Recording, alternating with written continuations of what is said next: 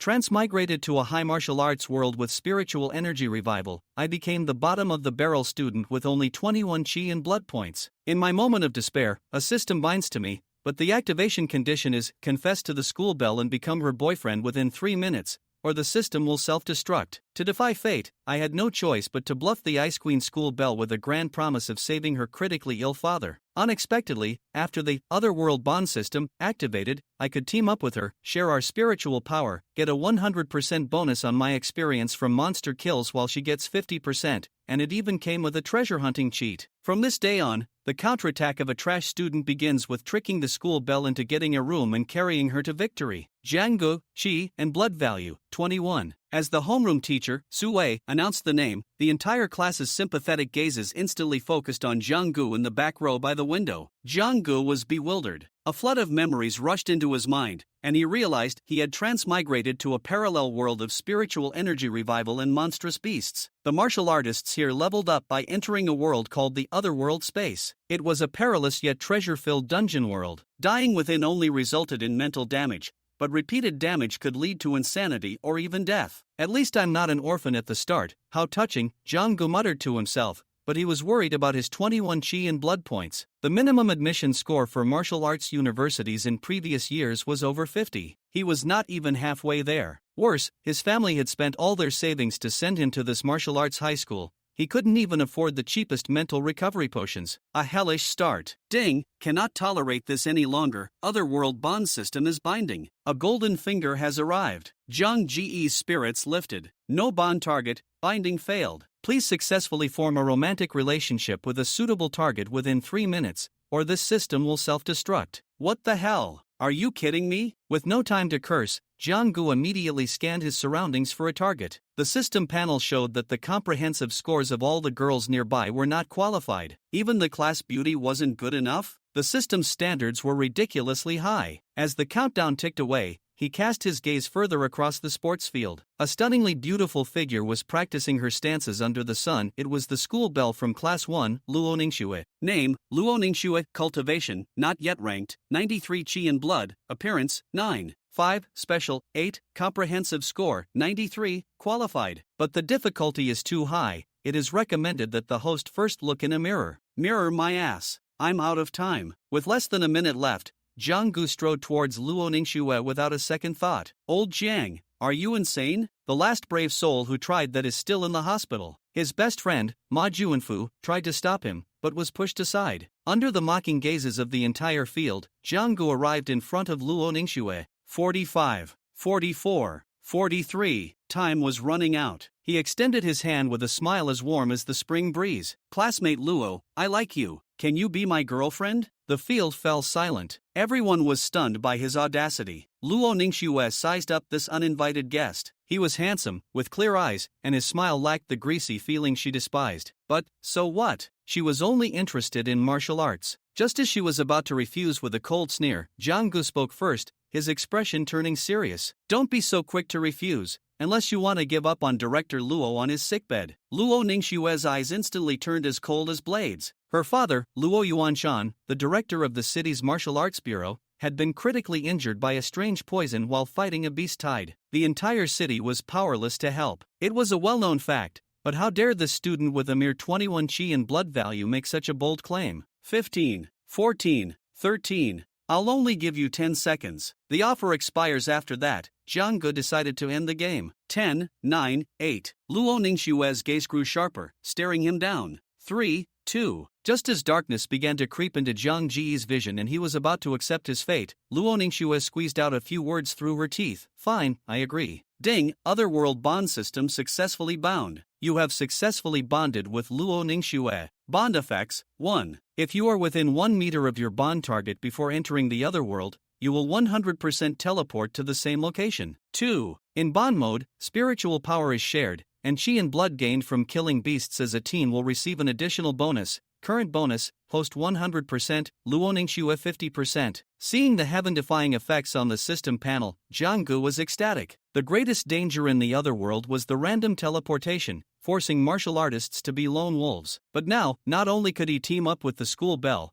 but he could also share spiritual power and get double experience. Now, Tell me, what's your leverage? Luo Ningxue's icy voice pulled him back to reality. It's not convenient with so many people around. Let's talk after school, Jiang Gu said and walked away, leaving Luo Ningxue fuming, her pretty face frosty but her earlobes slightly red. After a physical education class that broke the hearts of countless male students, Luo Ningxue stormed into Class 7's classroom, grabbed Zhang Ji's arm in front of everyone, and dragged him out. Hey, in such a hurry? Jiang Gu was dragged away like a helpless chick. The two of them, holding hands and pulling, crossed the entire campus, and the gossip spread like wildfire. Outside the school, Luo Ningxue finally let go of him, a faint blush on her cheeks. Jiang Gu, however, pointed to a home and not far away. Clang! A long sword was instantly at his neck. Do you want to die? Luo Ningxue's voice was frigid. It's a misunderstanding. Jiang Gu quickly surrendered, speaking earnestly. It's all for Director Luo. I'm just a weakling with 21 chi and blood. Are you afraid I'd try something funny? Luo Ningxue was persuaded, but she was still grinding her teeth. Jiang Gu took the opportunity to press on. Be good, let's get a room first. If you're not satisfied afterward, you can always use your sword. Say those words again and I'll kill you. Okay, girlfriend. No problem, girlfriend. In the end, under the admiring gaze of the inn's receptionist who thought he was a real talent, Luo Ningxue, with a dark face, used her black gold card to get a room. The room had a huge waterbed in dim, ambiguous lighting. Come here, Jiang Gu patted the spot next to him. Luo Ningxue closed her eyes. For her seriously ill father, she would endure it. She cautiously sat down next to Jiang Gu, ready to draw her sword at any moment. Bond status, target is within 1 meter, can be activated. Alright, let's enter the other world space. They closed their eyes simultaneously, their spiritual power drawn into the mysterious otherworld. Bond activated successfully. Jiang Gu opened his eyes to find himself in a scorching desert. Clang! A sharp sword drawing sound came from behind him. Wait, my dear girlfriend, spare my life. Jiang Gu quickly said. This is your leverage? Luo Ningxue's questioning voice came. Of course not, Jiang Gu retorted. Haven't you noticed? We're at our full combat strength right now. Luo Ningxue was taken aback. She realized that the usual sense of sluggishness from spiritual power loss upon entering the other world was completely gone. This meant she could fight at 100% of her power. For a genius like her, this was like adding wings to a tiger. Why me? After calming down, Luo Ningxue looked at Jiang Gu intently. Because I like you. Jiang Gu started talking nonsense. Luo Ningxue didn't believe a word of it and came to her own conclusion. Your ability has limitations. As expected of a genius, smart indeed, Jiang Gu praised. It doesn't have to be a hotel room, as long as we sleep together. Luo Ningxue? Within 1 meter, that's reasonable, right? Then why not? Sleep at home? Luo Ningxue asked. Jiang Gu swore he saw the girl blush. At home? Wouldn't it be hard to explain to your family? Luo Ningxue looked at him like he was a monkey in a zoo.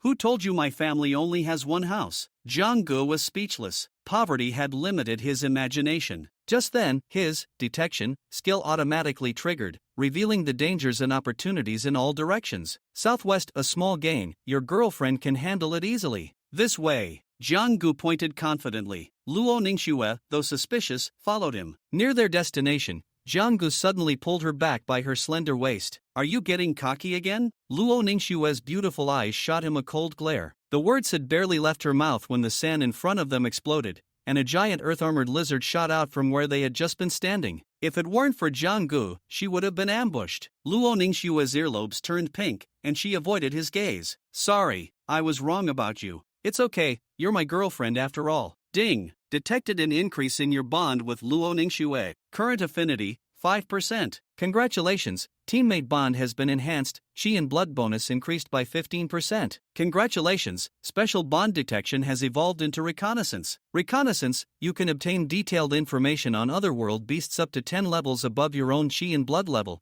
including their level, weaknesses, etc. Jiang Gu was overjoyed. This was the true path to being carried to victory. At the same time, outside, at a guest house, an old man dressed in a coarse black robe was staring intently at the doorway, holding a freshly developed photo in his hand. The handsome man and beautiful woman in the photo were none other than Jiang Gu and Luo Ningxue. With Mrs. Temperament and Taste, how could she come to a place like this with that kid? Could it be that she was deceived by him? I must hurry back to report. To the lady. As soon as he finished speaking, the old man tucked the photo into his bosom and hurried away. You didn't take the wrong picture, did you? Are you sure it's Luo Ningxue and that disgrace of number 1? High school? A boy in special training gear didn't even notice how heavily he emphasized the words disgrace of number 1 high school. The jealousy in his eyes seemed ready to burst forth. Take a wrong picture? I'm Zhuo Wei from the martial arts #1.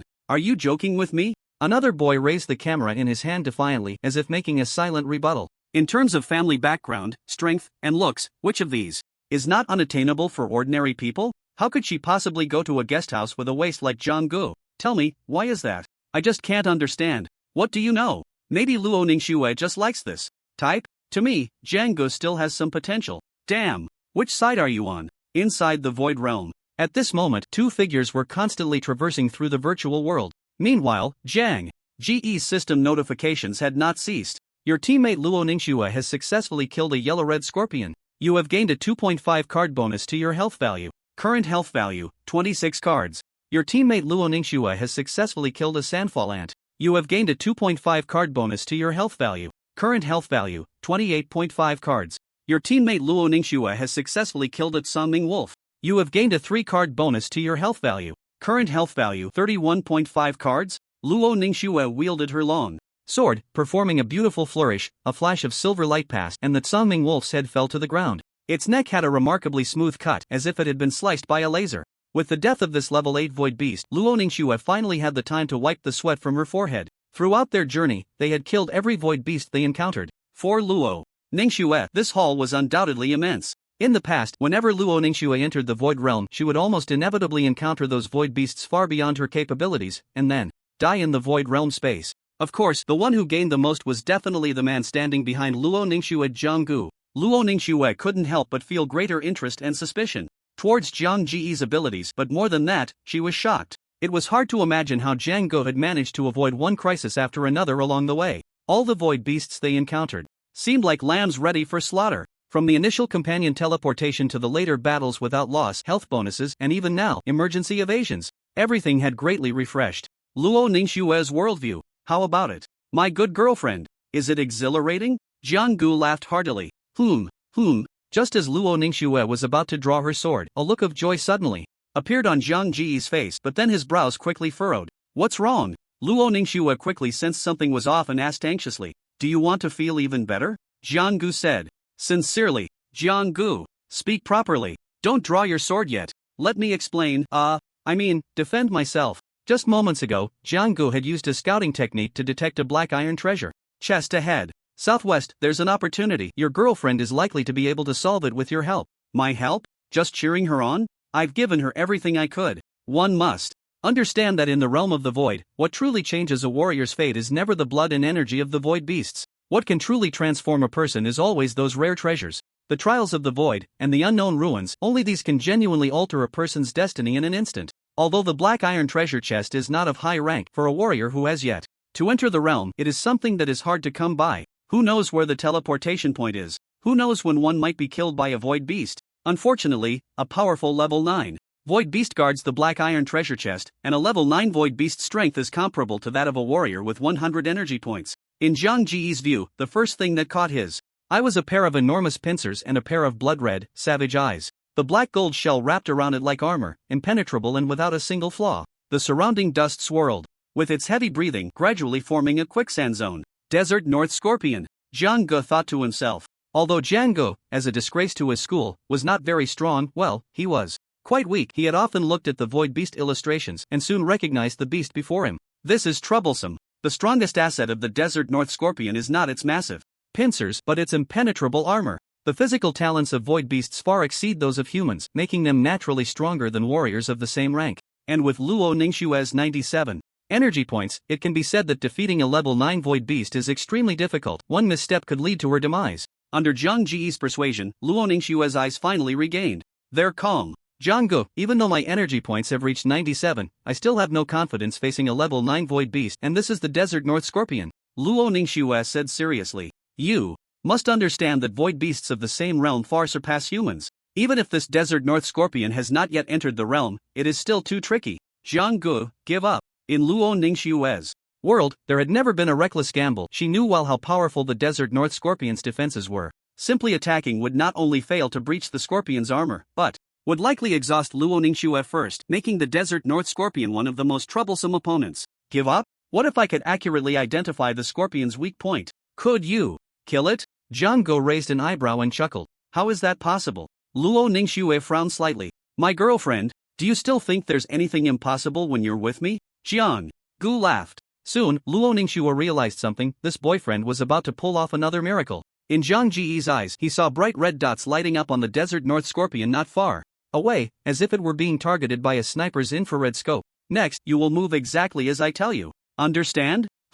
Cough cough. Why has the air turned cold? Jiang Gu shrank his neck. At this moment, Jiang Gu and Luo Ningxue were walking towards the desert North Scorpion, and with every step closer to the Scorpion's territory, their heartbeats quickened slightly. The sky was filled with yellow sand swirling around them, and the crimson blood mist rose and fell with the gusts of cold wind, while the heat beneath their feet felt like walking on scorching flames, constantly burning. The surrounding silence was so profound that the only sounds were their breaths and the occasional crisp noise of stepping on unknown bones. Jiang Gu, are we almost there? Luo Ningxue whispered. Due to the limited visibility and Jiang Ji's abilities, Luo Ningxue felt a sense of reliance on him at that moment. We're here. The first thing that caught the eyes of the two was the dazzling black iron treasure chest, radiating bursts of brilliant black light. Seeing the black iron treasure chest up close, not to mention Jiang Gu, even Luo Ningxue had only encountered it a few times until now. Moreover, those who exited the ruins realm and obtained such rare treasures would first think of opening it, followed closely by the thought of using it to enhance themselves. Therefore, the black iron treasure chest was not circulated in the outside world, and the warriors entering the ruins realm were all solitary. Even if they happened to encounter each other, it was not uncommon for them to backstab or assassinate one another over such rare treasures. The two merely stared at the black iron treasure chest for 2 seconds, not having the time to appreciate it properly, when they suddenly heard a rumbling sound in their ears. A pair of blood-red, brutal giant eyes stared at them like two enlarged red lanterns, while a pair of massive pincers suddenly shot out from the sand covering them, making a crack-crack sound. What shocked the two the most was the imposing black and gold armor shell of the northern desert scorpion. Just looking at it gave a sense of being unbreakable. The northern desert scorpion appeared massive, but its movements were not slow at all. There were no piercing howls, only a glimmer of cold light in the blood mist. With a whoosh, the scorpion's tail thrust violently towards the spot where the two were, creating a series of sounds as it cut through the air, and the blood mist tore open a gap quickly, gathering back together. Get out of the way! Luo Ningxue shouted, then pushed Jiang Gu aside, and at the same time, a sharp long sword was already positioned across her chest. With a clang, Luo Ningxue accurately blocked the attack, but the force of the counterattack made her take several steps back, and a small hole appeared on the sword blade.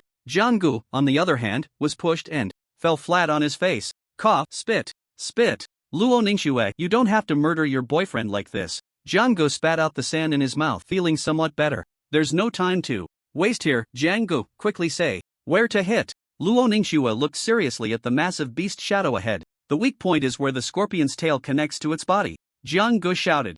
Upon hearing this, Luo Ningxue immediately approached the giant beast, her movements agile. The northern desert scorpion, seeing the human in front of it so nimble, became furious, raising its massive pincers high and smashing them down towards Luo Ningxue. Right, left, jump, yes, roll back. At this moment, Jiang Gu was continuously giving instructions to Luo Ningxue. Under Jiang Ji's guidance, Luo Ningxue's series of evasive maneuvers seemed almost premonitory. Unbeknownst to her, this was also the result of Jiang Ji's probing technique. Due to the surrounding environment, Luo Ningxue's vision was greatly obstructed, but Jiang Gu was different. As long as it was within the range of his probing technique, the northern desert scorpion's movements were as clear as a three-dimensional animation being analyzed. The red spots on the northern desert scorpion varied in size, but the largest weak point was undoubtedly at the back, where the scorpion's tail connected to its body. At this moment, in Jiang Ji's eyes, it was glowing red. Now! Jiang Gu shouted. After a series of blocks and slashes, the long sword in Luo Ningxue's hand was already badly damaged, and the armor of the northern desert scorpion had also been marked with shallow cuts by Luo Ningxue. Hearing Jiang Ji's voice, Luo Ningxue did not hesitate and thrust her sword directly forward. With a thud, the northern desert scorpion let out a painful roar. Luo Ningxue then twisted the sword that had pierced into the northern desert scorpion's body and pulled it straight out. Golden blood gushed out like a fire hydrant, free and unrestrained, and with this silky smooth series of heart-wrenching combos, the colossal creature finally lowered its proud head. Your teammate Luo Ningxue has successfully killed a northern scorpion. You have gained 4 card bonus health points. Current health points, 35.5 cards at this moment. Luo Ningxue's health points also reached 99 cards. Originally pale, she regained her rosy complexion after absorbing the health points, feeling that everything was worth it. Not only had her strength increased, but the black iron treasure chest before her also stirred her heart. What are you still dawdling for? Girlfriend, come open the chest. Jiang Gu waved to Luo Ningxue behind him. At this moment, Luo Ningxue paused for a moment, then returned to her icy demeanor. Ding! Compatibility with Luo Ningxue has increased. Current compatibility, 8% congratulations. Teammate bond enhanced. Health bonus increased by 24%. What's going on? Do you like opening chests? Damn, this is unstoppable. Jiang-gu thought. You open it. It's your first time, Jiang-gu said. Realizing that the atmosphere felt a bit off, Jiang-gu quickly changed his words. You open it. Luo Ningxue slowly stepped forward, her heart racing with excitement. She hoped that this black iron treasure chest would yield some holy medicine. I've always had bad luck in games, never had any good fortune. I hope this girlfriend has better luck than me, Jiang-gu prayed. As the black iron treasure chest opened, a flash of red light passed and Jiang-gu immediately became excited. Damn, is this my first big haul? Jiang-gu said as he leaned closer. Inside lay a blood-red fruit and a small sprig of light purple grass quietly resting. What is this? This is blood fruit and soul-moistening grass. Amazing! Luo Ningxue exclaimed. This can alleviate my father's condition. My mother will be so much happier. Perhaps too overwhelmed. With excitement, Luo Ningxue instinctively grabbed Zhang Ji's hand. I'm happy for you too, really. Jiang-gu felt the warmth in his hand, as delicate as mutton fat jade, yet soft like cotton, and immediately said, Why are you holding my hand? Luo Ningxue's expression changed abruptly as she realized. Damn, didn't you force it on me? Is there no justice? Is there no law? Jiang-gu shouted. Bloodfruit can enhance health points and improve constitution, and soul-moistening grass is useful for my father's condition. Jiang-gu, the soul-moistening grass isn't really useful for you. I have no reason to lie. Name your price, I'll buy it. Luo Ningxue had some impression of this shame from the first high school, knowing that Zhang Ji's family wasn't wealthy. Otherwise, he wouldn't have to make her pay for that little hotel room. Just thinking about it made her frantic. Just give me a price. I, Jiang-gu, am poor yet steadfast, not one to fall from my lofty aspirations. Actually, it wouldn't hurt to give it to you, Jiang-gu said nonchalantly. When we get back, I'll give you 800,000. I, Luo Ningxue, am not someone who doesn't know how to be grateful. How much? 800,000? Are you kidding me? Can this buy my life? The joy of having a rich girlfriend. I finally understand. Surprisingly, Luo Ningxue didn't frown or change her expression this time. She just quietly watched Jiang-gu. Looking at the crystal-clear blood fruit in his hand, Jiang-gu swallowed it whole. This doesn't taste like anything. No taste is fine, but give me some. Reaction. Just as the words left his mouth, a warm current surged through Zhang Ji's body like a rushing river, and his blood began to boil completely, gurgling loudly, the pulse of his heart strong and powerful, sounding like muffled thunder. It felt as if he was being cleansed to the bone, and Jiang-gu couldn't help but exclaim in comfort, so good. Jiang-gu threw a punch into the blood mist. Ahead, and immediately a long vacuum strip appeared in the middle of the mist, which then converged back together, the wind from his punch creating a series of whooshing sounds. Current chi and blood value, 43.5 cards. Looking at his chi and blood value, Jiang-gu felt quite satisfied. After all, to increase by more than 20 points in such a short time, Jiang-gu couldn't think of anyone else who could do it besides using cheats. Under the ambiguous atmosphere of the dim lights, accompanied by the gentle swaying of pink light, two pairs of eyes opened simultaneously. How about that? I didn't lie to you, did I? I have the diamond to take on your porcelain job, Jiang-gu said while lying on the bed. If you say that again, I'll take you down with one sword. Luo Ningxue's cold voice rang in Zhang Ji's ear. Actually, I was just joking earlier. Luo Ningxue didn't say anything more but slowly turned to her side, then stared straight into Zhang Ji's eyes. In the pink light, it was hard to tell whether it was the girl blushing or the light reddening her face. The sound of her turning also startled Jiang-gu, who quickly turned to his side as well. Their gazes met, and the rippling water beneath the waterbed mirrored their inner feelings. At that moment, an untimely sound broke the atmosphere. Ding! Luo Ningxue got up to check her phone and saw an unread message had come in. She gently tapped to open it, and her expression changed instantly as she quickly got up. What's wrong, girlfriend? In a hurry to reincarnate? Can't you rest a bit longer? Get lost. My mom texted me. I have to go back first, and also, don't call me your girlfriend in front of others. Okay, so I can call you that when others aren't around. Girlfriend, take care. No need to see you off. Welcome to visit again. The receptionist at the hotel gave Jiang-gu a careful look before speaking. Jiang-gu nodded in acknowledgement, happily walked out with the card tucked in his pocket. What charm does this guy have? How could that kind of beauty be willing to share a room with him? And he's living off her. His face doesn't even look that good. The receptionist seemed to be caught in a moment of existential doubt. Looking at the dilapidated neighborhood in front of him, Jiang-gu slowly walked in, the walls covered in climbing ivy and faded white plaster, indicating the age of the community. Click. Jiang-gu inserted the key into the lock, gently turning it, but the rusty iron door did not respond. Dad, Mom, your precious son is back. Open the door. The lock is malfunctioning again. Jiang-gu turned the key again, but this time it got stuck and wouldn't budge. With a bang, a woman with half-white hair slowly opened the door, then without saying a word, walked straight into the house. Through the gap in the iron door, a middle-aged man was puffing smoke, completely unaware that the cigarette in his hand was nearing its end. The man frowned, and the woman beside him occasionally sighed in despair.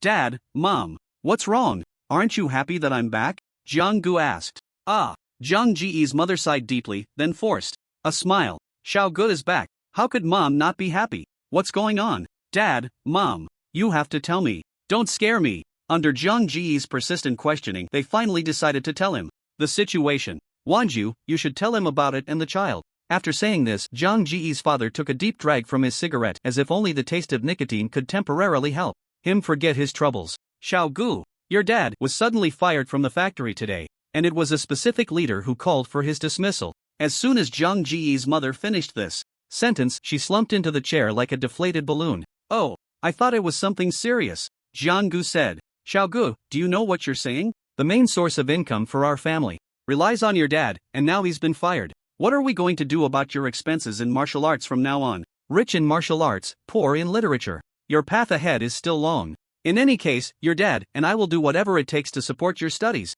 After saying this, Zhang's mother gradually had a layer of mist in her eyes, while Zhang's father furrowed his brows and nodded slowly. "Here." Seeing this, Jiang Gu quickly took out a silver card from his pocket. "What is this?" Zhang's parents were immediately puzzled. "Dad, Mom, this card has 800,000 on it. You don't need to worry about my financial issues going forward, just take care of yourselves. Of course, can we first change that door lock?" Jiang Ji's parents widened their eyes in shock, and then Zhang's mother grabbed Jiang Ji's arm with a serious expression. "Xiao Gu, have you done something shameful?" "Of course, I can't let others see it." Jiang Gu laughed. "Xiao Gu, how have your dad and I taught you since you were little? We taught you not to steal, not to rob, and definitely not to do anything against morals or the law." Zhang's mother said. "What does this have to do with anything? I haven't forgotten what you two taught me. I got some opportunities in the market today, and this money is what I exchanged for things. If you still don't believe me, I can show you my vitality value." After saying that, in front of his parents, Jiang Gu displayed his current vitality value, 43.5 cards.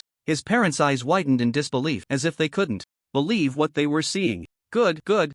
Zhang's father's frown finally relaxed. "Xiao Gu, we didn't see wrong, right? This is real?" Jiang Gu nodded. "Old Jiang, so, does this mean our Xiao Gu has a high chance of getting into a martial arts university this year?" Zhang's mother said joyfully. "Based on Xiao Ji's current vitality value, I think there's a great chance to reach 50 cards in the remaining time," Zhang's father said with satisfaction. "That's great." At this moment, Jiang Ji's home was filled with warmth and joy. On the other side, a girl was hurrying to the hospital, her beauty causing passers-by on both sides of the road to stop and stare, momentarily mesmerized. This person was Luo Ningxue. After returning to the real world, Luo Ningxue received a text from her mother. Upon learning that her father's condition had worsened, she rushed to the hospital without stopping. Luo Ningxue hurriedly pushed open the ward door, where a man was lying on the bed, enveloped in a purple haze, looking emaciated. His face, usually imposing without anger, was now filled with pain, with tightly furrowed brows and beads of sweat on his forehead, alongside a beautiful woman softly weeping nearby.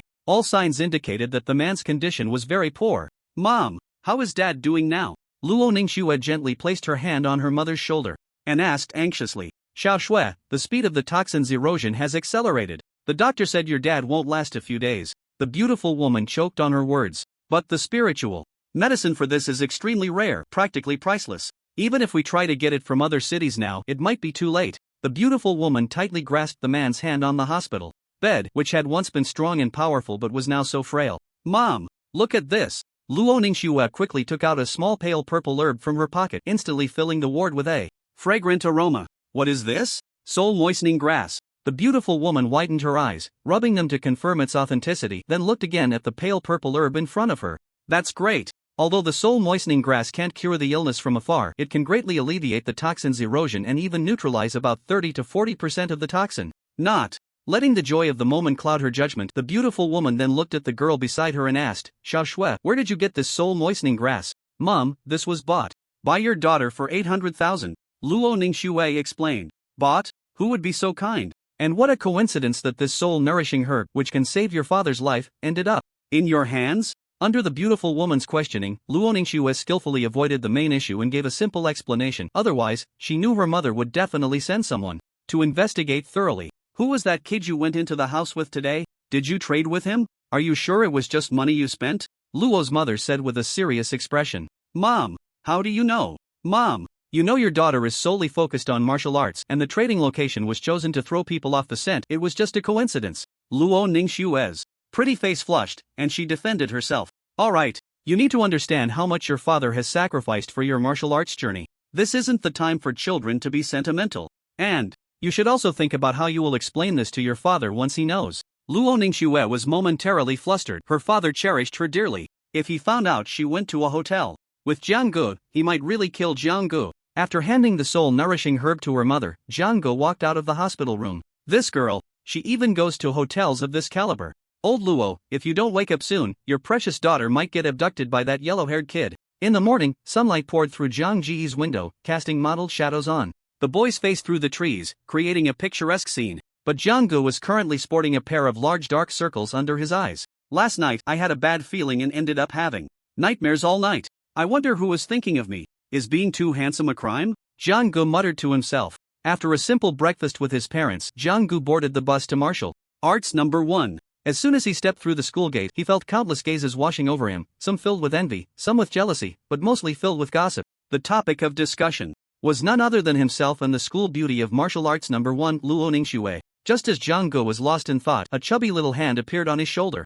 Old Jiang, did you know you've become a celebrity at our school? TSK. It's only been a day. Your progress speed, I can only say it's impressive. The newcomer was Ma Juanfu, Jiang Ji's best friend. What progress? Jiang Gu asked, puzzled. Still pretending. The photo incident with you and Luo Ningxue is all over the martial arts number 1 forum. It's still trending. Ma Juanfu had that familiar smug look of a true friend. Martial arts number 1 forum? Jiang Gu quickly opened his phone and saw the headline on the forum that read a striking and eye-catching slogan. Shocking. The disgrace of martial arts. Number 1 secretly meets with school beauty Luo Ningxue at a hotel. Rapid progress. Damn, who is so malicious and looking for trouble? Jiang Gu cursed directly. Old Jiang, I understand you. This concerns your privacy, and exposing it like this is indeed very unethical. Ma Juanfu empathized. No, I just think calling it the disgrace of martial arts number 1 is too humiliating, nothing else. Jiang Gu said angrily. It's still you, old Jiang. Ma Juanfu admired. Is this Jiang Gu?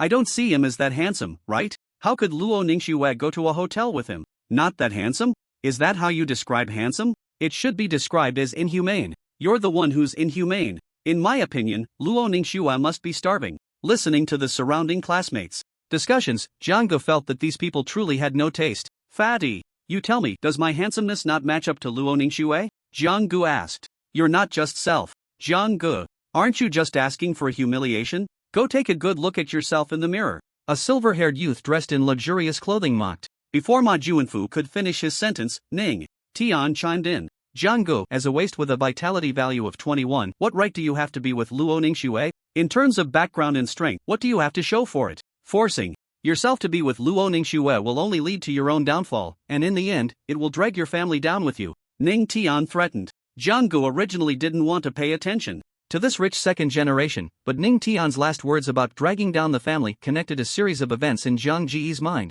So it's you little turtle. Ning Tian, is your only skill using your background to oppress others? Jiang Gu said coldly. I can still crush you without relying on my background. Speak, how can I get away from Luo Ningxue? Ning Tian sneered. Next week is the special training class selection competition at martial arts number 1. Do you dare to challenge me? Ha, you're killing me with laughter. Challenge me, Ning Tian? You, a waste with a vitality value of 21 against my 58? Are you sure your brain hasn't been kicked in? Jiang Gu, you have no right to fight me. Ning Tian looked down on Jiang Gu, his expression arrogant. Old Jiang, what are you doing at this moment? Ma Juanfu said worriedly.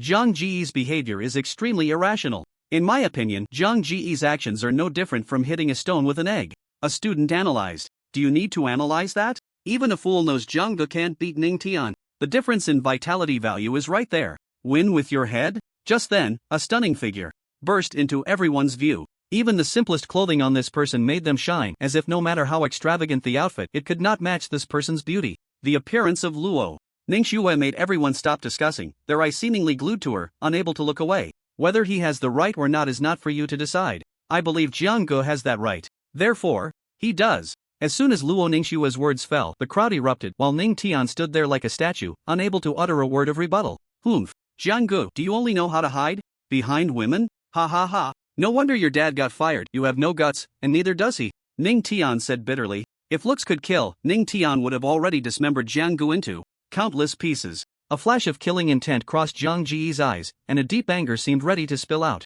Luo Ningxue quickly noticed Jiang Ji's fury, then took out her phone, made a call, and quickly hung up. Ning Tian, your dad has been fired. Luo Ningxue said coldly. Luo Ningxue, what are you pretending for? How could my dad be fired? Who do you think you are? My Ning family isn't easy to mess with. Ning Tian retorted fiercely. Ding ding ding, a harsh sound came from Ning Tian's pants pocket, causing the crowd to look at him in surprise. Under everyone's gaze, Ning Tian smiled and slowly pulled out his phone, pressing the answer button. Hello, Dad, Ning Tian said with a grin. You little brat, I don't have a son like you. What the hell have you been doing? Outside? I've been dismissed. You better come here and face me. A furious voice came from the other end of the line, and then the call was quickly hung up. Beep beep beep. At this moment, the sounds from the phone left Ning Tian's mind blank. The onlookers, witnessing this turn of events, could only wonder, who am I? Where am I? Luo School Flower is amazing, but Jiang Gu is even more amazing, living off her, one person said jealously. Just like that, he gets fired. I've really opened my eyes. I said Ning Tian is just reaping what he sows. Didn't he say Jiang Ji's father was fired? It must be him causing the trouble, one person analyzed. Tomorrow's headline is set. Shockingly, the arrogant second-generation heir can't withstand a single phone call from the school. Beauty, another muttered. Damn, Zhuo Wei. At this moment, Ning Tian's arrogant demeanor vanished completely, but the gaze he directed at Jiang Gu grew increasingly cold, with hatred and jealousy almost materializing. It seems your dad lacks guts, and so do you. So, do you dare to accept? Jiang Gu said. Next week, Jiang Gu, I will make you pay the price. Ning Tian gritted his teeth and, after saying that, turned and walked out of the school gate without looking back. Thank you, girlfriend. Jiang Gu suddenly leaned close to Luo Ningxue's ear and whispered. Luo Ningxue's small face instantly turned red, and then she hurriedly walked towards her classroom. Did you kiss her? I'm filming, I'll have the material soon. At that moment, a student raised the camera hanging on his chest and said seriously. Ding! Compatibility with Luo Ningxue has increased. Current compatibility 15%. Congratulations, teammate bond enhanced, vitality boost increased by 30%. Congratulations, new feature unlocked. Practicing martial arts together will grant a 100% comprehension bonus. A figure quickly entered Luo Ningxue's classroom. Isn't that Jiang Gu? Is he being so blatant now? Passion. What do you know? Luo Ningxue was flipping through a book at her desk when she caught sight of the newcomer, a hint of confusion flashing in her eyes. Just as Luo Ningxue was about to speak, Jiang Gu dashed to her side, took her hand, and ran outside. No time to explain. Come with me. Jiang Gu was in and out in a flash. Is this elopement? Is Luo Ningxue skipping class for the next period? As far as I know, Luo Ningxue has never skipped class before. The students in the class looked puzzled. Little did they know, this action made the already highly scrutinized pair the focus of attention at Martial Arts High School once again. Throughout the campus, students occasionally peeked out, watching the two figures as they weaved through the school, stirring up waves of public opinion. Martial Arts High School has a very comprehensive training system, among which the training room plays the most significant role. The training room not only tests the physical qualities of martial artists but is also equipped with the most comprehensive martial arts techniques available, though there are disparities within. Even as students of Martial Arts High School, not everyone can enjoy the training room. Aside from a certain requirement for vitality, one must also pay corresponding credits to use it. The higher the credits and vitality, the higher the level of martial arts techniques one can access. Am I seeing things? How long has it been since the Rujia incident? The couple is already showing off their love again? A student who was just leaving the classroom to take a break began to question life upon witnessing the scene. Are these two filming an idol drama? Running hand in hand on campus? Why isn't the male lead me? Oh heavens! At that moment, a loyal admirer of Luo Ningxue silently shed tears. Now I can be sure that Luo Ningxue and Jiang Gu that night. Woo woo! This scene made many boys secretly mourn, while the parties involved remained completely unaware, still holding hands and running towards the training room. Soon, the two arrived at the entrance of the training room. Even after seeing it many times, Jiang Gu couldn't help but be shocked by the sight before him. The black metal door stood in the center, flanked by 4 tall, smooth pillars, with each training room arranged like a honeycomb structure, interconnected yet unaffected by one another. Can I let go now? Luo Ningxue's cold voice reached Jiang Ji's ear. You want me to let go just like that? Wouldn't that make me look bad? Jiang Gu replied. It seemed that Jiang Gu had anticipated Luo Ningxue's next move. Before she could react, he released her delicate little hand. Go on. What is it? You really can't say. It's truly irresistible. Jiang Gu muttered to himself. What did you say?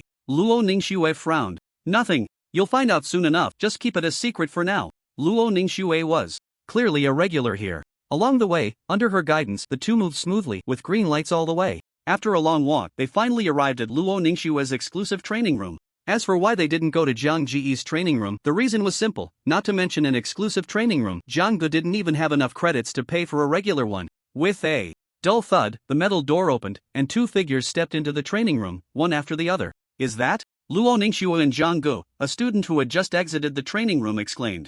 Isn't staying in a hotel together enough? Now they're entering the training room together? Breaking news, Luo Ningxue is suspected of bringing the disgrace of the first high school, Jiang Ge, into her exclusive training room. Unlike regular training rooms, exclusive training rooms belong to individuals and are rented for years, while regular training rooms are limited by hours. So this is my girlfriend's training room? Not bad, Jiang Ge thought to himself. The entire training room was dominated by blue and white tones, with rows of martial arts techniques neatly categorized by level. All the necessary living amenities were present, with a crystal chandelier radiating light and redwood tables and chairs exuding an ancient fragrance. How many years did you rent this training room for? Jiang Ge asked. Rent? I bought it, Luo Ningxue replied casually. Oh, you can buy it? Jiang Ge was once again amazed by what true wealth looked like. At that moment, Luo Ningxue was sitting in front of Jiang Ge, her long legs crossed. Perhaps due to their earlier run, a few beads of sweat had formed on her face, which was slightly flushed. This gave Luo Ningxue a different kind of beauty. Can we talk now? It's just the two of us. Jiang Ge didn't answer but gazed intensely at Luo Ningxue, slowly walking closer. What kind of look is that? Are you having impure thoughts? Is it finally showing now? A hint of disappointment flashed in Luo Ningxue's eyes, quickly turning into a cold frost. The hands that Luo Ningxue had placed in front of her quietly moved, one behind her back, forming a knife hand stance, ready to teach Jiang Ge a lesson. Just as Jiang Ge was getting closer, Luo Ningxue's hand shot up suddenly. This is actually a B-level martial technique. Haha, let me see it. Jiang Ge laughed heartily. It's worth noting that even in Ming City, B-level martial techniques were rare, and in the entire Su province, they were treasures of the top martial arts schools. I didn't expect my girlfriend to be so powerful. No wonder she's out here mixing. Jiang Ge eagerly grabbed the B-level martial technique from behind Luo Ningxue, extremely excited. What are you going to do? Jiang Ge looked at the knife hand hovering in the air, puzzled. I understand. After saying that, Jiang Ge saluted Luo Ningxue. I'm returning it to you. Don't keep your hand up, hurry and put it down. You little brat. You think you can give me a knife hand? Dream on, Jiang Ge thought to himself. At that moment, Luo Ningxue's face flushed red, unsure whether to put it down or keep holding it up. The three ancient characters Flame Sun Fist were engraved on the cover of this martial technique, and just by looking at it, one could tell. It was extraordinary, with golden silk edging, smooth to the touch, and the paper made of fine wax paper. Jiang Ge quickly became excited and began flipping through the B-level martial technique. In his hands, his speed of flipping through the pages astonishing, as if he were just randomly browsing. Learning isn't done like this, you're just flipping through pages randomly. If you really want to learn, you should carefully look at the key points I've highlighted in my own insights, Luo Ningxue said, feeling overwhelmed by Jiang Ji's actions. Also, this is a B-level martial skill, not something you can easily master. I suggest you start with a D-level one, Luo Ningxue kindly reminded. However, the next moment, Jiang Ge put down the book in his hands and began to practice.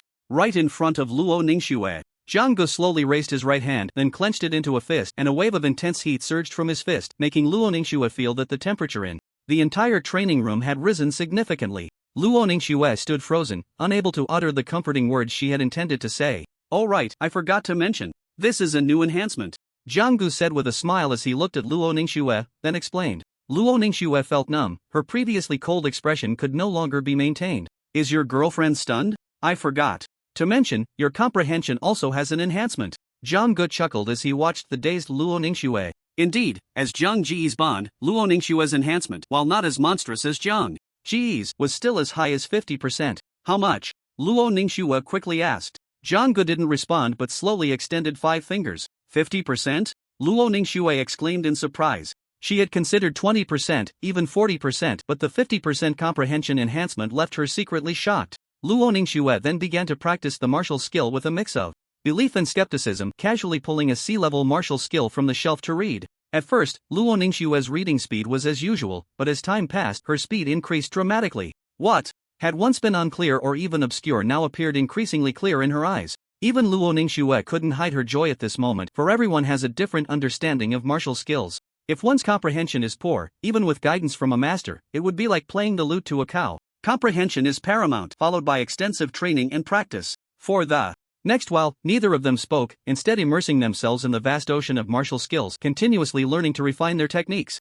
Half a day's time flew by, and Jiang successfully raised his proficiency in this B-level martial skill to the major achievement stage. The proficiency of martial skills is divided into 4 stages: entry, minor achievement, major achievement, and perfection. Not to mention major achievement, even reaching entry level in a B-level martial skill that one has never studied before in just half a day is rare. But Jiang did it. He even cultivated it to the major achievement stage. At this moment, Jiang Ji's hands felt as if they were wrapped in scalding lava, as if streams of magma were flowing over them, exuding a wave of intense heat. As Jiang Ji's aura grew stronger, wisps of white smoke continuously rose from his fists, and the moisture in the air was nearly evaporated. What a scorching, powerful aura is this? What a B-level martial skill is like, Luo Ningxue said seriously. This B-level martial skill, Qiyang Fist, was a birthday gift from Luo Yuanshan to Luo Ningxue, but she was used to using a sword, and had no interest in fist techniques. She had only skimmed through it a few times, jotting down some personal insights before tossing it aside in the school's training room, never expecting that, by a twist of fate, Jiang would master it.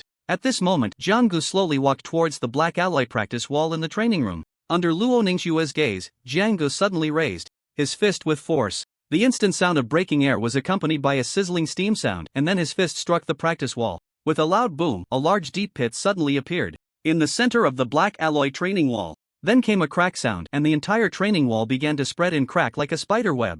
Luo Ningxue had considered the power of B-level martial arts, but she never expected that the full power of B-level martial arts would be so terrifying. The huge noise quickly attracted the attention of the administrator outside the training room. Warning, the training wall in C-Zone, Room 4 is severely damaged. Please repair it as soon as possible. Warning. A series of alerts appeared on the administrator's computer screen, and he immediately rushed to Luo Ningxue's exclusive training room. After checking, upon realizing it was Jiang Ji's handiwork, the administrator was left dumbfounded. You are Jiang? Did you do this? Even after confirming multiple times, the scattered black alloy fragments still shocked the administrator. Old Huang, you don't need to report this up, just deduct the repair costs from my campus card, Luo Ningxue said coldly. Deduct from the campus card? Jiang asked in confusion. Then, right in front of Jiang, Luo Ningxue took out a card with her photo on it and handed it to the administrator, Old Huang. Under the watchful eyes of 3 people, Old Huang quickly pulled out an exquisite card reader from behind, and after inserting Luo Ningxue's campus card, the first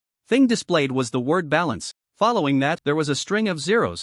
You tell me this is a campus card? Are you sure it's not a black card? Jiang questioned his life. Old Huang swiftly operated the card reader and soon completed the transaction. While Jiang and the others were dealing with the compensation issue in the training room, the unusual loud noise also caught the attention of other students in the training room, but that wasn't the main point. The main point was that they all knew that the C-Zone, Room 4 was Luo Ningxue's exclusive training room. Jiang and Luo Ningxue were both very satisfied with their gains today, and as the time for evening self-study approached, they left one after the other. In a corner where the two didn't notice, a figure gradually stood up, holding a camera in front of his chest, looking quite pleased. Hello, classmate. May I ask what happened in the training room earlier? I heard a loud noise from outside. I heard it too. They say Luo Ningxue and her boyfriend were inside, So what caused that loud noise? I heard the bed collapsed, the man said with a serious expression. At this moment, Zhou didn't even register the words I heard in his ears. His focus was solely on the bed collapsed. The news of Luo Ningxue and Jiang collapsing the bed in the training room spread like a virus, astonishingly fast. Goddess, how could you do this? Jiang, I hate you. Whoa, still calling her a goddess? At this rate, your goddess will probably be having monkeys with someone else next. Try saying that again. I'll try. I'll send you 3 words. The bed collapsed. If the campus broadcasting station played a song like A Cut of Plum, it would be a bombshell, but even without the sad music, countless boys in martial arts #1 would likely be sleepless tonight. Old Jiang, confess and you'll get leniency, resist and you'll face severe consequences. Quickly say, what exactly did you and Luo Ningxue do in the training room? Ma Juanfu looked at Jiang with a mischievous smile. Nothing much. Just borrowed Luo Ningxue's training room. Still trying to fool me. I've heard. You guys collapsed the bed. Ma Juanfu looked as if he knew everything. You're still going to have a duel next week? With a big battle coming up, Old Jiang. I'm not saying you, but you're too obsessed with beauty. Fatty, then you come and be obsessed? Alright. Ma Juanfu replied repeatedly. Listen to their nonsense. What bed? It's just a cracked wall. Jiang explained. A cracked wall? Are they saying it lightly? Is the truth even more brutal than this? Ma Juanfu couldn't help but retort. Just watch me beat them. Jiang Come here for a moment. I have something to say to you. The homeroom teacher's words directly saved Ma Junfu's life. Jiang-gu, you are a student in my class, so I have to take responsibility for you. I hope you can withdraw from the duel with Ning Tian next week, the homeroom teacher said with a serious expression. That's impossible. Jiang-gu replied firmly. Can I still harm you? I originally thought you, Jiang-gu, were just of average talent, but you should have character and self-awareness. However, your actions have really disappointed me. Tell me, how are you going to win with your 21-card vitality? The homeroom teacher shouted loudly. How to win? Of course, it's by relying on strength. Jiang-gu replied with a faint smile. You can still smile. Tell me what strength you have. Come on, tell me. The homeroom teacher was almost leaning his face towards Zhang Ji's hand. The next second, Ling Tian directly showed the homeroom teacher his vitality value, 43.5 cards. The expression on the homeroom teacher's face instantly froze in the previous second, and then he slowly pulled his face back. Jiang-gu, actually, I still have high hopes for you. The homeroom teacher, Su Wei, took a while to recover and then placed a hand on Zhang Ji's shoulder, speaking earnestly. I am really pleased with your current achievements. Keep it up and don't embarrass our class, understand? Got it, old class. Jiang-gu replied. A child can be taught. Ha ha, Jiang-gu. There are only 20 spots in this special training class, which is pitifully few. You must strive to get into the special training class. The higher-ups have allocated resources, so the students in this special training class will receive a significant advantage. Su Wei instructed. Most importantly, the students in this special training class will have the opportunity to enter the reality secret realm. Su Wei whispered in Zhang Ji's ear. Reality secret realm. Zhang Ji's voice suddenly rose several decibels. Lower your voice. Don't say I told you. It must be kept secret, understand? I only told you, so perform well. Su Wei looked around to see if anyone was paying attention, then quietly reminded him. I, Jiang-gu, will definitely get into the special training class. Jiang-gu confidently declared, determined to secure a spot in the special training class. The reality secret realm is different from the ruined space. The ruined space is more like a different dimensional space, while the reality secret realm directly affects reality, and its danger level is only higher than that of the same level ruined space. Similarly, the higher the risk, the more opportunities and benefits accompany it, which is why countless martial artists flock to the reality secret realm. Therefore, this type of reality secret realm is strictly controlled by the state. After all, one is the real world, and the other is more like a spiritual world. Jiang-gu, there's one more thing. Su Wei called out to Jiang-gu. Old class, can you finish everything at once? Jiang-gu rolled his eyes. It's about your duel with Ning Tian. Next week's selection competition will have teachers from the university admissions office coming to watch. If you perform well, you might get an interview and be accepted. You know what to do, right? A flash of brilliance crossed Zhang Ji's eyes. Compared to the family backgrounds of others, Jiang-gu understood the principle of having a big tree to provide shade. This selection competition didn't seem as simple as in previous years. Getting into a top martial arts university is the dream of countless students and the hope of many parents. The class bell soon rang, and Jiang-gu quickly packed his backpack and walked towards the school gate. Old Jiang, wait for me. Ma Junfu's breathless voice came from behind Jiang-gu. Before Jiang-gu could turn around, a tall figure walked straight over, without a word, grabbing his hand and pulling him away. What? No way? Luo Ningxue. Old Jiang, oh old Jiang. Behind them, Ma Junfu's voice cried out in despair. These two are showing off their love again? One moment he's holding her hand, the next she's holding his? This is called reciprocity, do you understand? Idol dramas are always like this. To hell with idol dramas, ugh. The surrounding students began to gossip about the scene before them. Not far away, a figure was staring intently at the two, her nails digging into her palm until it turned pale, completely unaware of the intense hatred and gloom she couldn't hide. Ning Tian hated. She hated Jiang-gu for having such incredible luck to win Luo Ningxue's favor, but at the same time, she also hated Luo Ningxue for being so blind. Girlfriend? What's up? Just one class apart and you can't bear to part with me? Jiang-gu laughed. Shut your filthy mouth.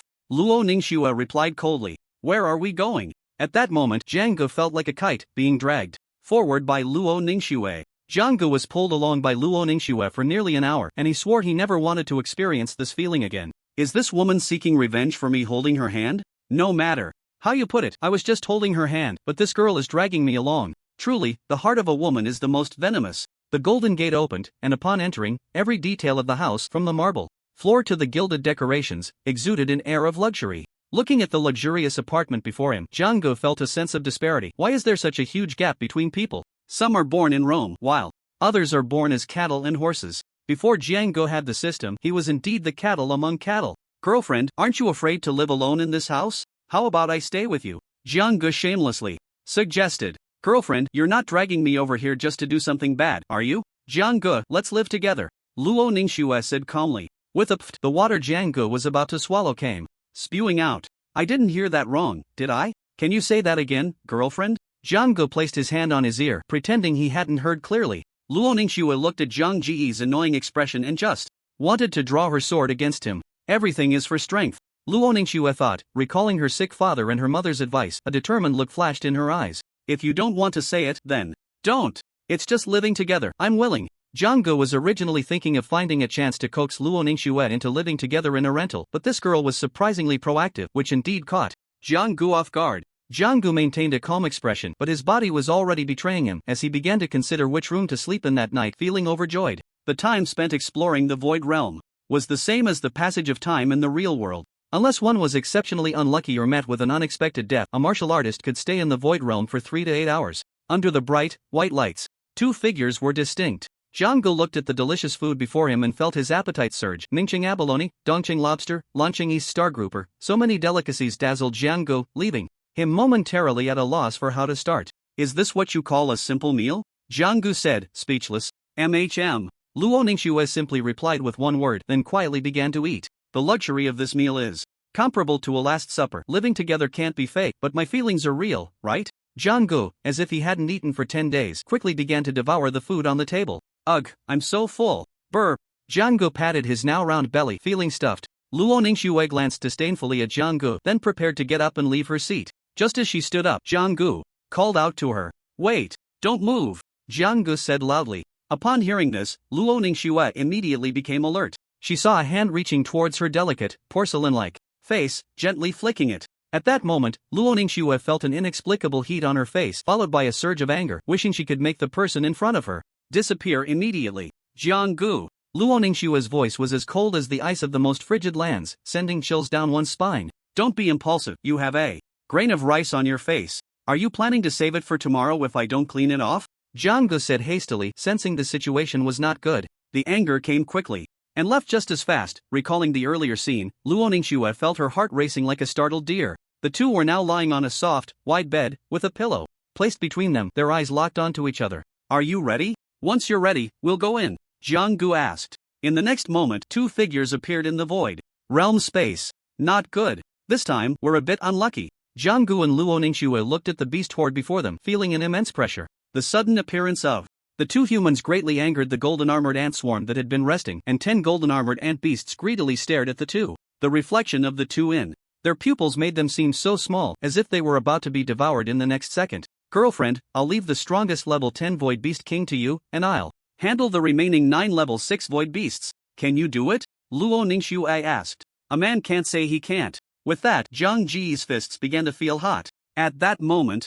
a huge cavity appeared in the chest of one golden-armored ant, its flesh and blood a mess, accompanied by a burnt smell and wisps of white smoke. You have gained 1.5 card bonus to your health value. You have gained 2 card bonus to your health value. You have gained 2 card bonus to your health value. System notifications kept appearing before Zhang Ji's eyes, and at that moment, his health value reached 53.5 cards, an astonishing increase. From the moment he threw a punch to when he retracted it, Jiang-gu took less than a second. The mastery level B-grade martial skill Qi-Yang Fist finally began to show its prowess, making Jiang-gu truly realize the strength of this martial skill. Level 6 Void Beasts have a health value of about 66 health cards compared to humans, which means that for Jiang-gu, killing beasts of a higher level was as easy as cutting vegetables. The physical superiority of the Void Beasts over humans seemed to vanish under the power of the Qi-Yang Fist. The explosive force and heat at that moment seemed capable of melting everything in the world. On Luo Ningxue's side, she could only manage to hold her ground. It wasn't that she wasn't strong, but the Void Beast King before her was simply too powerful.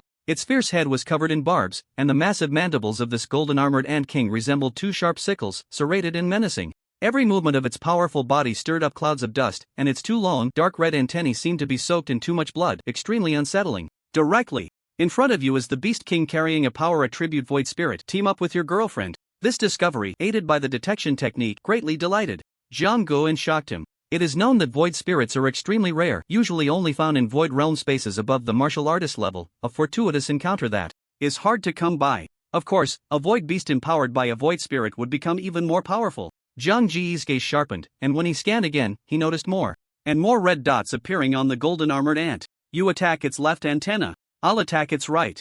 Jianggu said without further ado. After hearing Jiang Ji's words, Luo Ningxue narrowed her eyes and rushed towards the head of the golden-armored ant. Jianggu, of course, was not idle either. His fists ignited once more as he charged towards the ant's head. In an instant, dust flew everywhere, filled with the sounds of clashing blades against the beast's shell and the dull thuds of fists hitting flesh. After a long while, the massive head of the golden-armored ant rolled onto the ground, with 2 bloodied antennae snapped in half atop it. You have gained a 5-card bonus to your health. Cough, this big guy is really fierce. Ugh, that hurts. Jianggu gasped, rubbing his chest. The ant's sudden counterattack had been utterly frenzied. A cornered dog will jump over a wall, let alone such a powerful and cunning beast king? Are you okay, Jianggu? Luo Ningxue hurriedly asked, a hint of hidden worry in her brow. If Jianggu hadn't anticipated the golden-armored ant's move at a critical moment, it would have been Luo Ningxue in pain right now. Fortunately, Jianggu had taken blood fruit earlier, making his skin tough and resilient. But if it continued like this, Jianggu wouldn't hold up much longer. At that moment, the head of the golden-armored ant, which had rolled on the ground, began to shake. Just as Luo Ningxue felt puzzled, Jianggu, already prepared, leaped directly towards the ant's head. Jianggu? Luo Ningxue quickly followed. I was just waiting for it to show itself. Do you understand what it means to seize the moment? Jianggu said triumphantly. Following his gaze, Luo Ningxue saw that Jianggu was holding a faint red orb of light in his hand, seemingly alive. What is this? Luo Ningxue couldn't believe her eyes. Zulings. Ha, I didn't expect we would stumble upon such good fortune. Jianggu exclaimed excitedly. Without much hesitation, he swallowed the Zuling in one gulp. The path of strength was what Jianggu believed in. As the saying goes, one force breaks all laws. He firmly believed that he could overpower anyone with a single punch. After gaining the exclusive boost from the Zuling, Jianggu felt as if a massive volcano was about to erupt within him, his blood flowing vigorously and his power significantly amplified. Even without using the Sunfire Fist, my strength right now can reach 30,000 pounds with full effort. Awesome. Jianggu muttered to himself. Due to the immense consumption from their first battle in the Shujie space, the two of them only hastily defeated 2 low-level zoo beasts nearby. To avoid any mishaps, they decided to end this exploration of the Shujie early, and at this point, Jiang Ji's health value reached 60 cards, while Luo Ningxue's increased to 106 cards. From this moment on, Luo Ningxue's health value had already met the standard to become a formal martial artist, but for a prodigy like her, 106 was never the threshold she would choose to break through as a martial artist. When an ordinary person's health value reaches the critical 100 cards, they usually choose to break through and become a formal martial artist. For them, it seems like a natural progression. Even if they wish to suppress it, they find themselves powerless. But everyone knows that to achieve true invincibility at the same level, one must suppress their health value. Only when it cannot be contained should they break through for maximum benefit. It is rumored that the most monstrous individuals in today's martial artist world only broke through after suppressing themselves to 150 cards. The next day, Jianggu, still fast asleep, was awakened by a phone call. Looking at the beauty across the Chuhihan Jia, Jianggu was momentarily mesmerized, almost forgetting to answer the call. Hello, who is this? Jianggu yawned widely and said, Who is this? Xiaogu, where are you now? Why didn't you come home last night? Were you out fooling around with a girl? Jiang Ji's father on the other end launched a barrage of questions at him. Jianggu was momentarily speechless, glancing at the person across from him before quietly getting up and heading straight to the living room. Dad, I stayed over at a classmate's house last night. Jianggu said softly. Knowing his father's temper, Jianggu expected to be scolded, but what Jiang's father said next left him wide-eyed. Xiao Jiang, there's nothing wrong with having a girlfriend. Your mom and I have inquired, and Xiao Luo is a great girl. Your parents support you. Xiao Jiang, today the factory leader personally came to apologize to me and offered me a higher-paying job. I heard all of this is thanks to Xiao Luo. You must treat Xiao Luo well, keep it up, son, and come home less often. Jiang's father then abruptly hung up the phone. What's going on? Jianggu, still trying to process everything, felt dizzy and dazed. What do you mean come home less often? Do you not want me as your son anymore? Jianggu looked completely bewildered. At that moment, little did Jianggu know that in the bedroom, the girl had a charming smile on her lips. A few seconds later, she opened her eyes, then gently closed them again, returning to her usual demeanor. A week passed quietly, and tonight was the last night before the selection competition. At the same time, in the Void Realm, a figure was facing off against a powerful level 9 Void Beast, its crimson eyes fixed intently on the young man. Before it, drool pooling at its mouth, almost forming small streams. Just as the level 9 Void Beast prepared to open its foul, sharp fangs and bite down on Jianggu, the next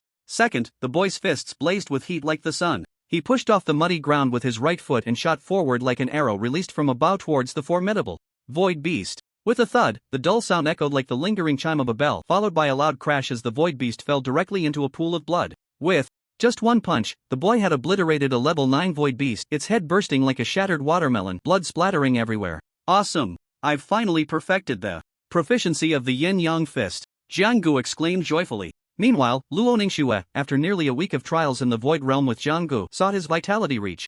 A solid 100 vitality points. Besides the perfectly mastered B-grade martial skill, yin-yang fist, Jiang Gu had also mastered 3 other B-grade martial skills, all to a great extent. These 3 B-grade martial skills were Silver Falling Dance, Purgatory Black Flame, and White Tiger Battle Body. The Silver Falling Dance B-grade movement technique was incredibly clever. When perfected, it resembled a swimming dragon, graceful as a startled swan. The afterimages were numerous, and the speed was so fast that enemies couldn't discern which was the real one. Purgatory Black Flame was more like an amplification technique. Once cultivated to a great extent, it allowed control over an extremely terrifying black flame. One could say that Zhang Ji's yin-yang fist had advanced significantly after mastering the Purgatory Black Flame. Beneath the black flames lay red veins resembling lava, with red lava flowing across his fist, creating a strong visual impact under the black flames. The White Tiger Battle Body martial skill, as the name suggests, was a physical technique. Once cultivated to a great extent, the practitioner's veins became exceptionally tough, not only nourishing their organs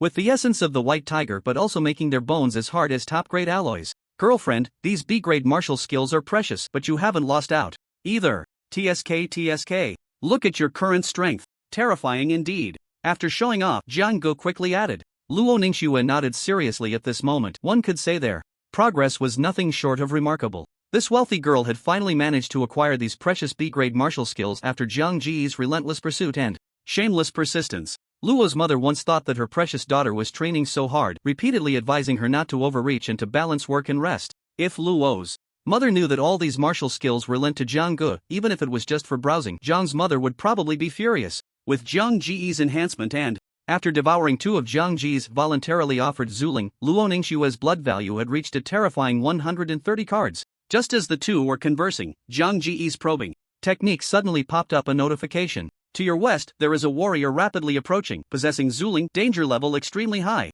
Danger level extremely high? The one who can threaten us both at the same time must be a genius-level warrior. Jiang Gu thought to himself. Girlfriend, a warrior is quickly heading our way. Their strength is immense.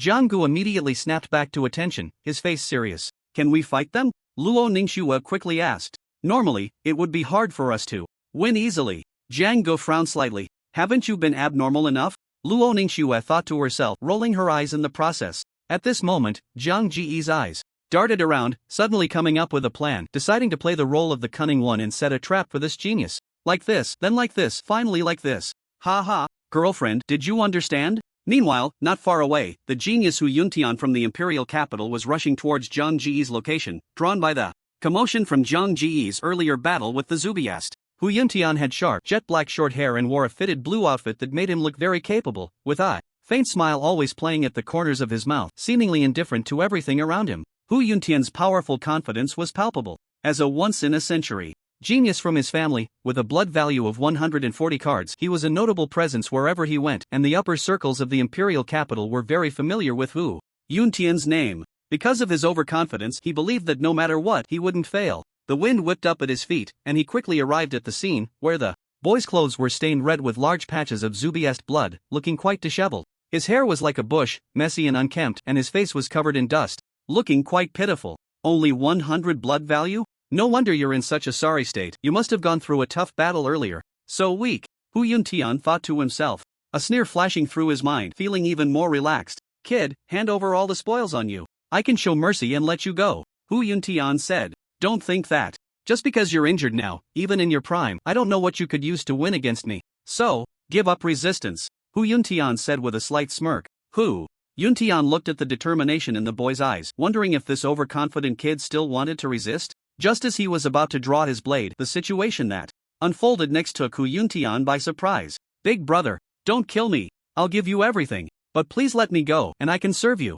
Jiang Gu was now in tears, even sorrowful tears were about to spill from the corners of his mouth. Your heroic figure makes me admire you greatly, big brother. Even if you want to kill me, I want to know what kind of powerful genius I died at the hands of. Can I? Jiang Gu said sincerely, leaving Hu Yuntian momentarily speechless. There's an old saying in the great Xia kingdom. Those who know the times are the true heroes. You're quite good. Hu Yuntian found Jiang Ji's words quite useful, smiling as he spoke, his expression proud. As for my strength, you can ask in the imperial capital after you die. Hu Yuntian laughed heartily. May I ask your esteemed name, big brother? Jiang Gu asked. You need to remember this name. It is the nightmare of countless prodigies from the imperial capital. Hu Yuntian. As Hu Yuntian spoke his name, his sense of self-satisfaction reached its peak. Big brother is awesome. Jiang Gu continued to flatter him. Just when Hu Yuntian was the most relaxed, Jiang Gu suddenly changed his expression and charged straight at Hu Yuntian, a series of sonic booms erupting from behind him. At the same time, another figure, receiving the signal awesome, suddenly sprang out from a patch of quicksand. In Hu Yuntian's view, the sudden betrayal of the little brother, who had previously been submissive, caught him completely off guard. But that was not the most surprising thing for Hu Yuntian. The real shock was that he never expected this guy to have a teammate. Due to the uncertainty of the teleportation location in the Void Realm and the nature of humanity within it, no one would have thought that there would be illegal team formations in the Void Realm. At this moment, the fiery fists in Hu Yuntian's pupils kept enlarging, a wave of scorching heat and immense pressure rushing towards him. The most deadly part was that a sharp long sword was stabbing towards him from behind, and the two's coordination was seamless. Jiang Gu and Luo Ningxue had long established a tacit understanding in their cooperation, and under their teamwork, Hu Yuntian, the genius from the imperial capital, could only be taken down in a daze by the two of them in one move. Old 6. Hu Yuntian's last words before dying were just these two characters, and then he met his end with resentment. Although death in the Void Realm does not mean true annihilation in the real world, however, if someone is forcibly killed, the body of the deceased will not immediately vanish. This means that at this moment, the victor can search the soon-to-disappear body for resources. In simpler terms, it's looting the corpse. This is really a fat sheep. This trip was worth it, truly worth it, haha. Jiang Gu laughed heartily, very satisfied with this venture against Old 6. Luo Ningxue ignored Jiang Gu and instead looked at a holy herb on Hu Yuntian's body, her eyes shining brightly. The two immediately began to tally their spoils. Hu Yuntian was indeed a prodigy of the imperial capital, covered in rare treasures. Besides the void spirit, there was also a half-holy herb that Luo Ningxue had been eyeing earlier. Obtaining a complete holy herb is akin to reaching the heavens, but even this half-holy herb in front of them could drive external martial artists crazy, and it was a half-holy herb that nourished the soul, making its value immeasurable. Finally, the two divided the spoils. In Luo Ningxue's eyes, the most important was the Yin grass, while for Jiang Gu, the powerful void spirit was the true treasure. Take this card. The Yin grass counts as my purchase. Luo Ningxue stuffed a bank card into Jiang Ji's hand. Xiao Xue, what do you take me for? Jiang Gu questioned. 1.5 million. Don't call me so affectionately. Luo Ningxue shot him a cold glance, instantly cooling down. Sorry, Xiao Xue, I spoke too loudly.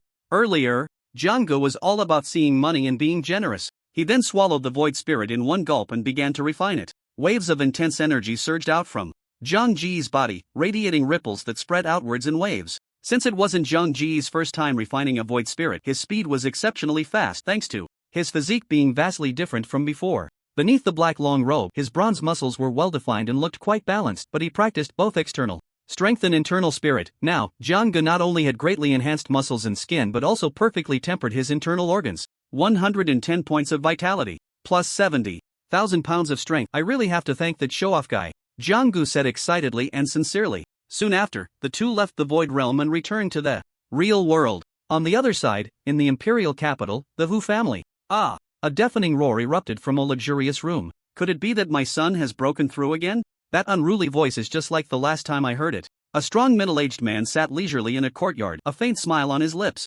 Damn it, don't let me see you too. Again. Whether in the Void Realm or the real world, I will not spare you. At this moment, Hu Yuntian's forehead was covered in sweat, his face pale, and his eyes bloodshot. As he spoke grimly, the side effects brought on by the Void Realm were truly manifesting now. This was the most embarrassing moment for Hu Yuntian since he entered the Void Realm. For Hu Yuntian, mental damage could be quickly restored using the resources of the Hu family, but there was a cooldown period for re-entering the Void Realm for such failures, which was the most frustrating part for him. My things are not so easy to take. They must be exchanged with your lives. As the pride of the imperial capital, Hu Yuntian had his own sense of pride. In the VIP ward of Ming City Hospital, a thin but resolute middle-aged man had his eyebrows slowly trembling, and then his sharp eyes, as if they could see into the soul, opened wide. Yuan Shan, you finally woke up. That's wonderful. A beautiful woman beside him immediately burst into tears of joy, covering her mouth as she spoke excitedly. Looking at the tearful beautiful woman before him, Luo Yuanshan's gaze softened instantly. If this expression were to be seen by the subordinates of Director Luo, who was known for his authority, they would surely be shocked. Luo Yuanshan gently patted the beautiful woman's back with his thin palm, offering her some comfort. Yuan Shan, you must be hungry. I'll go outside and cook for you, just wait a few minutes, the beautiful woman said softly. Uncle Wan, please come in and take care of Yuan Shan. Yes, madam. An elderly man walked in respectfully. Uncle Wang, where has Xiao Shui gone? Why haven't I seen her? Luo Yuanshan asked in confusion.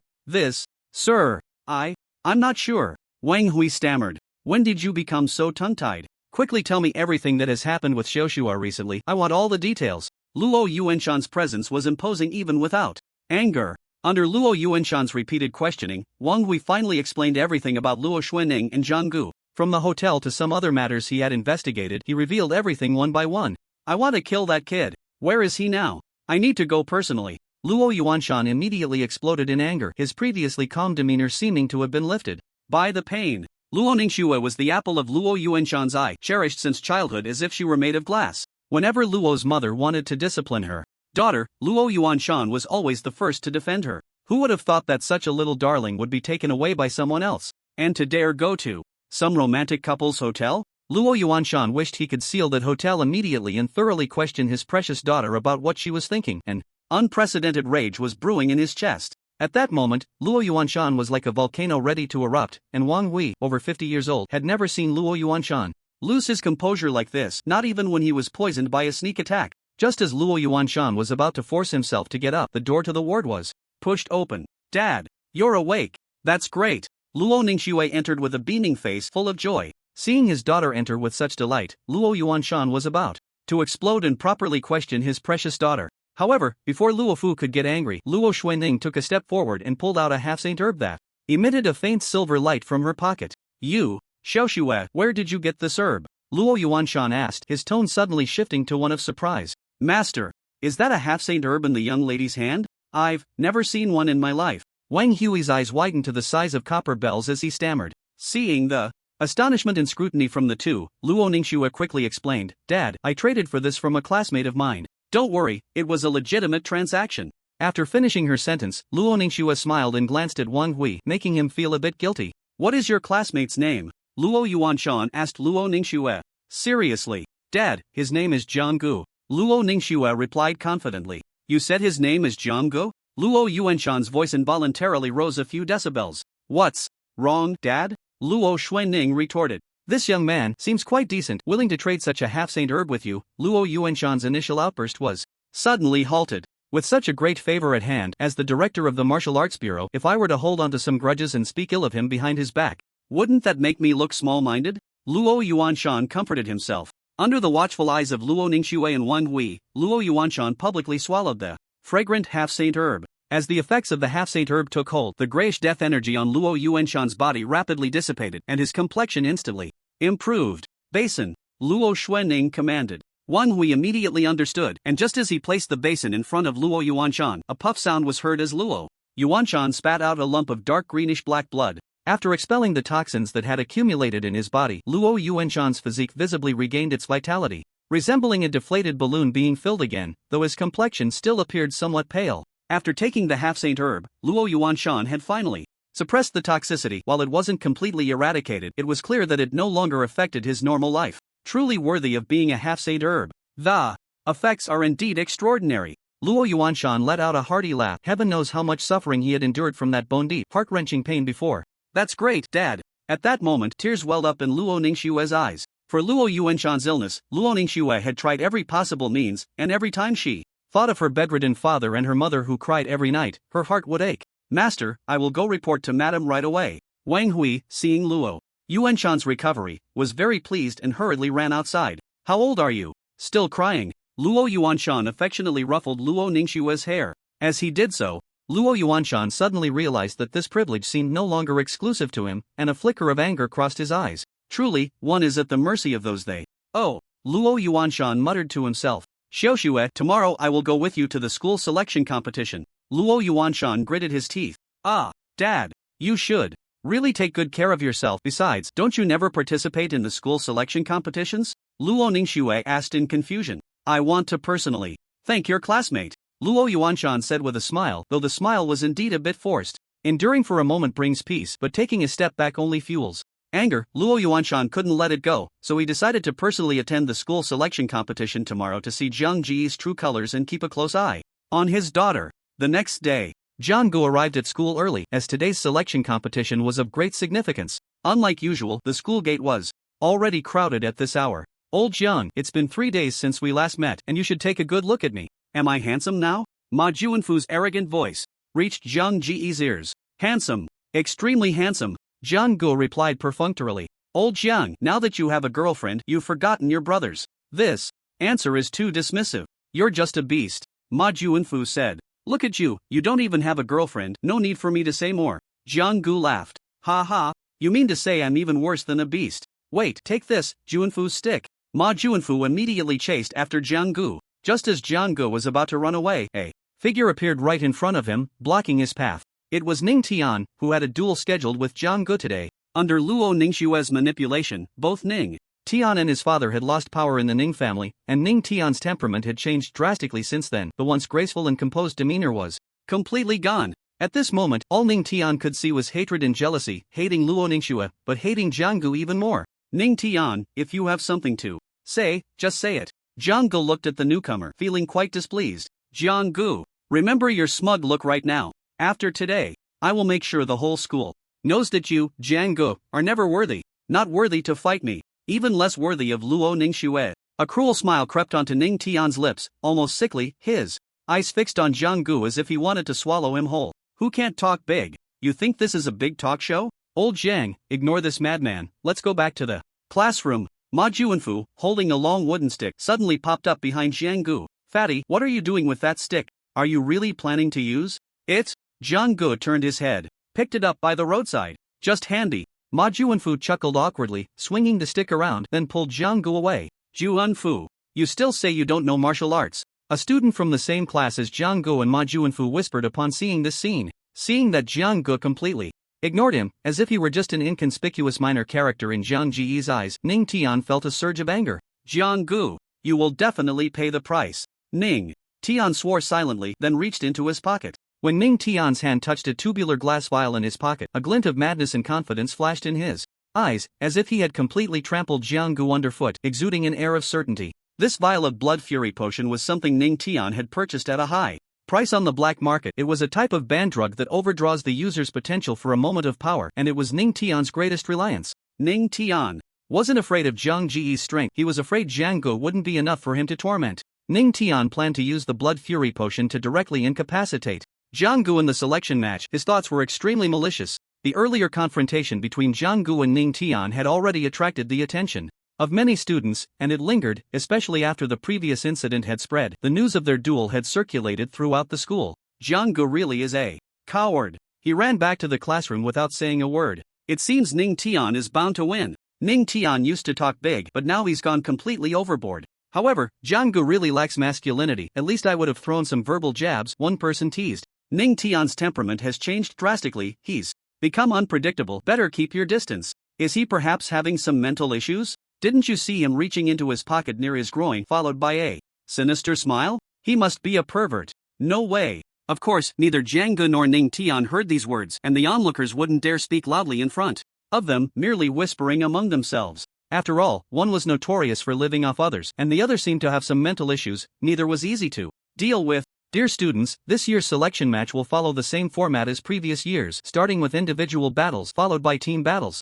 Individual battles will be determined by random matching, of course. You can also challenge any opponent you wish to defeat. If the opponent is unwilling to engage, the challenger earns a point. In the end, the 20 individuals with the highest scores in the personal competition will be selected for the special training class. At the same time, this year's selection competition will also have a prominent figure from Ming City present on site. Next, the selection competition officially begins. Let us also welcome the arrival of this prominent figure. Amid the passionate speech of the principal of Martial Arts No. 1 High School, two figures walked in one after the other. The spotlight that had been scattered across the competition arena immediately focused on the two figures. Everyone's eyes were fixed on the entrance of the arena, and the first to come into view was a girl of stunning beauty. Following her was a middle-aged man in a black suit with a square face, who gave off an impression of authority and seriousness. A thunderous applause and gasps of surprise erupted in the arena. Is that Luo Ningxue? And who is that person behind her? Zhang Ge was completely bewildered at this moment. Is that Luo Ningxue and Director Luo? Someone exclaimed. The crowd around them began to murmur about the two. Didn't we hear that Director Luo was ill? What's going on? Could it be a rumor? The director of the Martial Arts Bureau is attending our martial arts #1 high school selection competition. I can only say, this is top tier, someone said slowly. Stop talking about tiers. Don't you think Director Luo looks more like he's here to settle scores? Following this person's words, everyone nearby turned their gaze to Luo Yuanshan. At this moment, Luo Yuanshan was walking step by step in the direction pointed by Luo Ningxue, and that direction was none other than where Zhang Ge was standing. Is he going to break up the couple? I can't wait. Maybe it's the father-in-law checking out the son-in-law. And the more he looks, the more he likes him, someone retorted. Still dreaming? The story of a crow and a dove falling in love only happens in fairy tales. Do you understand? You loser, someone interrupted. That look from Director Luo is clearly one of scrutiny. Zhang Ge is done. 4.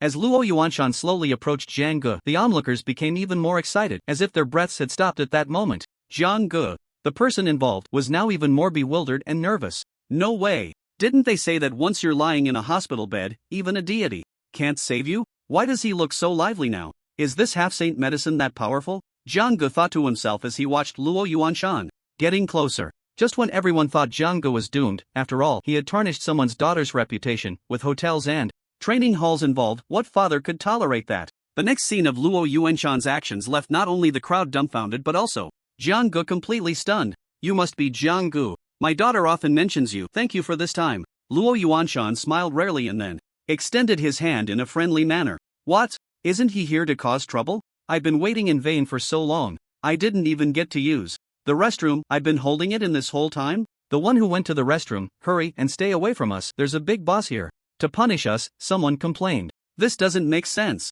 When did Director Luo's temper get so good? Director Luo is great. I've long admired your name. Zhang Ge extended his hand in response, and their hands clasped together. Just as Zhang Ge was about to pull his hand away, he felt a tremendous force in his palm, and the pressure suddenly increased. A handshake is just a handshake. Do you think we're arm wrestling? Zhang Ge thought, and then he also increased the strength in his grip. Luo Yuanshan's originally smiling face showed a hint of surprise, and then he released his firm grip. This kid has some strength. It seems his physical body isn't weak. Luo Yuanshan thought.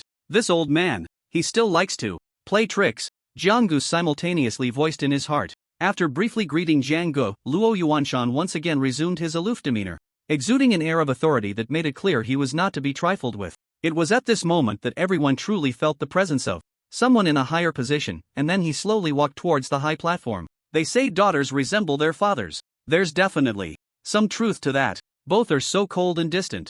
Zhang Ge immediately glanced at Luo Ningxue beside him. Is there something you need? Luo Ningxue's icy voice came through. Nothing at all. Zhang Ge shook his head and waved his hands repeatedly. With the farce coming to an end, the selection competition for martial arts class 1 finally entered its main event. This year's selection was of great significance, especially with the presence of the director of the Martial Arts Bureau overseeing the event. The eyes of the crowd ignited with fierce determination, fully aware that this was a rare opportunity. Everyone was eager to try their hand, and as a brilliant firework exploded in the sky, they understood.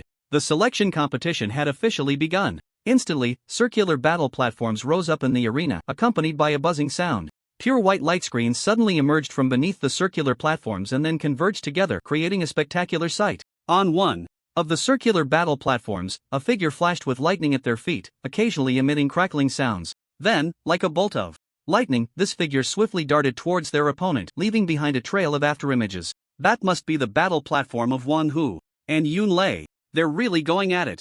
This is exciting, shouted a student who had yet to take the stage. Wang Hu is incredibly strong, while Yun Lei excels in speed. It's hard to tell who will win at this moment. This is going to be interesting. As soon as the words left their mouths, a series of thunderous sounds erupted around Yun Lei, with thick bolts of lightning darting back and forth around him, increasing in speed. In contrast, Wang Hu simply stood there quietly, and in the next moment his martial arts uniform suddenly shattered into pieces. Wang Hu's incredibly muscular physique was then exposed to everyone's gaze, with bulging veins resembling coiled dragons, and he seemed to grow 40 centimeters taller right before their eyes. Wang Hu was already tall and robust, and in this state, he exuded an unstoppable aura, increasing the pressure on Yun Lei. Initially thought to be clumsy and slow, Wang Hu suddenly thrust his right leg forcefully to the side and back, leaving a shallow imprint on the hard ground. With a powerful push of his right leg, aided by the reaction force and his own substantial weight, Wang Hu shot forward. like an arrow released from a bow, raising his right hand to deliver a heavy punch aimed at Yunlei. Yunlei is in danger. Amidst the crowd's gasps, Yunlei's pupils constricted sharply, and faint arcs of electricity flickered within them. He quickly raised his hand, and the lightning that had been swirling around him surged into his fists, which he then swung back at Wang Hu. With a loud boom, a bright flash illuminated the arena, and after a moment of flickering, the protective light screen of the circular battle platform finally settled down. That was amazing. Who won, Yunlei or Wang Hu? Can you believe this is the kind of commotion two people with a blood value of 70 can create? As the dust settled, a muscular figure, bare-chested, knelt on the ground, propping himself up with his right hand to avoid collapsing completely, but his body was covered in wounds, with arcs of electricity still jumping across his skin. Wang Hu wins. With the proctor's voice echoing from the side of the platform, the electronic screen immediately displayed Wang Hu +1, now announcing the next match. The proctor's voice slowly came through the loudspeaker, and everyone held their breath, some even nervously biting their nails. Next match, Zhang Ge vs Ning Tian. As the announcement echoed through the loudspeaker, the arena fell silent except for the students still engaged in battle, followed by a wave of cheers and shouts from the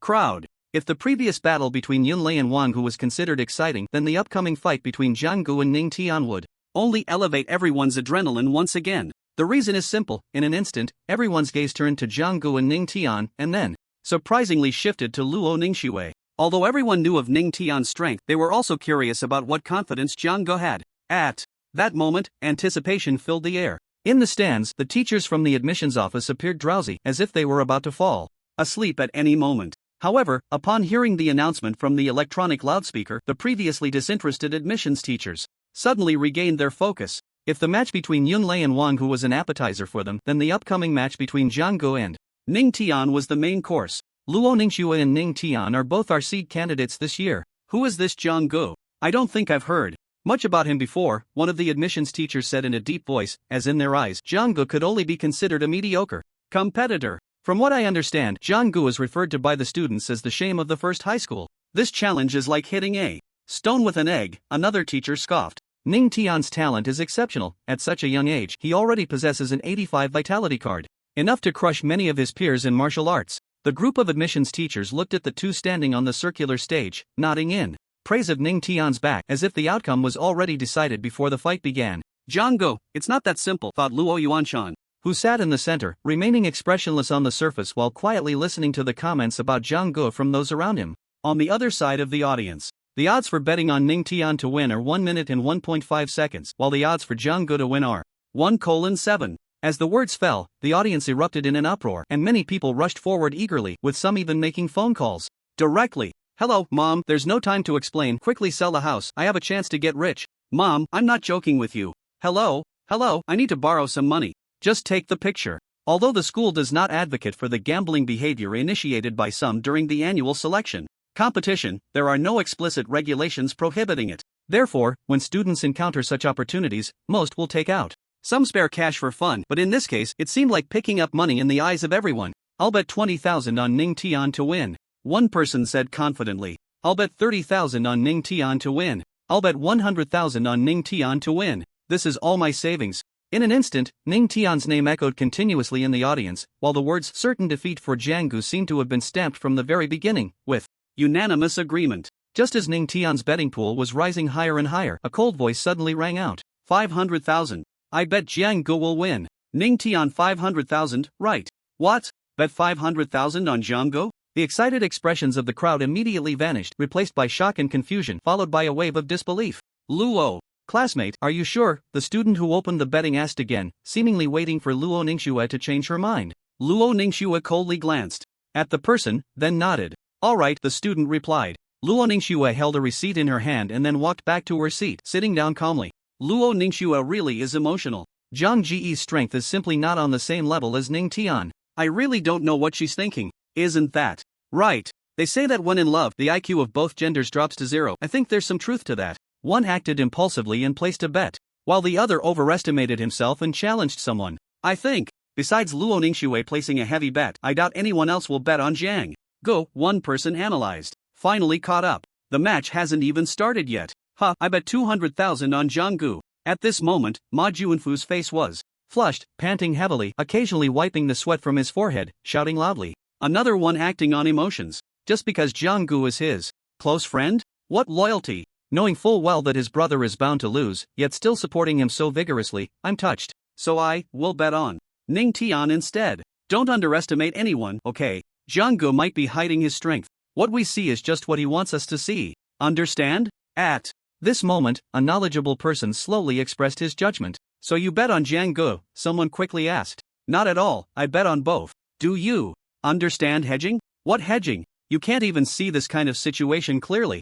You might as well withdraw from the betting arena early, one person mocked. Not only the students in the audience favored Ning Tian, but the eyes of the admissions office teachers also frequently glanced over. The match begins. With the proctor's command, everyone focused intently on the two in the center. Only Luo Ningxue appeared indifferent, as if she hadn't just placed a bet on Jianggu. Jianggu did not make a grand entrance but walked steadily towards the arena, step by step. In contrast, Ning Tian, when he was still some distance from the arena, he leaped up and landed firmly on the stage, his clothes spotless. Just by looking at the way they took the stage, you can tell which one has higher strength. Ha, just waiting to collect my winnings. Yeah, agreed. +1. The two ignored the idle chatter in the center and stared into each other's eyes. Ning Tian hated Jianggu, and similarly, Jianggu had no intention of letting Ning Tian off this time. Jianggu, it's not too late to admit defeat. As long as you kneel down and bow a few times, then apologize to my father. Everything can still be salvaged. Ning Tian snarled. I send the same words back to you. Jianggu replied calmly. Upon hearing this, the shadows in Ning Tian's eyes could no longer be contained, and two dark green daggers appeared in his hands, charging straight at Jianggu. It's Ning Tian's King of Hell stab. Did you see the blood groove in the middle of the dagger? As long as Jianggu is hit, he will bleed profusely and eventually die from blood loss. Such a vicious weapon. Jianggu is in danger. But isn't killing prohibited in the selection matches? Which martial arts academy doesn't have a few death quotas? Just afraid the proctor might want to save him, but it would be too late, one person explained. Jianggu watched as Ning Tian's figure grew larger in his eyes, then slightly bent his legs, moving like a silver-white moonlight on the circular stage, with no discernible trajectory, his speed leaving the spectators dumbfounded. This Jianggu, such speed. What kind of movement technique is this? Why have I never seen it before? Could it be a B-level martial skill? B-level martial skill? Impossible. Not to mention the rarity of B-level martial skills. To cultivate to this level, the proficiency must at least reach the major completion stage. How could that be possible? Jianggu, are you just going to hide like a turtle? At this moment, Ning Tian stopped chasing, his breath slightly hurried, shouting. Zhang Ji's speed was simply too fast. Ning Tian couldn't catch up to him at all, and several times he only managed to stab Zhang Ji's doppelganger. You're wrong. Didn't you notice? I'm just toying with you? Ning Tian. Jianggu then appeared in front of Ning Tian, mocking him. Hearing Zhang Ji's words, Ning Tian's eyes instantly turned a deep red and his entire face trembled. Just as everyone was surprised by Zhang Ji's words, waves of crimson energy began to emanate from Ning Tian's body. The fluctuations around Ning Tian grew stronger, and the scarlet ripples continuously surged towards Jianggu, causing several students in the audience to lose their balance and even fall back into their seats. Suddenly, the crimson energy split into two blood-red rainbows, gathering on Ning Tian's two dark green daggers. The ground beneath Ning Tian's feet began to crack, and as he stepped forward, a beam of scarlet and dark green light shot straight towards Jianggu. What is this? Another B-grade martial skill? B-grade martial skills are everywhere now, a student with some insight shouted. B-grade martial skills are rare in Ming City. With this kind of power and pressure, I don't think Jianggu can dodge it with just his movement skills. The teachers from the admissions office in the stands were also discussing the scene before them. We really didn't misjudge Ning Tian. He has indeed given us quite a surprise. When it comes to B-grade offensive martial skills compared to B-grade movement skills, I think everyone knows which is stronger without me saying much. I want to see how Jianggu plans to dodge this. Ning Tian's B-grade martial skill has already reached a small level of proficiency. He truly is a talent. Ha ha. An old man with a beard laughed heartily while stroking his beard. At this moment, Ma Juanfu in the stands was sweating profusely, feeling very anxious. He was worried whether Jianggu could withstand Ning Tian's deadly strike, but he was even more concerned about his own heavy bet. Old Jiang, I've staked my life and fortune on you. You must let my brother drive a Land Rover. I don't want to suffer anymore. Ma Juanfu looked tense, his chubby little hands tightly clenched together, even occasionally covering his eyes with his hands, trying to peek at the match through his fingers, not daring to look directly. Ha, look at that fat guy. He seems too scared to watch anymore. Ha ha. Ma Juanfu's actions naturally did not escape the notice of those around him, and they began to mock him. Aren't you very confident in Jianggu? Daring to bet so much. I hope he doesn't end up on the school's rooftop tomorrow, another person chimed in. Ma Juanfu didn't say anything more, his face flushed red, shifting back and forth between red and white. He glanced over at Luo Ningxue and not far away, only to see her face completely expressionless, coldly staring at the two on the stage. At the same time, on the stage, Jiang Ge suddenly transformed, his entire being igniting like a blazing fire, a scorching heat continuously erupting from within him. A wave of energy no less than Ning Tian's instantly enveloped him, the momentum growing stronger. And bright, fiery red flames suddenly ignited on his fists. Even the protective barrier seemed to destabilize under such high temperatures, flickering with overlapping afterimages, and then Jiang Ge raised his fists high and slammed them forward. The air was instantly blasted away by Jiang Ji's punch, creating a vacuum channel radiating intense heat, with flames surging forward like a ferocious fire dragon. Under everyone's gaze, the fists collided, and a red light clashed with a dark green light. Moments later, there was a loud boom, and Ning Tian's figure was sent tumbling off the stage, actually being punched away by Jiang Ge. Watching this scene unfold, the entire venue fell silent. If a silver needle had dropped, everyone would have heard it. Clearly, I can't be seeing this wrong, right? One punch sent Ning Tian flying? How is this possible? Ning Tian is clearly so powerful. How could he lose to a useless person like Jiang Ge? One person shouted excitedly. Ning Tian looked strong, yet he couldn't even withstand a single punch from Jiang Ge. If you ask me, I might as well go up myself. You think you can? Weren't you the one who was so scared by Ning Tian's might that you couldn't even stand up? Quiet down up there. Did it rain too much? Are you panicking now? I said we should hedge against this, but you just wouldn't listen. At this moment, the one who was gloating and comforting others was none other than the previous hedging brother, occasionally adjusting his gold-rimmed glasses, looking quite pleased with himself. Then, a refined figure who was pointing out the situation was suddenly beaten up by the crowd nearby, and his glasses were knocked off and disappeared. The teachers in the stands had gone from lively chatter to a frozen tableau, but fortunately, a cough from someone brought everyone's thoughts back in time. Ahem, it seems Jiang Ge is the real dark horse of this selection competition. I always thought this kid was extraordinary. I wonder who was mocking Jiang Ge for being overconfident earlier. Jiang Ge is definitely ours at this school. Humph. If you weren't mocking him, didn't you say earlier that if Jiang Ge won, you'd eat an Oreo in public? Wasn't that you? In an instant, the admissions office teachers in the stands were arguing fiercely, while some sharp-eyed teachers immediately took out their phones to investigate Jiang Ji's situation, ready to extend an olive branch at any moment. Sitting in the center of the stands, Luo Yuanshan's heart was not as calm as his outward demeanor suggested. Although Luo Yuanshan knew Jiang Ge was not simple, he didn't expect it to be this outrageous. He actually mastered a B-level martial skill with perfect proficiency as a trainee martial artist, and most importantly, this martial skill felt oddly familiar. Why does this martial skill look more and more familiar? How strange. Luo Yuanshan pondered. Perhaps I misjudged. I've seen so many martial skills in my life, it's normal for some to seem familiar.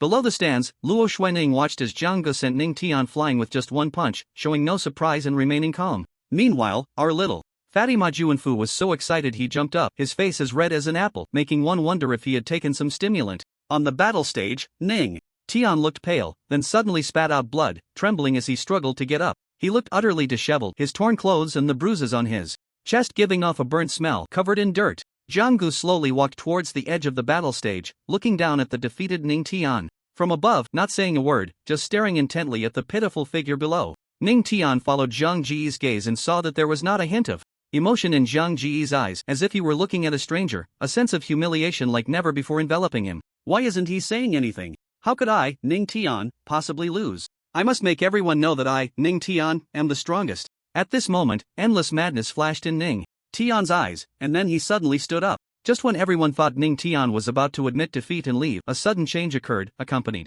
by a frenzied roar. As everyone was puzzled, the battered Ning Tian seemed to suddenly come back to life, his wounds healing at an eerie speed, and his vitality surging. Ning Tian's eyes turned blood red, and even tears of blood flowed from the corners of his eyes as he laughed maniacally, his voice hoarse, like a demon crawling out of hell, exuding an aura of evil and power. Ha ha, Jiang Ge, I want you dead. Ning Tian roared, completely losing his mind. Is this really all of Ning Tian's strength? How could he be so powerful? This kind of power, even Luo Ningxue might not be able to defeat him. No. Even if Ning Tian used secret techniques, his vitality shouldn't suddenly surge to such a level. Jiang Ge is definitely doomed now. The students were in a flurry of discussion, some showing a hint of relief, glad that their bets had taken a turn for the better, while others displayed a trace of worry. It was clear to everyone that Ning Tian had gone too far. He was genuinely intent on killing Jiang Ge. What happened to Ning Tian? Why did his vitality suddenly spike to 120? How is that possible? The teachers in the stands exclaimed. Could it be that Ning Tian was hiding his strength before?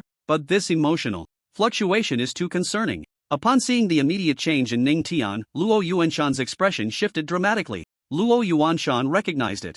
At a glance, this was a blood-boosting potion. As the director of the Martial Arts Bureau, if he couldn't even identify something like this, he would be utterly incompetent. Luo Yuanshan wanted to save Jiang Gu, but his injuries had not healed and he couldn't exert his full strength in time to intervene, so he could only shout loudly to stop it. Quick! Stop Ning Tian! He has taken a banned substance, the blood-boosting potion, hurry! Luo Yuanshan instructed the principal beside him. What? Blood-boosting potion? Is Ning Tian trying to throw his life away? The surrounding teachers gasped. The principal was even more stunned. He wasn't a fool. He often browsed the martial arts #1 forum, so he was aware of some matters between Jiang Gu and Luo Xuanning, not to mention Luo Yuanshan's previous friendly attitude towards Jiang Gu. Given Jiang Ji's connection with the Luo family, if something happened to him at school, the principal would be held accountable and he might even lose his position. Ning Tian, listen. You can still stop now. The side effects of the banned substance are beyond your imagination. It's not too late, the principal shouted.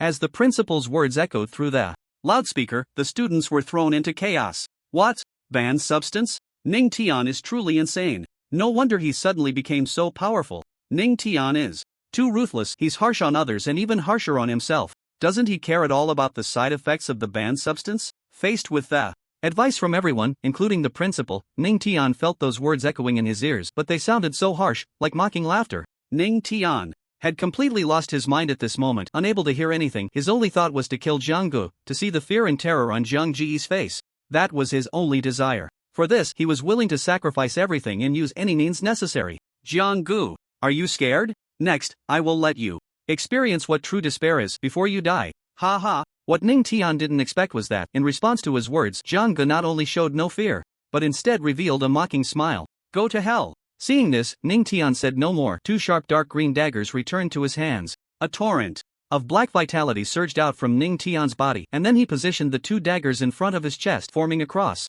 Hidden kill, cross. Purgatory. Ning Tian thought, and suddenly a massive black cross appeared in the arena, shrouded in black vitality, constantly churning. This is bad.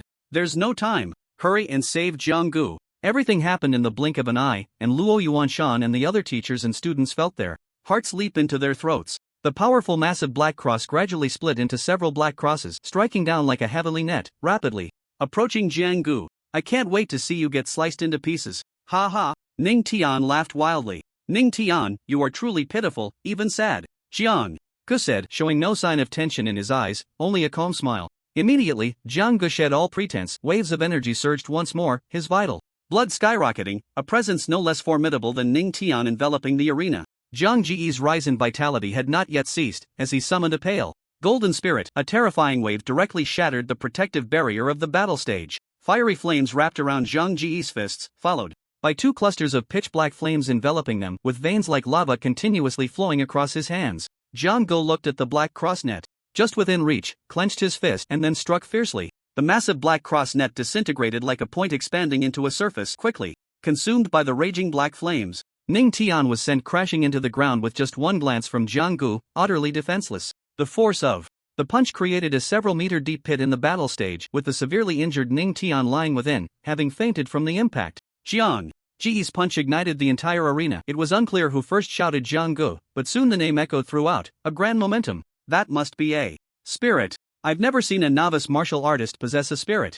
Jiang Gu is terrifying. What kind of monster is he? Is this the kind of commotion our peers can create? Jiang Ji's strength is too terrifying. He's much stronger than Luo Ningxue. I suspect Luo Ningxue is actually chasing after Jiang Gu. I declare that from today on, I'm a fan of Jiang Gu. That punch, it struck right at my heart. So cool. The discussions never ceased, and the teachers in the stands were equally animated. Jiang Ji's strength needs to be reassessed. He can actually subdue a powerful spirit across borders. We have decided to list him as the #1 seed. Is there such a genius in Ming City? We certainly did not come here in vain today. Looking at this kid, he barely matches my little Shui, but I can only say it's barely. Luo Yuanshan emphasized the word barely heavily in his mind, yet a hint of satisfaction appeared on his face. At this moment, among everyone, only one stunningly beautiful figure remained silent, quietly watching Jiang Gu, then smiled slightly and murmured to herself, "Congratulations, Jiang Gu." With this earth-shattering, spectacular match concluded, the subsequent matches seemed utterly unremarkable, as both Luo Ningxue and Jiang Gu crushed their opponents effortlessly. until an announcement came through the loudspeaker. Final match.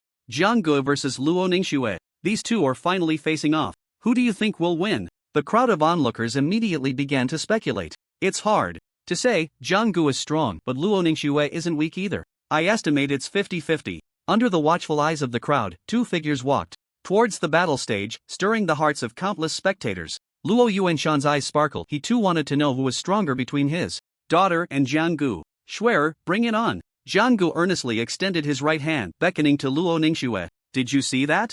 Jiang Gu is starting to test her. A fierce battle is about to erupt, and Luo Ningxue looks serious, as if she's contemplating a strategy. The onlookers analyzed, appearing quite experienced. I forfeit, Luo Ningxue said coldly, and without waiting for Jiang Ji's response, she stepped down from the battle stage. What? Ha? Jiang Gu felt utterly confused at that moment. Not just Jiang Gu, but everyone wore a puzzled expression. No way. What happened to the promised battle? Is this it? So we become part of their play? This dog food is too much. What a victory without a fight. The value of Jiang Gu living off others is gradually rising. The crowd was buzzing with discussion. Clearly no one expected Luo Ningxue to simply forfeit without even putting up a fight. Xiao Xue is being ridiculous. What kind of love potion has Jiang Gu fed her? Luo Yuanshan thought to himself, wishing he could grab Jiang Gu by the collar and give him a good talking to. I announce that this selection competition is officially over, and the first place winner of this competition is Jiang Gu. At the same time, our school will expel student Ning Tian. The Martial Arts Bureau will take over the investigation regarding Ning Tian's use of banned substances.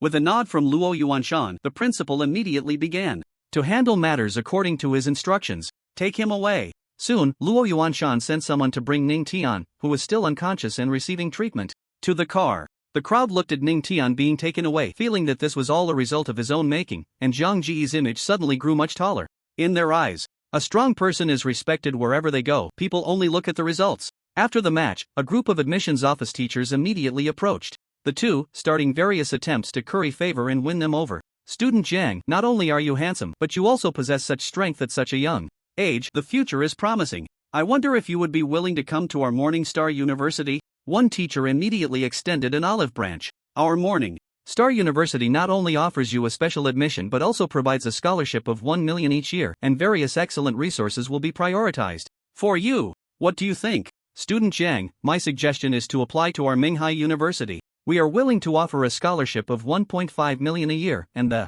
training resources will be more abundant than those at Shanghai. Another teacher quickly presented his offer, fearing that a grassroots youth like Jiang Gu would be dazzled by temporary conditions. He hurriedly raised the stakes again. Student Jiang, our Yunhai University offers you a scholarship of 2 million a year, and as for training resources, you need not worry. We will also assign a female mentor to guide you. Jiang Gu felt a bit embarrassed. Since they started speaking, he hadn't managed to get a word in. Teacher Li, are you really using the beauty trap? Don't you have any shame? Who told you that Morning Star University doesn't have these conditions? Who can you blame for that? Teacher Li rolled his eyes and retorted.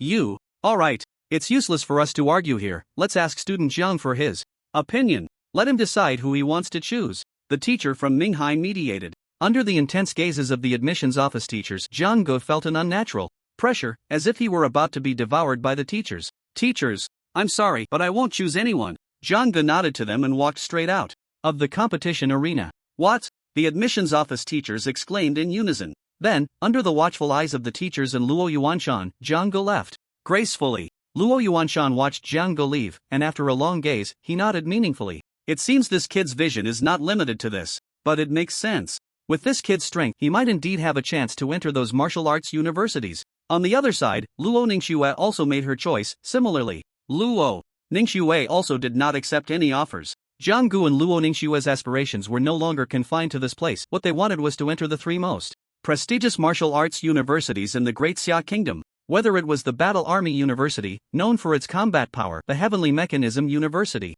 famous for its military strategy and defense, or the Heavenly Aspect University, renowned for its support capabilities, these three top martial arts universities in the Great Xia Kingdom undoubtedly stood as towering mountains above the rest, with an insurmountable chasm between them. In terms of resources and strength, the other martial arts universities simply could not compare to these three top universities. Entering these three martial arts universities is the dream of all students from the Great Xia. Countless people have broken their heads trying to get in. After all, just the names of these three martial arts universities are enough to command respect. At the same time, the match footage between Jiang Gu and Ning Tian was unexpectedly spread across the internet. In no time, the internet was flooded with videos and analyses of Zhang Ji's matches. His name not only became famous in Ming City but gradually entered the sights of certain people in the imperial capital. At the Hu family mansion, a young man dressed in luxurious clothing was staring at his phone, his expression shifting from initial surprise to later anger, his face quite the spectacle. Jiang Gu. So your name is Jiang Gu, Hu Yuntian said resentfully. The 3 top universities are just the threshold to see me. Jiang Gu, don't let me down. Otherwise, it would be too boring, Hu Yuntian said arrogantly. Beside him lay an acceptance letter edged in gold, with a domineering golden seal that boldly stated, admission notice from Breaking Army University. After a moment of contemplation, Hu Yuntian picked up his phone and dialed a number. Is this Principal Wei? I am Hu Yuntian. I want to transfer. Just a personal matter. I'll transfer to Ming City's Martial Arts No. 1 High School. Sorry for the trouble. He then hung up the phone, a cold smile appearing on his face. You think you can run after you've set me up? It won't be that easy. What I've taken from you, I will reclaim one by one. In the imperial capital, a black building piercing the clouds stood in the center, exuding a mysterious and ancient heavy aura, truly spectacular. At the very top of the building, a group of people were each holding their phones, focused on watching. So, how is Zhang Ji's strength? Is he worth a special recruitment? What are your thoughts? A refined middle-aged man said in a deep voice. Director, I think Zhang Ji's strength is acceptable, but we need to conduct an actual assessment to draw a conclusion. One video is not enough for a specific judgment. A plump woman said slowly. Director, I believe what Teacher Sun said makes sense. Why not wait for the college entrance examination competition? A male teacher echoed. Yes, Director.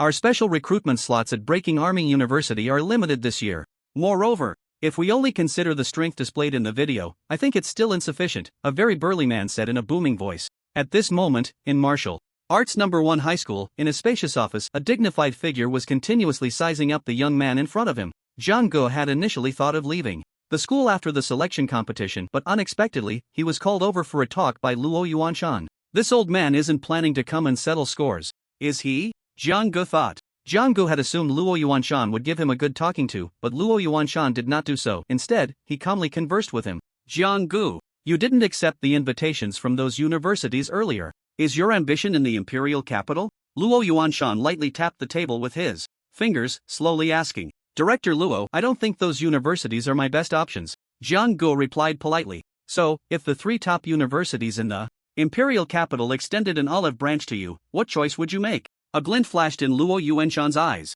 Then I would probably accept. After all, getting into those 3 top martial arts universities is the lifelong pursuit of countless students. Ha ha, Zhang Gu, you're mistaken. I'm mistaken? This old man isn't trying to refute my character, is he? Wouldn't it be crazy not to accept an early admission from those 3 universities? Zhang Gu thought to himself, knowing full well he couldn't say this in front of Luo Yuanshan, otherwise he could hardly imagine what the consequences would be. In light of your kindness to me, I might as well tell you, this year's college entrance examination competition is different from the past. Lu Yuanshan saw Zhang Ji's puzzled expression and continued. The rewards for the top 50 in this year's college entrance examination are incredibly generous, especially for the top 10. Even I am extremely tempted. Zhang Gu, if you have confidence, don't accept early admission, as it will disqualify you from the college entrance examination. Even for those 3 universities' early admissions. Of course, if you feel uncertain, you can choose early admission, but I still hope you strive for the top 50. As for the top 10, there are too many geniuses, and you are still far from being qualified. Lu Yuanshan's words left Zhang Ji's heart unsettled for a long time. At that moment, all Zhang Gu could think of was one sentence. The rewards for the top 10 are so tempting that even I am extremely tempted. What kind of reward could make a powerhouse like Lu Yuanshan so tempted? What about the top 3? Or even the first place? Zhang Gu pondered. As night fell, the luxurious apartment was brightly lit. Xiao Xue, why did you forfeit today's match? Are you afraid you can't beat me and will lose face? I just don't want to reveal my strength, Luo Ningxue said with a serious expression, her tone even colder. Turning her head, Luo Ningxue's icy demeanor slowly softened. Her claim of not wanting to reveal her strength was merely a pretext. After spending many days together, Luo Ningxue had gradually developed feelings for Zhang Gu. She didn't want to confront him directly, and her long silent heart was stirred by Zhang Gu. Xiao Xue, just keep being stubborn. I like seeing you act tough, Zhang Gu thought. Zhang Gu continued to test Luo Ningxue's limits when she suddenly turned around just as he was preparing to protect his head. Looking at Zhang Gu, who was cowering, Luo Ningxue couldn't help but feel amused. Ding! Compatibility with Luo Ningxue has increased. Current compatibility 30%. Congratulations, teammate bond enhanced, health increase by 40%. Congratulations, new feature unlocked, Eye of Exploration upgrade, Shujia. Map. Xiaoxue, don't draw your sword yet, Jianggu said, one hand on his head and the other making a stopping gesture in midair. Jianggu couldn't figure out how. This bond value had increased without any warning. This woman's heart was truly like a needle in the sea. Especially Luo Ningxue's heart. It must be like the sea gods.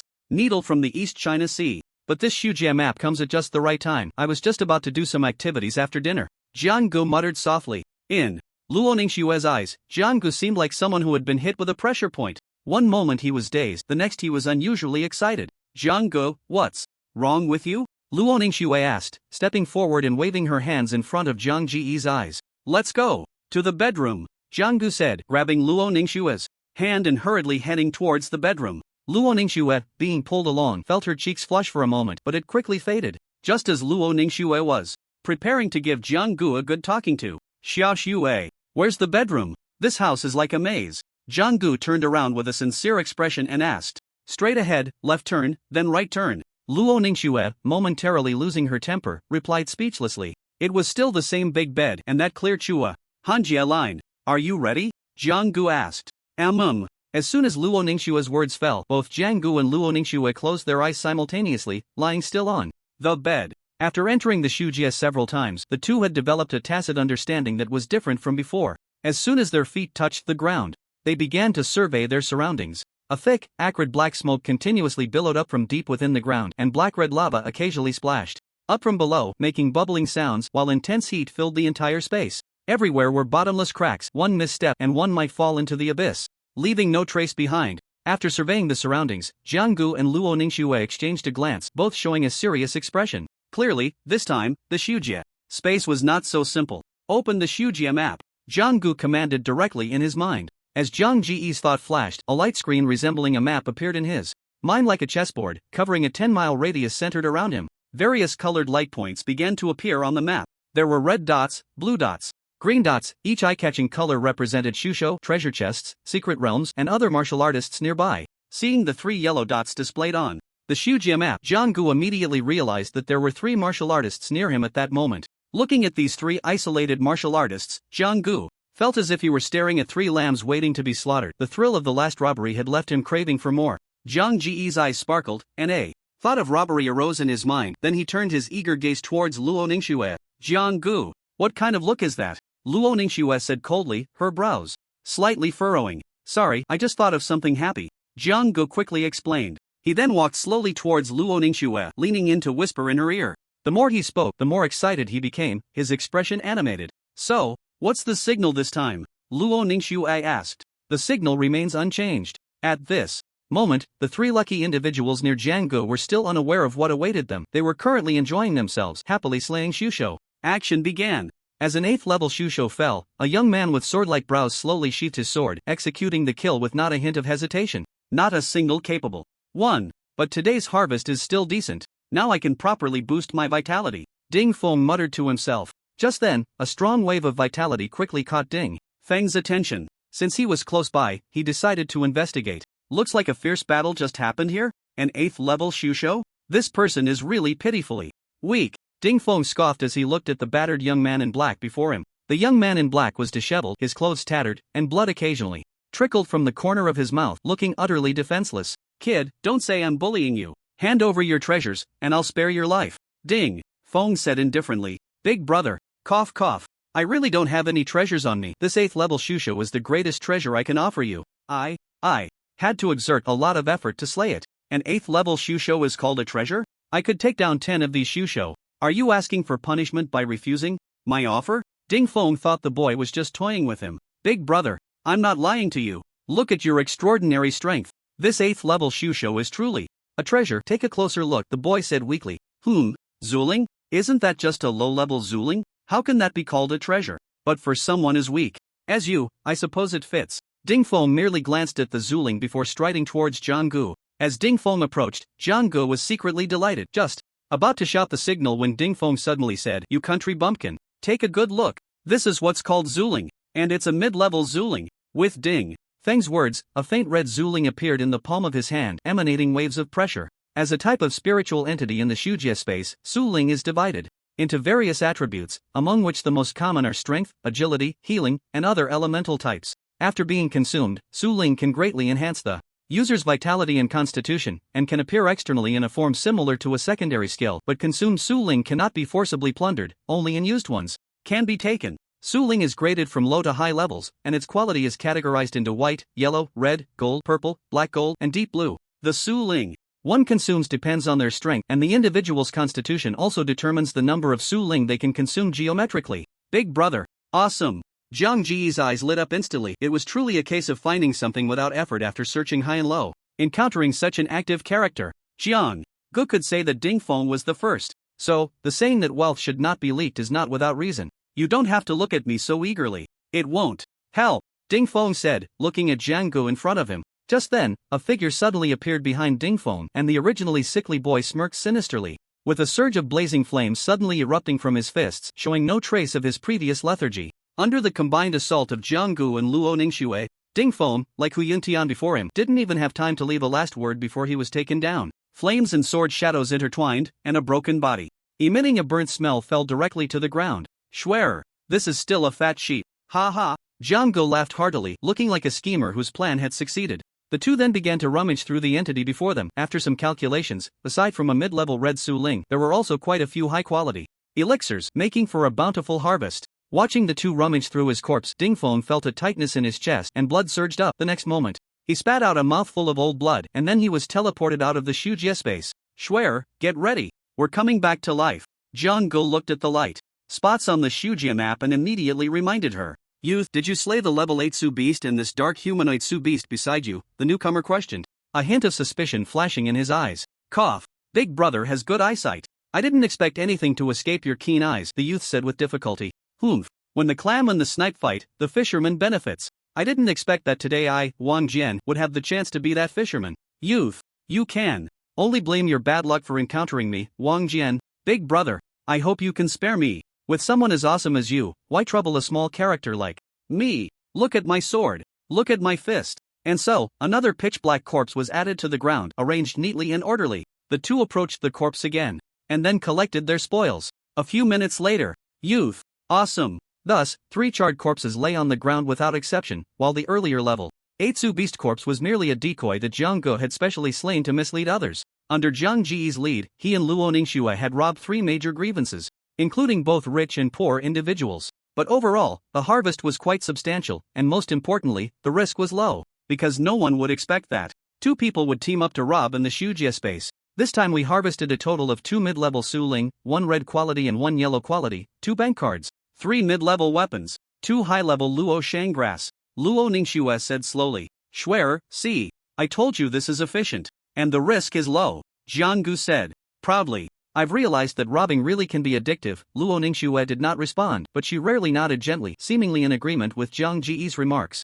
After a brief rest, Jiang Gu couldn't wait to open the map of the ruins realm again, but unfortunately, this time there were no fat sheep within a 10-mile radius. The 2 then slowly groped their way forward, and as they moved, Jiang Gu suddenly noticed an extremely bright red dot and a black dot appearing on the map. This indicated that there were huge rewards in this place, but it also meant there were great risks involved. After discussing it, Jiang Gu and Luo Ningxue decided to go and investigate. Along the way, they followed the map's instructions, avoiding many powerful ruin beasts and dangers, gradually approaching their destination. What came into view was a bottomless massive crack. Just a glance inside would evoke a feeling of insignificance. Occasionally, large rocks would fall from above, yet not a sound of them hitting the ground could be heard. Dark red lava flowed slowly along the crack, like the lifeline of this enormous fissure, mysterious and eerie. Thick black smoke continuously billowed from the crack, accompanied by the chilling roars of ruined beasts, sending shivers down one's spine. What on earth is this place?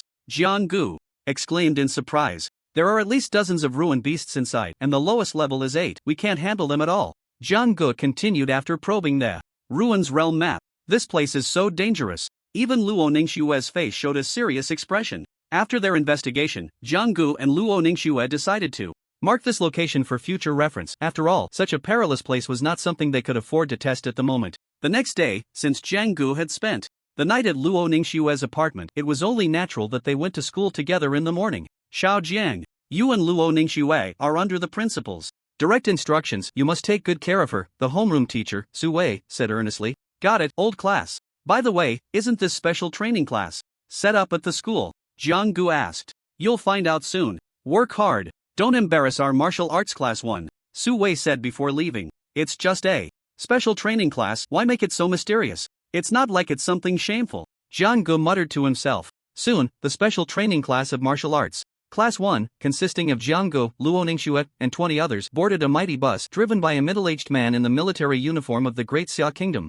Along the way, the other students in the special training class couldn't stop chatting, commenting on the scenery around them, unable to hide their excitement and nervousness. Except for Jiang-gu and Luo Ningxue sitting next to each other, Luo Ningxue chose to rest her eyes, while Jiang-gu, unusually silent, was ignored by her. He had nearly lost his voice from talking, and only then did Luo Ningxue respond to him a few times. The bus slowly drove into the outskirts, surrounded by towering trees providing shade. As they continued deeper, a military restricted area covered with iron mesh appeared before everyone. The words "military restricted area" hung high on the barbed wire, and it seemed that sunlight could hardly penetrate here. The entire military zone exuded an atmosphere of solemnity and tranquility, making one feel intimidated. Rows of soldiers armed with guns stood guard, each soldier at least a martial artist level. The security was extremely tight, truly achieving a state of impenetrability. Yet, such a heavily guarded and grim military restricted area gave off an infinite sense of mystery, making one want to enter and explore. This place is so cool. Are we here for military training? A student asked curiously.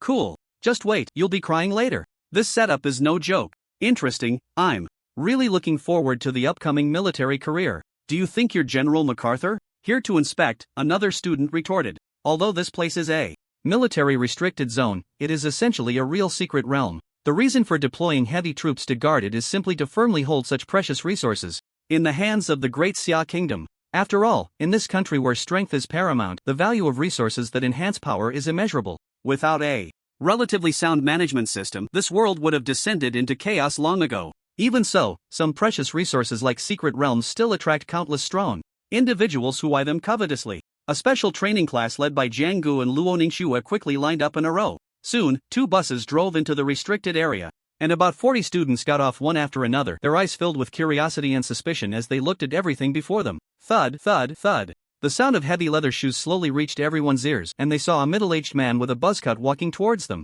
dressed in a crisp military uniform. His piercing eyes scanned the crowd with great seriousness, and combined with his tall stature, an innate sense of pressure came rushing at them. Let me introduce myself. My surname is Feng. You can call me Instructor Feng. Feng Jun said sternly. I am the chief instructor for this special training. This training involves 3 schools, number 1, number 2, and number 3 high schools. Now, form groups of 4 and start free grouping. I only give you 5 minutes. After finishing, Feng Jun ignored the students and stood still, watching them. The sudden grouping threw the students into a panic, especially with only 5 minutes to spare. All the students were looking for partners, like ants on a hot pan, but only 2 figures remained unfazed. Instructor Feng, we want to apply for a 2-person group, Jiang-gu said to Feng Jun. At this moment, are you kidding me? You're the one with the most issues, right? Feng Jun was about to explode but then noticed Luo Ningxue beside Jiang-gu. His gaze slightly froze, and his expression changed. Fine, Feng Jun said. Is this really okay? Instructor Feng, can we form a group of 5? A student from martial arts number 2 asked hopefully. Get lost. There's only 1 spot for a 2-person group, the rest must be in groups of 4. If you dare to make another request, don't blame me for increasing the intensity. You're really pushing your luck. After saying this, Feng Jun's expression darkened, and he shouted loudly. 2-person group? These 2 are really pretending. Want to take on 4? Too reckless. Aren't these 2 Jiang-gu and Luo Ningxue? I heard they seem very strong. Haven't you seen Zhang Ji's videos online? A student from number 2 said. My mom won't let me go online. She says it affects my training. Go to hell. I suggest you get a DNA test. Just as everyone was debating with Jiang-gu and Luo Ningxue, Feng Jun raised his hand to check his watch and said, last minute. 3 missing 1. Hurry up. Wow, this guy is a backstabber. Don't team up with him. The villain cries first. He's the real backstabber. Brothers teaming up with him better be careful. Soon, except for Jiang Gu and Luo Ningxue, small groups of 4 quickly formed, each representing their respective schools, as this special training also concerned the reputation of their own schools. Since you have already formed your groups, I will now announce the tasks for this special training. Listen carefully. In this secret realm, there are a large number of Su beasts. Killing different levels of Su beasts will earn different points. The group with the highest points will be rewarded with an hour in the Dragon Blood Pool, the second place half an hour, and the third place 15 minutes. Dragon Blood Pool. Did I hear that right? A student exclaimed excitedly. Great! If I could spend some time in this dragon blood pool, not only would my vitality be greatly enhanced, but it would also be immensely beneficial for my physique. The dragon blood pool, as the name suggests, is a natural spiritual pool formed from dragon blood, but this dragon is not the same as that dragon. In fact, it is a place nurtured by the earth over countless years, formed by the earth dragons of the mountain range. The spiritual liquid inside not only significantly boosts a martial artist's vitality but, more importantly, enhances their bone and muscle strength, allowing one to undergo a complete transformation. Quiet.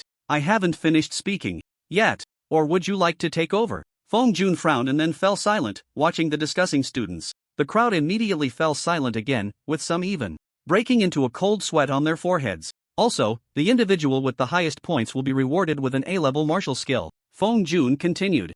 The previously quiet crowd erupted into chaos once more, not for any other reason but because A-level martial skills are incredibly tempting. If the earlier mention of the Dragon Blood Pool had already excited everyone, the announcement of the A-level martial skill had truly brought the atmosphere to a peak. Everyone was suddenly filled with excitement, rubbing their fists in anticipation. Just as the students were buzzing with excitement, Feng Jun timely doused them with cold water. Do you really think this reward is easy to obtain? The reality secret realm is not the same as the void realm. If you die, you truly die, Feng Jun said coldly. Unlike the void realm, which is an alternate dimension primarily mediated by the martial artist's spirit, even if one perishes inside, the worst consequence is merely an injury to the martial artist's spirit. Unless one recklessly enters multiple times and then perishes, that could lead to the martial artist's spirit becoming disordered. However, the reality secret realm does not offer as many opportunities as the void realm. The two are like yin and yang. The beasts within the reality secret realm do not exist as spiritual entities like in the void realm but descend directly into the reality secret realm.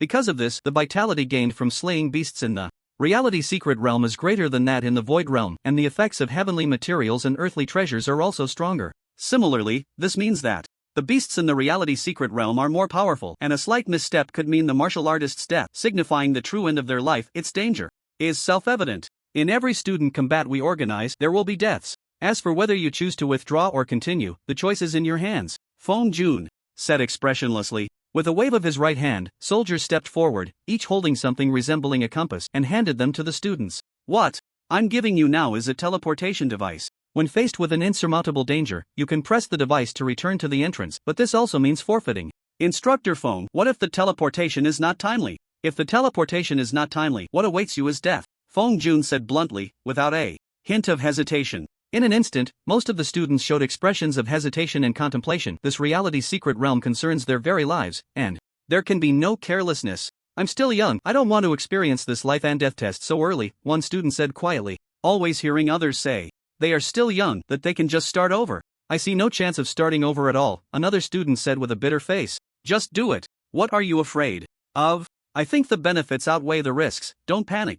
I'll lead our group. In short, there were all kinds of opinions. Some were retreating and timid, while others were fearless and determined. So, is there anyone who chooses to withdraw now? Last chance. Once we enter the secret realm, there will be no room for regret. Feng Jun asked again. For a moment, everyone exchanged glances, and after a few minutes, a rustling sound emerged from the crowd. 6 students slowly raised their hands, choosing to withdraw. In that case, the remaining participants should get ready, forming groups. Line up to enter the secret realm in order. As a soldier, Feng Jun didn't have much respect for the 6 who chose to forfeit, but on the other hand, he respected their decision. After all, to survive long in this world, one must have a clear understanding of their own strength, rather than being blinded by immediate benefits. The group quickly formed a line and entered a glowing red entrance in an orderly manner.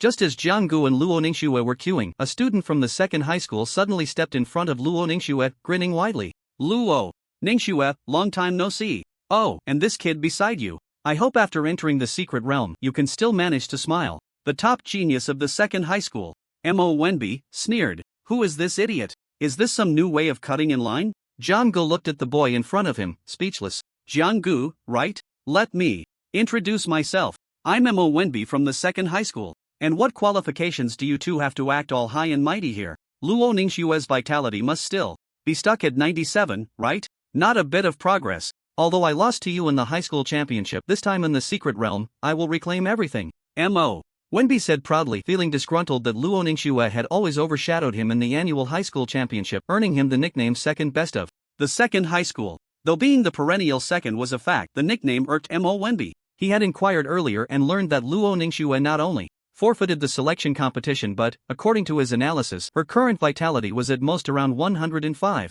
Moreover, he had the advantage in numbers. Luo Ningxue looked at Mo Wenbi, too lazy to respond, while Jiang Ji's eyes lit up after hearing Luo Ningxue's account. The reason was simple: Mo Wenbi's full set of gear on his right was too eye-catching, and Jiang Gu was genuinely envious. If it weren't for the rules against stealing, he would have made a move. So it's Mo the second. Nice to meet you, Jiang Gu said with a cheeky grin. Humph, just wait until we get in, you'll see, Mo Wenbi said, raising his right fist as if to intimidate Jiang Gu. Little did Mo Wenbi know, this action not only failed to intimidate Jiang Gu but only amplified his inner desire. Mo the second, I wonder if you dare to make a bet with us. Jiang Gu laughed. What bet? And why would I bet with you? Mo Wenbi asked, puzzled. Let's bet on which of our two groups will rank higher in points. Just say, if you, the perennial second, dare. Jiang Gu fanned the flames further. Who's the perennial second? What's there to be afraid of? What's the wager? I don't believe your two can outpace our four. Mo Wenbi's face turned bright red.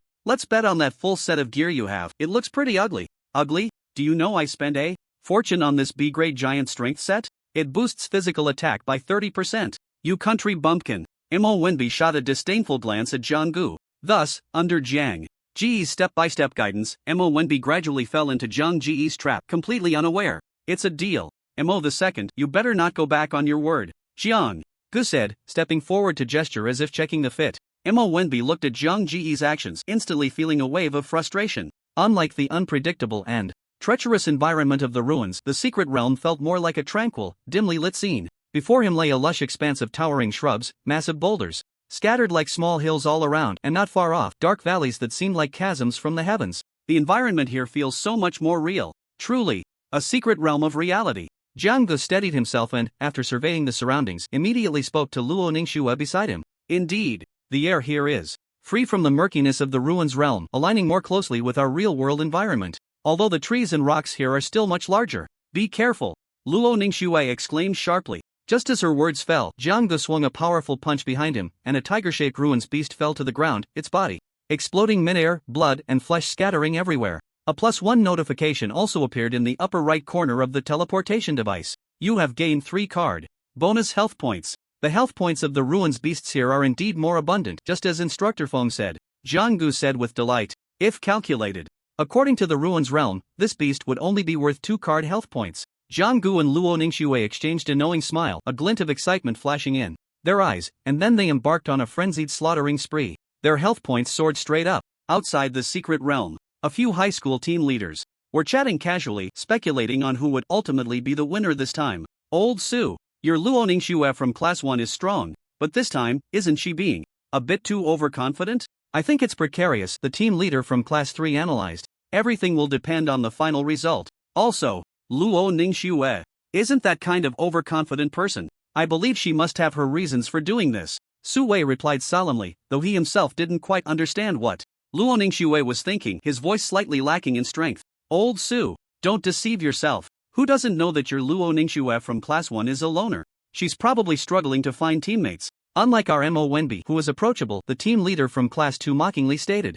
You know nothing. In the face of absolute strength, numbers are just a burden, Su Wei retorted. Just as the two were locked in their argument, a figure stepped down from a military vehicle, walking with a steady and unhurried pace. Upon recognizing the newcomer, the team leaders immediately closed their mouths, while Feng Jun promptly sent someone to greet him, showing great respect. Feng Jun, how's the situation on site? The newcomer was none other than Luo Yuanshan, the director of the Martial Arts Bureau. Seeing everyone gathered around the entrance to the secret realm, he immediately inquired. Feng Jun, upon seeing this, immediately saluted with a standard military gesture and replied, Director Luo, everything is going well at the moment. However, what? Luo Yuanshan asked in a deep voice, the authority of his position becoming evident. Reporting to Director Luo, Luo Ningxue has chosen to team up with just one other person. She did not opt for a 4-person team. Please be informed. Feng Jun said nervously. Who is the other person? It's Jiang Gu from Class 1. Alright,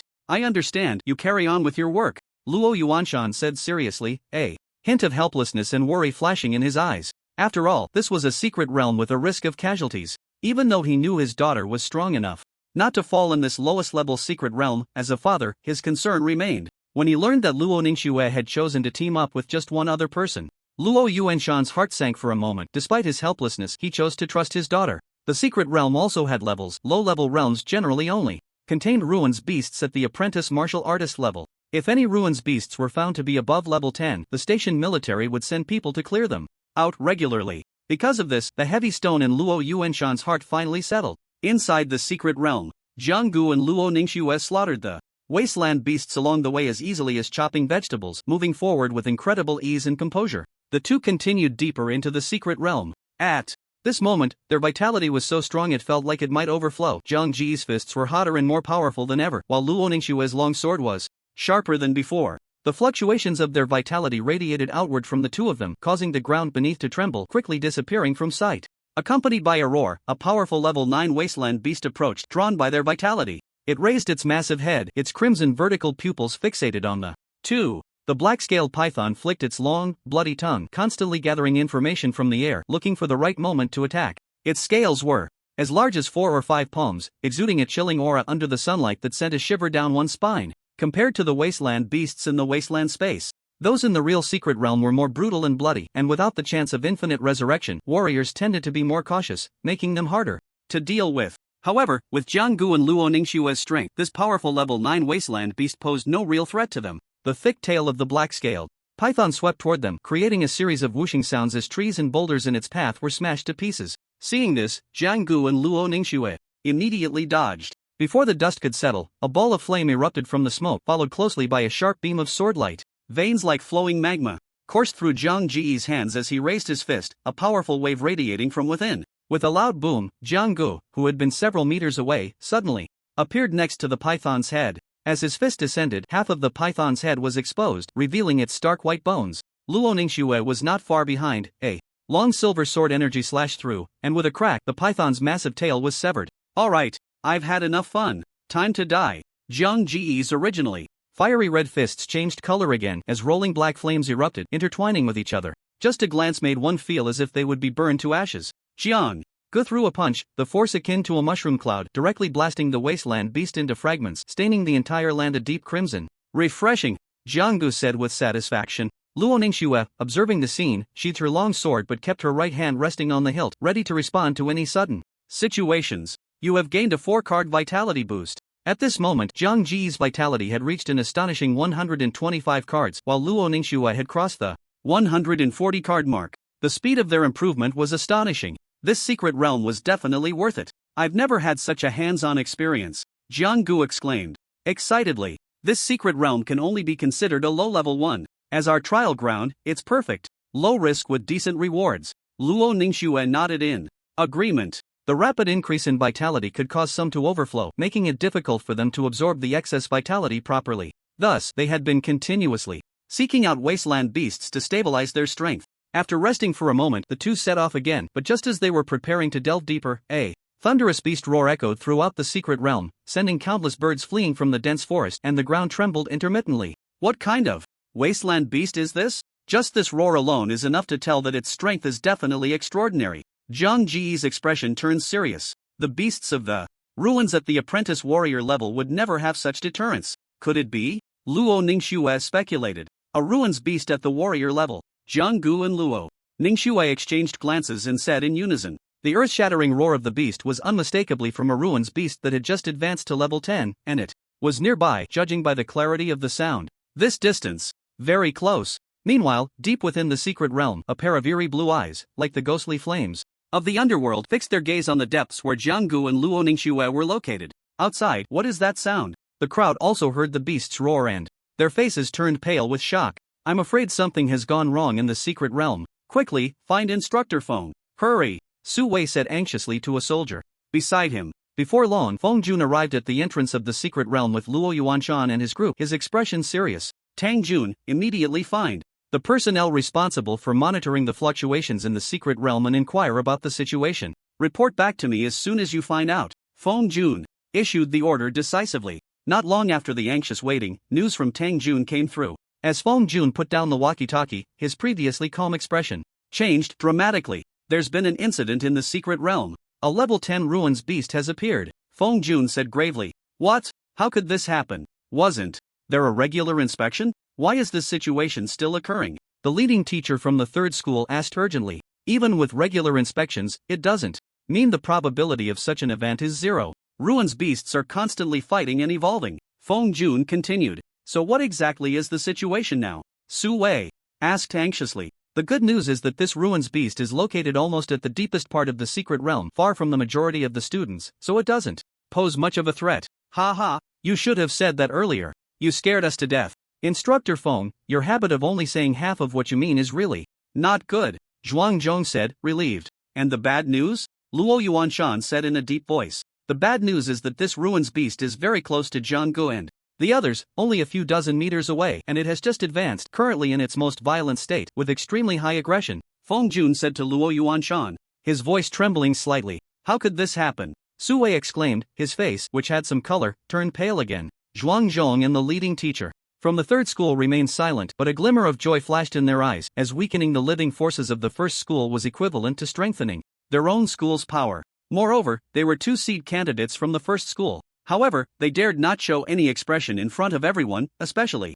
with Luo Ningxue's father present. Before Luo Yuanshan could respond, Feng Jun quickly issued orders to the troops. Team 1, you are to immediately head to the secret realm and eliminate that Ruin's beast. Team 2, activate the secret realm broadcast and announce that the live drill is over. Everyone must teleport back to the entrance immediately. Luo Yuanshan appeared calm on the surface, but inside he was anxious. It wasn't that he didn't want to enter the secret realm, but the reality of the secret realm had various restrictions. The reality of the secret realm has strength limitations. One must exceed a major realm to enter. For a strong person like Luo Yuanshan, exceeding too much would cause the boundary of the secret realm to shake. A shaking boundary is still considered mild. In severe cases, it could even lead to a rupture of the boundary with unimaginable consequences. The live drill is over. Everyone must teleport back to the entrance immediately. Reiterating, the live drill is over. Everyone must teleport back to the entrance immediately. Hearing the announcement from within the secret realm, everyone realized that something uncontrollable seemed to have occurred in the secret realm.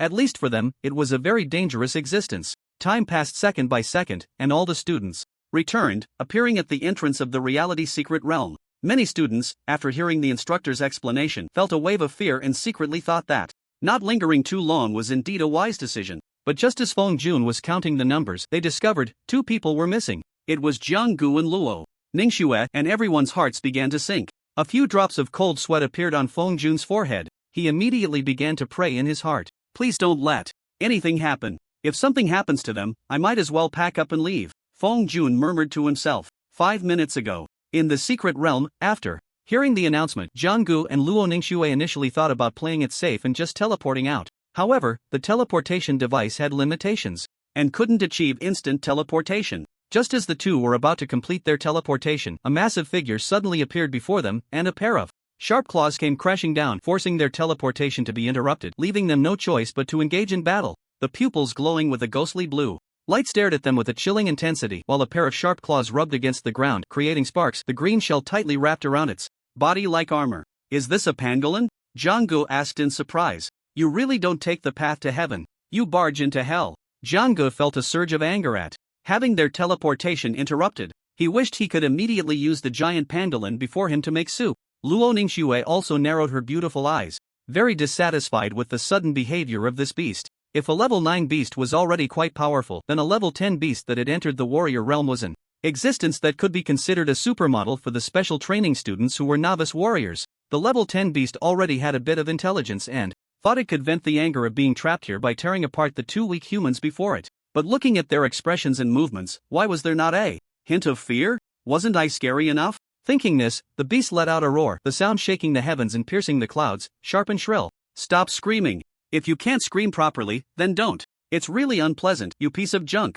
Jianggu directly covered his ears, looking disgusted, seeing the 2 small humans daring to look down on it like this. Where was the dignity of a level 10 beast? But before it could exert its strength, Jianggu and Luo Ningxue instead erupted in a full-on attack, working together seamlessly, not giving it a single chance to counter. Wait, aren't these 2 the real beasts? The beast felt a sense of frustration, continuously retreating and taking a defensive stance. Seeing the pangolin retreating, Jiang Ji's fists ignited with flames again, directly crashing down, creating a massive pit in the ground. Cracks spread outward, and nearby boulders rolled down, but the pangolin that was originally in front of Jianggu and Luo Ningxue had completely vanished. This guy can really dodge. Where did it go? Jang-gu kept swinging his fists, smashing into the ground. Thus, as the pangolin, which was burrowing underground, finally showed its head, it found a fist descending from the sky. An unprecedented feeling of frustration surged up. I am a pangolin, not a mole. Damn humans. This pangolin beast originally thought it could wear down the two's vitality, but these two were not playing by the rules. Their vitality seemed endless as they wildly struck the ground. Meanwhile, the warrior team dispatched by Feng Jun was hurrying towards the location of the level 10 beast. Jiang-gu and Luo Ningxue are probably in grave danger. The captain looked at the destruction caused by the beast along the way, his expression serious. I just hope it's not too late. After finishing, the warrior team quickly transformed into several afterimages, swiftly darting deeper into the secret realm. As they ventured further in, the group felt increasingly alarmed. Entire clusters of trees were snapped in half like a line of dominoes, with deep pits and devastation everywhere. Where are the Shusher beasts? What about Jiang-gu and the others? The captain exclaimed, suddenly gripped by a very ominous premonition. Just looking at the destruction before them, it was hard to imagine what kind of threat Jiang-gu and the others had encountered. The power of a level 10 Shusher beast was indeed terrifying. The warrior team pressed on, and soon they saw a flash of white light, and the scene that followed left them all momentarily frozen in place. Schwer, come on, smile. That's right. They saw Jiang-gu and Luo Ningxue holding a camera, taking a commemorative photo, and behind them lay the massive corpse of a Shusher beast. Captain, what's going on? One team member asked. After a long pause. You ask me? Who should I ask? The captain looked equally bewildered. Jiang-gu, are you guys okay? The captain asked with concern. Do we look like people in trouble? Jiang-gu replied, putting away the camera, while Luo Ningxue immediately resumed her distant demeanor. Did you two slay this Shusher beast? Although the captain had an answer in mind, he still wanted to hear it from them directly. The scene before them was too shocking. Who would believe such a story if it were told? Well, it can't be that it committed suicide, right? Jiang-gu said casually. The warrior team was left in a state of confusion, trying to imagine if they could have slain a Shusher beast at their age. The answer was undoubtedly absolutely impossible, even if the two worked together. Soon, everyone returned to the outside world, and to their disbelief, Jiang-gu and Luo Ningxue were still alive. They managed to escape? Talk about luck. Isn't that right? You have no idea how fast I ran after hearing the report. A level 10 Shusher beast. How long do you think they hid? What words could possibly describe their harrowing journey? One student lamented. Reporting to Major Feng, we have confirmed that level 10 Shusher beast was indeed killed by the two of them, the captain of the warrior team stated. What did you say? Not only Feng Jun but even Luo Yuanshan's eyes flashed with shock. Are you sure? Feng Jun asked again for confirmation. We are sure. By the time I arrived, Jiang-gu and Luo Ningxue had already neutralized the threat, and the corpse of the Shusher beast was lying right behind them, the captain hurriedly replied. Good, good, good. Luo Yuanshan repeated 3 times, but his eyes kept darting toward Jiang-gu, as if trying to see through him. The special training class students were even more incredulous upon hearing this. Weren't they supposed to be apprentice warriors? And yet, these two had directly confronted a warrior-level Shusher beast? At this moment, everyone was completely convinced. After all, Jiang-gu had even smugly shown off the photos, making it clear that the warrior team's words were indeed true. When it came time to tally the points, there was no doubt that Jiang-gu and Luo Ningxue's scores had soared to first place, with the second place scores lagging behind by over 50 points. So, I announced that the first place in this secret realm trial goes to Jiang-gu and Luo Ningxue's team. Feng Jun declared solemnly. Mo Lao. You haven't forgotten our bet, have you? Jiang-gu quickly found the bitter-faced Mo Wenbi in the crowd. These gloves are so ugly. Take them. After saying that, Mo Wenbi showed a nonchalant expression and slowly removed the gloves from his right hand, tossing them to Jiang-gu. Be gentle. These are now mine, Jiang-gu said as he caught the B-grade giant power gloves, playing with them for a while before putting them on. Jiang-gu, don't get too cocky. You're just riding on Luo Ningxue's coattails. Do you think I don't know? Mo Wenbi said angrily. If you want to think that way, fine. As long as you're happy. Jiang-gu replied, completely unconcerned. You? Mo Wenbi was momentarily speechless. Just a small person getting ahead. Humph. After saying that, Mo Wenbi stormed off. Now, just seeing Zhang Ji's face made him feel extremely annoyed, not to mention the boxing gloves on Zhang Ji's right hand. Mo Wenbi could only swallow his anger. Who told this kid to be so lucky? This time, he actually managed to grab such a long leg. What Mo Wenbi didn't know was that the fatal blow that killed the Shusho beast was delivered by Jiang-gu. Time rewinds to the moment when the Shusho beast was feeling suffocated. The giant pangolin had been lurking underground for a long time, and soon, when it realized there was no sound from the outside, a hint of mockery flashed in its eyes. Finally out of strength, huh? It's time for me to counterattack. The pangolin surged forth. Like a giant whale breaching the ocean, countless fragments of stone and dust crashing around like waves in the sea. The two humans nearby, however, showed no signs of shock or fear. Instead, they were particularly excited, finally willing to come out. "We've been so bored waiting," Jianggu said, raising his fist and charging towards the pangolin. Luo Ningxue also raised her long sword, spinning it in front of her chest, a powerful sword intent immediately radiating outward, accompanied by waves of killing intent. With a loud bang, Jiang Ji's fist struck the pangolin's shell fiercely, sending out a shower of sparks, and the tremendous recoil forced both the pangolin and Jiang Gu to retreat several meters. Luo Ningxue's attack quickly followed, the cold sword light causing the pangolin to howl in pain, leaving long gashes on its scales. Seeing the pangolin's defense was so high, Jiang Ji's right fist ignited with blazing black flames, and he pushed off the giant rock behind him. With a sudden kick, the rock shattered in response, and he shot forward like a speeding cannonball towards the pangolin. The scales on the pangolin's body immediately caved in, turning bright red, with blood occasionally seeping out. Roar! In pain, the pangolin swung its sharp claws at Jiang Gu, the fierce wind from the strike stinging Jiang Ji's face. Its massive tail swept towards Luo Ningxue like a long whip, and both Jiang Gu and Luo Ningxue quickly rolled aside to dodge this wave of attacks. "It's time to end this." Jiang Gu and Luo Ningxue exchanged glances and nodded slowly. Luo Ningxue continuously swung her long sword, powerful sword chi intertwining in front of her. With a wave of her hand, countless sword chi surged forward. Suddenly, two phantoms appeared behind Jiang Gu, one red and one gold, two Zuling spirits.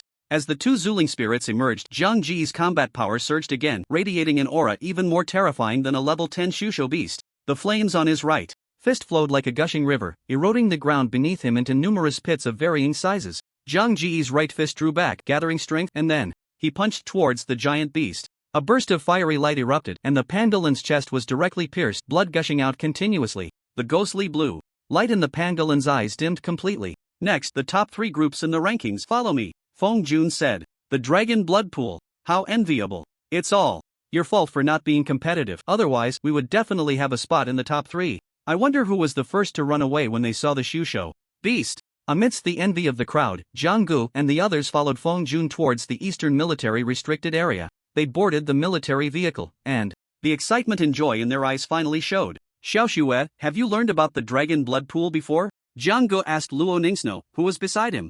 Luo Ningxue, who had been resting with her eyes closed, slightly fluttered her long eyelashes upon hearing Jiang Ji's words. She then opened her beautiful eyes and slowly said, "The Dragon Blood Pool is a natural formation created by the mountains over countless years. The spiritual liquid inside is incredibly precious, even a single drop is formed after a long period of sedimentation. By soaking in the Dragon Blood Pool, martial artists can not only enhance their vitality but, more importantly, improve their physical constitution, similar to washing the tendons and marrow." Luo Ningxue continued slowly. It wasn't just Jiang Gu, the others nearby nodded frequently, as they had never even heard of the Dragon Blood Pool before. After all, Luo Ningxue was the daughter of the director of the Martial Arts Bureau, and her perspective was certainly much broader than theirs. "Is it really that powerful? Are there no side effects?" Jiang Gu asked, puzzled. "Side effects? How much you can absorb depends entirely on your ability. Just be careful not to overdo it." Luo Ningxue was about to respond when Feng Jun chuckled lightly. The group sat in a military vehicle, bumping along for nearly half an hour before they finally arrived at a valley.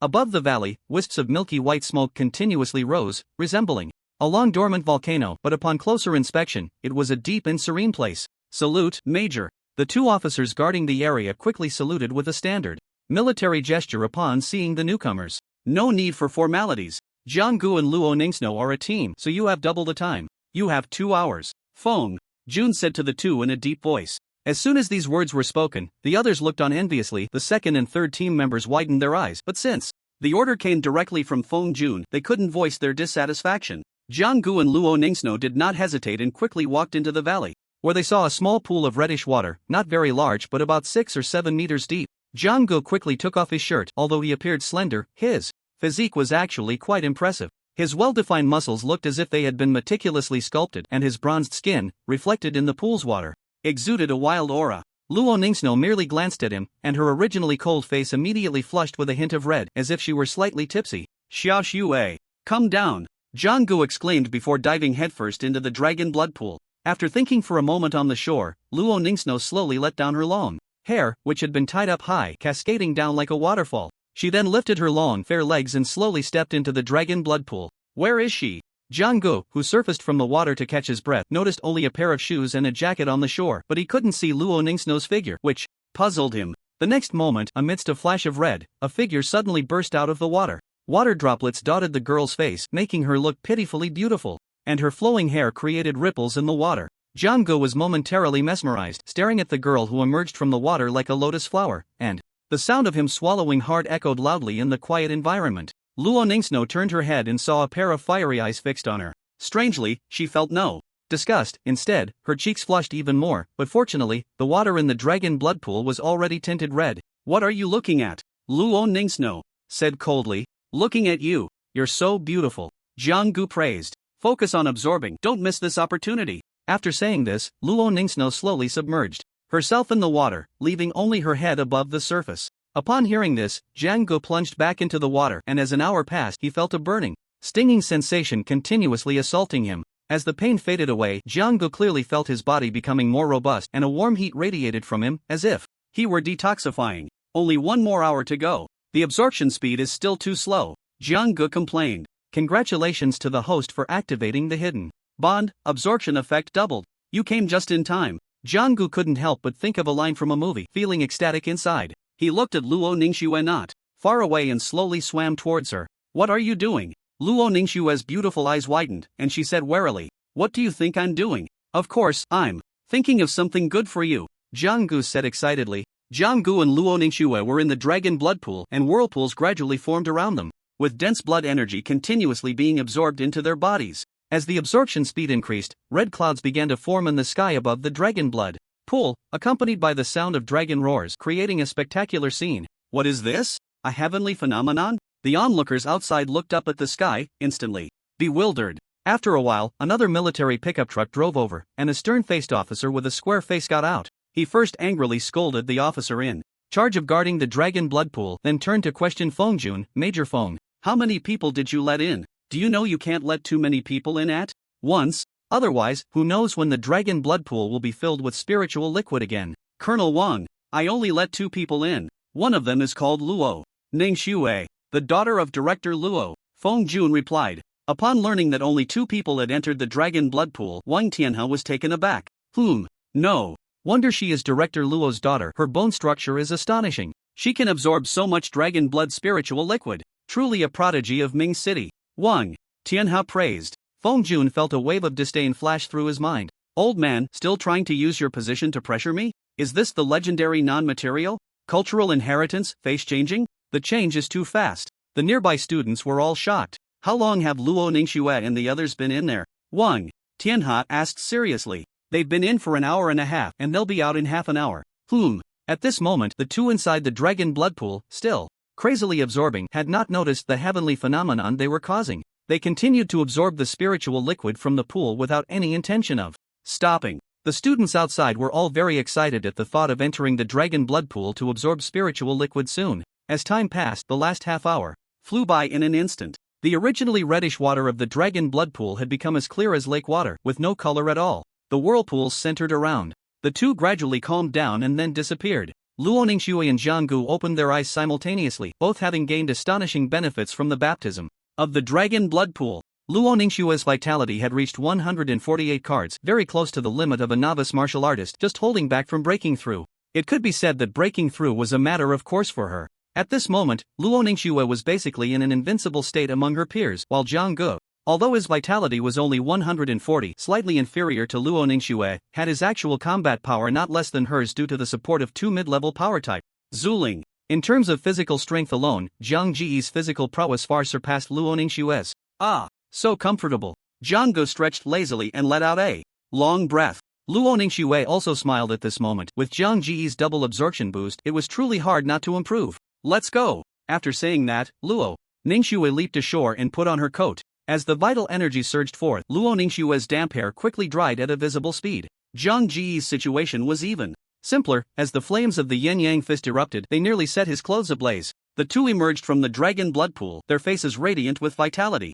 "They're out. They finally came out," a student exclaimed, spotting their figures and calling out urgently. Although 2 hours wasn't long for Luo Ningxue and Jiang, for the students waiting outside, it felt like an eternity. They could hardly bear to wait another second. The staff responsible for the exchange entered and was Left dumbfounded, the once reddish and ethereal dragon blood pool now resembled clear water, devoid of any spiritual energy. The dragon blood has been drained? Wang, Tianhe and Feng Jun exclaimed in disbelief. The onlookers were equally stunned, their previously hopeful spirits plummeting to despair. Feng Jun and the others had no choice but to replace the original reward of the dragon blood pool with other, slightly weaker rewards for the remaining students who could only accept it obediently. After all, these two were capable of crossing realms to slay level 10 martial artists and their beasts. What a frustrating situation. Back at the camp, Luo Yuanshan expressed his condolences and congratulations to the top 3 students. Upon learning that Jianggu and Luo Ningxue had completely drained the dragon blood pool, his expression remained unsettled for a long time.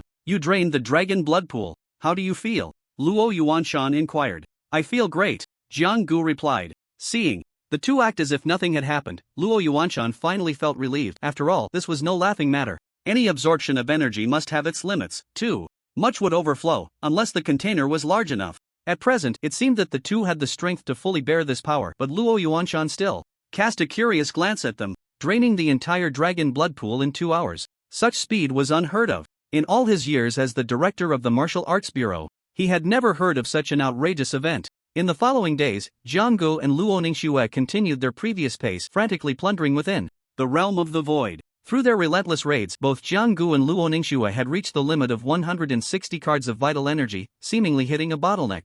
Not only that, but they had each also devoured a void spirit, both of high purple quality. Within the realm of the void, Jianggu and Luo Ningxue faced a level 10 void beast each. For an ordinary person, they would have long since given up resisting and allowed themselves to be torn apart. But there was no hint of retreat in their eyes. Instead, a fierce fighting spirit ignited within them. Luo Ningxue slowly drew her sword, and a void spirit gradually appeared behind her. Just a glance made one feel as if their very soul was about to be drawn in. As the void spirit fully manifested, a blue-white halo enveloped the sword. Luo Ningxue's seemingly ordinary strike gathered into a massive sword energy that slashed down. The level 10 void beast, a few meters away, watched helplessly as the blue-white sword energy came for it. With a swish, the beast was cleaved in half, perfectly symmetrical. The surface where the sword energy passed through gleamed like a mirror, exuding a chilling aura. And just before the blood splattered, it was instantly frozen into ice crystals. On the other side, Zhang Ji's fist was no longer just intertwined with red and black flames. With the appearance of the void spirit, a layer of gray-white scales covered it, fierce yet mysterious. Jianggu raised his right fist, examining it with satisfaction, then donned the B-grade giant force gauntlets, positioning himself in a bow stance before the void beast could react. A powerful punch descended directly. And with a thud, the massive head of the void beast fell to the ground, blood splattering everywhere, accompanied by a puff of white smoke. The Su Ling of Luo Ningxue can bestow ice attributes to martial artists, while Zhang Ji's new Su Ling is akin to enhancing one's own physical body, carrying a kind of deathly attribute. The two Su Lings provide immense boosts to each other, equivalent to an additional buff, similar to their own support skills. As time passed day by day, the external forums had already erupted, and the two were still unaware that their inappropriate behavior had finally incited public outrage. At this moment, countless netizens were posting on the forum denouncing the two. I report, someone is illegally forming a team in the Su realm. These two are robbers. They like to play innocent while specifically targeting honest people. A user with the ID turning pit honest person voiced. Upstairs. Are you sure you're an honest person? Look at your ID. These two are truly beasts. I just greeted them, and they knocked me out. Boo-hoo. I know who they really are. Who? Name them. If I run into them next time, I'll make them pay. Although Jianggu always appeared in a disheveled state, covered in dirt, the stunning beauty of Luo Ningxue still left a deep impression on the victims. They are Luo Ningxue from Martial Arts Class 1 and her lackey Jianggu, a netizen immediately replied. What? It's actually them. They look harmless. I never expected them to engage in such activities. Everyone, let me say something. A user with the ID Sleeping Dragon spoke up. Everyone, when we next enter the Su realm, we absolutely must not harm each other. We should unite and jointly hunt down these two. Sleeping Dragon declared. I think Brother Sleeping Dragon is right. But how do we distinguish friend from foe? We use this post as evidence. Feng Chao will be our signal. Anyone who sees this signal is an ally. How about that? Good. It's still Brother Sleeping Dragon who has the solution. Let's hunt them down. Outside the gate of Martial Arts Class 1, Jianggu and Luo Ningxue were discussing whether to advance to the martial artist realm and head to the next level of the Su realm. For the two of them, the current intensity of the Su realm space was completely insufficient, not only in terms of vitality and opportunities but more importantly, their training had already reached a bottleneck. The level and danger of the Su realm space are closely linked to the strength of the martial artists, and Luo Ningxue and Jianggu were certainly aware of this situation, yet they remained at an impasse. Jianggu, why don't we advance to the martial artist realm? Stepping into the martial artist realm is considered entering the threshold of martial arts, Luo Ningxue said, her face serious. Xiao Xue, but I can't stop thinking about that mysterious crack. I feel like if I miss it, I will definitely regret it. Jianggu replied earnestly. That mysterious crack is not only extremely dangerous, but we also observed it that day. I think we shouldn't take that risk. As if recalling something, a hint of hesitation flashed across Luo Ningxue's face, followed by a light sigh and a trace of self-mockery in her eyes. What am I thinking? Luo. Ningxue shook her head, revealing a bitter smile. What's wrong? Are you thinking about me? Jianggu asked sincerely.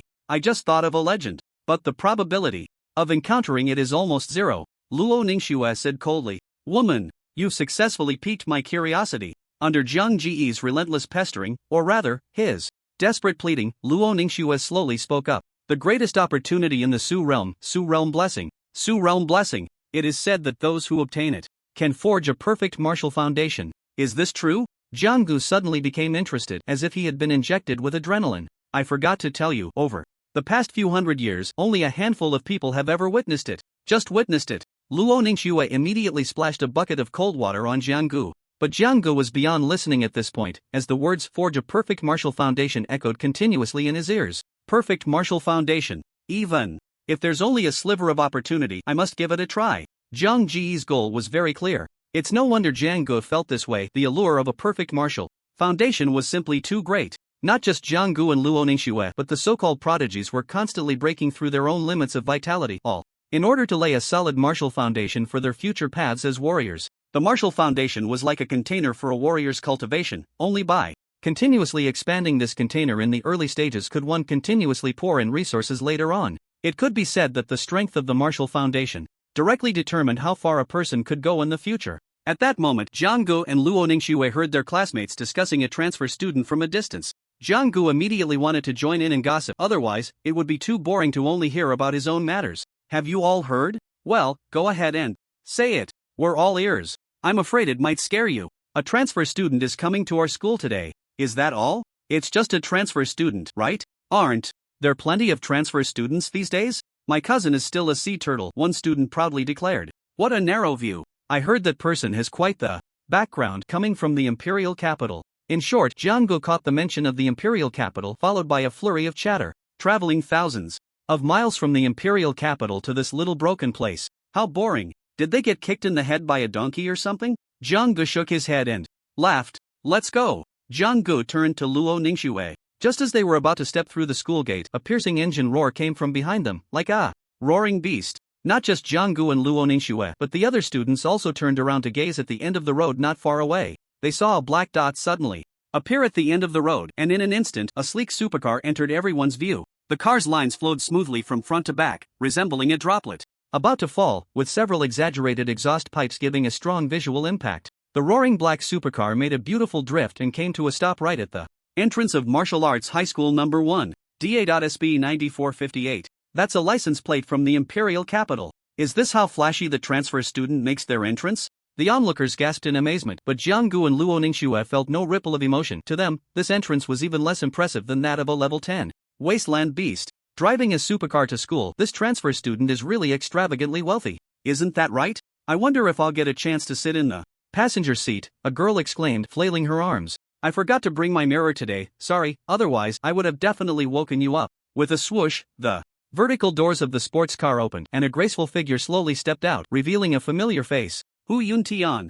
Jianggu and Luo Ningxue exchanged glances, surprise flashing in their eyes. Let's go. Before Luo Ningxue could react, Jianggu directly pulled her away. Students, please make way. As the voice fell, the usually scarce school leaders appeared before everyone. The school leaders hurriedly approached Hu Yuntian, showering him with flattery and praise. Student Hu, we at Martial Arts High School Number 1 warmly welcome your arrival. Please come this way. The principal's face was beaming, like a winter chrysanthemum basking in the warm sun. Student Hu, if you have any needs in the days to come, feel free to let us know. As long as we can help, don't hesitate. The vice principal also expressed in a timely manner. Student Hu, such a talented individual, is truly rare. Could it be that the environment of the capital nurtures people even better? Ha ha, Hu Yuntian had only pretended to listen to a few flattering words earlier, but at this moment, a hint of impatience finally appeared on his face and he directly interrupted the leader's small talk. My time is precious. I don't have time to listen to your nonsense. I'm here for one person, Hu Yuntian said coldly. Upon hearing this, the group of leaders felt a flurry of grass mud horses flying through their minds, but who could afford to offend this prodigy from the capital? Student Hu, I wonder which lady has captured your heart so deeply that you would travel such a long distance to pursue her. This will surely become a beautiful story when it spreads. Ha ha. The vice principal, based on his years of analysis, immediately deduced the purpose of this prodigy from the capital's visit, driving a supercar thousands of miles to come here. It could only be for love, right? Moreover, since he had already admitted he was looking for someone, with his extensive reading of romance novels and his usual observations of college students, the vice principal immediately struck a pose as if he was about to be praised. Beautiful story? Lady? What is her name? Hu Yuntian's expression instantly darkened. The vice principal's old face turned bright red. Student Hu are you looking for? As long as they are at Wudao number 1 high school, I will definitely find this person for you. The principal quickly intervened. Isn't that why I'm the principal and you're the vice? You're just too anxious. The principal thought to himself. Hu Yuntian glanced deeply at everyone, then slowly revealed 2 words. Jianggu. What? Jianggu. Everyone was taken aback, thinking they had misheard. How could these 2 seemingly unrelated people have any connection? So, can you take me to find her now? Hu Yuntian said. Of course, this way please. The principal gestured to guide him. The students watching felt a strong sense of disparity wash over them as they saw Hu Yuntian being treated like a star. Why was there such a huge gap between them, who were also students? You didn't see how the vice principal embarrassed himself earlier. A beautiful story.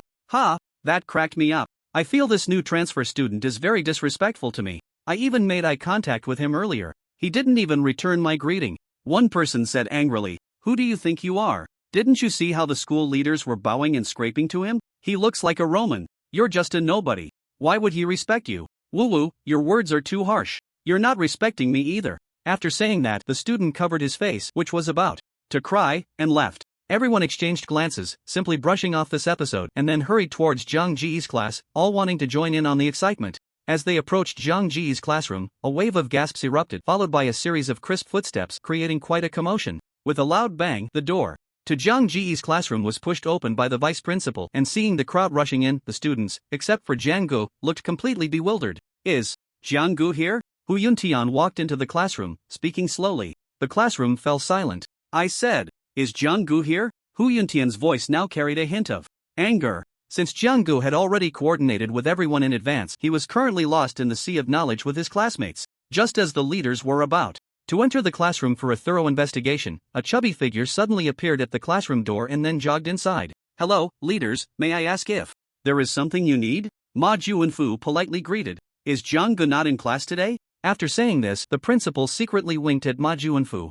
On one side is the powerful faction of the imperial capital, and on the other is the little boyfriend of the daughter of the head of the martial arts bureau, which really puts him in a difficult position. Damn it, I'm screwed. I forgot about this tumor. Jiang Gu kept praying in his heart while Ma Juanfu's eagle-like eyes scanned the crowd. Old Jiang, still pretending to study here. The leader is looking for you. Why aren't you responding? Ma Juanfu stepped forward and took the book away from Jiang Gu. Ma Juanfu, you're such a traitor. Damn it. Seeing that Jiang Gu was indeed here, Hu Yuntian immediately walked up to him, afraid that Jiang Gu would escape again.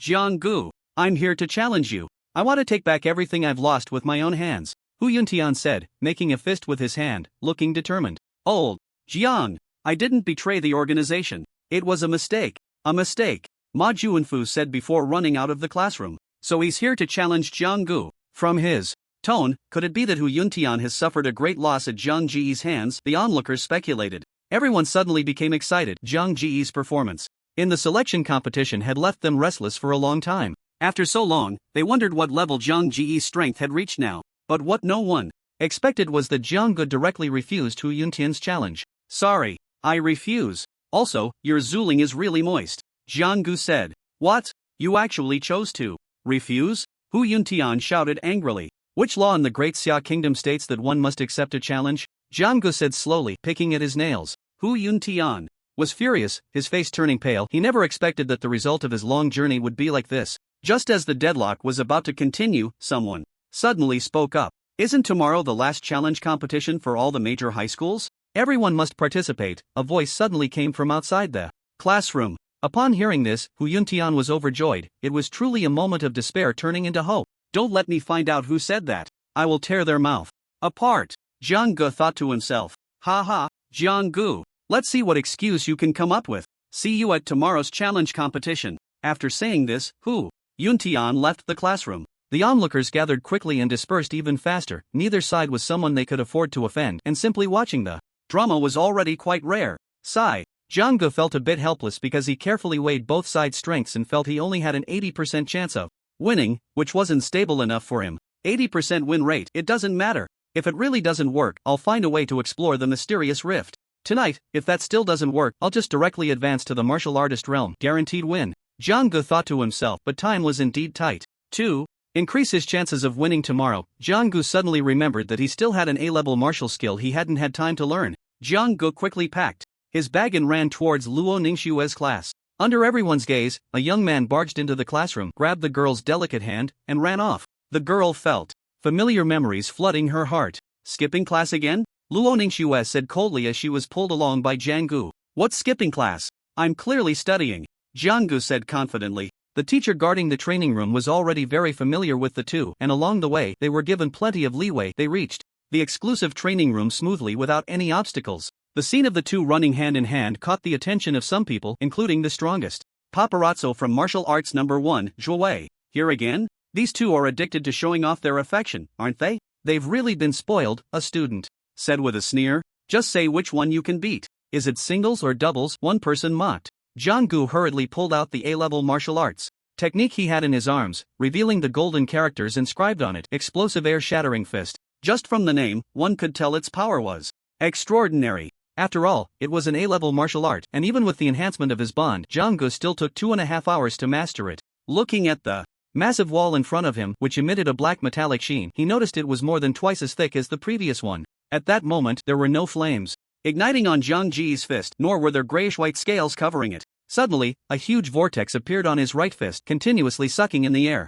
In front of him, Jiang Gu simply waved his hand lightly, and the vortex attached itself to his fist, causing the air waves above to churn violently, like raindrops falling on a canopy. Then, Jiang Gu struck the wall with a powerful blow, and visible air waves surged toward the vacuum area in front of him, creating a hiss sound from the rapid friction, which was quite piercing. In the next second, the reinforced black wall was shattered into fragments by the airwaves, directly breaking through to the adjacent training room. Don't come over here. A student next door, holding a martial arts book, was dumbfounded at the scene before him. It was the same operation again. Swipe the card. Swipe Luo Ningxue's card. Then the two returned to the apartment together and lay down on the bed in the bedroom, preparing to enter the Void Realm. The forum's bounty for hunting down Jiang Gu and the other person had already attracted hundreds of responses. Brothers, this time we must not be fooled by that thief. That poor acting still haunts me. So you were fooled? That doesn't matter. What matters is that this time we will rally under the name Phoenix Chicks and vigorously hunt down these two thieves. Brother Wulong declared passionately.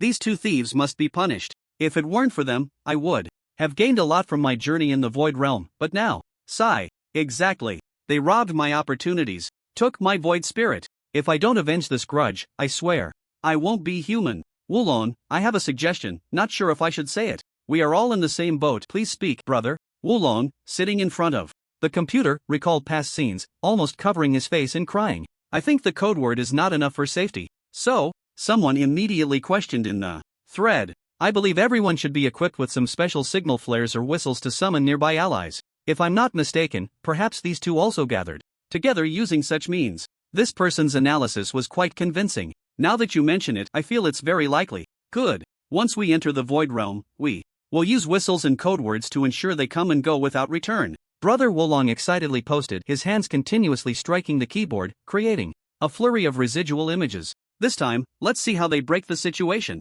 Each post was like a string of connected codes, rapidly fermenting, and many who had been robbed by the two began to leave comments. There were even quite a few who were reminded of their past bad memories, each recollection bringing tears to their eyes. Back then, I was so naive, a netizen suddenly fell into reminiscence. Originally entering the Void Realm space, he was full of vigor, intervening in injustices and robbing others, often reaping the benefits and feeling quite pleased. But the good times didn't last long, until a disheveled and downcast youth appeared before him, and he was completely unprepared, instead offering kind advice. Who would have thought that such a down-and-out youth, after receiving a flurry of flattery and compliance, would reveal a set of pure white teeth, innocent and untainted? In the midst of NB, the winds changed, and before he could even react, before he could utter a word of comfort, he was brutally robbed, his genius treasures turned into someone else's wedding dress. The most shameful part was that the boy even kicked his corpse a few times, saying, "What a poor loser. Woo woo. I can't think about it anymore. Brothers, you must avenge me." The avatar of Netizen A instantly dimmed.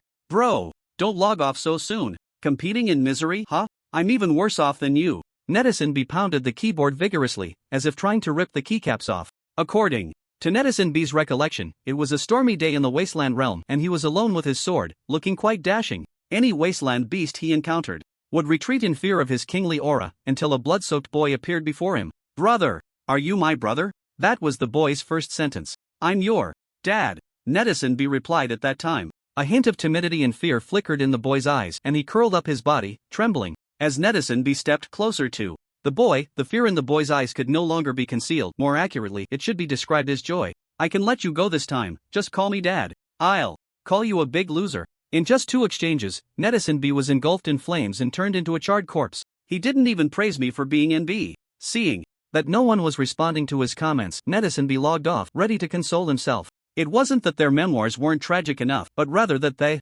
even more unfortunate Netizen D was being watched. In this forum, there is no worst, only worse. Only posts that are more tragic can provide a sliver of psychological comfort to the online comrades who are denouncing the situation. Below is Netizen D's elaboration. I, who fell from the sky, encountered them who also fell from the sky. They didn't say a word, nor did they let me say anything. Just like that, I quickly left the wasteland space and the thieves even took my clothes before leaving. Woo woo. This person is so pitiful. What a frustrating departure, one netizen sympathized. Yeah, at least others still have a voice. This netizen was stripped of even that. Along with the voice, the dignity of a warrior was taken away. Can we continue to tolerate such people causing havoc in the wasteland? No, absolutely not. Then what should we do? Kill Jianggu, seize the opportunity. Kill Jianggu, seize the opportunity. Since the main culprit was Jianggu and Luo Ningxue was too beautiful, everyone momentarily directed their anger at Jianggu. Of course, if they really encountered the two, they wouldn't let them go either.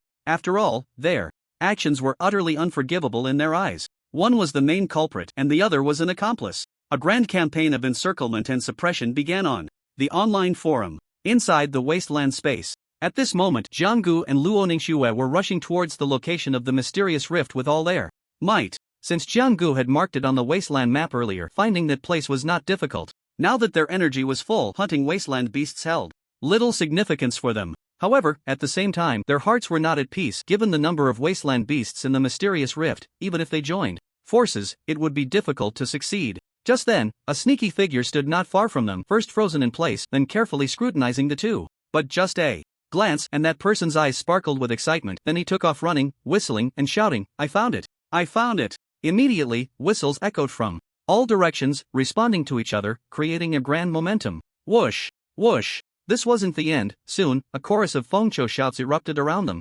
deafening, as if Fengqiu had offended them, wishing to tear him to pieces. This left Jianggu and Luo Ningxue utterly bewildered, both of them frozen in place. What's going on? Is this a party? There's really no need for this. I think it seems to be directed at us, Luo Ningxue said with a serious expression. Is it just because we didn't whistle? Isn't that ridiculous? Whoosh! The rising and falling whistles left the two completely puzzled, and after a brief moment of confusion, Jianggu and Luo quickly reacted. They immediately took down the messenger warrior, but it was of no use. Why me? The warrior, erased by the sword energy, left behind only this last word before collapsing. It's because you can blow the loudest. Jianggu scoffed. Jianggu instinctively opened the map of the Void Realm, and at that moment there were already over a dozen bright spots rapidly approaching them. Not only that, at the edges of the Void Realm map, such bright spots were gradually increasing, one after another, like bamboo shoots after a rain. At this rate, Jianggu and Luo Ningxue would soon be surrounded by dozens or even hundreds of people. Schwer, this is bad. Those whistling guys are really coming for us. And their numbers keep increasing. At the same time, the dozen or so people closest to Jianggu and Luo Ningxue had already rushed over, their eyes filled with excitement. Although their cultivation levels varied, they were extremely united, shouting slogans, determined to eliminate these two troublemakers. Jianggu and Luo Ningxue were not reckless individuals. Faced with such a situation, they could only choose to avoid the confrontation and run away for now. The chase began. The scene was incredibly absurd. Nothing this outrageous had ever happened in the Void Realm space for hundreds of years. Kill. Kill, kill, kill them. Punish the wicked and promote the good. Jianggu, the dog thief. Everyone must kill him. Kill Jianggu. Capture Luo Ningxue. Alive. Feng Chou. In an instant, the shout shook the heavens, and other passing warriors, confused, exclaimed in disbelief. What's going on? What did those two do to provoke such public outrage? God knows. I've never seen such a scene in my life. I can't miss this. If there's excitement and I don't join in, I'm not a true citizen of the Great Xia. Let's go take a look. The crowd pursuing them gradually expanded, the speed astonishing. It spread like a virus, quickly swelling to over 100 people. They're escaping, they're chasing, they can't fly away, a bystander muttered from the shadows. Jianggu, think of a way. This isn't going to work. At this moment, Luo Ningxue was already covered in sweat from running for so long. Do you think I'm Zhuge Wulong? I don't have that many tricks up my sleeve. Let's just run for now. Jianggu panted slightly. Damn. No wonder it sounds familiar. Wulong? Feng Chou. Jianggu suddenly shouted. Jianggu, if you have the guts, don't run, a figure called out from dozens of meters away. If you don't want me to run, are you afraid I will? That would be quite embarrassing for me. Jianggu huffed. Damn it, I'm exhausted. If we catch you, we'll definitely skin you alive. Another pursuing figure gritted his teeth in anger. Catch up to us first. Little brat. Jianggu said, patting his little rear end. I'll be damned, this is too much. Brothers, chase them down with all your might. I don't believe it. I want to see how long they can escape. From a distance, two dark figures could be seen sprinting ahead, with a mass of shadowy figures behind them, comparable to a tide of beasts. The solitary Su beasts in the Su realm, upon witnessing this commotion, quickly hid away. The anger and madness flashing in the eyes of those humans filled the Su beasts with fear, prompting them to retreat. Ugh, have these humans gone mad? One Su beast communicated with another not far away. Ru, aren't they the real Su beasts? In an instant, the entire Su realm was engulfed in swirling dust, making it seem as if a massive sandstorm was brewing. Damn it! These people are like a sticky plaster. It's really hard to shake them off. Although Jianggu had strong physical abilities, he couldn't keep up this pace. Jianggu, if we can't find a way out, we'll have to confront them head-on. Luo Ningxue said. Don't rush. A solution will come soon. Let me think. There's not much time left. The number of pursuers is increasing. Just when the two were feeling overwhelmed, Jianggu suddenly had a flash of inspiration, a smile flickering in his eyes. Why didn't I think of this earlier? After saying that, Jianggu slapped his thigh in frustration. Did your leg cramp? Luo Ningxue's voice came from behind. Schwerer, I have a plan. Follow me. Jianggu exclaimed excitedly. At this moment, Jianggu opened the Su realm map, and not far from them, a red circle marked on the map was flashing with light.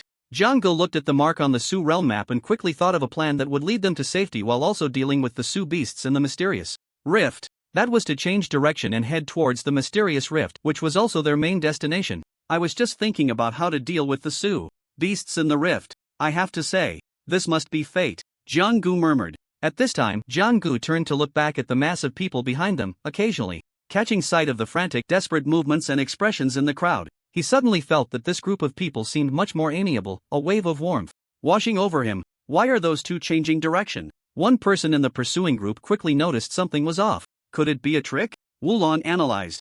Wulong, I think you're overthinking it. There are so many of us compared to just the two of them. Even if it's a trick, so what? One person laughed heartily, and the next moment, a gust of wind rushed into their mouths. Cough cough. You guys are just scared of being tricked by him. If they keep tricking us like this, how can we let them go so easily? The newcomer, choked by the wind, continued. Not to mention, as soon as these words were spoken, everyone felt a surge of strength and their pursuit intensified. That's right. What my brother said makes sense. With so many of us, how can we not handle just two of them? Each of us could drown them with a spit. Wulong, I think you're just being overly cautious. Don't be afraid. All the brothers are here. Ha ha, it seems I was overthinking it, everyone. If it weren't for your reminders, I would have forgotten how many brothers are standing behind me supporting me. Good brothers. Good brothers. Wulong, I support you. Never give up. A group of people hurriedly quickened their pace, and as time passed, the distance between the two sides gradually closed. The crowd behind was suddenly filled with joy. Their revenge was about to be realized.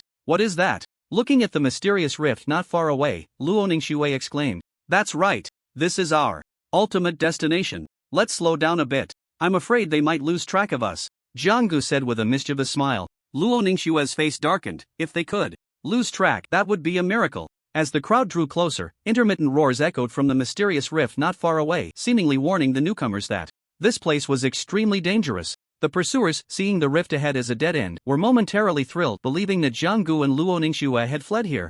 in a panic. Run! Why aren't they running? Could it be they've lost their wits? Brother Wulong, I told you those two were no threat. Brothers, victory is within our grasp. These two are now at their wits' end. We must not let them escape, Wulong said confidently. Jiang Gu and Luo Ningxue looked at the mysterious rift before them, exchanging a glance that revealed a hint of malicious smiles. You go, or should I? Jiang Gu said to Luo Ningxue, his right fist itching to strike. Since entering the Void Realm, he had never felt so desperate. Previously, he was the one chasing others. Now the tables had turned. Luo Ningxue stepped forward lightly, drawing her long sword from its sheath with a swish, the silver blade gleaming brilliantly under the light of the void sun, radiating a chilling aura. Dark red lava flowed slowly down the rift's rocky walls, resembling the veins of a human body, ultimately converging into the depths. Silent. Luo Ningxue has drawn her sword? Is she planning to take her own life? One person speculated. Are we really going to get serious? I've waited too long for this moment. Instead of the expected confrontation, the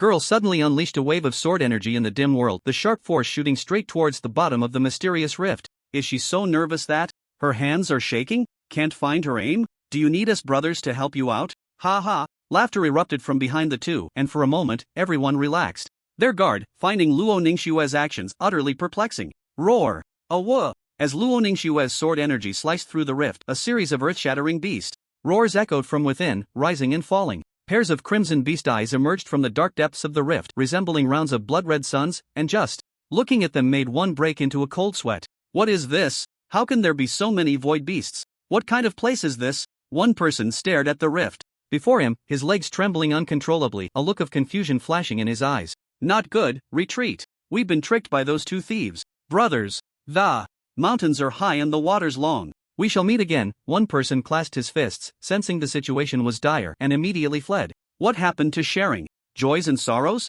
Forget it, one more or one less doesn't matter. Wulong stepped forward at the right moment. What do we do now, Brother Wulong? One person asked anxiously. No worries, these void beasts won't come up for now. Luo Ningxue's move is just to buy time, trying to distract us. Brother Wulong, you have keen insight. Just as Wulong finished speaking, Luo Ningxue unleashed another wave of sword energy, an action that undoubtedly stirred all the hidden void beasts beneath the rift into a frenzy. In the next moment, massive, ferocious void beasts emerged from the dark rift, their snarling heads appearing slightly pale from years spent in darkness. Visually, they exuded a chilling aura, yet seemed somewhat out of place in their surroundings. The void beasts surged out of the rift like demons crawling from the depths of the earth, sending shivers down one's spine. The ground trembled incessantly, and the lava within the rift churned violently, creating waves of heat. Roar! The commotion from the rift also stirred the previously silent void realm, with the roars of other void beasts echoing in response. Many of the beasts outside the fissure chose to hide, remaining motionless in their territories, for they knew that the sky of this wasteland was about to change.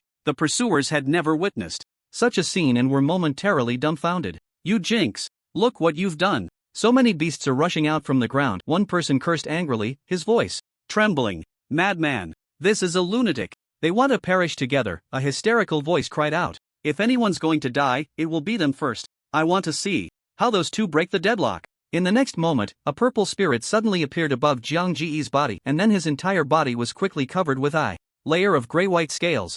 Not only that, a pair of wings covered in gray-white scales extended directly from Jiang Ji's back, with cold bone spikes piercing through, and the scales followed suit. When Jiang Gu had subdued this spirit, he unexpectedly discovered that with a change of thought, he could not only cover his entire body with indestructible scales but also control the growth of bone spikes from his back. Ha ha, I can fly. Didn't see that coming, did you? Jiang Gu said with a mischievous grin. He embraced Luo Ningxue and then, under the watchful eyes of the crowd, flew directly into the air, waving goodbye to everyone as he swiftly escaped. He can fly? The crowd was momentarily stunned, never expecting Jiang Gu to have such a trick up his sleeve. Youth these days have no martial ethics. They flew away. But what about us? Thus, they were left in a daze, staring at each other in disbelief. Run! What are you waiting for? Just as a few were about to flee for their lives, powerful beasts crawled up from the ground, their crimson eyes fixated on the crowd, drooling with greed, exuding a foul stench. In an instant, wails filled the air as countless figures were devoured alive by the massive beasts, the ground quickly soaked in bright red blood, which then gathered into a crimson stream cascading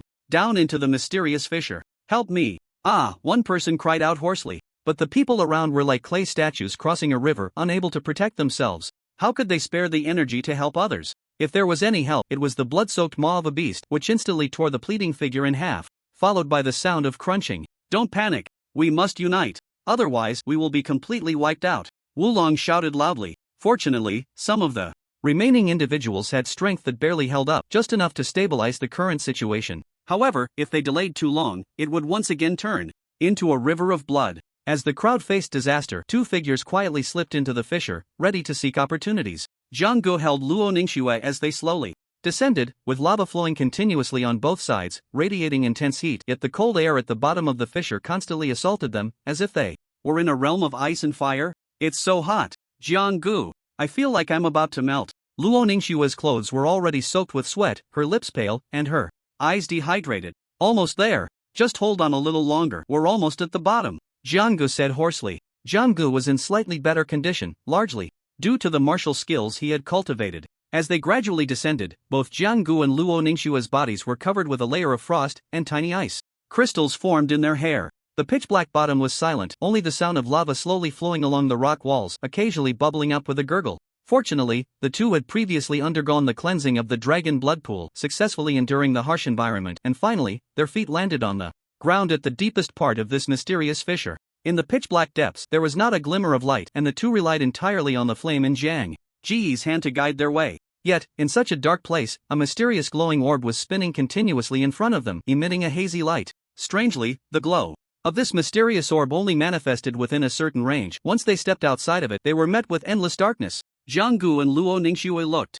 at the mysterious orb before them, their eyes filled with disbelief. Isn't this a legend? Luo Ningxue murmured, her beautiful eyes radiating a strange brilliance. Blessing of the ruins? Ha ha, I knew it. It's not just a legend. The fatigued Jiang Gu had felt earlier vanished completely upon seeing the blessing of the ruins. The mysterious orb shimmered with colors, swaying up and down as if it had a life of its own, accompanying their approach. As they slowly reached out their hands toward the mysterious orb, a gentle yet powerful force continuously flowed into their bodies. To the outside world, it seemed as if starlight was sprinkled over them, and with the starlight entering their bodies, they were wildly shifting between light and dark. What a powerful force! But there's not a hint of pain. Truly the legendary blessing of the ruins, both Luo Ningxue and Jiang Gu exclaimed in awe. The blessing of the ruins was like a strand of primordial power that had existed since the birth of the ruined space. It existed yet could be said to not exist in this world. It was only possible for the blessing to appear when significant changes occurred in this ruined space, but the chances were akin to finding a needle in a haystack.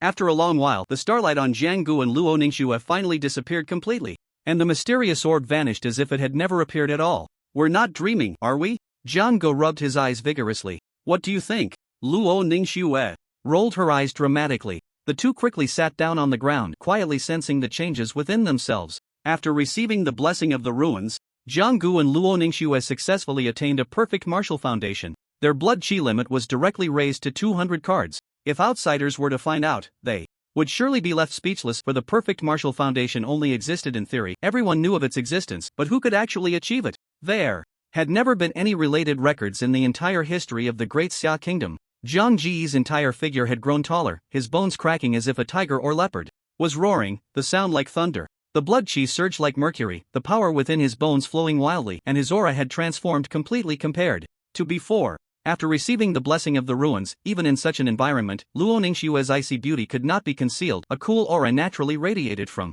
her arms as white as jade, pure as snow lotus, standing apart from the world, extraordinary and ethereal. At that moment, Jiang Gu gazed at Luo Ningxue, his throat involuntarily rolling. She was simply too beautiful. What are you looking at? Luo Ningxue said coldly. Nothing, I'm just thinking of a way to get up. Jiang Gu replied, feeling guilty. You go up the same way you came down. Before Luo Ningxue could finish her sentence, Jiang Gu immediately stepped forward and pulled her into his embrace. Why are we going up again? Luo Ningxue asked in confusion. I'm comprehending the bone wings, don't rush. Wasn't it pretty quick before? Luo Ningxue said suspiciously, mumbling. Just as Luo Ningxue was about to explode, a pair of enormous bone wings suddenly burst out from Jiang Ji's back, and then they flew straight up toward the crack above. Back at the crack's mouth, the scene before them was truly horrific. The martial artists who had been chasing them had already suffered heavy casualties, and those still resisting were all howling in despair. Upon seeing Jiang Gu and Luo Ningxue, a glint of madness flashed in everyone's eyes.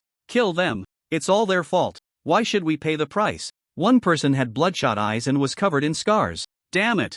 I will never forgive you too, one shouted. Angrily, his clothes already torn by the beast's claws, with several wounds oozing blood, looking extremely disheveled. If I don't avenge this grudge, I swear I won't be human. Even if I die here today, I will take you both down with me. The remaining people, still resisting, suddenly surged towards the position of Jiang and his companion, their eyes filled with murderous intent and madness that seemed to solidify into substance. Today, even if they risked being crushed by the beast, they were determined to kill these two. You hate us this much? It seems the pain isn't thorough enough, Jiang said with a smile, arms crossed in front of him, looking at the crowd rushing towards him. Schwerer, what do you say? Want to practice a bit? Jiang casually smirked. Luo Ningxue immediately drew her silver longsword, expressing her strong agreement. After receiving the blessing of the ruins realm, the two had undergone a tremendous change in strength and looking at the prey before them, their eyes were filled with excitement. Thus, a slaughter belonging to Jiang and Luo Ningxue officially began. Jiang retracted his bone wings and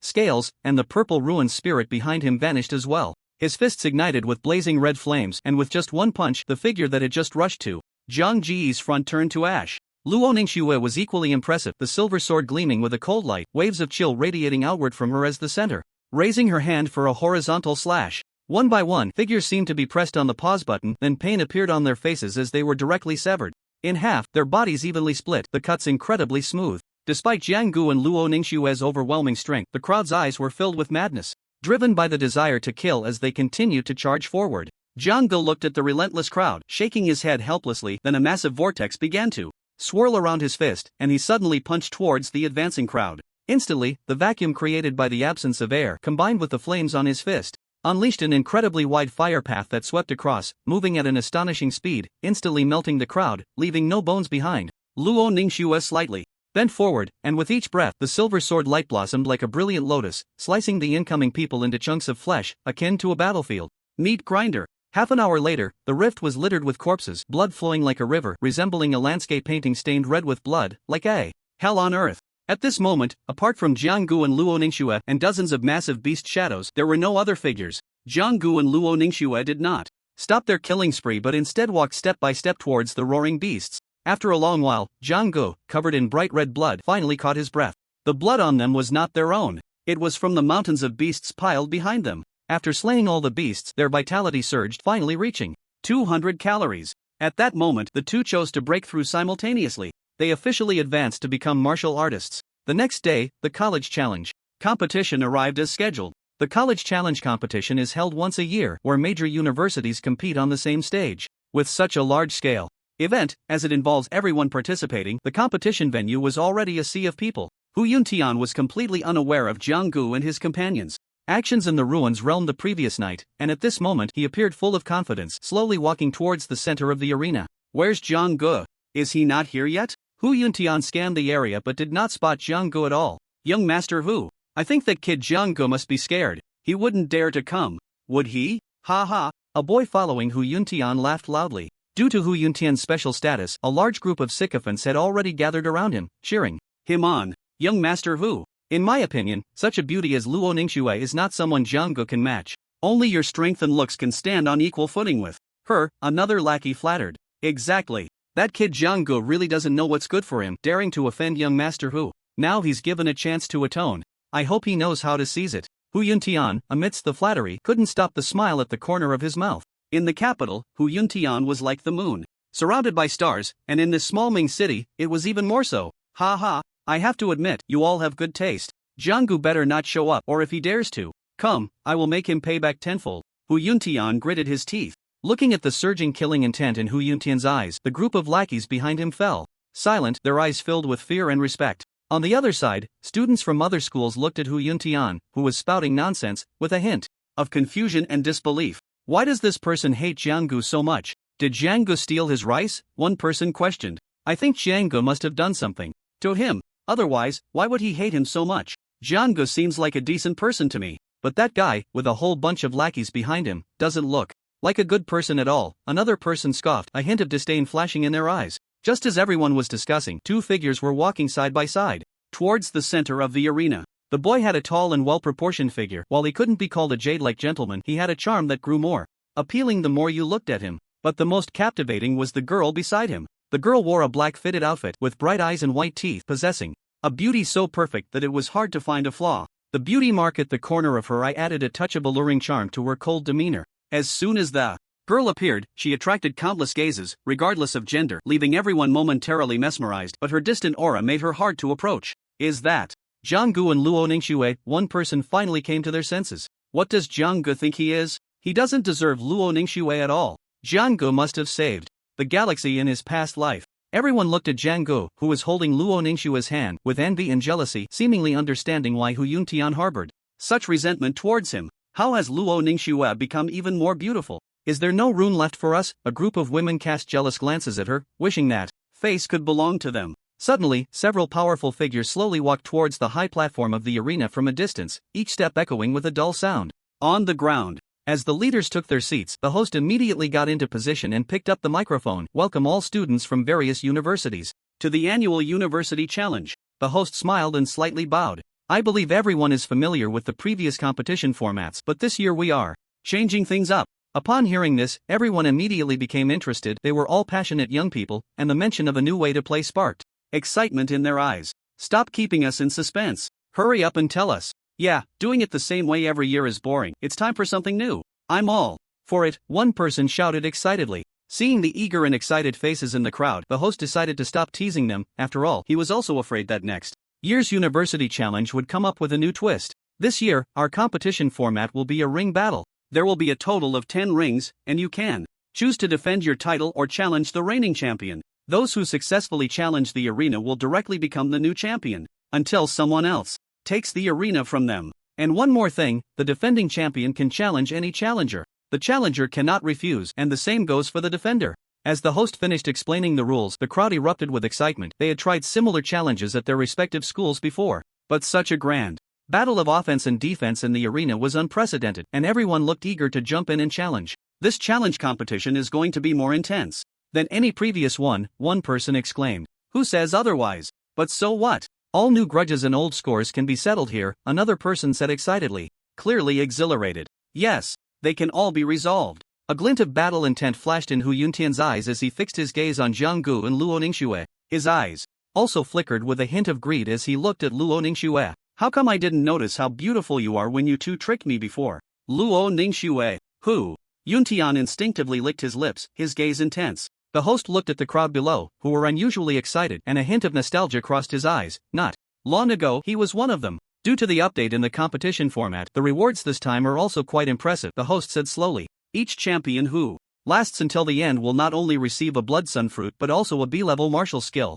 Doesn't that mean every champion gets the same reward? Someone asked. Of course not. Do you remember what I said about the numbering of each arena? The arenas numbered 1 to 10 actually symbolize the strength of the defenders. The level of competition is naturally the same. The crowd still looked puzzled. Weren't there supposed to be rewards? The winner of Arena 1 will receive an A-level weapon, the Heavenly Dragon War Halberd, while Arena 2 will receive a B-level weapon, the Executioner Battle Axe. As soon as these words were spoken, the crowd below immediately rubbed their fists and prepared to compete. After all, the value of an A-level weapon is self-evident. Even if one doesn't use it, selling it could fetch an astronomical price. The challenge competition officially began. While everyone was still hesitating, Hu Yuntian leaped onto Arena 1. Jianggu, if you're a man, come up, Hu Yuntian shouted loudly. Upon hearing this, Jianggu immediately showcased his traditional skills and made a bet with Hu Yuntian. What was your name? Again? You like challenges, right? I know I can't stop you, so why don't we place a wager? Jianggu said calmly.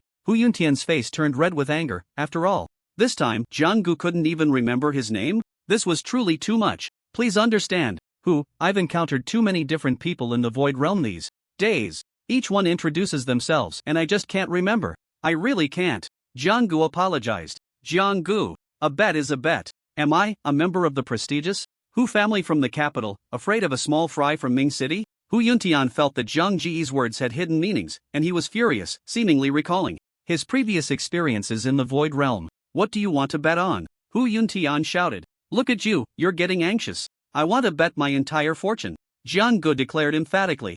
Alright, I'll accompany you to the end. Hu Yuntian replied angrily. Besides Jianggu and Luo Ningxue, only he knew that a large part of Zhang Ji's fortune actually belonged to him. How could there be such a shameless person in the world, betting with things that were originally his own? This Jianggu is truly arrogant. He is facing Hu Yuntian from the capital. Although the name Jianggu has recently stirred quite a commotion in Ming City and even caught the attention of some people in the imperial capital, Hu Yuntian's reputation and background are incomparable to Zhang Ji's. Looks like Jianggu is going to take a fall.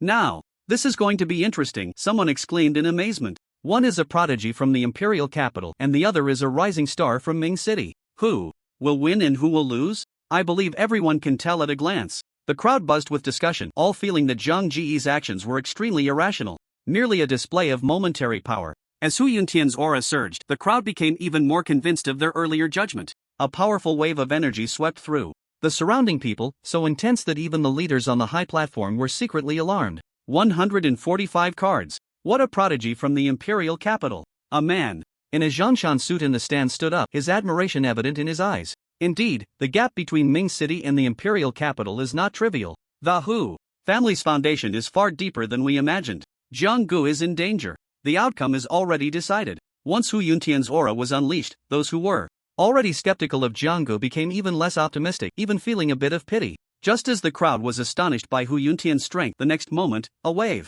of energy several times stronger than Hu Yuntian's surged forth. Zhang Ji's clothes fluttered without wind, tossed about by the immense energy, and the might of his martial artist realm directly overshadowed Hu Yuntian's aura. Jiang Gu is actually this strong? Everyone present, except for Luo Ningxue, who still wore a cold expression, was left dumbfounded, especially Hu Yuntian, whose mouth hung open wide enough to fit several eggs. How can he be a martial artist? This energy can't be that terrifying, right? I feel like he could blow me up with one punch. Is that just my imagination? One person said in disbelief. I don't care what you feel, I feel that Jiang Gu could definitely blow you up with one punch, another added. Ignoring the crowd's shock, Jiang Gu slowly walked towards the first arena, energy surging continuously. So, shall we start the match? Jiang Gu said with a mischievous smile. Wait. Hu Yuntian shouted, his earlier confidence and composure completely gone, replaced by panic and astonishment. Jiang Gu wasted no time. The blazing flames ignited on his fist raised the temperature of the entire arena significantly, causing some nearby students to faint from the heat and be carried away to an ambulance not far off.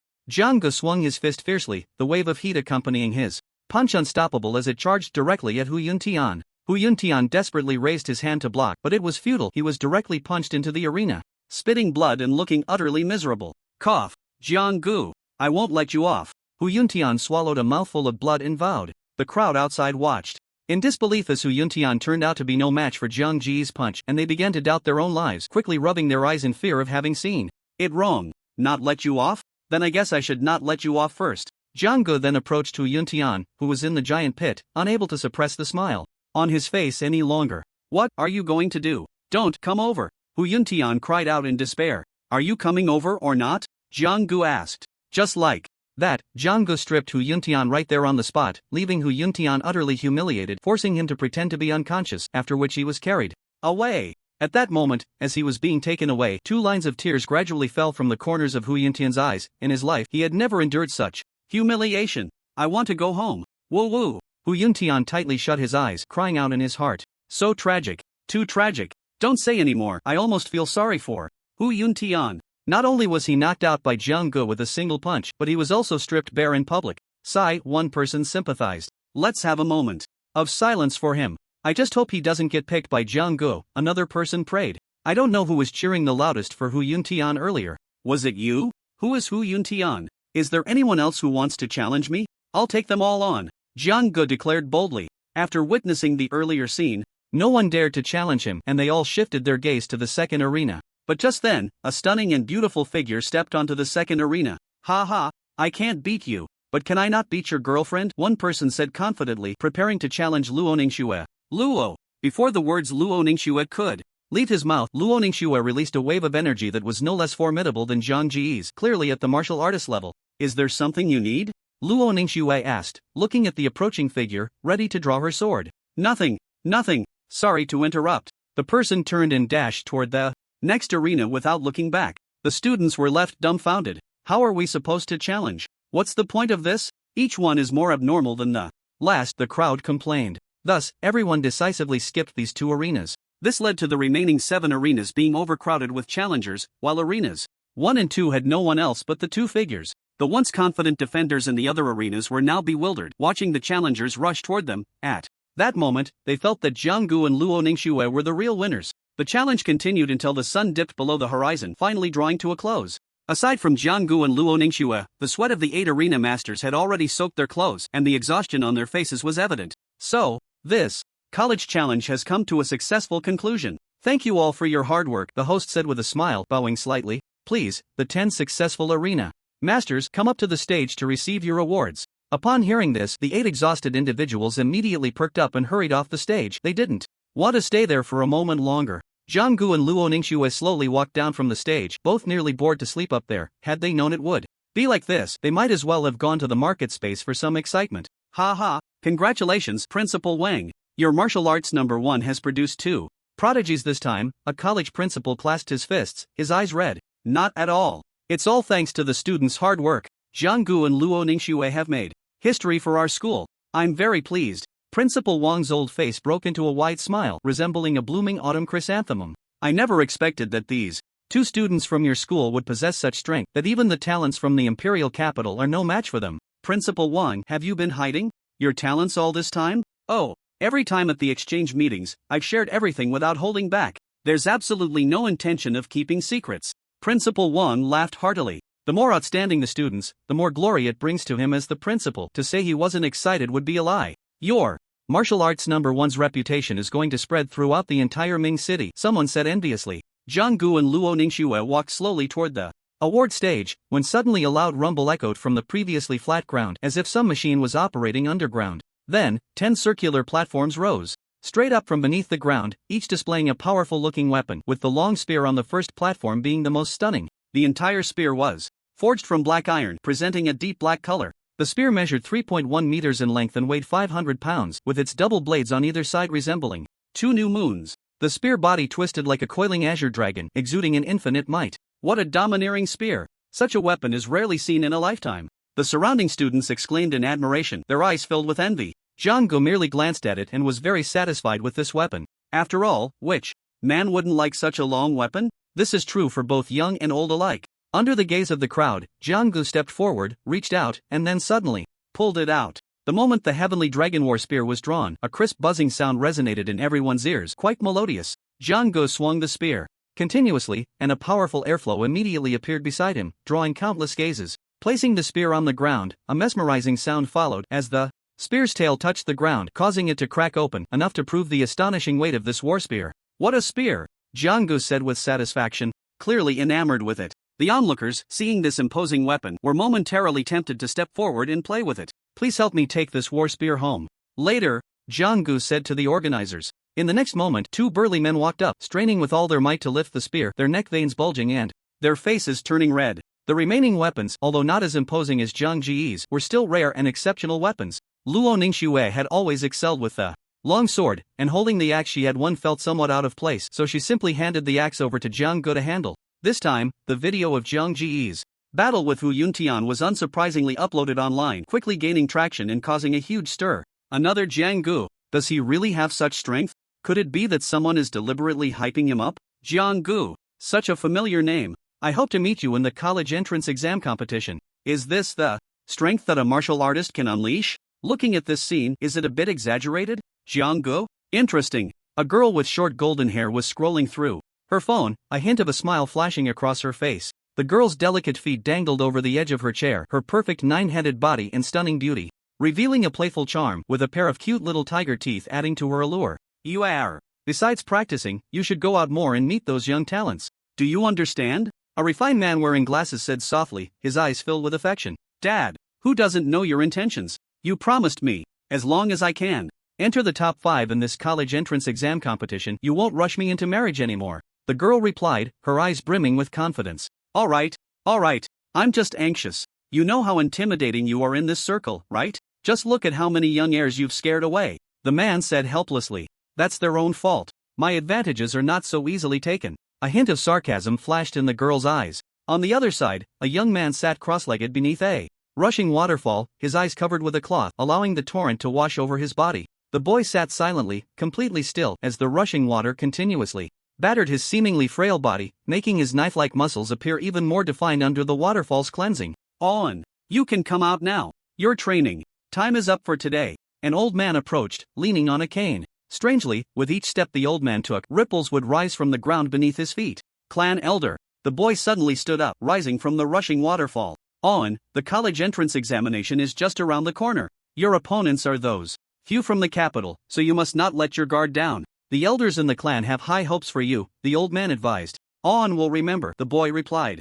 earnestly. Even though the boy was blind, he could still sense a sharp intent emanating from within. In the quiet valley, a bare-chested youth was dragging an extraordinarily large stone behind him, running through the forest at an increasing speed, creating a deep trench in the ground. Is it about to start? The boy finally stopped and murmured to himself before resuming his training. Meanwhile, the admissions offices of the top universities were restless, as Jiang Ji's performance had truly captivated them. The admissions office had annual quotas to meet. They would rather mistakenly reject 1,000 than let one slip through. Moreover, after watching the videos multiple times, the teachers in the admissions office unanimously believed that Jiang Ji's potential was limitless. At this moment, in the principal's office of Wudao No. 1 High School in Ming City, the phone rang incessantly, almost without pause. Principal Wang, hello, I am from the admissions office of Pujuan University. Principal Wang, I am Director Wang from Tianji University. Hello, I am from Tianxian University. Principal Wang felt that the tide of fortune had finally turned to Wudao No. 1 High School.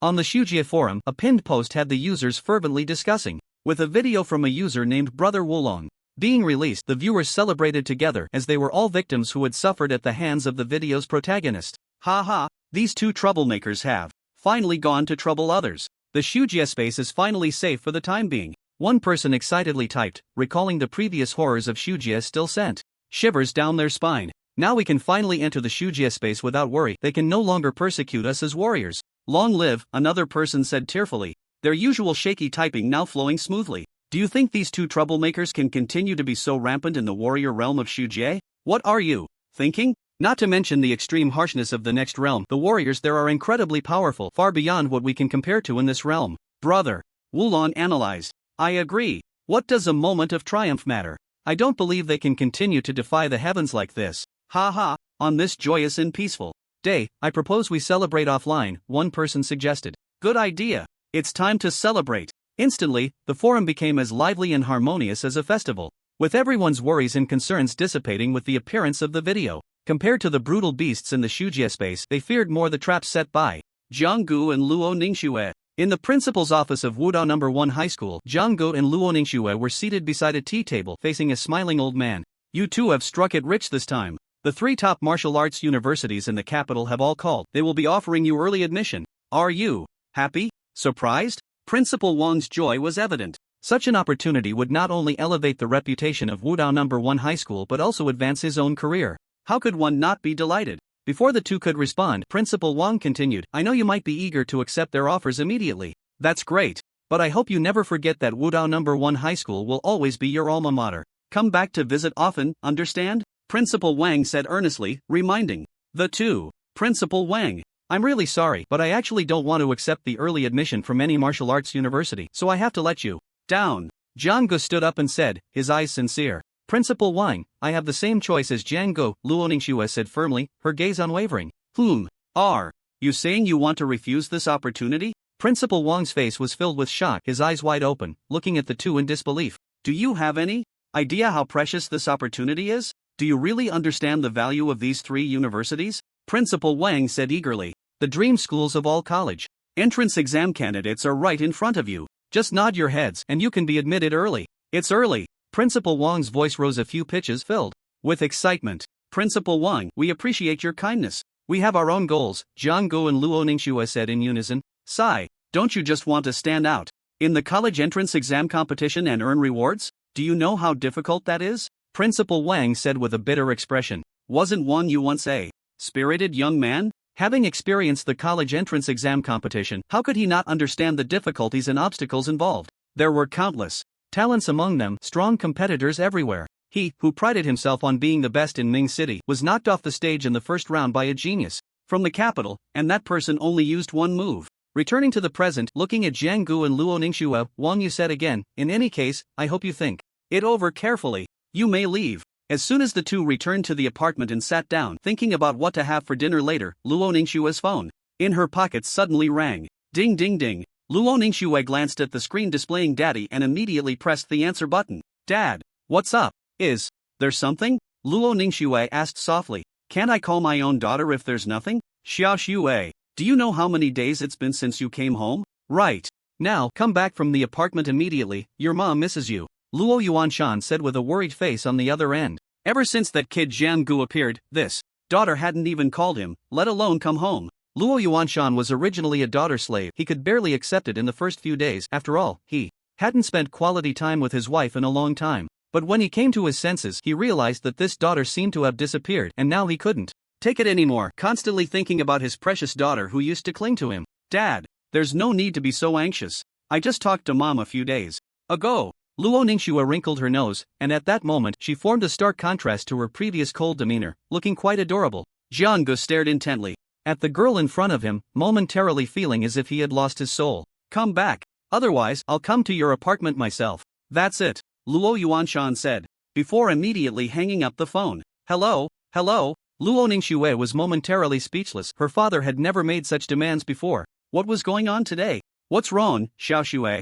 Jiangge hurriedly asked. I need to go back for a bit. You can sleep in the apartment alone today. If you want to eat anything, just have the servants make it. I'll send you the phone number. After Luo Ningxue finished giving her instructions, she put on her shoes and prepared to head back to Luo Yuanshan's place. So urgent? Jiangge asked in confusion. Sounds pretty urgent. I'm leaving, Luo Ningxue said, then slammed the apartment door shut, leaving Jiangge looking bewildered. Jiangge originally planned to enter the martial artist realm with Luo Ningxue tonight.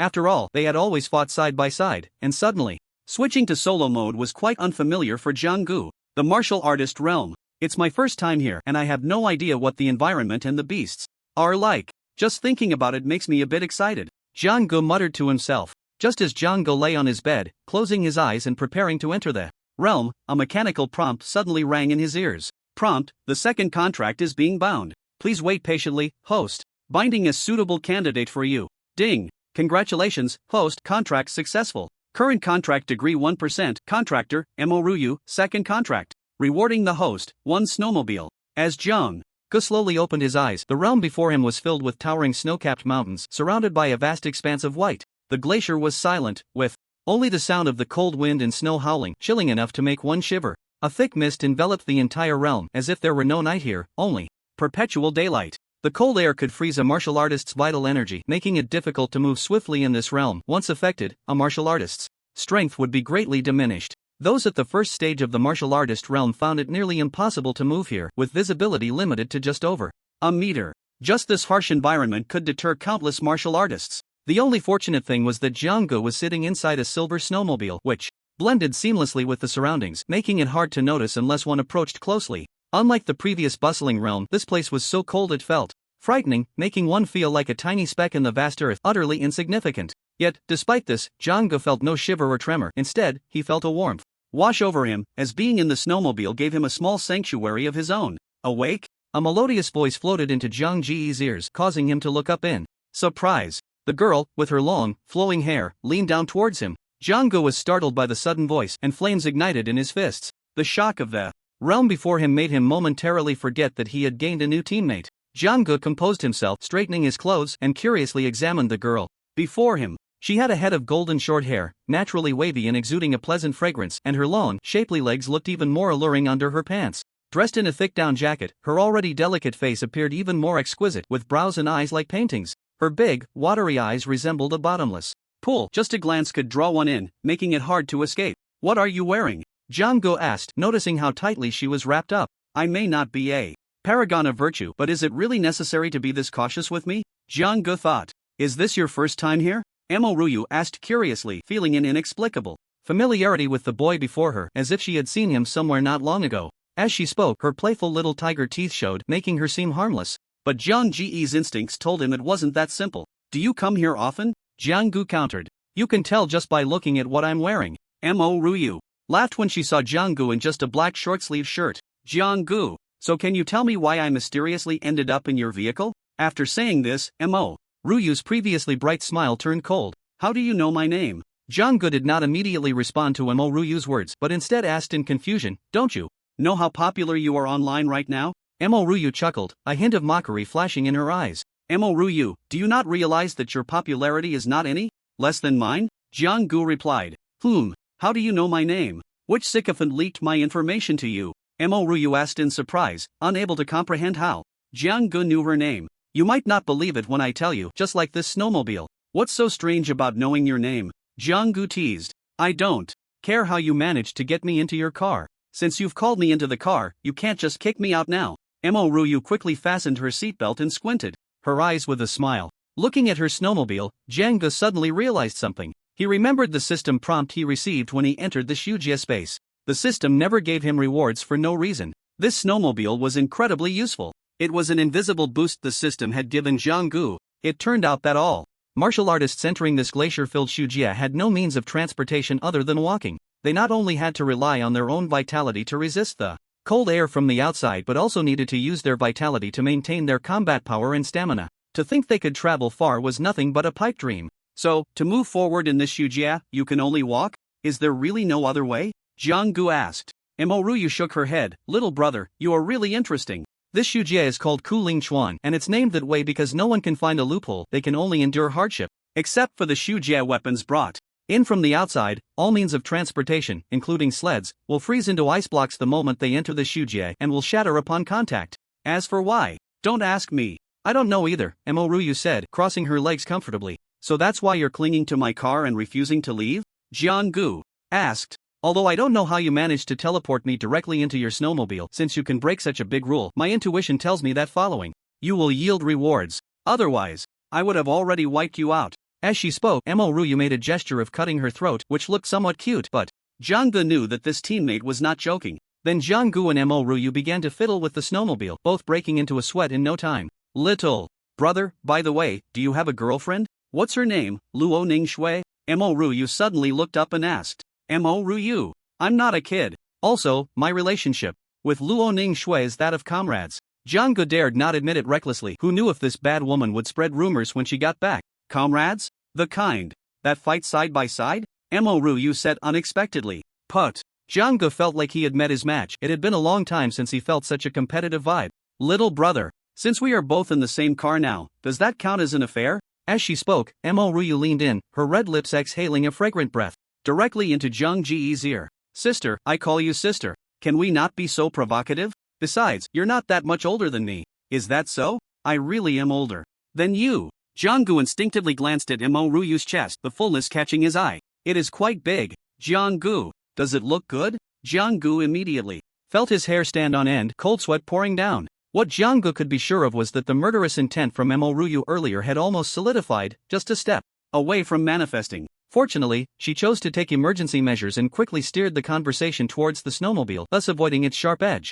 Hurry up and drive, you stinky little brother. Mo Ryu's slender fingers, as delicate as green onions, gently tapped her legs, as if playing a beautiful melody. Mo Ryu, I never said I could drive a snowmobile. Jiang-gu hurriedly replied as he prepared to start the vehicle. Then why are you sitting in the driver's seat? You're even holding the steering wheel. Are you kidding me? Mo Ryu's face instantly darkened. Get out of the way, I'll do it myself. Just as the two were about to get out and switch places, they were met with a bone-chilling cold that rushed towards them, causing them to slam the car door shut. Jiang-gu was truly unprepared for the thin clothing he wore, and experiencing the outside temperature for the first time was something he really didn't want to endure. Although it wasn't Mo Ryu's first time in Kilinquan, the warmth and comfort inside the car had already made her develop an inexplicable aversion to the temperature outside. It was like being in a warm bed during winter. If one had been outside in the freezing cold for a long time, they might not feel the chill, but once they burrowed into a warm blanket, it would be hard to even think about leaving. The two then began the process of switching seats inside the car. Due to the cramped space between the front seats of the snowmobile, some collisions were inevitable. In this collision, Mo Ryu, dressed in a thick down jacket, felt nothing, but Jiang-gu, wearing a short-sleeved shirt, was quite uncomfortable. The girl's fragrance continuously wafted into Jiang Ji's nose. Although he had had physical contact with Luo Ningshui before, she was about the same age as Jiang-gu, and her development was somewhat limited. But the girl before him was a complete and utter scheming beauty. He couldn't help but wonder what she had eaten to grow up so well. Why is your face red? Have you been tempted by your sister's unparalleled beauty?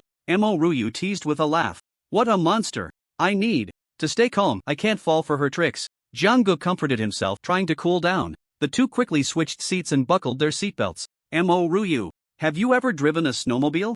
Jiang-gu asked at the last moment, looking at the snowmobile about to start. No, Mo Ryu replied casually.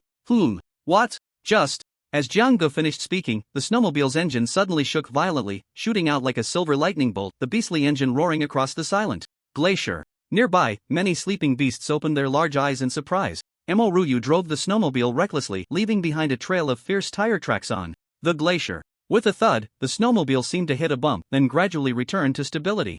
Ryu, did you hit something? Jiang-gu asked. I'm a great driver, how could I hit anything? Ryu replied nonchalantly. Behind the snowmobile, a corpse of a beast lay quietly, blood pooling around it, its skull crushed into a thin paper-like sheet by the snowmobile. Beastie. Just like that, I died without knowing why. This was the thought that flashed through the mind of the level 8 beast before it died. It never expected that it would meet such a tragic end just for trying to stop a vehicle. No wonder the power of female drivers is well known. Looking at the rearview mirror of the snowmobile, Jiang-gu fell into confusion. Level 8 beast? Just like that, it was crushed to death?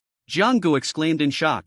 Although Ryu didn't say anything, a hint of astonishment flashed in her eyes before she continued to drive recklessly. The tail slid and drifted continuously, performing on the snow-white glacier, and Ryu was even more enamored with the steering wheel in her hands. Just as the two were speeding across the glacier, a level 10 wasteland beast suddenly appeared in front of them, its snow-white fangs and crimson eyes fixated on the two. A pair of enormous beastly paws came crashing down towards them. There's no time, Ryu shouted loudly. Jiang-gu, for a moment, widened his eyes as if the snowmobile would be crushed to pieces by the beast in front of them in the next second. The imagined scene did not occur. Instead, a thunderous roar erupted from the mouth of the wasteland beast. Against the beast's paw, the snowmobile surprisingly held its ground, the two colliding with a massive, muffled sound. Roar! The wasteland beast was extremely furious, and in the next second, it became wildly aggressive, using all its strength to charge at the snowmobile. The snowmobile's tires, which had been spinning continuously, locked up, spinning in place and kicking up clouds of white smoke, the front of the vehicle crumpling down. This snowmobile can actually withstand a full-force strike from a level 10 wasteland beast. Ryu, with her keen eyes, immediately noticed this situation, her eyes lighting up. Seeing that its full-force attack had no effect on the object before the wasteland beast chose to retreat to the side, quickly disappearing into the vast whiteness of the world. The damage to the car is a bit serious. It won't have any impact, right? Ryu looked at the crumpled front of the vehicle, her face filled with worry. I don't know. Don't ask me. Jiang-gu shrugged, indicating that he was also unsure. It's your car. You tell me you don't know? Ryu furrowed her delicate brows and asked. Current snowmobile where 70% host can consume own vitality for repairs. Please repair immediately. As time goes on, the wear will deepen further. Seeing this, Jiang-gu immediately released some of his vitality, which flowed like a stream of blood-red mist, actively surging towards the front of the snowmobile. Soon, the previously deflated front of the vehicle swelled up as if a sponge had been released after being squeezed, returning to its original state. How did you do that? Ryu asked in surprise. Magic, Jiang-gu feigned. Mystery. So can we stop the car for a moment? I'm really feeling dizzy, ugh. A bit carsick, Jiang-gu hurriedly said, and Ryu, whose driving skills were truly not commendable, quickly called off her high-speed driving antics and took over the steering. Jiang-gu, do you know where to drive? Isn't this your first time here? Ryu asked, puzzled, looking at Jiang Ji's confident demeanor. At that moment, a map of the wasteland realm within a 10-mile radius appeared in Jiang Ji's mind, with different colored dots instantly appearing on the map, his mind incredibly clear. Just follow my guidance, Jiang-gu said confidently. Ryu instinctively chose to trust Jiang-gu. After all, the appearance of this snowmobile was an extremely unreasonable explanation. Turn right in 200 meters. You can't go wrong listening to me. Following that, a flashy silver-white snowmobile revved its engine and sped straight ahead. A beautiful drift once again left Jiang-gu feeling dizzy and disoriented. Through the front mirror of the snowmobile, the two saw a snow lotus emitting a faint blue light, quietly standing firm amidst the wind and snow. It's the Lingchuan snow lotus. Ryu, sitting in the driver's seat, exclaimed excitedly. In contrast, Jiang-gu beside her showed no sign of fluctuation on his face, as if everything was under his control. Ryu directly opened the snowmobile's cabin door and jogged straight towards the Lingchuan snow lotus in front of her. Just as Ryu's hand was about to touch the snow lotus, Jiang-gu immediately shouted, "Be careful! There's danger under the snow lotus, get away!" Hearing this, Ryu quickly dodged to the right, only to see a shocking claw mark suddenly appear where she had been standing, leaving a striking trace on the extremely hard ice layer. Having avoided the attack, Ryu secretly felt relieved, then slightly tilted her head and cast a puzzled glance at Jiang-gu not far away. How did he know there was a Lingchuan snow lotus here? And about the lurking Shusho? Ryu felt confused. Ryu, you can handle it, right? Jiang-gu, for the moment, was not in a hurry to act. He also wanted to see what Ryu's strength was like. Suddenly, a completely white Shusho emerged from behind the Lingchuan snow lotus, its sharp eyes fiercely staring at the two, radiating a crimson hue. A penguin? Such a big one? Upon hearing Jiang Ji's words, Ryu merely smiled faintly and then directly pulled out two scarlet curved blades from her thick down jacket. The two scarlet curved blades danced in the daylight like two intertwining ribbons of scarlet silk. After that, Dance, the shusho before them collapsed into a pool of blood, its wide beastly eyes filled with confusion, unable to comprehend why the human before it was so strong. With just one strike, Emo Ryu then tucked her scarlet dual blades back into her embrace, along with the faintly blue Lingchuan snow lotus. Such strong power. Jiang Gu couldn't help but exclaim. Being able to easily take down this shusho showed her strength. Moreover, judging from the earlier shusho's momentum, it was undoubtedly a level 11 shusho. Back inside the vehicle, Emo Ryu's eyes carefully scrutinized Jiang Gu from top to bottom, a series of thoughts flashing through her mind. How did this guy do it? And this snow lotus, he won't ask me for it, will he? Should I just deal with him here? Emo Ryu's eyes sparkled with a smile. Why is this woman looking at me so affectionately? Does she want to do something inappropriate to me? Jiang Gu instinctively pulled himself into his own embrace. A hint of annoyance flashed across Emo Ryu's face as she said sweetly, "Little brother, you can't really be clairvoyant, can you? You say there's treasure here, and there it is, and the appearance of the shusho is so coincidental. Alright, I confess, I really can see the future," Jiang Gu said with a serious face. Put. Emo Ryu immediately burst into laughter. Ha ha, you're killing me, clairvoyant? It's just a coincidence, I won't laugh at you. But you already laughed, Jiang Gu said earnestly. Sister, I just thought of something happy. Emo Ryu defended herself. The subsequent scenes left Emo Ryu deeply questioning her life, her mouth agape and hardly closing. Every time Jiang Gu guided them, they always gained something, and each time, Jiang Gu could predict the position of the shusho and the surrounding dangers in advance. So you really can see the future? Emo Ryu asked seriously at that moment. Yes, I came with a mission. You have your own mission too, Jiang Gu said solemnly, while internally he was laughing wildly. What mission? Emo Ryu pressed on. Heavenly secrets cannot be revealed. After saying this, Jiang Gu fell silent. Jiang Ji's repeated guidance plunged Emo Ryu into deep thought, especially not long ago when Jiang Gu demonstrated his ability to see through the shusho's flaws, which once again left Emo Ryu completely stunned. This guy's abilities are really strange. His abilities seem to exist solely for the existence of the shusho realm. It's truly unfathomable. Emo Ryu's thoughts were meticulous. How could Jiang Shen's earlier claims easily fool her? However, Jiang Ji's abilities were truly extraordinary, a fact that Emo Ryu had to admit, even though she was unclear about how Jiang Gu managed it. At the same time, a purple light suddenly appeared at the edge of the Su realm map, marked below with two faintly read words: Danger. 5000 meters to the left, there is a secret realm, dangerous but worth a try. Jiang Ji's eyes immediately lit up as he looked at the Su realm map, urgently instructing the female driver to turn the vehicle around. A big haul is coming, 5000 meters to the left, head in this direction. Hurry! Jiang Gu shouted excitedly. Have you taken some stimulants? Emo Ryu muttered to herself, then suddenly jerked the steering wheel, causing Jiang Ji's face to turn pale. Little brother, hold on tight, Emo Ryu said mischievously. Emo Ryu, calm down, safety first. Just as the words left his mouth, a series of strong airwaves erupted violently from the snow vehicle's exhaust, and with a jolt, a silver snow vehicle kicked up a flurry of afterimages on the glacier. Jiang Gu instantly transformed into a navigator, and under his precise guidance, the two moved through the Bitterling River as if they were in an uninhabited realm. Of course, the Bitterling River wasn't just home to Jiang Gu and Emo Ryu. Their blatant actions inevitably attracted some attention. A few minutes earlier, a second-tier martial artist was stumbling forward, one hand tightly shielding his eyes, trying to peek at the surroundings through the gaps between his fingers. The biting wind and snow ravaged the land, covering everything in a thick layer of silver. Then, the roar of an engine reached the martial artist's ears, and turning around, he saw a flashy snow vehicle speeding past right under his nose. I can't be seeing this wrong. The martial artist quickly rubbed his eyes. A snow vehicle? Are you kidding me? The young man looked up at the sky, letting out a silent scream. In that moment, he understood what cruelty meant. This scene was witnessed not just by one person, anyone nearby was plunged into doubt about their own lives. Ha ha, the bones of this Sioux beast are just right for a walking stick. Now I can speed up, truly a genius like me. Just as the young man was feeling proud, a roaring snow vehicle drove straight past him.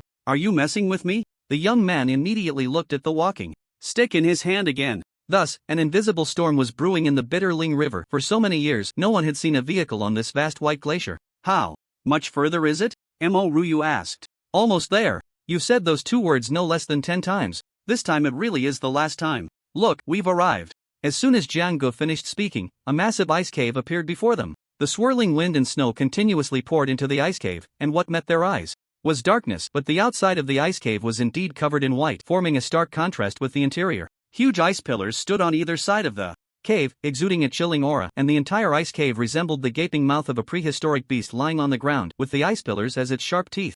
It involuntarily sent a shiver down their spines. Drive in, Since we're here, Jiang-gu said. Emo-ryu nodded. Since they had come all this way, it would be a shame not to go inside. When Emo-ryu turned on the two glaring searchlights in front of the snow vehicle, two beams of strong light shot straight into the darkness ahead, but were quickly swallowed by the deep shadows. The spotlight could only illuminate a small area. As the light shone, the ice crystals in the ice cave sparkled like pieces of translucent blue crystal, making the ice walls above appear transparent, as if one had descended to the depths of a deep blue sea. "What a beautiful place!"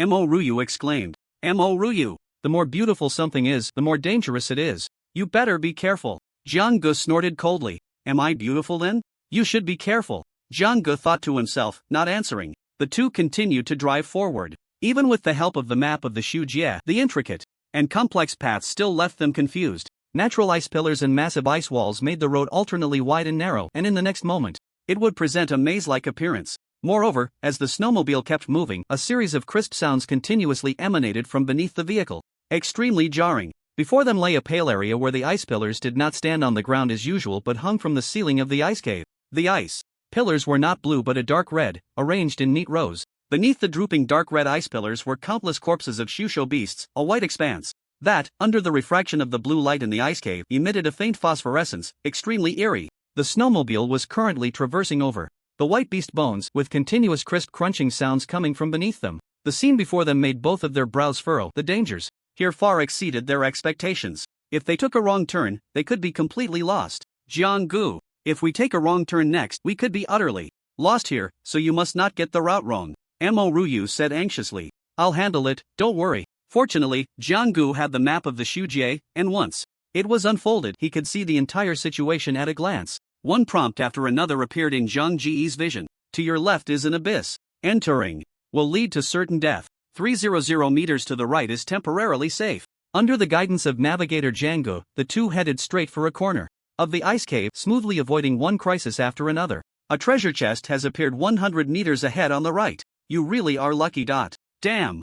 Jiang-gu cursed loudly. What's wrong? Did we take a wrong turn? Emo-ryu asked, puzzled. Nothing. This system actually has a rebellious streak? It's really outrageous, even daring to mock the host. Jiang-gu scolded the system in his mind. Is this a silver treasure chest? Emo-ryu looked at the silver chest before her, her eyes flashing with excitement. Rare things are always surprising, Jiang-gu said, though his body's excitement betrayed his inner thoughts. Little brother, do you know the rarity of silver treasure chests? Emo-ryu countered, her beautiful willow leaf brows instantly raised. Of course. I know. I haven't encountered a silver treasure chest since I entered the Culling River, and the few times I did, they were all guarded by powerful shusho beasts. I've really never come across a silver treasure chest that was so easily obtainable. Excited, Emo-ryu unconsciously stepped forward, with Jiang-gu closely following, always keeping an eye on the movements and prompts on the Shujie map. Shall I open it? Emo-ryu, have you washed your hands? Emo-ryu felt speechless and directly opened the silver treasure chest in front of her, and in an instant, a burst of blue light flashed. The two immediately leaned in, only to see a purple light orb and a light blue fruit floating inside the chest. It's a mid-level purple zuling and an iceling fruit. Emo-ryu, well informed, exclaimed. Ah, it's a pity I'm not an ice-type warrior and don't have any ice attribute martial skills. It's not very useful to me. Emo-ryu's excitement faded in an instant. But little brother, you can sell it for a good price. I want this zuling. As for this iceling fruit, it's a gift for you. Jiang-gu replied. A gift for me? Do you know how much the iceling fruit is being sold for outside? Emo-ryu's big watery eyes widened. Don't tell me. I'm afraid I'll regret it later.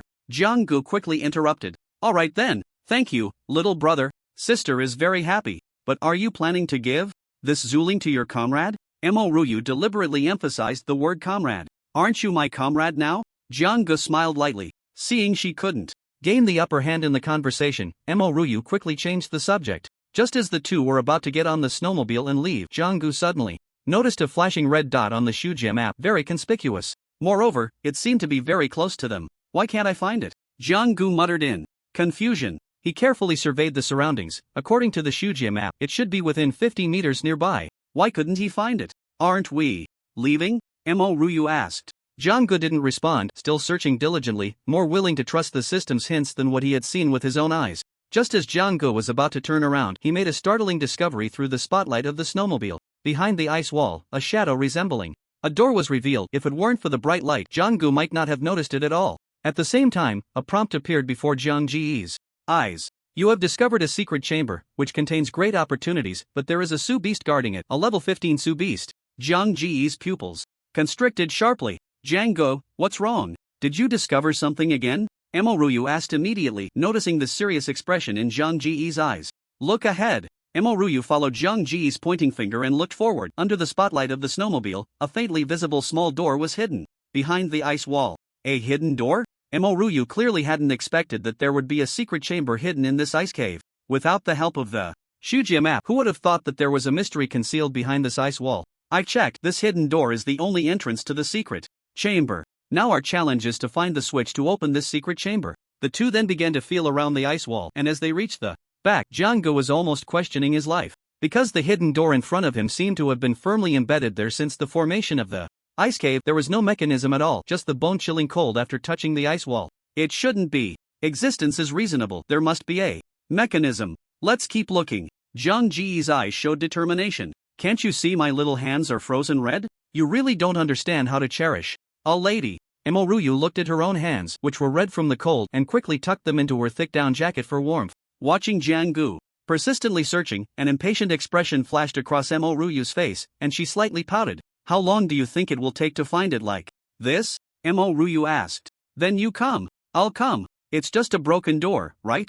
I don't believe I can't handle it. Ryu placed her hands on her hips, looking all puffed up, which was a stark contrast to her usual charming and playful demeanor. Under Jiang Ji's gaze, Ryu took out two crimson curved blades from her arms and waved them in front of Jiang with a mischievous smile. Ryu, what are you doing? There's a level 15 Shusho inside. Jiang instinctively raised his voice. The creature was peacefully napping, and anyone disturbed would not easily calm their anger unless they were put to eternal rest. Before Jiang Gu could finish speaking, two crimson curved blades began to dance wildly on the thick ice wall, leaving behind a series of deep and shallow crimson marks. Wait a minute. Ryu ignored Jiang Ji's warning and reversed her curved blades, gently tapping the hilt against the ice wall in front of her. In the next second, the wall, marked by Ryu, shattered like a mirror, producing a tremendous sound. The ice blocks on the wall instantly broke into fragments, continuously falling down, and Ryu immediately rolled backward to avoid being buried by the collapsing ice wall. How about that? Praise me,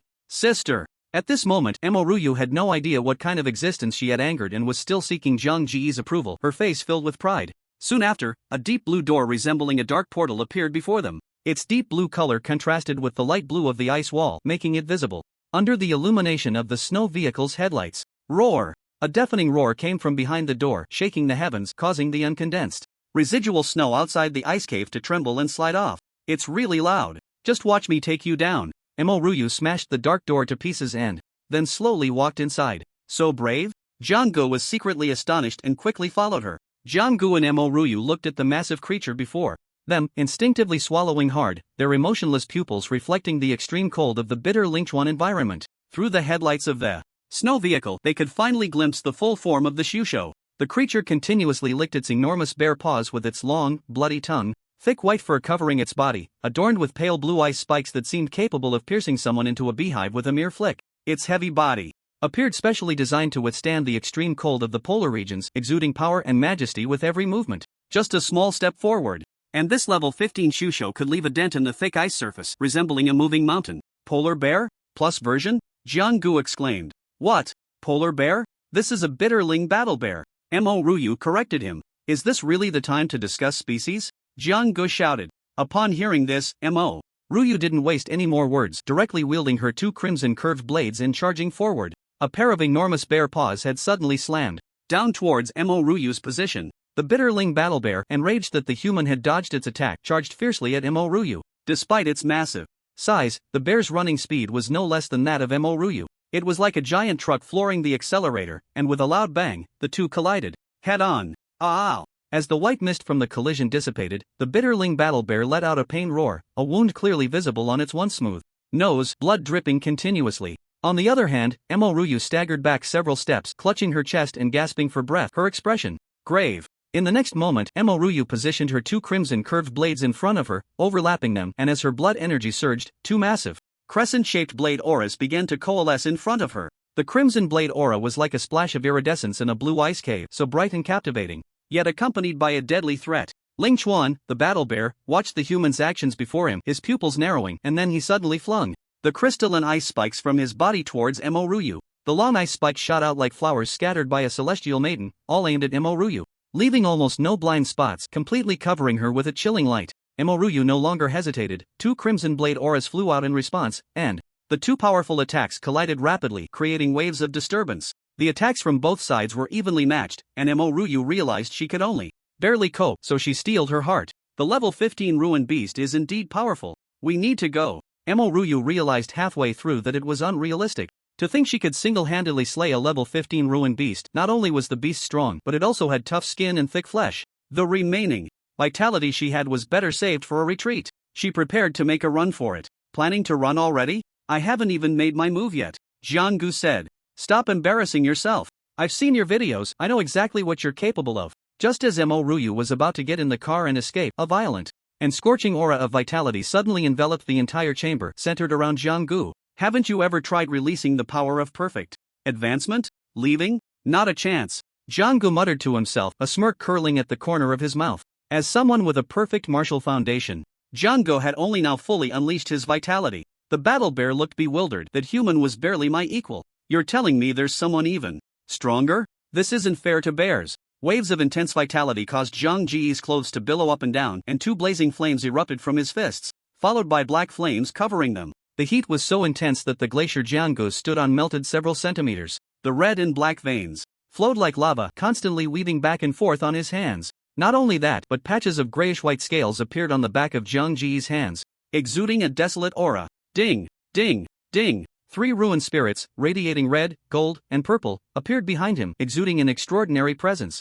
Jianggu looked at the astonished battle bear, his fighting spirit rising, his fingers instinctively clenching into fists, ready to strike. As Zhang Ji's proficiency in the explosive chi-shattering fist reached perfection, he could now release this martial skill at will, no longer needing to vacuum the air in front of him to condense it. In the next moment, the battle bear's pupils reflected a vacuum zone filled with raging flames, resembling a fire dragon, charging straight at him. The battle bear hurriedly flung the ice spikes from its body again. This time, as the ice spikes met the fire dragon, they turned into a cloud of vapor, dissipating into the air. Before Zhang Ji's fierce and powerful attack could reach, the battle bear let out a series of roars, attempting to block with its massive paws. A strong flash of fire illuminated the scene, revealing a huge wound on the battle bear's chest. Its once snow-white fur now charred black. Blood gushed out from the wound like a faucet with a broken valve flowing endlessly. The light blue ice surface was immediately soaked with blood, resembling a massive piece of blood-colored amber. Oh whoa! The battle bear's cry was filled with pain and rage, its pupils turning bright red.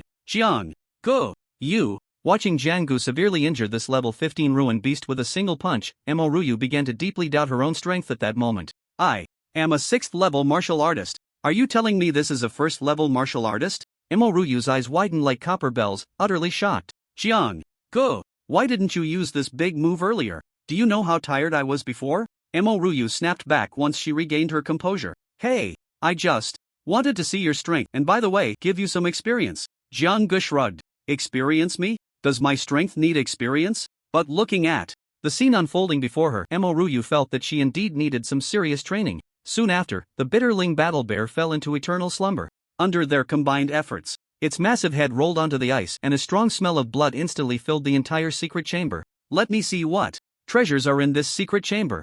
Jianggu rubbed his hands excitedly. Monster! The monster is already dead, Jianggu said, puzzled. I mean you. Jianggu, you're the monster. Ryu huffed. How on earth did you manage to have such powerful strength at the 1st level of martial arts? Ryu asked. Curiously. Curious about me? Woman, has anyone ever told you that when you become curious about a man, it means you're about to fall in love with him?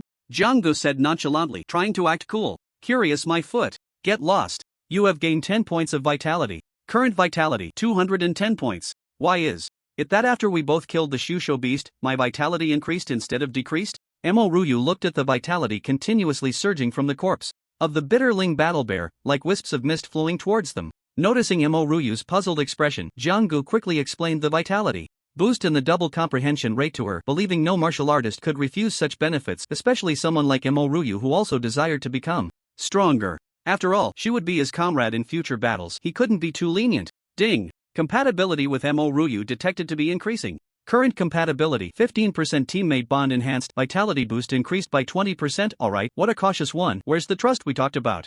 Jianggu thought to himself. Are you sure you're not joking with me? Ryu's mood had not settled all day. Every time she was about to calm down, Jung Gu would hit her with another bombshell. Little brother, the more I look at you, the more handsome you become. I've always been handsome, okay? I know. He. Ryu said with a forced smile. It was only at this moment that they both regained their composure from the earlier conversation and immediately began to divide the spoils. Behind the corpse of the bitterling battle bear was a small house made of ice crystals. They stepped inside and saw 2 ancient books and a damaged spear. Just 2 dusty books? And a rusted spear? Jianggu said, speechless. At that moment, Jianggu felt like he had been led on. The initial joy had vanished in an instant. Don't rush, let's take a look first. Ryu picked up one of the ancient books and wiped off the dust, revealing 2 large characters. Thousand Illusions Technique. Thousand Illusions Technique? What is that? As Ryu continued to flip through the pages, she froze in place. Ryu, is this a technique for immobilization? Why are you standing there like a statue? Jianggu asked, confused by her stillness.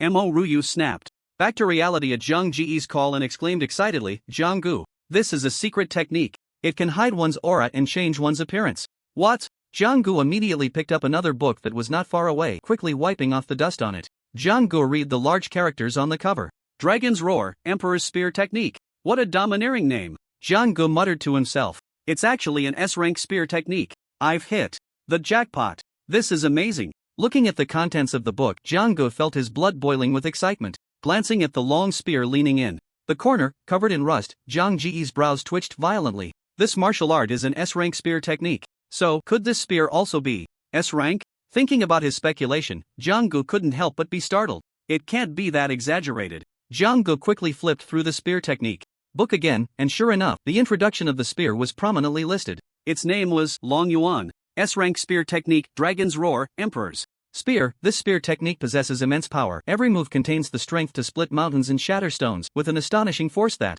erupts in an instant, capable of tearing through the void when perfected. S-rank weapon, Long Yuan Spear, as the source weapon of Dragon's Roar, Emperor's Spear. Both are indispensable. The spear weighs 800 pounds and is 4.5 meters long. The wielder will increase their vitality by 10%, with the enhancement value rising with proficiency. Meanwhile, in another location, Ku Lingchuan was facing a beautiful girl braving the fierce wind and snow, struggling to move forward. Even though Luo Ningxue was well prepared, such extreme weather still made her quite uncomfortable. After taking a few steps, she encountered a level 11 wasteland beast ambushing her, nearly getting caught. Phew, this place is truly perilous. Luo Ningxue instinctively patted her chest and let out a long sigh. If only Jianggu were here. I wonder if Jianggu has entered this wasteland space. He must be struggling just like me. Luo Ningxue shook her head, her brows slightly furrowed, beginning to worry about Jianggu. At this moment, Jianggu and Ryu were sitting comfortably inside a snowmobile, with warm air blowing from the air conditioning, feeling quite content. This trip to the wasteland realm has truly been worthwhile, Jianggu said happily. Jianggu, I'm very satisfied this time. Let's do it again next time. Ryu blinked her watery eyes. Can you not make it sound so suggestive next time? Jianggu replied speechlessly. Who is suggestive? Ryu answered innocently, a hint of mischief flashing in her eyes. We should leave now. Then let's go. The journey in the wasteland realm was about to end, and just as the two were about to exit, a system prompt suddenly rang in Zhang Ji's mind. Remote bond. Connection ended. Please activate the bond according to the rules. Bond activation range, within 3 meters. Only the first time can the bond be connected. Remotely? Doesn't this mean that Ryu must stay within my 3-meter range to activate the bond? Will Luo Ningxue agree to this? Being too outstanding really makes it hard to resist. Jianggu thought narcissistically. Jianggu, what are you mumbling about over there? Ryu asked curiously. Jianggu then explained the mandatory rules for activating the bond, as well as the bond with Luo Ningxue, to Ryu. Are you saying I have to sleep within your 3-meter range to teleport with you? Ryu's voice unconsciously rose a few decibels. Do you think I'm a fool? You think I'm a 3-year-old child that easy to trick? This kind of bond, I'm not the only one. You have to take responsibility for me. What responsibility? Believe it or not, see you next time. Jianggu then made a gesture to keep in touch, and their bodies gradually became ethereal in this space before disappearing completely. Far away in the capital city, at the Mo family's ancient Seiyuan, a young girl slowly opened her eyes, her long eyelashes trembling slightly. Jianggu, Ryu whispered to herself. What song? What song are you listening to? A refined man with gold-rimmed glasses walked over to the girl and asked softly. Dad, it's nothing. A rare hint of panic flashed in Ryu's eyes, but she quickly regained her composure. Xiaoyu, this isn't your first time entering the bitter Lingchuan, why? Do you still look a bit nervous? Imowen said with a smile. It's fine, Dad. I'm just still a bit unaccustomed. Maybe I had a dream. Mo Ryu replied. Rest. Well, if you need anything, just tell Dad. With a creak, a large green door closed and Mo Win's figure gradually faded away. Once her father had left, Mo Ryu instinctively began to fumble with her clothes, and soon an ancient book inscribed with the words Chin Huan appeared in her hands. So, do I really have to sleep within 3 meters of you? That condition isn't unacceptable. Mo Ryu looked at the ancient book in her hands, a smile gradually appearing on her lips, her eyes revealing a hint of mischief. The morning sunlight filtered through the treetops, casting dappled shadows. A beautiful girl stepped out of a luxury car and walked straight towards the school gate not far away. Jiang-gu. The girl called out to the figure ahead, her voice melodious yet still carrying a hint of coldness. Xiao Xue. I was wondering whose voice was so pleasant. Jiang-gu replied with a smile. I'm really sorry about last night. I couldn't enter the market realm with you because of an urgent matter at home. When she mentioned the urgent matter, a rare look of discomfort crossed Luo Ningxue's face. It's a small matter. I actually have something to tell you, Xiao Xue. Jiang-gu felt a wave of anxiety. What is it? Luo Ningxue asked. Puzzled, when did Jiang-gu become so bold? It's that, you know, right? Jiang-gu made a series of exaggerated expressions, leaving Luo Ningxue utterly confused. Which one? What are you talking about? A hint of coldness began to surface in Luo Ningxue's eyes. Alright, a teammate is about to join us. Surprised? Unexpected? Zhang Ji's heart raced, feeling very uncertain. Teammate? Joining us? Luo Ningxue's expression changed immediately, her originally cool demeanor now shrouded in an unshakable chill. This girl isn't about to draw her sword, is she? Jiang-gu felt a wave of dread looking at Luo Ningxue's face. Since ancient times, who hasn't faced death? Whether early or late, it's still death. I just advocate for honesty, Jiang-gu comforted himself. Just as Luo Ningxue was about to speak, a figure descended like a divine soldier, resolving Zhang Ji's urgent predicament. Hu Yuntian. Good morning. Jiang-gu quickly greeted Hu Yuntian with enthusiasm, hoping to change the subject. Thank you so much for before. If it weren't for your gift, I wouldn't have progressed so quickly. Jiang-gu swore he didn't mean to reopen old wounds, he just wanted to strike at the heart. Jiang-gu. Hu Yuntian, who had been calm, turned beet red upon hearing Zhang Ji's words, as if one could see his hair standing on end, filled with anger. Don't get too proud, Jiang-gu. I'll tell you the truth. The capital is full of talents. My strength is hardly worth mentioning. Don't think it's impressive to defeat me. You can only show off in Ming City. Hu Yuntian mocked. The capital is full of talents? Then name a few for me to hear. Jiang-gu retorted. The cloud-crazy figures of the imperial capital. Zhao Cheng, by Cheng Xian, any one of them could easily crush you. I truly feel sorry for you. How come I've never heard of them? How could a frog at the bottom of a well possibly know their names? Of course, among these prodigies, my cousin is the strongest. You wouldn't even last a single move against her. Hu Yuntian said with a proud expression, and when he mentioned his cousin, his mood seemed to brighten instantly, his demeanor exuberant. So what's your cousin's name? Tell me. Maybe I've heard of her. Jiang-gu provoked. Listen carefully, my cousin's name is Mo Ryu. Mo Ryu? Just as he was speaking, a silver Ferrari sped in from a distance, making an incredibly ostentatious appearance at the entrance of Wudao No. 1. The silver Ferrari executed a beautiful drift and came to a stop right at the entrance of Wudao No. 1, instantly attracting countless gazes. Hu Yuntian's earlier entrance had already been flashy enough, but who knew someone even more flamboyant would arrive? Everyone began to speculate about who was sitting inside the car, their faces filled with curiosity. Before the onlookers could voice their thoughts, Hu Yuntian's voice rang out first among the crowd. It's my cousin. My cousin has come to visit me. She must have known I was being bullied in Mingcheng and specially rushed over to stand up for me. Hu Yuntian said proudly, his words filled with joy and pride, then turned to stare intently at Jiang-gu. Jiang-gu, you're done for. My cousin Mo Ryu is here. I'll let you know what a true prodigy is. As Hu Yuntian spoke, he was about to step forward to greet her. As Hu Yuntian got closer to the Ferrari, his eyes actually misted over. Heaven knows how much he had suffered in Mingcheng. Thankfully, he had his cousin's concern. Cousin, I will remember your kindness to Xiaotian, Hu Yuntian murmured to himself. The surrounding students watched the scene unfold, and for a moment they all felt sympathy for Jiang-gu, beginning to lament his hardships and difficulties. Jiang-gu has it tough, one after another. Just thinking about it gives me a headache. Yeah, who can handle this kind of wheel battle? After the cousin comes the cousin sister. Is the next one going to be a cousin brother? One person sighed. That's not right. I doubt there will be a next time. Do you know Mo Ryu? I rarely pay attention to the prodigies of the imperial capital. I just want to be the boss of Mingcheng.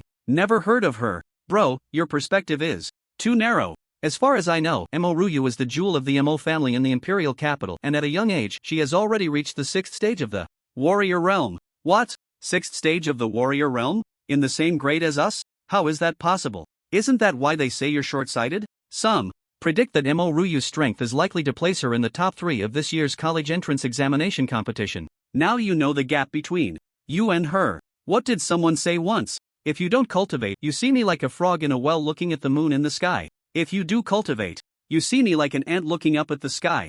Zhang Ji's winning streak and glory end here. Someone shook their head and sighed helplessly. Born with less than others, and with talent even more so, calling oneself an ant is not also a reflection of everyone in cultivation? Jianggu is doomed this time, I say. One person declared firmly. What if Jianggu doesn't die? If Jianggu doesn't die, I, Jianghu, will eat shit. Everyone is here. Please bear witness for me. Alright, then I'll take that bet with you. Young man, don't speak too confidently. Like you're not young yourself. As everyone was discussing, a stunning girl in denim shorts and a purple short-sleeved shirt stepped out of the Ferrari. The first thing that caught the eye was a pair of long, fair legs. Her short, golden hair naturally curled slightly, shimmering in the sunlight, and a pair of big, watery eyes seemed to speak, captivating all who looked. With an exceptionally full chest and a standard oval face, she possessed a beauty that rivaled Luo Ningxue, drawing countless passers-by to stop and admire. If Luo Ningxue was a pure and cold snow lotus, then Mo Ryu was a vibrant and alluring thorny rose. Cousin, I've missed you so much, Hu Yuntian shouted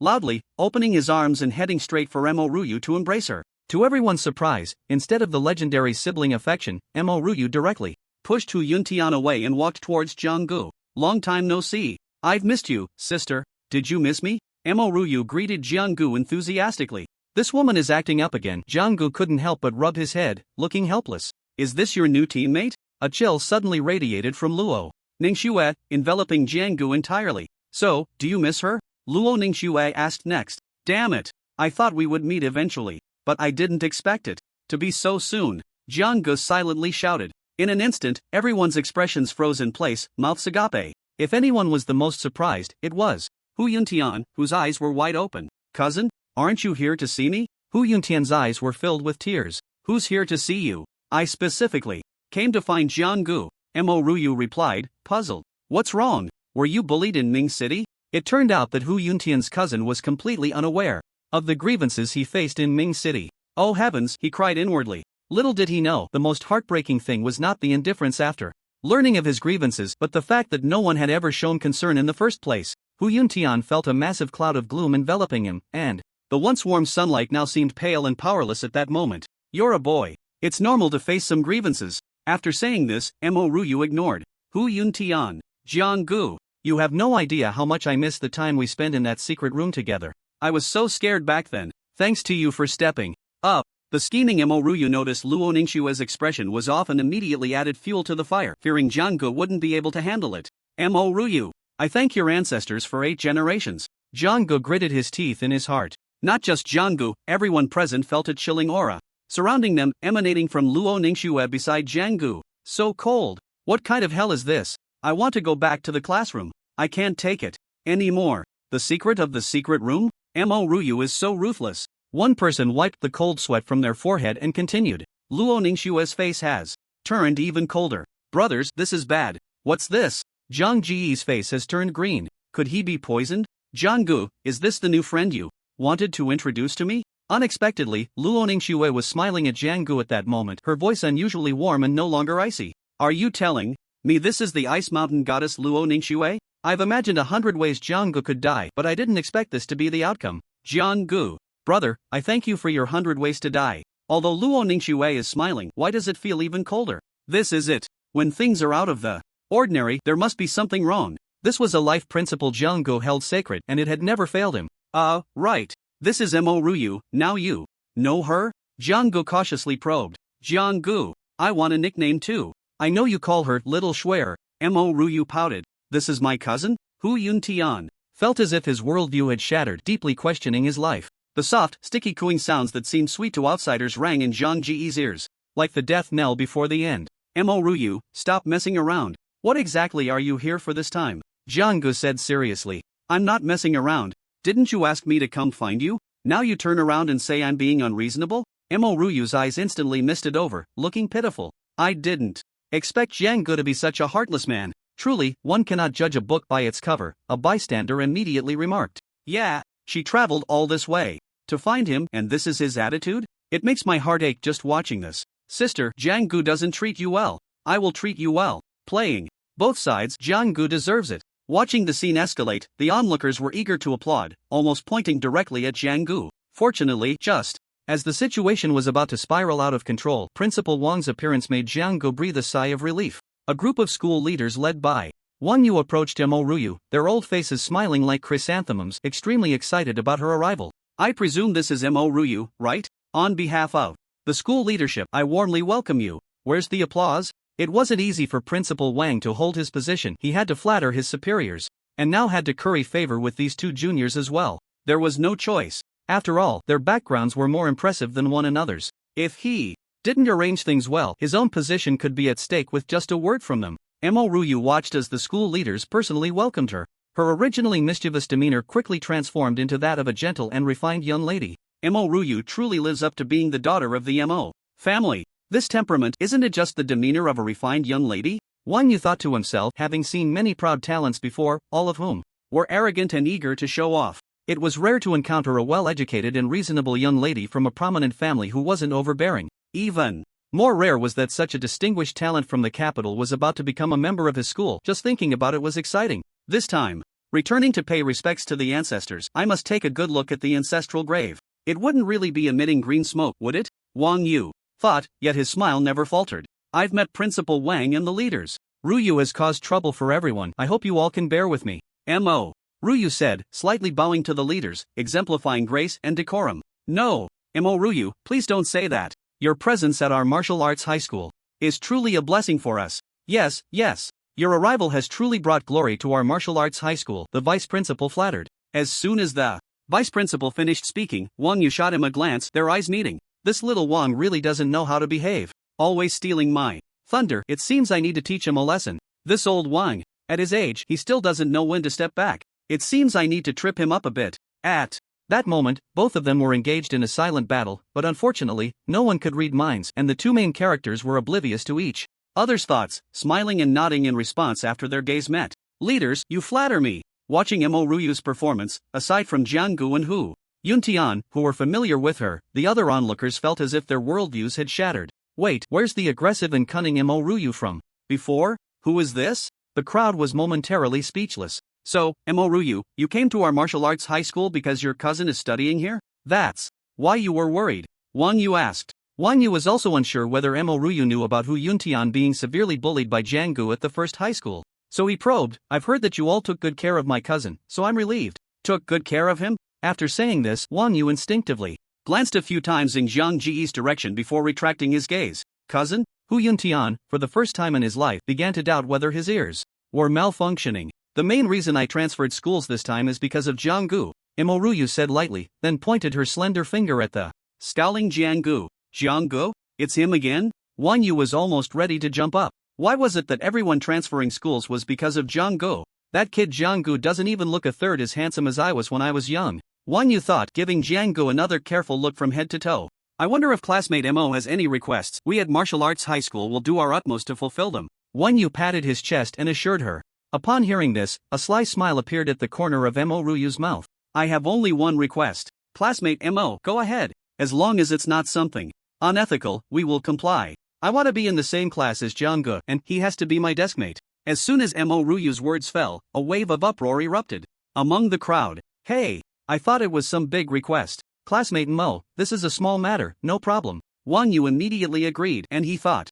that sharing a desk with Jiang-gu was nothing out of the ordinary. Even sharing a bed with him wouldn't seem excessive to Wang Yu. Then thank you, Principal Wang. Mo Ruyu smiled, her eyes blinking at Jiang-gu, looking as if her scheme had succeeded. Old Jiang, brother, I can't stay by your side anymore. You have to take care of yourself. Ma Juanfu said with a face full of grief. Despite the sorrow on Ma Juanfu's face, only Jiang-gu knew that he was actually gloating. Old Ma, I can't leave you. Jiang-gu said with tearful eyes, gripping Ma Juanfu tightly as he tried to escape. What a deep brotherly bond. It really touches me. Don't worry, Jiang-gu, it's not like you're not in the same class anymore. Wang Yu stepped forward and patted Jiang Ji's shoulder to comfort him. Principal Wang, I really thank you for your comfort. Jiang-gu was on the verge of tears. Upon hearing Wang Yu's agreement to Mo Ruyu, Luo Ningxue's face instantly darkened, her expression changing so quickly that no one could react in time. Principal Wang, does the school still have any rules? Haven't classes always been assigned randomly? Isn't that right? Luo Ningxue said coldly to Wang Yu. Wang Yu, who had been as warm as spring, suddenly felt something was off. He had only experienced this kind of crisis during his high school days and quickly realized that both of these girls were after Jiang Gu. What a battlefield! I haven't experienced such a scene in years. If I'm not careful, I might get burned. Realizing this, Wang Yu broke out in a cold sweat and quickly found an excuse to retreat, leaving Jiang Gu alone in the chaos. The onlookers also sensed that the atmosphere was wrong and immediately rushed back to their respective classrooms, eager to leave the battlefield. Bro, take care. After saying this, Ma Juanfu didn't even grab his jacket and hurried towards the classroom. Jiang Gu looked at the jacket in his hand, his mouth twitching. Old Ma, you really don't care about your brother's life. Subsequently, Jiang Gu successfully reached the peak of his life, truly enjoying the treatment of being embraced on both sides, but anyone who saw such a scene would probably not envy him. Instead, they would deeply sympathize with Jiang Gu. You too. I have to go to class, the bell is about to ring, Jiang Gu said awkwardly. Jiang Gu, let's go together. I'm your deskmate now, so I'll be counting on you, Mo Ruyu said, proudly lifting her chin towards Luo Ningxue.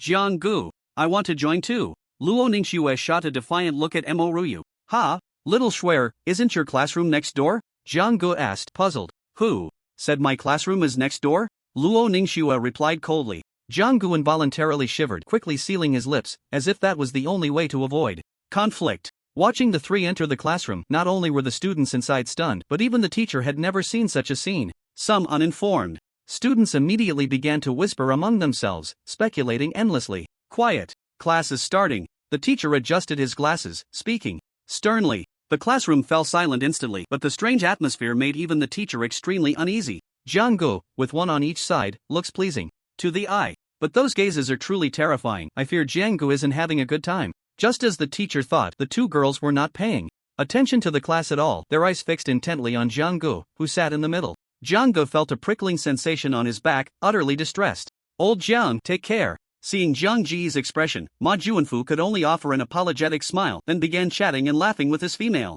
deskmate. The teacher was on edge throughout the lesson, not daring to glance in Jiang Ji's direction since class began. Jiang Gu, how do you solve this problem? Teach me. Mo Ruyu pouted. Little Schwer, why don't you teach? Jiang Gu turned his head to ask. Luo Ningxue remained silent. To be honest, this was the first time in her life that she encountered an opponent who was not only beautiful but also nearly matched her in strength. No. Instinctively, Luo Ningxue felt that Mo Ruyu's strength was far superior to her own. Unable to hold back any longer, Luo Ningxue directly pulled Jiang Gu out of the classroom, leaving everyone else in stunned silence. Mo Ruyu chuckled lightly, then defiantly followed them out. Little Schwer, you're the one taking the initiative to skip class? This isn't like you. Where are we going? Jiang Gu exclaimed in surprise. The usual place. Luo Ningxue seemed to deliberately say those three words for Mo Ruyu to hear, but Mo Ruyu acted as if she hadn't heard, her pace never faltering. Watching the three leave the classroom, the entire class finally breathed a sigh of relief. The pressure from the front had made everyone too afraid to even breathe. Classmates, I bet you're all tired of listening. Let's take a moment to calm down, and we'll continue shortly. Not just you all, I need to calm down too, he said, exhaling deeply. Since it was class time, there were almost no people on campus, otherwise this scene would likely make headlines at Martial Arts #1 tomorrow. Luo Ningxue dragged Jiang Gu straight to her exclusive training room, with Mo Ruyu closely following like a shadow. Just as the two were about to enter the training room, Luo Ningxue was about to push the door open with her slender fingers when Mo Ruyu seized the opportunity to slip in sideways. Why are you always following us? Luo Ningxue glared at Mo Ruyu in front of her, speaking coldly. I'm not following you. I've been following Jiang Gu. Mo Ruyu crossed her arms, speaking nonchalantly. Suit yourself, Luo Ningxue said, walking straight towards Jiang Gu. Don't come over yet. Stop. Jiang Gu raised his hand in front of him, shouting. The two girls were immediately puzzled, their bodies that had been leaning forward halting in place. I hope you two can give Jiang Gu some face and let me say a few words first. Jiang Gu continued. We're all in the same boat now, do you understand? The two girls nodded instinctively, although they were reluctant to admit it. Ever since teaming up with Jiang Gu, that sense of reliance had indeed deepened. And one more thing, don't you all want to become stronger? Jiang Gu, aren't you just asking the obvious? Mo Ruyu replied, speechless. Luo Ningxue also rolled her eyes. Wasn't becoming a martial artist all about getting stronger? Some people grew stronger to protect others, while some did so to avoid being bullied, but there were also those who sought strength to bully others. Regardless of which category they fell into, there was one prerequisite: they needed to possess formidable power. So, following me will make you stronger.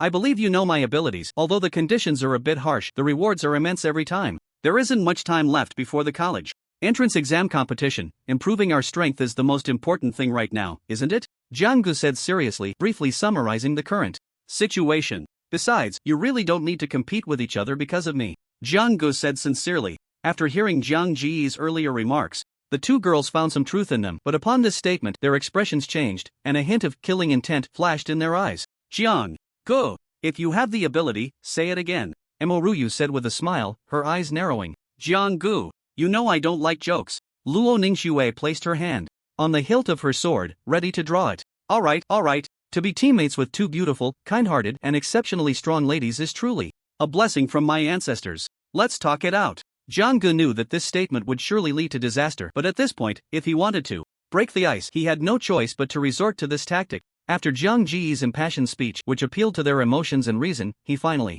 convinced the two girls to coexist peacefully. Thus, with the mindset of having come this far, the three of them immediately began to hone their martial skills. The bond between the three has been activated. Current comprehension increase, 150%. Bond comprehension increase, 75%. My comprehension has increased again. Jianggu exclaimed, realizing that his efforts were not in vain. The system's notification undoubtedly provided him with great comfort. Jianggu, why does it seem like my comprehension has improved again? Luo Ningxue asked hurriedly after quickly flipping through a martial skill. Jianggu revealed a meaningful smile and nodded. Don't you need to look when you flip through martial skills? Emoryu was quite surprised watching Jianggu and Luo Ningxue flip through the martial skills at such a rapid pace, as if they could read 10 pages at a glance. Sister you should try it too, Luo Ningxue said. When did these two become so close? Jianggu could only express that he truly did not understand the world of women. Emoryu prided herself on her comprehension, or else she wouldn't have such strength at this age. But when Emoryu tried to flip through the martial skills, her pupils suddenly constricted. Why is my comprehension so good? Emoryu was completely stunned. Looking at the martial skills in her hand, the parts that were originally obscure suddenly became clear, as if a light bulb had gone off in her mind. As she flipped through faster and faster, the little figures in the martial skills gradually formed coherent movements, flashing before Emoryu's eyes. Is this Jiang Ji's doing? Emoryu exclaimed excitedly. Emoryu, what do you mean it's my doing? This is Jiang Ji's blessing. Do you understand? Jianggu retorted. Sister you, how is it? Does it feel like you've opened the door to a new world? Luo Ningxue asked eagerly. Sister Shui, you're amazing. Thanks to you, I got to try this, otherwise, I wouldn't have known Jianggu had such effects. If anyone should be thanked, it should be me, right? Why does that sentence of yours sound so awkward to me? Do you see my feelings as just an object? Jianggu said, speechless. Let's not talk about that. Sister Shui, let's focus on our training. Emoryu ignored Jianggu and turned to Luo Ningxue beside her. Okay, sister you. Luo Ningxue nodded with a smile. Then, Jianggu was left alone, feeling a bit out of place in the wind. Do I seem unnecessary? Jianggu murmured to himself, feeling dazed. What a sin! Jianggu looked up at the empty ceiling, silently shouting in his heart. He watched the two of them, serious and completely immersed in their martial arts practice. Seeing that they were ignoring him, Jianggu also turned his attention to training. As Jianggu was the main character, the terrifying 150% increase in comprehension was immediately evident. He slowly took out an ancient book from his bosom, looking at the S-rank gun technique. In his hands, Jiang Ji's eyes burned with intensity, eagerly flipping through the pages, his gaze radiating brilliance. In the spacious training room, the three of them were momentarily lost in their own worlds. Jianggu gripped a powerful, deep black spear. As he tightened his grip with one hand, a heavy force caused him to sink down. Get up! Jianggu shouted as he watched the long yuan spear about to tip over. The veins on his arm bulged, but even so, he couldn't stop the spear from descending. Jiang Ji's face turned red, beads of sweat the size of yellow beans forming on his forehead, showing how strenuous it was. Then, a layer of grayish-white scales quickly covered Jiang Ji's arm, as if he were wearing a grayish-white battle armor, exuding an imposing aura. At that moment, the originally heavy long yuan seemed to be torn by an invisible force, and Jianggu quickly stabilized it. As Jianggu tightened his grip, the long yuan pierced through the thick alloy floor of the training room, creating a pit, with cracks spreading outwards. After holding his breath for a few seconds, Jianggu began to recall the movements from Long Yin Wangdi spear. Each movement appeared in his mind like frames in a slideshow, connecting together. The first move of Long Yin Wangdi spear, Wangdi burning city, fierce and unyielding. With every thrust, the surrounding air would be forced into a vacuum by the intense heat, making not a sound. The wounds inflicted by this spear technique were like being bitten by a dragon, flesh and blood flying, as if what was pierced was not a wound, but the jaws of a giant beast. With his heart in sync with his will, Jiang Gu suddenly pulled up the Long Yuan spear, which then transformed into numerous afterimages, continuously stabbing into the void. Strangely, no sound emerged, as if Jiang Gu was merely tapping the air with the spear, yet clear ripples appeared in the void, the air instantly being sucked away. A scorching heat spread to every corner of the training room as the air was drawn out. It's so hot. What is Jiang Gu up to now? Mo Ruyu, who had cultivated Thousand Illusions technique to a minor success, paused her movements, looking at Jiang Gu in confusion. Luo Ningxue also couldn't help but stop her actions, glancing in Jiang Ji's direction. As Jiang Ji's spear technique was unleashed, a powerful aura enveloped the entire training room, causing Mo Ruyu and Luo Ningxue to exchange glances in surprise.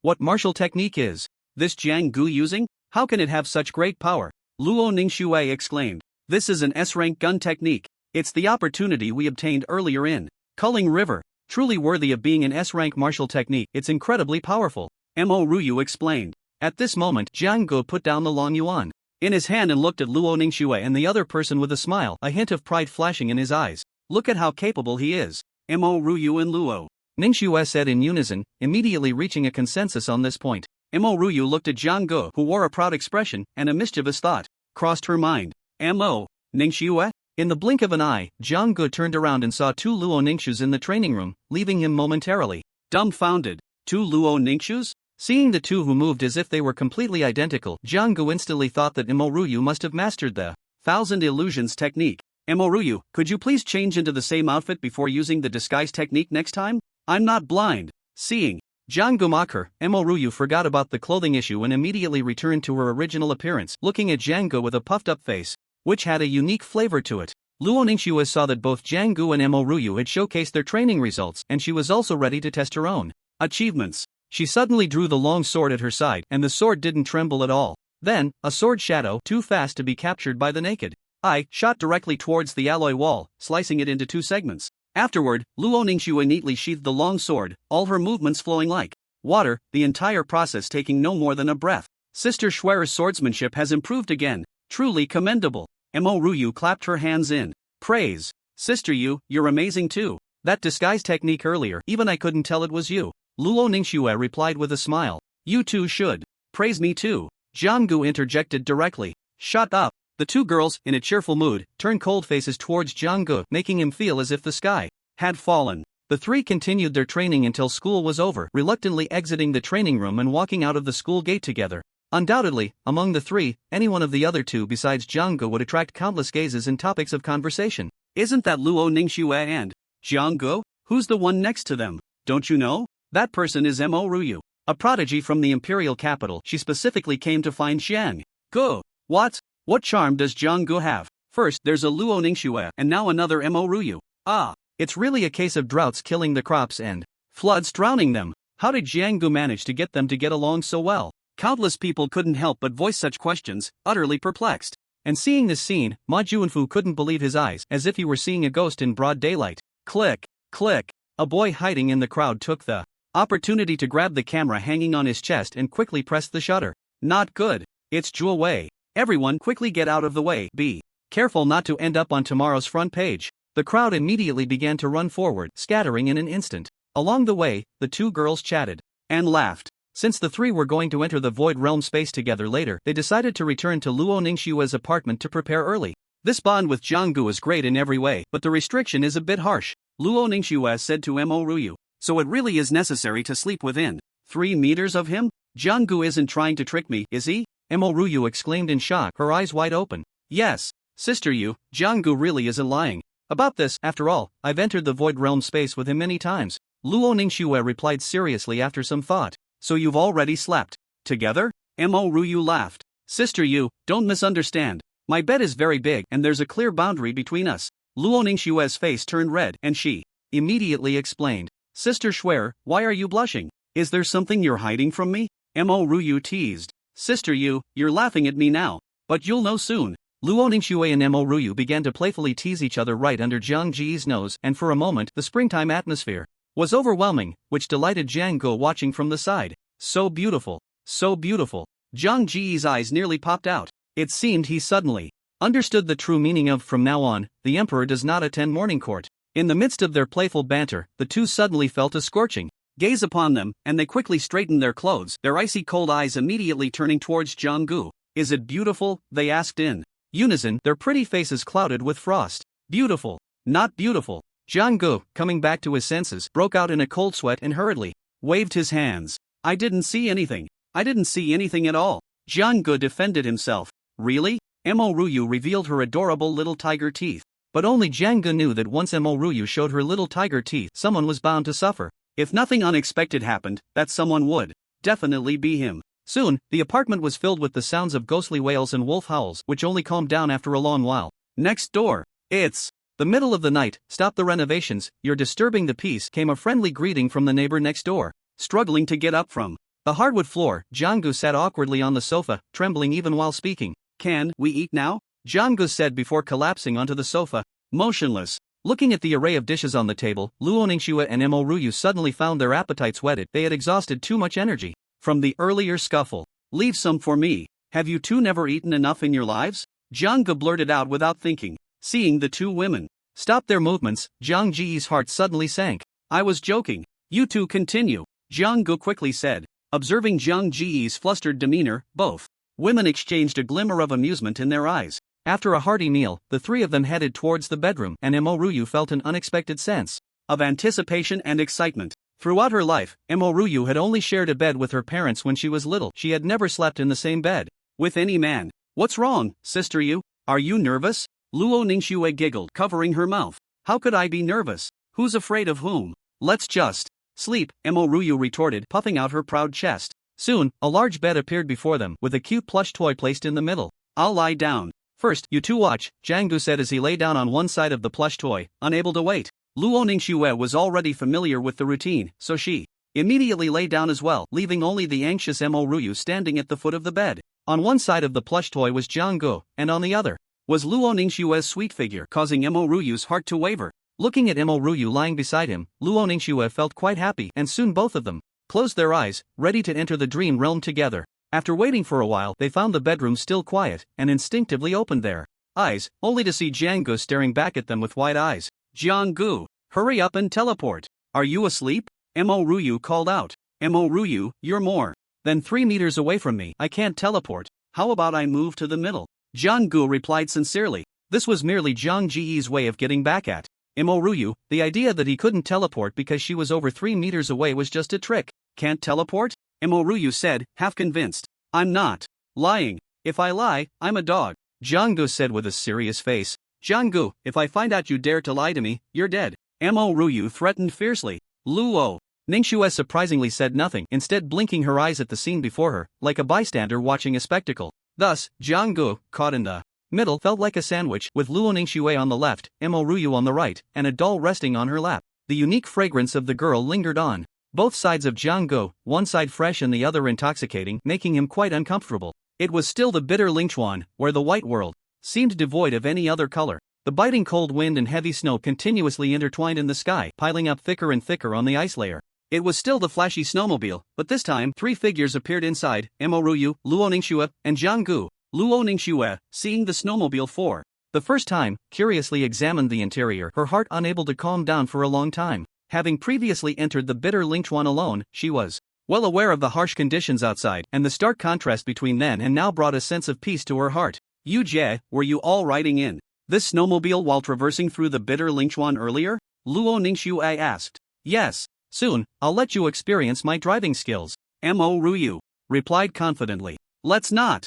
Xiaoxue, I have the most say in this, her driving skills. Zhang Ji's bitter memories surged to the forefront, the past nausea and motion sickness still vivid in his mind. Jung-gu, is my driving not good? Mo Ryu threatened. What I meant to say is that it's good. Your driving skills are recognized by the beasts of the market. Recognized by the beasts of the market? What does that mean? Luo Ningxue instinctively asked, her face full of confusion. You'll find out soon, hold on tight. Jung-gu quickly grasped the handle beside him. Before Luo Ningxue could respond, the engine suddenly roared violently, shooting out like a silver-white lightning bolt. Luo Ningxue had anticipated that Mo Ryu's driving skills were not simple, but she never expected that even on the vast, boundless glacier, Mo Ryu would turn the snowmobile into a bumper car. Even though her pretty face was accustomed to grand scenes, it was now filled with worry. Ugh.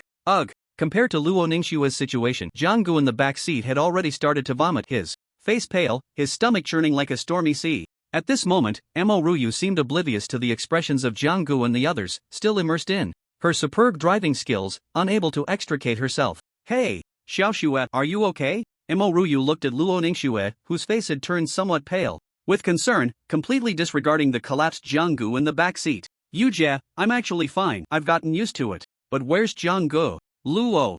Ningxue adjusted herself for a moment, her complexion visibly improving. The two looked towards the back seat of the snowmobile where there was no sign of Jianggu. He had long since fainted between the seats. Jianggu, wake up. Which direction should we go now? Mo Ryu shook Jianggu in the back seat and asked. No, I hadn't even mentioned the destination, and you were already speeding away. Jianggu took a while to recover, speechless. He then opened the market map and began to explore the nearby situation. Instantly, bright dots appeared on the market map, stunning and dazzling like stars in the night sky. There is a martial artist 300 meters ahead. Very strong. There is a martial artist 800 meters to your right rear. Very strong. There is a martial artist 1000 meters to the west. Very weak, but incredibly wealthy. Looking at the marked information on the map of the wasteland, Jianggu directly activated the god's perspective, and the surrounding situation became clear to him. Very strong? How about we go find that soft target first? Forget it, let's stick to the principle of proximity. Jianggu muttered to himself. So, do you have a direction now? Luo Ningxue asked. This time, how about we continue the tradition? Jianggu said with a mischievous smile, clearly excited. What tradition? Mo Ryu was taken aback by Jiang Ji's words, puzzled. So what's the signal this time? Luo Ningxue asked seriously. This time there's no signal. Once we find the target, the three of us will get out of the car together and act quickly. Luo Ningxue nodded in agreement. Seeing Mo Ryu nodding in a somewhat confused manner, Luo Ningxue leaned over and whispered in her ear. So, are we three going to rob someone? A hint of surprise flashed in Mo Ryu's eyes. As one of the top 3 families in the imperial capital, Mo Ryu had always had easy access to any cultivation resources she wanted, with her father always ready to help. Therefore, after hearing Luo Ningxue's explanation, her first reaction was surprise, but she quickly calmed down. The path of cultivation is inherently about seizing the creations of heaven and earth, and resources are limited, so there's nothing to feel guilty about. Mo Ryu, you look reluctant right now, but you'll see, robbing is really thrilling. Jianggu noted Mo Ryu's reaction and thought to himself. At this moment, 300 meters ahead of Jianggu and his group, a young man was walking slowly on the biting glacier, seemingly unfazed by the raging wind and snow. Strangely, a piece of coarse blue cloth was covering the young man's eyes, as if he were blind. As the young man walked slowly, a pair of dark green pupils suddenly appeared behind the snow-capped mountains ahead, greed and brutality intertwining within them. The white fangs seemed to blend into the surrounding environment, a beastly mouth gaping wide, then quickly retracting its aura. The young man seemed oblivious to any danger, continuing to step toward the snow mountain, the blindfold flapping in the wind and snow, making a rhythmic sound. As the human figure drew closer, the saliva of the Arctic wolf could no longer be contained, and a massive wolf-shaped wasteland beast lunged toward its prey with a speed that left an afterimage. Its sharp claws seemed capable of tearing its prey to shreds, and a flash of pride crossed the dark green eyes of the Arctic wolf. The young man continued walking forward, seemingly unresponsive to the imminent danger, just as the Arctic wolf's claws and fangs were about to reach him. With a loud bang, like thunder on a clear day, blood rained down from the sky, splattering onto the ice and creating waves of heat.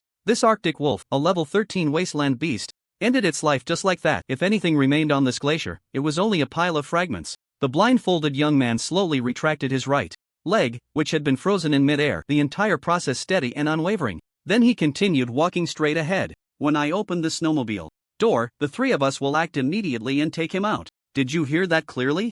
Jiang Ji's eyes were full of intensity. Luo Ningxue and the others nodded seriously. Look, isn't there a figure over there? That's him. Jianggu quickly spotted him through the wasteland map and the snowmobile's front mirror. When they were still several dozen meters away. Is this commotion directed at me? But why does that sound so much like a car? That's impossible. Gu Yunwen's previously calm heart was suddenly stirred, creating ripples within him. Even when facing various ferocious beasts, he had remained unperturbed. Usually silent and reserved, at this moment he could no longer maintain his usual tranquility. Young man, surrender now. Ha ha. The silver snowmobile quickly arrived in front of Gu Yunwen, and Jianggu was the first to jump out, immediately unleashing his battle cry. This caused the two girls following Jianggu to feel a wave of embarrassment, while Gu Yunwen wore a look of speechlessness. Can't he see? Luo Ningxue asked, looking at the blindfold over the young man's eyes. Blind? That doesn't mean we won't hit him. Don't show me any mercy, Jianggu said as he charged towards Gu Yunwen. Wait, your car. Gu Yunwen exclaimed. Did you hear that? You still want to steal our car? This is intolerable. Jiang Gu shouted angrily, seemingly spurred on by Jiang Ji's provocations. Luo Ningxue and Mo Ruyu's expressions turned cold, and the three of them attacked Gu Yunwan from three directions. I want to ask. Before Gu Yunwan could finish his sentence, three powerful attacks came rushing towards him. He immediately pushed off the ground, and the shadows of his legs kicked out towards the three. The sounds of fierce collisions echoed in Gu Yunwan's ears. So strong. Gu Yunwan thought in shock as he distanced himself from the three, his right leg trembling slightly. This blind guy is so powerful? Jiang Gu and the others were equally astonished. Just as Jiang Gu and the others prepared to strike again, something unexpected happened. The blindfolded youth in front of them chose to jump into the glacier crevice. Damn! Suicide? Bro! You can't play like this. Jiang Gu looked at the bottomless crevice, his heart trembling. Not just Jiang Gu, but Mo Ruyu and Luo Ningxue were also in shock.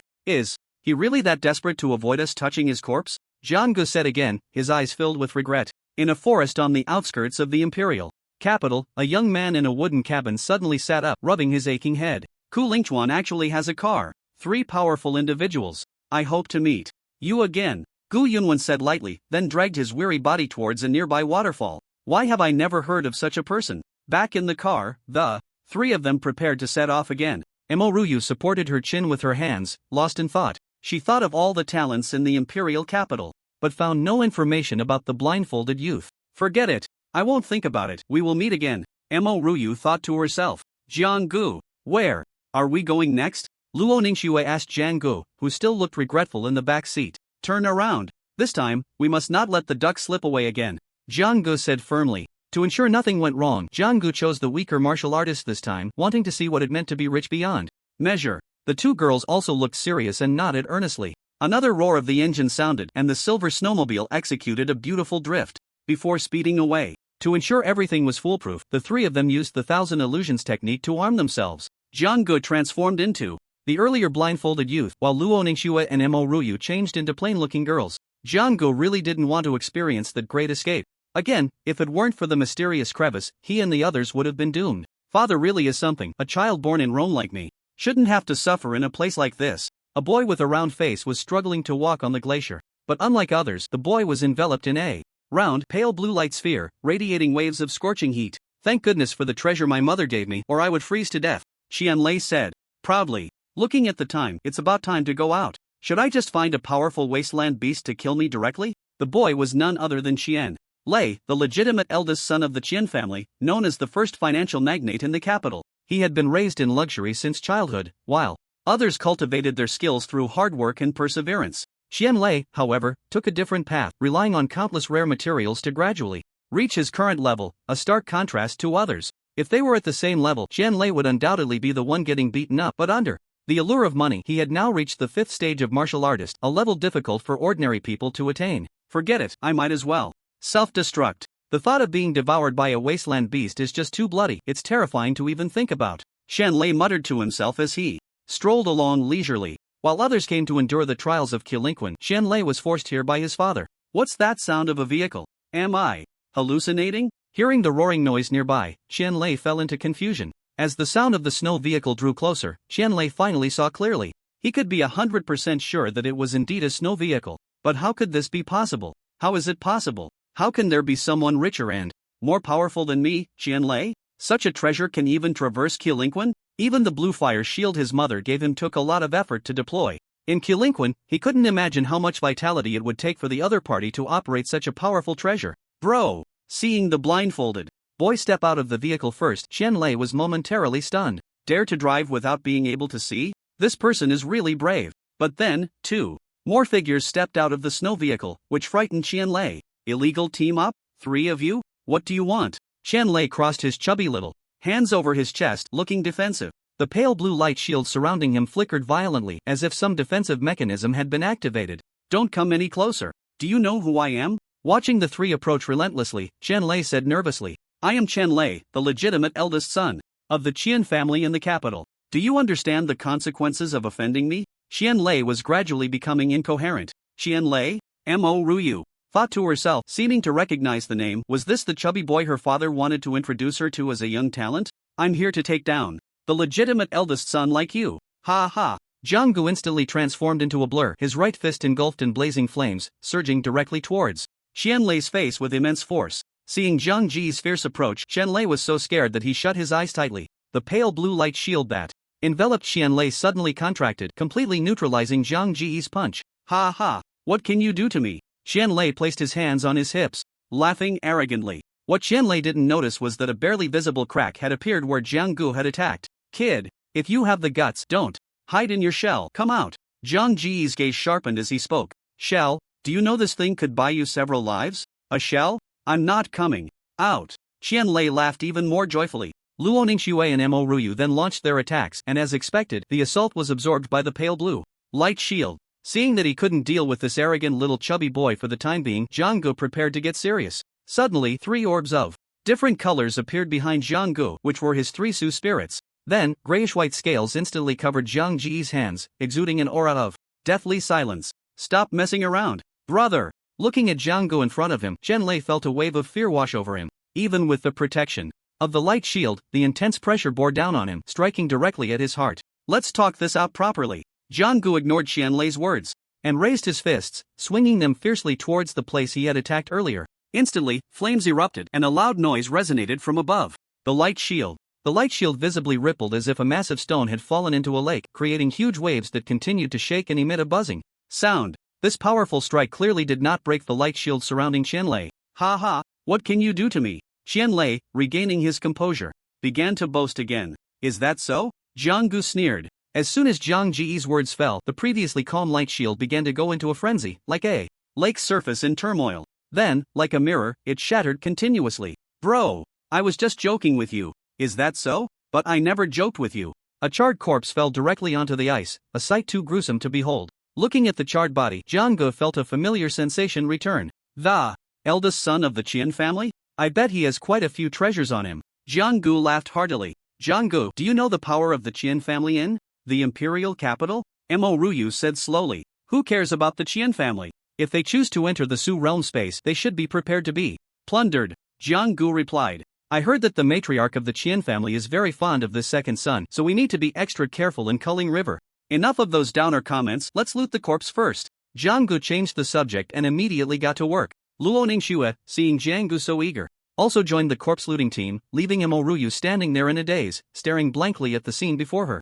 Mo Ruyu's astonishment was not for any other reason but because Luo Ningxue's transformation at that moment looked just like that of a seasoned criminal. Sister Yu, why are you still dazed? Come on. Luo Ningxue laughed. Oh, okay, I'm coming. Mo Ruyu also joined the corpse looting ranks, and gradually, a sense of excitement and joy welled up within her. The 3 of them rummaged through the body, stripping off everything they could, discarding what they couldn't far away. This kid is indeed a rich guy. I really don't know when I'll meet him again. Jiang Gu murmured as he looked at the charred corpse. In the Qian family mansion in the imperial capital, the entire courtyard was enveloped in a golden, resplendent glow, with intricately carved beams and painted rafters, truly magnificent. In a luxuriously decorated room, a young man suddenly opened his eyes, a flicker of resentment flashing in them, and then he swallowed a half-saint herb placed on the bedside like a snack. Much better, Qianlei said to himself. Creak. With a sound, Qianlei's door opened, and a beautifully adorned woman entered the room. Layer, my child, you really suffered in the Su realm space. Let me take a good look at you. The woman's eyes were filled with affection as she immediately walked over. Mom, I was killed by a warrior from Culling River this time. They groped me all over. I feel so wronged. Qianlei's voice choked with emotion.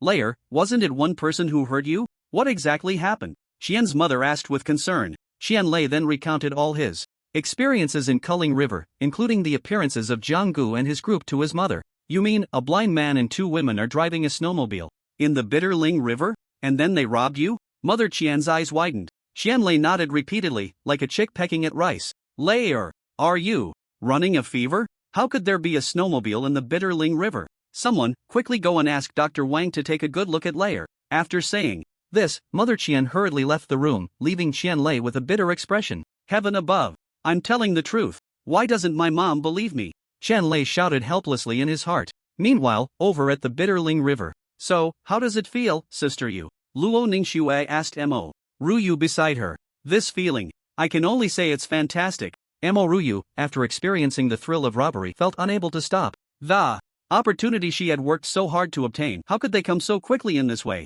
The three quickly counted their gains, and the harvest was quite substantial. 3 A-grade martial arts techniques, 3 semi-holy herbs, 2 mid-level golden void spirits, 1 A-grade weapon. It could be said that robbing Qianlei was worth more than what Jianggu and the others would usually gain from robbing 5 or 6 people, and even more than that. Let's set off quickly, Mo Ruyu said to Jianggu. What's wrong? Jianggu asked, puzzled. Let's continue robbing, Mo Ruyu said excitedly. You're quite the spirited one. Good, I declare the 3-person robbery team officially established. On the ice surface 3,000 meters away from Jianggu and the others, a bare-chested young man was running on the Bitterling River, seemingly undeterred by the harsh environment. To everyone's astonishment, a massive iron chain was tied to the young man's back, and the chain was attached to an extraordinarily large block of ice. The young man had long black hair, a string of slightly white prayer beads hanging from his chest, and one hand held in front of him, forming a unique Zen gesture. His muscular body resembled a layer of armor, bulging and radiating a dazzling light against the white backdrop.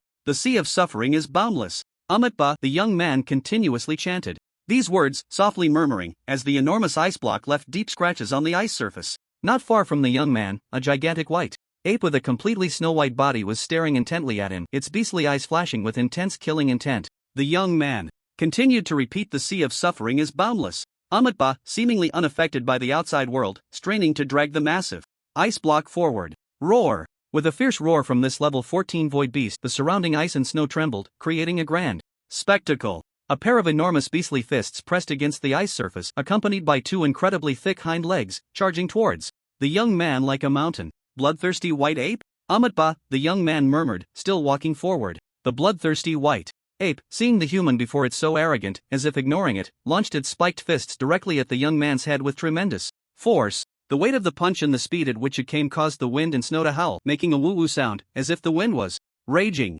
Watching the enormous beastly fists descend from above, Shi Xingqiu's eyes remained calm and indifferent, as if everything in time was something he could transcend. Amitba. As the 4 words slowly escaped Shi Xingqiu's lips, the iron chain behind him suddenly jerked, and the massive block of ice at the end of the chain was pulled up, flying straight towards the oncoming bloodthirsty white ape like a meteor hammer. The massive ice block collided violently with the bloodthirsty white ape's heavy fist, creating a powerful shockwave that momentarily pushed away the surrounding wind and snow. The bloodthirsty white ape let out a grunt of pain, its enormous body staggering back several meters, while Shi Xingqiu stood firm, his body steady. He then swung the iron chain in his hand again, producing a series of afterimages.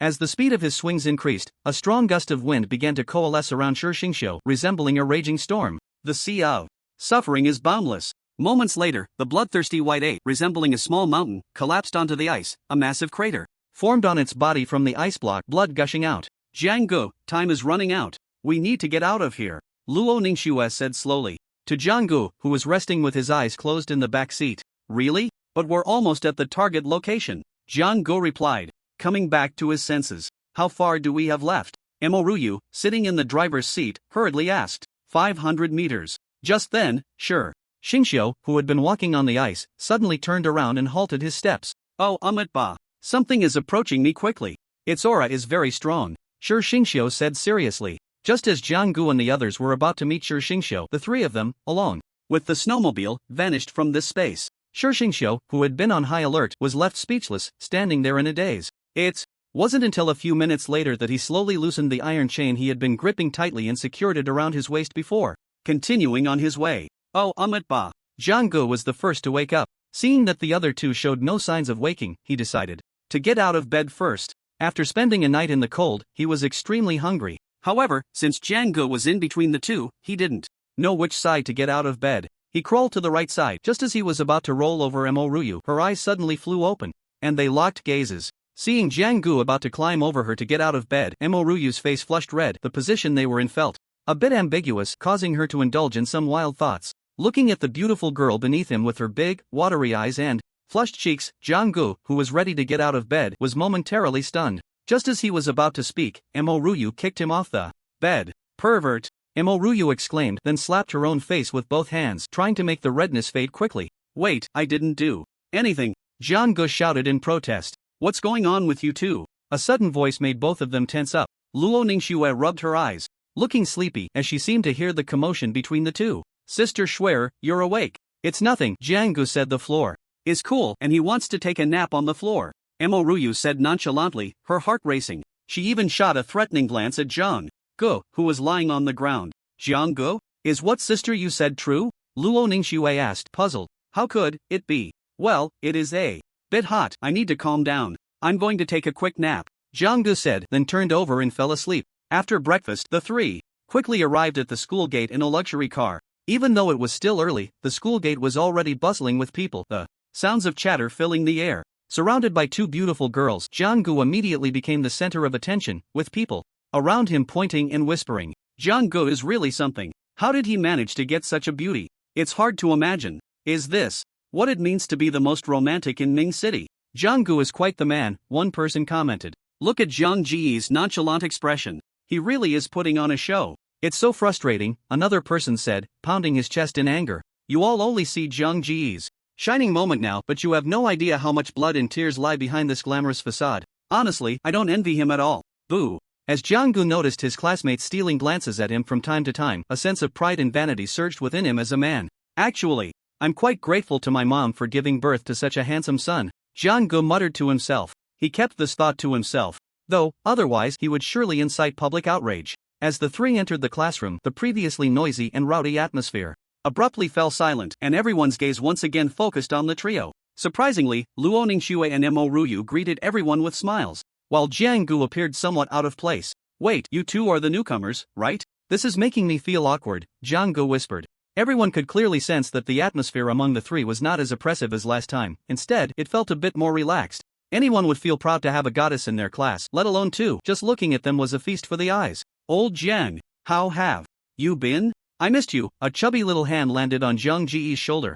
Old Ma, you still have the face to come see me? Jianggu retorted, with a laugh, tightly grabbing Ma Juanfu's little hand. Ouch, ouch. Old Jiang, let's talk nicely, Ma Juanfu shouted. Humph, serves you right for selling me out, Jianggu said, finally letting go. Ma Juanfu rubbed his reddened wrist, feeling wronged. Old Jiang, you still don't understand me. So, are you planning to sell me out again next time? Jianggu replied, speechless. Old Jiang, don't say that. You guessed it so accurately, it makes me feel bad. After that, the two began to playfully tussle, while Luo Ningxue and Mo Ruyu watched the two clowns, occasionally covering their mouths to stifle laughter. As a figure walked into the classroom, it immediately fell silent, the atmosphere turning serious, except for the two still chasing each other. Everyone, quiet down. The college entrance exam is approaching, and you still have time to fool around here? Jianggu, Ma Juanfu, are you so happy because your scores are stable? No need to study anymore? Su Wei said sternly, looking at them with disappointment. Jianggu, especially you, do you know that my expectations for you are the highest?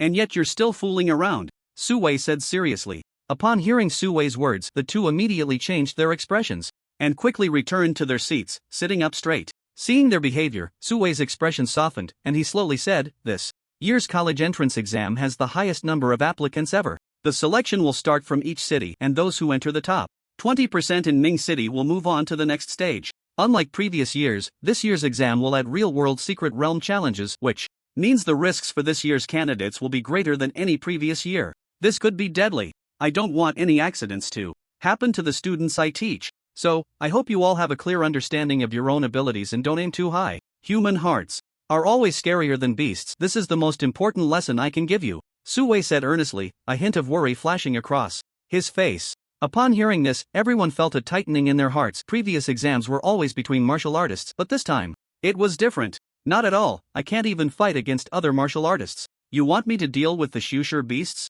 That's way too dangerous. I think I'll choose the written exam instead. The martial exam isn't really suitable for me. Good luck to everyone. Now that's more like it. I'd been waiting for this day for a long time, a student said proudly, a fierce battle intent gleaming in his eyes. The college entrance examination in Dasha country is divided into martial and written tests. Those who choose the martial path are naturally on the road to becoming martial artists, while those with mediocre talent who have no hope in the martial exam opt for the written test, entering the civil service and political arena. Old Jiang, how are your preparations going? Ma Juanfu's round head suddenly appeared next to Jianggu. I'm not bragging, but there's not a single capable fighter here, Jianggu immediately boasted. Damn, old Jiang, are you serious? With this attitude? Ma Juanfu's eyes widened in surprise. Hearing Jiang Ji's grandiose words, the two girls rolled their eyes in unison, causing Jiang Ji's prestige to plummet. Old Jiang, it's not that I don't believe you, but did you see the reactions of the two ladies next to you? You better step it up.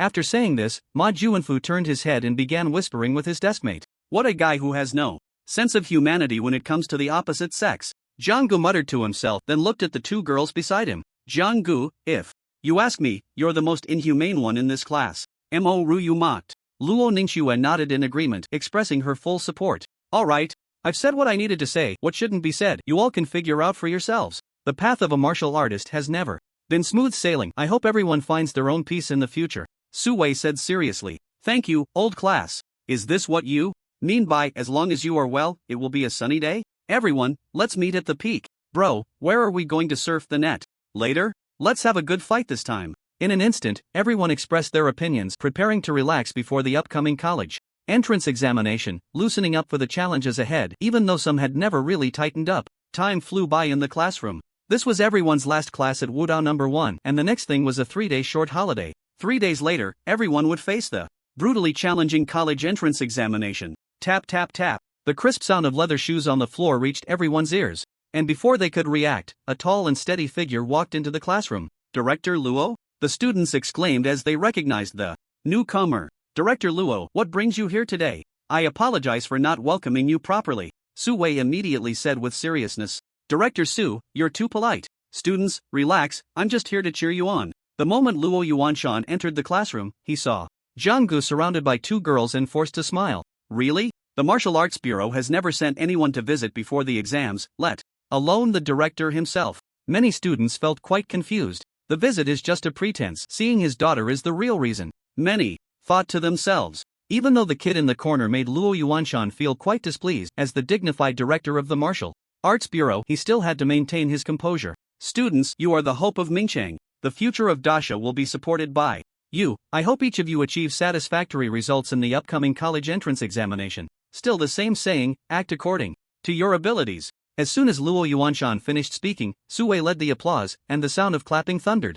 Below, Luo Ningxue was completely puzzled. Luo Yuanshan hadn't mentioned he would come to school today to visit, right? Perhaps Luo Yuanshan's purpose today wasn't just this. Luo Ningxue, Jianggu, Mo Ryu, you three go chat with Director Luo. After whispering a few words to Su Wei, Luo Yuanshan immediately called out, leaving the surrounding students confused, with many choosing to join in the gossip. Jianggu is going to face some trouble. His father is here to demand an explanation, one person confidently analyzed. Brother, is this true? What I say is definitely not false. Director Luo has never been fond of Jianggu. Not only did he run off with his precious daughter, but now he's also getting involved with others. What do you think? The person continued. Brother, so Director Luo's visit this time is actually to warn Jiang Gu? That's just one aspect. In my opinion, he wants Jiang Gu to either leave Luo Ningxue forever or choose one. Then tell me, what means will Director Luo use to force Jiang Gu? It will be nothing more than intimidation through force or temptation with money. Just wait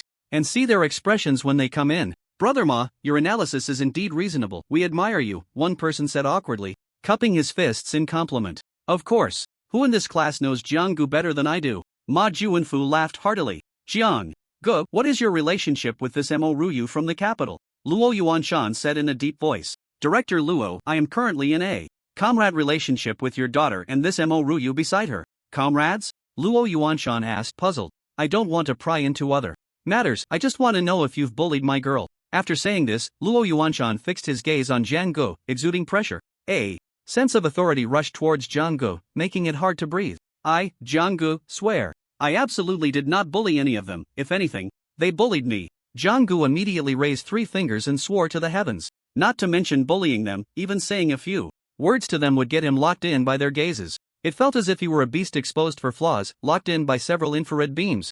Unable to move. Is that true? Luo Yuanshan looked skeptical. Anyone looking at the two polite girls at that moment would doubt Jiang Ji's words. How could the Mo family, a well-established power in the capital, be willing to send their precious daughter here? Seeing Luo Yuanshan turn his attention to Mo Ryu, Jiang Gu secretly rejoiced and immediately fell silent. Uncle Luo, I came here for an important matter. Mainly, I have made friends with Sister Schwer, and we get along very well. Mo Ryu replied softly. Girl, is that so? Dad, Sister you and I really get along well, and the three of us are not what you think. It's just a simple cooperative relationship. Luo Ningxue frowned slightly and responded. What do you mean it's not what I think? Do you know what I think? Luo Yuanshan said unhappily. You two go back. First, I have something to discuss with my girl. Luo Yuanshan said in a deep voice. Seeing this opportunity, Jiang Gu immediately prepared to slip away. Although Imo-Ryu wasn't as urgent as Jiang-gu, her pace didn't lag behind at all. Just as the two of them left, Luo Yuanshan's expression immediately changed, as if he were changing faces in a Beijing opera, the speed so fast it was astonishing. Schwer, do you know Imo-Ryu's background? She came to Ming City specifically for Jiang-gu, Luo Yuanshan said eagerly. Dad, what is wrong with you? Luo Ningxue didn't react for a moment and took a while to respond. Dad doesn't oppose you being with Jiang-gu, you know? Dad hopes you can seize your opportunity. After all, the one closest to the water gets the moon first, understand? Back in the day, your mom also fought for me like this. I hope you can learn from her. Dad, what are you talking about? Luo Ningxue's pretty face flushed, and she retorted. Schwerer, think about it carefully. Imo-Ryu traveled thousands of miles to this small Ming city for Jiang-gu. Luo Ningxue felt completely disoriented, not expecting her usually stern father to have such a side. Dad, are you sure? Should I call my mom to confirm? Schwerer, you're not doing this right. Just make sure to follow your heart. After saying this, Luo Yuanshan hurriedly left. After all, no one knows if this little cotton-padded jacket will let in the wind at a critical moment. Better to be safe than sorry. Watching Luo Yuanshan's departing figure, Luo Ningxue's heart echoed with the words, follow your heart. As the three entered the classroom, the curiosity of the crowd was instantly piqued. Jiang-gu and Imo-Ryu originally planned to enter the classroom first, but they felt that since they were comrades, entering together might lead to all sorts of speculation. However, unexpectedly, the commotion caused by the three entering together was even greater, not just whispers but also accompanied by a wave of disdainful voices. How can these three still be smiling? Did Director Luo just call them out to chat about the college entrance exam? It shouldn't be. I saw Director Luo's expression when he went out. It was clearly off. Brother, Ma, why does this situation seem wrong? How can they be chatting and laughing? What do you know? The more harmonious it is, the bigger the problem must be. Perhaps a rift has already appeared among the three. Brother Ma, you really see through it. Otherwise, how could you be the one who knows Jiang-gu the best? Brother Wang, why are you only saying half of it? As soon as Ma Juanfu finished speaking, he felt a gaze fixed on him, watching him closely. Old Ma, is it you again, chirping behind my back? Jiang Ji's cold voice rang out from behind. Ma Juanfu. Old Jiang, congratulations, you guessed right again. Ma Juanfu forced a smile. Take this, Jiang Gu said, slapping down. Ouch. That really hurts, old Jiang, am I going to die? A hint of black line flashed across Jiang Ji's face. Old Ma, I haven't even slapped you yet? Jiang Gu said speechlessly. Luo Ningxue and Imo-Ryu also giggled, feeling that Ma Juanfu and Jiang Gu were indeed good brothers. They were both such lively characters. After taking a slap from Jiang Gu, Ma Juanfu clearly became much more subdued, even ignoring his desk mate's attempts to chat. After this little episode, everyone immediately packed their bags and rushed towards the school gate, running off. In a small wooden house on the outskirts of the capital, a blindfolded young man was sitting cross-legged. Powerful blood energy continuously surged from his limbs, then flowed into the crown of his head, cycling back and forth. Once Gu Yunwan had absorbed all the blood energy into his body, a sharp aura burst forth through the blindfold, followed by silence. A steady sound of footsteps gradually reached Gu Yunwan's ears, causing his ears to tremble slightly before he immediately stood up. Elder, Gu Yunwan said slowly. On, have you made progress? Again? This time your reaction was a second faster than last time. Very good. The old man, leaning on a cane, nodded. The college entrance exam is approaching. You must understand the expectations the Gu family has for you.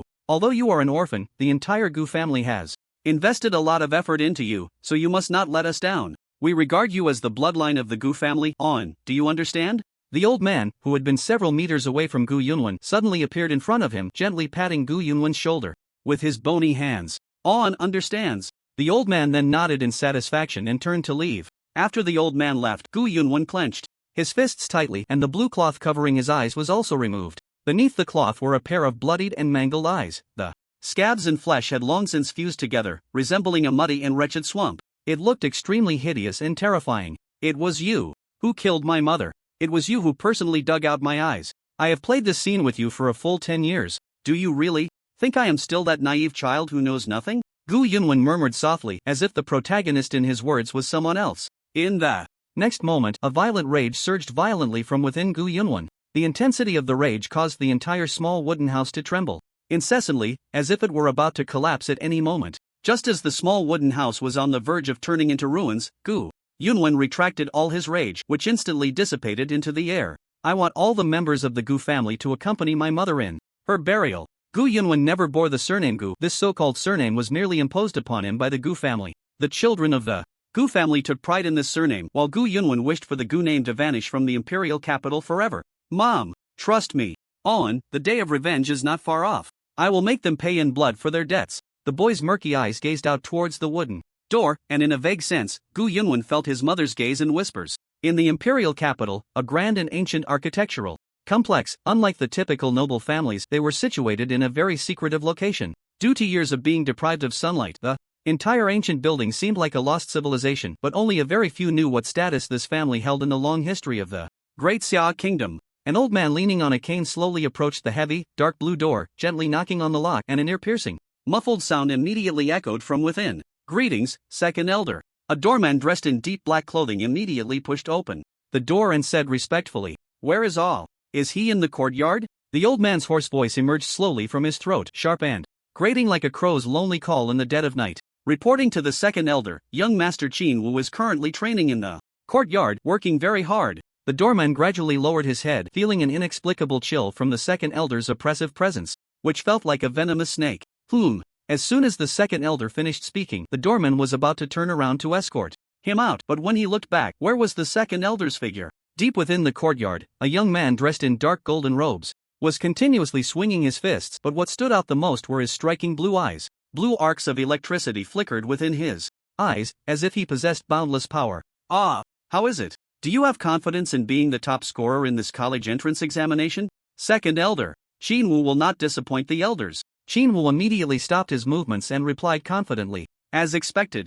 Of my Gu family's son. The Gu family will be your generation's world from now on. Do not let us down," the second elder said with great satisfaction, gently stroking his graying beard. "Is On's eyesight still good?" On the borders of the Great Xia Kingdom, the vast and boundless land was filled with scars. Terrifying beast roars echoed into the sky, and the ground trembled incessantly as if it were about to swallow the entire planet in the next moment. "General, the battle ahead is becoming increasingly dire. Should we retreat first?" A man, dressed in dark military attire, said gravely to the weathered man before him. "Is Ling Xiao not here yet?" The weathered man finished the last puff of his cigarette and then suddenly exhaled, like a white sword that lingered in the air for a long time. "General Ling is still on his way. I fear the soldiers ahead won't last until General Ling arrives." As he spoke, the man's eyes began to glisten with moisture. "Bring me my weapon. I will lead the charge myself." Wu Cheng's once weary eyes shone with brilliance at that moment, as if the winds and clouds dimmed in comparison. "General, you absolutely cannot. Your body has not yet healed," the man exclaimed anxiously, remaining rooted in place, motionless. "This is a military order. Hurry up." After saying this, Wu Cheng surprisingly broke into a rare smile, flicking the spent cigarette but directly onto the man's pants, his eyes filled with relief. "General." Tears welled up in the man's eyes, his eyelids turning red in an instant. He understood that if the general forced himself to use his powers this time, it would truly be a hopeless situation. The military doctor had emphasized more than once that the general needed to rest and recover during this period. "Enough. What are you crying about? I reckon I'll be dead from your tears before the fight even starts. Besides, I really do miss those old buddies of mine." Wu Cheng slowly walked over to the man, his large, scarred hands gently patting the man's shoulder, the lines in his palm long since faded. "Old Sheen always said my lifeline was the shortest. Guess what? That night he secretly used a pen to extend my palm lines. Actually, I knew that in the fierce battle the next day, one of us would surely die. I knew that person was me. He took that blow for me, and since then, it seems, my life has really been extended, and I've somehow survived until now. Now it's all good.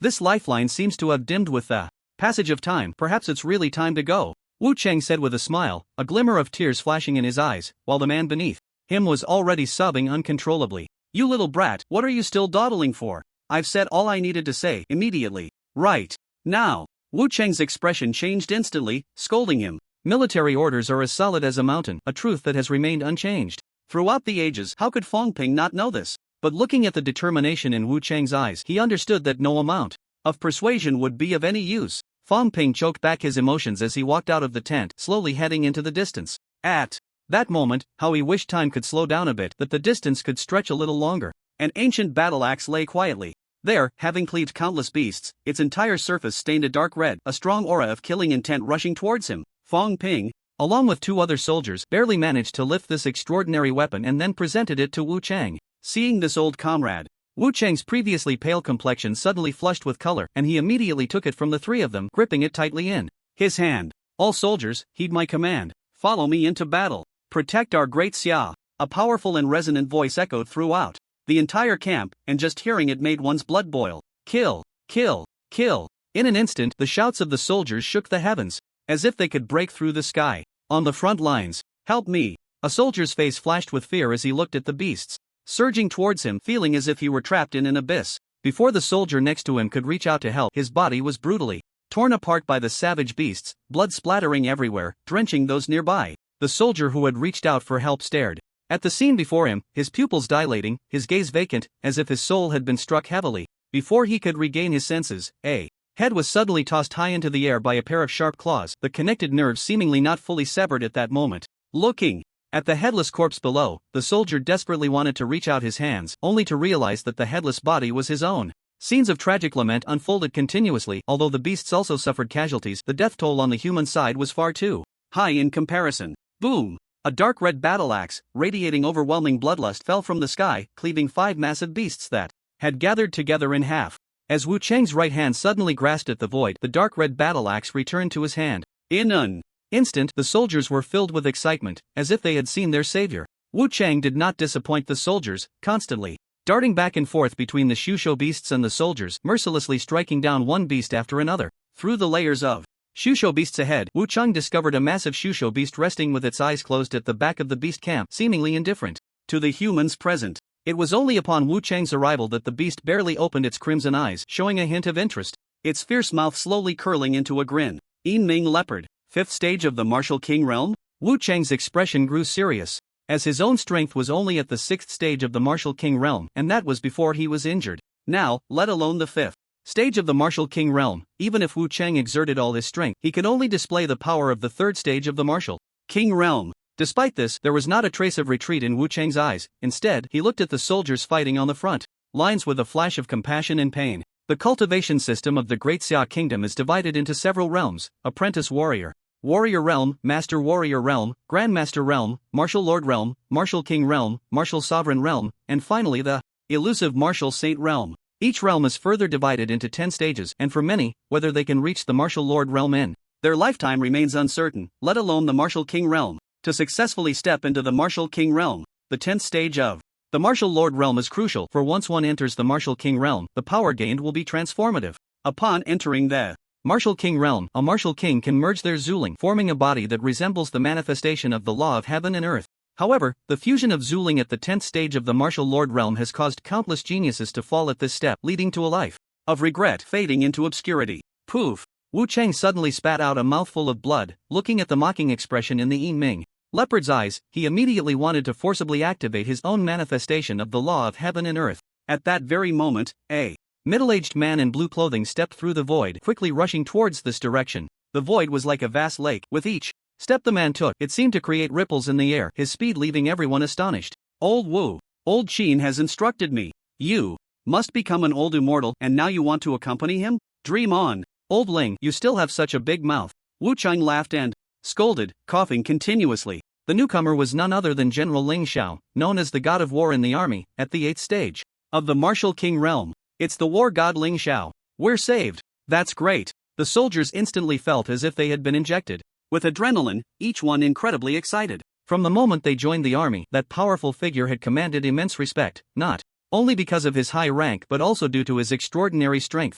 The Yinming leopard raised its crimson eyes to look at Ling Xiao, its fur standing on end as if charged with static electricity. Compared to humans, Shusho beasts seem to have a more acute perception of strength, and the Yinming leopard, being inherently cunning, was different from other beasts that charged forward blindly. Its eyes now held a glimmer of human-like intelligence. Upon seeing Ling Xiao's arrival, the Yinming leopard let out a long howl towards the sky, signaling the Shusho beast army to retreat. Come and go as you please? You Shusho beasts really don't take me seriously. Ling Xiao merely tapped the void lightly, and in an instant, a green ripple spread out from beneath his feet, rushing towards the position of the Yinming leopard at an astonishing speed. Buzz, a distant whisper, as if from ancient times, entered everyone's ears, and the soldiers felt the sound was incredibly pleasant. In contrast, on the side of the Shusho beasts, those affected by the ripple exploded into a mist of blood, while the once proud head of the Yinming leopard, raised high, now lowered in that moment. The originally fierce head seemed to be suppressed by an invisible force, with bright red blood continuously oozing from the pores of the nether leopard, dripping everywhere.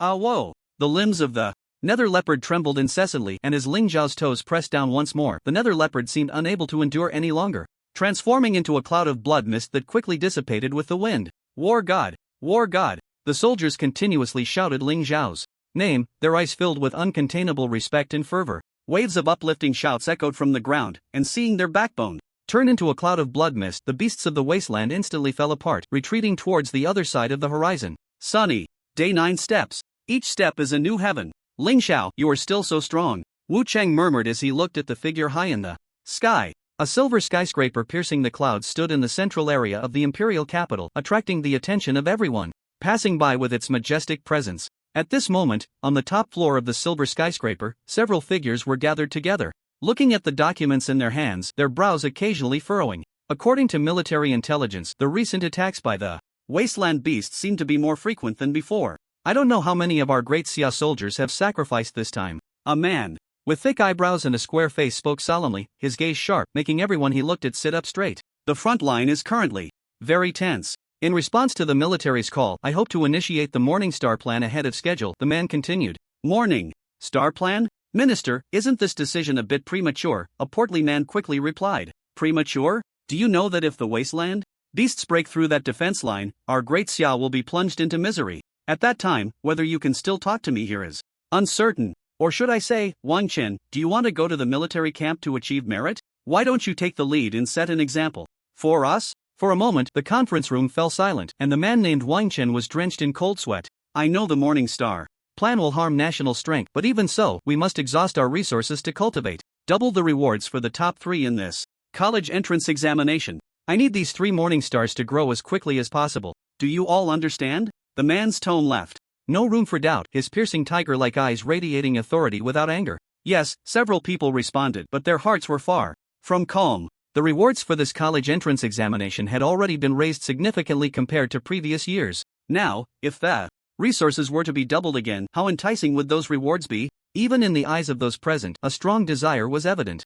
Unlike the high-ranking officials in the front line, the Great Xia was currently peaceful and tranquil, with many people immersed in their comfort zones, unwilling to take a single step outside. Walking on the bustling streets, various large screens continuously looped news about the college entrance examination. After all, this was a significant event in the lives of countless students, the most important step towards their future. Whether the fates of countless families could be changed depended heavily on the college entrance examination, which would determine if they could rewrite their destinies, all hinging on the competition 2 days later. The college entrance examination would last for 3 days. On the first day, over 200 million candidates from across Great Xia would participate in basic testing and practical exercises together. The basic test covered theoretical courses taught in schools, and even students participating in martial arts tests could not avoid it, though the weight of the basic test was different from that of the written test. The practical exercises were similar, but the written test accounted for a very small proportion. Unlike previous years, this year added a real secret realm segment, and the top 1,000 candidates based on the combined scores of the basic test and practical exercises would enter the real secret realm for a decisive battle. But no one can guarantee that accidents won't happen in the real secret realm, so this year's college entrance examination is the only one that requires signing a death agreement. For the vast majority of candidates, their college entrance examination will end the next day, while the top talents from all over the country will participate in the decisive battle in the real secret realm on the 3rd day. In the end, the top 10 students will be determined in the decisive battle of the real secret realm, and the person with the highest score will be the one who stands above millions, the undisputed top scorer of the college entrance examination. The time for the college entrance examination has quietly arrived. Today is an important day for all students in the Great Xia Kingdom to participate in the college entrance examination. Son, I don't expect you to get into a good school, just remember not to fall asleep in the exam room. You're a rich second generation, so you don't have to work too hard, got it? You little rascal, give it your all. This time, you must crush the arrogance of the neighbor, old one's family. Did you hear me? Juanfu, eat more. Don't let yourself go hungry in the exam room. Ma Juanfu looked at his mother, who was constantly serving food into his bowl, and felt a wave of happiness. Xiao Gu, perform well. Schwer, don't be too strong. Safety first. Amidst the repeated reminders from their parents, candidates from all over the country began to enter the exam room, waiting for the invigilators to check them. Upon entering the exam room, in addition to the usual checks, candidates also need to undergo a bone age test to see if they meet the standards and whether there are any suspicions of someone taking the exam on their behalf. This is because there was a previous instance where more than one impersonator took the exam, and those impersonators are still locked up in prison to this day. The college entrance examination has officially begun. At 10 o'clock in the morning, the bell for the college entrance examination rang. At this moment, in the central streets of various cities in the Great Xia Kingdom, the Martial Arts Bureau had already dispatched personnel to maintain order outside the venue, and the entire nearby area was enveloped in a quiet atmosphere. The streets were devoid of the usual flow of vehicles, only parents anxiously waiting for their children. At the same time, not just in Ming City, the imperial capital, Shanghai City, and Daokan, a massive holographic screen loomed over the exam venues across the country. Looking at this enormous screen that suddenly appeared before everyone, people were no longer surprised, as if they had never seen a pig run after eating pork. Since the third college entrance examination, this gigantic screen has been part of everyone's view. On this massive holographic screen, names were constantly flashing. Over 200 million students nationwide, yet only a mere 100 names would ultimately appear on the list. This is the cruelty of the college entrance examination, but at the same time, it is the fairest path for most students in their lives. The names on the screen kept refreshing, like a string of computer codes, updating at a speed that was difficult for the naked eye to discern. At this moment, in the college entrance examination live broadcast room, the number of people pouring in was increasing geometrically, and various comments flooded the screen. I've heard this year's college entrance examination is the most thrilling one ever. I can't wait. The rankings for the basic test should be out soon. Let me see who this year's literary star really is. The top literary candidate must be our Daocan Xiang Jia. Since ancient times, scholars have come from Daokan. You can't really think this is just talk, can you? What a joke. Just wait until the practical exercises. Let's see if you can still be proud. The comments from netizens continuously scrolled across the screen, with many netizens typing furiously, determined to fight for the honor of their city. Inside the exam room, looking at the paper in his hand, Zhang Ge felt a bit overwhelmed and instinctively scratched his head. He had really put all his heart into improving his strength. Where would he find the time to study the basics? Just last night, Zhang Ge and Mo Ruyu were still fighting against the Su beasts in the Su realm, and this morning he was just getting ready to cram a bit. Who would have thought he almost overslept?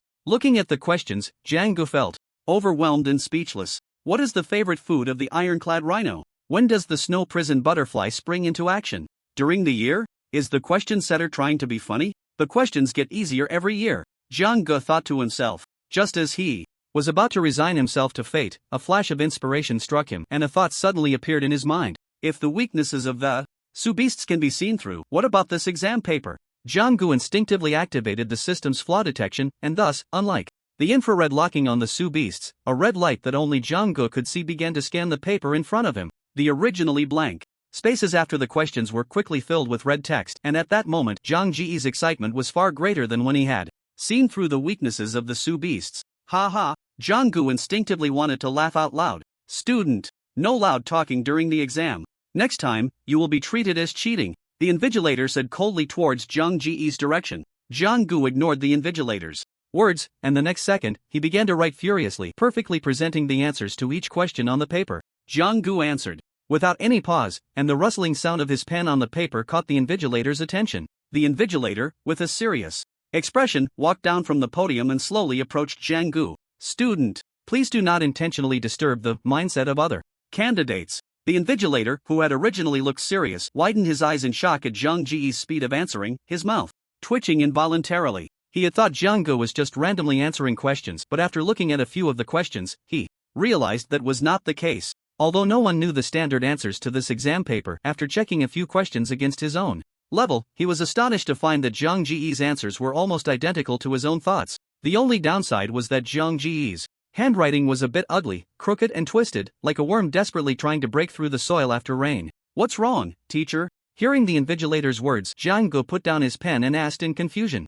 Nothing. Students, make sure to use your time wisely. There is only 1 hour left, the embarrassed invigilator said without changing his expression, then returned to the podium. Hearing that there was still an hour left to answer questions, many students felt a slight sense of relief. Thank goodness. There's still time, so much time, why are you reminding us? You messed up my train of thought, many students thought to themselves. The next second, the sound of Zhang Ge flipping through the exam paper made everyone in the same examination room tense up. This guy is finishing so fast? Everyone dared not think too much and immediately focused back on answering the questions. As a series of urgent bells rang out, all candidates, please stop writing immediately. Anyone who continues will be treated as cheating. The invigilator's gaze swept around. Many candidates, faced with such a volume of questions, could only barely finish putting down their pens, while some had bitter smiles on their faces. Even more so, After leaving the exam room, one candidate shouted to the sky, "This question is too difficult. I can't do it." As for Jiang-gu, who submitted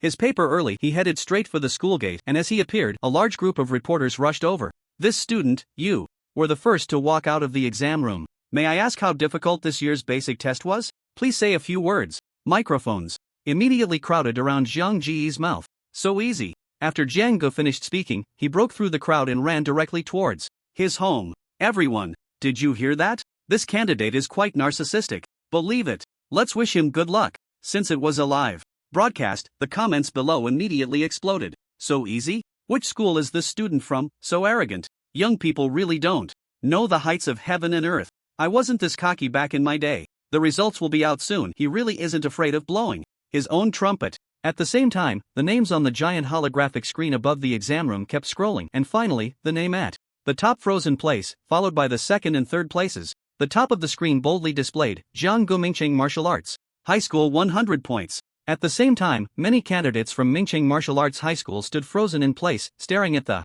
name at the top of the screen. Jiang-gu? How is that possible? That kid from Martial Arts High School? Isn't he the one who was all over the internet recently? Shouldn't he be good at martial arts tests? How could his written test score be so terrifying? Not only in Mingcheng, but also in major first-tier cities like the imperial capital and Daokan, the holographic screens above the exam rooms were broadcasting the results of this basic test. Aside from some netizens who were previously keen on surfing the internet and might be somewhat familiar with the name Jiang-gu, everyone else was completely baffled. Long before the college entrance examination began, not only various training institutions but also major media and schools had made predictions about the top candidates in this year's exam. As for the first place on the list, everyone had their own thoughts, but the unfamiliar name Jiang-gu suddenly entered everyone's sight. In no time, major mainstream media rushed to report, causing quite a stir online. According to reliable sources, the first place in the written test, Jiang-gu, is a senior student from Mingcheng Martial Arts High School. Before the host could finish the report, netizens below began to stir the pot.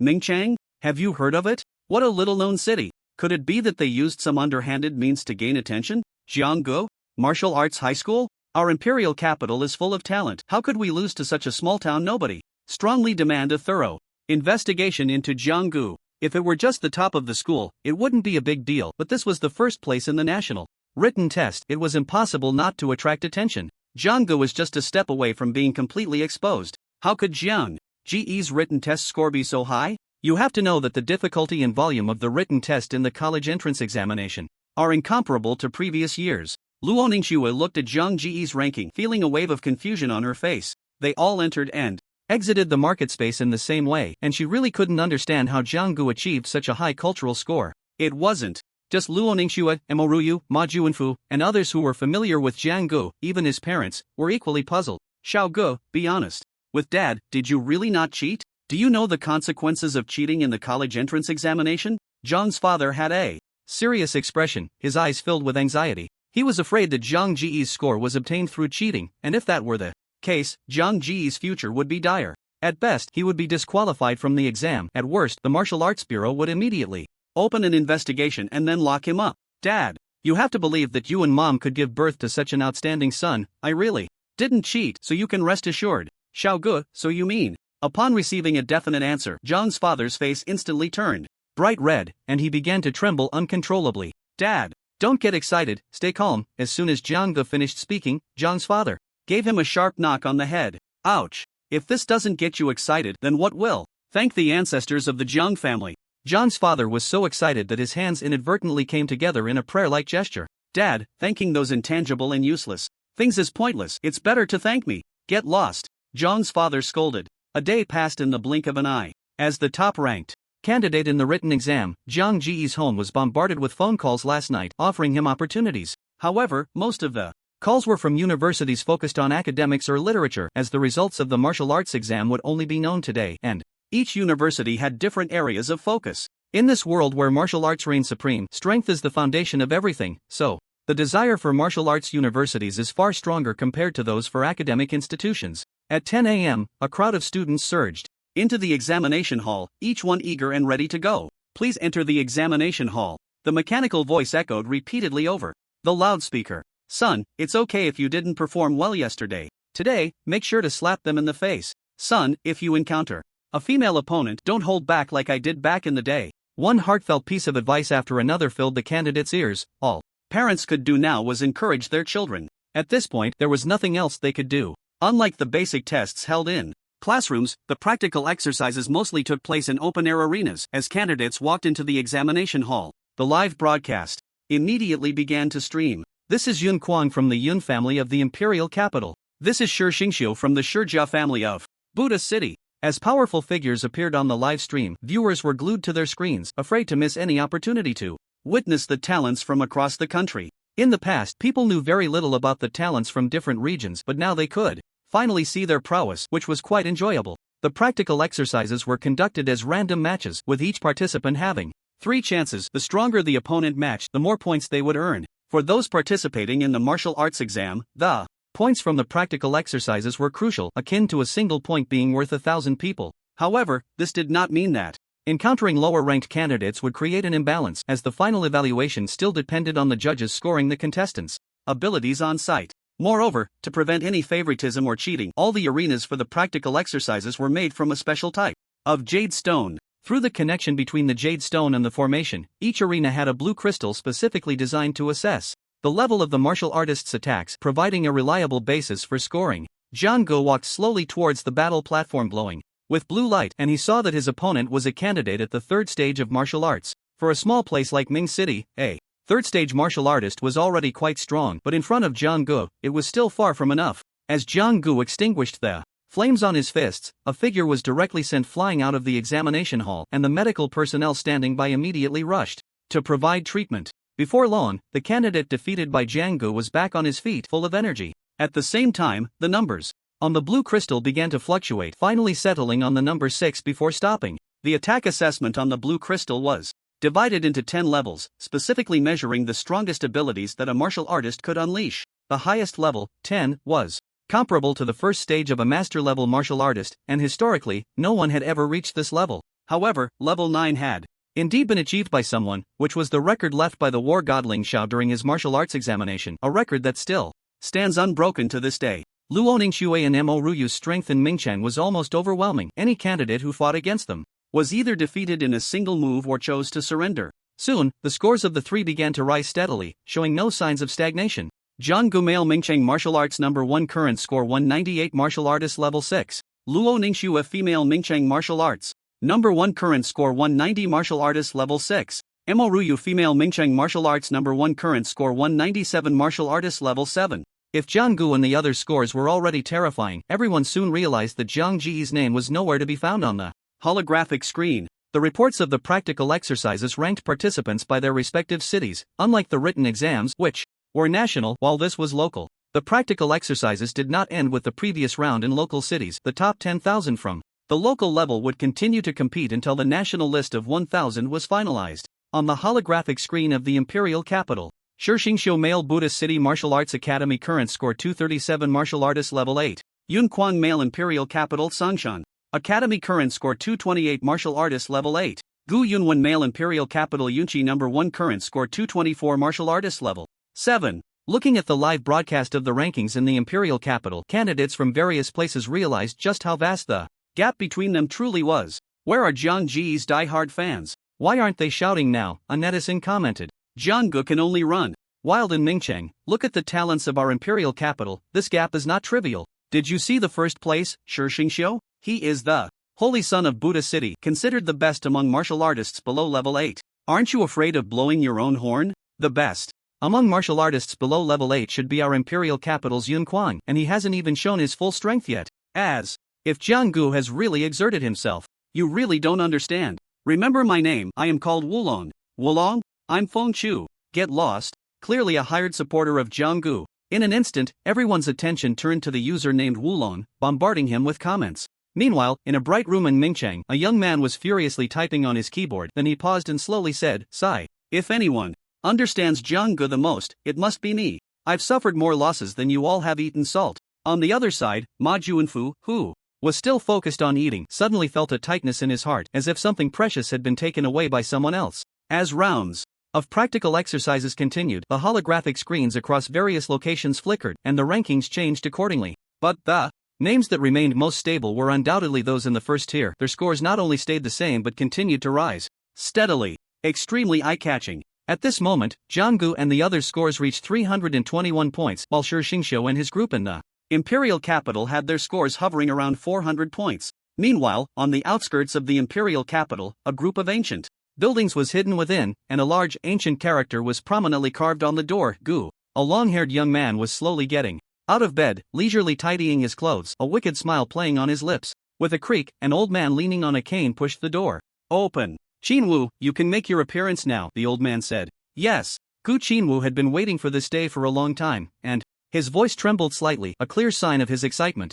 "I can't hold back from taking them down anymore." "Ha ha," Gu Qinwu laughed recklessly, his laughter echoing throughout the courtyard. "Qinwu, this time, my Gu family must appear in the eyes of the world with legitimacy. And you are the spokesperson for the Gu family. In this battle, we only accept first place, no second." Qinwu understands. Gu Qinwu clasped his fists together, producing a dull sound. Then, Gu Qinwu's figure instantly vanished from the spot, and a black streak of light was seen darting through the mountains and forests. According to the regulations of the Great Xia Kingdom's college entrance examination, unless the candidate voluntarily gives up, as long as the exam has not ended, all candidates can continue to participate. As soon as Gu Qinwu's figure appeared, everyone in the venue felt as if they were being watched by a fierce lone wolf, sending chills down their spines. "This student, you are too late. Are you sure you want to continue the exam?" asked the verification officer responsible for confirming the candidates' identities. "Isn't it still ongoing? Why not take the exam?" Gu Qinwu's smile seemed to carry a hint of wickedness.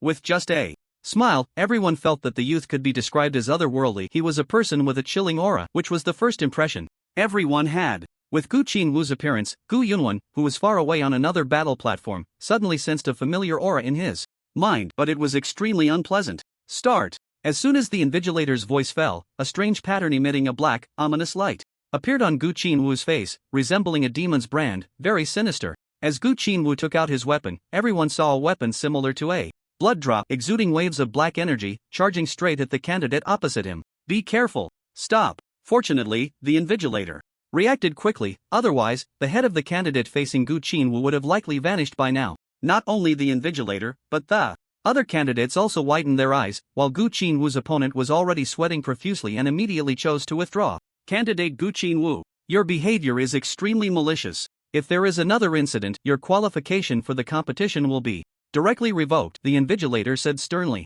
"Teacher, I've read the examination rules and it doesn't say anything about not being able to kill the opponent. As for the safety of the candidates, isn't that your concern? This has nothing to do with me," Gu Qinwu replied with a wicked smile. Gu Qinwu was indeed correct. The college entrance examination explicitly stated that from a moral standpoint, casualties between candidates were not allowed, hence the invigilator's requirements. However, there was no specific rule stating that casualties could not occur during the exam. If a candidate claimed it was an accident, there was nothing that could be done. "Continue the exam," the invigilator said helplessly. Next, Gu Qinwu almost crushed his opponents, constantly changing challengers. Every candidate who faced him bore injuries, and this was still the result of the invigilator's timely intervention. In the end, whenever candidates encountered Gu Qinwu, they basically chose to surrender, as Gu Qinwu's attacks were too ruthless, far beyond what a youth should possess. Gu Qinwu. At this moment, Gu Yunwen finally realized what that familiar aura was. It was his own eyes. Gu Yunwen's teeth were tightly clenched together, and at that moment his hatred seemed to reach its peak, but it quickly vanished. At the same time, with the appearance of Gu Qinwu's figure and the live broadcast of the battle, the internet erupted. People immediately began to comment on Gu Qinwu. "This candidate named Gu Qinwu is truly cruel. Not just cruel, he is utterly inhumane. Look at his moves, every strike is aimed at taking lives." A sharp-eyed netizen quickly pointed out, "I actually think this candidate suits my character very well. His strikes are decisive and without hesitation. This is not just muddy waters, this is practically a bone without flesh." In an instant, various opinions flooded the internet, and the name Gu Qinwu officially appeared in the public eye. After a day and night of relentless battles, a holographic screen finally came to a halt. The originally displayed names of major cities on the screen now all showed the words Great Xia. Shi Xingqiu, male, Buddhist City Martial Arts Academy, current score 500, martial artist level 8, ranked first. Yun Kuang, male, Imperial Capital Sangshan Academy, current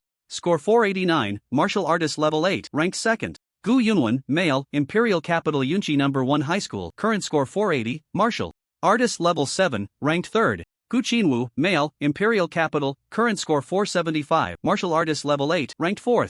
Jiang Gu, male, Ming City Martial Arts No. 1 High School, current score 428, martial artist level 6, ranked 51. The leaderboard displayed the top 100 students from the Great Xia's college entrance examination, and the final 1,000 candidates would enter the real secret realm tomorrow for the ultimate competition. Before seeing Gu Qinwu, no one could have imagined that his score would rank 4th. This was without him participating in the basic tests, and it didn't even account for the time he missed during previous practical exercises. It can be said that Gu Qinwu's appearance made everyone pay close attention to this imposing young man. Some even sent people to investigate Gu Qinwu, but each time the results were unsatisfactory. Whenever they reached a critical moment, it seemed as if an invisible pair of hands reached out and effortlessly erased all traces. Tomorrow is the competition in the real secret realm. I really don't know who will take the top spot in this year's college entrance examination. Aren't the current top contenders just those few extraordinary talents from the Imperial Capital? Not to mention, just based on their current high scores, as long as they maintain their position, the final result is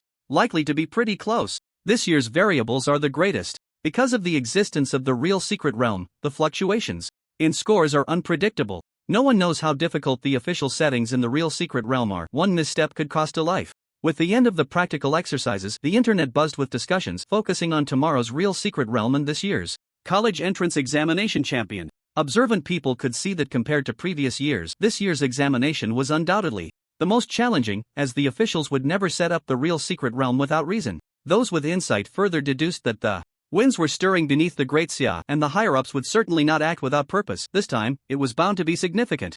Although this college entrance examination appeared to be a competition on the surface, it might actually be more like a process of elimination and selection, preparing for the future of the Great Xia. However, not everyone could see through it so clearly. Most people were still immersed in the festive atmosphere of the college entrance examination, cheering and celebrating. Jiang Gu, what is your goal this time? At this moment, Jiang Gu, Luo Ningxue, and Mo Ruyu were huddled in Luo Ningxue's luxurious apartment, filled with anticipation for the upcoming real secret realm. Me? Of course, I'm aiming for the highest reward. I won't settle for second place. Jiang Gu, this decisive battle is definitely not that simple, and unlike the market space, this time we might have to fight on our own, Mo Ruyu said. Seriously, as this year so many talents had suddenly emerged, many of whom even Mo Ruyu, a local from the Imperial Capital, had never heard of before. By the way, Jiang Gu, did you let up too much during this practical exercise? Luo Ningxue pouted and said, although the two of them had not fully seen Zhang Ji's complete strength yet, they believed that the ranking of 51 was definitely not Zhang Ji's true level. After all, even Mo Ruyu and Luo Ningxue ranked higher than Jiang Gu, one at 10th and the other at 13th, so with Zhang Ji's strength, he should not be placed below the 20th position. You all know, I've unconsciously gotten used to it, mainly because I got too deep into the role, Jiang Gu said with a smirk. Instantly, the two girls gave Jiang Gu a big eye roll, and for a moment, there was an infinite charm. Ever since Jiang Gu reached the 6th stage of the martial artist realm, he had rarely made a move. As with the current strength of the two girls, Jiang Gu could completely enjoy the benefits in the Shujia space. He looked just like a big capitalist, simply waiting to reap the rewards. In the Gu family, under the black night sky, a huge house was brightly lit, with several figures gathered inside. Oh, Owen, we elders have been watching your performance this time. You know what to do tomorrow, right? The second elder said in a deep voice. Oh, after tomorrow, I hope you will be the champion of this competition. Can you do it? As for Owen, your responsibility doesn't need to be as heavy as Ao's. Being in the top 3 is enough. The second elder's hoarse voice filled the entire room, and the several elders present fixed their piercing gazes on the two young boys. Oh, I will not disappoint the elders. Owen, likewise. The two boys immediately clasped their fists and half-knelt, speaking earnestly. The people present nodded in satisfaction, as if admiring their outstanding creations. While Gu Qinwu was speaking, Gu Yunwen unconsciously turned her head towards Gu Qinwu's side. Noticing Gu Yunwen's movement, Gu Qinwu immediately wore a knowing smile. What's wrong, Yunwen? Do you have something to say to your brother? Gu Qinwu asked quietly. Senior brother. Qinwu, please be extra careful in tomorrow's secret realm. Gu Yunwen said immediately. Thank you for your concern, Yunwen, you too. Gu Qinwu replied with a faint smile, a hint of something strange flashing in his eyes. At this moment, an old man in a black robe sitting at the highest level of the room slowly stood up. His eyes, cold as a vulture's, suddenly opened wide, making everyone present feel a chill down their spines. Ah, stays, the rest can leave. The hoarse voice was extremely rough, the old man said slowly, waving his hand. Upon hearing the elder's command, everyone present, except for Gu Qinwu, immediately retreated. In the Gu family, if there was a sky, then Gu Yi was the sky of the Gu family. Elder, Gu Qinwu said respectfully. It can be said that in the Gu family, this was the only person that Gu Xinwu felt a bit intimidated by. After all, this person had walked out from a sea of corpses and blood. The Gu family's current status and advantages were largely due to this old man who was on the verge of decay. Tomorrow in the real secret realm, I want you to kill Gu Dunwan. The elder said very calmly, as if a human life in his eyes was no more significant than an ant. Life was as trivial as grass. Gu Qinwu did not speak but stood quietly there. What? Are you soft-hearted? The elder sneered. Reporting to the elder, actually, even without your command, I would personally kill him. Gu Qinwu replied with a smile. Oh, why? The elder's hoarse voice carried a hint of excitement. Earlier, Gu Yunwan has tilted her head towards my side more than once, and as soon as I spoke, Gu Yunwan would immediately react. So, the elder continued to probe. So, I suspect that Gu Yunwan already knows everything. Gu Qinwu said confidently, a fierce look flashing in his eyes. Ha ha. Well, I originally thought you hadn't noticed, but it seems your temperament is quite good now. Since you are aware, I won't say more. You may go. The Grand Elder finished speaking and waved his sleeve, slowly walking towards the back courtyard. Gu Qinwu slightly lowered his head, then coldly smiled and clasped his fists, saying, I respectfully send off the Grand Elder. The next day, the morning, sunlight spilled over the earth, creating a golden expanse. Compared to the previous 2 days, the streets were noticeably less crowded, but this did not mean that the college entrance examination had come to an end. On the contrary, for the 1,000 people who had entered the finals, this was the true beginning of the examination. The scores of the vast majority of candidates had already been tallied yesterday, so many were now at home watching the final showdown. Ma Juanfu was one of the many spectators currently staring intently at the live broadcast on his computer with his round, bulging eyes. In his hands, he held a bowl of fragrant white rice, while the table was filled with various dishes. Old Jiang, go for it, just don't become my side dish. After saying this, Ma Juanfu took a mouthful of rice. Now, let us invite the talents from all over the country to make their grand entrance. The host exclaimed passionately, calling out loudly. The location for this reality secret realm was set in the imperial capital, in a remote and pristine forest. At the entrance of the forest, a passage radiating black light awaited everyone's arrival. It resembled a ferocious beast with its enormous mouth wide open, continuously exuding murky air that lingered for a long time. At this moment, soldiers armed with guns stood beside the passage, along with many frontline reporters carrying cameras. With a tremendous roar, massive armored vehicles charged towards the reality secret realm passage like raging beasts. Even though the area was surrounded by mountains and had steep terrain, it was as easy as walking on flat ground for the enormous armored vehicles. One by one, the armored vehicles quickly parked neatly before the crowd, and with heavy sounds, the doors of the vehicles opened, showcasing a strong sense of technology. As they watched the figures descend, the crowd was left in shock. Only when you truly faced these talents would you feel their powerful aura. Follow our camera. Look, the first to step down is Shi Xingxiu, followed closely by Yun Kuang. The host continuously reported, his expression excited. Shi Xingxiu wore a coarse linen robe, and his shining bald head did not diminish his attractiveness. Instead, it made people more eager to provoke this young man's worldly heart. Shi Xingxiu had red lips and white teeth, a delicate face, and a pair of bright, piercing eyes that revealed indifference to everything in the world, contrasting sharply with his strong upper body. Yun Kuang had a rather ordinary appearance, the kind that would be hard to spot in a crowd, very unremarkable, with the only notable feature being the proud expression that constantly adorned his face. If there was anyone with the most distinctive entrance, it would be Gu Yunwan. Initially, everyone thought the blindfold on Gu Yunwan was merely decorative, but upon seeing it today, they understood that the reason why a talent is considered a talent is not only due to their exceptional gifts but also because of their resilience that far exceeds that of ordinary people. When Luo Ningxue and Mo Ruyu made their entrance, not only the spectators present but also the viewers in the live broadcast room stood frozen in place. The previous live broadcasts had not captured such close-up shots of the candidates, so this live event truly made everyone understand what it meant to be breathtakingly beautiful. Bright eyes and white teeth, skin as smooth as snow, sparkling eyes, and graceful figures. It seemed that all the beauty that heaven could bestow had been granted to these two women, leaving many in awe of their celestial beauty.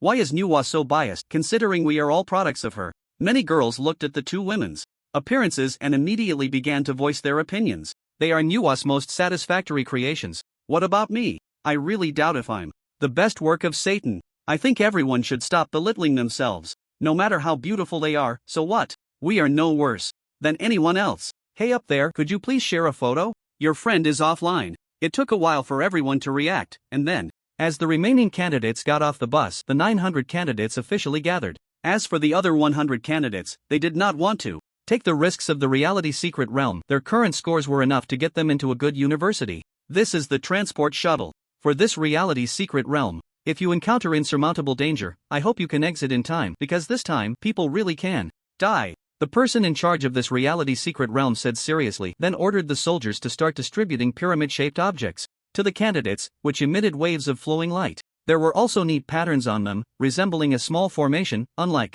ordinary items. The transport shuttle will also record your performance in the secret realm and display your points after defeating the beasts. You must take good care of it. Now, please enter the arena one by one, the person in charge said in a deep voice. As soon as the words fell, figures rushed in eagerly, each filled with fighting spirit. On, be extra careful. Gu Qinwu's voice came from behind Gu Yunwen. You be careful too. Gu Yunwen replied, then walked into the black passage without looking back. This is the last time I'm calling your name, Gu Yunwen. After saying that, Gu Qinwu also stepped into the passage of the reality secret realm. You too, find me as soon as you get in, and be very careful. Zhang Gu said seriously to the two women. Now that he had finally bound these two quality bonds and managed the relationship among the three, Zhang Gu did not want anything to happen to them. That should be what we say to you. Luo Ningxue and Mo Ruyu said in unison, and then they also stepped into the secret realm. Dare to underestimate me? Zhang Gu said angrily to himself, following closely behind. At this moment, all 900 candidates had entered the reality secret realm.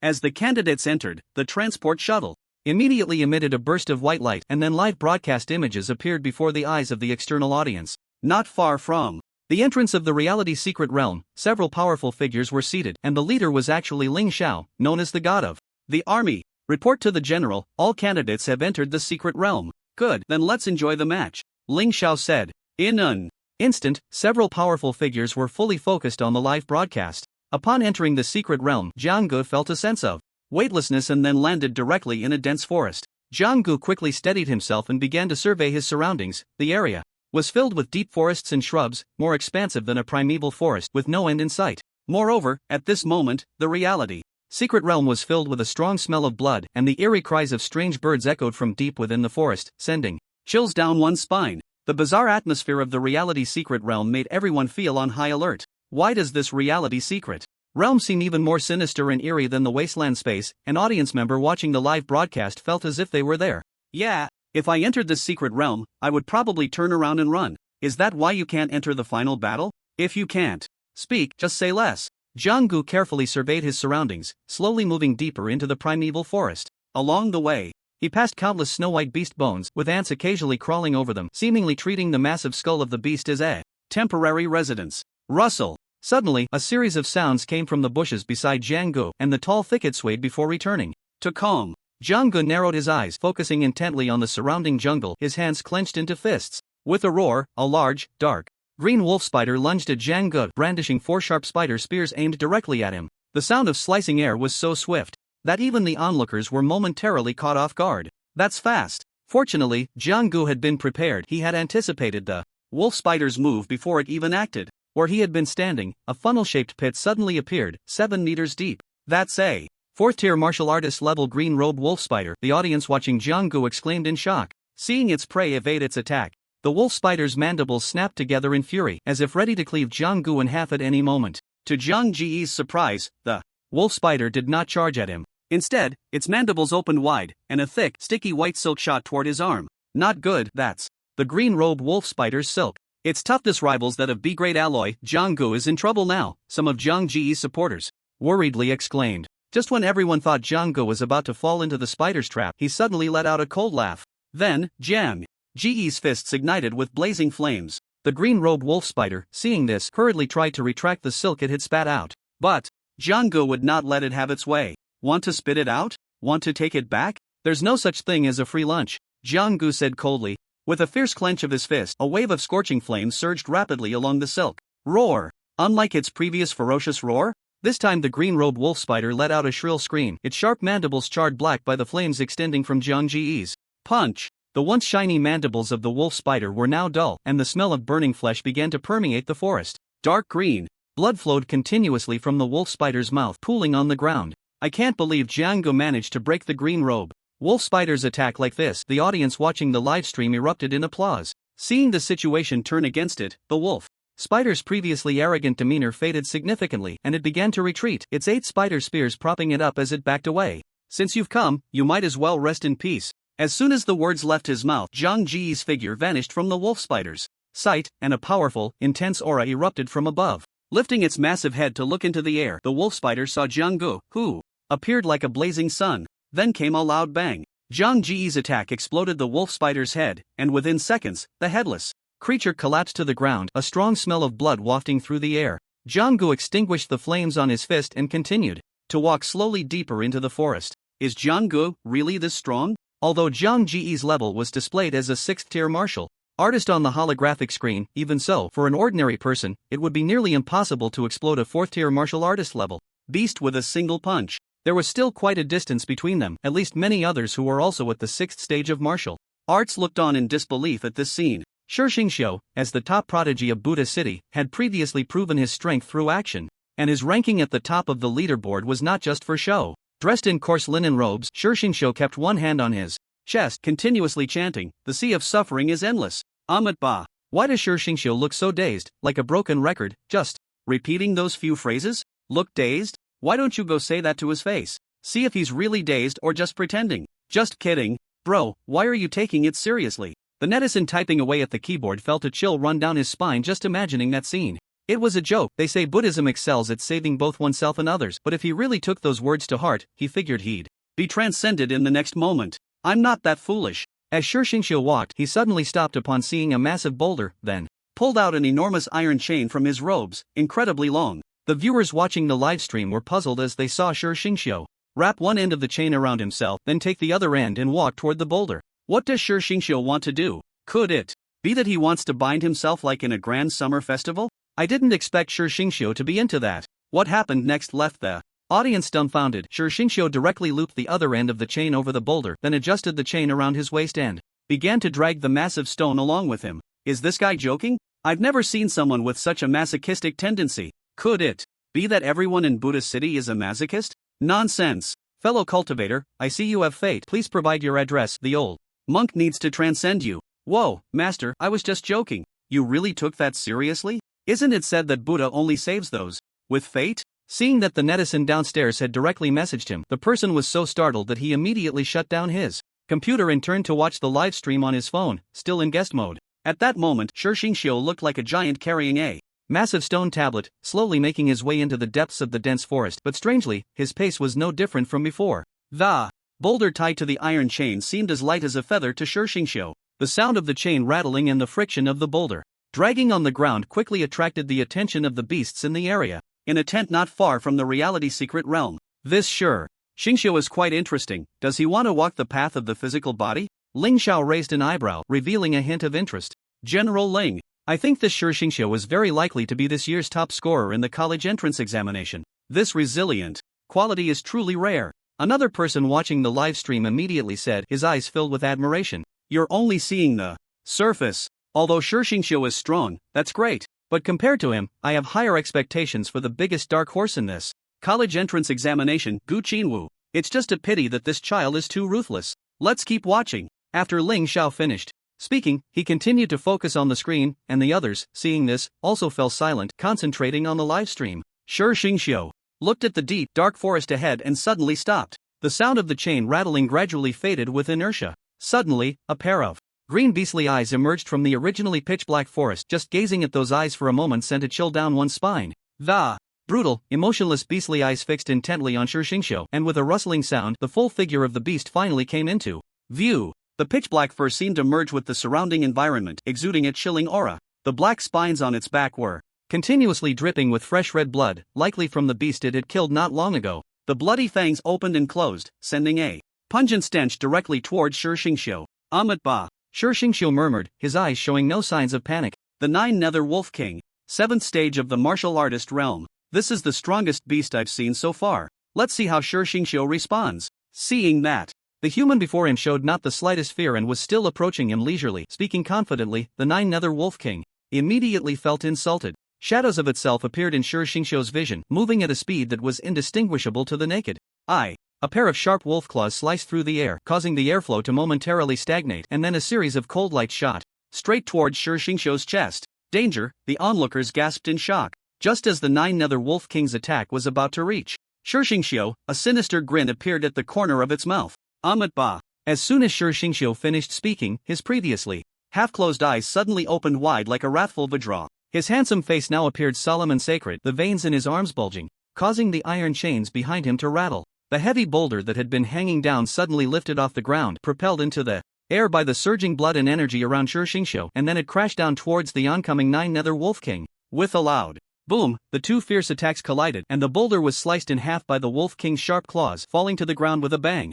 Seeing his weighted stone split in two by the Nine-Nether Wolf King, Shi Xingqiu's previously expressionless face suddenly filled with anger. Today, I shall deliver you, this vile creature, to salvation. The Nine-Nether Wolf King, seeing its opponent's weapon destroyed, renewed its assault, charging forward with a leap, its sharp fangs aimed viciously at Shi Xingqiu's neck. Amat Ba. Shi Xingqiu's energy surged wildly, and then he brought his hands together in a prayer position, golden light radiating from his body, making him appear like a shining golden figure. What is this? The indestructible golden light of Buddhism, an observant audience member exclaimed. It is said that when the indestructible golden light of Buddhism is cultivated to perfection, one becomes impervious to blades and fire, standing undefeated. With just the physical body. Clang, the Nine-Nether Wolf King, having bitten down on Shi Xingqiu's neck, felt a surge of joy in its beastly eyes, preparing to bite down harder. Who would have thought that the golden light surrounding Shi Xingqiu would burst forth, sending the Nine-Nether Wolf King flying, its sharp fangs shattering completely. Oh whoa, the Nine-Nether Wolf King howled in pain, and the next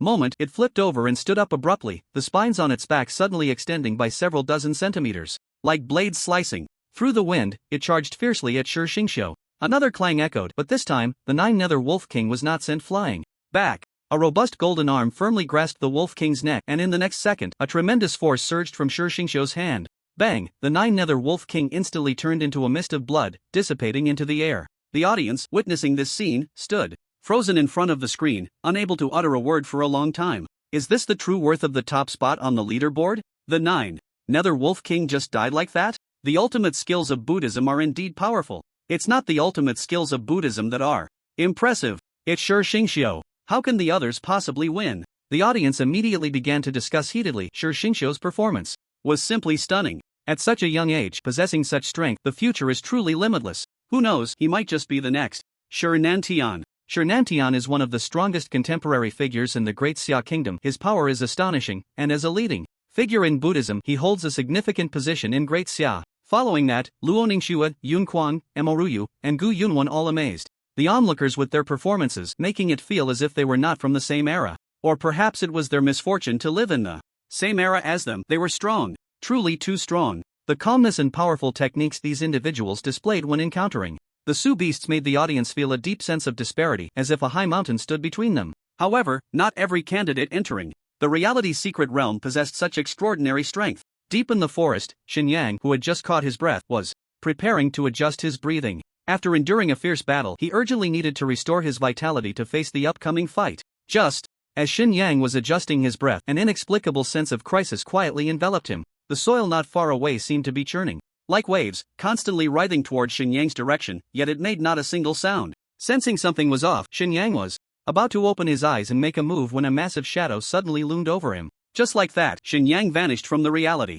secret realm without making a sound. A chilling sound of chewing echoed through the forest, and then the shadow quickly burrowed back into the soil, swiftly fleeing to seek its next prey. It wasn't just Xinyang, cries of agony occasionally rang out from within the forest. The audience, witnessing the scenes before them, were momentarily speechless. So it turns out, it's not that the Su beasts are too weak, but that Shi Xingqiu and the others are too strong. Only then did everyone realize that the cruelty of the reality secret realm was far more brutal than they had imagined. At this moment, Gu Qinwu was leisurely strolling through the forest, his aura suddenly retracting, appearing just like an ordinary person. Yet even so, the sinister energy still emanated from him, with strands of lightning flickering in his deep blue pupils. Now we just have to see how Gu Qinwu performs. We mostly have a preliminary judgment on the combat power of the others. A tall, middle-aged man beside Ling Xiao slowly spoke, glancing sideways at Ling Xiao, who was seated high above. Remembering the words of the war god Ling Xiao earlier, everyone fixed their eyes on Gu Qinwu's every move, afraid of missing something. It's starting,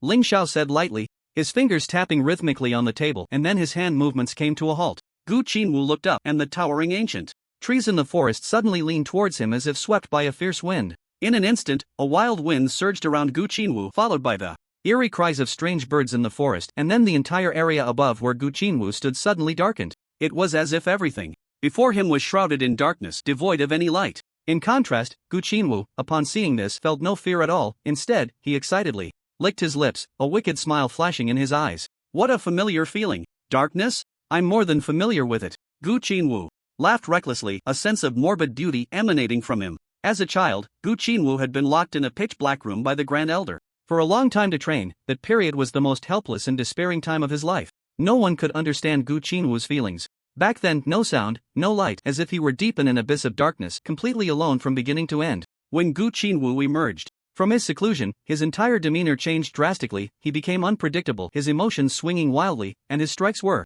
incredibly ruthless. Many of his fellow clan members who had practiced with him back in the day met their demise at his hands. Logically, Gu Qinwu's behavior should have drawn the family's punishment, with the more severe consequence being execution. However, on the contrary, the elders of the Gu family grew even fonder of this younger generation. As for Gu Yunwen's pair of eyes, it was something Gu Qinwu had proposed himself on one occasion. The second elder merely acted as a temporary executioner. One could say that if Gu Qinwu had taken action himself, it would still be a question whether Gu Yunwen could have survived to this day. He should be grateful that I spared his life and only took his eyes. This was a statement made by Gu Qinwu himself back then. The elders, upon hearing this, were momentarily stunned, then burst into wild laughter, their eyes filled with admiration. Looking at the colossal creature in the sky, Gu Qinwu's eyes were filled with disdain. Although he was being looked down upon by the Shusho, in Gu Qinwu's eyes, the prey was never him, but everything that stood in the way of his becoming stronger. It's a blood jade falcon. Look at its size, its realm must be quite high.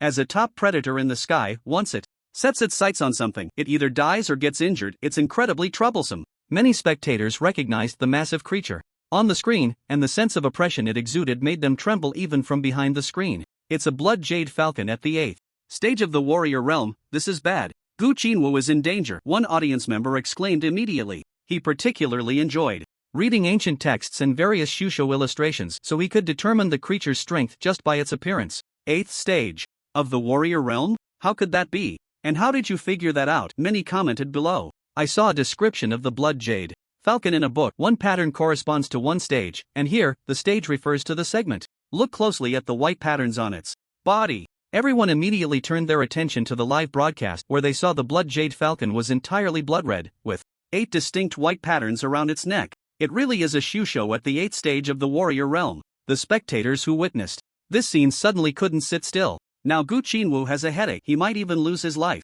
One is in the air, and the other is on land. Just from the battlefield terrain, it's very unfavorable for Gu Qinwu. A majestic, enormous red phantom suddenly descended upon Gu Qinwu's location, evoking a sense of helplessness and insignificance among the viewers. The massive red phantom had a pair of golden beastly eyes, with chilling light emanating from within, and a pair of sharp blood-red falcon claws that seemed capable of tearing everything apart. The beak of the blood jade falcon resembled an inverted hook. Any ordinary warrior who got pecked by it would surely suffer a fate of anguish and distress. Accompanied by a piercing cry, the blood jade falcon dove down from the sky, the airflow it generated trailing behind like a meteor streaking across the heavens. This is interesting. Gu Qinwu's lips curled slightly. Then, his entire aura erupted violently. Waves of ferocious vitality surged from within him, shaking the surrounding trees and stirring up clouds of dust. Soon, streams of black, abyss-like vitality surged toward the blood-drop weapon in Gu Qinwu's hand like a waterfall flowing upstream. In no time, Gu Qinwu was enveloped in a mass of black energy, looking extremely eerie.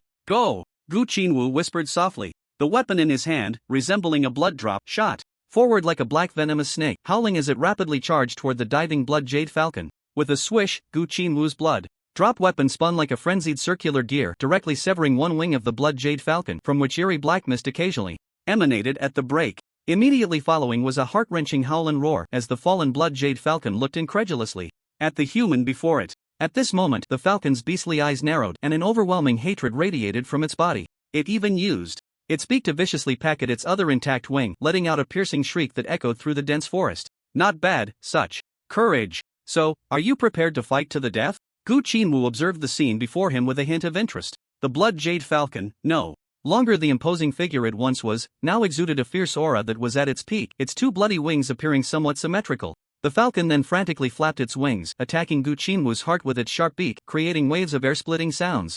Watching the falcon's desperate struggle, Gu Qinwu's expression changed, and he immediately became serious, his eyes narrowing slightly. After a moment, Gu Qinwu's blood-drop weapon danced in the air in an extremely bizarre manner, as if performing a dance. It's over. Gu Qinwu murmured. A second later, the flying blood-drop weapon returned to Gu Qinwu's hand, but unlike before, it now contained a massive head. with bright red blood continuously flowing down. The blood jade falcon, soaring in the air, fell directly into the dense forest, toppling rows of trees. Did I see that wrong? This so-called ruler of the skies, this powerful beast, just died like that? Quick, tell me I'm not dreaming. Shocked comments began to spread across the internet, with many recording Gu Qinwu's battle video, studying it frame by frame. Even more exaggeratedly, several weapon shops began selling weapons identical to Gu Qinwu's. In the camp not far from the reality secret realm, this person's strength is far beyond this. His power is not inferior to a 9th-tier martial artist. Ling Xiao said slowly. General Ling, do you think Gu Qinwu's strength has reached a level comparable to that of a martial master? One person, after a moment of processing the earlier scene, hurriedly spoke up. I didn't expect you to have some insight. Ling Xiao replied with a smile. Receiving Ling Xiao's affirmation, the person immediately beamed with joy, occasionally casting proud glances at the others. Damn, he got ahead of us. What talent? The others were momentarily furious. Alright, who do you all think is stronger, Gu Qinwu or Shi Xingqiu? Ling Xiao waved his hand.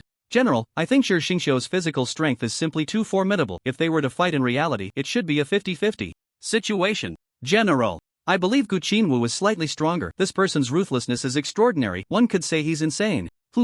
Actually, both of you have valid points. Now it depends on how many tricks these kids are hiding. Perhaps what we've seen is just the tip of the iceberg? What do you all think? What the general said is true, everyone chimed in. Where on earth is Jiang Ge? And sister? I wonder how she is. Luo Ningxue swung her long sword, slicing a beast in half with a single strike, her movements clean and decisive. Without a hint of hesitation, as she sheathed her sword, the beast's severed body shattered into a pile of ice crystals. Since entering the reality secret realm, Luo Ningxue had been searching for the two, having developed a sense of reliance on them after fighting side by side in the bitter Ling River. Although she was reluctant to admit it, having Jiang Gu around always brought a sense of peace to her heart. It wasn't just Luo Ningxue who felt this way, Mo Ruyu felt the same. At this moment, a handsome young man was standing in front of Mo Ruyu, leaning against an ancient tree, looking quite melancholic. Beautiful girl, my name is Wang Gang. I hope to get to know you. The young man then flicked his bangs off his forehead, looking quite smug. Mo Ruyu's forehead immediately twitched with a hint of annoyance, but she quickly masked it. I really don't know where this weirdo came from. At this rate, Jiang Ge seems quite normal, Mo Ruyu thought to herself. Although she felt this way inside, she didn't show it on the surface. Instead, she smiled sweetly at the arrogant young man.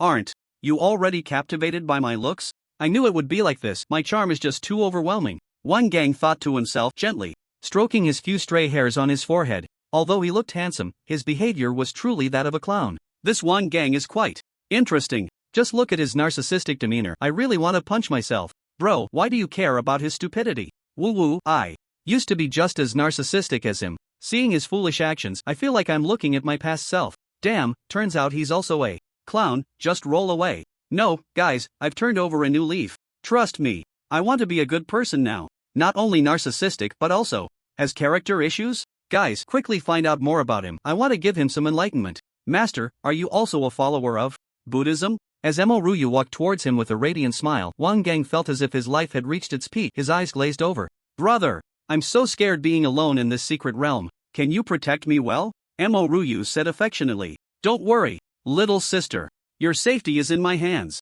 With me around, there won't be any accidents. Wang Gang declared boldly. You're so nice, brother. You're so amazing. Wang Gang felt as if he was about to float away. The ground beneath him felt much softer, as if he were walking on cotton. The happier Wang Gang smiled now, the more miserable he would be later. If it weren't for Mo Ruyu being so bored, he wouldn't even bother with this fool. Mo Ruyu and Wang Gang chatted back and forth, but eventually, Mo Ruyu grew tired of him. She must be so captivated by my eloquence that she can't extricate herself. Since I was little, my dad praised my speaking skills and told me to avoid flattering others too much. Otherwise, they'd be so happy they'd keep bothering me. Ah, indeed, being too excellent is just a burden. Wang Gang once again flicked his hair. Just as Wang Gang was lost in his fantasies, a loud rumbling sound echoed through the dense forest, and the ground trembled continuously. Little sister, quickly hide behind me. I sense danger. Isn't it obvious? Am I blind or deaf? Mo Ruyu rolled her eyes dramatically. Following the sound, a creature resembling an ant appeared before them, its dark iron shell as solid as a wall, gleaming with a metallic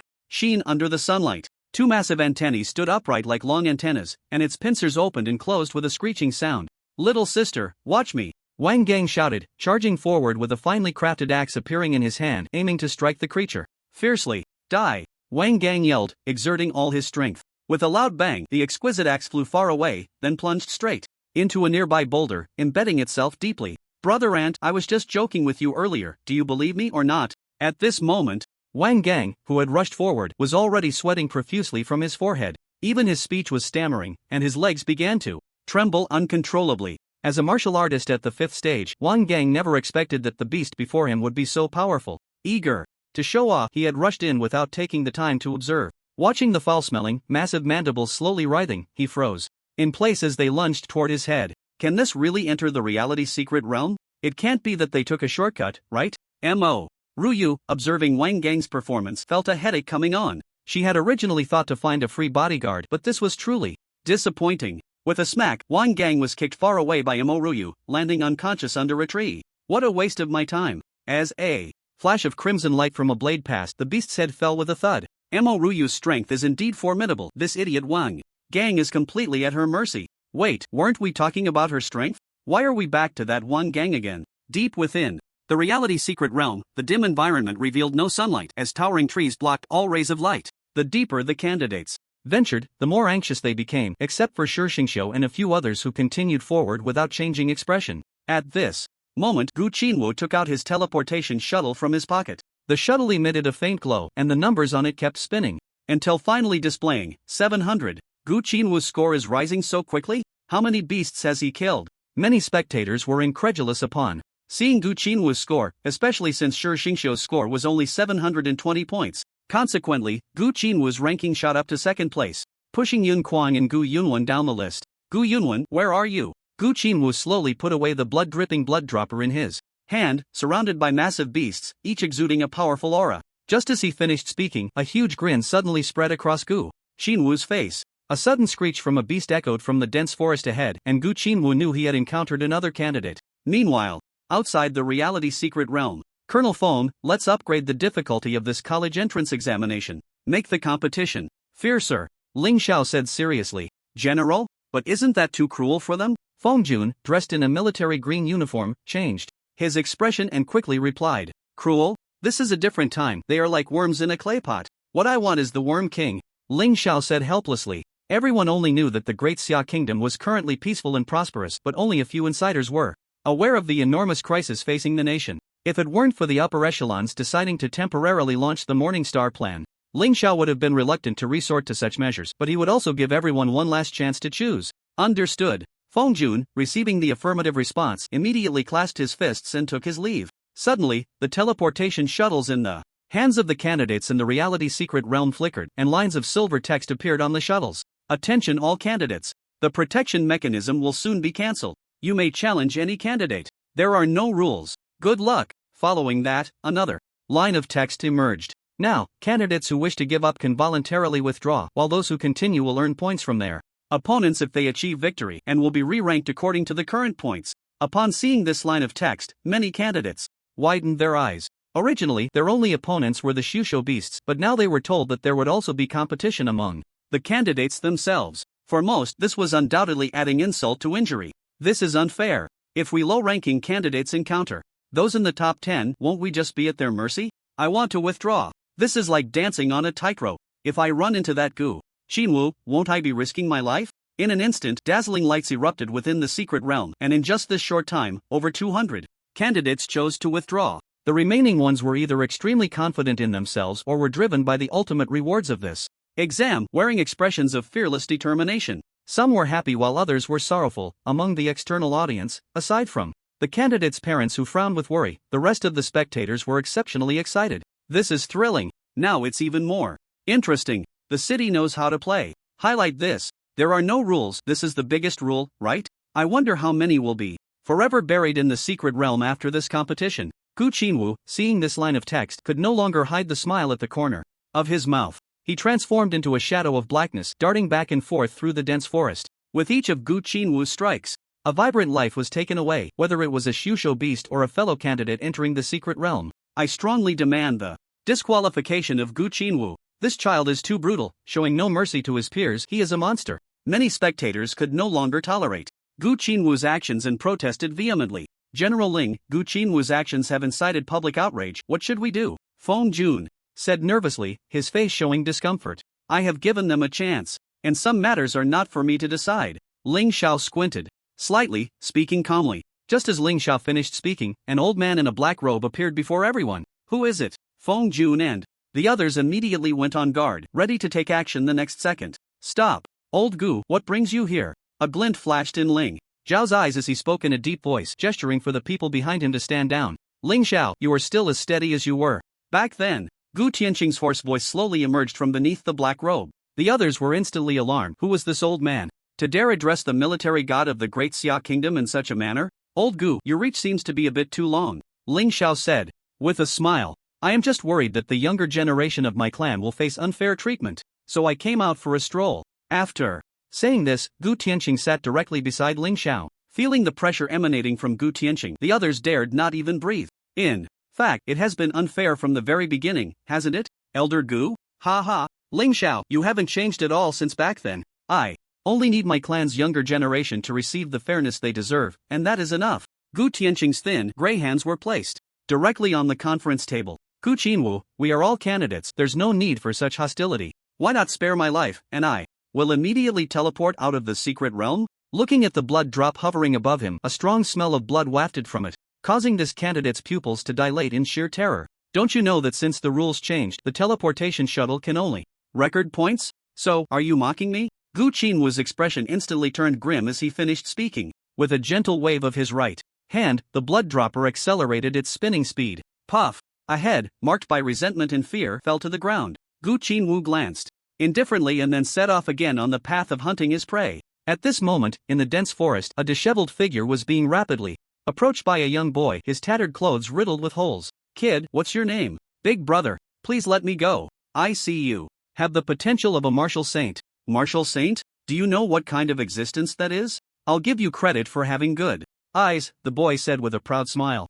I can let you go, but the condition is that you hand over all the treasures on you, otherwise, don't blame me for being merciless, the boy threatened. Big brother, look at me. Do I look like I have treasures? The only treasure I have on me is this pair of gauntlets, the disheveled boy said bitterly. B-grade gauntlets? Take them off and give them to me, they're worth something. Better than nothing, I guess I'm just unlucky. The boy felt extremely frustrated and spat on the ground. Alright. As soon as he finished speaking, the boy reluctantly took off the gauntlets from his hands and limped towards the other. That distance is fine, don't come any closer. What's that smell on you? Did you step in some dung from a beast? The boy pinched his nose in disgust. Big brother, I'm really suffering here. I was ambushed while fighting a beast earlier, and who knew it was a dung beetle? Ugh, don't come over here, ambushed? Yeah, ambushed, the disheveled boy suddenly grinned slyly. What kind of eyes do you have? You're not willing to give me the gauntlets? Before the boy could react, a scorching punch shot through the air and struck him directly. Boom! The boy was embedded into the stone wall. Ahead! Puff! You! How dare you ambush me? The boy spat out a mouthful of blood and then spoke in a stammer. I already said it was an ambush, are your ears deaf? Blame me? Jianggu said with a cheeky smile, then couldn't help but rub his hands together. Honestly, even though it's not the first time, why does my excitement only increase? Jianggu murmured to himself, feeling elated. He then excitedly ran towards the unconscious boy and began to loot him, his movements extremely practiced. Thus, the first victim was born. How come Jiang Ji's methods are so skilled? Jianggu really is a talent. Some spectators watching Jianggu were utterly shocked, left speechless for a long time. Why does this feel so familiar? Damn it, why can't I remember? Many spectators from Ming City racked their brains but found no clues. It hurts. It hurts too much. A boy shouted loudly in his room, and his online ID flashed intermittently, clearly reading. Previously, everyone else was busy looking for opponents or slaying ferocious beasts, while Jianggu took a different path. Half an hour ago, as a dung beetle-like beast fell to the ground, Jianggu cursed his luck. Ambushed? Jianggu wasn't lying. Just before dying, the dung beetle had let out an incredibly foul fart, which resulted in Jianggu now having a strange odor on him. Just as he was about to clean himself, an idea struck Jianggu, and he decided to tear his clothes into tatters. He even buried his entire face in the black soil, which was why he looked so disheveled now. Soon, a large number of victims appeared in the dense forest, all of whom were robbed after being deceived by Jianggu. In the end, Jianggu simply used the Thousand Illusions technique, directly concealing his aura, and pretended to be gravely injured, lying on the ground. So much so that even many of the passing beasts met their end with resentment. Wonderful. Truly wonderful. Jianggu is not just talented, he can be called a genius. I am willing to become Jiang Ji's disciple and learn from him. What a rich person. I'm so envious.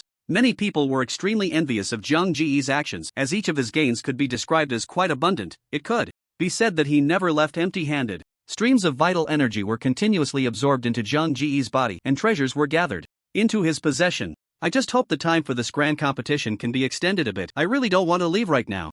Jiang Gu was utterly in love with this place. As everyone continued to delve deeper, those who were to be eliminated were eliminated, while the remaining ones were either devoured by powerful beasts or slain by candidates like Gu Qinwu. At least, Jiang Gu always knocked others out, stopping just short of causing serious harm. After all, he didn't want to experience the feeling of being coldly confronted by a crowd. Jiang Gu, he's so kind. Many people, comparing Jiang Ji's actions to those of Gu Qinwu and others, expressed such sentiments. One could only say that as bystanders, they were fortunate not to have encountered Jiang Gu, otherwise, they would never have spoken such words. Time continued to pass, and people from all directions of the dense forest gradually converged towards the center. Meeting was just a matter of time. Oh my, it's him. At this moment, a disheveled Jiang Gu spotted a familiar figure. It was Gu Yunwen, whom he had encountered earlier in Qlingquan. Who are you? Before Jiang Gu could speak, Gu Yunwen reacted even from a distance. Can this person really not see, or is it just an act? Last time he failed to rob me, this time he must not get away.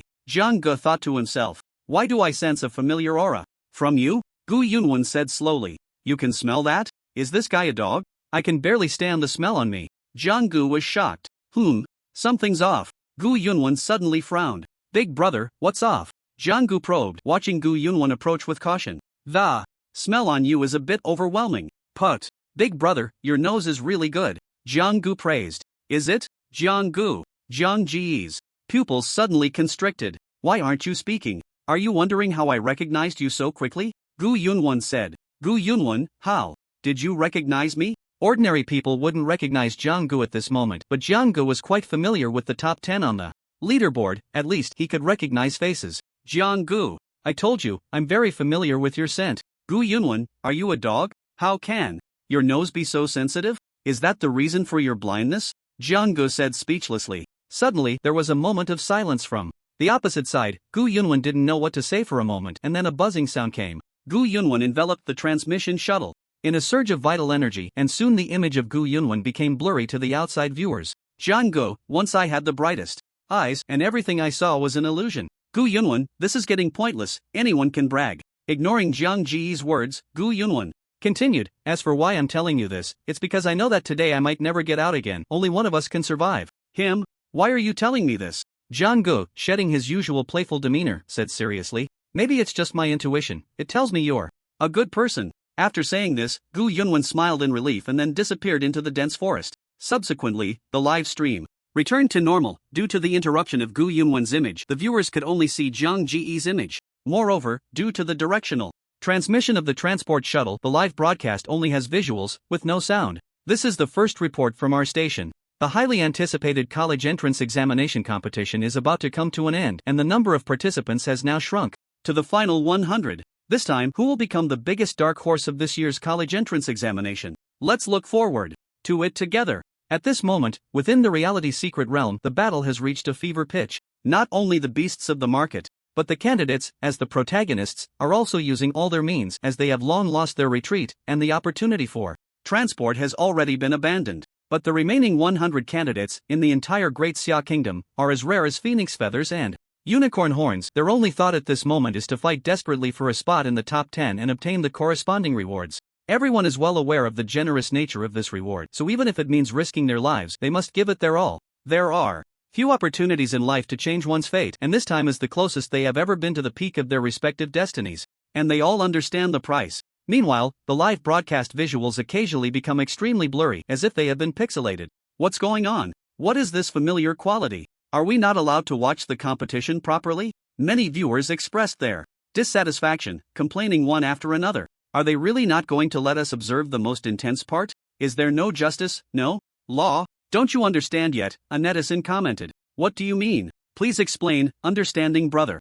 The candidates who have made it this far are all exceptionally strong. To interfere with the transmission of the transport shuttle's visuals is a piece of cake. The question is, why do they want to cut off this visual at the same time? Have you thought about that? So, because they know that the most brutal battles are yet to come, and even if they use underhanded means, they must inevitably ascend to the top 10 of the college entrance examination. So, what about them next? The brutality to come will exceed our imagination. If one shows mercy, it will only lead to their own demise. How could it be? Many found it hard to accept this comment at first, puzzled by the intentions of the higher-ups. Why? Is the final competition so cruel? Don't these talents of great Xia feel heartache for their sacrifices? What they want is not a multitude of talents, what they want is the absolute elite who can stand atop the mountains. I don't know why the higher-ups of Great Xia devised this strategy, I only know that a huge crisis may be lurking that we have never even glimpsed. Towering ancient trees surrounded them like a cage, trapping everyone in this eerie and silent primeval forest as dark fangs mercilessly tore at every candidate who ventured deeper.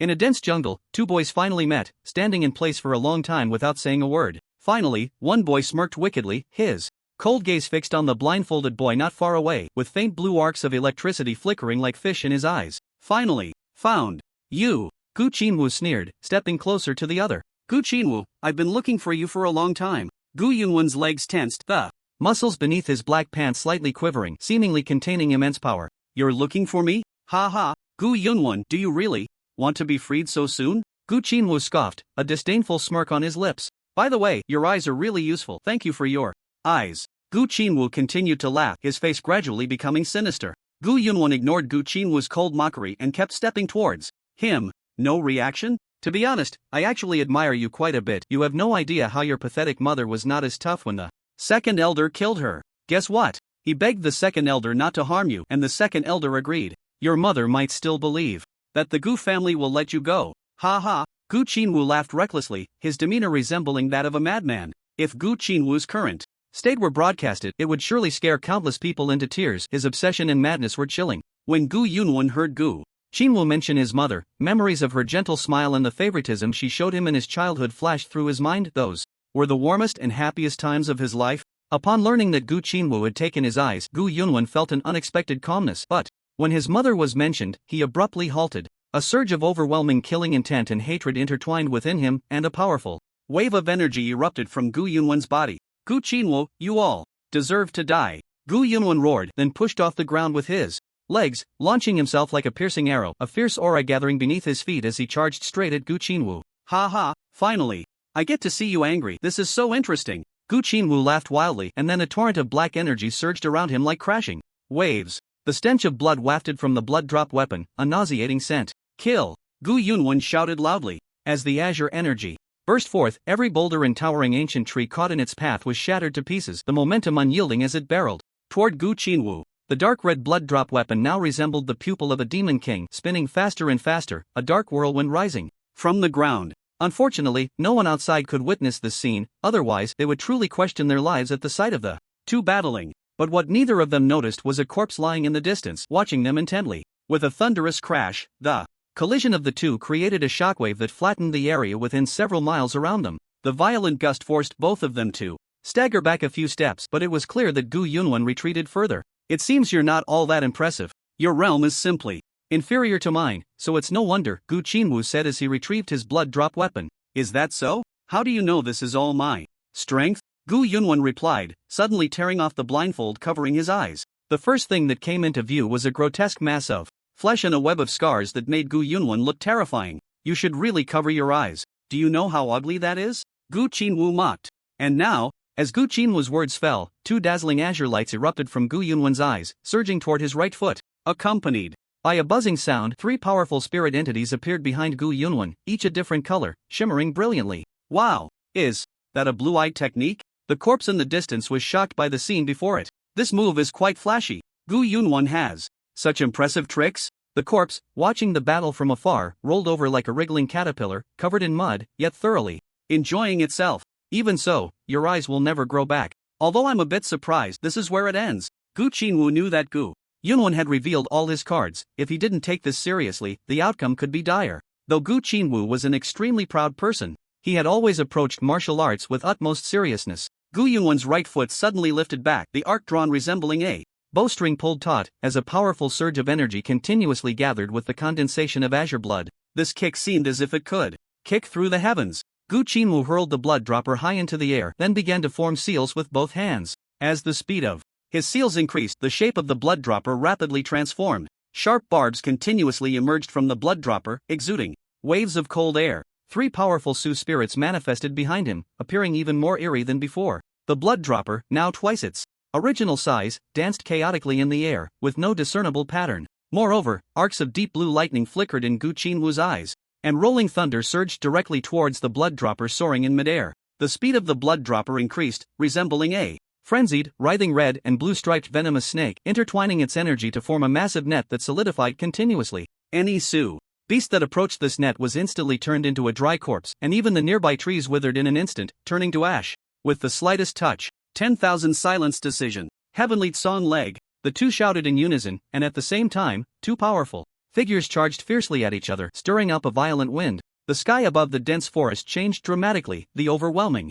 force causing heavy breaths to echo from deep within the woods. Even from a distance, it was enough to make one's heart race. The two attacks collided, like two meteors falling from the sky, crashing violently together. The massive azure energy surged like an incredibly solid crescent moon, directly impacting the giant net, creating ripples. Just as the giant net was about to shatter, a hint of a smile appeared on Gu Yunwen's face, but the smile barely lasted. The net, on the verge of breaking, suddenly contracted, continuously gnawing and wrapping around the azure energy, as if it were a Sioux beast in the midst of chewing. Boom! A tremendous sound erupted, and a massive mushroom cloud rose from the ground. The earth beneath the two began to crack and spread wildly into the distance. Who won? At that moment, the corpse in the distance suddenly stood up, retracting its aura sharply as it slowly approached the two. Due to the dust stirred up by their battle, it was impossible to discern who had won. After a considerable time, the swirling dust finally settled, revealing a figure standing tall, while another figure was half kneeling in a deep pit. Gu Yunwen, you still lost. Do you have any last words?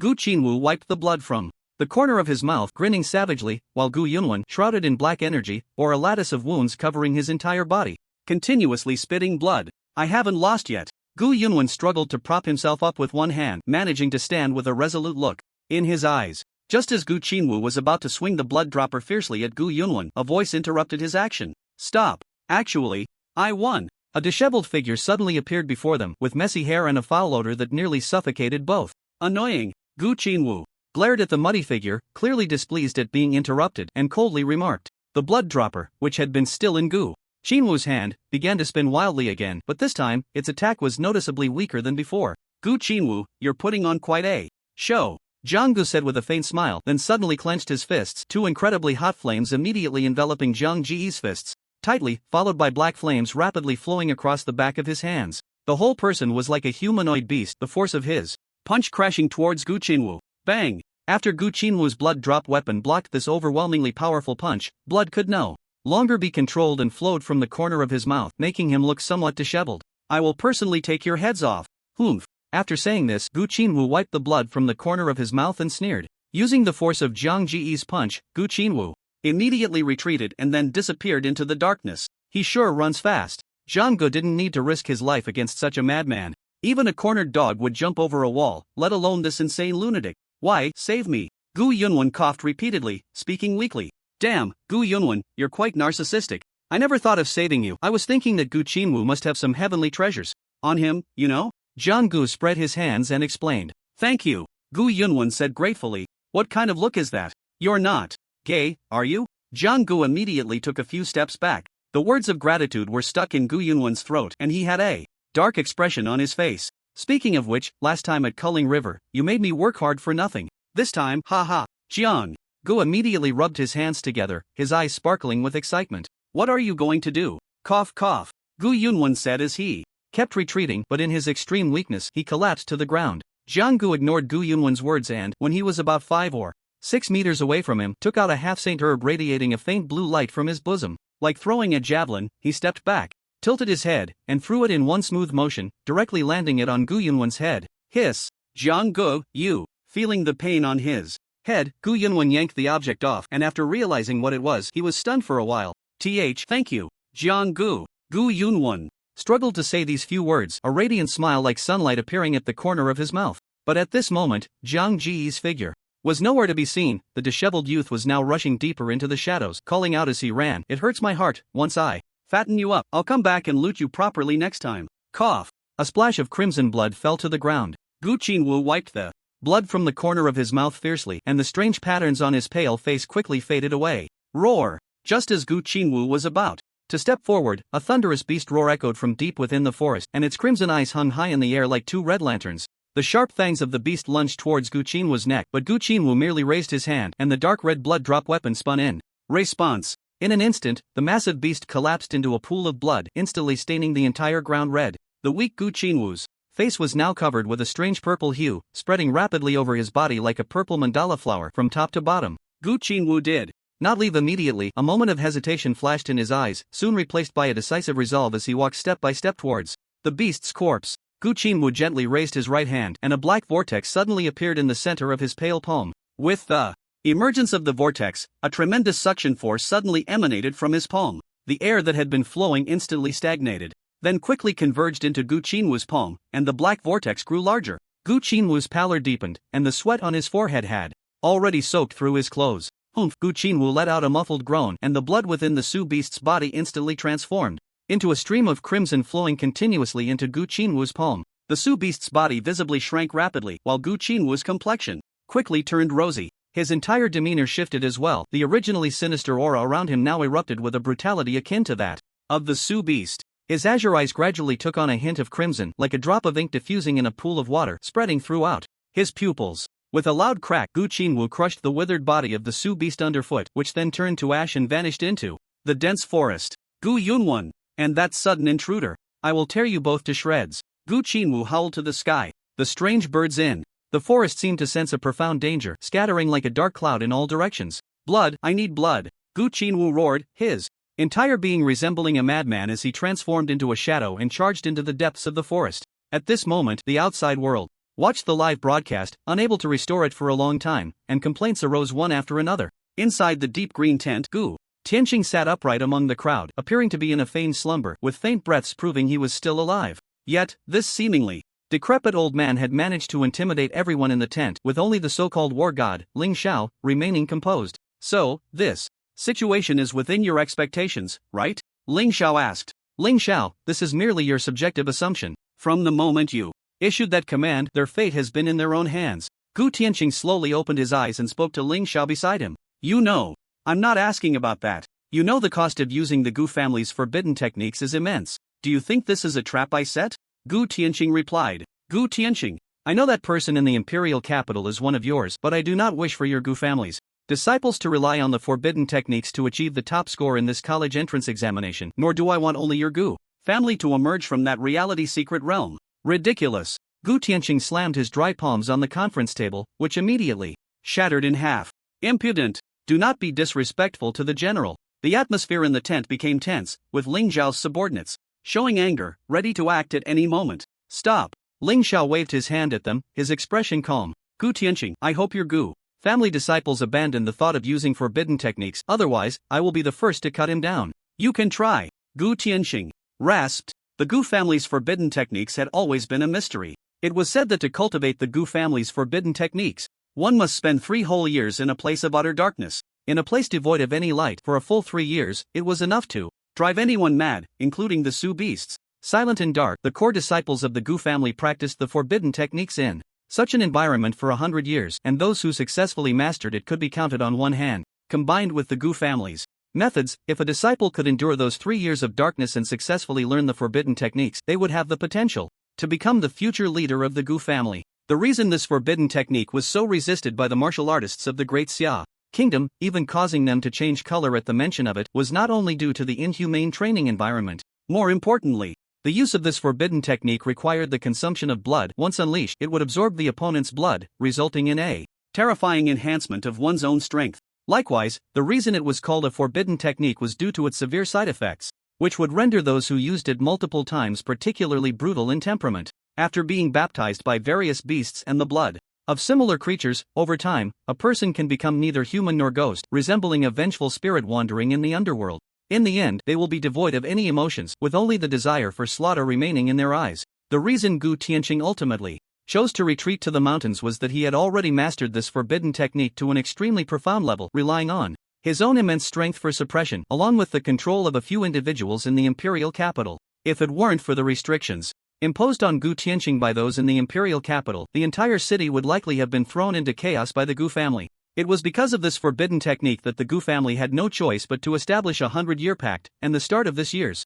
college entrance examination marked the end of that pact. In the reality secret realm, a strong smell of blood gradually permeated the entire dense forest, shrouding it in a veil of crimson mist, with blood-red fog everywhere. Blood. Not enough. What I want is still far from enough. Gu Qinwu was currently standing atop the remains of a beast, exuding a stench of blood that was enough to make one nauseous. Why is the smell of blood so strong here? Mo Ruyu sensed this aura and quickly frowned. Her elegantly arched eyebrows were tightly knitted, and a hint of displeasure flashed across her beautiful face, her fair neck partially visible. I seem to smell the scent of prey. Ha ha, wait for me. Gu Qinwu, who had been standing still, suddenly became extremely excited, transforming into a crimson shadow and darting to the left. For some reason, Mo Ruyu felt extremely restless at this moment, with a vague sense of unease. I wonder where that bastard Jiang Ge has run off to. Didn't he say to gather in the center of the forest? Where is he? Mo Ruyu exclaimed angrily. Who? Just as Mo Ruyu was cursing Jiang Ge, a blood shadow appeared right behind her. Blood. The blood shadow did not respond to Mo Ruyu's words but instead swung the blood-colored weapon in its hand, hurling it violently towards Mo Ruyu's head. The movement was swift and decisive, showing no mercy whatsoever. Bang! Mo Ryu, who had been feeling anxious, had already sensed something was off and quickly reacted, swinging a pair of crimson curved blades towards her opponent. Who is this person? How can they be so strong? Mo Ryu felt the backlash from her palms and was instantly shocked. Before the tingling sensation in her palms could fade, the blood-colored hemispherical weapon struck again, flying faster and forming a torrent of blood in the air. Crimson cherry blossom. Seeing the fierce attack coming her way, Mo Ryu immediately shouted.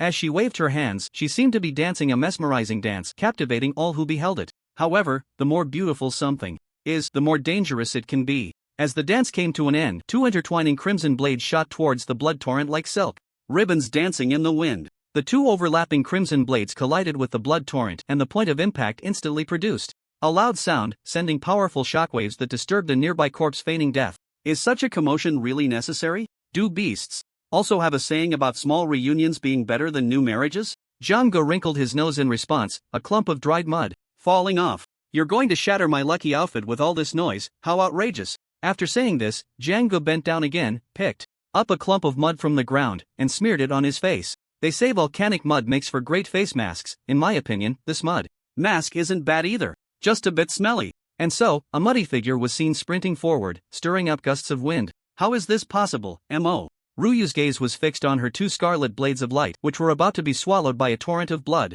Her pair of watery eyes looked incredulously at the scene before her. The scarlet blades of light quickly dimmed and then shattered like a mirror. Swish! After breaking through the defense of the scarlet blades, the blood torrent did not dissipate. It continued to rush straight towards Mo Ryu at an incredible speed. At this moment, Mo Ruyu's mind was blank. Her usually agile movements seemed to have been forgotten, and her brain suddenly crashed. Am I going to die? Mo Ruyu's face turned pale in an instant, and in just a few seconds, countless fragments of the past flashed through her mind. Among them was a figure that, despite its brief appearance in Mo Ruyu's life, was deeply etched in her memory.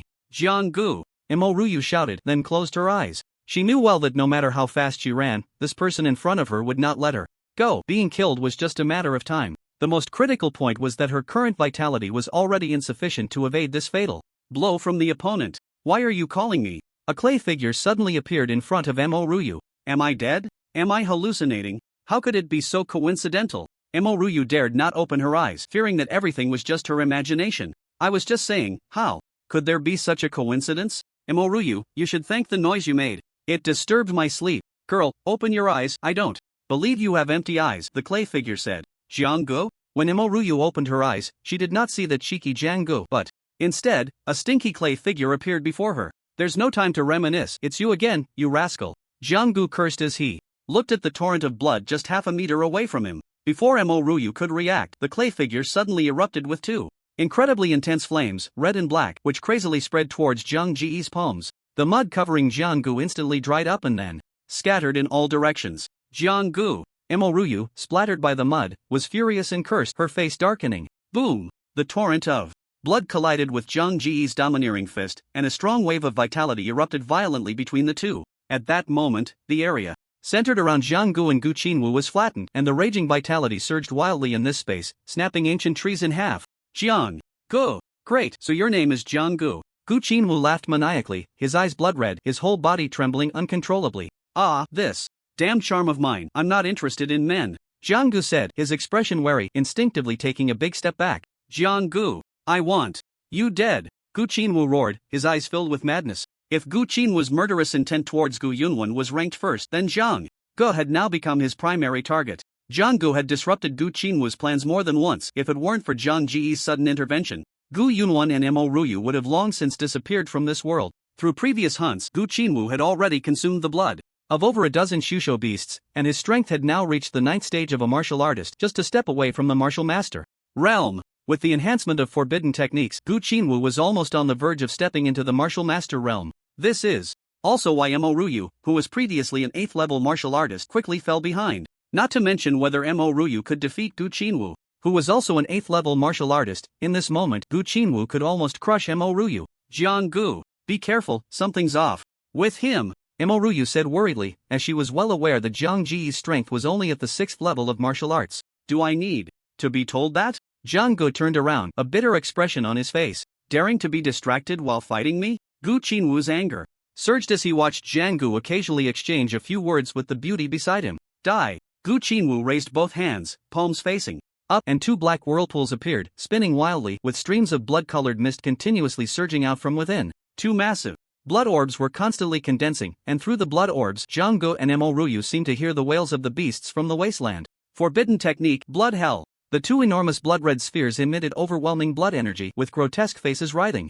madly within them, causing Mo Ruyu, who was watching from a distance, to feel her scalp tingle. The blood energy poured out of Gu Qinwu's body as if it were free, then flowed into the 2 blood orbs. Gu Qinwu's vitality was rapidly rising, finally stopping at 470 cards, just 30 cards away from the martial master realm. 470 cards. How on earth did Gu Qinwu cultivate? What are we going to do now? Mo Ruyu said anxiously. Ha ha, Zhang Ge, now let me show you just how powerful my Gu family's forbidden technique is. I hope you can withstand this blow. Gu Qinwu's maniacal laughter echoed through the dense forest, and the killing intent in his eyes could no longer be suppressed. The veins on his hands bulged as he forcefully hurled the 2 massive blood orbs towards Zhang Gu. Seeing this, Mo Ruyu hurriedly wanted to rush forward to fight alongside Zhang Gu, but her own vitality was already depleted, and it would be a miracle if she didn't hold him back. Zhang Gu saw the 2 blood orbs filled with overwhelming resentment, rushing towards him. His eyes narrowed, and he became like a sword ready to be drawn at any moment. Then, Zhang Ji's right hand suddenly clenched, and a majestic silver spear appeared right before Gu Qinwu's eyes. As the tail end of the spear hit the ground, the earth immediately shattered. What a spear! I want it! Gu Qinwu's eyes lit up as he realized the spear was extraordinary, far surpassing the blood drop he held, which barely reached S quality. Want it? Then come and take it yourself.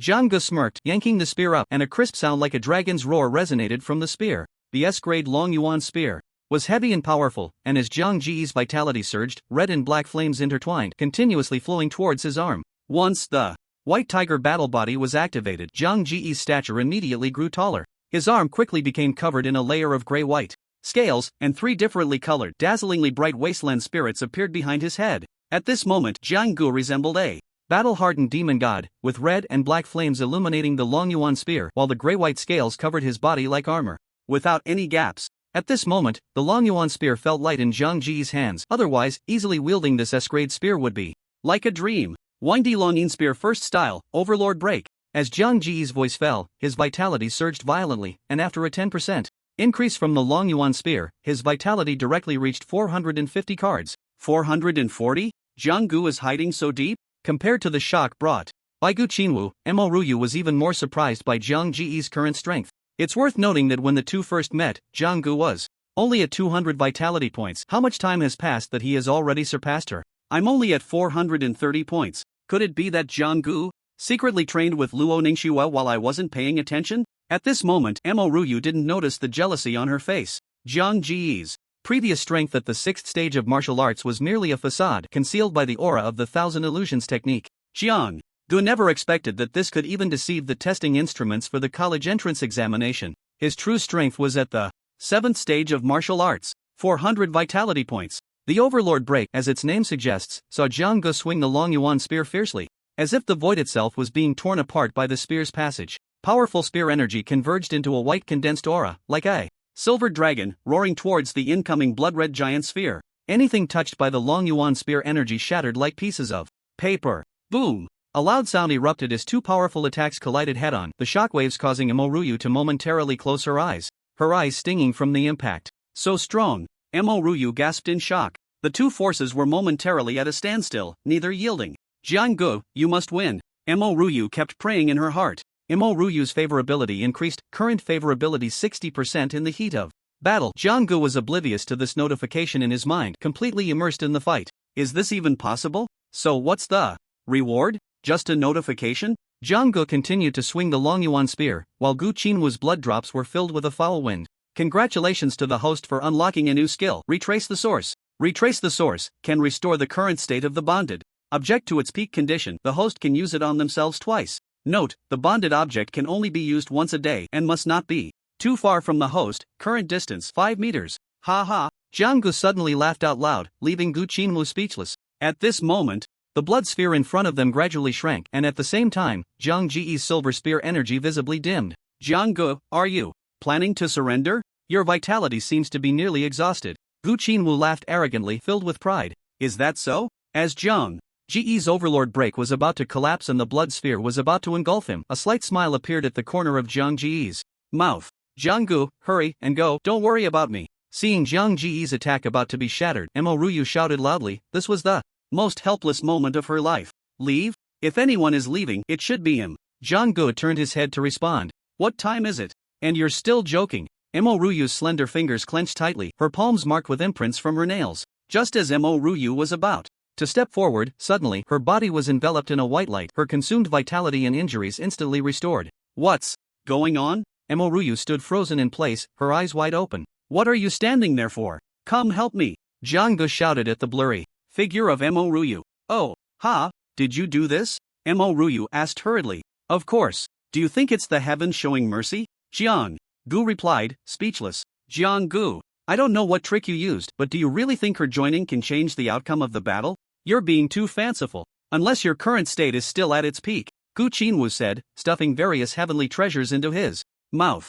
Alright. After saying that, Jiang Ji's fatigue was instantly swept away, a burst of white light enveloping him once more, and his vitality was restored to its peak state. Watching the scene before him, Gu Qinwu almost choked on the elixir in his mouth, unable to swallow it in time. What on earth is happening? Could it be that Jiang-gu and Mo Ryu have received some blessing from a deity? Otherwise, how could such a miracle occur? Gu Qinwu's mind was in chaos at this moment, and his temperament became even more irritable. If there really is a miracle, it should manifest in me as well. Gu Qinwu muttered to himself. As time passed second by second, Gu Qinwu did not wait for the miracle he desired, but instead faced Jiang Ji's attack. The sound of air being pierced rang in Gu Qinwu's ears, as the blood sphere in midair was directly punctured by Jiang Ji's Long Yuan spear. Like a deflated balloon, the blood sphere burst into a shower of blood, splattering down onto the ground, the stench of blood making one feel nauseous. Overlord break. Jiang-gu unleashed the first form of the Wangdi Longyin spear again, a silver dragon appearing once more, exuding an aura of determination as it charged fiercely towards Gu Qinwu.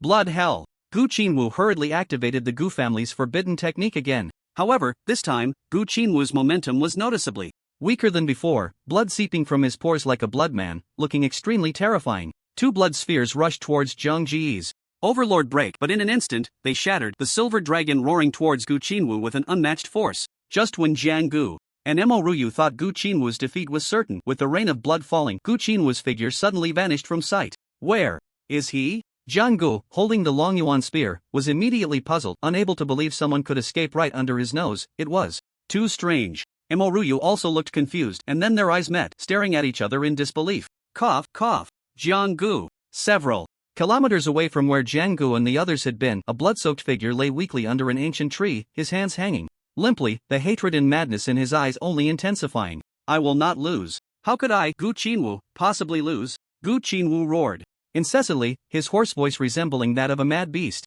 I've sacrificed so much. Why am I not the strongest? Gu Qinwu's eyes were completely engulfed in blood at this moment, the side effects of continuously using forbidden techniques becoming even stronger. The reason Gu Qinwu managed to escape was due to the Gu family's forbidden technique, blood escape. Even though Gu Qinwu was drenched in blood, his pale face made him look like a vengeful spirit. Just as Gu Qinwu was recuperating, the ground beneath him suddenly trembled, stones shaking up and down. Accompanied by heavy breathing, a sixth-tier Su-beast appeared in Gu Qinwu's line of sight, but before the Su-beast could make a move, a blood sphere the size of a fist shot out rapidly from the black vortex in Gu Qinwu's palm. With a pop, the Su-beast's head was directly pierced by the blood sphere. Through the hole in the Su-beast's head, one could see the scene behind it, chunks of flesh being rapidly absorbed by the fist-sized blood sphere. Soon, the blood sphere began to swell dramatically, then flew straight towards Gu Qinwu, disappearing into his palm. Gu Qinwu let out a long breath. Under the treatment of the blood energy of the beast, his pale face gradually regained some color, but it still bore an expression of immense pain.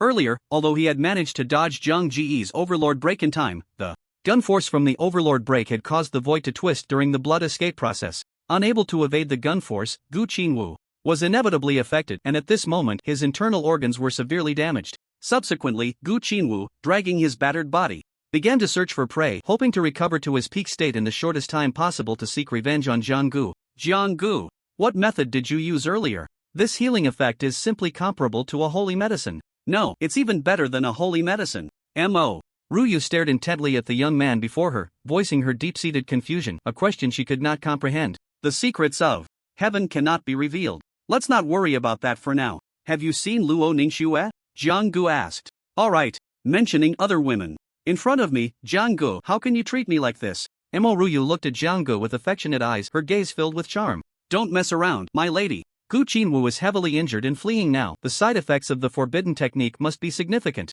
But I'm afraid Luo Ningxue might also be in danger from what you faced earlier. This is his weakest moment. We must find him immediately and eliminate any future threats before he grows stronger. The consequences would be unimaginable. Zhang Ji's expression turned serious, his face grave. Mo Ruyu understood the severity of the situation and nodded in agreement, putting away her own thoughts. The priority now is to find Sister Shuer and Gu Qinwu's location. Let's hurry and set off, Luo Ningxue said. Then, Jiang Gu and Mo Ruyu transformed into two shadows, swiftly disappearing from the spot. Endless suffering. Oh, Ba. Shi Xingqiu looked at the blood-soaked ground before him, and the broken corpses of the beasts under the towering ancient trees, his brows immediately furrowing. What a cruel method. Who could have done this? The thick smell of blood filled the air, and Shi Xingqiu suddenly swung the massive stone behind him, which then crashed to the ground with a loud bang. The impact of the stone hitting the ground dispersed the bloody stench in front of Shi Xingqiu, and the nauseating odor diminished significantly.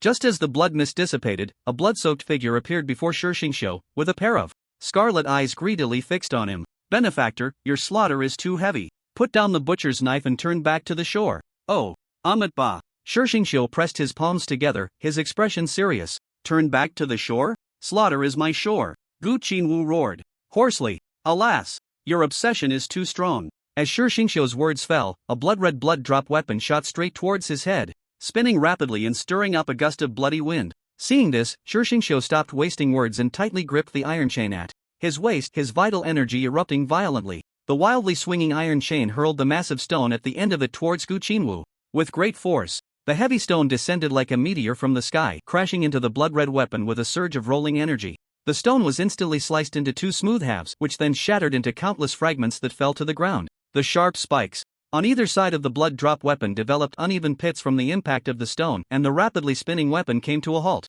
in mid-air. Seeing this, Shi Xingqiu pressed his palms together, and brilliant golden light immediately enveloped his entire body, his appearance majestic and shining. Indestructible? I want to see just how strong your flesh is. Gu Qinwu snarled, his entire face twisted in rage. He suddenly thrust both hands forward, and two black whirlpools immediately appeared in his palms, spinning incessantly, with violent blood energy swirling within them. Two massive blood orbs quickly coalesced, carrying a tide of resentment as they shot towards Shi Xingqiu. Boom! Shi Xingqiu's voice rang out like a thunderclap, as if waves of thunder were emanating from his mouth, and the air was suddenly filled with the sound of a storm. An invisible attack surged forward to meet it. The golden and red shockwaves collided violently, creating ripples that billowed their robes and caused the ground beneath them to sink. The ground arched up like the shell of an egg about to hatch a new life, cracking precariously. Shi Xingqiu's 5-character mantra stirred up layer upon layer of massive waves above the blood orbs, but the blood orbs seemed to behave like a non-Newtonian fluid, remaining unbroken for a long time.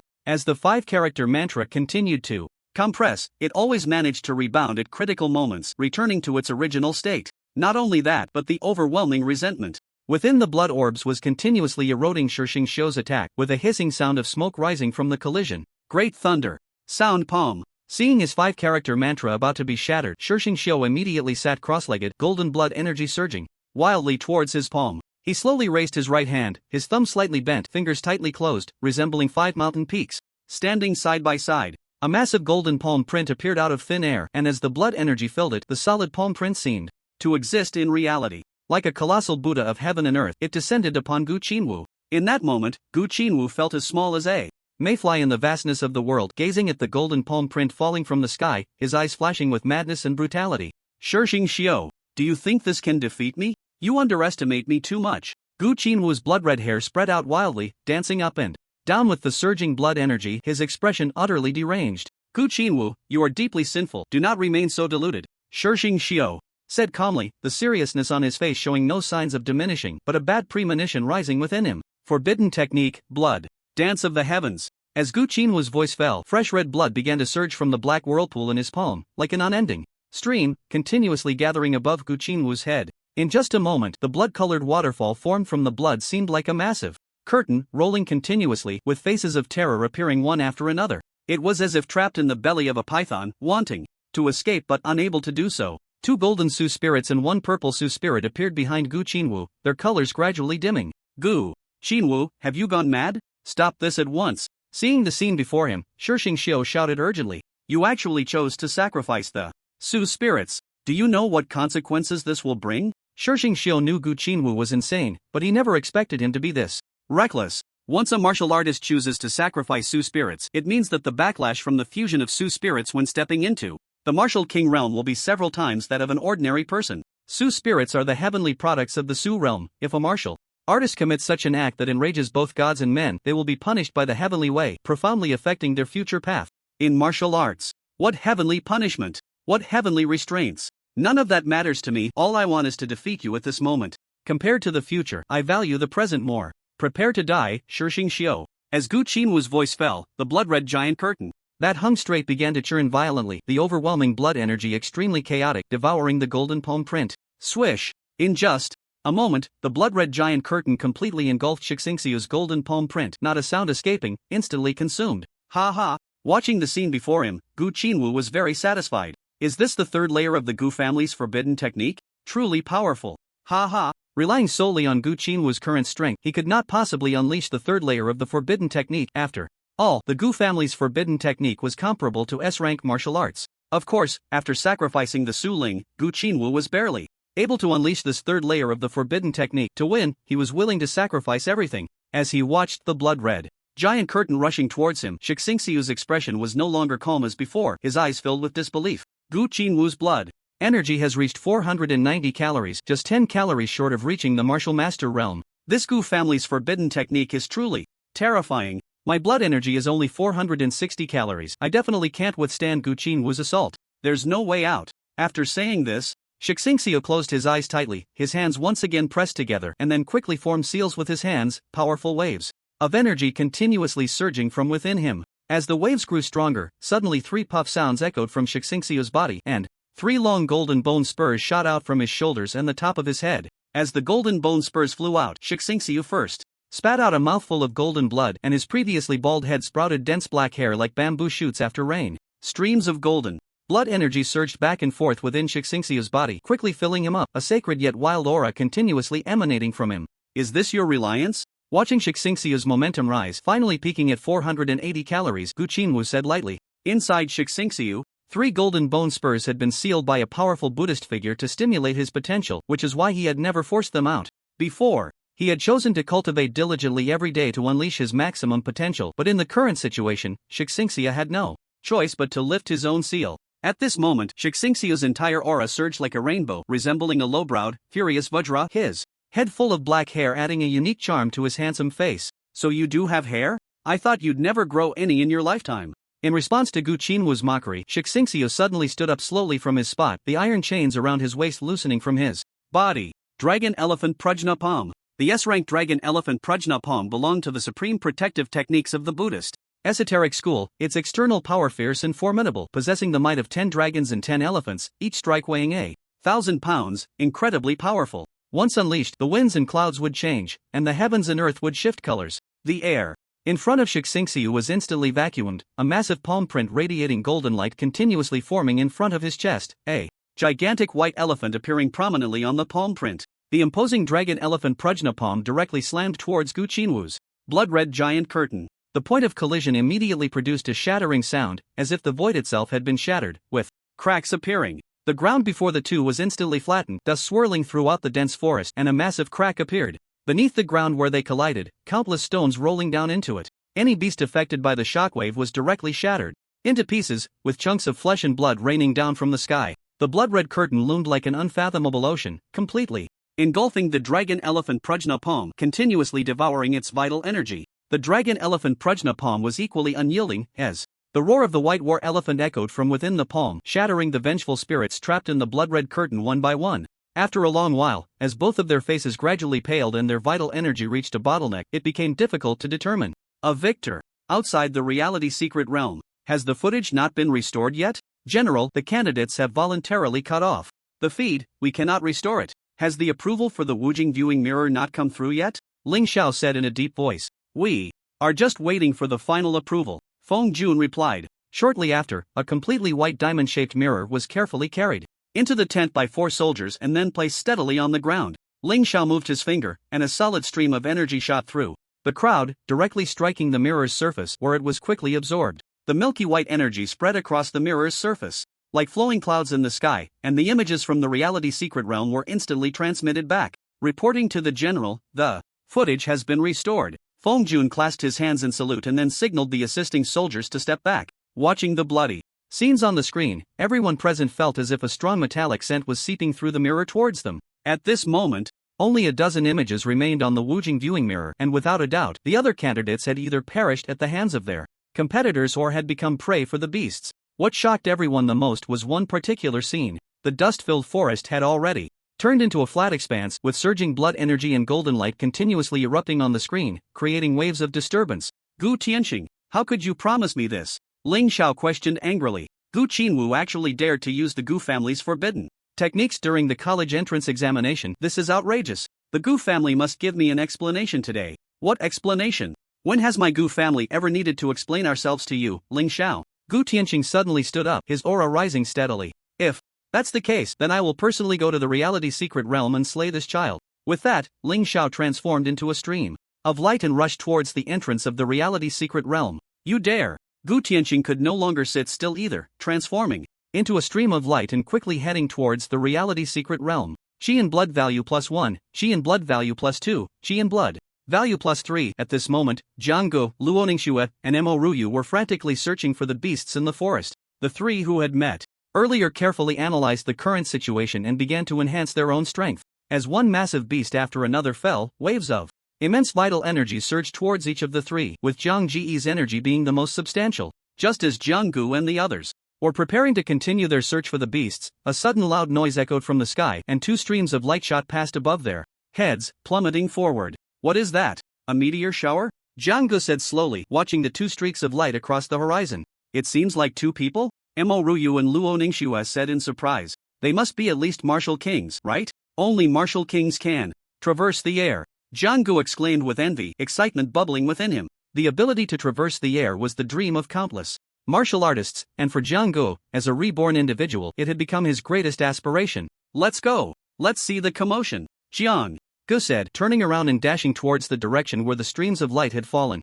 The 2 women hurriedly chased after them. At this moment, on the side of Shi Xingqiu and Gu Qinwu, Shi Xingqiu's body, which originally radiated a golden light, gradually dimmed. He suddenly spat out a mouthful of blood, his disheveled hair cascading over his shoulders, and his entire being was in a state of chaotic energy. In contrast, Gu Qinwu's pale face was marked with strange purple patterns that exuded an eerie aura, his blood-red pupils fixated on Shi Xingqiu's every move. Just as Gu Qinwu was about to strike a fatal blow to Shi Xingqiu, Ling Xiao descended from the sky, a powerful shockwave sending Gu Qinwu flying far away, uprooting giant trees in the process. Puff! Gu Qinwu, already severely injured, felt his internal organs shift, blood continuously gushing from his mouth, his clothes instantly soaked in bright red. Just as Ling Xiao was about to personally end Gu Qinwu's life, a pair of withered, bony hands suddenly clamped down on Ling Xiao's wrist, rendering him immobile. With a loud bang, like a crashing wave, 2 immensely powerful forces collided, uprooting countless trees, while the hidden Su beasts trembled uncontrollably, too afraid to move. Elder Gu Qinwu, recognizing the newcomer, revealed a hint of joy in his hoarse voice. The feeling of surviving a calamity was simply too wonderful. Go! A sharp shout came from beneath the black robe. Gu Tianxing grabbed Gu Qinwu by the collar, effortlessly lifting him like an eagle catching a chick, and rushed towards the outside of the secret realm. Want to leave? Ling Xiao sneered. a flicker of hesitation crossing his eyes, then slowly spread his arms. Suddenly, a towering figure of law appeared behind him, completely blocking the sky. With the emergence of Ling Zhao's law, the entire space of the secret realm began to spiral chaotically. Countless streams of rainbow light surged towards the figure of law. Cracks appeared in the sky, resembling the third eye of Erlang Shen, shattering and causing the space to tremble. Ling Xiao, what are you doing? Gu Tianqing, transformed into a streak of light, was taken aback quickly, channeling his energy towards his feet, causing ripples to appear in the void as he stepped. Leave Gu Qinwu behind, or you can just stay here. Ling Zhao's vast voice echoed in every corner of the secret realm, causing countless Su beasts to immediately prostrate themselves, not daring to move. Ling Xiao, do you really think that because I am old, I will tolerate you? Gu Tianqing placed Gu Qinwu on a patch of open ground, a torrent of black energy continuously surging from beneath his black robe. In the next moment, wailing souls began to emerge from Gu Tianqing's body, endlessly pouring out. As Gu Tianqing slowly ascended, the black energy surged like a tidal wave of demonic aura, dark clouds rolling in, momentarily obscuring the vast sky. Is this the war god Ling Xiao? What the hell is that old man covered in black smoke? At this moment, Jiang Gu and the others had just stepped into the edge of the battle, looking up to see two warriors radiating endless might, standing in the sky. The title of war god was known throughout the Great Xia Kingdom, and becoming a great figure like Ling Xiao was the lifelong dream of countless warriors. Not only Jiang Gu and his companions, but also Shi Xingqiu and the remaining extraordinary talents gazed at the two figures in the sky with fiery eyes, their expressions filled with excitement. Gu Tianqing suddenly raised both hands above his head, and a mass of black energy continuously gathered behind him. Soon, a figure covered in black scales, with two massive red horns on its head, appeared behind Gu Tianqing. The towering figure was completely shrouded in a black aura, and the scarlet eyes suddenly opened wide, resembling a devil from the depths of Avicii, greedily absorbing the spiritual energy of heaven and earth. Avicii Dharma form. Ling Xiao quickly recognized the Dharma form before him, even though he had only seen it a few times before. Facing it so closely now was still a tremendous shock. The Avicii Dharma form, as a well-established Dharma form, ranked 99th among the Dharma forms of heaven and earth. It is known that there are only 300 powerful and famous Dharma forms in the entire martial arts world, while the remaining forms are merely mediocre. Upon becoming a martial king, one can fuse all their void spirits, which may condense into a powerful Dharma form ranked among the 300. However, throughout history, how many people's Dharma forms have been nothing but unranked and mediocre, far inferior to the renowned Dharma forms. The top 300 Dharma forms not only significantly enhance a martial artist's blood energy release, but, most importantly, each ranked Dharma form possesses its own unique divine ability. The divine ability of the Avicii Dharma form is the terrifying Avicii Hell. Looking at this black Dharma form with two horns, the onlookers felt their blood energy surge towards it just from a glance, which was quite eerie. Ling Xiao, your Dharma form seems a bit lacking, huh? Ha ha. Gu Tianqing's hoarse voice came from beneath his black robe, followed by a burst of arrogant laughter. The Dharma form seemed to possess a spirit of its own, as the towering Avicii Dharma form roared towards the sky, as if it wanted to tear apart the secret realm's dome. The crowd followed Gu Tianqing's voice to gaze at another equally towering Dharma form. The blue armor tightly covered its entire body, and its sharp gaze seemed capable of piercing through illusions. The long knife it held emitted a blue glow, and blue lotus flowers bloomed around it. It's the blue lotus Dharma form. Finally, I get to see the true form of the war god, an excited examinee shouted. Even as a prodigy, being able to observe the Dharma forms of two martial kings up close was a tremendous honor. It is known that even some prominent families in the imperial capital rarely see a martial king. They are either in seclusion or in seclusion. Unless a family reaches a life and death moment or a rare treasure appears, it is impossible to see a martial king's Dharma form. The common people can only catch glimpses of the Dharma forms through old, low-quality videos online. The Blue Lotus Dharma form ranks 110th among the 300 Dharma forms, which is a full 11 ranks lower than Gu Tianqing's Avicii Dharma form. It is known that within the 300 Dharma forms, every 100 forms are further divided into tiers. This Dharma form is truly imposing. I really want to possess one soon. Jiang Gu gazed at the two towering figures in the sky with a look of longing. What are you thinking? We are only at the martial artist level. We are far from the martial king level. Let's focus on reaching the martial master level first. Luo Ningxue quickly brought Jiang Gu back to reality with a sharp remark. That said, anyone who witnessed the scene before them would feel a sense of yearning, and Luo Ningxue and Amo Ruyu were no exceptions. Do you think that old man will get beaten badly? An examinee immediately asked. Are you kidding? That's the war god Ling Xiao. How could a mere mayfly shake the heavens and earth? Moreover, I know the war god's Dharma form is a powerful one ranked 110. This battle is bound to win. Beat that old bai dang. His Dharma form is ugly as hell. Many examinees were cheering for Ling Xiao, filled with excitement. Jiang Gu, what do you think? Mo Ryu asked seriously. What do I think? Look with your eyes, otherwise what else is there to look with? With a bang, a round, bulging bump appeared on either side of Jiang Ji's head, resembling Neza from an animated series. Let's talk properly. Well, actually I think that in this battle, the strange old Bai Deng is likely to win, Jiang Gu said seriously. Why? His Dharma form looks really ugly. Mo Ryu and Luo Ningxue looked puzzled, and then they even began to criticize Gu Tianqing's heaven and earth Dharma form. Yeah, it looks lifeless, isn't it just a facade? Luo Ningxue echoed. If Gu Tianqing in the sky knew, he would probably be so infuriated by the two women before he even made a move. Are you judging the strength of a Dharma form based on looks? Jiang Ji's eyes widened in disbelief. That's called a woman's intuition. Sixth sense. With all due respect, if looks could win battles, then no one could defeat me, Jiang Gu said earnestly. A wail of despair followed, and Jiang Gu soon suffered another round of beatings. Jiang Ji's cries did not attract anyone's attention. At this moment, the two in the void continued to confront each other, but they did not immediately engage. Ling Xiao feared that once he fully activated the Dharma of heaven and earth, this entire secret realm would cease to exist, and all the candidates, the beasts of the ruins, and all living beings in this world would be instantly erased. Gu Tianqing never cared about the lives of others, except for Gu Qinwu, because in his view, Gu Qinwu's future would surpass his own, and the ruthlessness Gu Tianqing had in his youth, Gu Qinwu possessed. The madness Gu Tianqing lacked in his youth, Gu Qinwu had as well. In his eyes, if the Gu family wanted to continue to thrive, Gu Qinwu could not die here. Gu Tianqing, our stalemate isn't a solution. Why not safely send the candidates out first, then have a grand battle? Are you willing? Ling Zhao's voice boomed like a bell, resonating and quickly reaching Gu Tianqing's ears. I have the same intention. Gu Tianqing nodded slowly, but beneath his black robe, his eagle-like eyes flashed with a strange light. Gu Qinwu will use forbidden techniques in the secret realm, slaughtering countless colleagues, before he can be sent out. Just as Gu Tianqing was about to teleport Gu Qinwu out, Ling Zhao's Dharma of heaven and earth suddenly vanished from its original spot and appeared in front of Gu Tianqing, a long knife radiating green blood directly blocking Gu Tianqing's path. Gu Tianqing did not speak but fixed his gaze on Ling Xiao, who felt the sinister glare beneath the black robe and also refused to show weakness, closely watching Gu Tianqing's every move. Ling Xiao knew that once Gu Tianqing teleported Gu Qinwu out, there would be no hesitation left, and the Dharma of heaven and earth would directly destroy this secret realm. At that time, in the entire secret realm, except for Ling Xiao and Gu Tianqing, everyone else would be instantly torn apart by space and then disappear from this world. All right. After a long wait, Gu Tianqing said hoarsely, then slowly began to retreat. Watching Gu Tianqing's actions, Ling Xiao still dared not let his guard down, for Gu Tianqing was like a venomous snake lurking in the dark, always ready to strike a fatal blow. Facing such a person, even the slightest relaxation could cost one's life. Ling Xiao, as a general who had fought for years, knew all too well the tricks of war. Shadows were being teleported out of the secret realm. Who wouldn't want to survive? Therefore, as they breathed the air from the outside world at this moment, everyone felt as if they had returned from the dead, a sense of survival washing over them. Feng Jun and others had long arranged heavy troops waiting outside, and lines of blockade were set up. Through the images from the previous Wuji viewing mirror, Feng Jun and the others immediately reported to their superiors, as the severity of the situation was developing in an uncontrollable direction. At this moment, there were not just one but 5 figures standing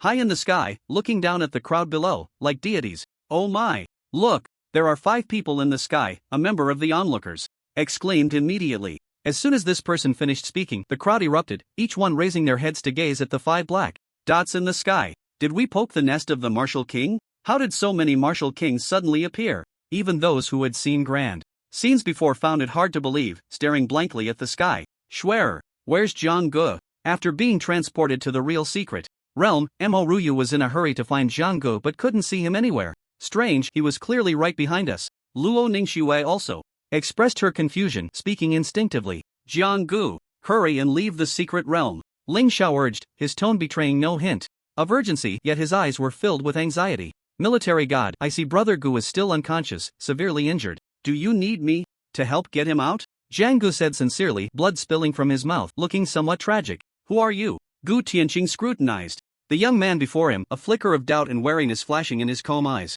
Hello, sir. I am a close friend of Gu Qinwu, entrusted by him to severely injure Gu Yunwan. You dare to harm Yunwan? Do you know he is Qinwu's sworn brother? Gu Tianqing's expression darkened instantly as he questioned Jiang Gu. You are an elder of Brother Qinwu. He often mentions you in front of me. Jiang Gu replied respectfully. Oh, what does he say? He says you are unparalleled, and as long as you are alive, the Gu family will endure through the ages. Ha ha. Gu Tianqing's face turned red with pride as he laughed heartily. It seems Qinwu has indeed made a true friend. The matter of killing Gu Yunwen was known only to Gu Tianqing and Gu Qinwu. No one else in the Gu family was aware, but that was not enough to convince the old schemer Gu Tianqing. What truly moved Gu Tianqing was Jiang Ji's heartfelt words earlier. Then I will leave Qinwu in your hands. After you get out, hand him over to the elders of the Gu family and come visit when you have time. Even so, as Gu Tianqing handed Gu Qinwu over to Jiang Gu, he secretly formed a hand seal at the back of Gu Qinwu's head, unnoticed even by Ling Xiao. At this moment, Gu Qinwu felt himself enveloped in darkness, and then a blood-red phantom appeared in the sky, a vast amount of blood energy continuously converging towards Gu Qinwu's body. Wake up, Qinwu! It's the voice of the great elder. Where am I? Gu Qinwu's eyes were filled with confusion. Moments later, in the dark realm, Gu Qinwu slowly spread his arms, and an endless stream of blood energy surged towards him like a rushing river. Damn! This Gu Qinwu is really heavy. Let's have a good search first. He. Jiang Gu suddenly threw Gu Tianqing down in the teleportation passage. As he rummaged, Gu Tianqing was already stripped bare, and the points on the teleportation shuttle were directly transferred to Jiang Gu. Is this what a hidden family looks like? Just a poor loser. Jiang Gu spat contemptuously at the unconscious Gu Qinwu lying on the ground. At this moment, Gu Qinwu seemed to be receiving heavenly dew as rainwater continuously washed over his pale face. Watching Gu Qinwu on the ground constantly opening his mouth, Jiang Gu felt a surge of suspicion. Is this guy drinking now? No wonder he's a disciple of a hidden family. This strange quirk is something I've never seen before. After saying that, he pulled Gu Qinwu up from the ground and started slapping him wildly. This is what you get for being so perverted. Eat my slaps until you're full. Jiang Gu didn't know if the thousand illusions technique could fool the two martial kings, so he chose not to use it to change his appearance. As for killing him, Jiang Gu was also afraid of being targeted by that lifeless martial king Lao Dang. After all, he was still just a small martial artist. Therefore, he opted for a more dignified way to defeat Gu Qinwu. Remembering the excellent opportunity he missed to kill him in the secret realm, Jiang Gu felt a wave of regret. With that thought, he spat on Gu Qinwu's face again. At that moment, Gu Qinwu's eyes slowly opened. Looking at the face that was so familiar it was almost unbearable, Gu Qinwu's inner killing intent could no longer be contained, and he was about to raise his hand. Feeling a chill wash over him, he also noticed the wet and somewhat sticky sensation on his face. Jiang Gu! A furious roar echoed through the entire teleportation passage. Fortunately, there were only the two of them present. If there had been others around, who knew how they would face Gu Qinwu's miserable state. Being killed to silence him would be the least of their worries. Stop shouting, it won't help. I know you want to tear me apart right now, but sorry, we're almost out. Jiang Gu said slowly, looking at Gu Qinwu, whose eyes had turned blood red. He knew that even if Gu Qinwu went berserk, facing a fully energized Jiang Gu would only be self-inflicted suffering. And don't hate me so much, it was your great elder who personally handed you over to me. If you don't believe me, go ask him when you get back. After saying that, a dazzling white light appeared in front of them, overlapping in circles. Jiang Gu kicked Gu Qinwu, who was lying in the passage, as if he were playing soccer, and to his surprise, he heard a thud as Gu Qinwu's head got stuck at one side of the passage. Sorry, it's my first time kicking. I didn't expect it to be on par with the Daxia national football team. I'm really embarrassed. Jiang Gu scratched his head awkwardly, then stepped forward again, took aim, and kicked Gu Qinwu out once more. Jiang Gu, you won't die a good death. Gu Qinwu was nearly driven mad, roaring wildly, his intermittent voice echoing through the passage and reaching Jiang Ji's ears. The last person who said that about me has grass 5 meters high on their grave. Are you in a hurry to die? Jiang Gu said, lightly curling his lips, then leisurely walked out of the teleportation passage. Outside the passage of the reality secret realm, powerful figures were gathered, each one looking on guard, instinctively tightening their grip on their weapons, their blood and energy surging. Everyone was focused on the entrance, emitting white light like a vortex, and major media outlets rushed to the front lines carrying heavy cameras to film the entrance. Time passed second by second, and Mo Ruyu and Luo Ningxue were both frowning, deeply worried about Jiang Ji's safety. Earlier, they had been hurriedly sent out by Jiang Gu, and for a moment they hadn't even noticed when he had disappeared. Jiang Gu, please, don't get into trouble. Don't worry, swear, that kid has great fortune and luck, he won't be in any danger. Although Mo Ruyu comforted Luo Ningxue beside her, the worry in her eyes was unmistakable. Time passed second by second, and the originally tense crowd found the scene surprisingly calm, as no one knew whether the two figures emerging from the secret passage were martial kings or something else. The white vortex at the passage slowly spun, and in the next moment, a bizarre boy, dressed in mere scraps, appeared directly before everyone. The bruise on his forehead and the manner of his appearance seemed to indicate that Gu Qinwu's entrance was somewhat unusual. The 5 people high above were preparing to roll up their sleeves, but upon seeing the disheveled boy before them, they were momentarily speechless. I've been waiting for so long, and you show me this? He must have been kicked out, right? The kicking skills are really lacking. Isn't this Gu Qinwu? How did he end up like this? He's only got a small piece of torn cloth covering his private parts. He can't possibly have an exhibitionist tendency, can he? At that moment, a wave of discussion erupted among the crowd. Listening to their comments, Gu Qinwu felt for the first time what true social death meant, and his killing intent towards Jiang Gu reached its peak. Fortunately, at that moment, a cold wind swept in, causing the trees on either side to rustle as if they were monstrous creatures with claws and fangs. The sudden chill made everyone present instinctively shield their eyes, and through the haze, they saw a frail old man leaning on a cane slowly approaching them. What seemed like a distant figure appeared before everyone in the blink of an eye. Another member of the Gu family, a middle-aged man enveloped in red light, said in a deep voice, "Not a martial king." "Not to be feared," another person calmly replied, showing no sign of emotion. The second elder of the Gu family waved his hands, and a black robe immediately wrapped around the barely clothed Gu Qinwu. Only then did Gu Qinwu take a deep breath, exhaling sharply, his crimson eyes fixed intently on the crowd. Those who had mocked Gu Qinwu earlier could no longer laugh. Cold sweat began to flow down their backs, soaking their clothes in no time. The smiles didn't disappear, they simply shifted to Gu Qinwu's face. "Thank you, second elder," Gu Qinwu said respectfully. "Humph. Useless things. Where is the first elder?" The second elder's gnarled black cane suddenly struck the ground, sending a powerful shockwave radiating outward from him. The reporters struggled to keep their cameras steady, being knocked about by the force of the wave. "Old man, who are you to be so rude?" many martial artists exclaimed indignantly. "Rude? My Gu family never needs to discuss any grand principles with you. Our rules are our rules." The second elder's gaze darkened as he scanned the few who had spoken earlier. Anyone who met his eyes felt a prickling on their backs, an inexplicable panic rising within them. Just as the second elder was about to teach these juniors how to respect their elders, the secret passage glowing with white light began to spin wildly again. In the next second, another disheveled figure stumbled out, coughing every 10 steps, leaving no phlegm behind for 1,000 miles. Jiang Gu. It's Jiang Gu. Mo Ruyu and Luo Ningxue both felt a surge of joy, the dark clouds hanging over their hearts finally dissipating. As they looked at the dusty figure, the crowd's attention was once again drawn to him, and the second elder narrowed his eyes, carefully scrutinizing the boy before him. "Second elder, it's this person who caused me to end up in such a state. If it weren't for him, how could I be so embarrassed?" If it weren't for him, Gu Qinwu wanted to continue, but the second elder raised his hand gently, directly interrupting what Gu Qinwu was about to say. "If there are no ifs, all we want is the result," the second elder said ominously, his expression disdainful. "Yes, Qinwu knows what to do." Jiang Gu was like a thorn in Gu Qinwu's heart at this moment. This thorn must be removed, or it would be like a fishbone stuck in his throat. Therefore, Jiang Gu must die, and it must be at Gu Qinwu's own hands to break Gu Qinwu's own karmic obstacles. But how could you, a mere 6th-tier martial artist, be defeated?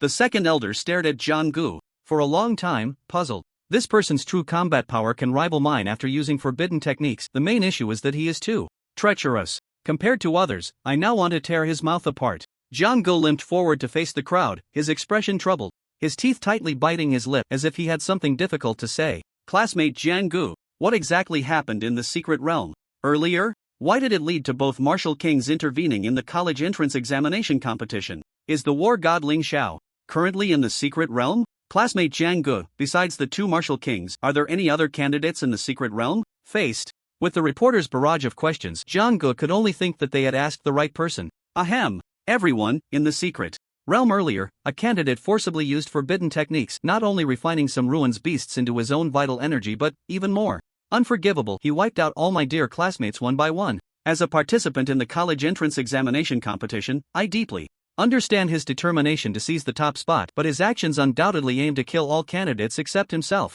To stop him, I was severely injured, and the war god, in order to protect the remaining candidates, was also slaughtered and personally went to stop this. Liao. As for the other martial king, he is actually that candidate's backer. Jiang Ji's expression was sincere, directly immersing himself in the emotions of those families who had lost their children, occasionally tearing up. Jiang Gu, shut up, I will kill you, Gu Qinwu said, his long black hair rising involuntarily, moving without wind. Gu Qinwu, you don't want to kill to silence me, do you? Everyone, don't be afraid, there is strength in numbers. We must not let this murderous maniac run rampant. Jiang Gu, well done. Rest assured, we will not let them get to you. Recently, united, we will not fear them. Indeed, I didn't expect young friend Jiang Gu to be so loyal and courageous. I support you. Many martial artists were stirred up, their expressions excited, eager to slay Gu Qinwu on the spot, but the oppressive aura of the second elder was simply too strong. Before the second elder's vital energy fully erupted, the crowd could not gauge his true strength. Most were just talking big.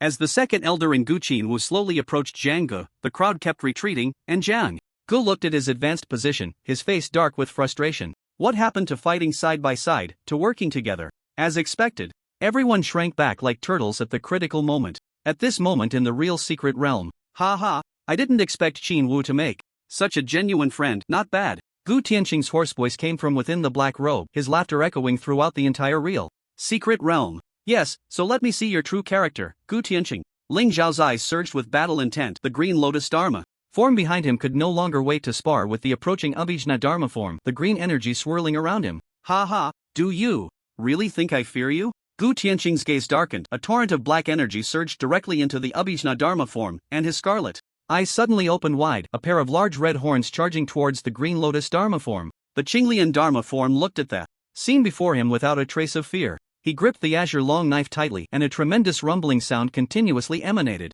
from it. In the space where the Qinglian Dharma form resided, the air suddenly contracted, and streams of energy surged into the azure long knife, creating a vast wave of energy that clung to it. As Ling Xiao waved his right hand in the air, the azure long knife and the Qinglian Dharma form's hand swung fiercely towards the massive horns of the Abhi Dharma form. With a loud bang, the attacks of the two Dharma forms collided directly, and a series of explosive sounds echoed in the high sky as if the blood and energy of the sea had crashed together. The resulting shockwave formed a gigantic mushroom cloud, and the void was directly torn open, creating a shocking gash through which air flowed in and out, forming a backflow of energy. The entire sky appeared as if it had been slashed open, unable to close for a long time. Having failed to land a hit, the azure long knife of the Qinglian Dharma form only left two faint white marks on the horns of the Abhi Dharma form, looking utterly harmless. The azure long knife had even created a dent, but it was quickly restored by Ling Zhao's immense energy, returning to its original state. Still not using your Dharma powers? If you don't use them now, you won't be able to later. The war god Ling Xiao is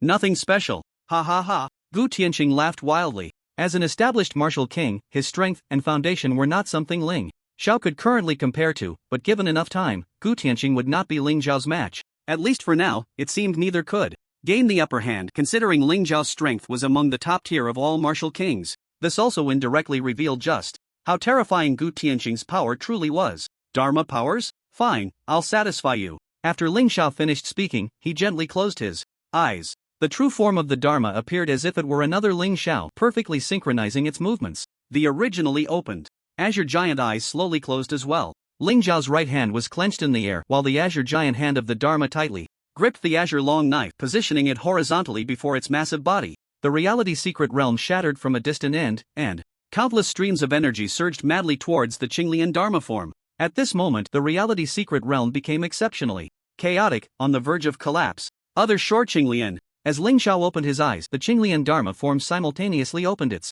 azure eyes. In an instant, the winds and clouds changed dramatically, as if the sky could no longer bear the pressure, continuously shattering. The azure long knife flashed and sliced through the clouds at the horizon, cleaving them in half, along with the sky, like a streak of azure light racing past. Lotus flowers radiating azure light instantly filled the entire sky, rushing fiercely towards the Abhi Dharma form. In front of Gu Tianqing, the attacks of a martial king were indeed terrifying. This was the reality secret realm. If such a battle occurred in the outside world, it would surely lead to devastation. Surprisingly, there was not a hint of fluctuation on Gu Tianqing's face. Instead, he smiled eerily. In the next moment, the Abhi Dharma form, which had been standing before Gu Tianqing, was engulfed in rolling black energy, and countless vengeful spirits surged out from within. The scene resembled a hell on earth, as chains continuously extended from the body of the Abhi Dharma form, the scarlet iron chains shrouded in black energy, and the brutal howls echoed throughout the land. A multitude of black iron chains instantly surged towards the azure lotus flowers, overwhelming them like a vast black sea.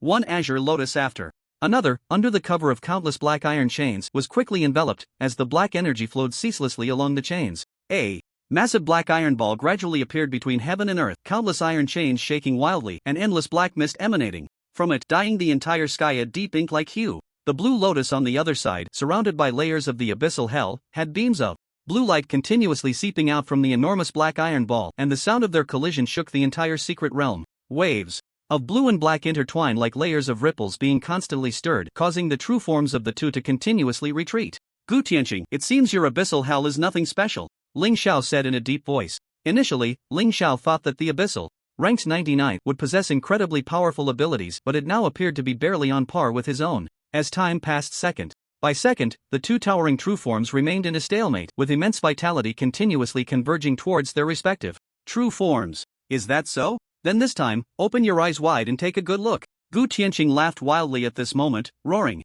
incessantly. His hoarse voice was as grating as a night raven's call in the deep night, extremely harsh and unsettling. As Gu Tianqing's words fell, the massive iron ball formed by the black chains suddenly began to spin. Between the pair of enormous horns of the abyssal, a scarlet blood sphere was continuously condensing. The speed of its condensation was so rapid that Ling Xiao couldn't interrupt it in time. With a sound of breaking air, the scarlet blood sphere suddenly sank into the black giant ball. The sound of zzz continuously emanated from the iron chains shrouded in black mist, followed by a nauseating surge of blood energy. The scarlet blood energy drifted over the black iron chains, and the once radiant blue lotus now appeared as if a sacred life had suffered severe pollution, suddenly dimming. The offensive force within the iron ball gradually fell silent, leaving only the violent rattling of the chains in the heavens. Watching the scene before him, Ling Xiao felt a sense of foreboding. What surprised Ling Xiao even more was that as the black iron ball continued to rotate, it slowly came to a stop. Then, the black iron ball suddenly opened, and countless iron chains instantly returned to the body of the abyssal.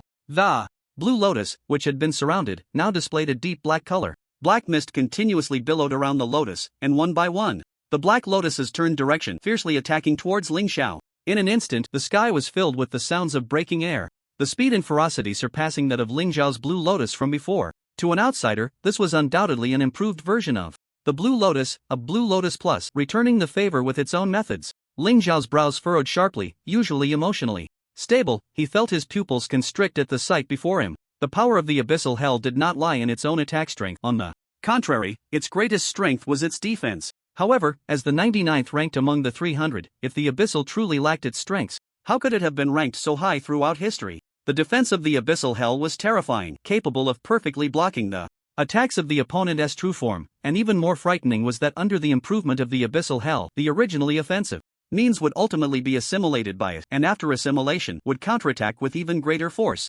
Such abilities were nearly impossible to crack unless there was a significant disparity in strength. Otherwise, attempting to break the abyssal hell was akin to dreaming. The blue lotus's blue long knife crossed again, swinging fiercely, as countless blue lotuses reappeared, charging towards the oncoming black lotuses. Ling Xiao, you can't stop it! Gu Tianqing shouted excitedly as he watched the impending collision of the blue and black lotus flowers. Can it be stopped or not? How would we know without trying? Ling Xiao replied seriously. Although the power of the Abhijna was far beyond his imagination, Ling Xiao never once thought of retreating. If there was even a hint of fear in his heart, then he would undoubtedly be defeated in the end. Boom! A strong shockwave caused the entire secret realm to tremble, and finally, it seemed the realm could no longer withstand the force before it. Accompanied by a series of cracking sounds, the entire secret realm began to shatter, like a mirror that had been broken, the speed of the shattering accelerating rapidly. Watching the cracks continuously appear in the sky, the two of them instantly transformed into two streams of light, racing madly towards the teleportation passage, their speed astonishing.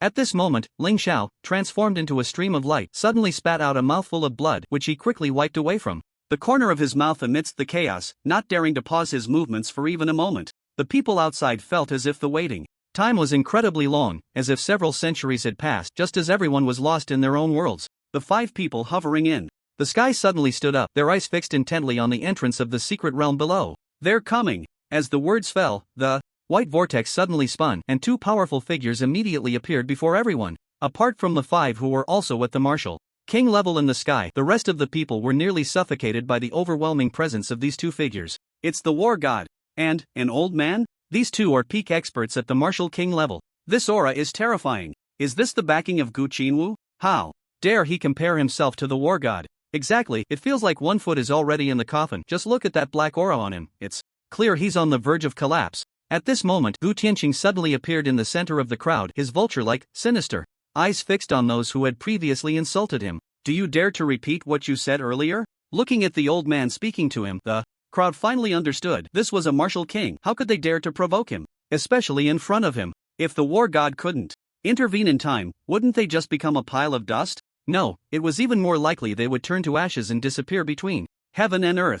The crowd hurriedly retreated, a voice deep within them telling them that this old man truly dared to kill them with his own hands. Gu Tianqing, you have crossed the line. Just as everyone was preparing to flee this place of trouble, a series of profound sounds echoed from the sky. Gu Tianqing finally lifted his head, revealing a face marked by the traces of time and heavy pressure, with stripes and wrinkles etched deeply. But what was most unforgettable were Gu Tianqing's cold, emotionless eyes, now shining brightly as they gazed towards the heavens. The 100-year agreement has arrived. When has my Gu family ever crossed the line? Gu Tianqing said in a deep voice, his hoarse words piercing the sky. Whoosh! A series of sounds cutting through the air came from the horizon, and 5 powerful figures quickly appeared before everyone. Looking at these 5 unfamiliar martial king experts, the crowd was puzzled. When did the great Xia kingdom have so many martial kings? And they were all so young. The appearances of the 5 were not much different from Ling Zhao's age. Right in their prime, in the martial world, having such cultivation at this age was almost a rare occurrence. Who are these 5?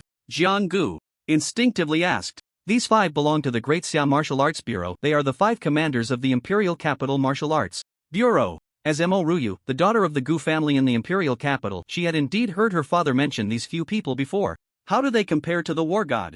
Luo Ningxue asked curiously. I'm not very clear on their specific strength, but I only know that in a one-on-one fight, these 5 are definitely no match for the war god. However, if they join forces, the war god would be at a disadvantage. The century-old agreement has arrived, yet your Gu family's disciples are slaughtering their fellow countrymen in the secret realm. You Gu family need to give us an explanation. A burly middle-aged man with red hair said discontentedly, his muscular arms stretching his clothes to the limit, as if they would burst at any moment. An explanation? You dare to ask the Gu family for an explanation? Gu Tianqing laughed heartily, appearing almost mad. When did my Gu family have to bear the casualties of the secret realm? The rules do not explicitly state that candidates cannot compete against each other, right? My Gu family's disciples merely accidentally killed a competitor. What's wrong with that? Gu Tianqing spoke confidently and unhurriedly. Isn't that right, Qinwu? The elder is right, I indeed made a mistake earlier.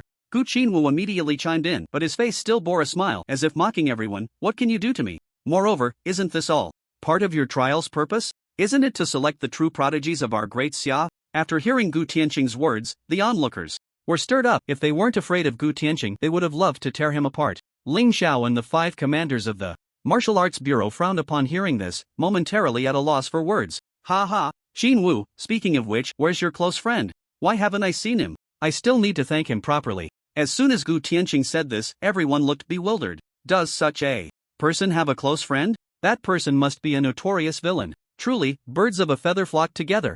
Close friends? Just a bunch of scoundrels. I want to see who this thief is. Can't deal with your Gu family, but can't we deal with your close friend? In an instant, everyone's eyes widened like copper bells, frantically searching for the close friend Gu Tianqing mentioned. As the person involved, Jiang Gu certainly couldn't back down. He immediately chose to hide behind the 2 women and grabbed 2 handfuls of soil from the ground, promptly smearing it on his face. Jiang Gu, what are you doing? We're out of the secret realm now, there's no need to make yourself look so dirty, Mo Ruyu said, hands on her hips, clearly displeased. Earlier in the secret realm, she had almost been knocked out by Zhang Ji's antics. And now he was going to do this again? Was he not going to stop until he made himself stink? Luo Ningxue also looked speechless at Jiang Gu, who was busy behind her, with a face full of black lines. My close friend? When did I have a friend? Or a close one? Gu Qinwu's mouth twitched continuously, and as he thought about it, he suddenly recalled what Jiang Gu had said in the teleportation passage. It was your family's elder who personally sent you to me. At that moment, this sentence echoed in Gu Qinwu's ears like a broadcast.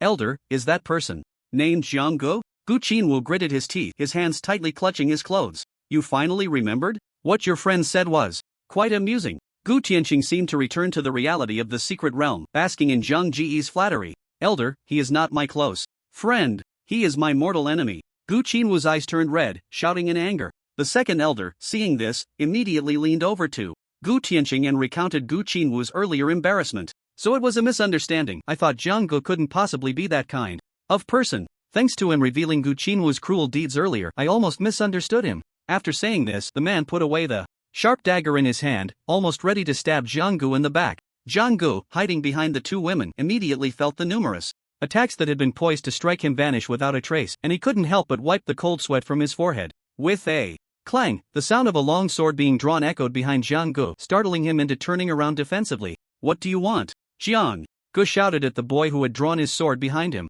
Jiang Gu, I'm sorry, I misunderstood you earlier. I was just about to put my sword away, but I didn't aim for the sheath in time. I meant no harm, the boy said awkwardly, then sheepishly rubbed his smooth head. Impudent! You dare to deceive me like this? Gu Tianqing's eyes widened in anger, his surging blood boiling as dark energy erupted from his body.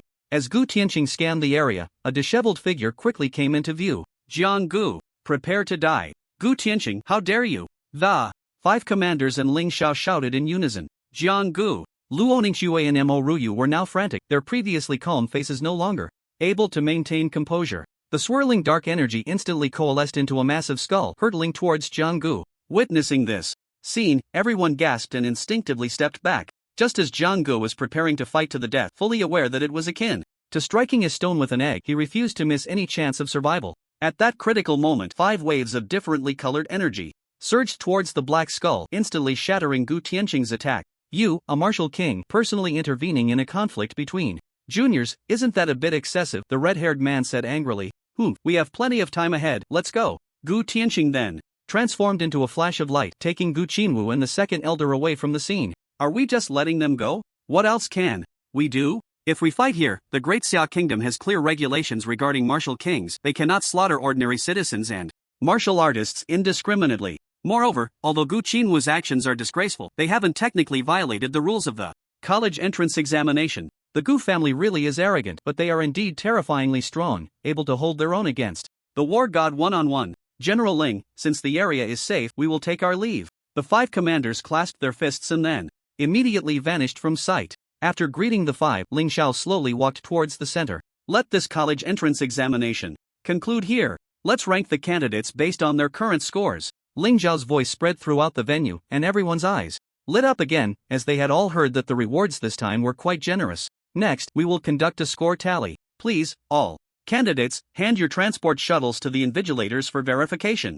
The invigilators, receiving the order, immediately announced, and rows of soldiers stepped forward to begin the tallying task. Who do you think the top scorer of this batch will be? Gu Qinwu's qualification is definitely cancelled, and the last batch of candidates are either dead or injured. Who knows what their scores are now? In my opinion, the top scorer this time should undoubtedly be Shi Xingxiu, as he was firmly at the top of the rankings earlier.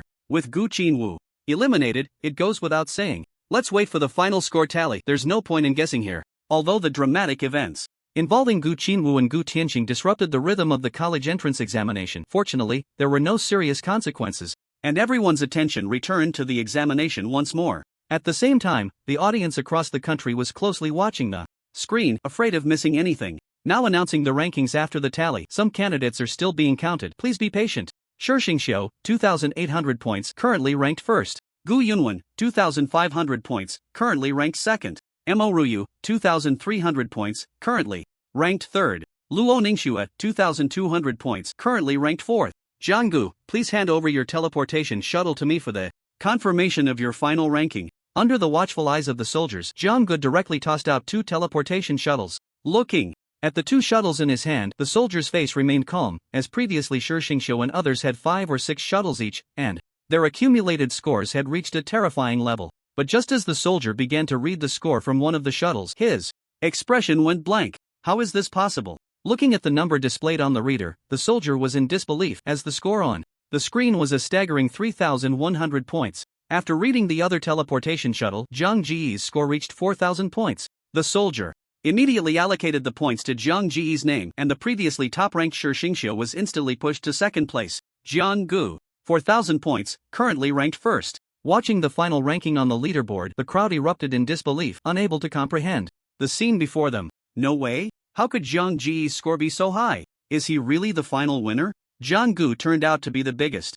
dark horse? I'm starting to question my life. Although I don't dislike Jiang Gu, how could his score be so high? This is not scientific. A group of reporters in the crowd rushed towards Jiang Gu, their microphones almost touching his mouth. Jiang Gu, how could your score be so high? Did you cheat again? Luo Ningxue exclaimed in surprise, her cherry lips wide open. Mo Ruyu also looked curious, her big watery eyes sparkling as she gazed at the young man before her. What do you mean by cheating again? I'm just an honest person, Jiang Gu replied innocently. Jiang Gu, may I ask if you gained any great opportunity in the secret realm? What are your thoughts on being the top scorer in this college entrance examination? Jiang Ji's expression was calm as he cleared his throat and stepped forward slowly. I can't say it was an opportunity, but as for my thoughts, I think the one I should thank the most is Gu Qinwu. What? Why thank Gu Qinwu? Not only the reporters, but Luo Ningxue and others were also puzzled. Without Gu Qinwu's points, I definitely wouldn't have this score. Gu Qinwu, are you watching? Thank you.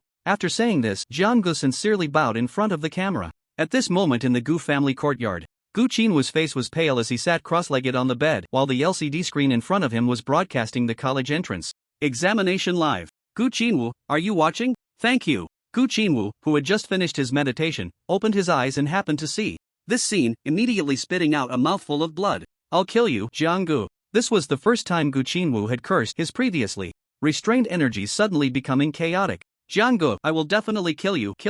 Gu Qinwu's eyes turned red in an instant, and an endless killing intent shattered all the glass in the windows, turning the exquisite wooden door into splinters scattered all over the ground. Sensing the disturbance in the courtyard, a shadow instantly appeared in the room. Qinwu, focus your mind, restrain your breath. Gu Tianqing's voice echoed continuously in the room. After falling into a frenzy, Gu Qinwu calmed down immediately upon hearing these words. Qinwu, you absolutely must not use the forbidden technique again, Gu Tianqing said with a serious expression. Seeing Gu Qinwu's eyes gradually regain clarity, Gu Tianqing finally felt a weight lift from his heart. He was all too familiar with this situation, as it was a scene he had experienced countless times before. The deeply etched pain from those moments was hard for Gu Tianqing to forget. Once Gu Qinwu lost consciousness, he would completely fall into madness, which was the enormous side effect of using the forbidden technique. Once emotions spiraled out of control, Gu Qinwu would become a beast that only knew how to kill, a result Gu Tianqing dreaded the most, for such a person would hold no value for him anymore. For those from prominent families, so-called emotions were merely based on the premise of utilitarian value. This was the misfortune of being a child of a powerful family, yet it was something countless ordinary people envied. Only strength was eternal. This was the cruel truth of the world, yet it drove countless people to pursue it, like drinking poison to quench thirst. Still immersed in joy, Jiang Go had no idea that Gu Qinwu, far away in a corner of the imperial capital, was currently spitting blood. As military green buses drove into the square, dazzling spotlights converged on a wide stage, scattering brilliance everywhere. At this moment, the stands were packed, with every audience member fixated on the expansive stage, their eyes ablaze, as if their breaths had stopped. I can't be seeing this wrong, right? Is that the holy medicine? One audience member stammered. Not just the holy medicine, look over there, isn't that a high-grade Su Ling of black gold? Looking at the black gold Su Ling stored in an exquisite jar, the onlookers were eager to rush onto the stage and claim it for themselves. Holy medicine, Su Ling, various rare treasures. One could say this year's college entrance examination was the most extravagant ever seen, and the word envy had been worn out by everyone. The country has really bled this time. How could they bear to contribute so many good things? Now that you mention it, I also feel something's off. This is several times more generous than previous years. Those with insight began to form their own speculations, but speculation was still just speculation, unverified. Guesses could hardly be considered facts. At this moment, in the center of the stage, besides the neatly arranged prizes, there were also several high-ranking leaders sitting upright, along with the heads of various martial arts universities. Of course, sitting at the very front were the military leaders and the three principals of the top martial arts schools in Daxia. At this moment, the principals of the Breaking Army, Heavenly Machine, and Heavenly Aspect martial arts universities were gathered together, engaged in lively conversation, yet their gazes kept drifting towards the top 10 candidates of the entrance examination. Old Wu, this year's top scholar must be given to our Heavenly Machine University. Last year's top scholar was snatched by your Breaking Army, a refined man in a blue robe said to a burly man in a black uniform, his eyes nearly squinting into slits.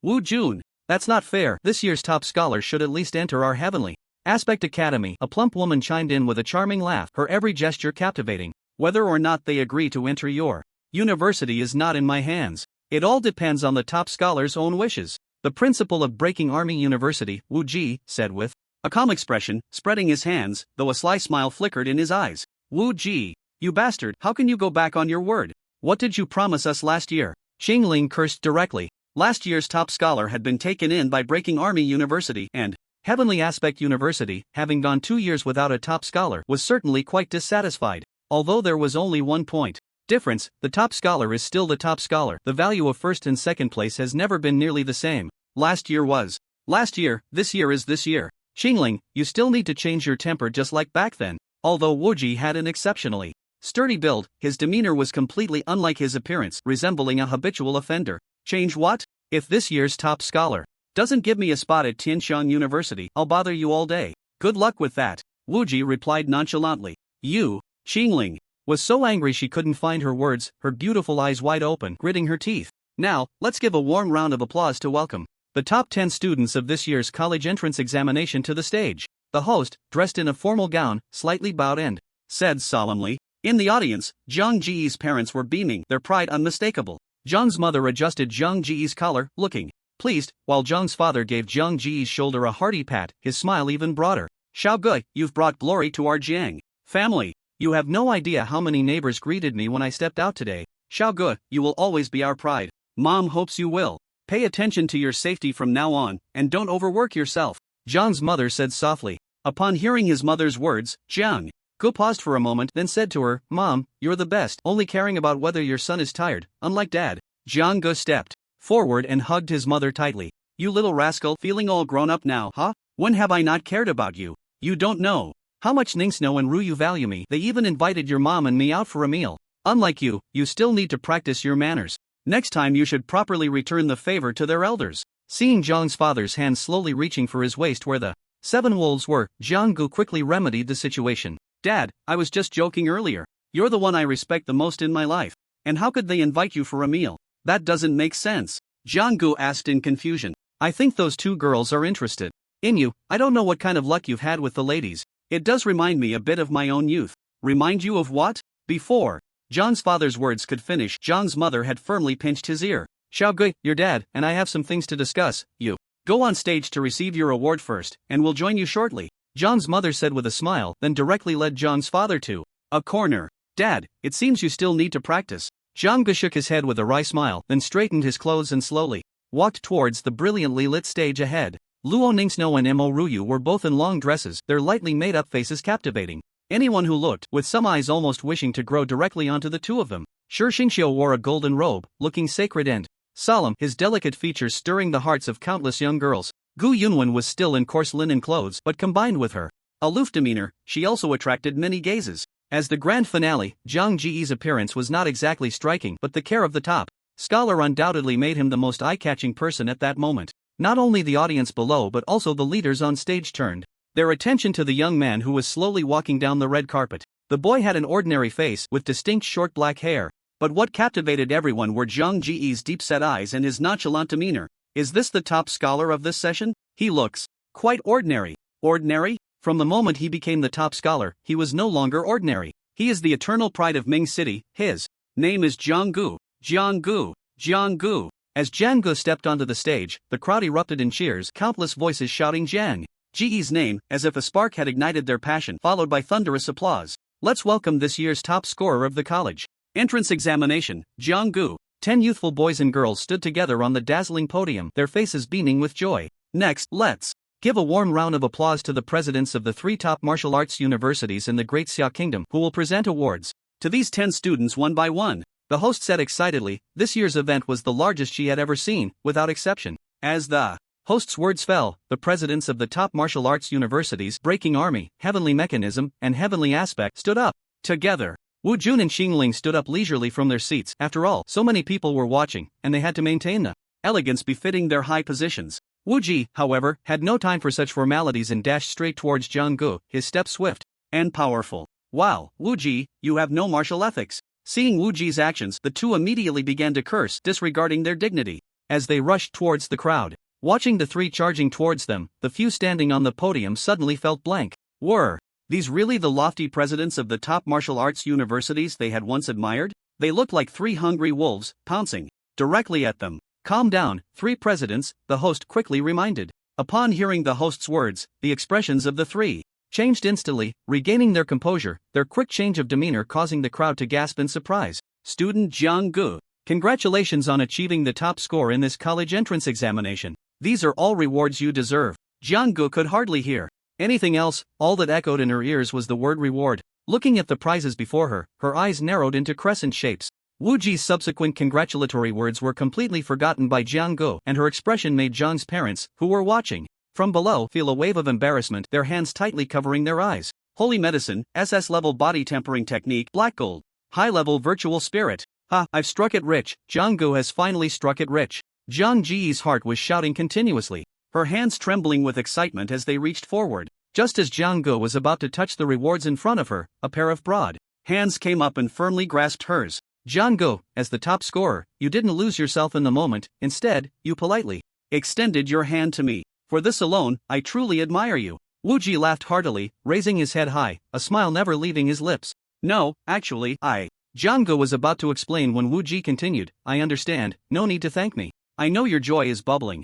Over, child, laugh out loud. Today's glory is all yours, so don't hold back. A black line appeared on Zhang Ji's face. Is this President Wu Ji really that narcissistic? He seems like a rather composed person. Jiang Ge thought to herself. I didn't want to shake hands with you. I just want my reward. Unfortunately, despite being at the martial king level, Wu Ji lacked mind-reading abilities and, of course, couldn't hear Jiang Ji's inner monologue. Jiang Ge, I saw you in the live broadcast earlier, and today, you truly are a dragon among men. Our Heavenly Aspect University sincerely invites you to join us. Before Wu Ji could continue, a graceful figure approached, smiling brightly at Jiang Gu. Xingling, your habit of interrupting others is not very good, Wu Ji said discontentedly. I didn't know who was so impatient. Earlier, disregarding their image, rushing up to snatch someone. Xingling immediately retorted, showing no sign of backing down. Watching the fierce competition for attention on the podium, the crowd below was filled with envy and jealousy. Is this the treatment for the top scorer of the college entrance examination? 2 top martial arts universities are actually throwing olive branches at him. For an ordinary person to get into a top martial arts university is already a huge achievement. How can Jiang Gu, who can actively choose which university to attend, not be envied? Yeah, it's infuriating. The people in the audience stared intently at Jiang Gu on the podium, wishing they could rush up and take his place. What's most frustrating is that he hesitated, sob. Look, the president of Tianji University has also gone over. Behind the podium, Jiang Gu was like a little lamb, being eyed by 3 powerful figures. Jiang Gu, I won't beat around the bush. As long as you join Tianji University, I promise you an S-level course spot, along with a wealth of training resources every year, plus SS-level martial arts borrowing rights. An S-level course spot? Jiang Gu, we at Tianxiang University can also offer you an S-level course spot. In addition to an annual SS-level Wujing and training resources, we can provide you with 2 senior sisters to take care of your daily life. Seeing this, Xingling immediately put forth her own conditions without a moment's hesitation. What? Xingling, how shameless can you be? When did Tianxiang University start offering such services? Is that how you play? Wu Juan was the first to shout after hearing this. What do you mean by such services? I'm just worried that Jiang Gu will find training too exhausting. Besides, our Tianxiang University has plenty of beautiful girls, so what? If you can, offer your own conditions. Xingling retorted immediately, seizing the opportunity to mock Wu Juan, whom she had long found displeasing. Jiang Gu, actually, we at Pajun University also have beautiful girls. Do you need lovely senior sisters to escort you? Wu Juan quickly chimed in. Wu Juan, I'm not saying your Pajun University has beauties. Those girls look like they could wrestle. Aren't you afraid of scaring Jiang Gu? Xingling, shut up. Humph. Jiang Gu, the conditions I'm offering you, besides training resources like theirs, include an SS-level course spot. As Wu Juan's words fell, Xingling and Wu Jun were momentarily stunned. Wu Juan, are you crazy? An SS-level course spot? Can you even decide that? Not only Xingling, but Wu Jun was also puzzled. The preciousness of an S-level course spot was already self-evident. Even among the 3 top martial arts universities, they could only allocate 3 S-level spots each year. As for the SS-level course spot, they had only one every 2 years, and it wasn't something they could decide on their own. It required unanimous voting from the Board of Trustees. Life is like a high-stakes gamble, and my bet is Jiang Gu, Wu Juan declared emphatically. Why? Xingling and Wu Jun both asked in confusion. Having seen all of Jiang Ji's fighting footage, they had to admit that he indeed qualified to be an S-level core student, but an SS-level core was still far out of reach. Thank you for your kind offers, but I choose Pajun University. Jiang Gu had remained silent until now. He was simply waiting to see who would offer the highest stakes. Without a doubt, Wu Juan's offer was the most tempting. Didn't the other 2 presidents look puzzled? At this moment, if Jiang Gu still didn't know whom to choose, then he must have been kicked in the head by a donkey. Jiang Gu, your choice is very wise. Don't let me down. Wu Juan patted Jiang Gu on the shoulder and smiled. In a corner at that moment, Wu Juan quietly dialed a phone number. Old Ling, thank you this time, otherwise, this good seedling might have slipped right past me. Trust me, my judgment is never wrong. This person's growth rate is astonishing. I've thoroughly investigated his background. You won't be disappointed. If you find him unworthy, why not send him to my military department? Get lost. He has already promised me, if he comes, it will be after he graduates. After hanging up the phone, Wu Ji slowly walked out. Apart from Jiang Gu and Wu Ji, the others were unaware that the SS-level course spot at Pajun University had already been secured by Jiang Gu. Luo, Ningxue and Mo Ruyu showed no hesitation. Upon hearing that Jiang Gu had chosen Pajun University, they also decided to join. Not for any other reason, but the bond system was like an addictive poison, and moreover, it had no side effects. The only possible side effect was Jiang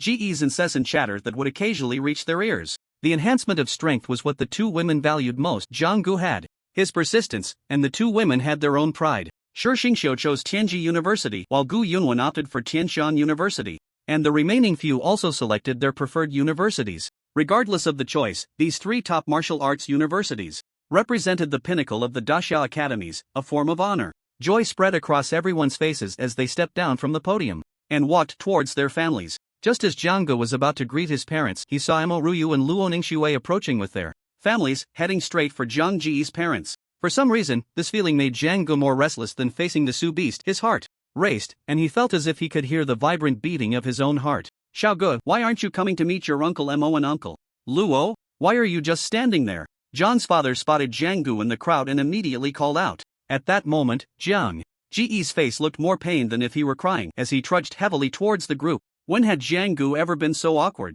Seeing this scene, both Luo Ningxue and Mo Ruyu couldn't help but chuckle. Xiao Ge, what are you doing? Hurry up! I apologize for the embarrassment, but my Xiao Ge wasn't this shy before, John's father explained. Brother Jiang, I heard from my daughter about the college entrance exam. If it weren't for Jiang Ge, I wouldn't have seen my Ruyu. We came specifically to thank Jiang Ge. Mo1, wearing gold-rimmed glasses, had an elegant demeanor and was smiling at Mo Ruyu, making her feel a bit shy. Brother Jiang, Mo, and I feel the same way. We appreciate Jiang Ji's care for my daughter in the secret realm. How about we have a meal together later? No one noticed the glint of understanding that passed between Mo1 and Luo Yuanshan at that moment. John's mother was chatting amiably with the two women's mothers, hitting it off quite well. At this point, Jiang Ge finally made his way to the front of the group step by step. Hello, esteemed elders. I, Jiang Ge, pay my respects. Jiang Ge greeted politely. Jiang Ge, congratulations. Mingchang is proud of you. Once you go to university, make sure to work hard and take good care of Xiaoxue for me, Luo Yuanshan said with a hearty laugh. This old fox still wants to play the regional card. Ha! Jiang Ge is going to study in the capital. I don't believe he won't get the moon when he's so close. Mo1 pushed up the gold-rimmed glasses on his nose, smiling as he observed the scene before him. The two women thought this meeting was merely a simple expression of gratitude and didn't think much of it, happily chatting and discussing where to go for delicious food later. Jiang Ji's ability to read the room had reached an extraordinary level, so of course he wouldn't naively think that someone had come over just to express gratitude. Sure enough, the next words from Father Mo confirmed Jiang Ji's suspicions even more. Jiang Ge, when you come to the capital later, if there's anything you're not used to, come stay at Uncle's house for a few days. Little you can keep you company and chat. Dad, I don't want to chat with him. Mo Ruyu immediately leaned over and pouted at Mo1. Her little face flushed bright red upon hearing this. Xiao Shui, you should go visit your Uncle Mo with Jiang Ge then, Luo Yuanshan immediately said. That would be great, Sister Shui. You must come to play.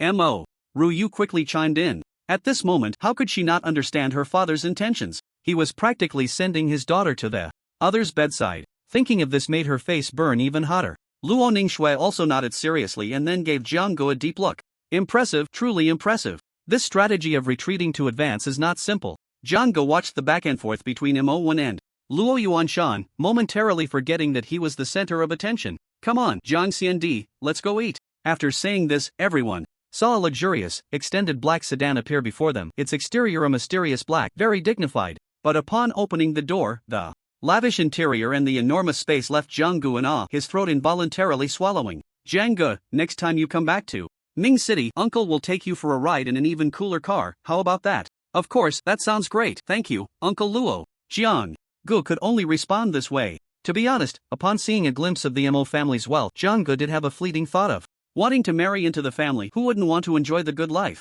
But when it came to relying on others, Jiang Ge still preferred to rely on his own strength, as that was the foundation of his existence. Without that strong capability and outstanding talent, Jiang Ge would still be stuck in that small Ming city, attending an ordinary martial arts university, or perhaps not even having the chance to get into a martial arts university at all. Soon, amidst the laughter and chatter of everyone, the car finally arrived at a resplendent restaurant. Even the security guard at the entrance was a martial artist at the first level of strength. This was the foundation of the capital. As the capital of the Great Xia Kingdom, the strength of the capital was beyond doubt. Quickly, under the guidance of the waiter, Jiang Ge and his group, thanks to the Mo family's privileges, took the elevator straight to the top floor. Looking down at the brightly lit capital and the endless stream of vehicles, Jiang Ge felt a moment of daze but quickly regained his composure. John's father and mother were also momentarily stunned, but they too quickly came back to their senses. If it weren't for Jiang Ge, they might never have had the chance to dine in such a place. But looking at everything before them, Jiang's father and mother felt not only gratified but also relieved. Since they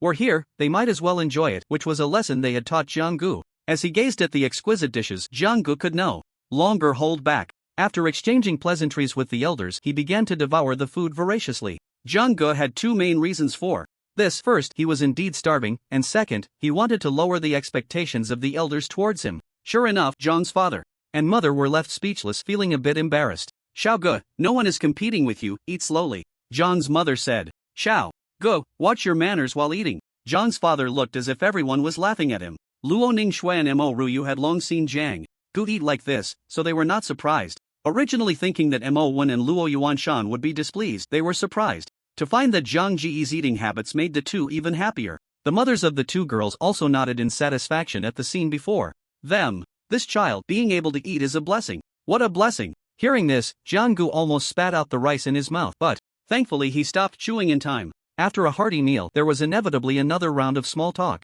By the time Jiang and his family left the restaurant, it was already late at night, the street lights flickering on, and the neon lights on the street shining in various colors, illuminating the asphalt road beside them. Under the watchful eyes of the Mo and Luo families, Jiang and his family gradually disappeared from view. Brother Mo, we shall meet again. Alright, we shall meet again. What seemed like the most ordinary of greetings felt laden with deeper meaning at that moment. It was as if leaders always had their unspoken implications. The next day, Jiang Ji's family returned to their residence in Ming City early. To be honest, compared to the splendor of the imperial capital, Jiang preferred the simplicity of Ming City. Even though Jiang was not a calm person at heart, students preparing for the college entrance examination usually have a buffer period before entering university, typically a month-long holiday, but Jiang was different. His holiday was a mere 2 days, simply because during the remaining time, Jiang would undergo a secret training session with Wu Ji. This was a special privilege granted to Jiang as an SS-level core student, and Wu Ji had only one requirement. In the nearly month-long period ahead, Jiang Ji's realm must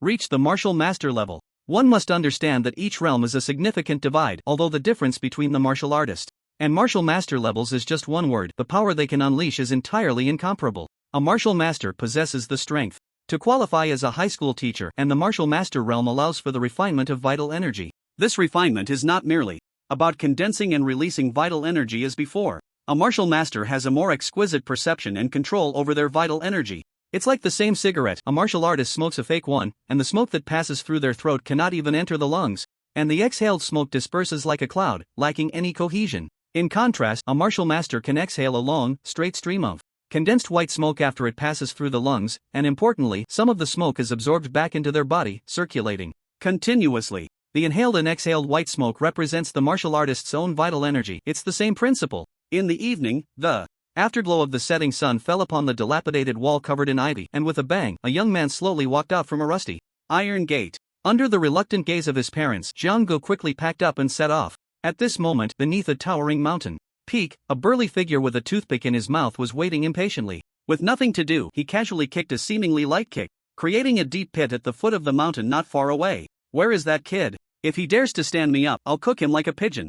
Wu Ji had been here for over 3 minutes, and this was the first time he experienced the agony of waiting for someone. As the president of Broken Army University, he was always the one others waited for. Just as Wu Ji was walking towards his luxurious recliner, ready to lie down, a shadow was cast long by the setting sun. Jiang was leisurely strolling towards Wu Ji, occasionally admiring the beautiful scenery along the way. You little brat, see me, run! Wu Ji shouted, stirring up a cloud of dust. Principal, where did you get that line from? It seems you've got the wrong target, Jiang said, appearing in front of Wu Ji with a look of disbelief. You used to call me Jiang, classmate, and now you're calling me little brat. Principal, I hope I'm not on some pirate ship. Now you want to backtrack? Haha, let me tell you, it's too late, Wu Ji said with a smug smile. The reason Wu Ji was putting Jiang through special training and requiring him to leap 3 levels in just a month to reach the martial master realm. The goal was to use strength to firmly silence the voices of the school's higher-ups. Only then could the SS-level core spot rightfully belong to Jiang. Otherwise, even if Wu Ji used all his tricks, and despite his status at Breaking Army University, Jiang Ji's future would not be easy. Even if he managed to keep the SS-level core spot, Jiang would likely face constant criticism and be targeted everywhere. This was something Wu Ji did not want to see. He believed in Jiang and even more in Ling Zhao's judgment. With anticipation in Jiang Ji's eyes, Wu Ji slowly took out 8 pieces of golden, elongated metal from his clothes. Jiang instinctively thought they were silver bars. Is the first test to challenge my greed? Principal, you're ruthless, you actually guessed my weakness. Zhang Ji's face lit up with a smile and one hand reached out towards the shiny, elongated metal. Just as Jiang Gu grasped one of the silver metals, an incredibly heavy force suddenly surged from his palm throughout his body. Caught completely off guard, Jiang Gu found himself half kneeling, collapsing to the ground, his knees sinking into the earth. What the hell? What is this? This isn't a silver bar. Jiang Gu hurriedly threw the silver bar away. It was more like a vertical free fall. He couldn't really throw it away, it just slipped from his hand. The silver bar plunged into the ground like a long knife sinking into a cake. The hard soil felt as soft as tender tofu to it, without any sense of resistance. So heavy? Jiang Gu unconsciously swallowed, staring in astonishment at the silver metal embedded in the ground. This is celestial meteorite gold. I dare say you won't find many pieces in the entire Great Xia Kingdom. Wu Ji was very pleased with Zhang Ji's reaction. This was the response he wanted, otherwise, how could he show off the meteorite gold in? My hand may not look big, but each piece weighs a staggering 20,000 pounds. Wu Ji continued. What? Jiang Gu found it hard to imagine that this elongated piece could weigh so much. For the next training, you need to strap 2 pieces of meteorite gold to your legs. 2 pieces? Are you underestimating me? Once I unleash my blood energy, I can handle 6 without breaking a sweat. Jiang Gu patted his chest, brimming with confidence. Blood energy? When did I say you could use blood energy? Wu Ji grinned mischievously. What? Can't use blood energy? Zhang Ji's mouth dropped open wide enough to fit an ostrich egg. Otherwise, how could it be called special training? Alright, enough chit-chat, let's get started. Seeing this, Jiang Gu wanted to make a run for it. Come on, he was a man with a system. How could he be restrained by 2 pieces of meteorite gold? In the next moment, Wu Ji simply raised his hands gently, and the meteorite gold that had been embedded in the ground seemed to have eyes, directly rushing towards one of Zhang Ji's legs. Then came the other piece of meteorite gold, albeit a bit late. Jiang Gu, who had been half kneeling, finally knelt fully on the ground under the weight of the second piece, banging his head hard against the ground. The sudden attack from the 2 pieces of meteorite gold caught Jiang Gu completely off guard. Run! Why?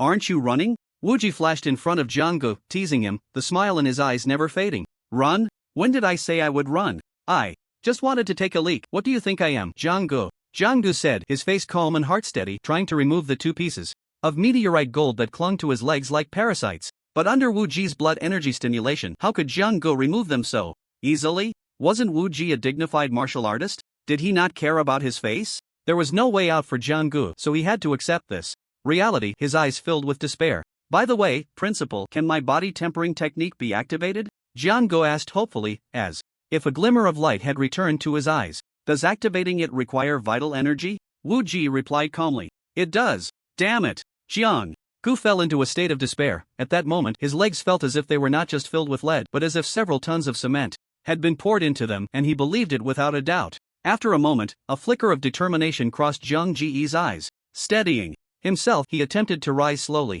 At this moment, the veins on Zhang Ji's forehead and arms were bulging, swollen and taut, and his clothes were completely soaked with sweat. Get up for me! Jiang Gu shouted loudly. Wu Ji, witnessing this scene, showed a hint of appreciation in his eyes, then silently watched Zhang Ji's actions without a word. After Zhang Ji's fierce shout, he surprisingly began to slowly rise from his knees, but his whole body trembled uncontrollably, like a severe Parkinson's patient. Ha ha, I'm up! Jiang Gu exclaimed with great effort, but just then, with a thud, he fell back to his knees, creating a deep dent in the ground. Hiss! The pain in his knees made Jiang Gu gasp, his mouth twitching uncontrollably, gritting his teeth. Wu Ji was not surprised by this scene. After all, even with his talent back in the day, he could only bear the weight of 2 pieces of meteorite gold at first. Moreover, his posture was even more awkward than Zhang Ji's now. He couldn't even kneel, instead crawling slowly on the ground. You little brat, is this all you can do? Back in my day, at your age, I could carry 4 pieces of meteorite gold without falling. You still have to train,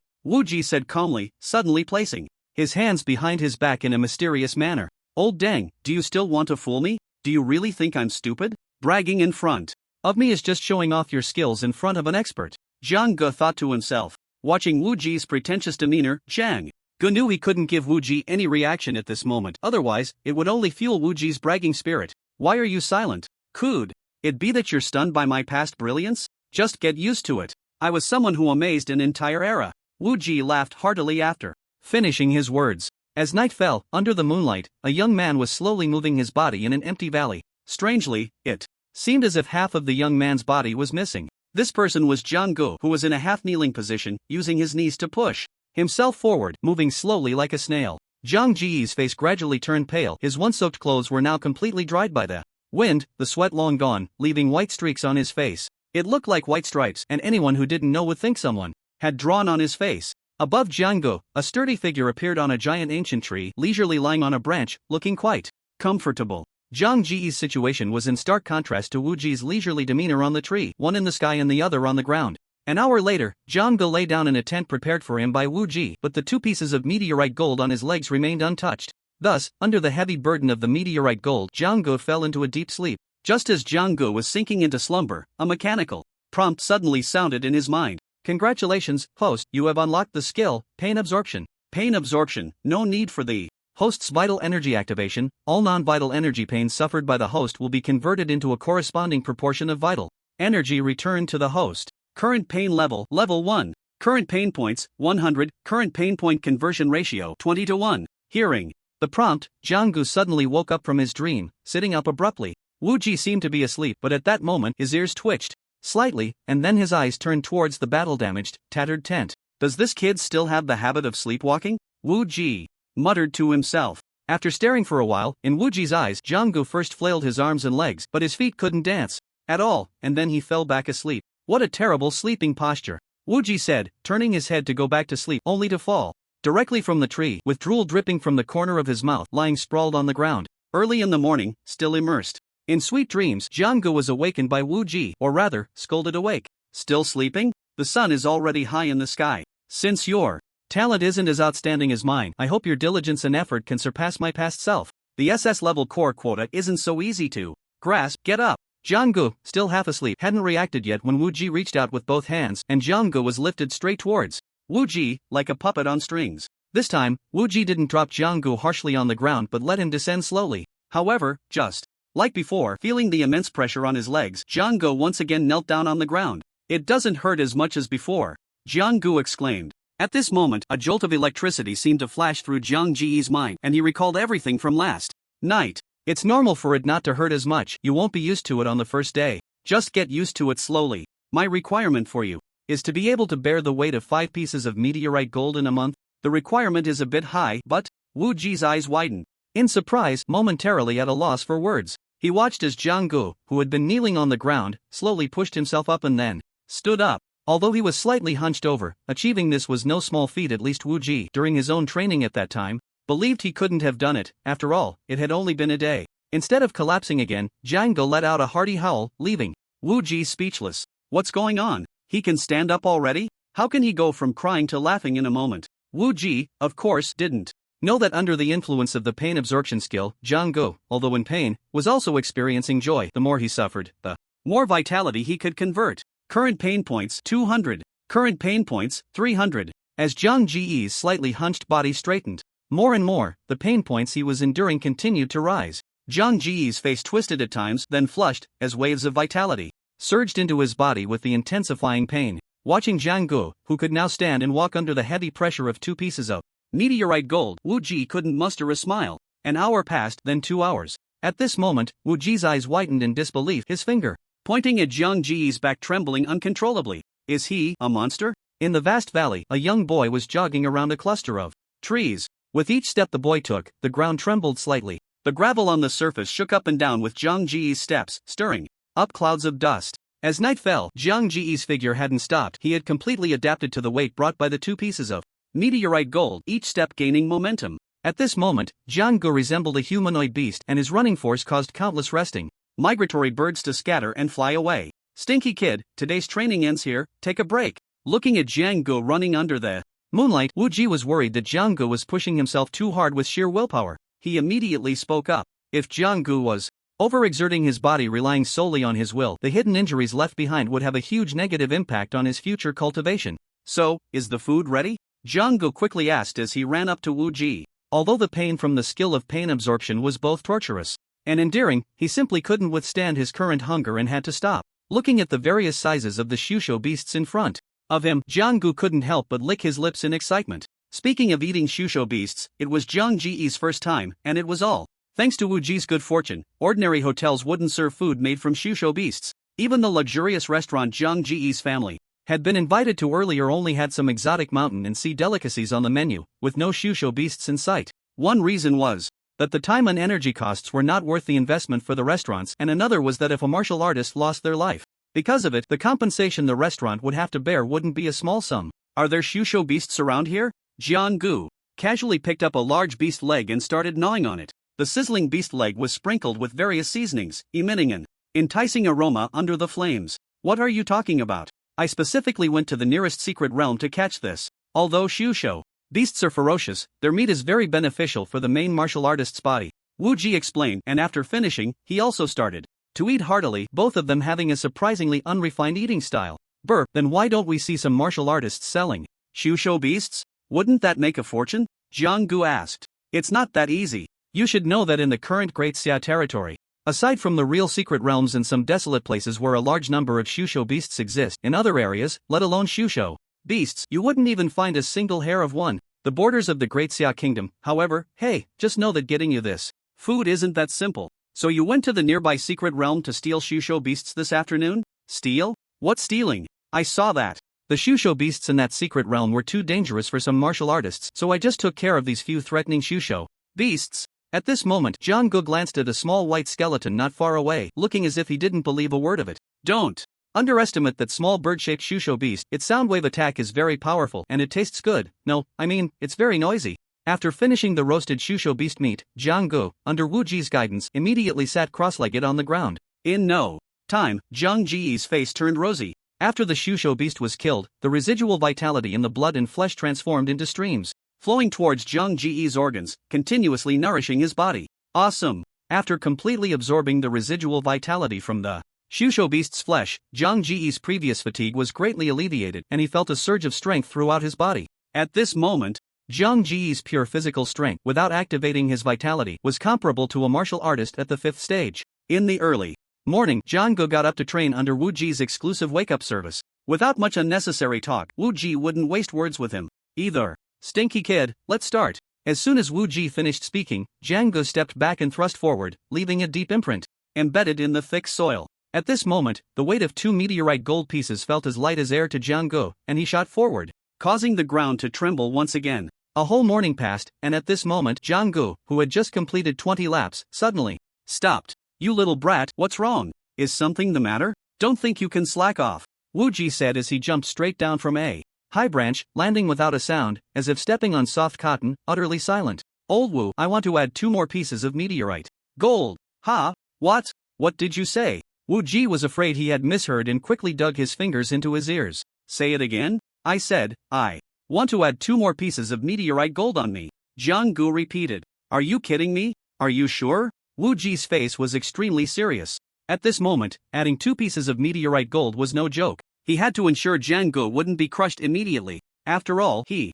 had only dared to add 1 piece at a time before. Who would come in and add 2 pieces right away, especially on just the 3rd day of special training? Absolutely sure, no doubt about it. Old Wu, stop dawdling. Come on, crush me. Damn, a masochist. Jiang Gu, I didn't expect you to have such a perverse request. Fine, I'll satisfy you. After saying that, Wu Ji revealed a set of white teeth, the corners of his mouth lifting into a significant arc. He was eager to see Jiang Gu make a fool of himself. After all, he hadn't been this twisted back in the day. How could he handle someone even more twisted? With his hands raised in the air, 2 silver, elongated pieces of meteorite gold flew out from Wu Ji's clothes, hovering in midair. Wu Ji guided them with his hands, and the 2 hovering pieces of meteorite gold directly pressed against Jiang Ji's sides at his waist. With a loud bang, Jiang Gu collapsed to the ground. Ha, I told you, you have to take it 1 step at a time. Being too eager won't do. Just as Wu Ji finished mocking Jiang Gu, the pain points Jiang Gu was experiencing began to multiply geometrically. Even though Jiang Gu was prepared, the immense weight pressing down on him made his entire body creak.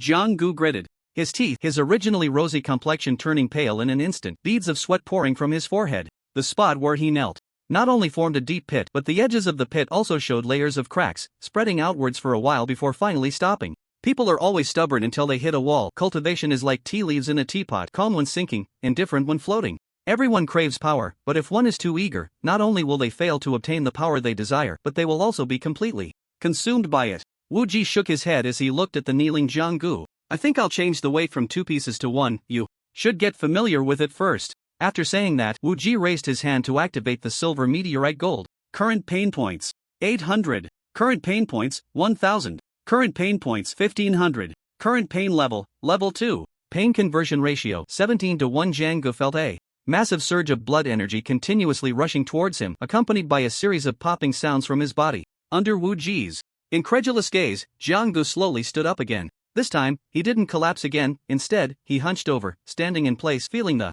immense infusion of blood energy. However, this energy, transformed by the system, didn't attract Wu Ji's attention at all. Why is it called a system? Since it's an external aid, it naturally has a bug-like existence. He got up just like that? So simple? Why has this kid's physical blood energy become even denser? Is my special training plan really that effective? Wu Ji fell into deep confusion and decided to wait until Jiang Ji's special training was completed before giving himself a personalized training session. After standing still for a long time, Jiang Gu, as if driven by the painful process of cleansing his marrow and bones, tentatively took a small step forward. With a bang, the ground sank directly, leaving a clear footprint that resembled the marks left on the surface of the moon, exceptionally distinct and impossible to erase for the time being. Thus, under Wu Ji's astonished gaze, Jiang Gu moved again like a robot, his movements stiff as he began to walk slowly. By the next morning, Jiang Ji's body stood upright like a green pine, and his pace had quickened significantly compared to the previous day. Almost every night, or rather every few hours, in Wu Ji's eyes, Jiang Gu seemed to undergo earth-shattering changes.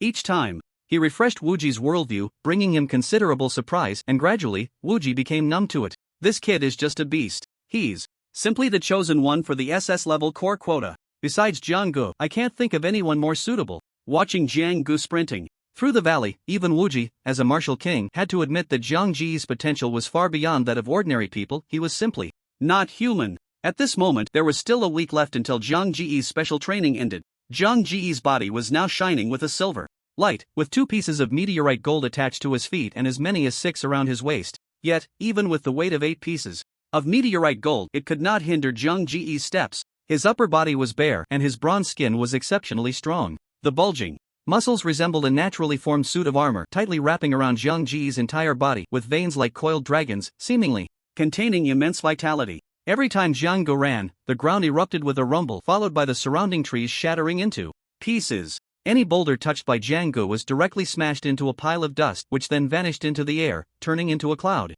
of smoke. At this moment, Jiang Ji's vitality had reached 650 calories, officially stepping into the realm of a martial master. It is known that the vitality of an ordinary martial master is only 500 calories. When Jiang Gu first reached 500 calories, Wu Ji was quite pleased. However, what puzzled Wu Ji was that Jiang Gu still showed no signs of a breakthrough. Upon learning that Jiang Gu had received blessings from the Void Realm, Wu Ji's eyes turned red with envy, wishing he could be the one blessed by the Void Realm. It wasn't until Jiang Gu absorbed all the rewards from the college entrance examination competition and his vitality reached 650 calories that he finally showed signs of a breakthrough. Whether it was the black gold high-grade void spirit or the SS-level body refinement technique Immortal Body, the former was directly absorbed by Jiang Gu, while the latter was cultivated to a perfected state by him. Jiang Gu, I really doubt whether you are human. That's an SS-level body refinement technique. Wu Ji shouted hoarsely. It is known that practicing S-level martial arts and body techniques is already extremely difficult, let alone the SS-level Immortal Body.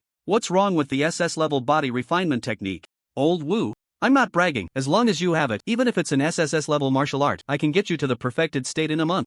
Jiang Gu said with a smile, winking at Wu Ji. I really want to teach this little brat a good lesson, but with this talent, I find it hard to bring myself to do it. Wu Ji felt both angry and affectionate towards Jiang Gu. What annoyed him was Jiang Ji's sharp tongue, which he had already experienced several times, leaving him with a face full of black lines. What he loved was Jiang Ji's strength and talent. At this age, it truly made one feel a sense of admiration. Jiang Gu, who had been racing through the valley, finally came to a stop, slowly raising his hands above his head and stretching out in a big yawn. His whole body immediately crackled, and one could faintly hear the sounds of tigers and leopards rumbling from within him, as his strong heart beat steadily, producing a series of dull thuds. If one observed closely, they would notice that at this moment, Jiang Ji's pupils actually displayed a dark golden hue. The sound of his bones cracking was nothing more than a natural occurrence for Jiang Gu, who could produce such sounds with a mere gesture. The blood and energy flowing through him surged like a torrent, constantly nourishing his physical body. Compared to before, Jiang Gu had undergone a transformation. Relying solely on his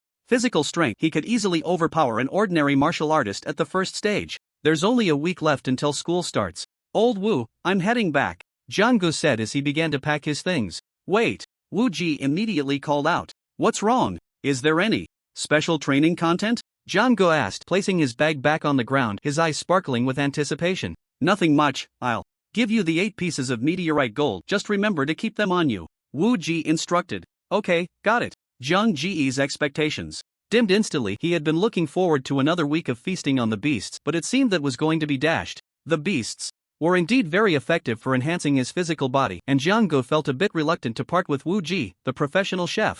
As for the 8 pieces of meteorite gold, they had long since become inconsequential to Jiang, posing no burden at all. However, Jiang would need to use the immortal body technique to deliberately suppress his weight during his upcoming travels, otherwise, he might just break the floor at home. Even though the immortal body could control his weight, the substantial weight from the 8 pieces of meteorite gold was still unavoidable, constantly pressing down on Jiang. After bidding farewell to Wu Ji, Jiang walked alone in the desolate and silent valley. Even though he had deliberately controlled his weight, it still inevitably caused some indelible damage to the ground beneath his feet. Countless uneven footprints trailed behind him, forming a dense pattern. This was still under the condition that Jiang was holding back, otherwise he could have easily walked out a broad avenue. After walking for a long time, a dilapidated bus sign leaned forlornly against a dead tree. The dim yellow headlights illuminated the dark road as an old-fashioned bus slowly approached Jiang. With a creak, the engine roared to a stop and the worn-out door swung open. Hey, kid, this is the last bus, hurry up. The driver was a middle-aged,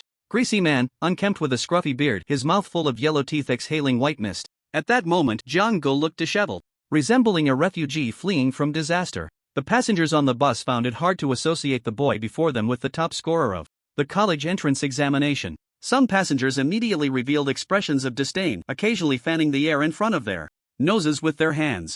All right. Jiang pulled out the only remaining coin from his pocket, which he had forcibly snatched from Wu Ji. Jiang found it hard to imagine how such a stingy principal like Wu Ji had achieved his current success. Wasn't it just a coin? Did he really need to be so miserly? It was as if it were a matter of life and death. He tossed the coin lightly and it arced perfectly into the entrance, prompting the machine to announce its arrival. 1 yuan, please get in the car. Isn't it just tossing a coin? Why all the fuss? It's such a waste of time. A passenger couldn't help but complain. There was still a long way to go to the city, and the valley, gradually swallowed by darkness, added a touch of terror to the atmosphere. I've heard that it's not safe here at night, with bandits rampant. Young man, hurry up. With a loud bang, as Jiang Ji's right foot stepped onto the platform, the entire vehicle let out a huge noise. The next moment, it seemed as if the whole bus was about to tip over towards Jiang. What's going on? Is there an earthquake? Who would have thought that all of this was caused by Jiang? The crowd looked on with disdain, and the driver immediately started the vehicle, his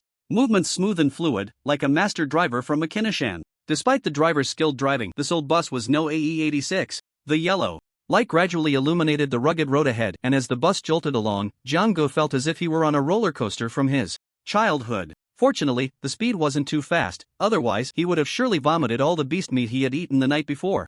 Driver, please go faster. I still need to pick up the kid from school in the city. I'm already going at full speed. Stop shouting. We'll be in the city at the next stop, the driver replied impatiently. There are only 3 stops in total. Everyone on the bus, except for Jiang, fell silent. At this moment, Jiang was resting with his eyes closed, but he was fully aware of the movements of everyone around him. The bus continued to sway left and right, and the earth was already shrouded in a black curtain, with distant neon lights twinkling like stars. Boom! The moving bus suddenly came to a halt, followed by a sputtering sound from the engine. Damn! What's going on? Is it breaking down now? The driver said, slapping the steering wheel hard twice. But the bus wouldn't be lenient. It broke down just like that. And some people on board immediately began to complain. What a piece of junk. Can't it hold on a little longer? We're almost at the stop. It's still at least half an hour to the stop. What are you thinking? Everyone, stop arguing. Is there anyone on the bus who can fix the engine? Alright, everyone stop shouting. This isn't my first time encountering this kind of situation. Just stay calm on the bus and wait. After the driver finished speaking, he began to rummage under the seat and pulled out a huge pair of pliers, heading straight for the back of the bus. What no one noticed was that a stone, neither too big nor too small, had lodged itself perfectly in the wheel, triggering a series of chain reactions. In a place unseen by the crowd, 3 sneaky men were watching everything from a deep thicket. The smile at the corners of their mouths could no longer be concealed, and a glint of greed flashed in their eyes as they rubbed their hands together. Jiang instinctively felt that something was off and slowly opened his eyes to survey his surroundings. Remembering the sly smile that had crossed Wuji's lips before he left. Jianggu quickly realized that this old man was indeed up to no good. But sensing the fluctuations of energy and blood from one or two people on the bus, Jianggu decided to observe the situation for now. Hey, it's just a broken stone stuck in the wheel. I thought it was something serious. It's a minor issue. Everyone, don't worry, just wait a moment, and we'll be back on the road soon, the driver said as he was about to walk towards the rear wheel when suddenly an out-of-place voice rang out. Did I tell you to move? Those who don't cooperate will be sent on their way immediately. 3 figures suddenly emerged from the darkness, led by a man with a face full of flesh and 2 long knife scars forming a large cross. The driver immediately stopped in his tracks, and the group in the car looked tense, each heart racing wildly at that moment.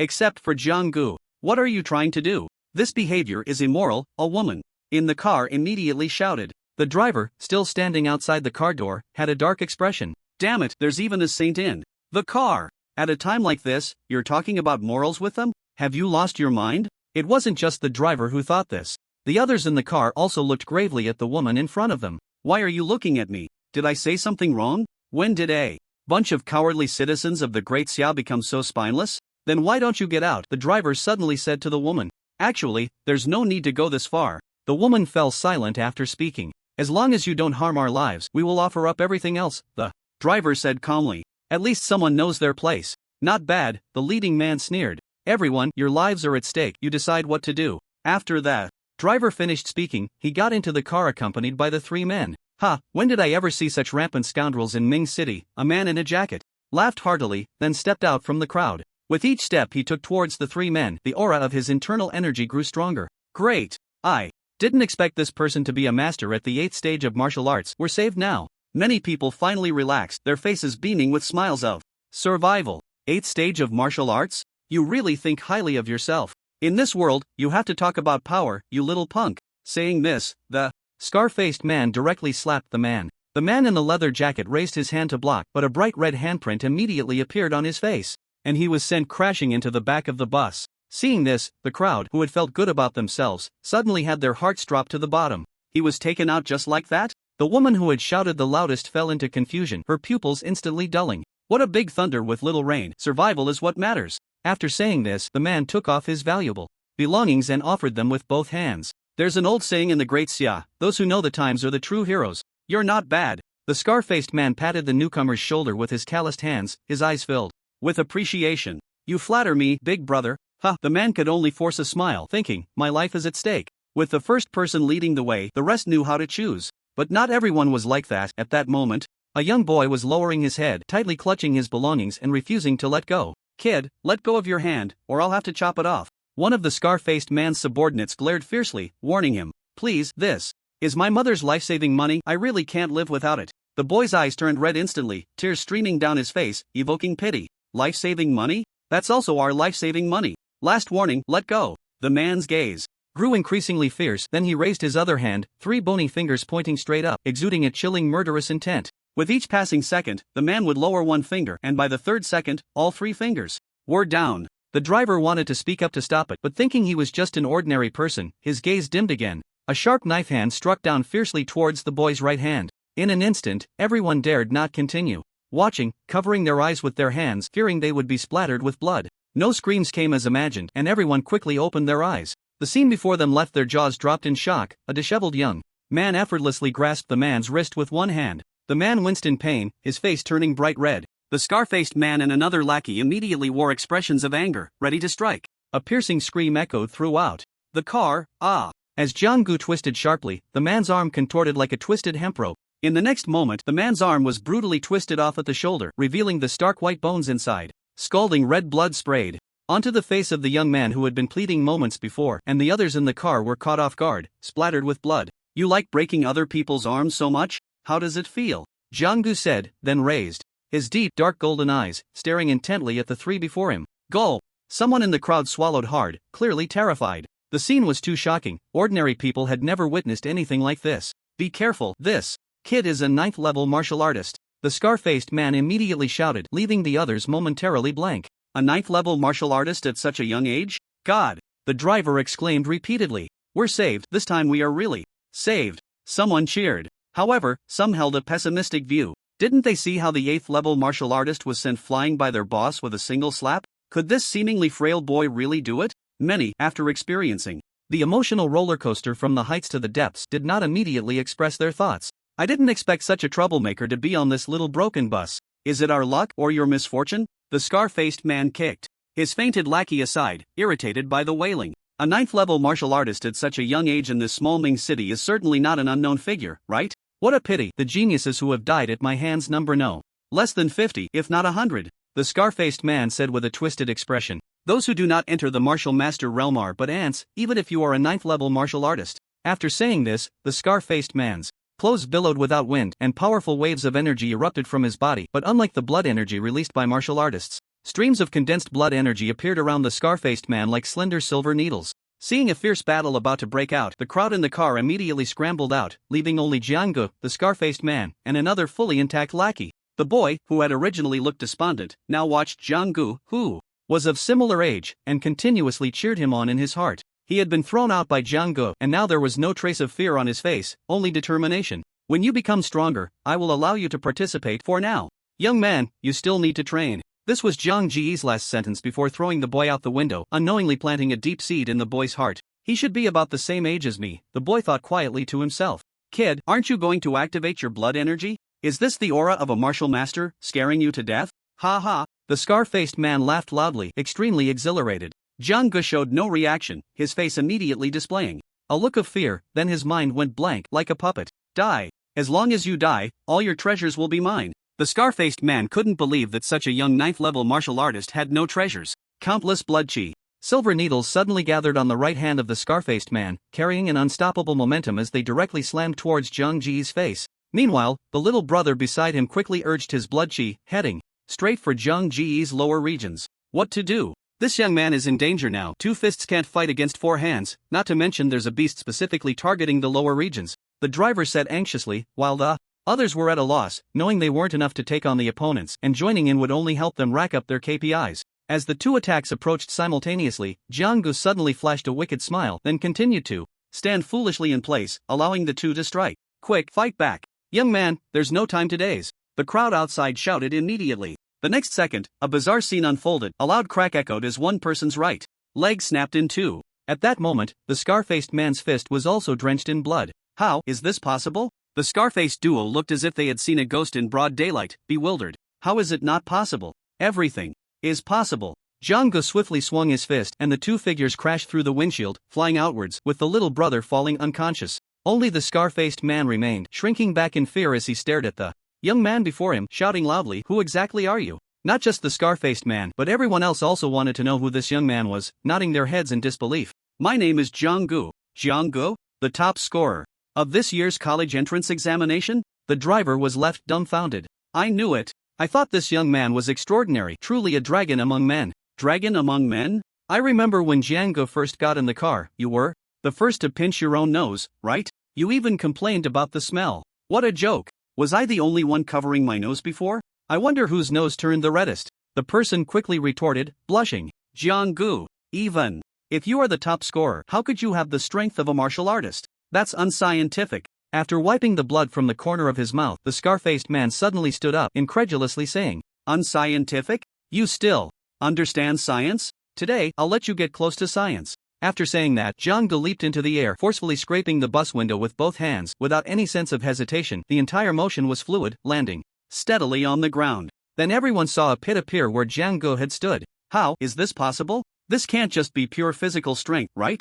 Although the group were ordinary people, they had seen enough to know a thing or two about cultivation from their experiences. Watching Jiang Ji's actions, the scar-faced man was now terrified to the extreme, his pupils dilating as he stood frozen in place, as if his soul had left his body. This is... Before the scar-faced man could finish his sentence, a straight body was directly embedded into the ground, making contact with the earth beneath. Just before losing consciousness, the scar-faced man realized that Jianggu hadn't used a shred of blood chi power. He was relying solely on pure physical strength. At this moment, the scene fell into a deathly silence, everyone staring at the unfolding spectacle, unsure of what to say. Sometimes, the gap between people is so vast, like a chasm, let alone the disparity between martial artists and ordinary people. A family must be neat and tidy. After saying this, Jianggu also dealt with the other 2 unconscious little brothers, embedding them into the soil with a punch each, invisibly placing shackles on the 3, or rather, a coffin. Gurgle, gurgle. At this moment, Jiang Ji's stomach let out a growl of hunger. All he wanted was to rush home and devour a meal.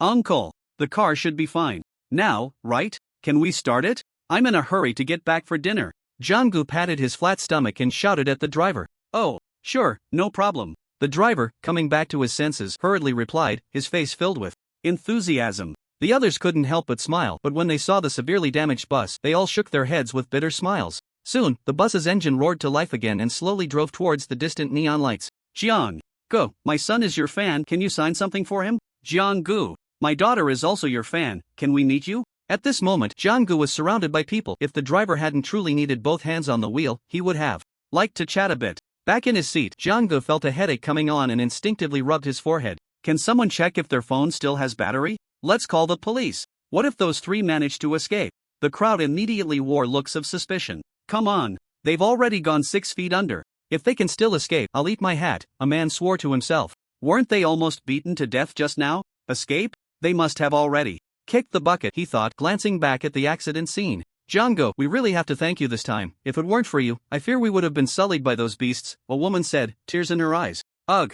Seeing this scene, some people felt a bit nauseous. Before saying that, could you look in the mirror? This ant is bigger than that scar-faced guy. Is she sure she's not joking with me? Jiang was directly shocked, then sighed helplessly, smiling politely at the crowd. To be honest, my skin might still be a bit thin. Jiang muttered to himself. The 3 bandits, embedded in the ground, were taken away by the arriving personnel from the Martial Arts Bureau, their eyes vacant, like corpses. Ha ha, Xiao Xue, you really have a sweet tongue. If that brat could be as likable as you, I'd be at ease. Just as Jiang was about to gently knock on the iron door, he heard his mother's laughter, filled with joy. What Xiao Xue? How could Luo Ningxue come to my house? No way. Jiang doubted he was hearing things. Just as he was about to press his body against the iron door to eavesdrop, the door opened. Mom, Jiang looked at the girl behind his mother, completely frozen in place, filled with confusion. Ah, where did this vagrant come from? Go away. If you need food, I can give you some, but don't linger at my doorstep.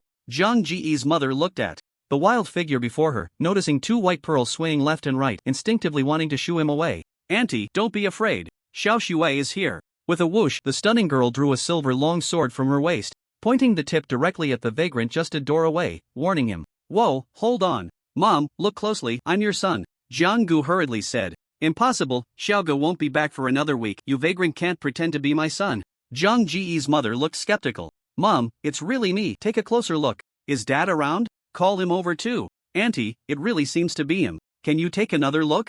Luo Ningxue said, glancing at the disheveled figure, recalling someone's peculiar habits. There's no need to look, it's Xiaogu. Only he would call you uncle like that. I know my son best. Mom, were you guys messing with me earlier? Jiang Ji's face was filled with despair, his stomach already growling from hunger, and his eyes had lost their light. What do you mean messing with you? Take a look in the mirror. Even your mom is a bit disgusted with you. After saying that, she started laughing and chatting with Luo Ningxue as if Jiang had never appeared. Jiang had imagined the warmth of returning home, but he didn't expect life to be so dramatic. His mother had dealt him a painful blow first. No, could it be that my charm has really been overshadowed by these so-called external factors? No, that's not the point. The key is, how did Luo Ningxue end up in my house? Xiaoge, smell yourself right now and hurry up and wash. Aren't you ashamed? Jiang's mother pinched her nose in disgust, but her eyes were filled with pity. Women are all sharp-tongued but soft-hearted, especially Jiang's mother, though there are also those with sharp tongues and axe hearts, which can't be generalized. Okay, Mom. Jiang quickly dashed into the bathroom. It had been more than half a month since he last showered, and he indeed felt quite uncomfortable. As he felt the hot water pouring down from head to toe, Jiang unconsciously began to hum a tune, and the more he hummed, the more spirited he became, momentarily forgetting to control his weight. That's right, even while showering, Jiang was still strapped with those 8 pieces of silver meteorite gold. It's the joy given by Lang. I dried the beef. In the happy sky, it's all mine. With a loud bang, it was like a giant rock was suddenly thrown into a calm pool of water. Xiaogu, what happened? Did you fall? How could you be so careless? Are you okay? Hearing the noise, Jiang's mother quickly put down the spatula in her hand and rushed to the bathroom, concerned. Luo Ningxue, who was helping in the kitchen, quickly untied her apron and followed suit. Mom, I'm fine. Jiang Ji's voice came from the bathroom. Hey, as long as you're fine, hurry up and wash up. Dinner is ready. You need to thank Xiao Xue properly later. She helped me a lot with this meal. Jiang's mother smiled at Luo Ningxue, looking at the graceful and elegant girl, more and more satisfied the longer she looked. Mom, spit it out quickly. Jiang's mother replied immediately. Okay, the bathtub exploded. Jiang-gu hurriedly said. What? Say that again. John's mother's face changed rapidly. Mom! I said the bathtub exploded. Jiang-gu shouted again. Jiang-gu! John's mother elongated the last syllable of Jiang Ji's name and memories flooded back to him. Even facing the beasts of the market, he had never felt fear, but at this moment, Jiang Ji's heart was trembling uncontrollably. Dinner's ready. Xiao Shui, make sure to eat more later and really taste Auntie's cooking. John's mother smiled gently at the girl in front of her, speaking softly. Okay, Mom. Jiang-gu, with his double buns, immediately responded and switched to battle mode. That's right, at this moment, the dishes on the table were like one enemy after another in Jiang Ji's eyes, and he wished he could eliminate all these enemies in an instant. You little brat, eat slowly. Is Xiao Shui not eating? John's mother looked at Jiang Ji's eating manner and thought her son must not have eaten for days. It's fine, Auntie, I eat less. You let Jiang-gu eat more. Luo Ningxue replied with grace, smiling. Look at her. I've told you about your eating habits several times. You'll scare the girl away at this rate. Jiang-gu looked at Luo Ningxue, whose eyes were filled with smiles, and felt an inexplicable aura enveloping him. After hearing what Aunt Jiang said, his actions not only didn't restrain but instead became even more unseemly, like a hungry tiger pouncing on its prey. Xiao Shui, is there something you need? Aunt. Jiang happened to be preparing the fruit for after the meal, so Jiang-gu got straight to the point. Nothing much, just came to see Auntie, and my dad asked me to bring some supplements for Uncle and Auntie. Luo Ningxue had now returned to her ice-cold beauty persona, but a hint of a smile was hidden in her eyes, which Jiang-gu didn't notice at all. Ha ha, Xiao Shui, do you think you can fool me? These are just your excuses, right? Tell me, are you? No, I'm not. Luo. Ningxue immediately replied firmly, looking just like someone determined to join the party, which was quite adorable. Don't you want to improve your strength? Are you talking about improving strength? Luo Ningxue's expression turned even colder, a bone-chilling aura enveloping Jiang-gu across the room. Achoo! Xiaoga, it's just the beginning of autumn, not summer anymore. Why are you turning on the air conditioning? Aunt Jiang, who was cutting fruit, felt a wave of cold air and hurriedly said, Mom, I'm not turning on the air conditioning. Jiang-gu was silently shouting for help in his heart. That's right, I want to improve my strength. Seeing Aunt Jiang come out with the fruit plate, Luo Ningxue instantly brightened up. The speed of this transformation left Jiang-gu a bit astounded. They say women are fickle, and it's true. Xiaoga, Xiao Shui's father, Director Luo, told me that you should take Xiao Shui to practice more when you have time. Although I don't know whose talent for cultivation you inherited, I still hope you can be humble and not forget the path ahead because of temporary honors. Got it, Mom. Although Aunt Jiang was just an ordinary person with a low level of education, Jiang-gu always took her heartfelt words to heart. After hearing this, Luo Ningxue also looked like she was being taught a lesson, quietly sitting there. Xiao Shui, come over to play often. Auntie really can't bear to part with you. Aunt Jiang held Luo Ningxue's small hands, reluctant to let go. Auntie, Xiao Shui can't bear to part with you either. I'll come to see you often in the future. Luo Ningxue said with a hint of reluctance. There's no need for that. Jiang-gu blurted out. What did you say? Aunt Jiang's deep gaze seemed to pierce Jiang Ji's soul, making him break out in a cold sweat. Mom, I meant there's no need to be so reluctant. There will be plenty of opportunities in the future, right? Jiang-gu quickly changed the subject, making a 360 degrees turn in his conversation. That's true, but also, Xiao Shui lives nearby, so Shoga, you should visit Uncle Luo's house often, okay? Aunt Jiang advised, her eyes filled with kindness. Mom, I will. Auntie, can Jiang-gu walk me home? I'm a bit scared of the dark. Luo Ningxue said shyly, her hands tightly gripping the hem of her dress, looking quite pitiful. What's the problem? It's my little Ge's honor to escort you, others would want to but can't. No way, that's a problem. Jiang-gu thought to himself. Xiaoga, didn't you hear what Xiao Shui said? Are your legs disabled or something? Hurry up and see her off. If it's too late, just don't come back. Mom goes to bed a bit early. Aunt Jiang said, and before Jiang-gu could agree, she pushed him out the door. Then with a bang, the iron door closed tightly. Jiang-gu was left speechless. It was still his mom. The familiar apartment awaited him. As he reached the entrance, Jiang-gu noticed the entire room was brightly lit. Is your dad inside? Jiang-gu asked at that moment, his hand, which was originally resting on the doorknob, froze in place. Can't you just go in and see for yourself? Besides, how could my dad possibly come over at this late hour? Luo Ningxue rolled her eyes dramatically at Jiang-gu. Stepping into the brightly lit living room, a stunningly beautiful figure was reclining on the sofa, her long black hair cascading over her shoulders and her snow-white long legs lazily dangling. Mo Ruyu, aren't you in the capital? Jiang Ji's eyes were fixed on Mo Ruyu's alluring jade-like feet as he politely inquired. Jiang-gu, do you think you're being polite? Are you implying that you don't want to see me here? Mo Ruyu quickly got up. Am I interrupting your little world of two? You two aren't planning to have an affair behind my back, are you? Mo Ryu's big, watery eyes stared at Jang-gu. Mo Ryu, this is called academic exchange, do you understand? Jang-gu immediately retorted. Sister Yu, let's hurry up and practice. It's been a long time since we entered the Shujie space. Luo Ningxue's cheeks flushed. Alright, let's go with Sister Shui. Mo Ryu looked at Luo Ningxue's shy demeanor and immediately covered her mouth with a smile. What a joke, I'm the main force here. Without me, this family will fall apart sooner or later, understand? After Jang-gu finished speaking, he was dragged onto the bed by the two girls. What are you doing? Jang-gu, thrown onto the bed, had a shy expression, his arms crossed over his chest, looking defensive. Hurry up. Your prerequisite for being tied down is just like you. Just as excellent? It's just as perverted, the two girls said in unison. Mo Ryu and Luo Ningxue lay down on either side of Jang-gu, and then the three of them once again entered the vast, white expanse of Culling River. In the completely silver-white snowmobile, Jang-gu was comfortably brewing himself a cup of coffee, taking a delightful sip. Strange. Why does it feel like the car isn't as fast as before? I pressed the accelerator all the way down. Sitting in the driver's seat, Mo Ryu felt inexplicably puzzled and turned to look at Jang-gu, who was sitting in the back seat sipping tea. Don't look at me, I don't know. Have you two been a bit indulgent with your diet lately? Get lost. For girls, weight is a taboo, and Jang-gu had undoubtedly touched the two girls' sore spots. Because he was sitting in the back seat, Jang-gu barely escaped their wrath but still received a barrage of scolding. The chastened Jang-gu quickly opened the Shujie map and a series of light points immediately appeared on the map, sprouting up like bamboo shoots. After rain, there is a Zubias directly in front of you. There is a warrior fighting to your left rear. There is a warrior in a precarious situation 500 meters to your right. A series of prompts suddenly appeared in Zhang Ji's mind. He quickly filtered through them and decided on the destination for this trip.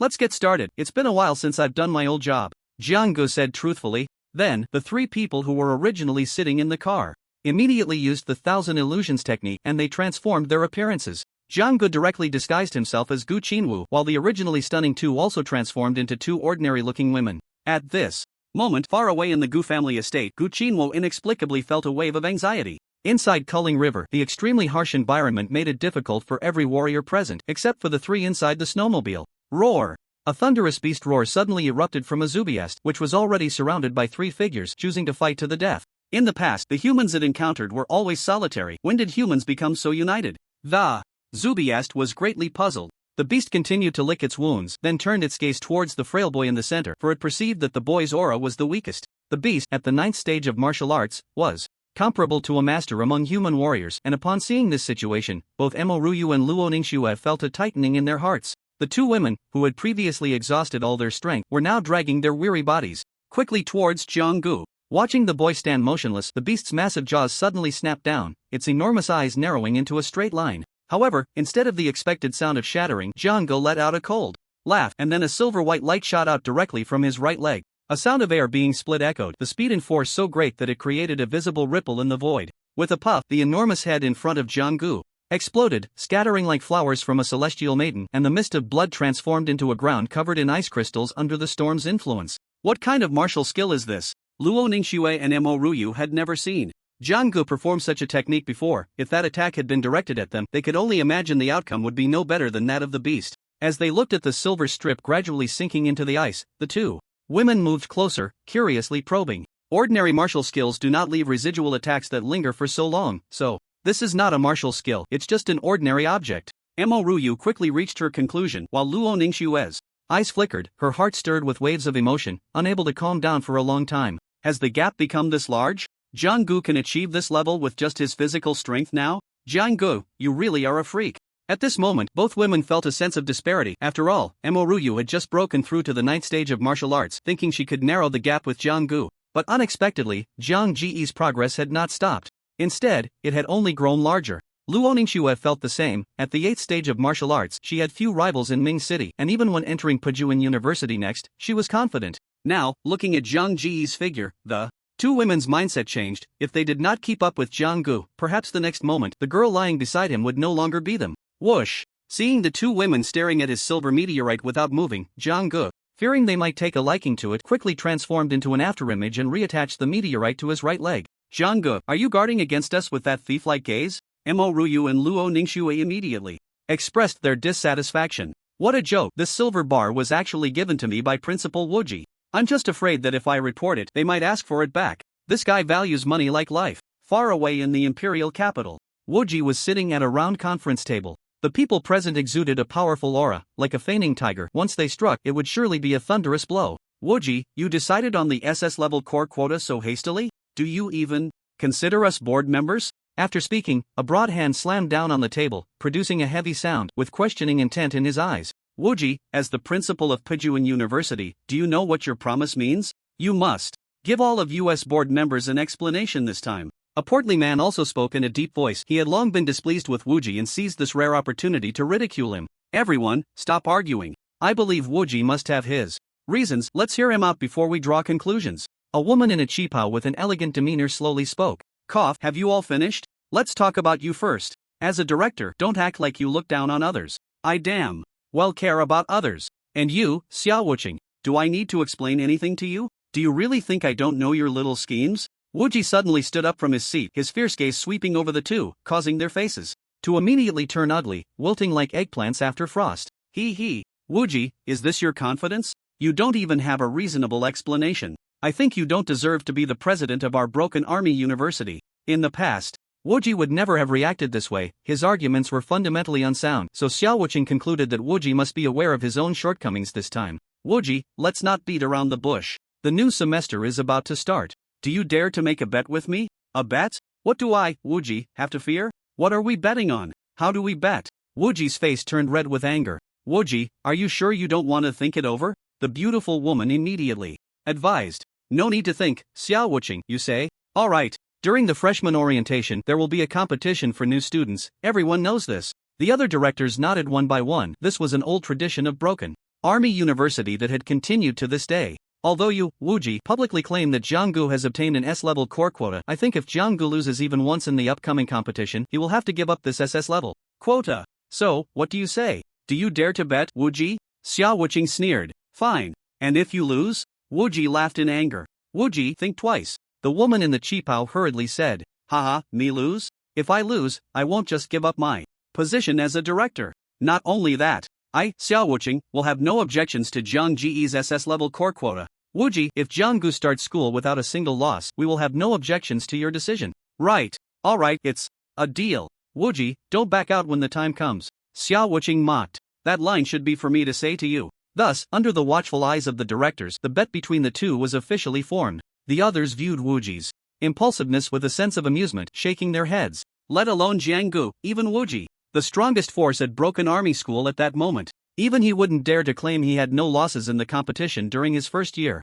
In their eyes, the moment Woji agreed to the bet, he had already lost. After a few directors left, only Woji and a graceful woman remained in the conference room. Woji, it's not that I'm saying this, but why do you have so much confidence in Jianggu? This time, I've really put on a show for you. Come visiting her more often. Jiang Yun, thank you this time. I will come when I have the chance. Sai, you always say you'll come when you have the chance. What happened back then wasn't your fault, Jiang Yun said, slightly pursing her lips. In the Bitterling River, Jianggu and the others were like tigers entering a flock of sheep. Wherever they went, it could be said that not a beast was left alive. Even the ice ants passing by had to be spat on twice. Who are you? Why are you still driving a snow vehicle? A martial artist at the 9th stage looked at the three in front of him with a serious expression, his demeanor cautious. Remember, those who rob you. Gu Qinwu is here. Behind the strange-looking youth, two plain-looking girls curled their lips in disdain. As expected, Jianggu is still so shameless. If it were me, I probably wouldn't be able to say it. Is this the reason why Jianggu is so powerful? Luo Ningxue felt the gap between herself and Jianggu, at least in terms of face, a gap that could never be bridged. Gu Qinwu, it's you beast that deserves to be killed. One of my close friends died at your hands during the college entrance examination. Give me your life. The warrior's eyes widened in fury, a surge of blood and energy continuously radiating from his body, ripples stirring in front of him. Gu Qinwu, I didn't expect your popularity to be so low. I truly feel happy for you. Jiang Ge thought to himself. Ha, it was me who killed him. What can you do about it? Even if you were lucky enough to kill me in the Culling River, so what? The real me is still living well. Killing someone also means striking at the heart. That's Jianggu. Gu Qinwu, die for me, the warrior roared, blood vessels appearing in his eyes, a powerful offensive directly heading towards Jiang Gu. A purple lightning bolt, like a swimming dragon, surged towards Jianggu to devour him. I'll let you know what the gap is. Even if I stand here and let you hit me, you still can't kill me, Jianggu said with a cold smile. Jiang Gu Qinwu, don't be too arrogant, be careful. What a joke. I am Gu Qinwu, the powerful Gu Qinwu. Just as the purple lightning dragon was about to engulf Jiang Gu, he stood still, and the scene was not as tragic as imagined. Instead, that lightning dragon dissipated like a beast trapped in a quagmire, vanishing into the void. Jiang Gu gently patted the purple arcs of electricity on his body and then slowly stretched out a big lazy yawn. Ah, that felt great. Thank you for the electric therapy. Looking at Gu Qinwu in front of him, the warrior didn't know what to say. His brain seemed to crash, and his mind went blank. What followed was a deep sense of fear. Although they knew Jiang Ji's physical strength was formidable, the two women never expected that his physical strength far exceeded their imagination.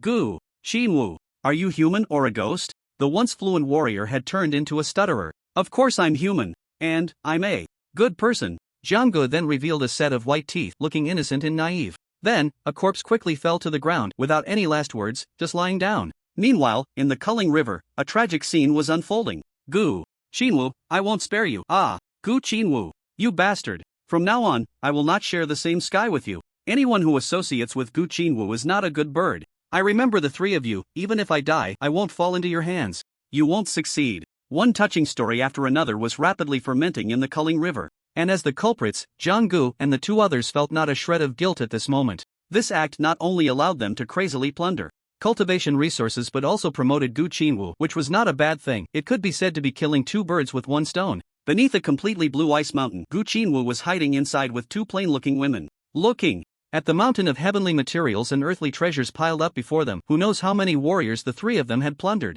Playing with the heavenly materials and earthly treasures in hand, even as the daughter of the Mo family in the imperial capital Mo Ruyu, she had to admit that the scene before her was truly shocking. Gu Qinwu's enchanting face, illuminated by the blue ice crystals, exuded a hint of wickedness. Jiang Gu, stop laughing, don't overact, or you'll really become Gu Qinwu, Mo Ruyu murmured as she looked at the face before her. Yeah, Jiang Gu, I bet the outside world hates Gu Qinwu to the bone now. It's time to tone it down. Even with Luo Ningxue's calm demeanor, her heart couldn't help but feel sympathy for the real Gu Qinwu facing the outside world. Heaven knows what kind of public opinion Gu Qinwu would have to confront next. On the Warrior Forum, Gu Qinwu's name appeared right at the top of the post. Gu Qinwu, how dare he openly do such a thing in Culling River? Who is it? Who has framed me like this? When did I ever do such a thing in Culling River? I haven't even entered the market space recently. Far away in the Gu family estate, Gu Qinwu's face was dark, like a sky covered by ominous clouds filled with despair. Strange purple patterns accompanied Gu Qinwu's increasingly violent aura, instantly covering his face.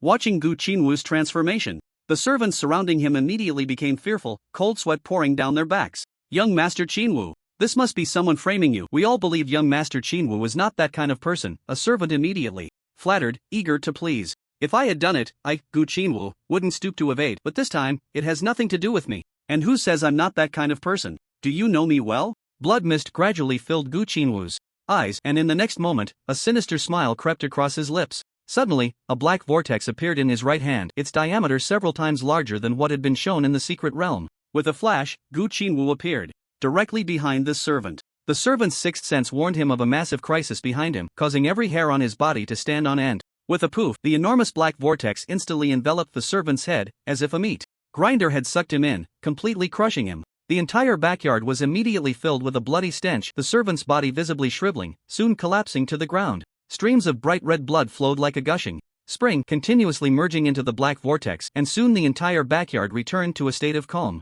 Gu Qinwu's expression at this moment resembled that of an addict, a fleeting sense of satisfaction crossing his face, the blood color in his eyes dissipating. The remaining few watched Gu Qinwu's bloody methods, their hearts racing, each one too afraid to breathe. Don't be afraid. I merely punished this person a little. I didn't scare you, did I? Gu Qinwu said lightly. No, no. The few, terrified, quickly nodded, their heads shaking like rattles. That's good. Immediately minimize the negative impact of the forum's public opinion.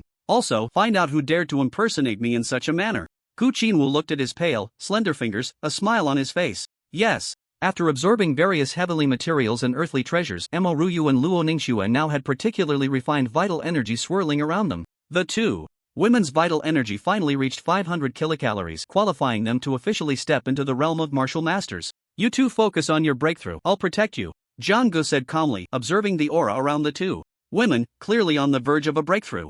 Okay. Mo Ruyu and Luo Ningxue both nodded, then immediately sat cross-legged, concentrating their spirits. As the words fell, two massive auras appeared in the entire ice cave, continuously surging from the two women's bodies, then transforming into refined vital energy, crazily flowing back to them. This cycle repeated endlessly. The two women's faces quickly turned pale, their blue garments gradually soaked with sweat, their bodies trembling slightly. Looking at the two girls in front of him, Jang-gu felt a moment of reluctance to look directly at them. Time seemed to stretch for almost an hour as the aura of vitality around the two girls grew stronger, causing the ice cave they were in to gradually melt away. Outside the ice cave, the raging blizzard that had been wreaking havoc suddenly encountered two natural barriers, being forcefully blocked by two powerful swirling currents that had formed outside. Inside, the white snowflakes appeared to freeze in midair, gradually reaching a state of balance under the influence of the two currents. Fortunately, there were no martial artists around at this moment, so no one questioned the changes occurring here. The lurking Sioux beasts nearby had initially intended to extend their fangs towards the three inside the ice cave.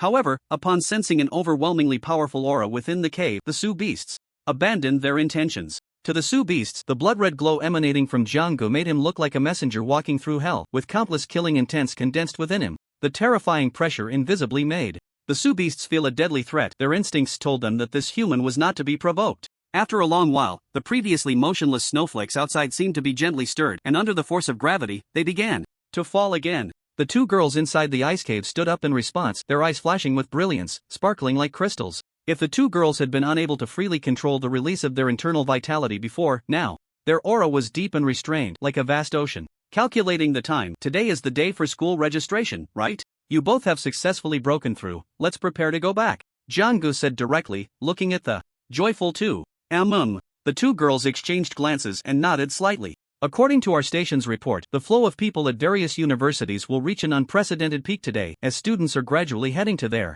desired universities. Let's wish them well. Mom, I really can't bear to leave you. I really don't want to report so early, the boy said while hurriedly stuffing things into his suitcase. Child, you don't even know how to hold back when you lie. Is this what you call not being able to bear it? You probably can't wait to be at university the next second. Both parents looked at the scene before them with a face full of black lines, occasionally helplessly rubbing their foreheads. Dad, Mom, you don't need to worry about me, I'm going. As the boy slammed the heavy door shut, his previously reluctant parents immediately celebrated, and the room was filled with cheers. Ha ha, great, we finally got rid of this turtle son. It wasn't easy. In any case, at this moment, different scenes of parting were unfolding across the country, some filled with sorrow, others with worry. Good luck. I wish you good luck. Accompanied by a piercing alarm sound, three figures on a wide bed opened their eyes. However, strangely, the three figures still lay quietly on the soft, comfortable bed, showing no intention of getting up. Goo, goo. In such a quiet environment, a sound suddenly came from one figure's stomach, breaking the tranquility.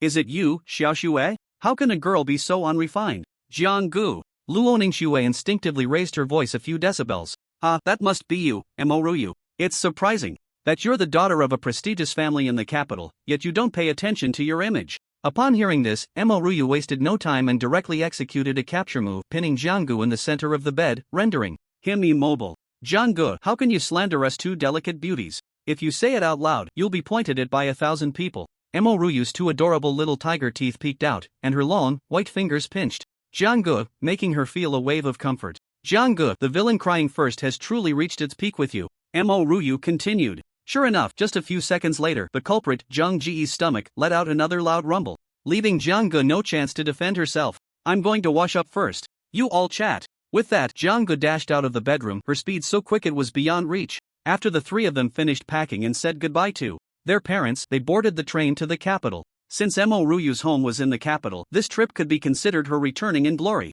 Ding. The next stop is Ming City. Please collect your luggage and disembark first before boarding. Accompanied by the rumbling of the train, a gray metallic armored train slowly pulled into the Ming City station. It was 3 in the afternoon, yet the flow of passengers continued unabated. Once they settled their luggage, the three quickly entered the first-class cabin and sat down. Jiang-gu, your body kept beeping during security check earlier. Why didn't you say anything sooner? Moruyu gently played with her hair and said slowly, I just brought a few pieces of scrap metal. Who knew it would cause so much trouble? Jiang-gu shrugged her hands, expressing her helplessness. Just 15 minutes ago, the three of them were in a panic, rushing to the train station with their bags due to the heavy traffic in Ming City. During the security check, alarms suddenly went off on Jiang-gu, almost causing a panic among the other passengers. Under the tense gaze of the crowd, Jiang-gu slowly took out the meteorite gold from her waist and legs. Thanks to Zhang Ji's silver tongue, she barely passed the security check, and it was only after Luo Ningxue called Luo Yuanshan that Jiang-gu was allowed to bring the meteorite gold onto the train. What? Jiang-gu was stopped. For bringing 8 pieces of iron onto the train? Xiaoxue, don't worry, I'll make a call to check. How heavy are those pieces of iron? What did you say? Are you sure? It crushed the security checkpoint into paper? Are you kidding me? After calming down, Luo Yuanshan hung up the phone and immediately called the martial arts bureau to handle the situation, which allowed Jiang Gu to board the train. But the condition was she must not damage the train head, and Jiang Gu quickly raised her hand to swear. The red sunset spilled over the land, and through the train's glass window, the three of them were momentarily entranced by the beautiful scenery, lost in silence. The next stop is the capital. Please, keep an eye on your luggage and disembark first before boarding. Did we arrive so soon? It must be close to dinner time. By the way, the food at Breaking Army University should be pretty good, right? Jiang Gu, all you think about is food. How come you eat so much and don't gain weight? Your appetite has been a bit too big lately, Mo Ruyu said. Jiang Gu, the cafeteria at Breaking Army University is buffet style, Definitely enough for you. I asked my dad. Luo Ningxue said leisurely. That's great, that's great, Jiang Gu said excitedly. To be honest, her appetite had grown to a level that even she found frightening. Ever since the special training ended, her food intake had been increasing daily. And every time Luo Ningxue ordered, it was no less than a grand feast. So much so that neighbors thought the family was celebrating some grand festival. Otherwise, why would their kitchen's exhaust fan hardly ever be quiet? As the three of them stepped out of the train station, they saw banners held high in rows of buses waiting in place. Are you three the new students of Breaking Army University? Please show your admission letters. The vibrant senior sister was curiously sizing up the three people in front of her. This junior actually has such charm? These two junior sisters must be causing quite a stir since they entered school. What an enviable guy. Although the college entrance examination was a grand affair, not everyone paid attention to it. Even those who did often only glanced at the names of the top scorers, as it had nothing to do with them. Jiang Gu and the others immediately took out their admission letters that they had prepared early, but unlike the letters of Luo Ningxue and Mo Ruyu, Zhang Ji's letter was entirely dark gold in color, which was indeed quite distinctive. You two are actually freshmen with S-level core spots? You two junior sisters are really impressive. The senior sister was shocked. You flatter us, senior. So can we get on the bus now? Mo Ruyu politely asked. Of course. Please get on, junior sisters, the senior sister said with a smile. Wait, this one probably can't. Our Pujuan University doesn't have this type of admission letter. Seeing Jiang Gu, who was also about to get on the bus, the senior sister immediately spoke up, blocking Zhang Ji's way. Senior, are you implying that my admission letter is fake? Jiang Gu was taken aback. Was the letter from Wujie really that unreliable? Please wait, I need to make a phone call to confirm. Mo Ruyu and Luo Ningxue were also puzzled. Was there a problem with Zhang Ji's admission letter? Under the gaze of the three, the senior sister in charge of reception, who had been smiling, suddenly showed a look of shock, her eyes filled with disbelief. Excuse me, Junior, are you the top scorer of this year's college entrance examination? That's right, it's me. Jiang Gu puffed up with pride. Junior, you are an SS-level core spot. Upon hearing this, Mo Ruyu and Luo Ningxue looked confused. When did Jiang Gu become an SS-level core? Wasn't he an S-level core like them? Alright, I'll come clean. Yes, I am an SS-level core. Pujuan University has existed alongside the Great Xia Kingdom since its establishment, boasting an extremely rich historical heritage. The uniform black buildings were staggered, towering high, with two enormous dark gold pillars standing at the entrance of Pujuan University, exuding a mysterious aura. A dark gold spear seemed to pierce through the entire school, spanning across the center of Pujuan University, adorned with silver chains tightly wrapped around it, showcasing its majesty. At this moment, at the main entrance of Pujuan University, buses were slowly driving in. Through the wide gates, one could see an endless expanse, as if standing in the vast, boundless starry sky. The campus was bustling with students gathering around a circular battle platform made of metal, where two figures on the platform were sizing each other up, constantly testing one another. These two freshmen both possess the strength of the 9th stage of a martial artist. This year's freshmen are truly not to be underestimated. Indeed. Who says otherwise? Each year seems to be fiercer than the last. By the way, it seems that 3 out of the 5 S-level cores this year have already arrived. The other 2 have yet to show up. As they spoke, the gazes of the upperclassmen shifted to the 3 figures standing in the front row below the battle platform, each with a stern expression, looking at the other 2 freshmen on the platform with a slight curl of their lips. These 3 are really strong. At such a young age, they have reached the martial artist realm, and we are already in our 3rd year, barely at the 3rd stage of a martial artist. Truly 3 monsters. Many looked at the 3 figures ahead, their eyes flashing with admiration and envy. As one of the top martial arts universities in the Great Xia Kingdom, Pujuan University, the strong are revered. This is the common principle they follow. Here, as long as one has strength, reputation, power, and status are all within easy reach. In their eyes, strength is the true path. Are we finally going to make a move? Let's get started quickly. It's almost mealtime, and the cafeteria will be packed soon. Yeah, It's really crowded, the cafeteria is already full, and now with a new batch of freshmen, we'll have to run to eat. It's not easy for us seniors either. The two figures on the battle stage exuded an increasingly solid aura, and in the next moment, they collided violently. With a loud bang, the metal battle stage emitted a dull sound, and one figure fell directly off the stage, repeatedly slapping their chest in an attempt to stabilize their energy. Junior, I concede. The figure still standing on the stage leaped over the railing on either side and jumped down. Thank you for your guidance, senior. Please continue to guide me, senior. A buzzcut boy in the front row slowly clasped his fists and then calmly walked onto the stage, addressing the crowd of students below. An S-class core? So, which senior will step up to personally teach this little junior? First stage of martial master. We third years shouldn't step in, right? Otherwise, they might say we're bullying the weak. Yuma, as the top of the second year tier, won't you show some spirit? As he spoke, he nudged the buzzcut youth with his shoulder. I hate it when others touch me, especially you. After saying that, the buzzcut boy, wielding a sharp long knife, walked directly up. The senior students below were suddenly filled with excitement. Yuma, go for it. We can't lose face for the second years. Yuma, we're enchanted by you. Many second-year female students cheered and shouted for the buzzcut youth. Cold and aloof, this was the first impression Yuma gave. The diamond earring on his right ear added a touch of rebelliousness to him. With a sharply defined face, red lips, and white teeth, his deep, abyss-like gaze made many girls' hearts flutter. Hello, senior. I'm a freshman, Chen Cohen. Please guide me. A flash of determination crossed the boy's eyes. He wanted to see if Yuma, as an outstanding second-year student at Broken Army University, was merely a name without substance. Second year. Class 1, Yuma. Yuma positioned his long knife horizontally across his chest and pushed it forward. Just this simple action allowed Chen Cohen to feel a powerful aura. And this was without Yuma even drawing the knife from its sheath. In short, Yuma gave Chen Cohen an extremely dangerous feeling. Fight! Yuma murmured softly, then slightly bent forward, two waves of energy swirling beneath his feet, growing increasingly intense. Chen Cohen did not dare to underestimate Yuma. He became highly tense, feeling excitement but even more so, anxiety. He wasn't too confident about whether he could withstand Yuma's attack. Chen Cohen also released his energy fiercely, a highly condensed aura swirling around him, gradually forming a huge, broad blue palm print in mid-air, solidifying continuously. Add your cloud palm. Thunder shadow slash. The massive blue palm print slammed toward Yuma, and wherever it touched, waves of distortion rippled through the space, compressing the air. This Chen Cohen is indeed an S-class core. He seems to have some skills. What a pity, even as an S-class core facing Yuma, he has no chance of winning. Don't forget, Yuma was also an S-class core last year.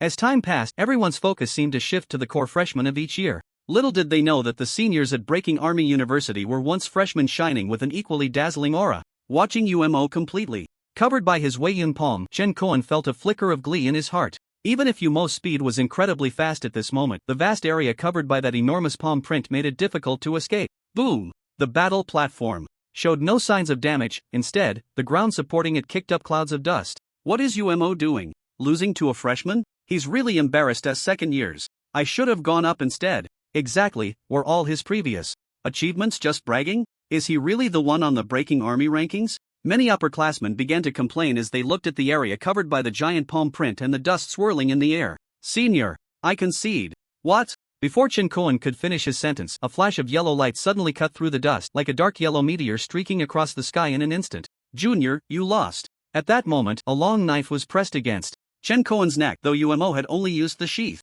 To some, it seemed that Chen Cohen's strength was far from reaching the level where Umo would need to draw the blade. Umo's strength undoubtedly silenced the earlier doubts of some people, and the crowd fell into a hush. Umo, we are enchanted by you. Umo, awesome. The incredibly swift shadow left a profound impression on many hearts. The setting sun cast its glow over the land of the Great Xia Kingdom, with less than 2 hours remaining until the reporting time for the new semester. Breaking Army University, unlike several other martial arts universities, had its own rules as a top-tier institution, even if those rules seemed unreasonable to outsiders. That is, Breaking Army University only gives you 18 hours to report, and latecomers will not be waited for. Other universities allow reporting times of several days, with some extending up to half a month. In response, Breaking Army University declared to the outside world, if a person lacks a sense of time, they will waste too much time on their path as a martial artist. In fact, for martial artists, time is the greatest resource in their lives. And the Shusho have a unique advantage in this regard. Oh no, I forgot to tell that brat that the reporting time is only 18 hours. He hasn't overslept, has he? At this moment, Wu Ji was sitting at a conference table with several board members, and the live footage of the battle platform was being broadcast on the screen in front of them. Wu Ji, you didn't forget to tell Jiang Gu about our Breaking Army University's rules, did you? Why hasn't he shown up yet? There's only 1 hour left until the deadline. By then, this SS level core will be ours to claim, huh? Xiao Wuqing initially thought he would have to put in a lot of effort, but he didn't expect such a pleasant surprise. He couldn't wait to see Wu Ji's disappointed expression after losing the bet. Xiao Wuqing, why are you so anxious? It's like the emperor is not in a hurry, but the eunuch is. The time hasn't even come yet. Are you afraid of losing to me? Wu Ji said calmly, his face composed, but inside he felt a slight stir. Are you kidding? I would lose to you? You don't expect Jiang Ge to arrive just in time for reporting, do you? Even so, he can't escape the arena match, you know that. Are you a sparrow? Just chattering away. Just don't go back on your word later. Humph. After saying that, Xiao Wuqing turned his head away and resumed watching the battle on the platform, looking as if victory was already in his grasp. After several rounds of competition, the one currently holding the highest record is an S-level core named Gao Hanja, the only one among the freshmen to maintain a 10-game winning streak. Until Yumo's appearance, this S-class core, Gao Hanja barely held on for 3 rounds, but in the end, he was knocked off the stage by Umo. Are there any freshmen who haven't been baptized yet? Umo still stood on the stage, his cold gaze sweeping over the crowd below, exuding a strong sense of pressure. Senior Umo. There are still 3 freshmen who haven't arrived according to the list. It seems they haven't signed in yet. How come they haven't come at this hour? Acting so high and mighty, aren't they afraid of making a fool of themselves later? Exactly. They have no sense of time. Don't they fear losing their spots? Many people expressed their dissatisfaction with the 3 who had yet to report, and a chorus of complaints filled the air. Let's wait a bit longer. If they don't come soon, I'm going to eat first. I'm starving. Who says otherwise? At that moment, on a wide tree-lined avenue, the 4 wheels of a luxury bus sank directly into the ground, clearly having broken down midway. Jiang Ge, weren't you supposed to control your weight? Look what happened. The bus is completely broken. Luo Ningxue and Mo Ruyu were left speechless, unsure of what to say. The seniors sitting opposite them looked at Jiang Ge with a ghostly expression, staring blankly. It's all your fault. If it weren't for you, I wouldn't be distracted. Jiang Ge retorted directly. What? Blame us? Why don't you tell us how we did that? If you don't explain, you know what will happen. As she spoke, Mo Ruyu and Luo Ningxue got ready, their hands rubbing together, preparing to take action against Jiang Ge. It's all your fault for being too beautiful. You distracted me. Come on, I'm ready. Jiang Ge closed his eyes, like a condemned prisoner about to step onto the execution ground. Mo Ruyu and Luo Ningxue, who were about to strike with their slender fingers, suddenly froze in mid-air, a blush quickly rising on their faces. You know how to talk. This time, we'll let you off the hook. Having escaped a disaster, Jiang Ge took a deep breath, finally recovering from the earlier tension. The senior responsible for picking up the 3 finally understood that Jiang Ji's companionship with 2 stunning beauties was not without reason. Once she regained her composure, the senior immediately made a call, sending someone to hurry and fix the bus. When the repairman arrived and saw the 4 tires nearly flattened to be parallel with the road, he fell into deep self-doubt. Fortunately, at that moment, Jiang Ji's indestructible body was continuously operating, effectively controlling his weight, so the emergency repairs were timely. After replacing the 4 steel rims, the luxury bus roared back to life and sped towards Broken Army University. Time ticked away, and only half an hour remained until the reporting time. The crowd surrounding the battle stage gradually thinned. Even if 2 of the 3 late freshmen were S-class cores, so what? They had already seen the strength of this year's S-class core students. Although strong, it was still far from enough. Beep beep beep. Just as some were preparing to leave, a luxury bus drove through the school gate, and as the gate closed, everyone stopped in their tracks. All eyes turned towards the bus door, and many second and third year students felt a surge of unnameable anger rising within them. Damn it! Why are they so late? Did the bus get a flat tire, or is the driver drunk? Many students gathered back at the platform, their gazes fixed on the bus in the distance, wishing they could just rip the roof off the bus. With a squeak, the bus door swung open. The first to get out of the car was Mo Ruyu, with a pair of watery eyes and a charmingly beautiful face that could truly steal one's soul, captivating everyone around her. But that wasn't all. The next to step down, Luo Ningxue, caused a wave of screams. With skin as white as snow and a figure as delicate as jade, her ethereal aura seemed to isolate everyone else. Wow, these 2 junior sisters have such beauty. It's simply irresistible. See, waiting does pay off. Just looking at these 2 junior sisters is refreshing. If I could be around them all day, I could live a few more years. You think too highly of yourself. I would call these 2 junior sisters the rightful campus flowers of our Pajun University. They definitely have the strength to rank in the top 5 of the beauty list. They are truly a sight to behold. In no time, many boys transformed into a bunch of lecherous admirers, while the girls were filled with envy and jealousy. There's still one more. It can't be another stunning beauty, right? Here they come. Damn, it's a guy, and he looks average. As Jiang Ge walked down next, many felt a wave of disappointment, but the next scene made everyone wish they could tear Jiang Ge apart. Mo Ruyu and Luo Ningxue walked on either side of Jiang Gu, occasionally provoking giggles from the two girls. How outrageous! Who is this person? I want to challenge him and take his place. With such looks, how can he be worthy of such beauties? Let alone two? Damn it! Wait, this person seems to be this year's top scorer in the college entrance examination. What? Him? The top scorer? Compared to Zhang Ji's halo as the top scorer, he was clearly more eye-catching surrounded by the two girls. It's already mealtime, right? Let's go eat. By the way, senior, which cafeteria at our school has the best food? When Jiang Gu mentioned food, his whole demeanor became extremely excited, and his starving look startled the senior who was receiving them. Hefeng cafeteria has pretty good food. Junior, you should give it a try. The senior, regaining her composure, said, having never seen a student so eager for food. His hungry gaze seemed like it could devour her in the next second. Thank you. After saying that, Jiang Gu took the two girls and prepared to leave. Wait, who said you could leave? The two junior sisters can go, but you, Jiang Gu, haven't you finished your challenge yet? Do you understand the rules? Many senior students quickly surrounded Jiang Gu, blocking his way with a provocative look. Why can't they go freely? We're all reporting for the first time. What do you seniors mean? Jiang Gu looked at the roadblocks in front of him, a faint smile on his lips, his eyes almost squinting into slits. Those familiar with Jiang Gu knew he was about to get serious this time. What if I don't follow the rules of the new student challenge? Jiang Gu provocatively asked, then shrugged his shoulders nonchalantly. The rules of Pajun University are the rules. What if you are the top scorer? We have plenty of geniuses at Pajun University. Once you enter the gates of Pajun University, whether you're a dragon, you lie down, if you're a tiger, you crouch. Exactly, you really think too highly of yourself. Look in the mirror. Do you think you deserve to be with those two junior sisters? Can't you be more self-aware? Alright, after saying so much, are you just trying to teach me a lesson? No need for more nonsense. You few new students, come on. Seeing that a fight was inevitable, Jiang Gu just wanted to finish it quickly so he could go eat. Many new students recognized Jiang Gu. Although they were shocked by his performance in the college entrance examination, it didn't mean they thought he could defeat them all alone.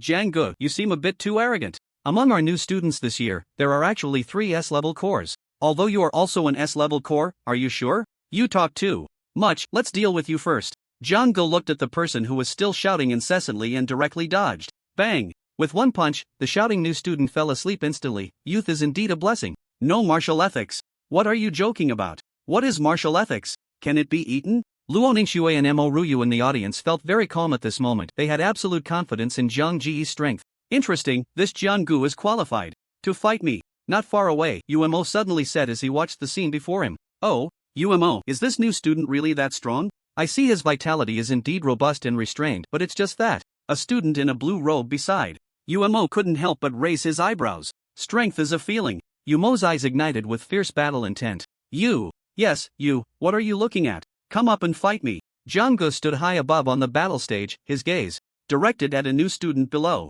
This new student is the strongest among the current S-level cores. This Jiang Jr. really knows how to pick his opponents. The boy chosen by Jiang Gu was none other than Gao Hanja, who currently had the most consecutive wins among the new students. Everyone immediately looked at Gao Hanja, but unexpectedly, he just stood there, motionless, as if someone had pressed his acupuncture points. As one of the few candidates who survived that reality secret realm, Gao Hanja had witnessed Gu Qinwu's brutal killings in the secret realm with his own eyes. The scenes that resembled a hell on earth haunted Gao Hanja every time he fell asleep. Although he hadn't seen the battle between Jiang Gu and Gu Qinwu with his own eyes, Gao Hanja understood that someone who could overpower Gu Qinwu must possess more than just the surface strength. The outside world is rumored that Jiang Gu is the leader of the old 6 faction. I can't afford to capsize in the gutter. Everyone, sorry, I'm feeling a bit unwell. Could the seniors please tell me where the infirmary is? I'll take my leave first. Gao Hanja clasped his fists to everyone and then quickly ran away. Watching Gao Hanja's actions, the other 2 S-level cores and everyone present were momentarily baffled. What was going on?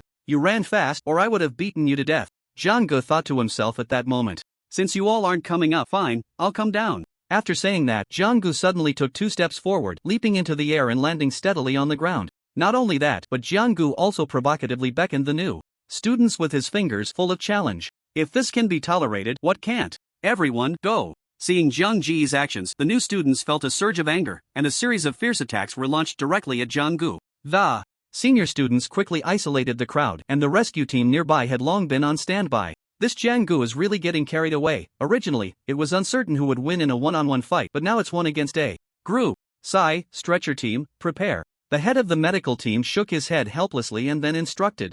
Jiang Jr. is facing so many attacks alone, the outcome is already decided.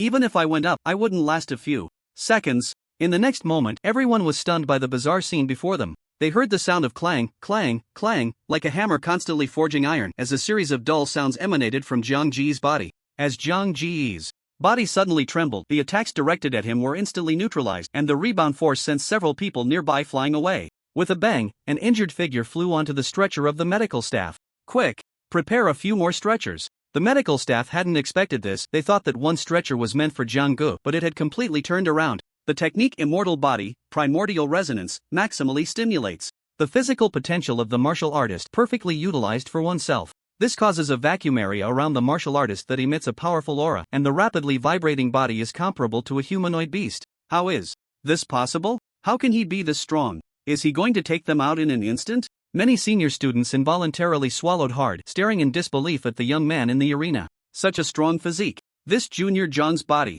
has already reached the realm of a martial master. It's truly terrifying. No wonder he's so arrogant. Turns out he has the capital to be arrogant. What a surprise he's given us. Seniors, is that enough? I'm in a hurry to eat. Junior Jiang, sorry, but you still have to fight me. Yumo's voice suddenly came from the crowd. Wuji, Jiang Ji's good luck ends here. Xiao Wuqing thought joyfully as he saw Umo about to take the stage. You said the same thing when Jiang Gu challenged a group of freshmen earlier, Wuji said with a faint smile. Jiang Ji's earlier performance had indeed surprised several board members present. This was the realm of physical mastery.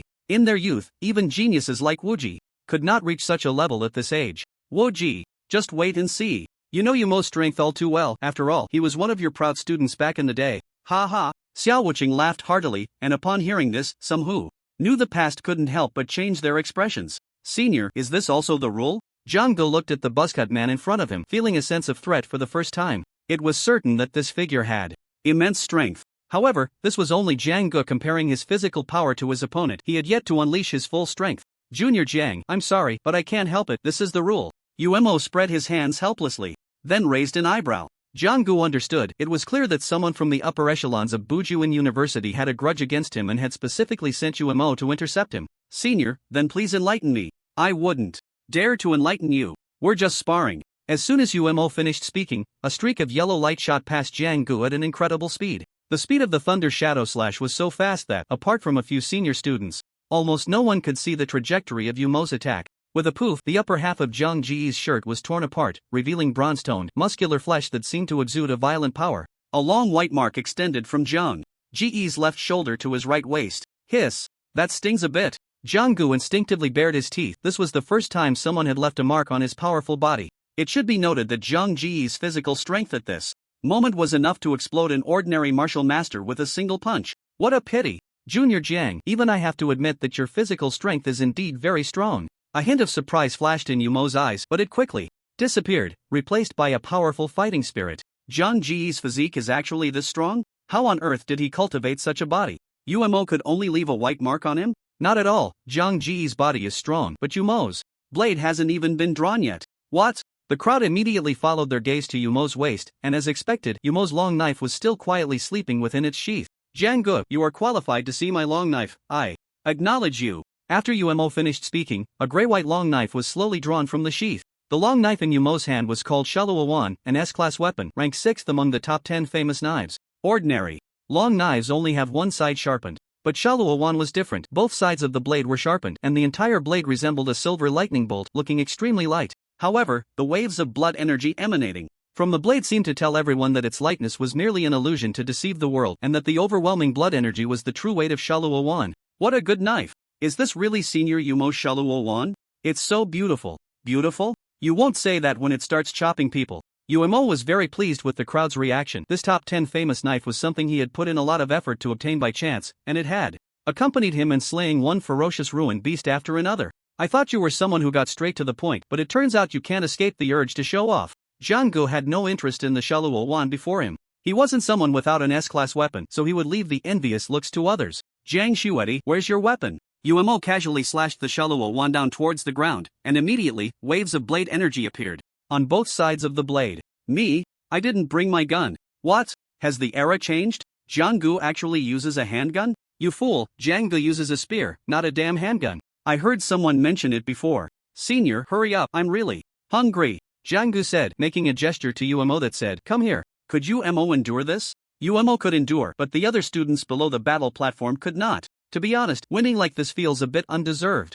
A flash of brilliance appeared in Yumo's eyes. Even though he said it was undeserved, his movements did not pause for a moment. Two streams of condensed blood energy continuously intertwined above Yumo's hands, and his pupils suddenly constricted. A blade light, faster and stronger than before, surged towards Jianggu with the momentum of wanting to split the heavens apart. Second style of immortal body, eternal night descends. As Jianggu deeply chanted, his height suddenly surged, growing by more than several centimeters. His originally bronze skin was rapidly stained by a layer of ink-like blackness. The pitch-black meridians continuously bulged, and his originally sharp black short hair erupted wildly, spreading down to his waist. His entire aura resembled that of a demon god, directly descending before everyone. The one who felt Jiang Ji's transformation most directly was undoubtedly Umo, who was closest. What kind of body refining technique is this? How can it be so powerful? This aura. Even Yumo's mind wavered for a moment, let alone the students watching from below the battle platform, who could only use wow to calm their emotions. The black and red intertwined blood energy surged wildly from Jiang Ji's body, condensing into black and red chains that continuously wrapped around him.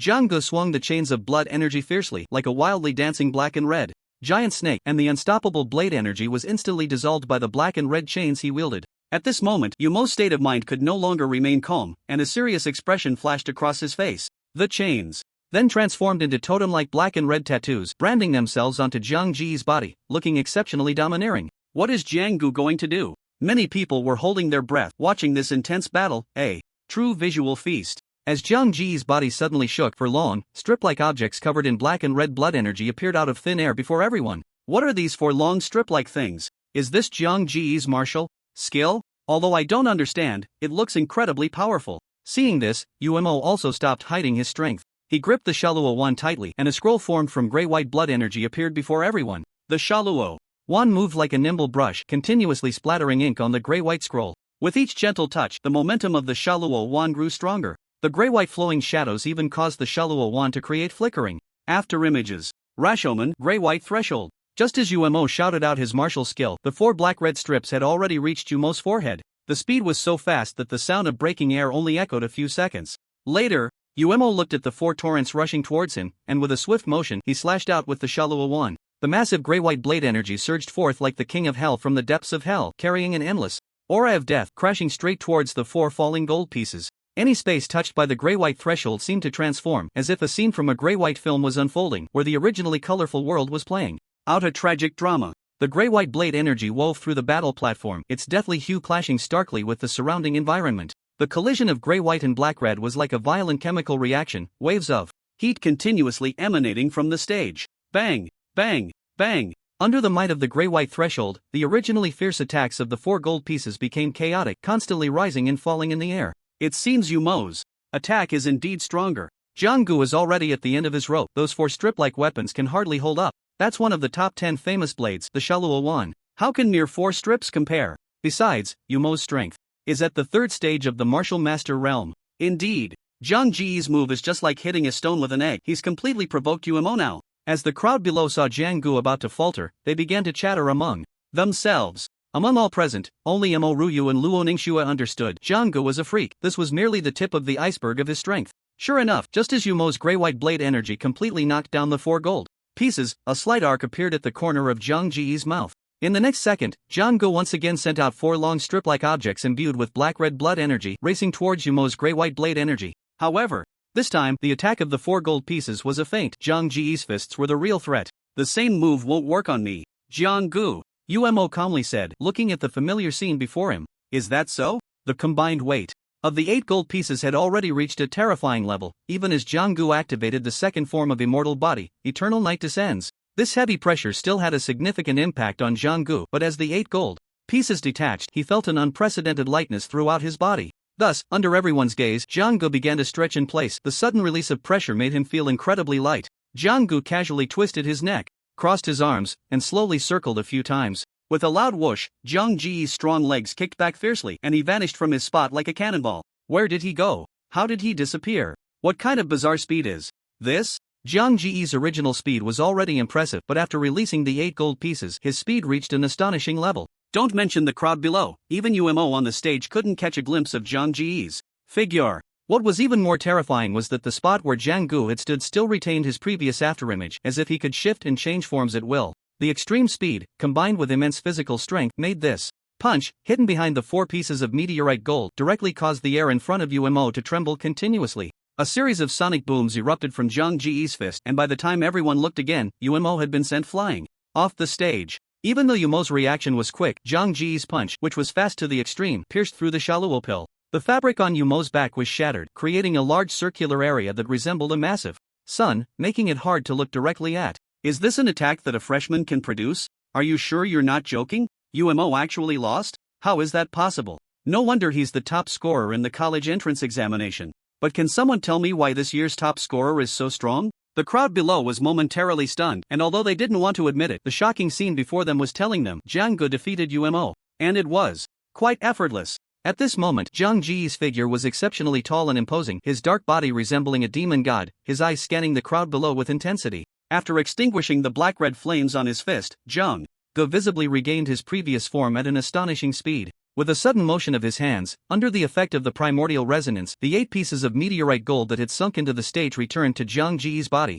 Zhang Gu, who had suddenly shed the 8 pieces of meteorite gold, found it hard to adapt to the speed and lightness of his body for a moment. As a result, his blood surged suddenly, causing Zhang Ji's face to turn slightly pale. However, as the 8 pieces of meteorite gold reattached, that familiar feeling returned to him. Junior Jiang, you won. Looking at Jiang Gu slowly descending from the stage, a flicker of loneliness and confusion passed through Umo's eyes. But it was quickly replaced by an indomitable fighting spirit. Thank you, senior. So can I leave now? Jiang Gu nodded with a smile and then looked around at the crowd.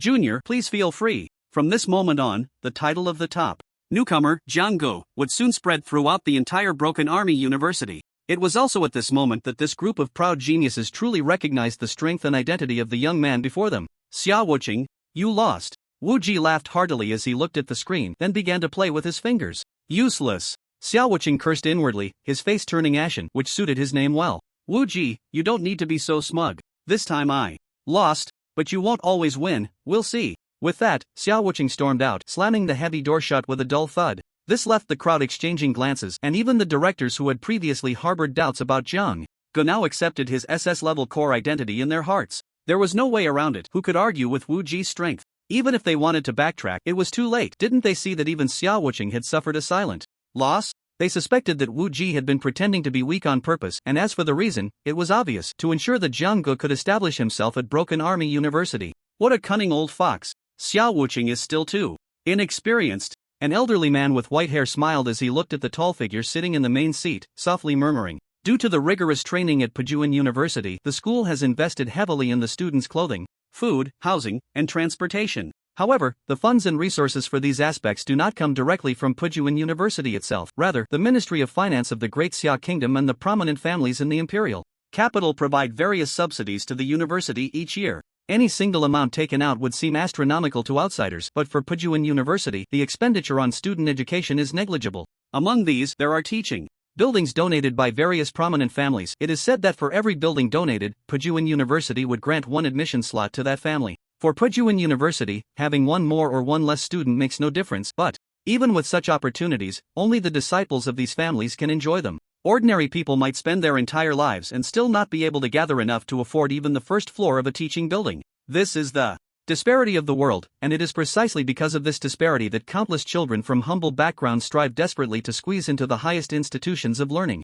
The students of Pujuan University, when placed among other universities, can be said to be exceptional individuals. However, in this prestigious institution where talents abound, being a genius is merely the threshold to enter Pujuan University. Pujuan University has a total of 6 cafeterias, and at this moment, the air is filled with the aroma of food wafting from the 6 closely adjacent cafeterias, permeating the entire street. Hello, senior, could you tell me how to get to Hofing Garden? After quickly settling his luggage, Jiang Gu set off alone on his way to the cafeteria. Mo Ruyu and Luo Ningxue were assigned to the same villa, a privilege reserved for S-level core members. At Zhang Ji's request, he was arranged in another villa close to the 2 girls. As an SS-level core member, he was assigned a single independent room. However, to be honest, Jiang Gu felt a bit unaccustomed to living alone, but fortunately, being close to Luo Ningxue and the others meant he could reach them in just a few steps, so it wasn't too lonely. You're a junior, right? What's your name? Senior, my surname is Jiang.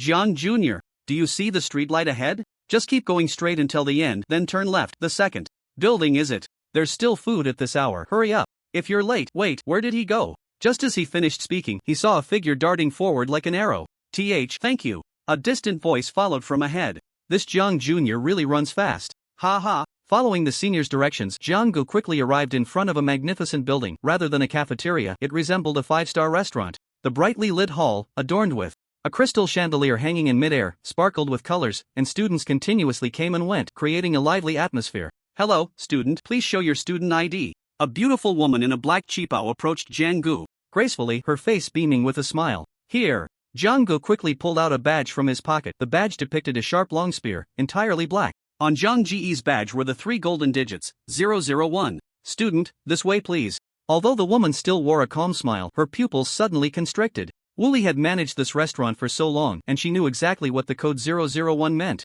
Her face then showed a respectful expression. Jiang Gu naturally noticed the obvious change in Wu Li's attitude, but it didn't matter much to him at the moment. The world is vast, but food is the most important.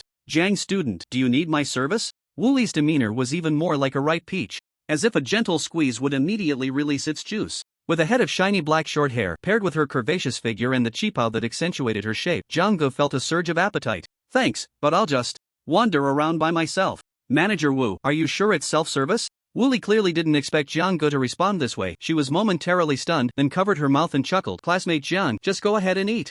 The cafeteria at Pajun University doesn't charge. Then I won't hold back. After saying that, Jiang Gu began to feast like a conqueror, but the only thing she was conquering was plate after plate of delicious food. Chef, please give me 50 of these king crabs. Yes, that many, I won't waste. Chef, I'll take 80 pounds of these shrimp dumplings. Classmate, we don't charge by weight but by steamer, the chef said, looking speechless. Alright, then give me 80 steamers.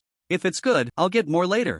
Jiang Gu said, instinctively swallowing her saliva. Classmate, are you joking with me? 80 steamers? I can only make about 400 in a day from morning till night. Hearing Jiang Ji's response, the chef's eyes widened in shock. He seriously suspected this student was deliberately trying to cause trouble. He had seen people who could eat, but this appetite. Are you sure you're not joking with him? If he didn't know better, he'd think a human-shaped glutton had arrived. Old Huang, give him 80 steamers. Just then, Wu Li's beautiful figure appeared in front of Jiang Gu, gently nodding at the chef. Alright, since it's Manager Wu's request, I'll temporarily believe you and give you 80 steamers, but if you dare waste it, don't blame me for being rude. Don't worry, chef, I absolutely won't waste it. Thanks, Manager Wu. Thus, Jiang Gu, like a juggler, balanced a king crab in her left hand and shrimp dumplings in her right, placing them steadily on the dining table. Just as the chef was preparing to watch Jiang Gu make a fool of herself, Wu Li's eyes were fixed intently on Jiang Ji's back. Delicious, not bad, really tasty. Jiang Gu devoured the food as if she had a grudge against it, while others ate slowly and elegantly.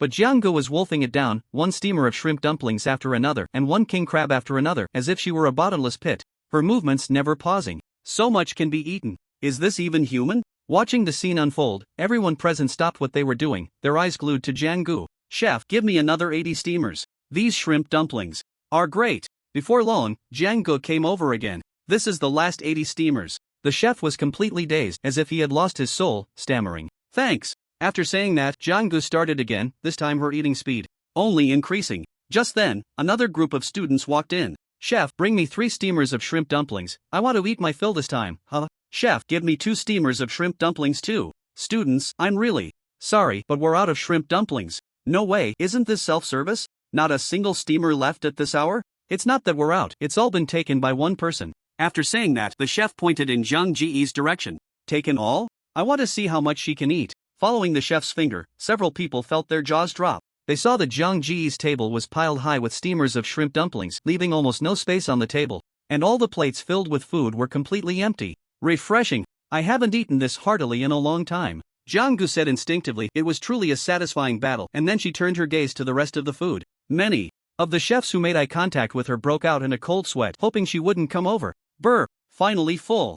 Jiang Gu let out a loud burp, then patted his 8-pack abs with satisfaction, though now they were in a state of 9-1. The mountain of stacked plates on the dining table resembled a pile of countless chips on a gambling table, impacting everyone present. Every dining station had long been cleared, and the chef's hands trembled as they worked at an incredibly efficient, overloaded pace, which was inevitable. They seriously doubted that if Jiang Gu continued to eat like this every day, they might retire early, and who knows, they might even develop Parkinson's. I say, this new student's appetite. Looking across the entire Broken Army University, there's no one who can compare. Looking across Broken Army University? That's too small a scope. I reckon even looking at the whole imperial capital, you wouldn't find many who can eat like this. As a result, many students who came to Ifong Yuan for a meal left empty-handed, even though the chefs could still cook. The raw materials in the back kitchen had been completely consumed. Thus, everyone turned and rushed to other cafeterias, genuinely fearing that Jianggu hadn't had his fill yet. When we purchase ingredients tomorrow, double the amount, Wu Li instructed the procurement staff in front of her.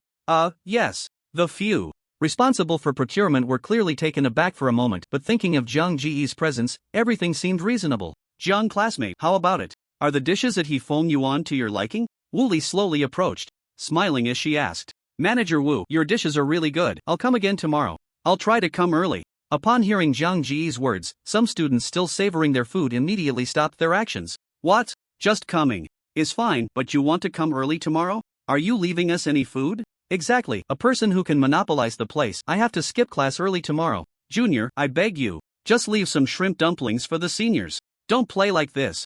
At this moment, a shrimp dumpling enthusiast was helplessly shedding tears. As Jiang Go left Ifong Yuan, everyone present felt a sudden sense of relief, and the news of a glutton among the new students spread like wildfire. Little did they know, it was precisely because of Jiang Ji's actions during this meal that every student would rush like a 1,000-mile dash to get their favorite food. As soon as the time came, students would exert all their strength and sprint towards the cafeteria. Consequently, later on, the students of Broken Army University would be dubbed starving ghosts reincarnated by outsiders. And all of this was thanks to Jiang Gu. After eating and drinking to his heart's content, Jiang Gu did not immediately return to the villa but began to wander around. It can be said that aside from not needing to spend money on food and accommodation at Broken Army University, everything else came at a high cost. However, this cost was not the Daxia currency circulating in the Daxia kingdom, but a thing called merit points. Merit points were the currency equivalent within Broken Army University, but that did not mean Daxia currency could be exchanged for merit points at a 1-to-1 rate. The exchange rate between the two was absurdly different. 1 million Daxia currency could only be exchanged for 100 merit points. However, the resources that merit points could be exchanged for, in the outside world, even using double the amount of Huaxia currency wouldn't be able to buy them. Here, as long as you have enough merit points, let alone S-level martial arts or even the SS-level martial arts that are nearly unattainable in the outside world, you could even exchange for the legendary SSS-level martial arts. However, since the establishment of Broken Army University, that one and only SSS-level martial art has never been successfully exchanged by anyone. The reason that SSS-level martial art has not been exchanged to this day is that it requires 100 million merit points for exchange, and even borrowing it requires 80 million merit points. Don't mention millions of merit points. For an ordinary student studying at Broken Army University for 4 years, having a few 100,000 merit points by graduation is already quite impressive, let alone millions? That's something almost unimaginable. Merit points are obtained mainly through accepting tasks. The more difficult the task, the more merit points you earn. There are all kinds of tasks available, from exploring secret realms, collecting the remains of market beasts, to guiding others in their cultivation. You could say that whatever you want, or even what you can't think of, can be found in the task hall of Broken Army University. As he walked, a massive circular building appeared before Jiang Gu. Even from a distance, he could sense a faint, almost imperceptible smell of blood wafting into his nose. The entire circular structure presented a tiered appearance from the inside out, with a vast open space in the center and several semicircular arches standing within. The dark red ground was as smooth as a skull, devoid of any weeds. In the center of the circular building, a large display screen prominently featured the words Heavenly Rankings, with a list of student names below. At the top of the rankings was a senior named Shan Wuwang. Senior, what is this place? Jiang Ge called out to a passing student beside him. New student? Yes. The senior student wore an expression that suggested he had expected this. Only a new student would be unaware of what this place was. This is called the 7-kill platform, used for student duels. Besides competitions among students, it also serves as a place for executions. Executions? Jiang Gu looked puzzled. Seeing Jiang Ji's confusion, the senior felt a sense of satisfaction and instinctively lifted his nostrils. That's right, executions. Not only for powerful market beasts but also for some strong warriors who disrupt order. They will be brought here as a sharpening stone for us students. Do you see the dark red open space in the middle? That's why it has a dark red color all year round. I see. The display screen in the center is called the Heavenly Rankings. Anyone who makes it onto the list is a dragon among the phoenixes of Broken Army University. Those who rank will not only receive generous merit point rewards, but the accompanying glory will also be recorded in their files. After saying this, a glimmer of longing appeared in the senior's eyes, but he quickly shook his head with a wry smile. Junior, do your best. I look forward to the day you make it onto the Heavenly Rankings. I'm off to grab a late-night snack. I heard there's a glutton among this year's freshmen. If I wait any longer, I won't get a thing to eat. I'm leaving. Take care, senior. So, I've become a glutton? That's really not appropriate at all. Jiang-gu laughed and continued, walking forward. After wandering around, Jiang-gu felt no fatigue at all. The campus paths were bustling with students. The armory, the library, the 7-kill platform. This time, Jiang-gu truly had his eyes opened. Truly a top martial arts university in the Great Xia Kingdom. Now I have plenty to do. As night fell, the moon, glowing with a yellow light, hung high in the sky, surrounded by a blanket of silence. A gentle breeze swept across a wide artificial lake, shimmering under the bright moonlight. In 2 adjacent villas, the lights were ablaze, and Jiang-gu was lying on a soft bed, feeling quite comfortable. Oh no! In a moment of pride, the entire bed suddenly collapsed with a loud crash. Jiang-gu, having forgotten to control his weight for a moment, found the bed beneath him had turned into a flat mat. As Jiang Ji's neighbors, Mo Ruyu and Luo Ningxue were the first to hear the sound, and they were instantly taken aback. Jiang, good, did you bury landmines in your room? Mo Ruyu quickly typed a text message and sent it. I didn't control my strength well, and the bed accidentally collapsed. Put. After seeing Jiang Ji's reply, both Mo Ruyu and Luo Ningxue immediately conjured up a vivid image in their minds, and they both laughed so hard that they trembled. Are we going to enter the Shujie space tonight? Mo Ruyu's nimble fingers began tapping on her phone. Let's skip today. It's been a bit unlucky, you two can team up. At that moment, Jiang-gu stood in front of the bed, looking at the mess before him, feeling utterly unmotivated. Without your support, where are we supposed to team up? Do you want us to freeze to death? Now you realize my importance, huh? You better treat me better from now on. Don't just hit and scold me at every turn. Got it? Get lost. Even though he was in a villa, Jiang-gu could still hear the 2 girls cursing next door, so he immediately put his phone on silent. As an SS-level core, this little difficulty really wasn't much for Jiang-gu. When he learned that he had a butler on standby 24/7, he finally felt that being an SS-level core had some value. If Wuji knew Jiang Ji's current mindset, he would probably have some sarcastic remarks. So the most practical use of the SS-level core in your hands is a butler? Soon, the doorbell rang, and a man in a suit walked in, carrying a brand new solid wood bed frame. He looked quite young for his age. Hello, esteemed Jiang student, I am your butler. My surname is Wang. In the days to come, please bear with me. No need to be polite, Butler Wang. You don't look much older than me, so I'll just call you Xiao Wang. Okay. Wang Yuan was at a loss for words. This Jiang student was quite interesting. The smile that had been on Wang Yuan's face faded when he saw the chaotic scene in the bedroom, and he couldn't help but twitch his mouth, unable to smile anymore. Xiao Wang, what's wrong? Is it difficult? Seeing Wang Yuan's bitter expression, Jiang-gu hurriedly asked. No, please wait a moment. Even though he thought of the tragic scene in the bedroom, Wang Yuan realized that Jiang-gu hadn't lied at all. The entire floor was cracked. This villa's floor was made of the finest tiles, not only beautiful but also strong. But now, it looked as if a tremendous battle had taken place, with the bed broken cleanly in half, its 4 legs completely sunk into the floor. The once thick mattress was now compressed to the thickness of paper. Jiang student, to be honest, I really can't imagine how you managed to sleep like this. I'm not lying, I really just accidentally slept. Jiang-gu said helplessly, extremely sincere. Just then, Jiang Ji's phone vibrated and he instinctively pulled it out of his pants, then casually opened the voice message. A soft, sweet voice came through. Jiang-gu, can the bed be fixed? If not, why don't you come over and sleep with us tonight? What the hell? Damn! Both Jiang-gu and Wang Yuan were taken aback and they blurted out simultaneously. In the adjacent bedroom, Mo Ruyu was giggling while Luo Ningxue covered her mouth, chuckling. Sister Yu, isn't this a bit inappropriate? Schwer, what's wrong with it? Who told Jiang-gu to have such a sharp tongue usually? He deserves to be taught a lesson. That's true. Just a few minutes ago, Mo Ruyu and Luo Ningxue had seen a man in a suit carrying a bed frame into Jiang Ji's villa and they immediately thought of teasing him. Xiao Wang, you have to believe me. I'm innocent. I believe you. Wang Yuan nodded seriously. I believe you, my foot. Wang Yuan thought to himself, it would be a lie to say he wasn't envious, but everything just felt too coincidental. Wang Yuan moved quickly, soon restoring the scene to its original state, and Jiang-gu couldn't help but whiten her eyes. As expected of a gold medal housekeeper, Wu Ji is quite reliable at critical moments. Jiang classmate, I'm leaving now. If you need anything, just call me. Looking at the phone in her hand, Jiang-gu instinctively wanted to destroy it, wishing she could live her life without a mobile phone. But is that possible? The next second, Jiang-gu started fiddling with her phone, engrossed in it. The next day, still lost in her dreams, Jiang-gu was awakened by a crisp doorbell. Dressing, going downstairs, opening the door, all in one smooth motion, but her eyes were still half closed. Clearly, Jiang-gu hadn't slept well. Jiang-gu, hurry up and wash up. Today is the day to choose a mentor. You mustn't be late. We're leaving first. Standing at Jiang Ji's door were the 2 beautiful figures of Mo Ruyu and Luo Ningxue. Compared to Jiang-gu, who had panda eyes, the 2 girls looked refreshed. Okay. Jiang-gu nodded with her eyes half closed, then with a bang, she closed the door and lay back down on her bed. As a freshman at Pajun University, the second day of registration was particularly important for her as it was the day to choose mentors, or rather, the day mentors chose students. So, early in the morning, the freshmen gathered on a playground, powerful figures standing right in front of them. Now, please, count off, freshmen. 1, 2, 3. Voices rang out in the field, full of energy.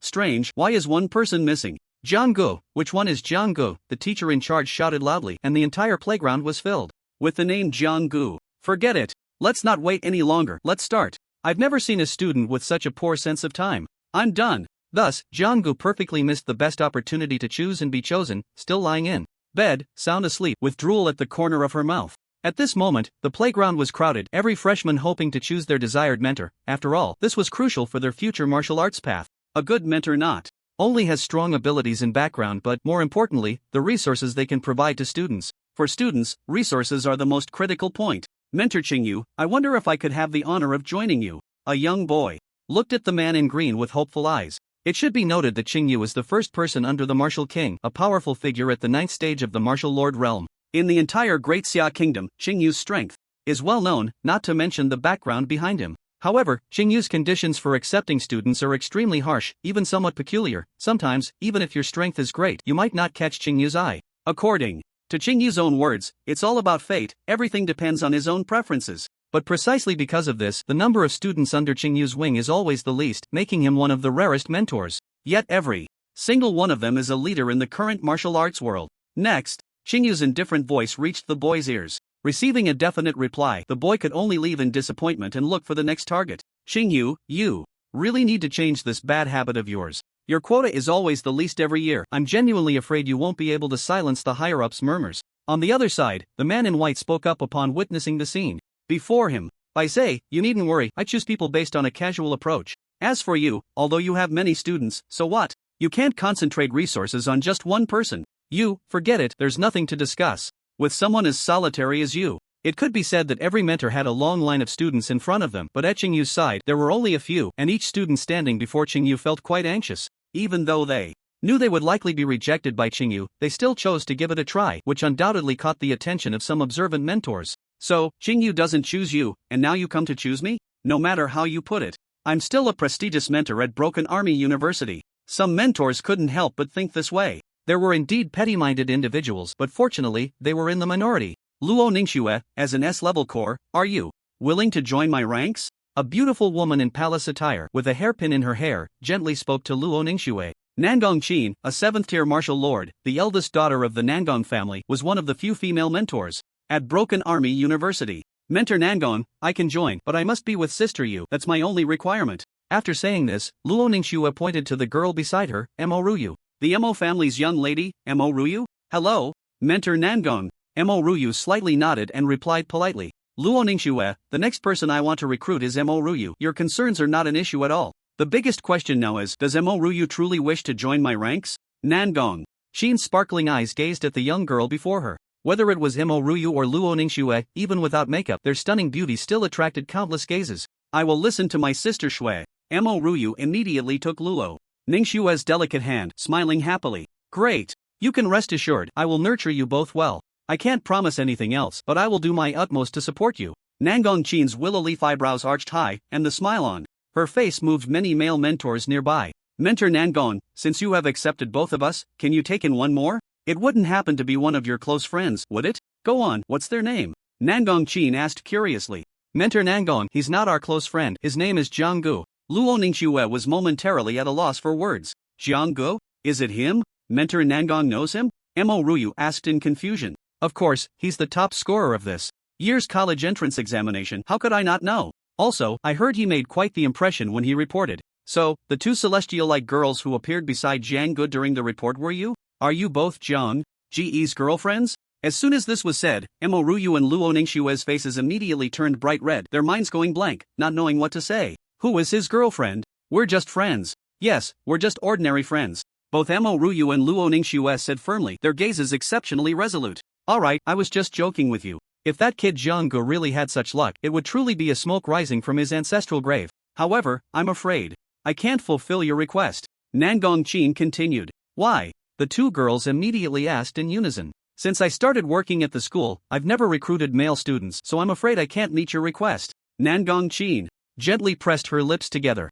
It's not like we're in different schools. Are you afraid we won't meet? Then let's go with Mentor Nangong's decision. In the blink of an eye, mealtime was approaching. After a whole morning, Everyone had found their desired mentors, though some students still looked rather gloomy. After all, it was impossible for everyone's choice to be the best solution. There would always be some disappointments. Xingyu, didn't you find anyone appealing? Last year you had 2, the year before 3, and this year you haven't found a single one? Many mentors couldn't help but comment on the desolate scene in front of Xingyu. Why is there still a student missing? Where's Jianggu? Did he drop out? The teacher in charge of maintaining order shouted again. He's here. Just as everyone was lost in thought, a figure slowly walked onto the playground. An ordinary face, but those deep-set eyes were striking. I told you not to oversleep. Mo Ruyu and Luo Ningxue both shook their heads helplessly. Now it was too late. Most of the spots had been filled, and there were limited resources. They couldn't just kick someone out to take Jianggu in. Could they? How would the other students view the mentors then? Would they still be able to be mentors? Jianggu, the time for choosing mentors has passed. You really have no sense of time. The teacher who wanted to scold him finally held back, saying this with resignation. Alright then, I'm off to eat.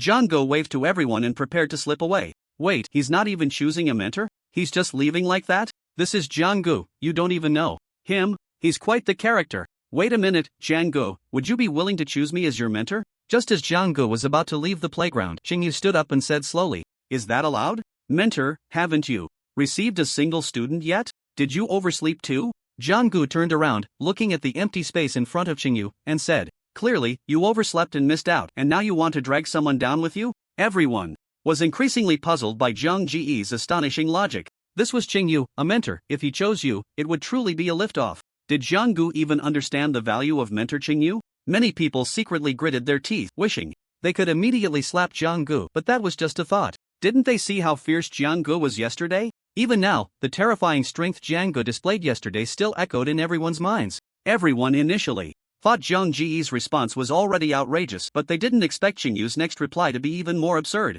Jianggu, I heard your bed collapsed yesterday? Is that why you woke up so late today? Holy crap, Zhang Ji's bed collapsed last night? What's going on? Is that true? Spread the word, Zhang Ji's bed collapsed last night. Spread the word, Jianggu was rolling in bed last night and 2 beds weren't enough. Damn, there are spies everywhere. Jianggu immediately thought of the well-dressed Xiao Wang from last night. Damn it, if he had known his mouth was so big, he should have buried him. Jianggu, I warn you, don't lay a hand on Xiao Wang. He was specifically serving me before. Xingyu had a smile on his face, but in Zhang Ji's eyes, that smile held a deeper meaning. Alright, so Xiao Wang is second-hand. I valued him so much, but he's really in one camp while his heart is in another. Jianggu felt that all his sincerity had been misplaced, wishing he could collapse another bed today so that Wang Yuan would come over for a midnight service again. Mentor Xingyu, I'm willing to join your ranks. In fact, from the moment I stepped onto the playground, I felt we had a great rapport. Is that so? Not bad, I'll take you as my student. In this way, amidst a cacophony of discussions, Jianggu was officially taken under Qingyu's wing, becoming Qingyu's only student this year. Many people cast envious glances at Jianggu, while some other mentors looked on in confusion at the scene before them. If only they knew Zhang Ji's true strength. Otherwise, even if it meant tearing their faces, they would fight tooth and nail to choose Jianggu. Their understanding of Zhang Ji's abilities was mostly based on rumors, and compared to those rumors, they were more inclined to believe what they saw with their own eyes. Mentor Xingyu, I'm off to eat. Before Xingyu could nod, Jianggu had already vanished without a trace. More difficult for everyone to accept than this selection of mentors was the figure rushing toward the cafeteria at that moment. Oh no, hurry up. We must get to the cafeteria first, or we won't have lunch. Remember, never enter the same cafeteria as Jianggu unless you get there before him. Everyone, take care. As soon as the words were spoken, figures dashed away, heading straight for the cafeteria. What's the big deal? Is Jianggu really that terrifying? It's just a meal, right? There are so many cafeterias in the school, how could we not get food? Many students, either uninformed or who hadn't seen Jianggu eat an elephant, felt that the others were making a mountain out of a molehill. It's just a meal. Why is everyone so anxious? This is too funny, a young man scoffed, then leisurely walked toward the cafeteria. Luo Ningxue and Mo Ruyu, seeing Jianggu move, followed suit, as they knew very well Zhang Ji's appetite. These kids, we never rushed like this when we were eating, right? Ha ha. Young people, having enthusiasm is good, but in the wrong place. Come on, let's go to the cafeteria. 2. The mentors also strolled leisurely toward the cafeteria. When the mentors arrived at the cafeteria and saw the remnants of food in the dining hall, they were taken aback. Some students who had previously been indifferent were now astonished at the sight before them, with plates stacked high like mountains. Behind the plates was a relaxed young man chewing on a toothpick. I'm so full. I'll go back and take a nice nap. This is so comfortable. After saying this, Jiang Gu swayed out of the cafeteria under everyone's watchful eyes. He phone Yuan is crowded, so it's understandable that there's no food at this hour. Let's check out another cafeteria. Some students and mentors consoled themselves like this, but their steps had noticeably quickened. As they expected, the situation in the other cafeterias was much better, but they were now packed with people, all eagerly watching the chefs with their pots and pans. Xingyu, your prized disciple is truly one of a kind, right? I think so too. Xingyu laughed heartily. After this scene, in the days that followed, whenever it was mealtime, everyone seemed to be under a spell, madly rushing toward the cafeteria. Forget about face, filling their stomachs was what mattered most. After selecting their mentors, the freshmen in their first year could not immediately train with them. They had to undergo 3 days of martial training first. Martial training. This is a tradition in every martial arts university, from universities down to high schools. It can be said that everyone is quite familiar with martial training. In the past, it was merely a formality. However, at the prestigious Pajun University, even martial training was on a different level. Hello, first-year students of Pajun University. I am the chief instructor for this martial training. You can call me Instructor Yen. A middle-aged man with dark skin stood on the podium, exuding a powerful aura like a sword about to be unsheathed. A pair of eyes that seemed to carry the weight of endless years calmly gazed at the crowd of students below. The martial training will last for 3 days, and you will be divided into groups of 3, totaling 30 groups. During these 3 days, I want you to unconditionally obey my orders, as well as those of the other substitute instructors. If you have any questions, you can raise them now. Or, challenge me. Yan Lang's lips suddenly curled into a smirk as he provocatively looked at the fresh blood below. Instructor, can I opt out of this martial training? A rebellious freshman replied. To him, 3 days of martial training seemed pointless. He would rather spend time with the senior girls. Could 3 days really change him? Very well, tell me your reason. Yan Lang's smirk widened. I think it's unnecessary. 3 days won't change anything. It's purely redundant, the rebel shouted. Won't change anything, huh? How about this? As soon as Yan Lang finished speaking, a swirling vortex of energy appeared right in front of the rebellious freshman, and he was sent flying like a cannonball. As it turns out, some things can indeed change. At least you're not standing anymore, are you? The crowd fell silent, as if even their breathing had stopped. Rebels were everywhere, especially among this group of elite students admitted to Broken Army University. Besides their extraordinary talents, they generally came from quite good families and enjoyed various privileges as geniuses in their respective schools, inevitably fostering a bit of that I am the best in the world arrogance. But their pride, along with their family backgrounds and talents, meant nothing in front of Yan Lang, who wasn't a genius in their youth. Now, does anyone still have objections? Yan Lang's calm voice echoed across the playground. As his gaze swept over, all the freshmen lowered their heads, fearing they would be the next rebellious example. Good, since there are no objections. Then follow my orders, form groups of 3 and line up. At this point, some students began to subconsciously glance at the people in front and behind them. They were randomly grouped with those around them, which meant a male student standing behind Luo Ningxue and Mo Ruyu suddenly became excited and shouted, Instructor, you are wise. I promise to give my best performance during these 3 days of martial training. Some were delighted, while others felt disappointed. The other students looked at those who were thrilled to be in training groups with Luo Ningxue and Mo Ruyu, their eyes turning red and envy streaming down their cheeks. It hurts, why isn't it me? I want to team up with Luo Ningxue and Mo Ruyu too. What good is your desire? I want it too. Jiang Gu must be feeling very upset right now. If he's upset, I'm happy. That guy often pairs up with the 2 beauties, Luo Ningxue and Mo Ruyu, and he even finishes all the food in the cafeteria, leaving me with nothing to eat when I arrive late. Such behavior is simply infuriating. I really hope Jiang Gu can rise up and then get a good beating from the instructor. Various whispers emerged from the freshman group, and eventually, everyone's gaze instinctively focused on Jiang Gu, Luo Ningxue, and Mo Ruyu. After all, the 3 were the most notable among this year's freshmen. One was the top scorer, while the other 2 were beauties of campus flower status. It was hard not to pay attention to them. Instructor, I have an objection. I have an objection too. Mo Ruyu and Luo Ningxue instinctively thought of teaming up with Jiang Gu when they heard it was a group of 3, but now this random grouping mechanism would separate the 3 of them, making them feel a bit uncomfortable. The 2 hesitated for a moment, exchanged glances, and spoke in unison. As they did, they turned their heads together to look at Jiang Gu, who was standing at the end of the line, carrying over 100,000 pounds of extraterrestrial meteorite gold.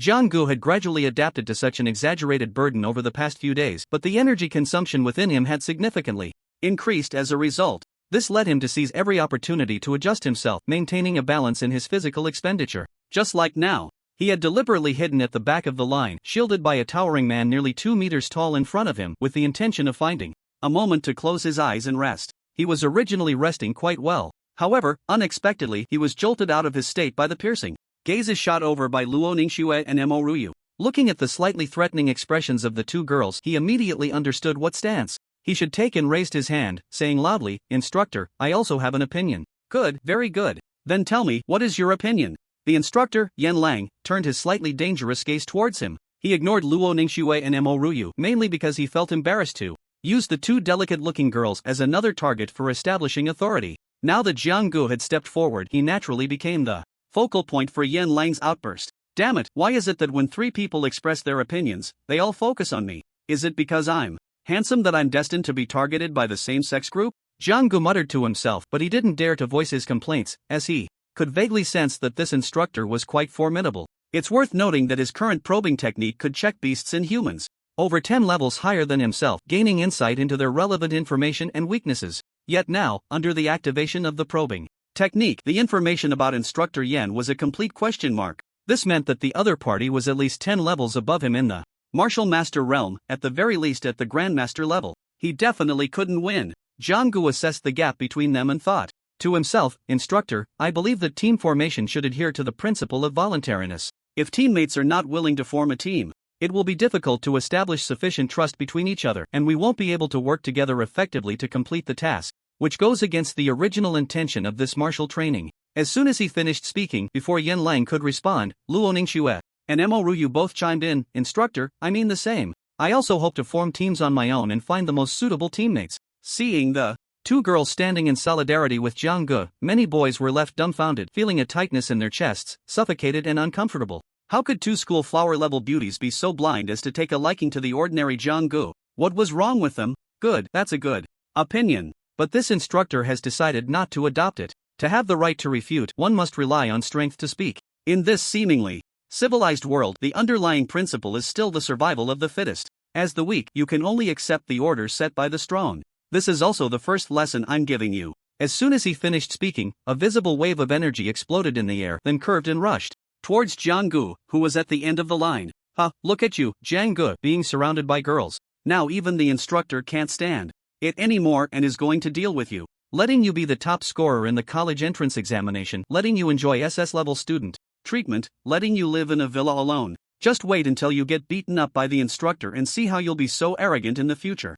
The other students present, watching Yan Lang take action again, felt not a shred of worry or sympathy. Instead, they were filled with a strange sense of anticipation. It was as if they wanted to vent their envy and jealousy towards Jiang Gu through this means. Be careful, only Luo Ningxue and Mo Ruyu's expression slightly changed, and they quickly reminded, "What the hell is this for real?" Jiang Gu saw that this instructor still wanted to assert dominance over him, and after a low exclamation, he immediately took action. In an instant, he had already elevated his martial arts to the third stage of a martial master, and his vigorous blood energy erupted explosively. At the same time, the many Su spirits fused within him also activated in the blink of an eye. Additionally, the SS-level body tempering technique, Undying Body, was also pushed to its strongest state. Facing a martial artist who was at least at the master level, Jiang Gu did not dare to be the slightest bit negligent, immediately bringing forth his strongest state. Almost in the blink of an eye, Jiang Gu revealed his utmost strength. Under the enhancement of the second form of the Undying Body, Eternal Night descends, his height surged by several dozen centimeters, and his bronze skin shimmered with a deep black hue, making his aura resemble that of a demon god. "Break for me!" With a low shout, Jiang Gu formed his hand into a gun and activated the S-level skill Emperor's Dragon Roar Spear's first form, Overlord Break. Although this spear technique required the S-level Long Yuan spear to unleash its maximum power, as the saying goes, a fist can become a spear. Spear techniques are an extension of the hands and feet. He relied on this concept, along with the powerful comprehension brought by the system, to integrate this spear technique into his own boxing style. Thus, when activated, it would be even faster, without being constrained by a weapon, which would otherwise hinder the execution of skills. Boom!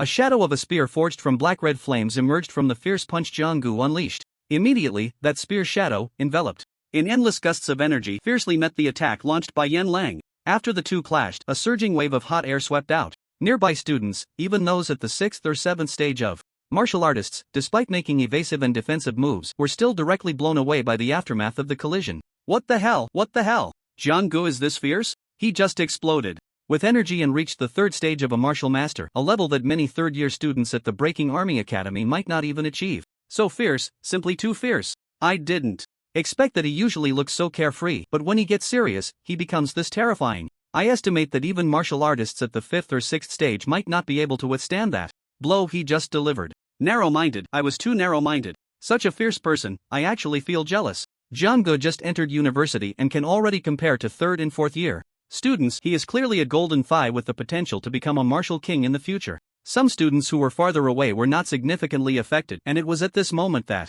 they came to their senses, expressing their astonishment and disbelief. For those slightly more capable than themselves, they would feel emotions like envy and jealousy. But Jiang Ji's performance just now was at least a level above them. The gap between the two sides was as if they were looking at those mediocre ordinary students during their high school days. This made them fully understand.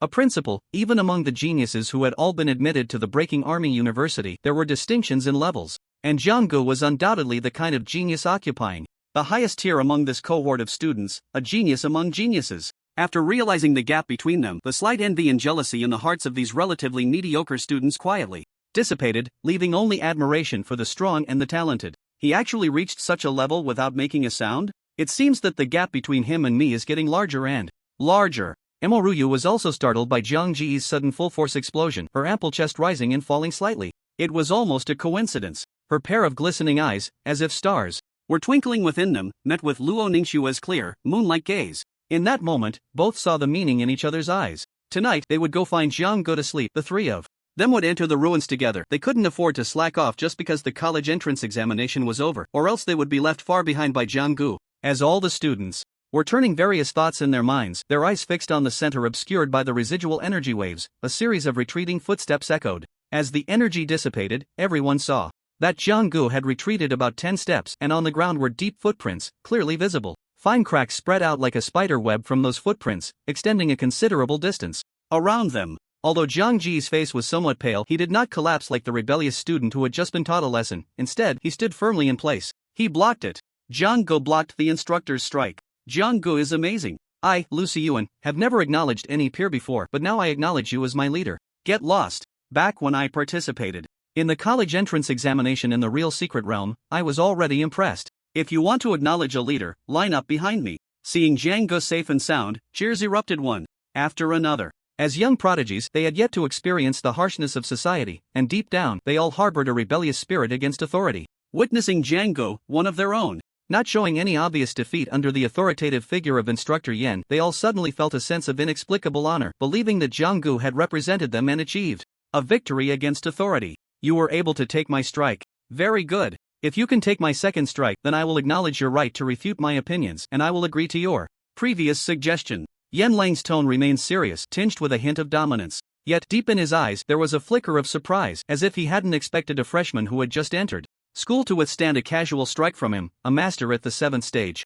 Such talent was rare even in the school's long history. At this moment, he felt a desire to test Jiang limits while also maintaining his authority as an instructor. If he couldn't easily handle a single student, managing this group during the upcoming 3 days of martial training would be quite challenging. Wait. Upon hearing that the fight was to continue, Jiang quickly raised his hand to call for a stop. Was he planning to concede? All the students had been looking forward to Jiang representing them, showing that Instructor Yen not to treat them, these geniuses, as mere children to be reprimanded at will. Now, hearing Jiang words, they felt their hopes dashed and couldn't help but feel a bit disappointed. Instructor, let me prepare first. Jiang's unfinished sentence followed. Then, under the astonished gazes of everyone, the sound of heavy objects hitting the ground echoed. This person, he actually carries such heavy weights? The ground has even formed obvious dents. This weight must be at least several thousand pounds. The students stared wide-eyed at the pieces of meteorite gold that Jiang had temporarily unloaded, their eyes as big as copper bells. Among them, some had seen these pieces of meteorite gold on Jiang before, thinking they were weapons he carried, but they never expected they were actually for physical training. Wow, this is so heavy. Some students, driven by curiosity, wanted to weigh the few pieces of fallen gold, but despite their best efforts, they ended up red-faced and unable to lift even one piece. It wasn't until one of them gathered their strength that they managed to pick up a piece, albeit with some difficulty. This one must weigh at least 10,000 pounds. Jiang actually carries 8 pieces with him and can still walk and eat normally. This is simply beyond what a human can do. A few other students, not willing to accept defeat, stepped forward one after another to weigh the fallen gold. In the end, the way they looked at Jiang had transformed into that of viewing a monster. Comparing themselves to him was infuriating. Their previous pride and confidence as the chosen ones had been completely shattered by this monstrous peer, Jiang. This piece, of such size, weighs over 20,000 pounds. 8 pieces total 160,000 pounds. He carries such a burden daily yet acts as if it's nothing, in terms of physical ability. He's not even inferior to a master like me. Yan Lang immediately recognized that the items Jiang Gu had just unloaded were indeed fallen gold. After a moment of contemplation, he retracted his imposing aura, no longer intending to make a second move. Jiang Ji's performance was simply too astonishing. Unless he was in peak condition, he could only be sure of suppressing Jiang Gu with one strike. However, doing so would prevent him from exercising precise control, risking collateral damage. This was certainly not what the school administration wanted to see. Moreover, it could completely offend a once-in-a-generation genius like Jiang Gu, who had the potential to reach the realm of a martial king. He certainly wouldn't engage in such a thankless task. I accept your suggestion. I approve. You have the right to choose your teammates. After retracting his imposing presence, Yan Lang spoke calmly. As soon as he said this, aside from the few students who could team up with Luo Ningxue and Mo Ruyu according to the original rules, the rest erupted in cheers. It was as if they themselves had achieved something remarkable. But the cheers quickly died down. Because Yan Lang spoke again, the rest will continue to form teams according to the rules I just stated after Jiang Gu has finished forming his team. Why should we? Exactly, it's unfair, we can't have different treatment. Seeing Jiang Ji's defiance of authority succeed, the other students' awe of the instructor slightly diminished and they began to voice their discontent. There is no absolute fairness in this world, and true geniuses, no matter where they go, will always receive preferential treatment. If you can't even understand the essence of this world, I advise you to drop out and go home early. In the small city you came from, you were praised as geniuses, but at Broken Army University, geniuses are as common as fish in a river. Your past achievements mean nothing. Here, if you want to gain privileges, then you must, like Jiang Gu, walk through one of my moves. Otherwise, just shut up. Yan Lang raised his voice, each word causing many students' faces to pale significantly. It wasn't just the deafening sound, it was also the sting of his words that pierced their proud and sensitive hearts. If you have objections, step forward. If not, everything remains as it is. Yan Lang showed no leniency, continuing to scold them coldly. As geniuses, could they endure this? Of course not. It wasn't until two more students, unwilling to accept this, stood up to challenge authority like Jiang Gu, only to be easily suppressed by Yan Lang, that the rest finally lowered their proud heads and obediently followed the arrangements. But many people quietly clenched their fists, feeling that today's lesson, while stifling, also made them more clearly aware of certain truths about this world. Next, the new martial training began to unfold in an orderly manner. Naturally, Jiang Gu, who had gained privileges, applied to team up with Luo Ningxue and Mo Ruyu. He actually didn't want to be special, but he couldn't withstand the piercing gazes of the two women. If he dared not to team up with them, he would probably suffer 1,000 cuts. With no other choice, he could only secretly blame his own charm while starting today's martial training with Luo Ningxue amidst the envious looks of the new students. This 3-day martial training primarily focused on developing teamwork skills among the students. Being a lone wolf was never advisable. After all, human energy is limited and the number of geniuses who can max out skills in attack, defense, and support is ultimately very small. If there is a teammate who can complement each other, the combat power they can unleash, as well as their ability to respond to the shusho, often achieves a 1+1 greater than 2 effect. Even powerful warriors at the martial king level sometimes need to cooperate in battle to gain sufficient advantages in high-stakes situations. This is one of the advantages humans have over the naturally strong shusho, as humans possess the ability to summarize and learn, knowing how to achieve victory through cooperation. Thus, the martial training over these 3 days was mainly arranged to enhance the team's cooperative combat abilities. For Jiang Gu, Mo Ruyu, and Luo Ningxue, this type of training was like a fish in water. The three of them, who often entered the shujing together, had collaborated countless times. While they couldn't say they were telepathically connected, they at least worked together with ease. However, that being said, this martial training still had a good effect on the three of them. In the past, their teamwork relied entirely on instinct. Now, with Master Yan Lang observing, they could receive guidance on tactics more suited to their characteristics, allowing their team combat abilities to reach their peak performance. As expected, this morning's martial training saw Jiang Gu and the others crushing over 20 other teams with a cliff-like advantage, securing first place in the training results. The outcome of this was a chorus of wails from the other students. According to Yan Lang's rules, the team with the highest overall score in each martial training could disband and rest first. The second place had to run 5 laps with a 1,000-pound weight before they could rest. The third place had to run 2 more laps. Out of the 90 new students, aside from Jiang Gu and his 2 companions, there were 29 other 3-person teams. The team that finished last had to run over 60 laps with weights covering tens of thousands of meters before they could rest. By that time, it would be as if the food had gone cold. This is not a metaphor but a literal description. Just like now, the team in second place, although their results were also excellent, and could rank among the top compared to previous year's new students, could only run while watching Jiang-gu, who was the first to disband, rush down to the cafeteria with cheers, accompanied by two stunning beauties like flowers and jade. It was foreseeable that by the time they got there, the cafeteria with the best food would only have some soup left. Thinking of this, the admiration these students had just felt for Jiang-gu turned into a deep resentment. Meanwhile, throughout the campus, Jiang Ji's performance in this martial training, especially his undefeated record against the master-level instructor, had already caused a huge stir.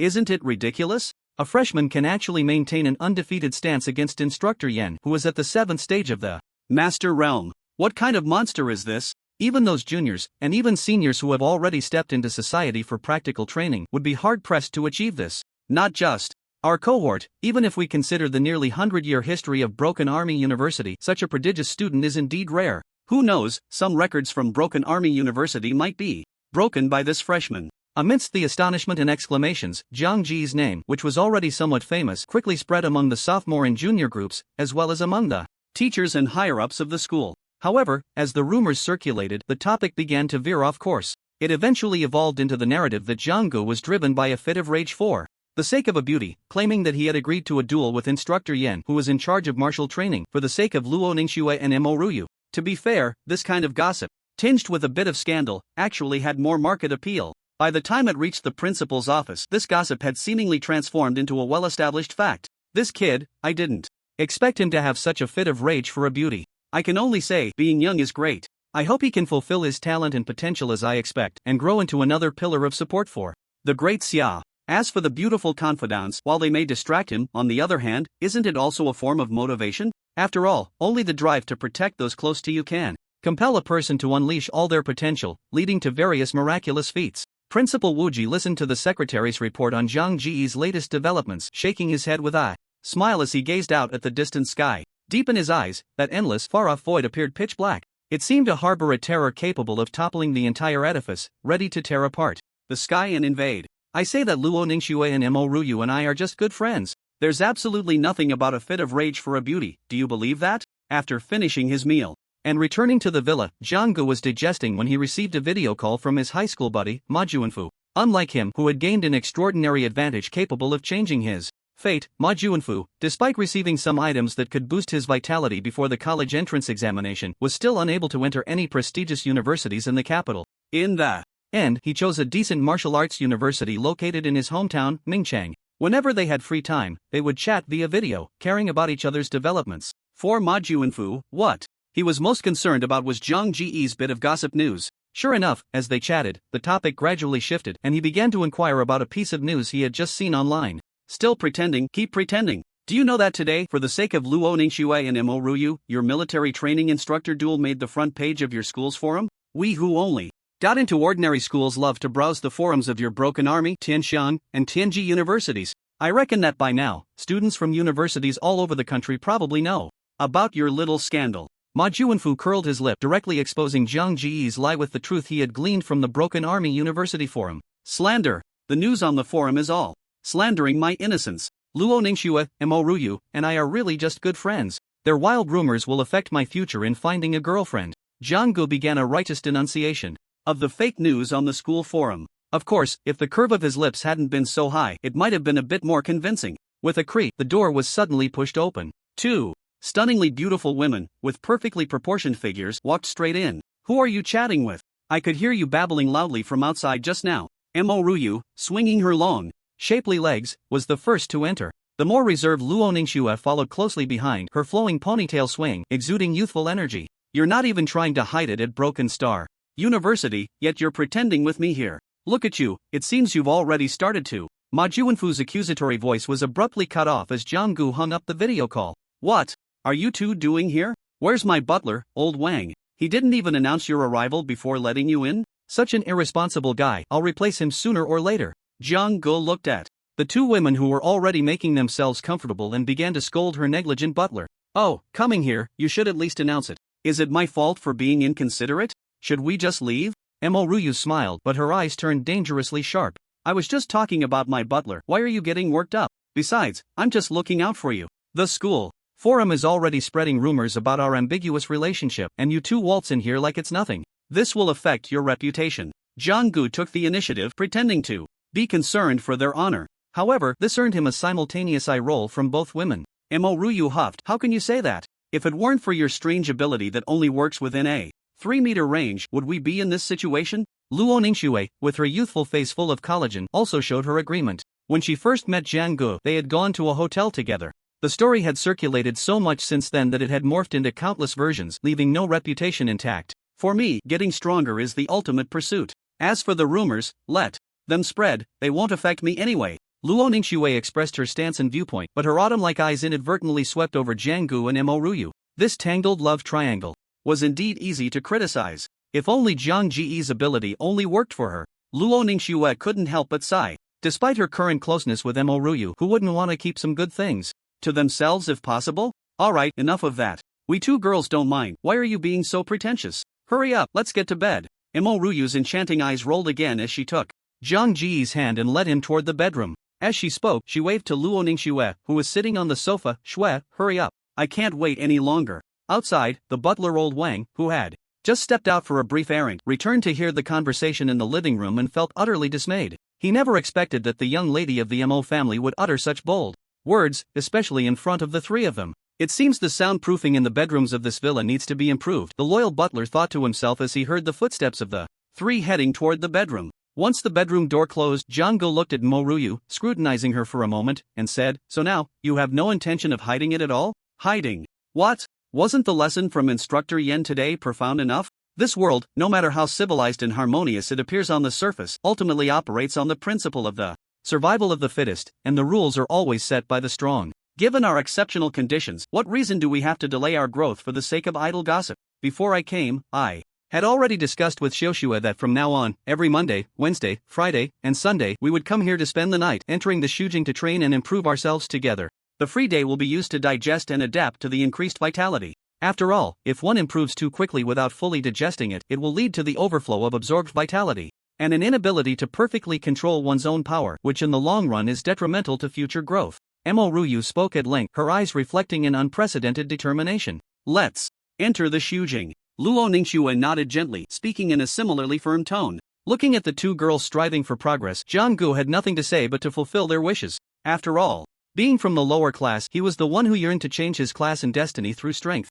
Inside the Culling River, many martial artists training in the Shujing shivered as they saw the familiar snow vehicle rush by. Oh no, that murderous trio is back. I need to quickly avoid their direction. Today, I finally had some luck and obtained a medium-quality Zuling, but I haven't found a safe place to absorb and refine it yet. Some recalled the painful past of being robbed by the trio in the snow vehicle, and in a fit of extreme anger, they couldn't help but feel enraged. Then, they muttered, "Don't underestimate the middle-aged poor," and strode in the opposite direction of the snow vehicle. 900 meters ahead of you, 3000 meters to the northeast.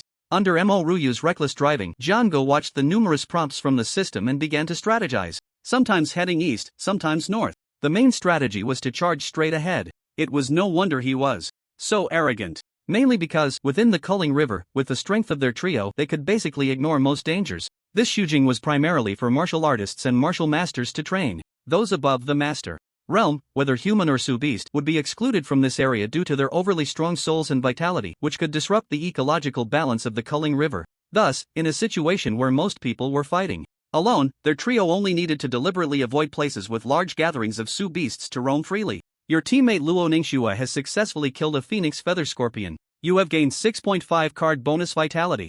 Your teammate Mo Ryu has successfully killed another wolf. You have gained 7.5 card bonus vitality. Your teammate, as the trio raced through the Culling River, Jiang Gu received a series of prompts. His vitality was steadily increasing. Now he had reached the third stage of the martial master realm, and his vitality had risen to 1020 cards. This value, if converted to an ordinary martial artist, might have already reached the fourth, fifth, or even sixth stage of the martial master realm. But for him, it still remained at the third stage. It is worth mentioning that the vitality values for martial artists at each realm are not fixed. For example, some people can only break through to the martial master realm after raising their vitality to 600 calories, while others can successfully break through at around 500 calories. The difference between those who break through at 600 calories and those at 500 calories is quite significant. Firstly, it manifests in their combat abilities. A martial master with 600 calories of vitality can easily defeat one with 500 calories, disregarding external factors like equipment. In fact, they could even match a typical second-tier martial master in an arm wrestling contest.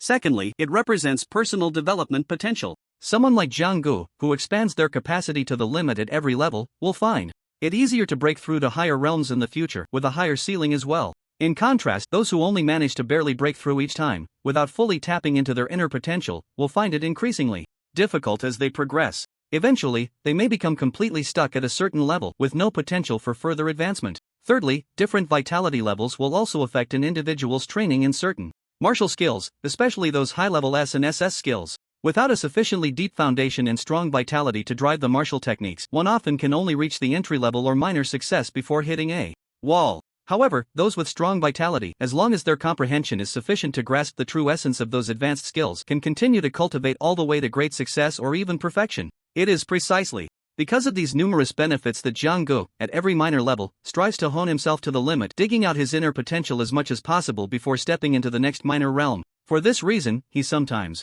prefers to let some of the vitality he just absorbed overflow rather than rush to break through a realm.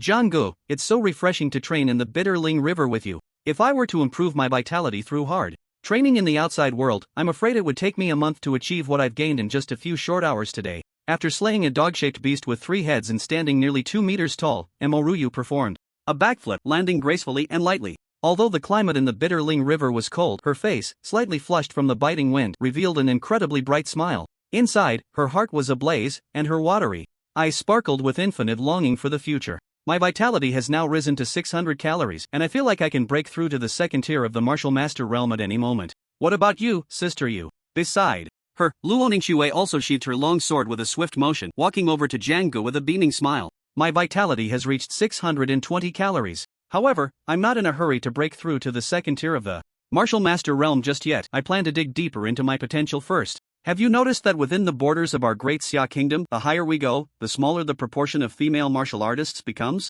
It's not that our intelligence and efforts are inferior to others, but the current martial arts schools primarily rely on one's own vitality as a foundation. In this regard, we women are naturally at a disadvantage due to our smaller stature. To reach the pinnacle of martial arts, we must solidify our foundation sufficiently when we are at lower realms, to the point where we can match or even surpass our male counterparts at the same level. Otherwise, when we eventually step into the martial monarch realm, every step we take to continue advancing will be exceptionally difficult. Emoryu's talent and cultivation conditions are truly exceptional, and her level of mastery is among the top in her age group of females, even capable of overwhelming countless male martial artists across the country. Yet, she does not feel the slightest sense of pride. On the contrary, she is acutely aware that the current moment of glory means nothing. Only when she steps into the profound realms of martial lord and martial king can she maintain her lead, and that would be truly remarkable. You're always thinking ahead, sister you. From now on, I will strive to be like you, sister you. Before I met Jiang Gu, my greatest expectation was to reach the realm of martial lord. After all, my father only stayed at that level.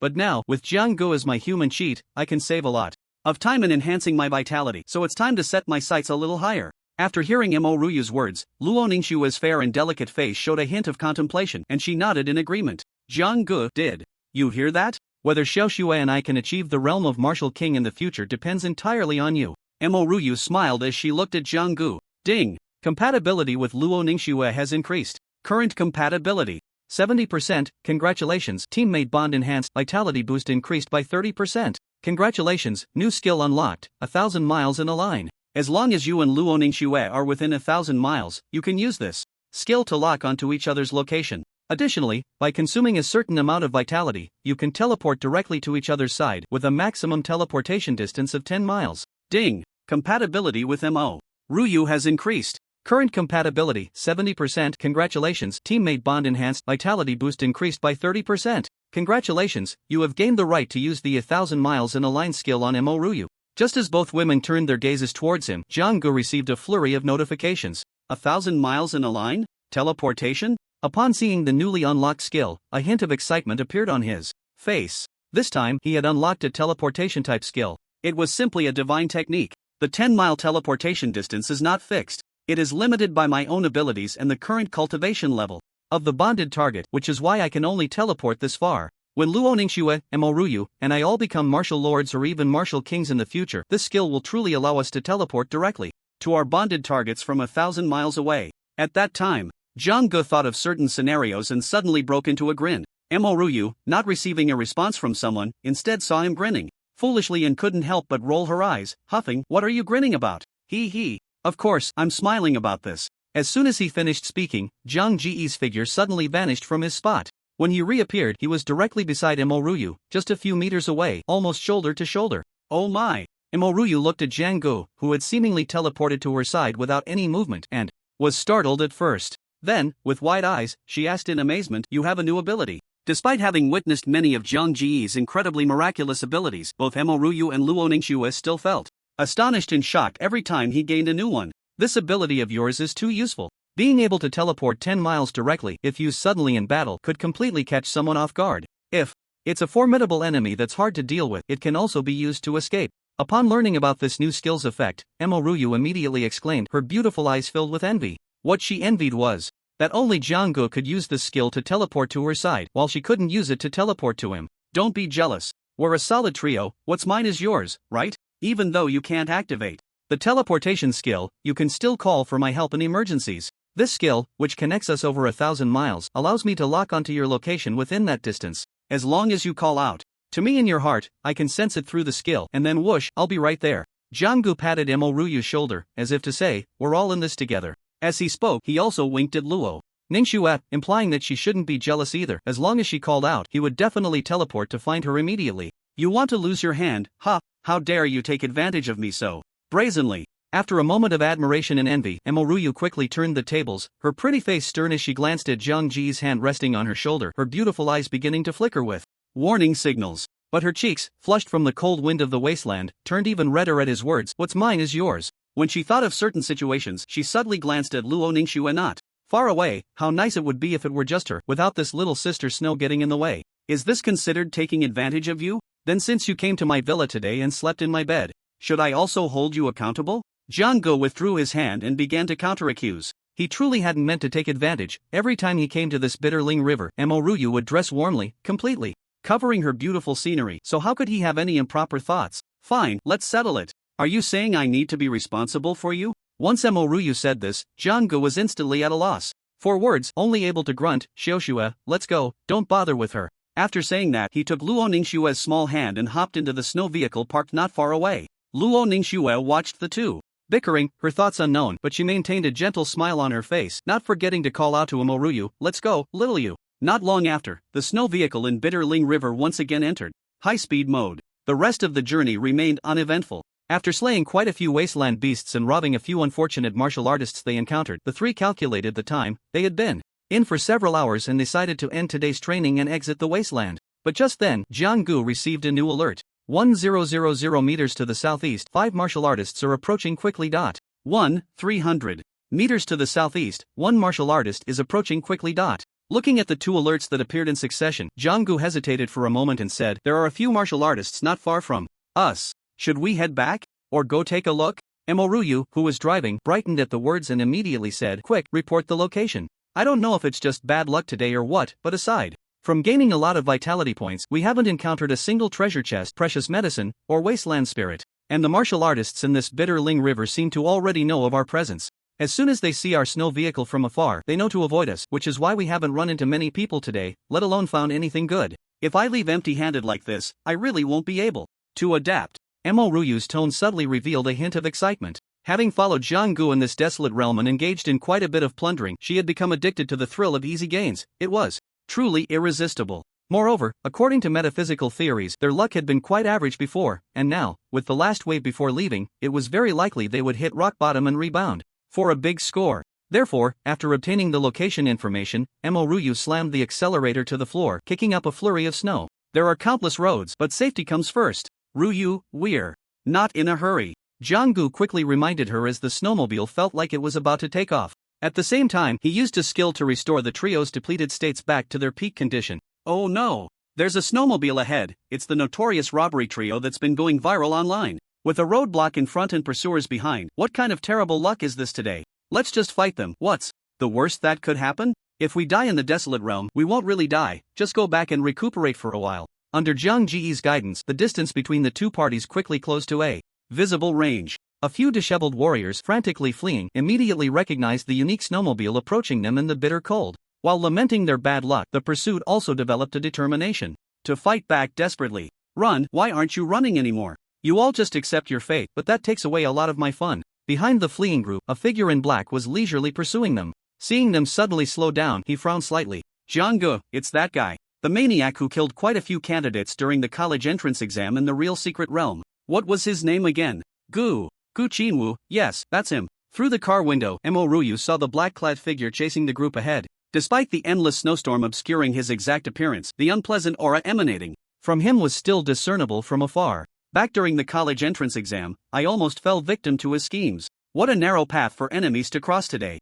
Mo Ryu never expected to encounter her nemesis, Gu Qinwu, in this vast desolate realm, and her eyes sparkled with excitement. At this moment, she completely overlooked the 5 warriors being chased by Gu Qinwu, allowing them to escape from either side of the vehicle. Screech! With a sudden brake, Mo Ryu stopped the vehicle about 100 meters in front of Gu Qinwu. Before getting out, she hesitated for a moment but ultimately chose to use the 1,000 illusions technique to alter her appearance. Although it would be more satisfying to crush Gu Qinwu in her true form and take everything from him, considering his powerful background and his reckless, bottomless nature, she decided to play it safe. This is interesting, I can actually encounter this person in the desolate realm. I just wonder if he has anything good to drop. Jiang-gu, who had been nervously watching the snowmobile's wear and tear, now felt a bit intrigued. It hasn't been long since that exam in the real secret realm. That time, I managed to defeat Gu Qinwu thanks to the rewind source skill. I wonder how much he has improved during this time? Jiang-gu felt a surge of curiosity. He was very curious whether Gu Qinwu, who came from the most prestigious family and had the top resources, could match the extraordinary improvements he had achieved recently. With this curiosity in mind, he and Luo Ningxue both used the 1,000 illusions technique to change their appearances and stepped out of the snowmobile. Hey, there's actually a snowmobile in this Culling River? Very well, I'll gladly accept this vehicle. Considering you brought me this, I can let you choose your favorite way to die. Dressed in black, Gu Qinwu approached with a calm and unhurried stride. However, his words and the slight chaos in his eyes revealed that he was a very crazy and dangerous person. That person has good things on him. He set a trap on purpose, using treasures to emit light, attracting the warriors in the market to seek treasure, and then killed them all. This person is a ruthless killer. Not far away, the 5-man group, prepared to fight for their lives, watched as the snowmobile did not intercept them but instead stopped not far in front of Gu Qinwu. They felt a bit confused but did not forget to shout a warning. Of course, they were not acting out of goodwill. They hoped to lure Gu Qinwu into a confrontation with Jiang-gu and the others, as if playing cat and mouse, and then have him pursue them. The trio of Jiang-gu driving the snowmobile was also notorious online. It would be best if both sides fought fiercely, resulting in mutual destruction. In that case, they might just witness a scenario where the clam and the snipe fight and the fisherman benefits. Just weak lives like ants. Why do they always harbor fantasies thinking they can influence the will of the strong? Little do they know, their fate was already sealed from the very beginning. Gu Qinwu frowned again, the madness in his eyes becoming even more intense. As soon as he finished speaking, distant screams echoed. Indeed, one of the 5 had a red blood mark appear on him. That blood mark had been planted on him by Gu Qinwu long ago. Now, it suddenly activated, exploding and killing one of them. However, this was just the beginning. After killing one person, the blood mark did not dissipate. Instead, it bizarrely devoured all of that person's vitality. Then, a blood-colored figure formed from the gathered blood emerged from the shriveled corpse. This was a powerful skill Gu Qinwu had mastered after breaking into the martial master realm not long ago. Blood Shadow Clone. Kill them all. I've found even better prey. With Gu Qinwu's light words, the solidified blood shadow clone swiftly pounced on another nearby person. Once entangled by the blood shadow clone, that person began a frantic counterattack. But no matter what kind of attack he unleashed, he could not harm the essence of the blood shadow clone. Even if he severed one of its arms, it was completely futile, as if there was no solution at all. Faced with this indestructible monster, the person was utterly panicked, and his various techniques became chaotic and out of control. In just about 10 seconds, a second scream rang out. After absorbing the vitality of the second person, the blood-colored clone became even more vibrant, and its aura intensity increased significantly. If the blood figure had only had the aura strength of a 5-stage warrior when it first appeared, it had now risen to the level of a 7 or 8-stage warrior. Devil, that person is a complete demon. Even the skills he uses are these indestructible blood shadow monsters. Run, let's split up and run. The remaining 3 were already terrified to the point of breaking down by the seemingly unsolvable blood shadow monster, and once again, they scattered in fear. In this desolate realm, even if one wanted to leave, they had to be in a mentally stable and calm state to escape. At this moment, their minds were unsettled, unable to choose a quick exit from the desolate realm, so they could only continue to flee. To become the nourishment for my blood shadow clone is already your fortune. Why bother thinking about escaping? You must know, if I achieve enlightenment one day, all living beings In this world will not escape becoming my nourishment. Only through endless seas of blood and vengeful souls can the ultimate of Ichi hell descend upon this world. Gu Qinwu looked at the three in the distance, who were engulfed in immense fear, and the smile at the corner of his mouth grew increasingly sinister. But his pretentious profundity was shattered in the next moment. That skill looks strange, but it's actually quite trash. Did you notice that when the blood shadow first appeared, it was as weak as a chick? If the person who was killed by the blood shadow at the beginning hadn't panicked and had chopped that blood shadow into a few pieces, they would have found that the blood shadow consumed quite a bit of energy to reassemble, making it even weaker. So this type of skill can only fool the weak who don't understand the principles. If you face it, just chop that blood shadow into 108 pieces with a flurry of swords, and you can easily eliminate the threat.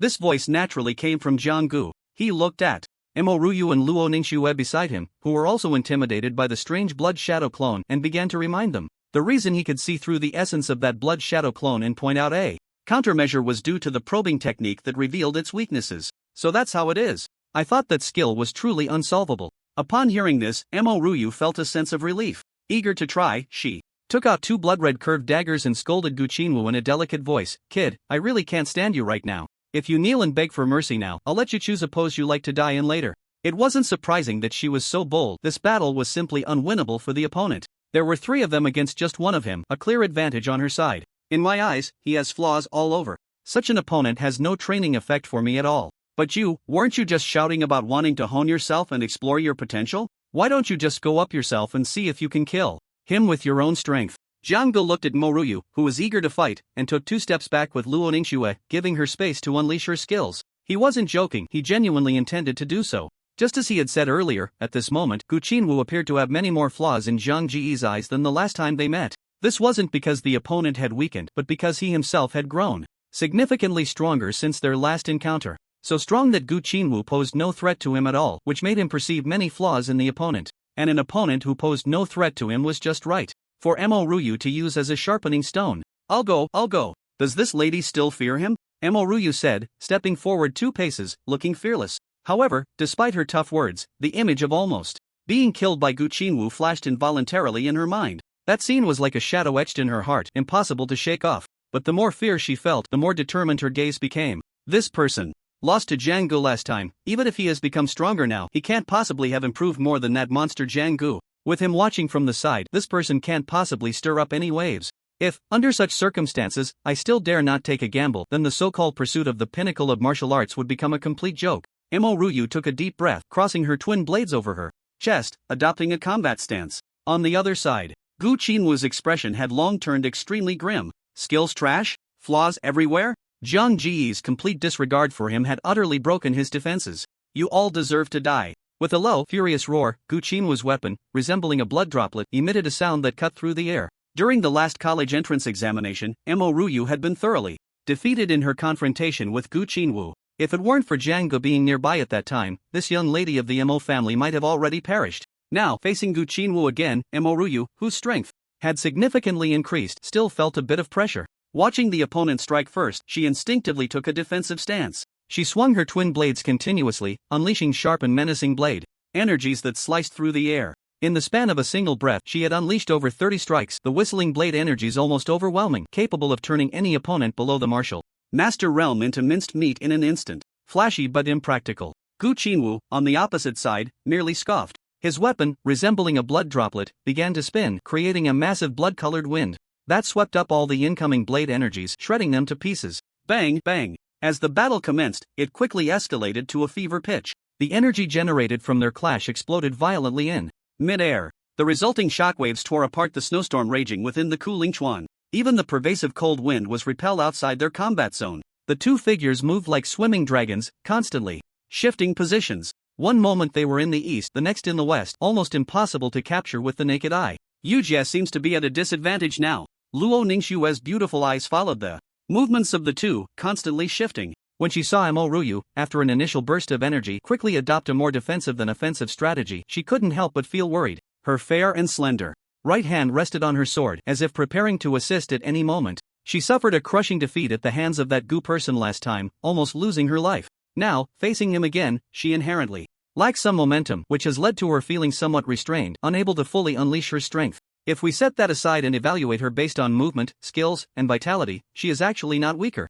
than him now and might even be slightly stronger. After all, within this realm, she is bound to me, allowing her to fully utilize her strength. In contrast, that Gu person is limited by the rules of this realm, only able to use his spiritual body to perform skills, which discounts his personal strength. So whether she can defeat him mainly depends on her will and determination. Only by overcoming the shadow of her previous defeat can she unleash 100% or even 120% of her strength in front of that Gu. Jiang Gu observed the tense battle, commenting lightly. Up to this point, he had no intention of intervening, nor did he send Luo Ningxue to help. The ultimate goal was to allow Mo Ruyu to gain sufficient growth and experience. If the opponent were the kind of woman who found it hard to move past a single defeat, with such a teammate, it would be fine to have them around as a pleasing base, but it would be difficult for them to consistently follow in his footsteps and achieve rapid growth in the future. Thinking of this, Jiang Gu quietly glanced at his first teammate, Luo Ningxue, recalling the scene when they first met and teamed up for training. A certain softness in his heart was touched. If both Xiao Xue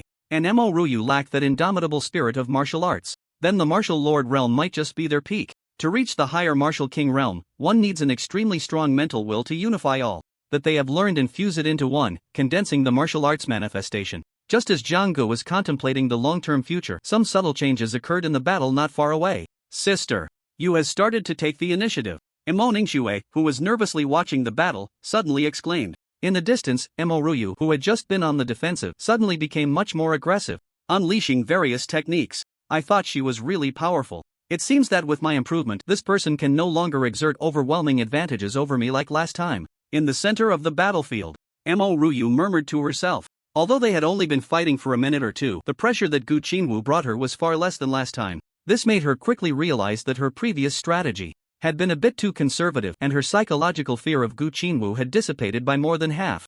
Star Moon across the sky. Accompanied by a low shout, she activated a skill focused on killing. The curved blade in her left hand, wrapped in an endless whirlwind, flew out like a blood moon, spinning and howling through the air. The target of that crescent moon's attack was, of course, Gu Qinwu, who was engaged in combat with her. Clang, clang. A series of crisp sounds of weapons clashing rang out. Gu Qinwu activated his blood-drop weapon, and in the blink of an eye, he collided with the incoming curved blade dozens of times in the air. Waves of intense energy spread out, rustling his black clothes. The sparks generated by the fierce friction of the weapons made him squint his eyes. However, Mo Ruyu's killing move could never break through to within 10 feet of him as she effortlessly blocked it. I didn't expect to encounter a decent opponent. This is getting interesting. When I slay you later, I will gain even greater pleasure. Seeing his opponent's momentum and fighting spirit rise to a new level, Gu Qinwu couldn't help but lick his lips, revealing a hint of cruelty and ferocity. As he spoke, the blood energy within him erupted completely, enveloping him in a crimson aura. At the same time, a nauseating stench of blood began to emanate. You speak arrogantly. Any one of us three can easily slay you. Mo Ruyu, after her attack failed, recalled the curved blade, which now bore several large and small dents, but she showed no signs of discouragement. Instead, she used her movement technique to actively close in on Gu Qinwu. Meanwhile, her blood energy was pushed to the limit, and the two curved blades glowed with a fiery light. That's one of Sister Yu's ultimate moves, Meteor Fire Rain. This S-rank skill, although she hasn't mastered it to perfection. Yet, when activated, the blade is as fast as a meteor and carries a scorching heat. As Luo Ningxue whispered, both of their offensive powers had risen to a new level. At this moment, Jiang Gu and Luo Ningxue, who were watching the battle, could hardly see the specific forms of the two. Both were enveloped in the power of blood energy and various energies. All that could be seen were two halos of blood red and brilliant white, constantly colliding and then separating. Crash! Even the snow on the ground was melted by the explosive vitality of the two, turning into flowing streams. Just as the battle situation became somewhat tense, a blood shadow was rapidly approaching from a distance, unmistakably the blood shadow clone of Gu Qinwu. In the brief moment just now, this blood shadow clone had caught up with a fleeing martial artist, slaying and devouring the opponent's vitality, and had already risen to the strength of the 8th or 9th stage of a martial artist. Now, Gu Qinwu was summoning this blood shadow clone back, wanting to take down Mo Ruyu as quickly as possible in his strongest form. Sister Yu, be careful. Luo Ningxue couldn't hold back her inner worry and shouted a reminder. Use all your tricks. I'm not afraid of you. Mo Ruyun's delicate voice echoed from afar. Accompanying her words was a dazzling white blade aura that shot out like a meteor, attacking the blood shadow clone that had come nearby. She still has the energy to call herself old lady, and the pressure from Gu Qinwu is not too great for her right now. But I wonder if she can withstand Gu Qinwu's forbidden technique. Jiang Gu remained calm, already sensing that the outcome was about to be revealed. The Gu family's forbidden technique was undoubtedly a powerful and strange skill. In the real world, using the Gu family's forbidden technique would come with significant backlash. However, in this wasteland realm, the consequences were much smaller. Thus, seeing that Imo Ryu was quite troublesome and that Jianggu and others were watching him closely, Gu Qinwu was ready to reveal this trump card of the forbidden technique. The vitality that the blood shadow clone had just devoured from the martial artist was the prerequisite for him to activate the forbidden technique. Put. The blade aura that Imo Ryu slashed out passed cleanly through the approaching blood shadow. Without encountering much resistance, the blood shadow was directly cut in half by her intercepting blade aura. Then, just as Jiang Ge had said earlier, although the two halves of the blood shadow clone did not dissipate, the form they reformed into had weakened slightly. If she continued to strike dozens more times, the blood shadow would likely lack sufficient energy to reform again. However, Gu Qinwu clearly would not let Imo Ryu succeed so easily. With a flash, he enveloped himself in a blood-red glow, appearing before the blood shadow clone. Then, a black vortex appeared in the palm of his left hand, directly sucking the blood of the martial artist that the blood shadow clone had devoured into his own body. The best way to break fear is to face it head-on. At this moment, Imo Ryu did not immediately act to obstruct or interrupt Gu Qinwu's activation of the forbidden technique. She began to frantically mobilize her own vitality, preparing to confront Gu Qinwu's forbidden technique with her strongest move. Last time, she had been easily defeated while he was using the forbidden technique. Now, facing his forbidden technique again, she chose to confront it directly. 622 calories. 623 calories. The vitality within Imo Ryu was slowly rising. This was the energy she had temporarily stored in her body after slaying numerous wasteland beasts. Today, which she had not yet had the chance to fully refine. At this moment, in this all-out battle, her mental will became unprecedentedly refined and resilient, and under the operation of her technique, the stored energy was being digested and absorbed at a rapid pace. Soon, her vitality value had risen to nearly 630 calories in strength. Opposite her, Gu Qinwu, who had activated the forbidden technique, was also experiencing a rapid surge in his vitality value. Originally limited by the realm, he could only exert about 600 points of vitality. It was through various skill enhancements and rich combat experience that he managed to fight evenly with Imo Ryu. But now, his vitality had surged by more than 10%, surpassing Imo Ryu by quite a bit. In his eyes, an endless fury and madness erupted, as if he wanted to slaughter all living beings in the world. This is the state. He defeated me last time in this state. Jiang Ge once told me that while this state can greatly enhance his power, his grasp of combat skills won't be as precise as before. Moreover, his weakness lies in his mental chaos. Many thoughts flashed through Imo Ryu's mind, and her full chest suddenly heaved sharply. After taking a deep breath, just as Gu Qinwu was about to unleash a powerful move, she suddenly opened her mouth. Ah! A piercing and sharp howl erupted from her lips. This was a sound wave attack skill, though not of high rank, merely a B-level skill. It had the ability to disrupt the opponent's 5 senses and even affect their mental state. This sound is a bit harsh. It seems she is still unable to let go of her previous defeat to Gu Qinwu. That's why she deliberately learned this skill to interfere with the mind. Even from a distance, Jiang Ge was startled by her howl, which resembled that of some kind of beast. Just as he and Luo Ningxue instinctively covered their ears to block out the sound, Imo Ryu moved. In a flash, she quickly closed the distance to Gu Qinwu, just a few meters away. With her dual blades, she unleashed 2 dazzling arcs of light, like meteors streaking across the sky, attacking Gu Qinwu. Clang! As the target of the attack, Gu Qinwu was affected even more. The vitality he had gathered became loose under the sound wave interference, causing him to hurriedly muster less than half of his strength, barely using the blood drop technique to block the strike. He was forced to retreat repeatedly by the powerful impact contained in the blade's aura. Before he could regain his composure, Imo Ryu's next move came like mercury spilling on the ground, pouring down upon him. 1 move, 2 moves, 3 moves. In the blink of an eye, several moves had passed. Gu Qinwu retreated again and again, leaving a long drag mark on the ground. Just as he shook off the influence of the sound wave attack and gathered his vitality again, Imo Ryu had already darted back, creating some distance. Once she had enough space, she repeated her previous tactic, taking a deep breath and unleashing the sound wave's skill again. This time, Gu Qinwu, who was already prepared, was affected much less. Despite the mental shock, he could forcibly gather 90% of his vitality to launch an offensive. However, with 90% of his strength, he could not gain enough advantage over Imo Ryu. Ah! I want to kill you. After being attacked by Imo Ryu several times with this routine, Gu Qinwu, whose mental state was already poor due to using forbidden techniques, began to go mad. His attacks and defenses became increasingly chaotic, losing much of their structure. These weaknesses were seized upon by Imo Ryu. She had now completely adapted to Gu Qinwu's various moves and skills. Coupled with her heightened mental concentration, flashes of inspiration occasionally appeared in her mind, allowing her to glimpse some of the openings that he occasionally revealed. If Gu Qinwu were in perfect condition, even if she could spot the flaws in his techniques, she would not be able to capitalize on them. After all, both of them moved extremely quickly, and many flaws were fleeting. Gu Qinwu could not always expose his weaknesses, allowing her to easily seize the opportunity to win. But now, the other party's mental state was quite chaotic, and those flaws not only failed to be quickly concealed but instead became increasingly obvious. This allowed Mo Ryu to see the dawn of victory. Soon, wounds began to appear on Gu Qinwu's body, all concentrated on his left rib and left calf.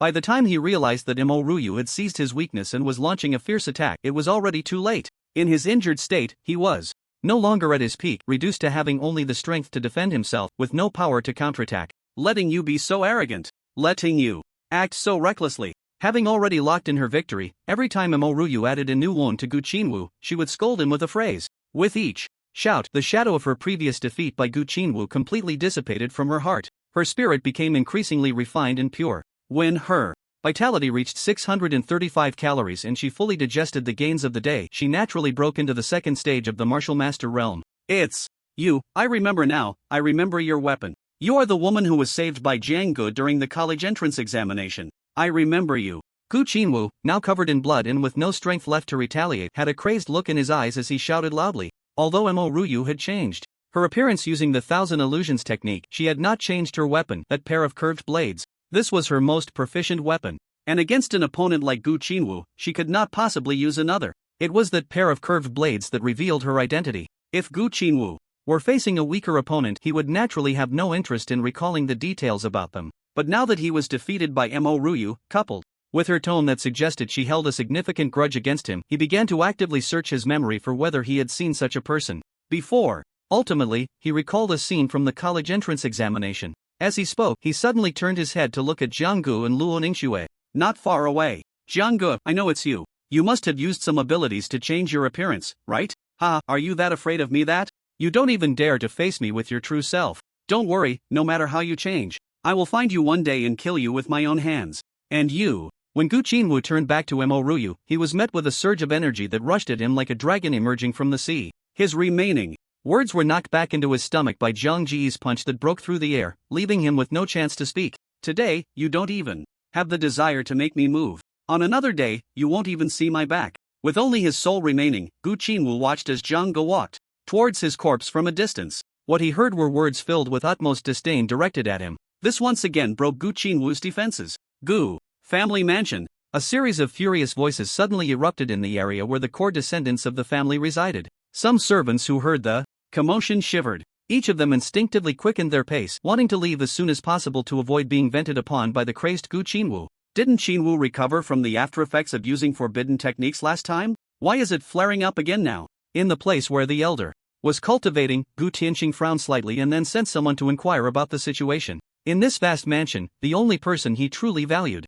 was Qinwu. He regarded him as his successor, and he could not afford any mistakes. Reporting to the elder, young Master Qinwu just entered the Ruins realm, reportedly to investigate the truth behind someone recently using young Master Qinwu's name to kill and plunder recklessly in the Ruins realm. But for some reason, when he came out of the ruins, he was furious and not in a good state. Moreover, he kept muttering the name Jiang Ge. Listening to the report from the newcomer, Gu Tianqing's eyebrows twitched slightly. Jiang Ge, it's this person again. Could it be that Qinwu encountered this person again in the ruins and suffered another defeat? A hint of hesitation flashed in Gu Tianqing's abyss-like eyes. In his original plan, he intended to wait for Qinwu to grow stronger before letting him personally take action to kill Jiang Gu. After all, the other party had defeated Qinwu in the college entrance examination, causing Qinwu and the entire Gu family to lose face. Only by having Qinwu personally slay that Jiang would he gained some sort of psychological satisfaction, thus continuing to stride forward towards the peak of martial arts. From the current situation, it seems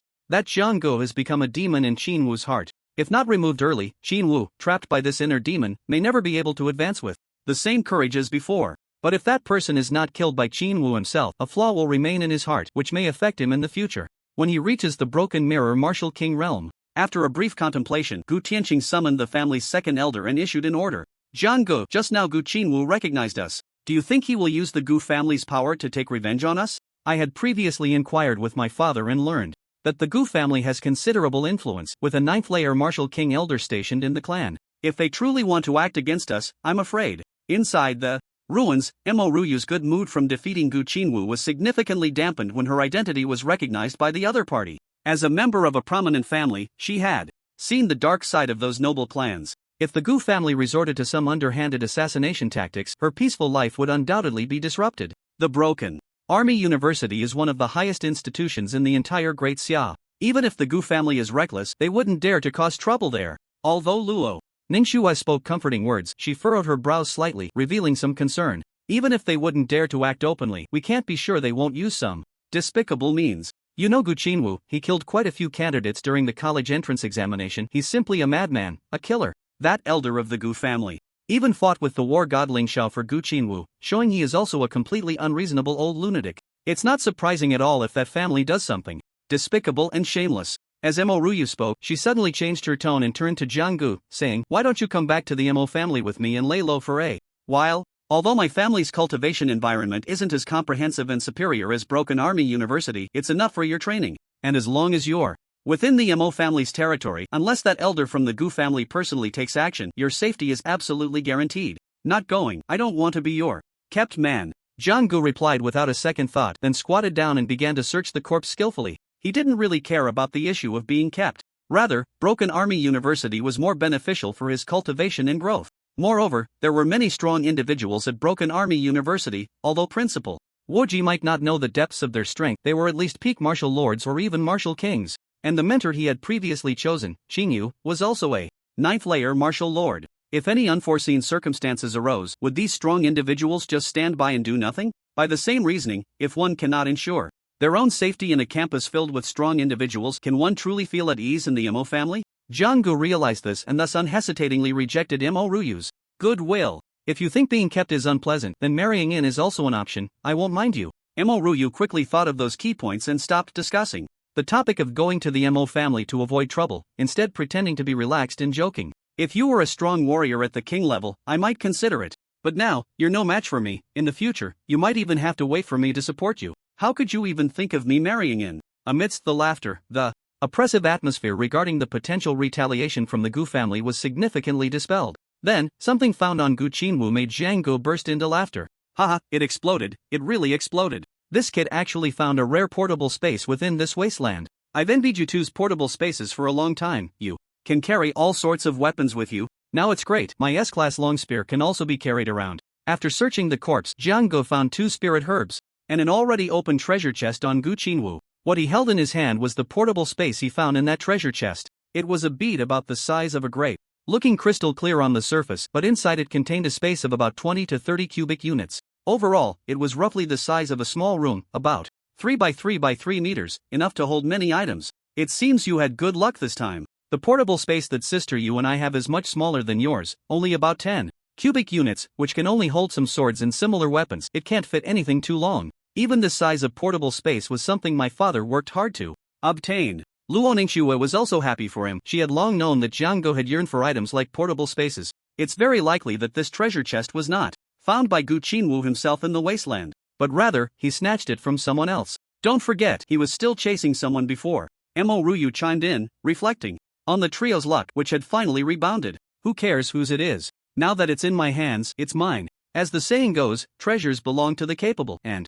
clearly, I am that capable one. Jiang Gu chuckled as he stored the bead away. This item couldn't be used directly in the wasteland. He had to return to the real world and refine it with his blood and energy before he could freely collect items within the space using his consciousness. Capable one? You're just a little martial artist. Now, wait until you achieve the king level before you say that. Once you reach the martial master level, how far can the grand master level be? Once you reach the grand master level, the martial lord and king levels will be just around the corner. Then I'll be waiting for the day you achieve the king level. Don't worry, following you. Guys, not to mention the king level, even the martial venerable and even the martial saint levels can be aspired to. TCH, just blowing hot air. Amidst the laughter, the 3 concluded their experience in the wasteland. The next day, when the first ray of morning sunlight shone into the villa, Jiang Ji's biological clock began to work, slowly opening his eyes. Then, he saw a pristine white peak at a high altitude. The scenery on the peak was spectacular and incredibly beautiful, almost blinding his eyes. The air here was also exceptionally sweet, making one reluctant to leave. The only downside was that it felt a bit thin, making him feel as if he couldn't catch his breath. No wonder I didn't rest well last night. I kept feeling like I couldn't breathe smoothly. It seems I was suffocated. A hint of unnatural expression appeared on Jiang Ji's face. Seeing that Mo Ruyu beside him was still asleep, he carefully shifted his body, moving his head away from the towering peaks wrapped in that silk nightgown. After Another 2 minutes, he pretended to just wake up, stretched lazily, and began to complain to himself, wake up, wake up. Look at you all sleeping so soundly, your thighs are pressing down on me, making me have nightmares all night, thinking I was being pressed by a ghost. As he spoke, he gave a couple of light pats on the two white, straight thighs. Under the sudden attack, both Mo Ryu and Luo Ningxue opened their bleary eyes one after the other. Stop messing around, Jianggu. Let me sleep a little longer. Luo Ningxue mumbled, then turned over to the other side, revealing a curvaceous and alluring back, and closed her eyes again. Last night they had trained in the realm, consuming the spirit of a martial artist. Deep sleep was undoubtedly the best way to recover. So, the seemingly aloof school beauty in the eyes of outsiders occasionally showed a cute, lazy demeanor. As for the three of them sharing a bed, she and Mo Ryu had long since gotten used to it. Sometimes, while sleeping, they would unknowingly shift past the pillow separating them, which was quite common. At first, the two girls felt embarrassed and shy, but as it happened more often, they gradually became accustomed to it. On the other side, Mo Ryu had originally planned to doze off a bit longer, but the slight chill she felt on her chest made her uncomfortable, and her sleepiness faded. What did you do last night? Mo Ryu's beautiful eyes widened as she looked at Jianggu beside her, her tone carrying a hint of embarrassment and annoyance as she questioned him. However, her voice was kept low, as if worried about waking the still soundly sleeping Luo Ningxue. What could I do? Don't wrongfully accuse a good person. Jianggu shrugged, displaying an exceptionally innocent expression. Then what about this? Mo Ryu pointed to the wet stain on her silk nightgown at her chest, angrily whispering, did I wet this myself? It must be that you crossed the line last night and drooled all over me. It's disgusting. Her expression seemed fierce, but, thinking about how someone had slept on her chest last night, a blush uncontrollably crept onto her pretty face. It seems that in his heart, I'm still better than Xiaoxue. Otherwise, he wouldn't have unconsciously crossed the line to my side while sleeping at night. A thought suddenly flashed through Mo Ryu's mind, making her feel a bit happy, but also a small sense of guilt arose. After all, in a certain sense, she was also an interloper. Luo Ningxue had already been known as Zhang Ji's girlfriend at Mingcheng Martial Arts High School before she appeared. Your side's pillow is bigger and softer, it's only natural that I would lean over. Jianggu reminisced about the wonderful feeling from earlier and instinctively defended himself. Of course, he only muttered a few words in his heart, not daring to say them out loud. You still have the nerve to talk about me. When I woke up just now, your thigh was pressing down on me, making me not sleep well all night. Let's call it even. Upon hearing his counterattack, Mo Ryu's chest heaved up and down. Then, she extended her right hand and gave a fierce 360-degree spin at someone's waist. Because she knew that Jianggu had successfully refined his body, with tough skin and thick flesh, she had to exert a lot of effort to complete this action. Hiss! Jianggu immediately gasped, not because it really hurt, but mainly because it was 3 parts real and 7 parts acting, and he kept shouting, let go, quickly let go. Will you still take advantage of me in the future? I won't dare anymore. I'll have the butler find someone to put a barrier between us, and I promise I won't cross the line again. Hearing this, Mo Ryu not only felt unsatisfied but secretly increased her grip. Are you saying I'm in the way, trying to separate me so you can secretly take advantage of Xiaoxue? What do you mean? Secretly? Xiaoxue is my official girlfriend, okay? Back at Mingcheng Martial Arts High School, I confessed to her in front of many classmates and she agreed on the spot. I don't care. As long as I'm here, you can't bully Xiaoxue, she calls me sister. Mo Ryu felt even angrier. What did it mean that Xiaoxue was his official girlfriend? It meant she was the extra one. The commotion from their playful scuffle caused Luo Ningxue, who was half asleep, to open her eyes again. Seeing her start to turn over, the previously aggressive Mo Ryu immediately looked guilty and quickly withdrew her hand. Jianggu noticed this and swiftly left the battlefield, getting up in a hurry.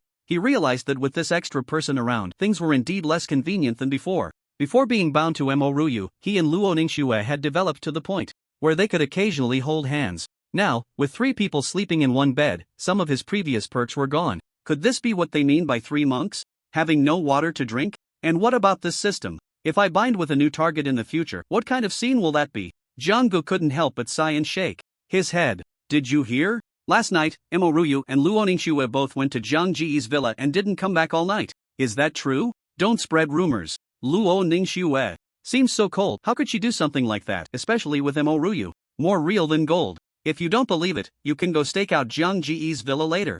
Luo Ningxue and Mo Ryu went there last night and haven't come out since. Ah, what a beast. Jianggu is so reckless. Doesn't the school do anything about it? Gossip spreads the fastest. When Jianggu and the others just got up, various rumors spread throughout Broken Army University because the 3 had spent the night together. This led to some boys in the school secretly grinding their teeth in frustration. At Broken Army University, the number of girls was already scarce, and beauties like Luo Ningxue and Mo Ryu were extremely rare in the nearly 100-year history of the school. Now, two stunning beauties had been admitted to Broken Army University, and they both had unclear relationships with Jiang-gu, even suspected of being taken into his room. How could this not provoke jealousy? Even those classmates who had admired Jiang-gu a bit during the martial arts training yesterday began to turn against him, publicly denouncing his beastly behavior online. As for the outside rumors, the three of them didn't take them to heart. As a man, Jiang-gu naturally had a big heart. He enjoyed watching others display that kind of disdain for him while being helpless. As for Mo Ryu and Luo Ningxue, ever since they were bound to Jiang-gu, they knew that such rumors would be plentiful, and by now, they had become accustomed to it.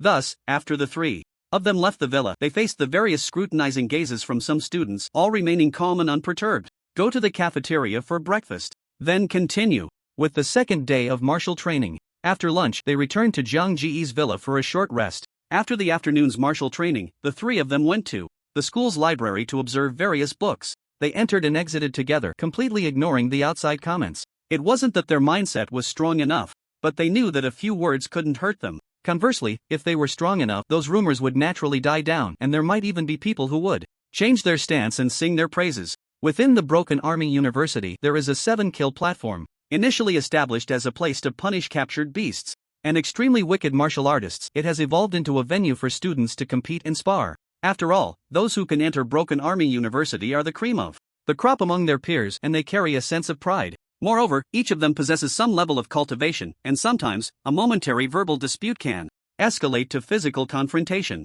Thus, the 7-kill platform has found its purpose. The university does not encourage private fights but encourages students to resolve disputes openly on the 7-kill platform. If you can fight, then stop talking. This is a culture that Broken Army University tacitly accepts or even encourages. The only premise is that no one can be killed directly on the 7-kill platform. On the afternoon when the 3-day martial training just ended, two graceful and beautiful figures appeared on the 7-kill platform, unmistakably Mo Ryu and Luo Ningxue, who have been surrounded by various rumors lately. What happened? Why are those two on the 7-kill platform? Could it be to settle something over Jiang-gu? As the two women stepped onto the 7-kill platform, they immediately attracted a crowd of onlookers. Some who were unaware of the situation eagerly anticipated a fierce fight between the two, hoping for some dramatic moves like tearing clothes or pulling hair. Just the thought of beautiful women fighting is thrilling. What are you thinking? Someone in our school said some unpleasant things in front of Mo Ryu and Luo Ningxue, and they were told, "See you on the 7-kill platform." So that's how it is. I thought they really didn't care about those idle gossip. Not caring is one thing, but saying it to their face and behind their backs is another. Women can be quite petty. If you speak ill of them in front of them, can you expect them not to hold a grudge? That's true. Who are they going to fight? Look over there. Amidst the discussions, besides Mo Ryu and Luo Ningxue, a few other figures were enjoying the attention of the crowd. One of them was, of course, Jiang-gu, the rumored boyfriend of both women. However, he was not on the 7-kill platform but was watching from below. There was no way around it. Ever since he took a hit from an instructor with master-level cultivation during the martial training a couple of days ago, he had gained quite a reputation. Some busybodies even assessed his approximate strength, claiming that he could rank among the top 20 in the entire Broken Army University, including 3rd and 4th-year students. This made many people adopt a respectful yet distant attitude towards him. Even if he wanted to step onto the 7-kill platform to fight, few would dare to accept the challenge. Thus, Mo Ryu and Luo Ningxue, whose strengths had not yet been fully revealed, took the initiative to be the first to step up. Wang Yu, Zhao Yiming, Chen Gang, and Zhang Xiaoshuang, aren't you all good with your words? What's wrong? Now none of you dare to step onto the 7-kill platform? Or are you afraid that after defeating me and Xiaoxue, Jiang-gu will take action against you? Then you can rest assured, I guarantee that regardless of the outcome, he will not intervene. Is that so? At this moment, Mo Ryu was standing on the 7-kill platform, calling out names one by one. Today, she was wearing a fitted sports outfit, her long, shapely thighs standing straight on the platform, extremely eye-catching. The prominent chest beneath her t-shirt made some of the more innocent male students blush and their hearts race, elevating their envy and jealousy towards Jiang-gu to new heights. The names she had just called out belonged to those who had spoken unkindly to her in recent days. They had merely said that she was shameless, that the dignified young lady of the Mo family was actually competing with other girls for men, and similar remarks about the three of them living together. She had long noted these people down in her little notebook, and now was the perfect time to settle the score after the martial training ended. Rumors and slander could not hurt people, but her fists and weapons could. Is that so? Mo Ryu, not receiving a timely response, shot a glare at a certain direction. Yes. Regardless of the outcome, I, Jiang-gu, guarantee that I will never intervene, nor will I seek revenge afterwards. Jiang-gu, who was waiting to watch the show, quickly responded. Seeing this, Ryu nodded in satisfaction and then turned her attention back to the first few people she had called out. Do you dare to accept the challenge? Be straightforward, don't dawdle. You all managed to get into Broken Army University. Don't tell me you lack the courage to accept a challenge. You didn't get in through the back door, did you? Although Ryu's provocation was somewhat clumsy, it had a good effect. As soon as her words fell, two figures leaped onto the 7-kill platform. Ryu, don't be too arrogant. You still call yourself the young lady of the family? With the things you've done, you've embarrassed us noble families of the capital. Zhao Yiming, also from a noble family in the capital, approached Ryu with a stern face. On the other side, Wang Yu, who looked somewhat frail, like a delicate scholar, arrived at the platform where Luo Ningxue was, sighing, "You were once a beauty, but alas, your sister. I, Jianggu, as the chosen man of the system daddy, am a child of destiny. What's wrong with Xiao Xue and me sharing a room? Don't let me catch you off guard in the future, or I'll make sure to beat you up." Just moments ago, Jianggu had been insisting that he would never seek revenge afterwards, but seeing Wang Yu's incessant nagging and the way he looked at Luo Ningxue, his anger flared up instantly. Meanwhile, the other students watching began to discuss among themselves. Zhao Yiming, Wang Yu, Chen Gang, and that Zhang Xiaoshuang seem to be second-year students. As far as I know, they have all stepped into the martial master realm. Luo Ningxue and Ryu can't possibly be as monstrous as Jianggu having the strength to suppress martial masters right after entering school, can they? Who knows? They both seem quite confident, so their strength shouldn't be weak. Besides, didn't you see that Jianggu isn't worried?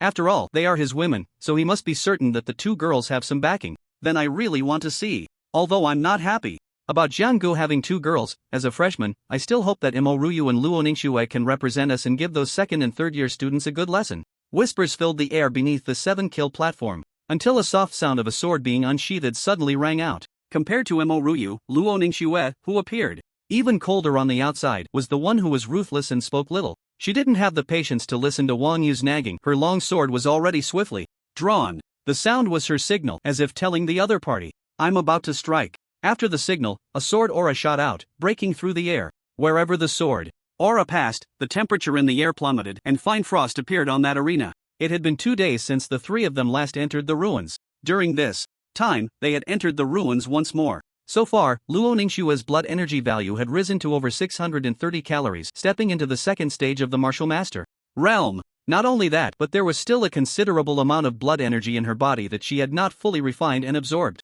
She planned to take advantage of today's opportunity to have a good fight, thus promoting the digestion and absorption of her internal blood energy. Due to the bond effect, both Luo Ningxue and Ryu experienced a significant increase in comprehension while training skills and techniques with Jianggu. Both of them came from respectable families, so acquiring some advanced skills suitable for them was not a difficult task. Therefore, in the upcoming competition, the two women would undoubtedly astonish the audience below. Wow, what am I seeing? Luo Ningxue actually changed 3 sword techniques in just a few breaths. At first, her sword aura was accompanied by a freezing effect, then the sword moves she executed were powerful and heavy, accompanied by the sound of thunder, seemingly having a stunning effect. And now, as she swings her sword, the sound of wind howls, and her sword speed has suddenly increased by 2 or 3 times. This is clearly a sword technique above B grade. The most exaggerated part is that she can switch between these 3 sword techniques at will, clearly having mastered them to a high level, allowing her to transition between sword moves effortlessly. This person is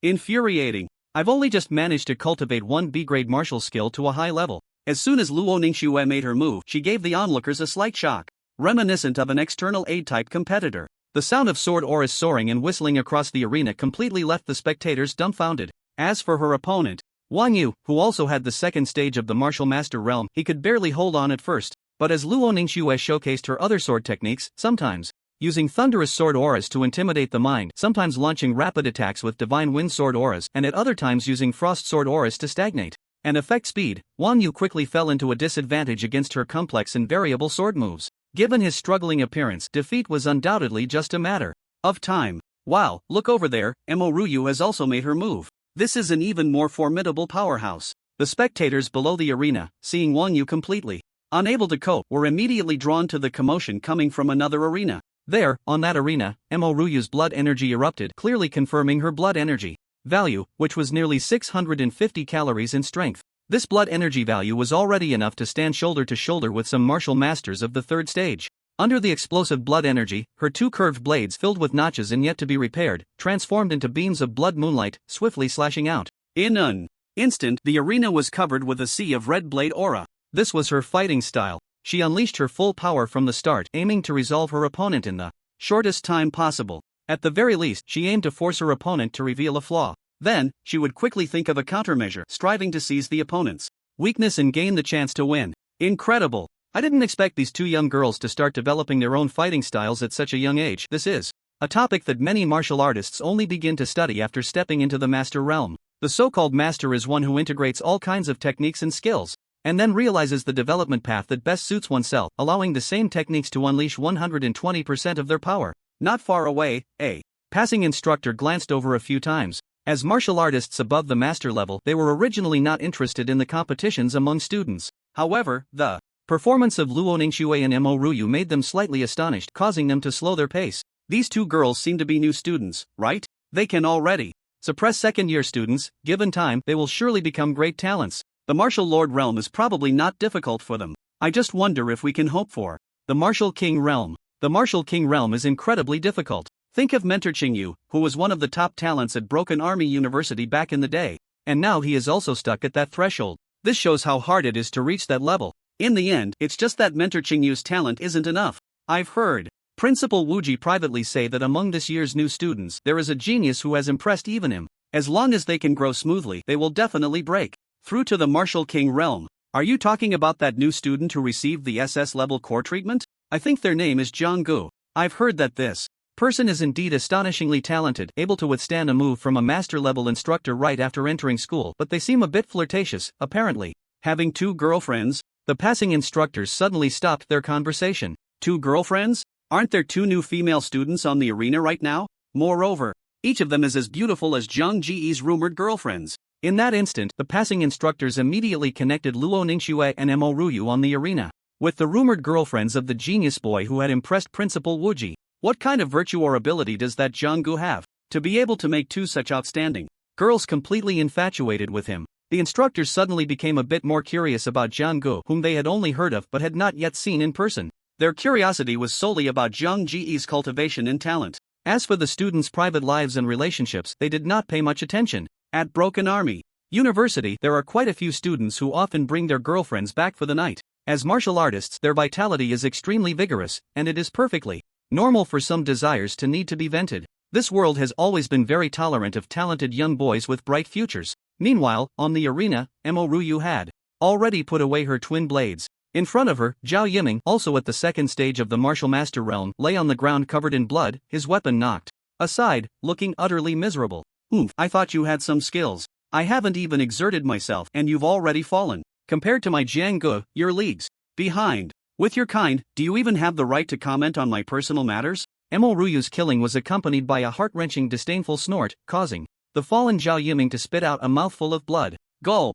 Among the crowd of onlookers, someone instinctively swallowed hard. In their hearts, they silently vowed, from now on, absolutely, absolutely, absolutely, do not offend Mo Ruyu, she is truly ruthless. In that previous match, Zhao Yiming had at least over 20 knife wounds all over his body, each one bleeding profusely but not fatal. This was not a competition, it was clearly a blatant humiliation and revenge. Hurry up and get back to treat your injuries. If you die from excessive bleeding, I won't take responsibility for that. In the faint voice of Mo Ruyu, on the other side of the arena, Luo Ningxue had also finished her battle. As her opponent, Wan Yu's outcome was equally tragic. Although he had only a few wounds on his body, each one was different in severity. Some wounds were covered in frost, while others showed charred marks clearly inflicted by various types of sword energy. Such injuries were, in fact, more difficult to treat than Zhao Yiming, who had been slashed 20 times but was merely suffering from excessive bleeding. Not to be provoked, not to be provoked. Even Jianggu, watching the two seemingly delicate yet ruthlessly fierce figures on stage, instinctively shrank his neck.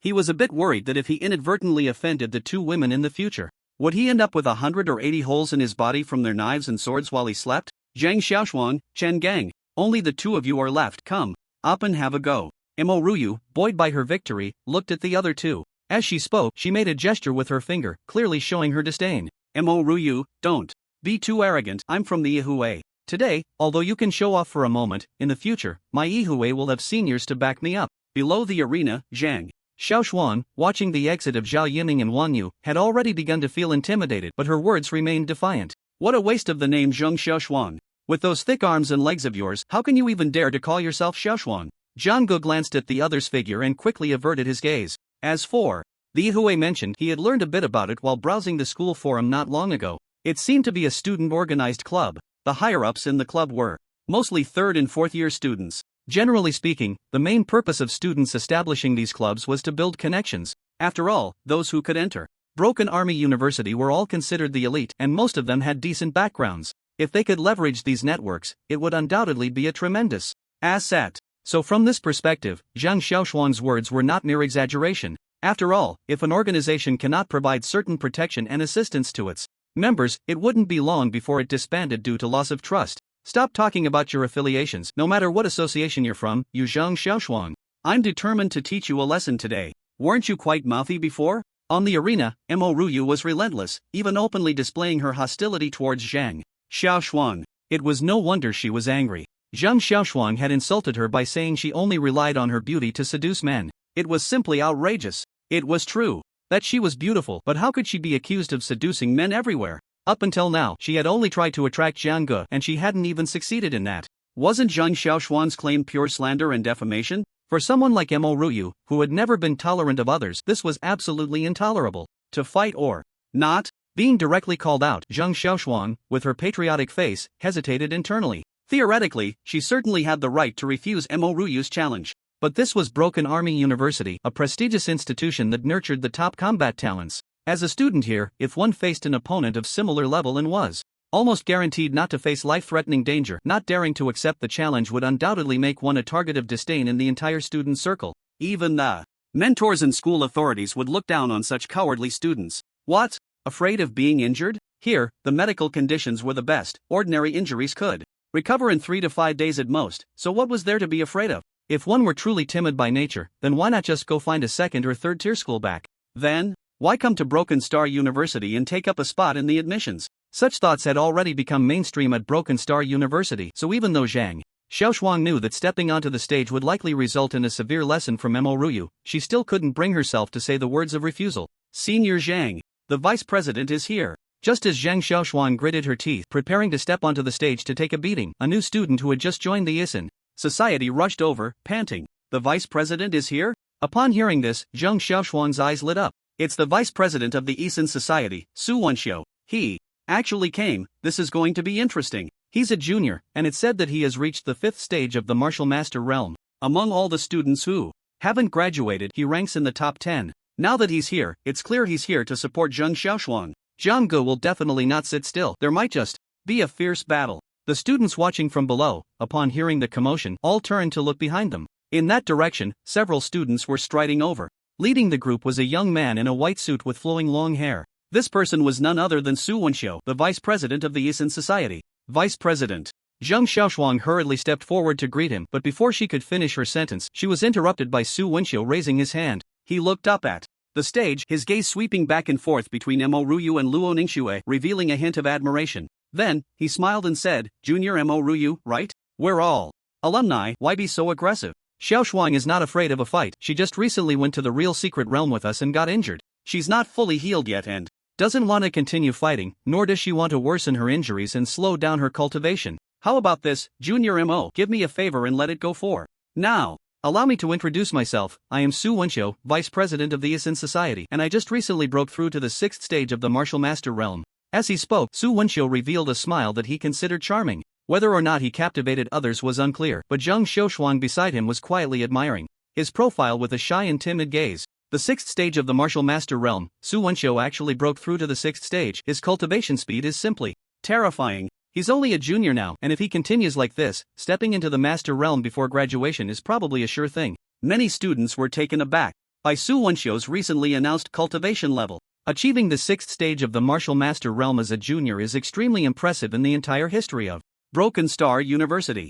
Mo Ruyu on the stage lightly furrowed her brows. She understood the implication of the newcomer's words. If she didn't back down now, Su Wenxiu would challenge her based on his 6th stage of the martial master realm. Jiang Gu, someone is trying to bully me. After a brief silence, Mo Ruyu's previously furrowed brows suddenly relaxed and her watery eyes turned towards Jiang Gu, who was watching from below. Her voice lost the earlier momentum she had when facing Zhang Xiaoshuang and Zhao Yiming, instead carrying a hint of softness and cuteness, as if she were playfully whining to a lover. This scene left the students watching from the 7-kill stage dumbfounded. Just moments ago, Mo Ryu had been a fierce figure radiating killing intent, and in the blink of an eye, she had switched to the image of a delicate and weak woman. The one enjoying this treatment was a greedy fellow who, having Mo Ryu, still wanted to monopolize beauties like Luo Ningxue. The most infuriating part was that those two school flower-level beauties appeared to be getting along harmoniously. Thinking of this, many people nearly ground their back teeth to dust. What kind of enchantment did Jiang Gu give to Mo Ryu and Luo Ningxue?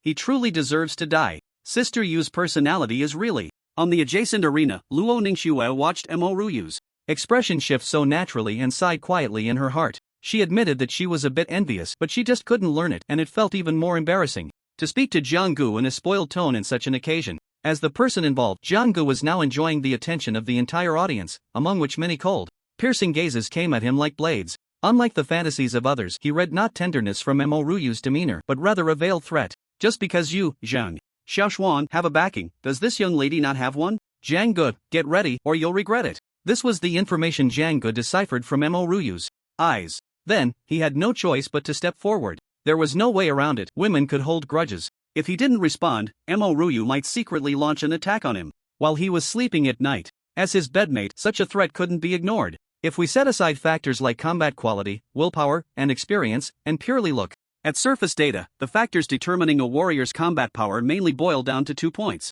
One is vitality, and the other is the various skills mastered. The stronger the vitality, the more energy he can output in a given time. Various powerful skills are the application of vitality, transforming it into energy outputs like sword chi and blade aura. The more powerful the skill, the higher the conversion rate. This allows a warrior to exert strong attacks and damage with relatively low output. With Mo Ryu's current cultivation at the second stage of the martial master realm, combined with her mastery of numerous powerful martial techniques, she believed she could contend against an average opponent at the sixth stage of the martial master realm, even possibly win. However, facing Su Wenxiu before her, she felt completely lacking in confidence. After all, the opponent was someone who could stand out among the geniuses at the Broken Army University. It was easy to imagine that the other party must also have mastered many powerful martial techniques, and in terms of vitality, they had likely honed it to a certain limit before breaking through. Ultimately, the opponent's performance in actual combat would be exceptionally strong. If she were to face warriors of the same realm from second or third tier schools, she could easily crush them.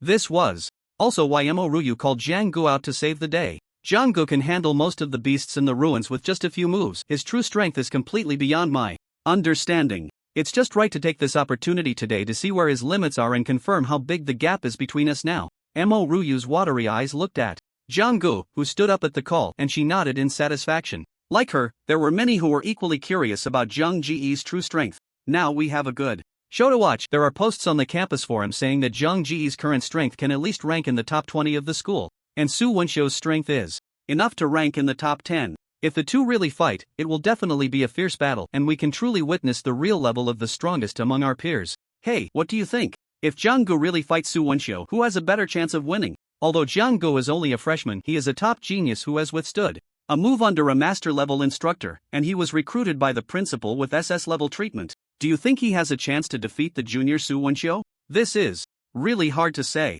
During the martial training, Jiang Gu only blocked a casual strike from Instructor Yen, which doesn't really prove he can contend with a master-level martial artist. In contrast, Su Xiuwen, with his sixth stage of martial master cultivation, should find it not difficult to reach the level Jiang Gu was at that time. So, how the victory and defeat will play out, we'll have to see it in action. TCH, saying that is like saying nothing. The many students below the 7-kill platform whispered among themselves, their hearts filled with immense anticipation, starting to shout, "Fight, fight!" That person is Principal Wuji, who believes in the genius Jiang Gu with the potential of a martial king? I've only heard his name before, never seen him. Today is a perfect opportunity to see if he truly deserves Principal Wuji's praise. The few passing mentors also showed expressions of interest. Jiang Gu? You are the national champion of this cohort, Jiang Gu. At this moment, Su Xiuwen looked curious and glanced towards Zhang Ji's position. Senior Su, do you have any advice? Jiang Gu replied with a sunny smile. Su Wenxiu said, I have no advice, but I just heard from Junior Mo that if she wants to back down, she must first get past you? Look at what you're saying, wasn't it you, Senior, who stepped up first to defend your diligent junior, Zhang Xiaoshuan? So, I should ask you, Senior, if Mo Ryu wants to continue challenging Zhang Xiaoshuan, does she need to get past you first? Jiang Gu chuckled and tossed a similar question back. Although he didn't mind having a match with Su Wenxiu, he still wanted to clarify the reasoning, so it didn't seem like Mo Ryu was bullying others with his influence. Hee hee, it seems like you really want to have a match with me on the 7-kill platform. In that case, I can't refuse your request. Su Wenxiu flicked his flowing long hair, his face still remarkably calm. He had heard some rumors about Jiang Gu but didn't believe that a freshman would be his opponent. Whether it was arrogance or confidence, someone like him, who could stand out in Broken Army University and become a top talent, always had a sense of I am the best in the world confidence and assurance before facing significant setbacks. Then I should thank you later for giving me this opportunity, senior. Jiang Gu said, glancing at his data in the system space. Cultivation, Martial Master Stage 4 Vitality, 1180 Calories Skills, Immortal Body, SS Grade, Dragon Roar Windy Spear, S Grade. With more than 10 skills, most of which were above B grade, Jiang Gu felt sufficiently confident. Generally speaking, the vitality of a martial master at the 6th stage fluctuates around 800 to 900 calories. Some top geniuses, in pursuit of their limits, would suppress their realm, continuously honing their bodies with vitality until they could no longer hold back before breaking through. Such martial artists could potentially raise their vitality above 1000 calories at the 6th stage. Undoubtedly, Su Wenxiu belonged to the latter category. This meant that even if there was a gap in vitality between him and Su Wenxiu, it would be negligible, not significant. When they fought, the ultimate deciding factors would be the various skills they had cultivated and their combat experience. Give him a good lesson. I may not know your true strength right now, but I know you can definitely do it. If you hold back, I'll tell Xiaoxue all about your naughty actions while you were sleeping. On the 7-kill platform, Mo Ruyu leaped down to Zhang Ji's side and whispered in his ear. Looking at her chest, which swayed slightly under the influence of gravity, Jiang Gu thought for a brief moment and said seriously, don't worry, I'll definitely make him look like he's blooming. With peach blossoms, just for you. You better keep your word. Mo Ruyu rolled her eyes dramatically, then recalled how she had once again been used as a pillow by someone when she got up this morning, feeling her ears grow warm. She then turned to the distance and scolded in a sweet voice, Zhang Xiaoshuang, just wait. Once Jiang Gu takes care of your president, I'll come to deal with you. How shameless. You should worry about that guy instead. Don't let Su Weijing beat you to the ground. You seem confident, so how about a bet? If you lose, you have to post on the Broken Army University campus forum for a whole week, admitting you're a gossip. Fine, let's bet. Are you afraid? If you lose, you have to post admitting you're a cheap person. Before the battle between Jiang Gu and Su Wenxiu could begin, the back and forth between Mo Ruyu and Zhang Xiaoshuang had already captivated the onlookers. This series of juicy gossip was more than enough to satisfy their curiosity. Be careful, don't underestimate him. Luo Ningxue, who had also temporarily left the 7-kill platform, came to Zhang Ji's side, her beautiful eyes showing a hint of concern. Don't worry. This person is nothing more than a pawn to me. Jiang Gu nodded, signaling her to relax, then leaped onto the 7-kill platform. Boom! As he landed on one of the platforms, the entire ground trembled slightly, as if a heavy object weighing tens of thousands of pounds had crashed down. It's meteorite gold. Last time during the martial arts training, he brought several pieces of extremely heavy meteorite gold, weighing over 100,000 pounds. The whispers from the students on the platform made Su Wenxiu, who had arrived early, hesitate to attack immediately. Instead, he said, unload the weight you're carrying. I don't want to win unfairly. No need. You're not a master-level instructor like Yen. Carrying this little weight won't make much difference in our match. Zhang Ji's calm words inevitably drew another round of gasps and discussions from the crowd. So arrogant, so cocky. He completely disregards Su Wenxiu, who is at the 6th stage of the martial artist realm. If he loses later, it'll be a huge embarrassment. Arrogance with strength is called impressive, arrogance without strength is called a clown. Whether he's truly impressive or just a clown will depend on his performance next. Amidst the chatter, Su Wenxiu, feeling underestimated, finally showed a hint of displeasure on his face. Being young and reckless isn't a bad thing, it just depends on whether you have the strength. As Su Wenxiu spoke, he took out a long mace from his spatial storage. The weapon was about 1.3 meters long and had a bronze color. Under the activation of his blood energy, a faint yellow halo began to glow around it. Su is still so arrogant, he's doomed. That's the S-class treasure, the shock mace, that Senior Su just obtained not long ago. Each strike contains over 100,000 pounds of force. Let's see how he dies later. As Zhang Xiaoshuang muttered to herself, Su Wenxiu on the platform spoke in a deep voice, I'm going to make my move. As soon as the words left his mouth, he transformed into a shadow and swiftly disappeared from his original spot. Instantly, the entire arena was filled with his shadows. To the naked eye, it was nearly impossible to distinguish which one was his true self and which were illusions. Jiang Gu is probably going to reap the consequences now. He's carrying over 100,000 pounds of weight, which will severely drag down his speed. Facing the incredibly swift Su Wenxiu, he's likely to suffer a great loss. The students watching from below were both shocked by Su Wenxiu's impressive agility and secretly worried for Jiang Gu. They wanted to see an exciting battle where both sides were evenly matched. If the outcome turned out to be one-sided, it would be too disappointing. A flashy but not very practical skill. At this moment, Jiang-gu on the stage had completely forgotten everything outside and focused all his attention on the battle at hand. This is a basic quality that a martial artist must possess. In his eyes, Su Wenxiu's displayed agility skills were nothing remarkable. The higher the cultivation level of a martial artist, the sharper their senses and spirit become. Although Su Wenxiu had created a multitude of afterimages, the fluctuations of true energy from her actual position were significantly stronger than those illusions, thus failing to confuse her opponent. Roar! Just as the many afterimages swiftly circled around him, preparing to find the most suitable opportunity to strike, a sound like a dragon's roar suddenly erupted. On the arena, Jiang-gu had drawn out a spear that was nearly 2 meters long. Under the urging of his true energy, the ancient and imposing spear seemed to be surrounded by the shadow of a dragon. Another divine weapon. Wow, 4. These top geniuses, A and S grade weapons feel like they cost nothing, they can just pull them out casually. Isn't that obvious? You just said they are top geniuses, having a few powerful weapons is completely normal. You should know that even the school rewards the top 3 students in the year-end assessments with certain prizes, including a grade weapons. So, having excellent weapons and extraordinary talent is inherently linked. The winner takes all, that's the distribution principle on the path of martial arts. Shut up, look at Zhang Ji's skills. The focus returned to the 7-kill arena, where amidst the sounds of dragon roars, 9 dragon shadows leaped from the long spear that Suyu was continuously swinging. This was a powerful killing move from the S-grade martial skill, Dragon Roar, Emperor's Spear, called 9 Dragons Kill. This was a technique that Jiang-gu could only unleash after mastering this martial skill to perfection. With this move, he could transform the true energy within him into 9 dragon-shaped energy blasts, all unleashed simultaneously. Under the combined strangulation of the 9 energy blasts, everything within a radius of 10 or so feet would face ruthless destruction and impact. It's undeniable that his current speed was indeed limited by the weight he was carrying, preventing him from reaching his full potential. But on this relatively small arena, only about 20 feet in diameter, he only needed to unleash his big move to cover the entire area without needing to rely on speed to win. Bang, bang, bang. The sound of explosions echoed continuously on the arena. Su Wenxiu, who had just displayed impressive agility, was forced to reveal her true form when faced with the nearly overwhelming dragon-shaped energy blasts that filled the arena. The shocking dragon mace in her hand swung repeatedly, unleashing waves of earthy yellow energy that carried immense force, crashing towards the 9 dragon shadows that lunged at her. She managed to withstand this move. However, each time she dispersed a dragon-shaped energy blast with her strikes, she would also experience a tremendous recoil, stepping back several paces. When all 9 dragon shadows dissipated, she had retreated a good 20 to 30 steps, directly reaching the edge of the arena. This is a bit exaggerated, isn't it? Su Wenxiu is at least a 6th-level martial artist, and judging by his earlier burst of energy, he must have at least 1,000 calories of vitality.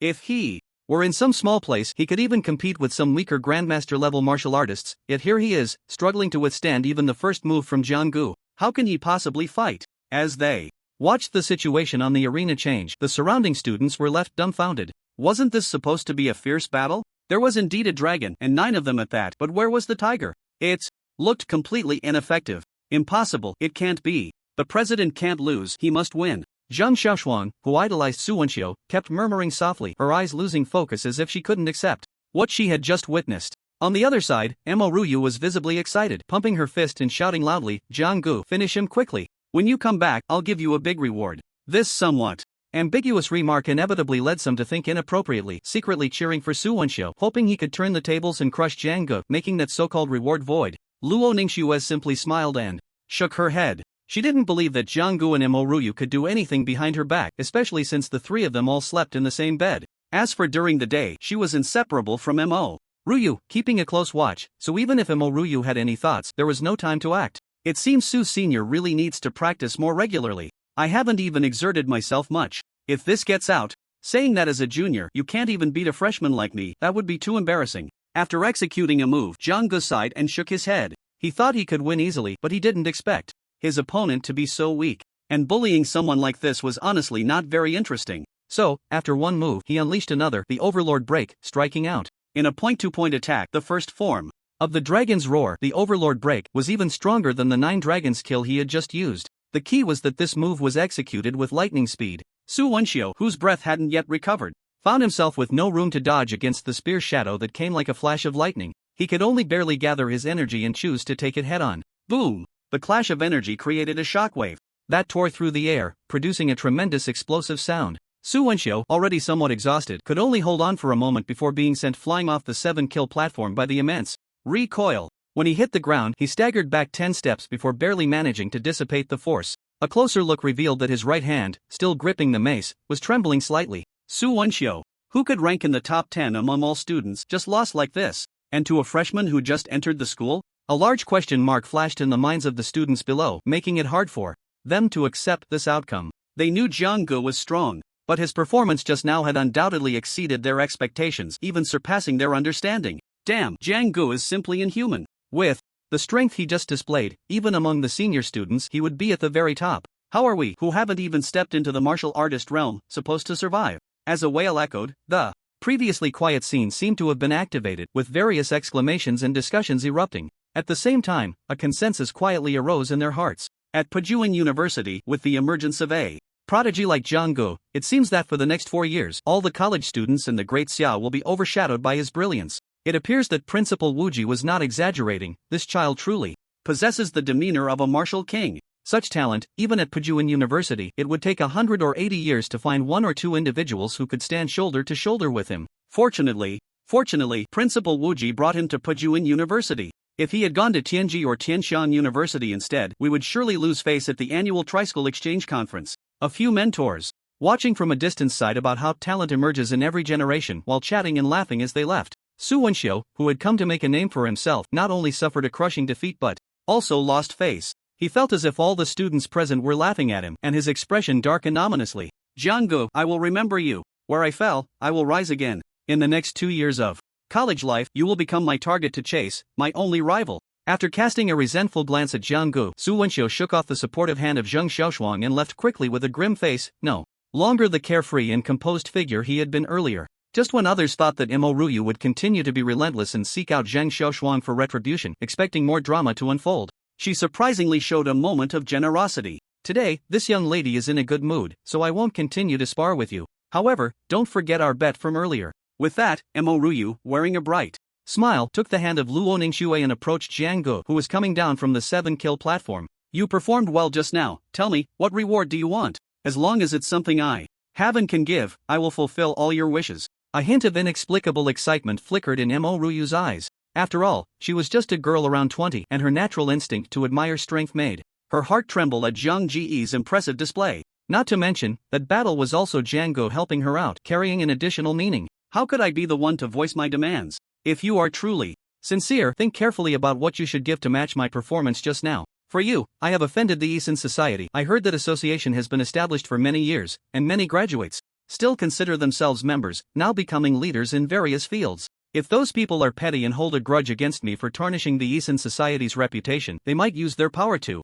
make things difficult for me after I graduate. That would be an unwarranted disaster for me. Jiang Gu sighed, shaking his head, but his gaze uncontrollably lingered on Mo Ruyu's trembling chest for a couple of seconds. A big reward? Just how big? Luo Ningxue didn't notice where his gaze landed, but Mo Ruyu sensed it and couldn't help but mutter under her breath, is this guy thinking about something inappropriate? In the blink of an eye, it was already night. Since Jiang Gu and the others had entered the market realm together last night, after having dinner with Mo Ruyu and Luo Ningxue, he saw the 2 girls back to their dormitory. In the large villa, Jiang Gu was left alone in the empty house, waiting until tomorrow night for another chance to sleep, with the Mo Ruyu pillow in his arms. I've fallen. I've been bewitched by beauty. I'm not quite used to a night without a pillow anymore. Looking at the empty villa, Jiang Gu sighed. With nothing to do, he first had a video call with his parents and his close friend Ma Juanfu. Then, he planned to get up and head to the training room.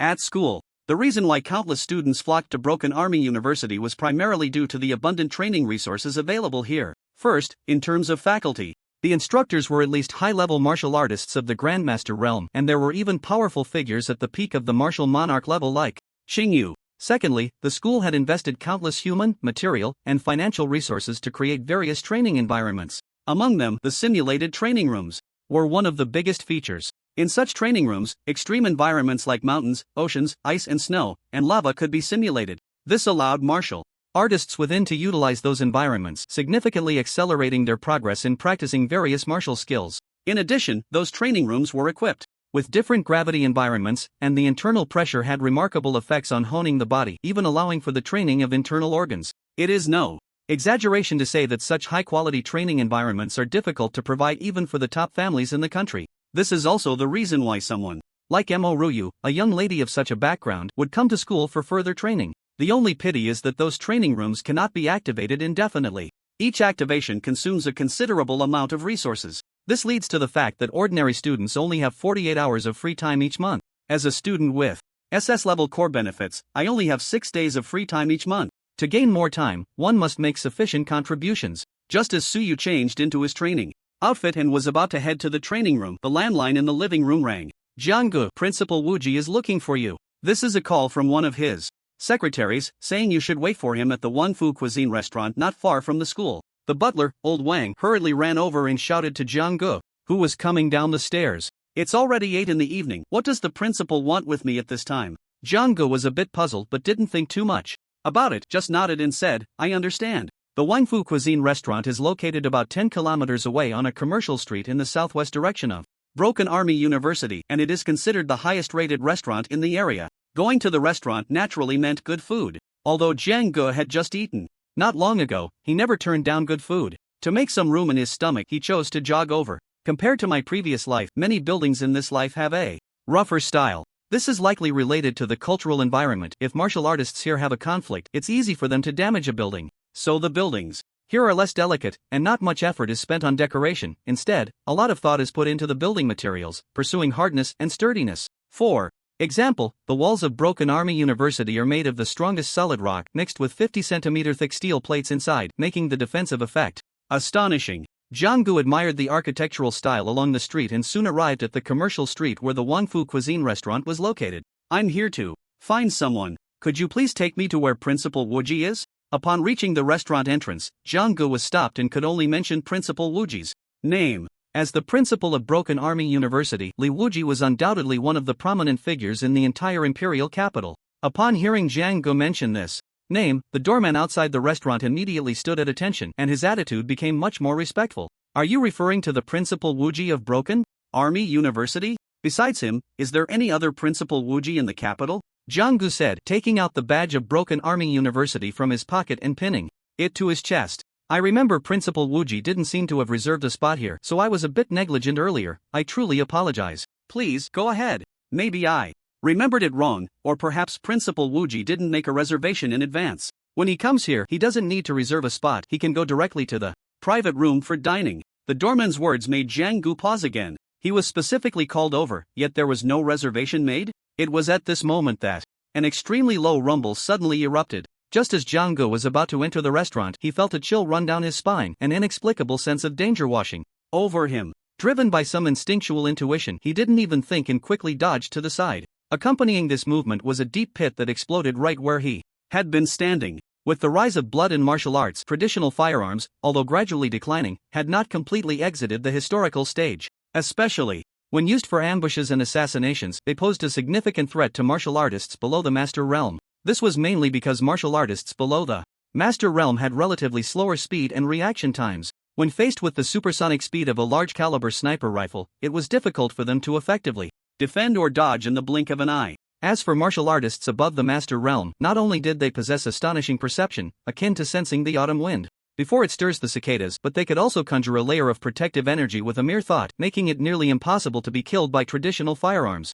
At this moment, Jianggu was facing someone using firearms to assassinate him. Moreover, the weapon used was not an ordinary firearm, but a modified version with greater power. The so-called modification involved adding more gunpowder, increasing the caliber of the weapon, and using bullets made of more penetrative metals. This resulted in a significant enhancement of lethality. Just like at this moment, after the dull gunshot, a pit as thick as a thigh exploded right where he had been standing, with the bullet penetrating more than half a meter into the ground. Such power could even penetrate a steel plate 5 centimeters thick. With Jiang Ji's flesh and blood body, even having practiced powerful body refining techniques, it would be difficult to withstand such an attack. Damn it, who did I provoke to warrant an assassination attempt? And judging by the situation, that assassin must have been lying in wait nearby, just waiting for me to come by to shoot. Combined with the phone call I just received, this is clearly a trap set specifically for me. Relying on his strong sense of crisis, Jianggu avoided the first shot, various thoughts flashing through his mind. But he didn't have much time to delve into the reasons now.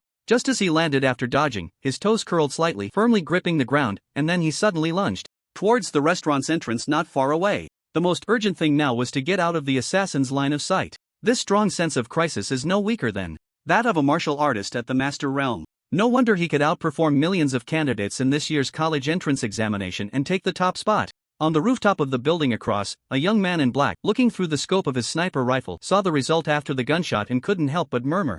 Then, he focused his mind, firmly locking onto the rapidly moving figure in his sight, and pulled the trigger again. The violent recoil was enough to shatter the shoulder blade of a novice martial artist. For the young man in black, however, it had no effect whatsoever. His body seemed as if it were nailed to the spot, remaining completely motionless. Bang, bang. A few muffled sounds came from behind him, one after another. Just as Jiang Guo had darted out, in the next few tenths of a second, several deep pits appeared in that spot. The debris that splattered from the ground included quite a few stones that ricocheted off and hit him. His clothes were easily torn by the high-speed flying rocks. On his seemingly bronze-like powerful body, shallow red marks began to appear. Hiss. Although Jiang Guo did not break the skin, he felt a slight sting of pain. At that moment, his gaze became extremely focused, with a chilling glint flashing in his eyes. Even he, who had practiced the SS-level body refinement technique of the undying body, felt pain. Nearby, the doorman and some innocent bystanders were affected, each letting out cries of agony as blood mist erupted from their bodies.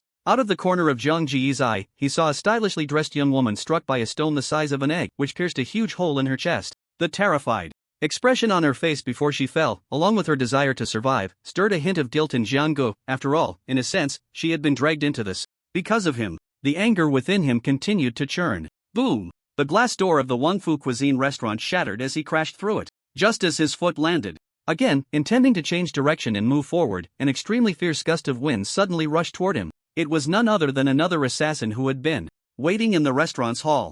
The assassin had long anticipated that he would dodge into the restaurant during the assassination attempt, if the sniper outside failed. To complete the task quickly, the assassin waiting here could take advantage of the situation and strike. A master-level martial artist. The assassin waiting in the restaurant's hall did not have any spatial equipment, so he was unarmed. After all, the Wang Fu Cuisine restaurant catered to the upper class of the imperial capital, and it was impossible for anyone to bring weapons inside. Thus, the attack he launched relied solely on his iron fists. Judging by the intensity of the blood energy emanating from him, he was clearly a master-level martial artist. In a critical moment, the S-level Longying Wangdi gun, stored in his spatial equipment, appeared in Zhang Ji's hand. He suddenly thrust the gun forward to meet the master-level martial artist's surprise attack. The standoff lasted only an instant. Jiang Guo was sent flying backward at a faster speed. The assassin who had just attacked was at least at the 5th stage of the master level, and Jiang Guo, caught off guard, was naturally no match for him. However, he was not injured. Relying on his probing technique to discern the opponent's weaknesses, his shot had struck the weakest point of the opponent's attack, resulting in minimal recoil damage. The reason he was retreating so quickly was more to use the opponent's attack to change his position. He had not forgotten that there was still a sharpshooter with a firearm lurking in the shadows behind him. Sure enough, as he retreated, the ground in the original spot exploded with 2 more pits. Ah, hell! Someone, please! Inside the Wang Fu Cuisine restaurant's hall, some people were waiting in line for a table or had just finished eating and were at the front desk to pay. Now, faced with the sudden chaos, they were thrown into disarray. Some were accidentally injured and let out cries of despair. Others panicked and ran around, pushing and falling over one another. However, more people quickly reacted, hurriedly seeking cover to hide. This is a high-end restaurant, and most of the people who can afford to dine here are quite wealthy and possess some martial skills, allowing them to respond quickly to emergencies. Who dares to cause trouble at the Wang Fu Cuisine restaurant?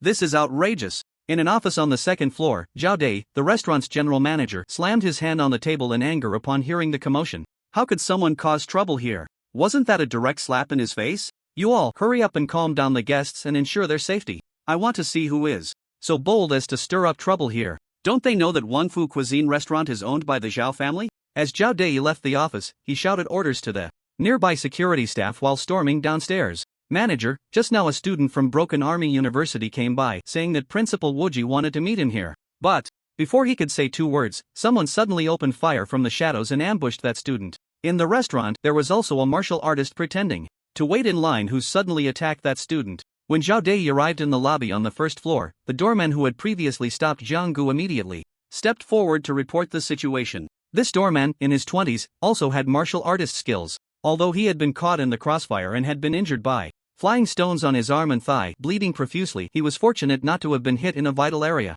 A student from Broken Army University? So, that student must have offended someone, which is why there are assassins lying in wait here. Moreover, those assassins used Principal Wuji's name to lure that student here. Upon hearing the situation, Zhao Dai's initial fury dissipated significantly. He felt that things might be a bit tricky. After all, Principal Wuji was one of the prominent figures in the capital, and not just anyone would dare to use his name to set a trap. Not to mention, the targets of those assassins were students from Broken Army University, who were disciples of Principal Wuji. When the investigation unfolds, wouldn't Principal Wuji be furious? No, I can't let anything happen to the students from Broken Army University here. Especially since the assassins have mingled among the dining guests. If an investigation occurs afterward, I might also be implicated. Zhao Dai's mind raced, and he quickly made a decision. Calm the guests, and treat anyone who is injured immediately. I'll go out and see the situation, Zhao Dai commanded as he reached the shattered entrance of the lobby. What he saw was a scene on the street not far away, where many pedestrians were fearfully fleeing in all directions. In the center of where they were avoiding, two figures were engaged in combat. The combatants were, of course, Jiang Gu and the master-level assassin, with a strong enemy in front and hidden guns behind. Jiang Gu was forced to retreat without even entering the restaurant. After that, the burly master-level assassin, who had a faint scar on his forehead, chased him out, and the two began to fight on the street. At this moment, Jiang Gu had pushed his blood energy to the limit, and his skill to probe the opponent's weaknesses was already activated. But even so, facing an assassin above the 5th stage of the master level, with cold shots coming from behind, he could only defend himself. He felt as if he were dancing on the edge of a knife. Several times, he nearly got hit in the thigh by the hidden gunman. In such a situation, if he were to get injured, his condition would immediately decline, and the consequence would be that he would be at the mercy of his enemies. Hold on, just a little longer. This is the capital. If someone openly attempts an assassination in the commercial street, the authorities will arrive immediately. So the advantage of time is on my side. As Zhang Ji's thoughts raced, his hands moved just as swiftly. The Longyan Wangdi spear in his hand was already swinging out, leaving behind a trail of afterimages, and waves of dragon-shaped energy continuously burst forth from the spear tip, creating a sound that tore through the air. At the same time, he summoned a whirlwind of energy, lifting the shattered stones around him and raising a cloud of dust. The purpose of this move was to obscure his figure, making it difficult for the sniper hidden in the shadows to quickly lock onto his position. Additionally, he had several metal ingots on him, which whistled away as he kicked out with his legs. Bang! The master-level assassin across from him punched a metal ingot flying towards him, but his expression changed slightly. Is that a weighted ingot made of meteorite gold? As a freshman just starting college, carrying over 10,000 pounds of weight and still managing to hold on this long, he truly is a remarkable talent. No wonder someone would pay a hefty price to buy off this guy's leg. He must have blocked someone's path. The burly master-level assassin turned his thoughts, and his attacks became increasingly fierce. When he reached a trash can, he paused his assault and pulled out a large knife about a meter long from inside. The knife was entirely gray, clearly forged from some rare metal. 9 iron rings were embedded on the back of the blade, which would emit a piercing clanging sound when swung, disrupting the opponent's hearing. That was the weapon he had hidden here before entering the restaurant. With the weapon in hand, his attack intensity increased by at least 10 to 20%, unleashing a series of sharp and aggressive knife strikes that continuously compressed Jiang Ji's evasion space. The swirling dust was also blown away by his energy, creating an opportunity for the sniper on the high-rise across from him. He initially thought that in his peak state, combined with the sniper in the shadows, he would be able to take down Jiang Gu without much effort and complete this task. But the reality proved he was overestimating himself.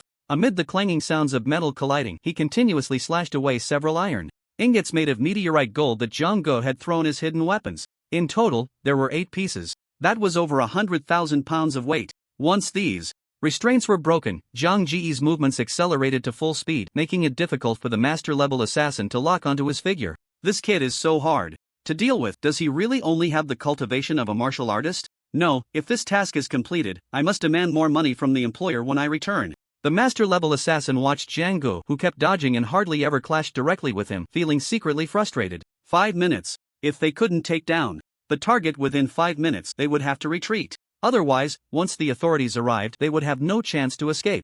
Jiang Gu, that person is this year's college entrance examination champion, Jiang Gu. I saw him on the live broadcast of the exam not long ago. Who did he offend to be attacked like this? I heard Jiang Gu ultimately went to Pujuan University. Those who attacked him are really audacious, daring to lay hands on a student from Pujuan University. The area where Jiang Gu was fighting the assassin had almost turned into ruins. The ground and the buildings on both sides of the street bore various degrees of damage from the residual energy waves. However, in a slightly farther place, many people did not immediately leave. Instead, they stopped to watch. In the capital, the martial spirit was strong. Most of those who lingered had some level of cultivation. Although there were no strong individuals above the master level, there were plenty of martial artists among them. Soon, someone among them recognized Jiang Ji's identity. As soon as this was said, an uproar ensued. attacking the National College Entrance Examination champion in broad daylight. Once this incident spreads, it's bound to stir up quite a storm. Hey guys, guess where I am right now and what I'm seeing? Look over there, do you see it? This is the commercial street in the capital, and among the two people fighting over there, one of them is Jiang-gu, who just recently became this year's college entrance examination champion. For some unknown reason, he is currently under attack. You see, the person attacking him, the video might not be very clear, but I can guarantee that this person is definitely a master-level expert. Just now, that person swung a knife, and with a lot of steel reinforced in the concrete ground, a crack about 10 meters long appeared, and the flying debris even injured a martial artist I know. Isn't that terrifying? At this moment, someone, after a brief panic, quickly took out their phone and began a live broadcast from a distance, focusing on the area where the battle was taking place. Clearly, he was well versed in the ways of gaining views. As a small streamer who had just entered the live streaming industry and gained a few hundred followers by spending money on traffic when he first started the broadcast, only about 10 people entered the room. But in the blink of an eye, his live stream exploded. 300, 500, 1,200, 2,007. Just about a minute had passed. His live stream quickly attracted over 2,000 viewers, and the number was still rapidly increasing. At the same time, a comment flooded in the chat. Hurry up, get a little closer to film, it's too far away to see clearly. Whether you can seize this opportunity depends on your courage. Are you afraid of getting hurt? The young fat man who was live streaming, with a cultivation level of only the 5th stage of martial arts, couldn't help but hesitate briefly after seeing those comments. The battle scene in the video appeared quite blurry, but from his naked eye observation, he knew how intense the battle was from afar. Just now, even a martial artist was injured by the aftermath, and some were even affected to the point of life and death. With his level of cultivation, if he got too close, it could really be life-threatening. Fortune favors the bold, let's go for it. The young fat man looked at the gifs popping up in the live stream and the urging comments. He gritted his teeth and crouched down, slowly moving forward. Dear viewers, I won't be explaining the live stream anymore. I'm now getting closer to the center of the battle. If I speak too loudly later, it might attract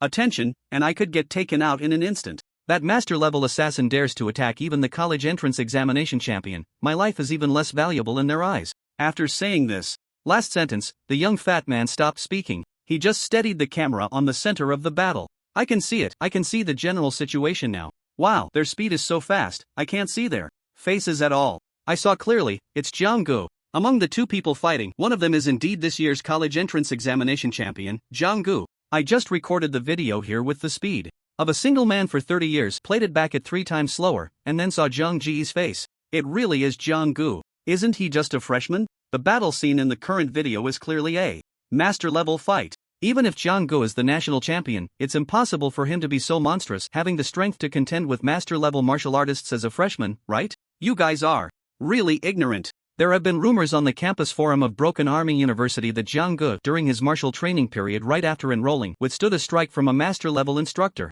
Such a genius cannot be measured by common standards. Wow, major discovery.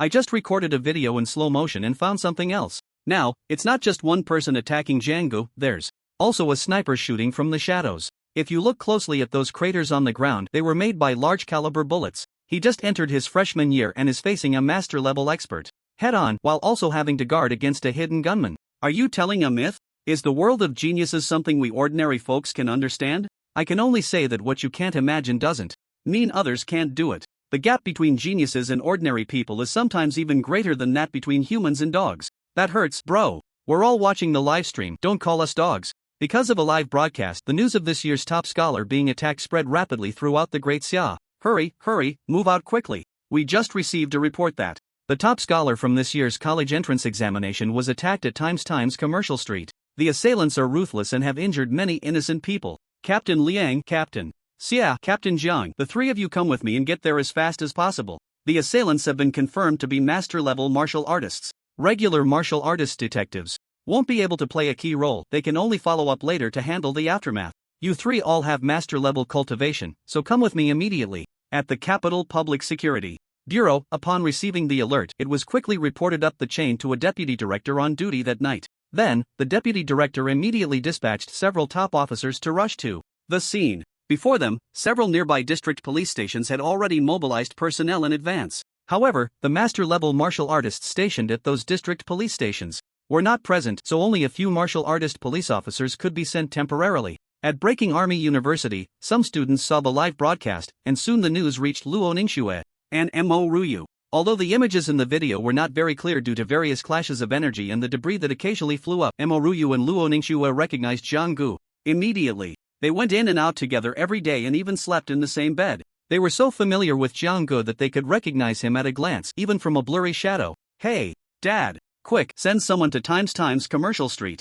Jiang Gu is in danger now. The one attacking him is a master-level martial artist. Hurry and send someone to save him. Hey, Dad! Do you have any acquaintances in the capital? Jiang Gu is in danger, you. Without thinking, the two girls immediately called their father for help. What is Jiang Gu doing out of school at this hour? If he stayed in school, would ordinary assassins and criminals dare to run wild here? When he comes back, just wait until I teach him a lesson. After hanging up, Mo Ryu's scolding voice echoed in the room, but her tightly clenched fists were already sweating profusely, feeling extremely anxious. Beside her, Luo Ningxue's brows were tightly furrowed. Her once bright eyes were now dim, fixated on the live stream on her phone, her heart constantly praying, he mustn't be in trouble, he mustn't be in trouble. Ah! At that moment, a roar suddenly echoed across the campus. The sound was like thunder, resonating throughout most of the campus. It's Principal Wu Ji. He must have heard about Jiang Ji's attack? Amidst the curiosity of a group of students, a vast and powerful aura spread throughout the campus. Then, a figure shot directly out of the campus.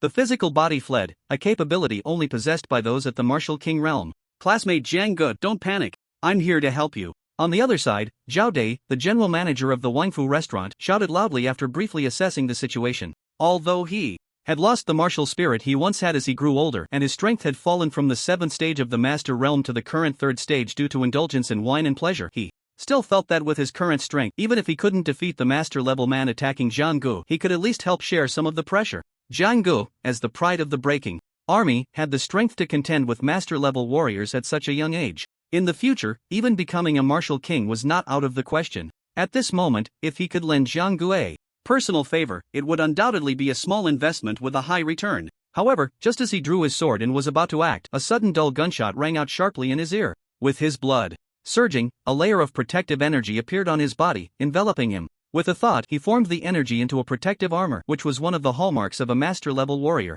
Once the protective energy covered him, it was as if he had donned a layer of defense even harder than steel armor, greatly enhancing his ability to survive. After the gunshot, a red copper bullet suddenly rushed towards him. Is this a bullet made from breaking energy red copper? When the bullet flew within a foot of him, Zhao Dei couldn't help but exclaim in surprise. Breaking energy red copper was an extremely precious metal. Weapons made from this metal had a strong suppressive and weakening effect on the protective energy of warriors above the Master Realm, hence the name breaking energy. He hadn't expected that the sniper lurking in the shadows could produce such specially made bullets targeting protective energy. In shock, he dared not resist with his protective energy and chose to evade the attack. However, cultivation is a hard-earned skill. A day without practice makes one rusty, and a month without training would greatly diminish combat power and immediate reaction. Originally, with his master-level cultivation, he could have reacted to the bullet's speed and dodged it relatively calmly. But long-term comfort and indulgence had dulled his senses and reflexes slightly. In the next moment, he felt a sharp sting on his arm, as if something had bitten him.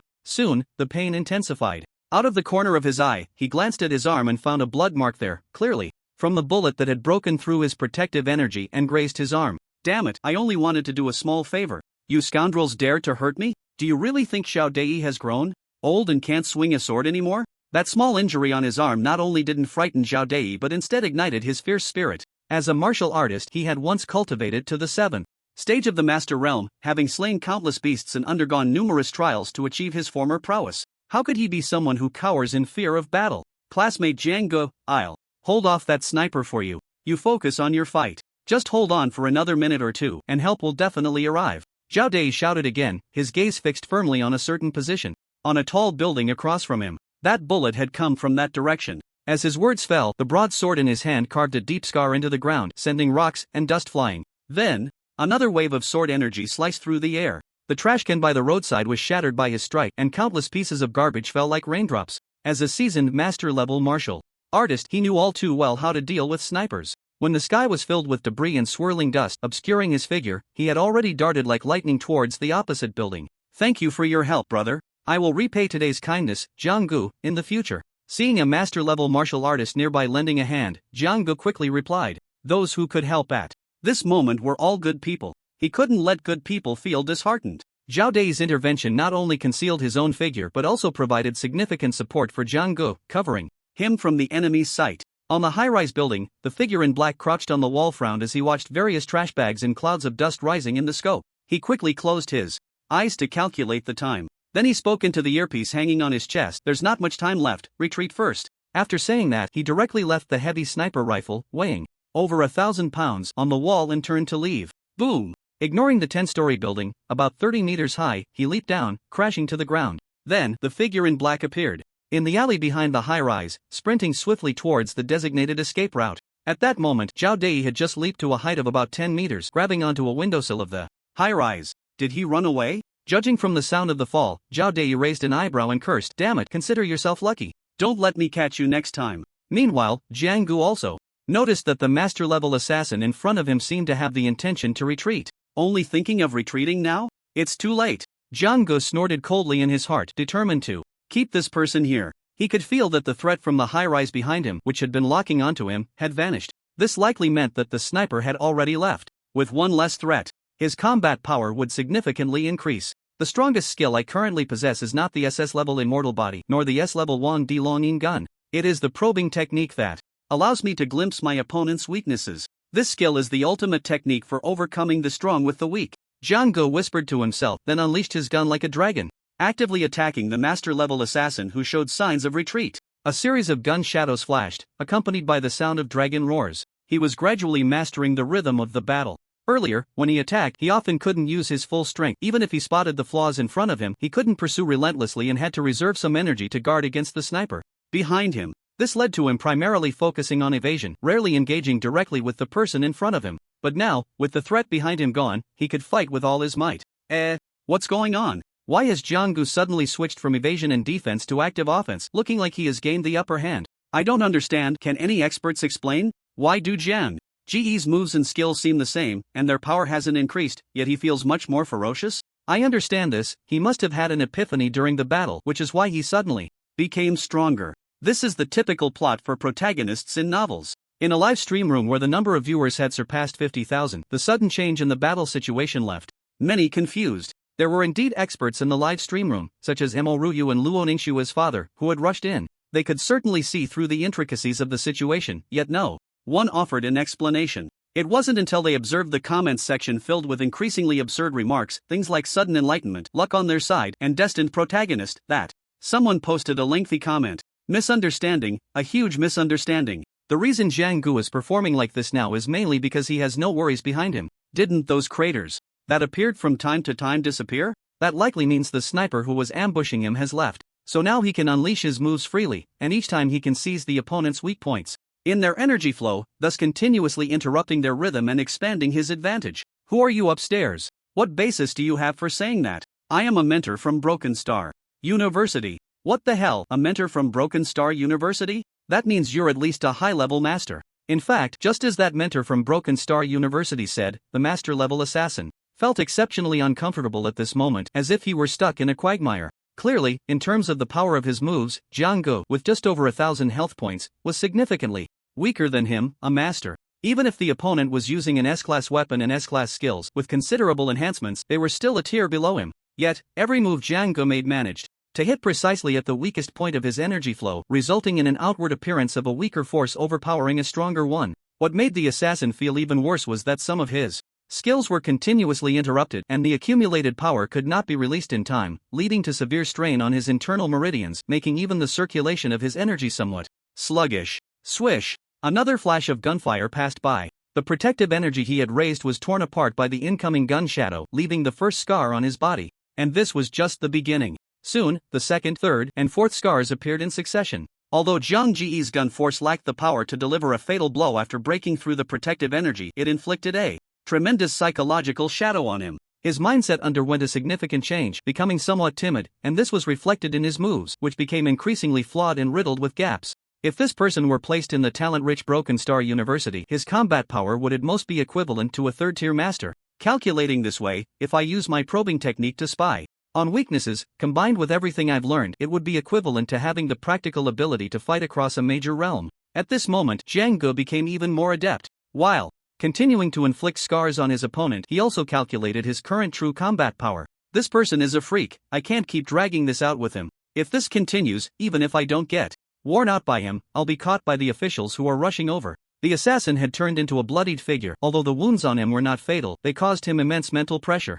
After another exchange of blows, he disregarded everything and turned to flee. He channeled all his energy into his protective aura. He was betting that even if Jiang attacked him from behind, the opponent wouldn't be able to inflict a fatal injury on him in a short time. He was also betting that Jiang wouldn't chase after him. After all, the other was a prodigy and had no need to venture into danger. What if he ended up encountering that sniper while chasing? The facts proved he had made the right bet. Jiang indeed did not pursue him but was instead gathering his strength for a brief moment. 9 dragons, kill. A low, soft voice suddenly rang out behind him. Immediately, 9 dragon roars echoed. Following that, 9 dragon-shaped energy forces suddenly converged, forming a true dragon shadow that was over 10 feet long, roaring as it surged from behind him. The protective energy shield, reinforced by his entire body's blood and chi, was now even more solid than before. Yet it was torn apart more easily this time. This was because, at this moment, Jiang not only unleashed the eternal night descends from his undying body, enhancing his power, but also because the 9 dragons convergence was the strongest move within the Wangdi dragon roar spear. With a wow, the master-level assassin felt a sharp pain suddenly surge from his back and he spat out a mouthful of blood, mixed with fragments of his internal organs. The strength in his body was rapidly draining away. In the end, he fell to the ground with a thud. What the hell, a freshman just entering college actually defeated a master-level warrior without a scratch. Can you believe it? In a third-rate martial arts university in our city, the principal is only at the 8th stage of master level. Does this mean that if Jiang came to our school, he would be qualified for a vice principal position or something? Funny face. Calm down. For a genius, isn't it normal to fight above their level? Although Jiang is jumping several levels this time, breaking various records is also quite normal for a genius, right? What the upstairs said is true. My mom is asking me why I'm watching the live stream on my knees. The world of geniuses is different from ours. Here's something to make you even more envious. Jiang has a separate villa as a dormitory at school, and he's accompanied by 2 stunning beauties at the level of school flowers, reportedly all living together. Damn it, why am I so mediocre while others are so outstanding? It's making my eyes red with envy and my fists clench hard. In the live stream room, as tens of thousands watched a master-level powerhouse fall, various discussions and exclamations flooded the screen. Even Jiang Ji's deeds at Pajun University were revealed by several insiders. Then, another wave of discussions swept through. In contrast, the protagonist of this live stream event, Jiang calmly approached the master-level assassin. Although the man was severely injured from Jiang Ji's strongest attack, the physique and vitality of a master-level warrior were still quite formidable, and he was still hanging on to life. Who sent you? Jiang asked, wanting to know the mastermind behind the ambush. There's a saying that there are 1,000 days for a thief but not 1,000 days to guard against a thief. He needed to understand who harbored such great malice against him to make appropriate plans and responses. Cough, cough. The master-level assassin coughed up another mouthful of blood, a sinister smile appearing on his face. As he said, why would I tell you? His slightly provocative words were not meant to anger Jiang but rather to seek death. He knew that with his severely damaged organs, even if he used healing elixirs, he would likely suffer a significant drop in cultivation, falling to the level of a martial artist or even lower, remaining in a half-disabled state unable to fight regularly. Not to mention, once the officials arrived, he would face judgment for having injured many innocent people, which would likely result in a death sentence or life imprisonment. That was a fate he was unwilling to accept. Thus, he preferred to be killed by Jiang.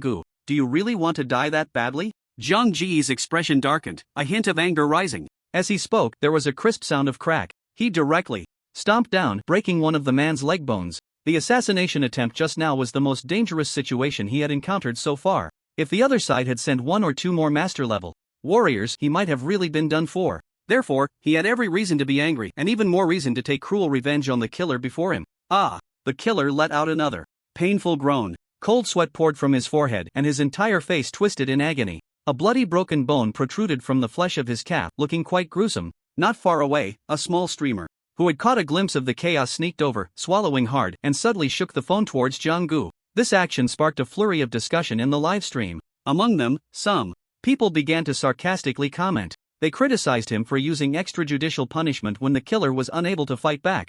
Jiang naturally noticed that many people nearby were filming him with their phones, and he knew that his actions might spread online, even drawing criticism from some self-righteous individuals. But he didn't care. Instead, he stepped down again, breaking the killer's other leg. Are you going to talk? If you keep being stubborn, I will crush every bone in your body, piece by piece. Believe me, I can do it.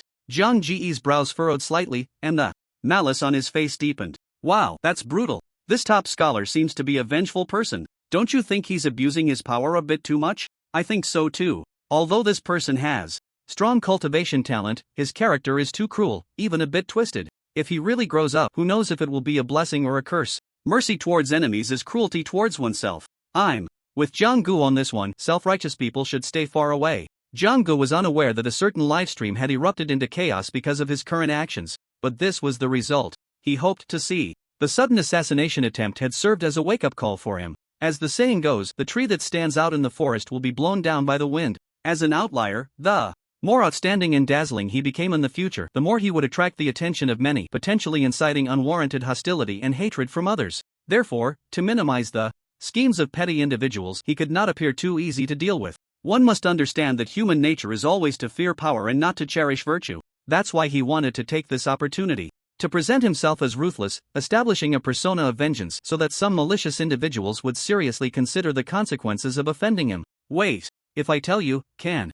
you give me a quick end? Seeing that Jiang-gu seemed intent on continuing his assault, the killer, not wanting to suffer further torment before dying, finally spoke up to stop it. If the information you provide is valuable enough, I can consider giving you a quick end. Jiang-gu pondered for a moment and coldly replied, I belong to an assassin organization called Dark Knight. The sniper from earlier was also a member of the organization. Yesterday, we received a task assigned by the organization to come here today and ambush you, waiting for you to show up before striking. However, the ultimate goal of this mission was not to kill you but to incapacitate you. It would be best to destroy your martial arts foundation, leaving you with no room for progress in the martial arts path. As for who issued this task to the Dark Knight organization, I am not clear. Only the management of the Dark Knight organization knows more specific information. If you have the energy, you can ask someone to directly contact the headquarters of the Dark Knight organization. I know there is a branch of Dark Knight within the capital, and I usually take on tasks there. Jiang-gu quietly listened to the information revealed by the other party, then asked a few other questions. After confirming that the other party no longer held any value, he fulfilled his promise. With a flick of his long gun, the assassin's body was sent flying into the air. Then, the gun's force erupted. He directly turned the opponent's flesh into a cloud of exploding blood mist. The blood mist fell like a light drizzle. Jiang-gu slightly raised his head and gazed, a hint of coldness in his expression, which was deeply etched into the minds of many through the live broadcast. Jiang-gu, could it be that today's assassination will lead to a drastic change in his personality? At Broken Army University, Emo Ryu looked at the extremely familiar face in the video, gently furrowing her brows. Beside her, Luo Ningxue also showed concern, worried that the originally cheerful Jiang-gu might suddenly head towards some extreme. Outside the Wangfu restaurant, Zhao Dei, the restaurant's general manager, originally intended to go over and greet Jiang-gu immediately, but upon seeing Jiang-gu begin to interrogate the assassin, he held back from acting right away. When Jiang-gu finished the interrogation, everyone, including Zhao Dei, looked up at the sky. In the southwest direction, a figure with an aura as deep as the ocean was crossing the void. A martial king-level expert. Even this level of expert has been stirred. Amidst the murmurs of everyone, the rushing figure finally landed beside Jiang-gu. What's going on? Didn't you say you were ambushed by an assassin? Where is he? The newcomer was none other than the president of Broken Army University, Li Wuji. As soon as he landed, he first assessed the unharmed Jiang-gu, confirming that he was fine before asking, one is dead, one has escaped. Jiang-gu replied, then recounted the entire sequence of events. Did my secretary call you at the villa? It seems this matter is not simple. Don't worry, no matter who is involved, I will get to the bottom of it and give you an explanation. Upon hearing this, President Wuji's anger immediately flared up. From Jiang Ji's brief words, he had already inferred many things. After speaking, he made a call back to the school, ordering the inspection team to detain some of the people involved. This included his secretary and Jiang Ji's butler, Old Wang. By the way, the assassin's hideout you mentioned, I will head over there right now to see if I can trace the clues and find the lair of that assassin organization to learn about the mastermind behind it. As for here, you wait. Forget it, I'll take you with me. This assassination incident even has people cooperating within Broken Army University, clearly indicating that the mastermind's influence is significant, and it's likely they have infiltrated some official institutions. It's safer for you to come with me. After finishing the call, President Wuji directly took Jiang-gu with him and flew away from the spot. It was no wonder he placed such importance on Jiang Ji's safety. The significance of Jiang Ji's battle just now was immense. With the cultivation of a martial master, he not only remained unscathed under the covert sniping of a sharpshooter and the encirclement of a grandmaster-level martial artist, but also managed to counterkill a grandmaster-level martial artist. Even he felt a bit shocked by this achievement. At this moment, Jiang-gu had become, in his eyes, the most outstanding genius in Broken Army University in hundreds of years. Such a prodigious figure, if he were to grow in the future, would be the pillar and cornerstone of the entire Great Xia. He must protect it well. With the talent Jiang Gu is shown now, there might be a glimmer of hope for him to achieve the legendary realm of martial sage in the future. Although since the martial way emerged, there has been no documented martial sage in the entire history of humanity. But since this realm exists, it proves that there is still a path beyond martial sovereign. If I can truly cultivate a martial sage, the situation on the border battlefield, as well as the entire Great Xia and even the history of humanity, will open a new chapter. And my name, Li Wuji, will be recorded in history, renowned for eternity. Li Wuji felt a sense of anticipation in his heart. Thinking of this, he felt it was time to reveal a few things to Jiang Gu. Jiang Gu, do you know that at the border of Great Xia, there is a battlefield of the abyss that concerns the safety of the entire Great Xia? Battlefield of the abyss? Jiang Gu, who had been taken along, was gazing down at the ground from high above, his face showing a look of longing, hoping to quickly achieve the realm of martial king and possess the ability to fly thousands of miles at will. Hearing Principal Wuji's sudden question, he couldn't help but be taken aback. The territory of Great Xia is vast, bordered by the endless sea to the east, endless mountains to the north, miles of yellow sand to the west, and islands surrounding the south. Those places are the borders of Great Xia. There exist 4 abysses that isolate the territory. And those abysses are not naturally formed. They were created by the martial sovereign experts of our Great Xia using supreme divine skills aimed at creating a domain that isolates external threats. It is precisely the existence of those 4 abysses that ensures the safety and stability of our Great Xia's interior. As Li Wuji spoke of these, a hint of nostalgia and reminiscence appeared in his eyes. After all, he had once participated in a great battle at the borders battlefield of the abyss. For great domains? Martial sovereign experts? Curiosity arose in Jiang Ji's heart, and he quickly asked, what are the main enemies faced in those 4 abyss battlefields? Li Wuji replied, the ruins, beasts, and humans. The world is vast, it is not just our Great Xia, but now, the only country that still retains complete territory is our Great Xia. Other countries have long been torn apart by various upheavals, either destroyed, fragmented, or ravaged by ruins, beasts, never having a day of peace. And some foreigners even worship and sacrifice those powerful ruins beasts as if they were deities, seeking certain abilities and becoming slaves to the ruins beasts. Those who have strayed onto the wrong path, along with various ruins beasts, are the threats currently faced on the borders battlefield of the abyss. Once the border is breached, the vast territory of Great Xia's heartland will turn into a battlefield, ultimately becoming scorched earth. Jiang Gu sensed the worry in Li Wuji's tone. This meant that the situation on the current battlefield of the abyss was likely not good. Are there martial sovereign experts stationed at the battlefield of the abyss? Of course there are. If there were no martial sovereign experts stationed there, Great Xia would have perished long ago. How many are there? Jiang Gu blinked, his curiosity growing. In this world where martial prowess is revered, it is always the few top individuals who can influence the national situation and command the elements. That pinnacle position is also his current goal. One must ask, how many men in the world do not wish to awaken and grasp the power of the world, indulging in the beauty of life? Originally, there were 6 martial sovereigns stationed there. But not long ago, Senior Shui and Senior Yu were severely injured in a great battle. They both have already reached the peak of 280, close to the upper limit of the martial sovereign realm, and the 300 years of lifespan is not far off. Their condition is no longer at its peak, and now they have suffered heavy injuries. They probably won't last much longer. Therefore, the Great Xia urgently needs new martial sovereign powerhouses to take over the positions of those 2 seniors. Currently, the most likely candidates to step into that realm in a short time are the war god Ling Xiao, the Gu family's elder Gu Tianxing, Shernantian from Buddha City, the old celestial master from Seeking Dao City, and the old immortal Yun Fei from the Yun family in the imperial capital, among a few others. They have all reached the 8th or 9th stage of the martial king realm, and their potential has not yet been exhausted, so they have a chance to step into that realm. As Li Wuji spoke, he seemed to have more to say. It was precisely because Great Xia urgently needed 1 or 2 new martial sovereign powerhouses to stabilize the situation on the abyss battlefield that certain individuals were being tolerated. Take Gu Tianxing, who acted recklessly, and the always arrogant Yun Fei, for example.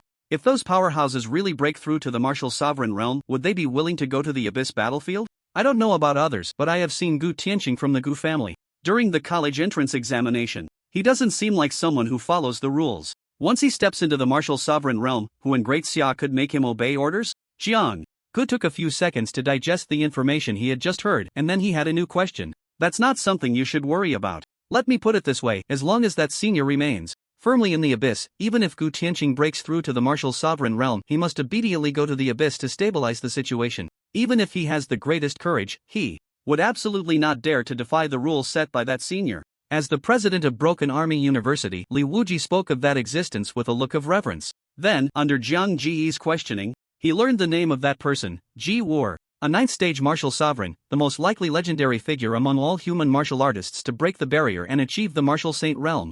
Ji War. This name was deeply engraved in Zhang Ji's mind. After hearing some of the deeds of that person from President Wuji, he also developed a sense of admiration for him. That person had been guarding the most intense battlefield in the northern abyss ever since he broke through to the martial sovereign realm over 100 years ago. Furthermore, he had relocated all the Ji family disciples to the abyss, demonstrating his determination and will to coexist with the great Xia human race. How could such actions not earn respect? My expectation for you is that I hope you can also become a person like Senior Ji in the future. If in my lifetime, I can cultivate a person like Senior Ji for great Xia, then I will have no regrets in this life. Li Wuji looked kindly at Zhang Ji's vibrant face, expressing his hopes. However, he ultimately held back, not voicing his wish for Jiang Ge to achieve the martial saint realm. Just as the two were talking while on their way, various groups of people began to arrive on the commercial street where the Wangfu restaurant was located. First came the district's criminal police, followed by experts from the headquarters. There were also personnel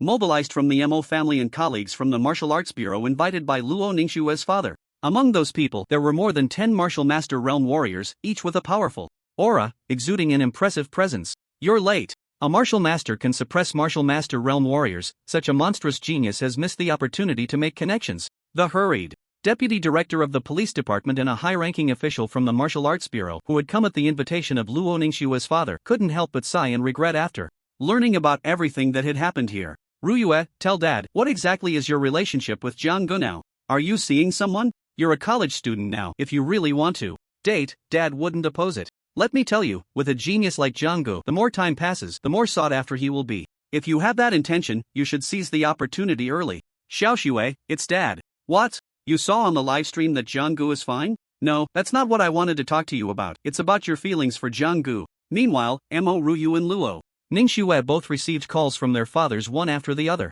When the two heard their father's tones, which seemed eager to marry them off immediately, they couldn't help but complain. As for what they truly thought, only they knew. Around 9 o'clock in the evening, Jiang Ge returned to Broken Army University. He had just been to a contact point of the assassin organization located in the capital with Principal Wuji, but they had gained nothing. By the time they arrived, the other party had already received news in advance, and the key figures had long since evacuated. Thus, Principal Wuji had no choice but to hand over the matter of that contact point to the local criminal police for further investigation, hoping to obtain some clues. He then took Jiang Ge back to school. In the next few months, try to minimize going out and focus on your training at school. If you really have an urgent matter to attend to, report to me in advance. I'll send someone to ensure your safety. In any case, situations like today must not happen again. After sending Jiang Ge back to the dormitory, Li Wuji gave a few final instructions before leaving. Inside the villa, butler Old Wang stood up immediately upon seeing him return. Thank goodness you're okay, otherwise I would be in big trouble. Just now, the school's inspection team came to find me for an investigation. The final result revealed that a staff member from the school secretly entered Principal Wuji's office and then used the landline there to call this side. When I received the call, I saw the incoming number was from the principal's office, and the voice sounded very much like Principal Wuji's secretary, so I didn't suspect anything and informed you about the appointment. Old Wang suddenly said. This mainly to assure Jiang Ge that he was innocent in this incident and had passed the school's investigation, making him trustworthy. As a private butler, Jiang Ge and the school were essentially his dual employers now. If Jiang Ge were to dismiss him because of today's incident, it would leave a significant stain on his resume, making it difficult for him to continue in this line of work. After all, no one would want to hire a butler suspected of betraying his employer. No need to explain further. I trust the school's investigation results and believe in your innocence. Today's incident was a deliberate trap aimed at me. I had no guard up at the time, and even if I personally answered the call, I could have been deceived. Jiang Ge waved his hand, not wanting to ask more. Trust those you employ, doubt those you do not. Since Principal Wuji had already assigned the school's inspection team to investigate Old Wang and confirmed his innocence, excessive suspicion would only make the other party anxious and uneasy, making it impossible for him to do his job well in the future. So, who exactly hired those two assassins today? After going through this ordeal, Jiang Ge had lost the mood to train in the practice room. He lay back on the sofa and began to think. Jiang Ge, are you okay? Before he could think for 2 minutes, Mo Ruyu and Luo Ningxue rushed over upon hearing he had returned. The more extroverted Mo Ruyu took long strides, quickly reaching the sofa and scrutinizing Jiang Ge from head to toe. What could possibly be wrong with me? I just heard Principal Wuji mention that someone was live streaming at the scene. Couldn't you see the situation directly? Suyu looked at the two girls' concerned gazes and immediately jumped up and down, signaling that he was perfectly fine. Seeing the familiar smile on his face, Emoryu and Luo Ningxue felt a bit more at ease, and their worries about his personality changing drastically due to the assassination faded considerably. The live stream also showed you interrogating that assassin, but we could only see some footage. We couldn't hear your conversation at the time. So, did you manage to find out who hired the assassin? And also, you left with Principal Wuji afterward. Were you investigating? Did you find any clues? When Emoryu asked this, her beautiful eyes carried a hint of anger. Today's assassination was clearly premeditated. If it weren't for those two assassins underestimating Zhang Ji's true strength, she might have completely lost this little thief who could help her quickly improve her abilities and also liked to take advantage of her. Thinking of this, she wished she could immediately drag out the mastermind and tear them apart to relieve her heart's hatred. The details are as follows. Afterward, I went with Principal Wuji to the stronghold mentioned by the assassin, but it was already deserted, with only some peripheral personnel left behind. Next, we can only let the official personnel investigate slowly. We'll see if we can identify the core personnel who have already escaped through surveillance and images, and then proceed with the wanted in pursuit. After listening to Zhang Ji's brief account, Luo Ningxue raised her slender eyebrows slightly and asked, "Do you have any suspects?" Zhang Ge didn't want to make the atmosphere heavy, so he laughed and said, "There are quite a few. Like the vice president of Isin Society, Su Wenxiu, whom I defeated today. He has both the ability and motive. And then there's Gu Qinwu from the Gu family. A couple of days ago in the market realm, he recognized us, and with his crazy personality, it's not impossible for him to hire an assassin to deal with me. Additionally, there might be some young masters from noble families secretly in love with you two beauties, who, unable to stand seeing me with you, might harbor jealousy and also be very likely." Emoryu was still analyzing seriously when she heard the first half of his sentence. But when she heard the latter half, she immediately rolled her eyes dramatically and huffed, "Be serious, this is a big deal. If we don't investigate clearly who the mastermind is, and now you've exposed your true strength, if they continue to target you, they'll only hire even stronger assassins, and their preparations will be more thorough. By then, you might not have the same good luck as today to turn danger into safety. You can't just hide in school forever, can you?" Zhang Ge, upon hearing this, nodded seriously. "You hit the nail on the head.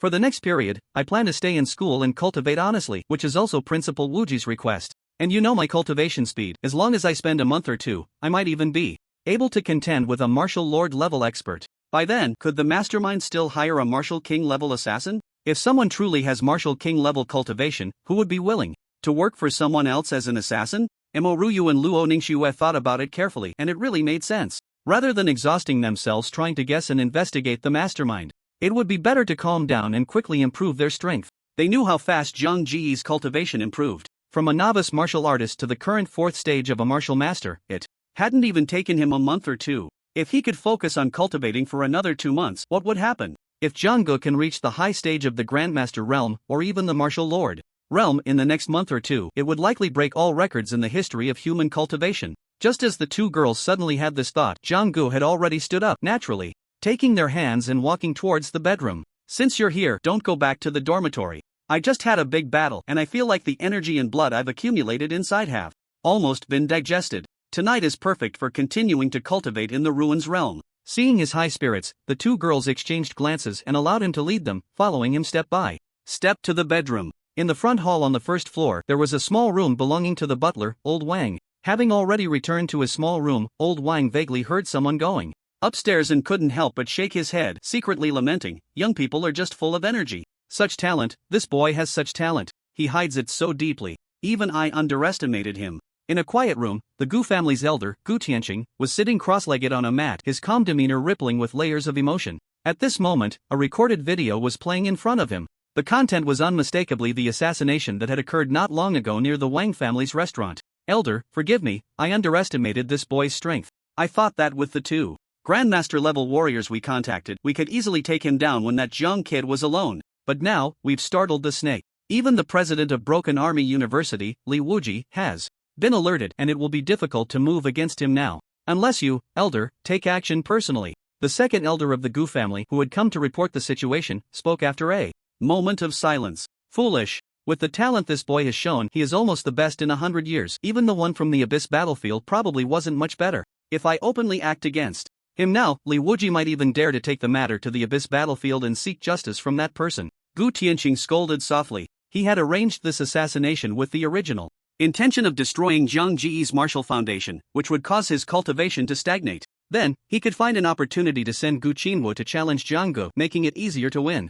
and eliminate the demonic thoughts brought by the latter, thus reshaping his martial art. But he never expected that due to insufficient caution and not wanting to put the Gu family in the spotlight, the assassination orchestrated from behind the scenes not only failed but also pushed Jiang Gu into the limelight, forcing him to reveal talents and potential that could shock the entire Great Xia. As a result, he became wary and found it difficult to personally oppress the younger generation. Forget it, let's set this matter aside for now. Clean up the mess outside. Don't let it be exposed that this assassination was arranged by the Gu family. Gu Tianqing finally waved his hand, temporarily giving up on the plan to target Jiang Gu. The second elder of the Gu family spoke softly. What about Qinwu? Gu Tianqing thought for a moment and said, send him to the Abyss battlefield. The second elder frowned. The Abyss battlefield? There are battles every day there. If something unexpected happens, even Grandmaster level and Martial Lord level warriors can fall. With Qinwu's current cultivation? Gu Tianqing interrupted with a wave. Just arrange it as I said. Qinwu was already far behind others. If he doesn't take a risk now, he will only be trampled under Zhang Ji's feet in the future, unable to escape the shadow he casts.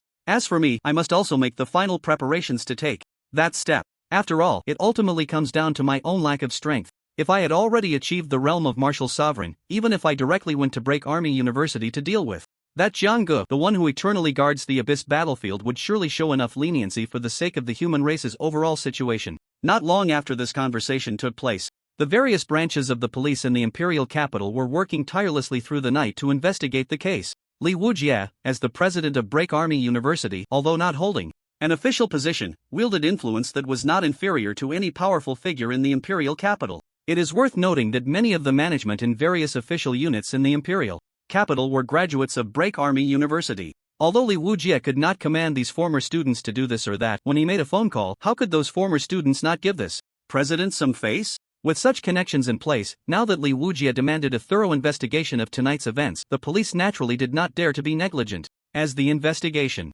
deepened, the police initially obtained a number of leads. For instance, the person who secretly infiltrated the president's office at Break Army University and impersonated the president's secretary to call Zhang Ji's villa was quickly apprehended. Additionally, the assassin organization's base in the imperial capital was identified through surveillance footage and inquiries with nearby residents, successfully pinpointing several core members who had already fled and confirming their physical descriptions. However, as the police followed these leads, they completely lost track of the investigation.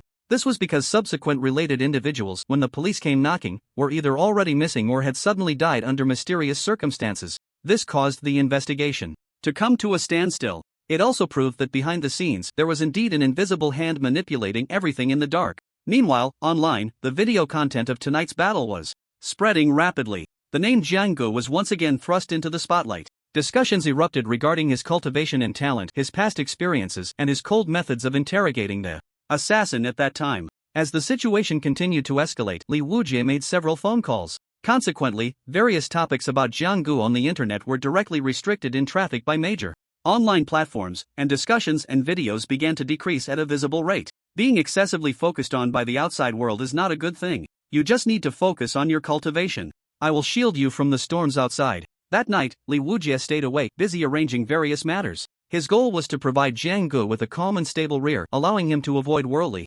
distractions and focus on his cultivation. The person in question, Jiang Gu, did not disappoint his expectations. After returning to his bedroom, he directly pulled Mo Ruyu and Luo Ningxue onto the bed and began serious cultivation. In the blink of an eye, a month had passed. In the Bitterling River, two striking figures, one wielding dual daggers and the other a long sword, were engaged in a fierce battle with a giant white tiger with wings sprouting from its ribs. This was a powerful beast comparable to a 9th-tier martial master. Not only was its physical body incredibly strong, impervious to blades and swords, but it also possessed several extremely formidable skills. With a loud roar, a shockwave swept out, causing the surrounding snow to tremble. On a low peak 2 to 300 meters away, an avalanche was triggered, with a massive amount of snow cascading down like a tide. At times, the white tiger's wings flapped wildly, unleashing a sword-like gust of wind that swept in all directions. The two stunning figures each unleashed their unique skills, moving swiftly, accompanied by the slicing energy of blades and swords, yet they could only defend against the attacks of the giant white tiger beast, with no room for offense.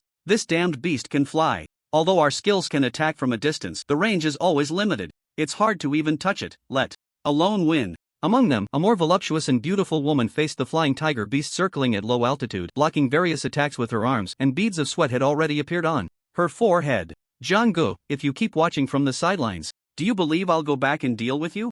seeing that all their means had been exhausted and they could do nothing against the flying tiger beast. The voluptuous woman glanced sideways at someone not far away, leisurely watching the show by the snow-covered vehicle, and couldn't help but scold in a delicate voice. "M.O. Ruyue, is this your way of asking me for help? Let me make it clear, my help isn't free, there must be a reward. How about you bring me water to wash my feet every day for the next week?" Jiang-gu laughed heartily but remained unmoved, starting to haggle.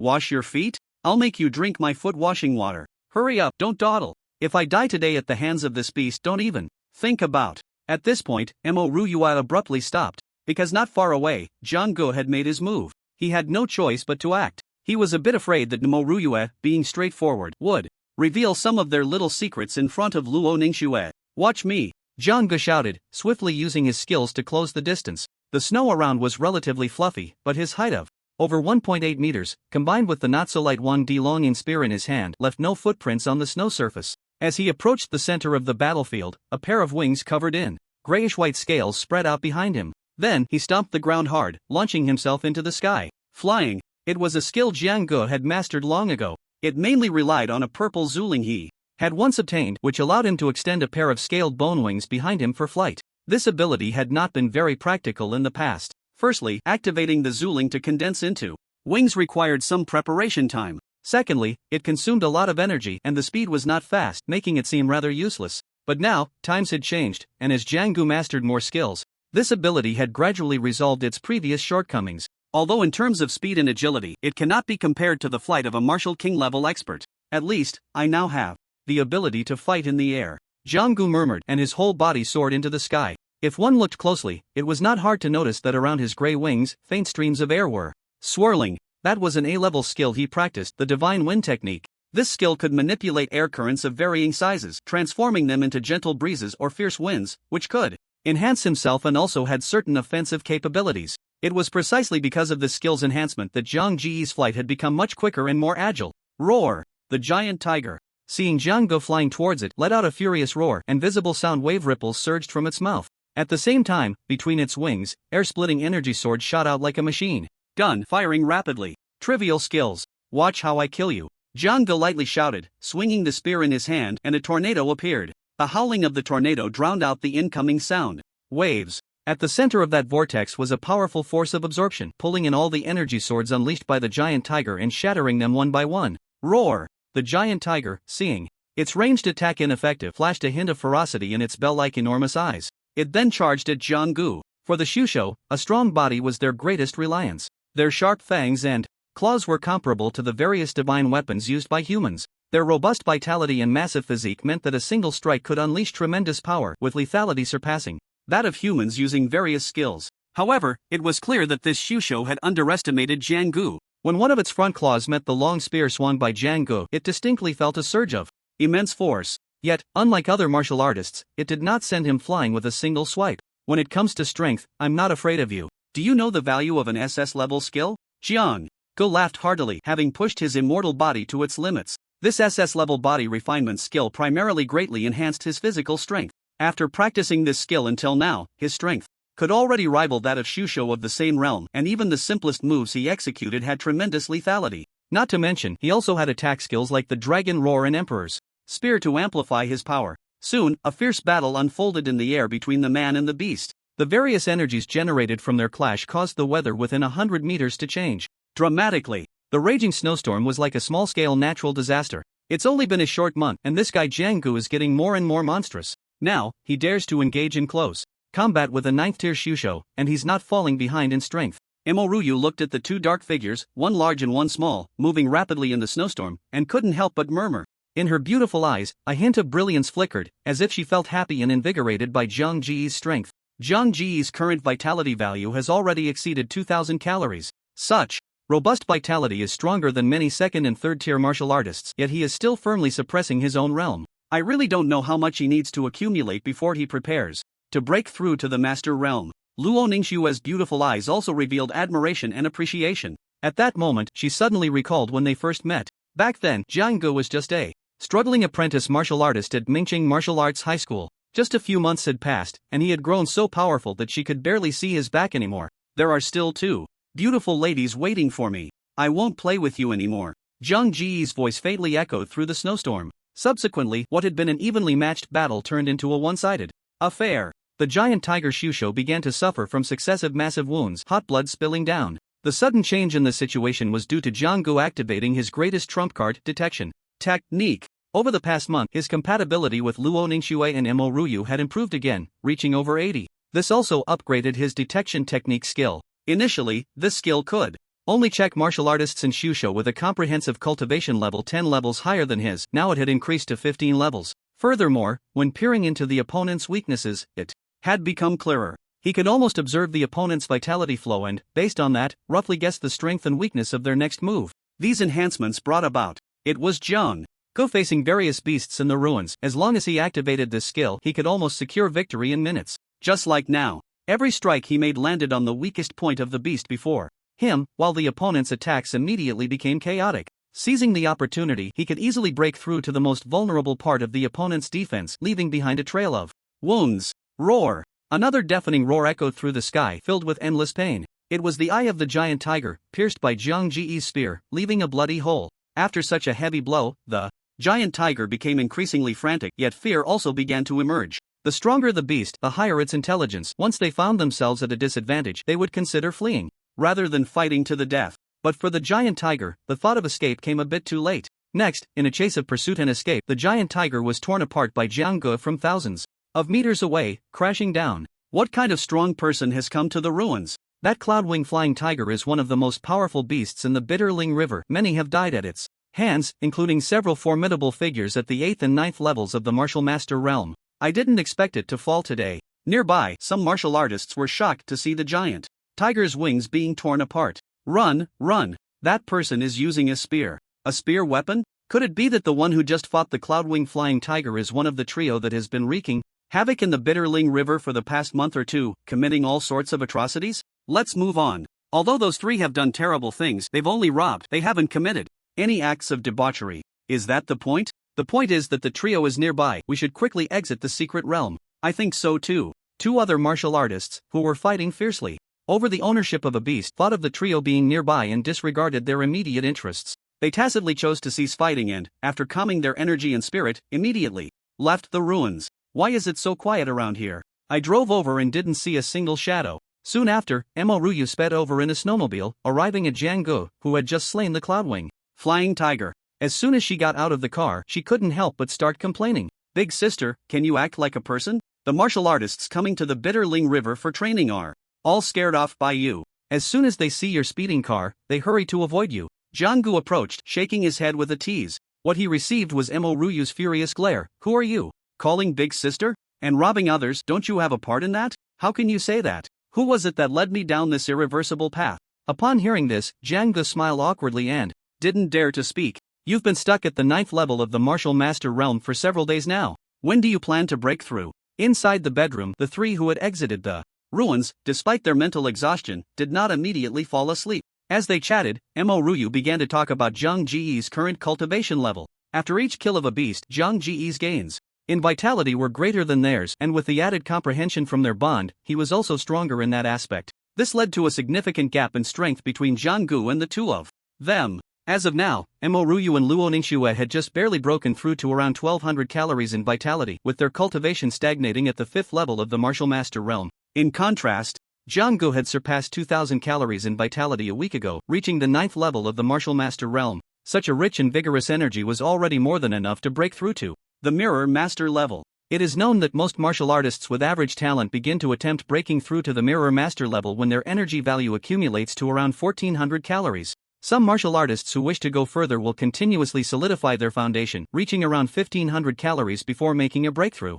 Even among the geniuses who fought their way out from millions of students at Broken Army University, the most they could refine their energy to was about 1600 to 1700 calories. At this level, it becomes impossible to suppress it any longer. The body's carrying limit is only so great. Even if one continues to slay the ruins beasts to gain energy, it will only overflow outside the body. Now, Jianggu was experiencing a similar situation. A week ago, he had pushed his energy value past 2000 calories, and his body was already struggling to contain more energy. Now, a week later, he had only slightly raised his limit to 2086 calories. Before this, every time he entered the ruins, he could increase his energy value by nearly 100 calories. This was also why Mo Ryu suddenly brought up this topic. She felt that it was the bond between her and Luo Ningxue that made Jiang Gu deliberately linger in the martial master realm. After all, once he broke through to the mirror master level, the ruins that his spirit would be positioned in would be another place, not Kulingchuan. At that time, the bond among the three would temporarily lose its effect, and they would have to wait until she and Luo Ningxue also entered the master realm to re-enter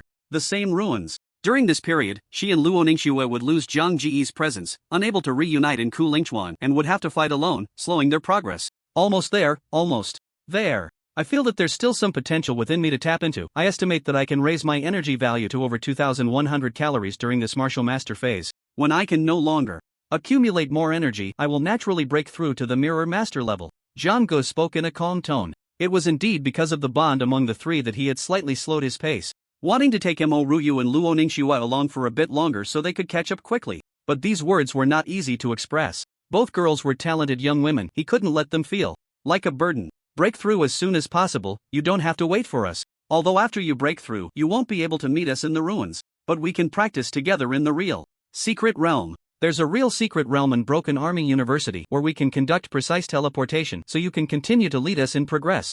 Luo Ningxue, who was sleeping to Zhang Ji's left, winked at him and offered a suggestion. But the real secret realm in the school has a time limit. To prevent students from endlessly taking advantage, the school has killed all the ruins beasts in the secret realm, but there's a rule that it's only open to students once a month and only for one day. What can we do in that little time? Jiang Gu shook his head, not very supportive of this proposal. Then let's work hard to earn merit points. The more merit points we have, the more time we can apply for through merit value to enter and exit the real secret realm in the school. Luo Ningxue clearly had done her homework, knowing the functions of the merit points set by Broken Army University. I currently have 870 merit points. In the school's monthly assessment a few days ago, I ranked second in the entire grade, and the school rewarded me with 500 merit points. The other 370 merit points were won back from dueling with others on the 7-kill platform. The school has a rule that as long as you go on the 7-kill platform, the losing side will automatically lose 10 merit points. By paying 500 merit points, one can apply for a day's time to enter the training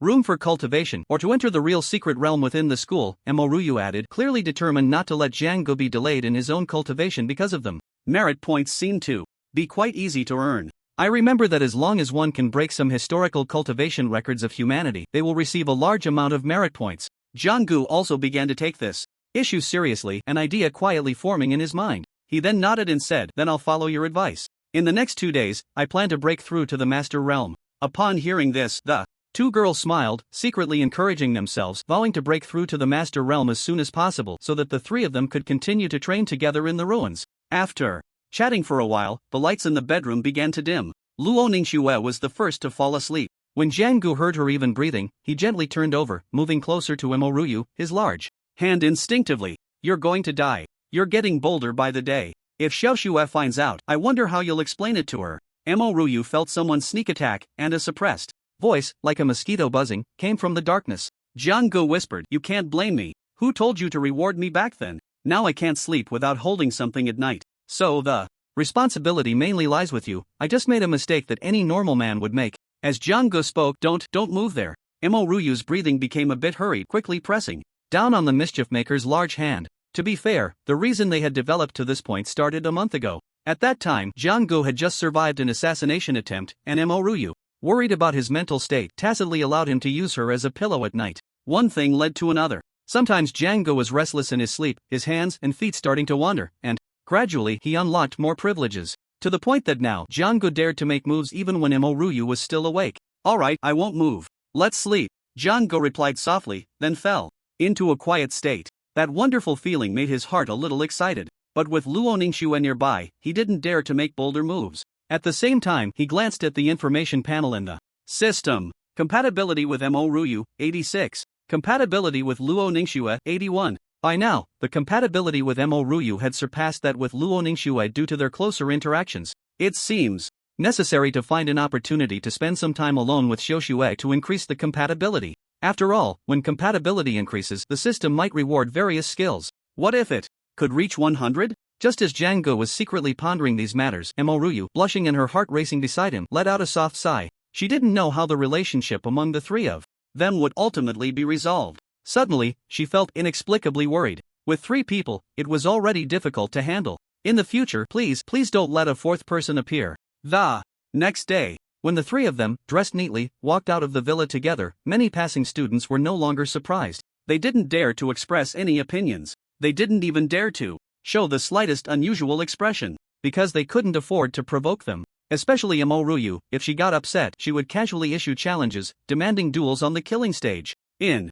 just this month, she had fought in over 30 matches, earning several hundred merit points. You're still doing well. Your mentor, Qingyu, takes a hands-off approach with you, hardly caring what you do each day as long as you get good results in your assessments. Xiaoshui and I are the unfortunate ones. Mentor Nangonkin has us on a packed training schedule every day. By the end of the day, we're exhausted and sore all over. Facing the rising sun, Amoryu let out a groan. But thinking about it, without Mentor Nangonkin's special training, you and Xiaoshui wouldn't have grown so quickly. Would you? The vitality gained from slaying beasts in the ruins is just energy stored within you. If you can't quickly digest it through various exercises, a lot of that vitality will dissipate. If you digest it but can't quickly adapt to the changes brought by the increase in vitality, then it's all for nothing, and you won't be able to fully convert your strength into immediate combat power. Jianggu habitually started bickering with her. Although privately, the two had already become intimate, in front of Luo Ningxue, they would often exchange playful banter to throw others off. The scent. Who are you calling useless? Amoryu shot him a glare, her acting skills kicking in, her eyes seeming to shoot icy daggers. Alright, I was wrong. Useful and grand, let's go. With that, Jianggu glanced at the trembling rise and fall of her expression. He knew very well whether it was grand or useful. Seeing him like this, Amoryu snapped back to reality, first giving him an annoyed look, then casting a guilty glance at Luo Ningxue. The three of them chatted and laughed as they headed to the cafeteria, and after breakfast, they went their separate ways. Luo Ningxue and Amoryu were off to report to Mentor Nangonkin to complete their daily special training plan. As for Jianggu, he had spent the previous month in a state of complete freedom, arranging his time as he pleased. He would only seek out Mentor Qingyu if he had questions about his training. However, today, he didn't follow his usual routine. Generally, he would head to the training room first, engaging in 3 hours of exercise in a gravity environment. In the afternoon, he would spend 2 hours honing various martial skills in a simulated environment. It's important to know that training is like rowing upstream. You can't afford to delay even for a day. If he didn't train regularly, his condition would noticeably decline within a month, and if he went a year and a half without training, even his cultivation level could drop. It is said that only by breaking through to the martial king realm and condensing a martial law form can one maintain their state at a peak level for a long time. Jianggu, good morning. Going to the gravity room to train again? I really envy you. You have 6 days each month to train in the training room, averaging nearly 5 hours a day. 4 students. Like us with ordinary treatment, we only have 48 hours a month, which is less than 2 hours a day. It's simply not enough. On the way, some students greeted Jianggu or chatted with him. Ever since that assassination incident, he had become the most dazzling star in the school. The strength he displayed was enough to earn the respect of other students, even in a school filled with prodigies. Naturally, some sociable students took the initiative to get close to him. After all, who would refuse a friend with extraordinary talent who was almost certain to achieve the martial king realm in the future? I'm not going to the training room today. I plan to check out the Dao Palace. Jianggu smiled and nodded at those who greeted him, not pretending to be a cold genius. He was not opposed to making friends. No matter whether the other party is sincere or insincere, as long as it does not harm his personal interests, he is more than willing to make a few connections. Who knows, it might come in handy later? The Dao Inquiry Palace? The freshman walking alongside him paused for a moment. Then, his expression turned excited, and he exclaimed loudly, "Are you going to challenge the Dao Inquiry Palace?" Nearby, some students hurrying to various places to start their training courses for the day, upon hearing this voice, seemed to have hit the pause button, all stopping in their tracks. The reputation of the Dao Inquiry Palace is simply too great. So great that anyone who has attended university in the entire Great Xia territory has heard of this name. The Dao Inquiry Palace, a palace. That sounds grand and impressive. Houses records set by human martial artists since the emergence of blood and martial arts. For instance, achieving a cultivation level that surpasses all peers of the same age by the age of 20 is one such record. The fastest speed, the greatest strength, the strongest defense, and the most destructive attack within the martial master realm are also records. What is recorded in the Dao Inquiry Palace are those who have reached the pinnacle in a certain field at various age stages. Is Jianggu going to challenge the Dao Inquiry Palace and create his own records? Hurry, let's go see. Training? I have something to do today, but I can spare half a day. This is a historic moment witnessing record-breaking events in human history. We must see it with our own eyes. How many records do you think Jianggu can break? From an age perspective, he should belong to the 19-year-old category, the highest cultivation level recorded in the Dao Inquiry Palace for this age group was set over 300 years ago by someone named Xiaohan, who reached the 7th stage of the martial master realm at 19. The only regret is that this prodigy sacrificed himself during the master realm and could not grow further. I remember that the fastest record at 19 was set 237 years ago by someone named Fang Yen. At that time, after a moment of silence, the nearby students began to discuss various topics. Some who were familiar with the records in the Dao Inquiry Palace even recounted who set each record. At this moment, they had completely lost interest in attending class. This was a moment to witness history firsthand. Even if it meant risking punishment from their instructors, they would skip class to see if Jiang Gu could create a brand new historical record, and how many he could achieve. Come on, Jiang Gu is going to challenge the Dao Inquiry Palace. What? Challenge the Dao Inquiry Palace, is that true? I just saw him saying goodbye to Imoruyu. And Luo Ningxue at the cafeteria entrance. Wouldn't he at least inform his girlfriend about such an exciting event? Believe it or not, I'm currently following him towards the Dao Inquiry Palace. He just said he wants to check it out. Given his previous astonishing performances, do you really think he's just going to take a look? Oh wow, I have to go over there. As the students following Jiang Gu towards the Dao Inquiry Palace spread the news, the number of people behind him began to swell rapidly. At first, there were only about 10 people, but soon it grew to 50 or 60, and then over 100. The campus of Broken Army University is vast, almost comparable to a small town. However, there aren't many students here. In fact, it can be said to be quite sparse. As an institution dedicated to cultivating top combat talents, it never admits mediocre students. Each year, students are selected from across the country, and the final number admitted is often only 1 or 200, sometimes even just a few dozen. The motto is to prefer quality over quantity. This has also led to the fact that the school mentors have very few students under their guidance, allowing them to provide detailed one-on-one instruction. At 8 in the morning, on one of the training grounds at Pajun University, some mentors were already waiting, ready for their students to arrive for various guidance and training. What's going on today? Why are so many people absent? Each of them has little skill, yet they act like they're on top of the world, daring to be late. Do they think they're all geniuses like Jiang Gu? Or do they believe that just because they got into Pajun University, they can relax and feel superior forever? On training ground number 3, Wang Yi, a mentor at the school, looked at the mere 3 or 5 figures standing there and immediately frowned. He had a total of 28 students, including 13 freshmen and 15 sophomores. Today's class was for the freshmen. He had notified his 13 freshmen yesterday, requiring them to gather here at 8 this morning. He had planned to organize a large-scale special training session for today's class. He had even specially applied for the largest simulated training room, intending to arrange the special training content there. But now, as the class time approached, only 5 people had shown up. It was as if his notification had fallen on deaf ears. Forget about those who are late. If they choose to wallow in mediocrity, let them continue to do so. When they graduate in 4 years and see their cultivation lagging behind others, they'll have their own tears to shed. Wang Yi snorted coldly, mentally placing all the late students on his blacklist. The relationship between mentors and students at Pajun University resembled that of ancient master and apprentice. If a student earned the mentor's recognition, they would be nurtured as a successor. Clearly, those late students had already lost significant points in Wang Yi's eyes and would not receive his focused attention and training in the future. Mentor. A student on the field weakly raised his hand. Wang Yi looked over and asked, class is about to start, Lu Yi, do you have something to say? Mentor, I know why those classmates are late. They probably all went to see Jiang Gu challenge the Dao Palace. I just checked my phone on the way here, and the school forum is going crazy about it. Lu Yi answered softly. He felt a strong urge to run and see if Jiang Gu could break some historical records of the human race. But on the other hand, he knew that the mentor in front of him was the key figure who would determine how much he could grow during his college years. So he wanted to skip class but didn't dare to, feeling anxious. The reason he brought up this news was to pique the mentor's interest. He couldn't believe that at the moment of witnessing a new record in the history of martial arts, the mentor wouldn't be curious or want to take a look.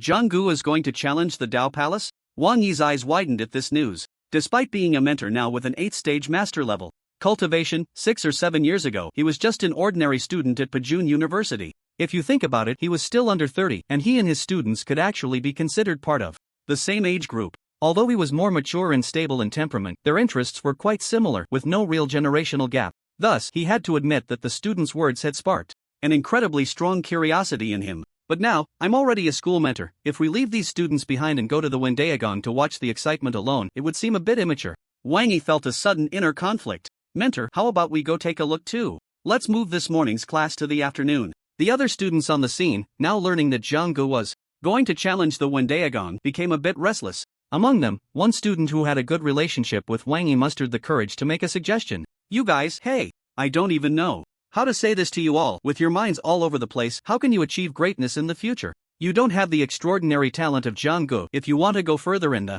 future, you must calm down and use every minute and second to improve yourselves. Wang Yi's face was stern as he scolded them. Once he had sufficiently established his mentor persona, he feigned a sigh and said, alright, looking at you all like this, it seems you have no intention of continuing the class. Then let's dismiss for now. It's just in time to see Jiang Ji's performance. Let him stimulate you properly and also make you realize the vast gap between you and a true genius. Shortly after, the few of them, teacher and students, formed a team and headed towards the Wendaegang.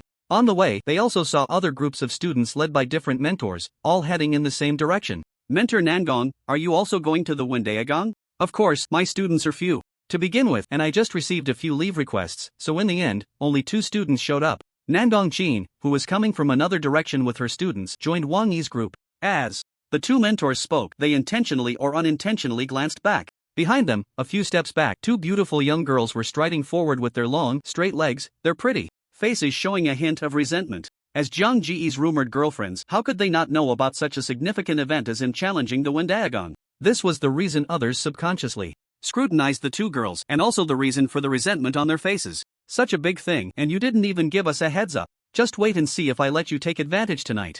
Emoruyu and Luo Ningxue walked side by side, arm in arm, like a strikingly beautiful scenery, but one of them was already mumbling quietly in her heart. Until they arrived at the front of the Wendaegang and overheard a brief conversation. You are Jiang? I've heard of your deeds. It is said that not long ago, you managed to retreat safely from a joint assassination by a master and a sniper with your martial master cultivation, and even counter-killed that master, making you one of the most outstanding students of Pujuan University in nearly 100 years. Looking at you today, are you planning to challenge the Wendaegang? The one guarding the Wendaegang was a middle-aged man with a few strands of white hair at his temples, dressed in a straight old-style Zhengshan suit, but his right sleeve was empty. Upon hearing the man's inquiry, Jiang Gu nodded in acknowledgement, showing a degree of respect. As far as he knew, this middle-aged man who guarded the Wendaegang had once been a formidable martial lord in his early years. Later, he served in the military and lost an arm in a great battle, causing his cultivation to drop to the master level. He then chose to retire and found a relatively leisurely job at Pujuan University to enjoy his later years.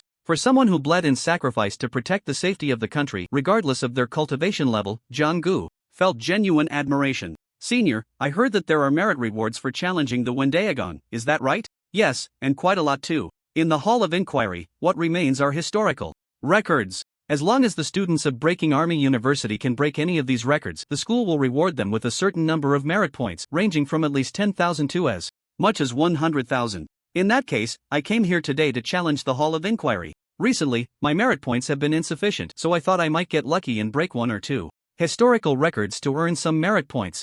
After getting the answer he wanted, Jiang Gu nodded seriously. Ha, you are quite straightforward. Then you should first take a look at the nearby record. Steal and confirm which record you want to challenge today. Then I'll arrange it for you. The middle-aged man laughed heartily and immediately turned to look at the rows of stone tablets nearby. The Hall of Inquiry is a relatively large building complex. It includes several 3-story side buildings and a huge square that covers several thousand square meters. Surrounding the square are several mysterious turtles made of some strange stone, each bearing a stone tablet on its back. It is said that this kind of mysterious turtle beast is called Basha, a son of the true dragon. On those stone tablets, lines of text are carved. What is recorded there are the genius figures throughout history who have set various records in the martial arts history of the human race. This huge square was originally open to the public, allowing the mentors and students of Breaking Army University to come here for teaching and practice. But over the years, none of the school's mentors have brought their students here for lessons. Do you know why? The middle-aged man guarding the Hall of Inquiry had already stood up and was accompanying Jiang Gu towards the inscriptions. He had worked here for many years, mainly responsible for registering and assessing students who came to challenge the hall. However, over the years, apart from a very few students who had tried, most had come merely to admire the records on those stone tablets. He could hardly remember the last time a student had come to challenge the hall, which was several years ago. Now, it was a rare occasion to see a student with a good chance of breaking a record, and he was somewhat excited. Mentor, that senior just said that the square here is also open to the public. Why didn't you bring us here for lessons before? I think the environment here is quite good, and the space is large enough. People from various directions had gathered at the Hall of Inquiry, numbering several hundred, including mentors and students from the school, as well as many logistical staff. Among them, some students, driven by curiosity, began to ask their mentors questions. Wang Yi, who had just arrived, couldn't help but smile wryly when a student asked this question. Before he could speak, someone else nearby answered on his behalf. Where is this place? The Hall of Inquiry. What are those inscriptions about? The geniuses who set records in human history. Those predecessors who set various records, at your age, had cultivation and combat power that far exceeded yours, even to the point of being worlds apart. If you train here every day, look at the records created by your predecessors, and then think about your own abilities. Do you feel more motivated, or do you feel inadequate? The conversation between another pair of teachers and students came to a halt. Other students, upon hearing this exchange, suddenly understood. So, it was because they were afraid of being discouraged by facing various records every day that they didn't come here for lessons and training. Senior, if I break this cultivation record, how many merit points will I be rewarded? Just as the man guarding the hall accompanied Jiang Go to a stone tablet, a flurry of footsteps sounded behind them, followed by a clear and pleasant voice. It was Mo Ruyu, running over with Luo Ningxue to join them. Although there were many teachers and students watching, they showed no intention of avoiding suspicion. After all, the rumor of the three of them living together had long spread throughout the school, so there was no need to hide anything. They had just heard Jiang Ji's words about wanting to earn merit points. Coupled with the conversation among the three last night, any lingering resentment vanished, leaving only a hint of sweetness. Jiang Gu had come specifically to earn merit points to take them to the school's real secret realm for training. The guardian seemed to know some gossip about Jiang Gu, and after casting a meaningful glance at the two girls, asked Jiang Gu, "How old are you this year?" "He is 3 months and 9 days away from turning 19. The inscription here records someone of a similar age. Xiao Han, from 317 years ago. That senior achieved the 8th level of the martial master realm at 19 years, 1 month, and 4 days. Jiang Gu had just opened his mouth when the excited Mo Ruyu quickly answered. She knew that Jiang Ji's current cultivation had already reached the 9th level of the martial master realm. Didn't this break a historical record? How many merit points would that bring in? Mo Ruyu is Jiang Ji's girlfriend. She must know Jiang Ji's cultivation inside and out. From her tone just now, it seems Jiang Ji's current cultivation has broken the record set by Xiao Han 317 years ago. Not yet 19, and already at the 8th level of the martial master realm. Wow. A group of people nearby gasped in shock, their hearts stirred, unable to suppress their astonishment. This guy is truly terrifying. If this record in cultivation can be broken, the school will reward you with 10,000 merit points. If you can further improve upon this record, for example, achieving the 9th level of the martial master realm, you would receive another 10,000 merit points. And so on. For each level you advance, you would earn an additional 10,000 merit points, with a maximum reward cap of 100,000 merit points. Jiang Gu, are you going to challenge this record? The guardian had also caught on to Mo Ruyu's implication, a ripple of excitement flashing in her eyes. A brand new historical record was about to be born right before her eyes? This is a huge opportunity, 100,000 merit points. In the future, whether Xiao Shuan and I go to the training room at school or practice in the real secret realm, we won't have to worry about time constraints anymore. Mo Ruyu's watery eyes sparkled with immense joy and excitement. Although the merit points were earned by Jiang Gu, she had made such great sacrifices every night, it wouldn't be a problem for her to help spend a little in the future. Go for it. The nearby Luo Ningxue simply waved her small fist at Jiang Gu, offering encouragement. Then let's start with this. Jiang Gu smiled at the two girls and nodded. Follow me over here. Since it's a breakthrough of a historical record, we can't just jump to conclusions. First, we need 3 mentors at the high level of the master realm to witness it together, and secondly, we need to record a video for verification. Finally, you will be tested publicly on your cultivation. Fortunately, there are quite a few spectators here now, so I don't need to specially notify the school mentors to come witness, the guardian said, leading Jiang Gu directly to a 3-story building. Around that building, there were numerous cameras positioned to capture every angle, locking onto the central area. After bringing Jiang Gu to the center, she began calling out, "Nangong, Wang Yi, and Sun Luo, you 3 will be the witnesses. I hope it won't take up too much of your time." "Ha, senior.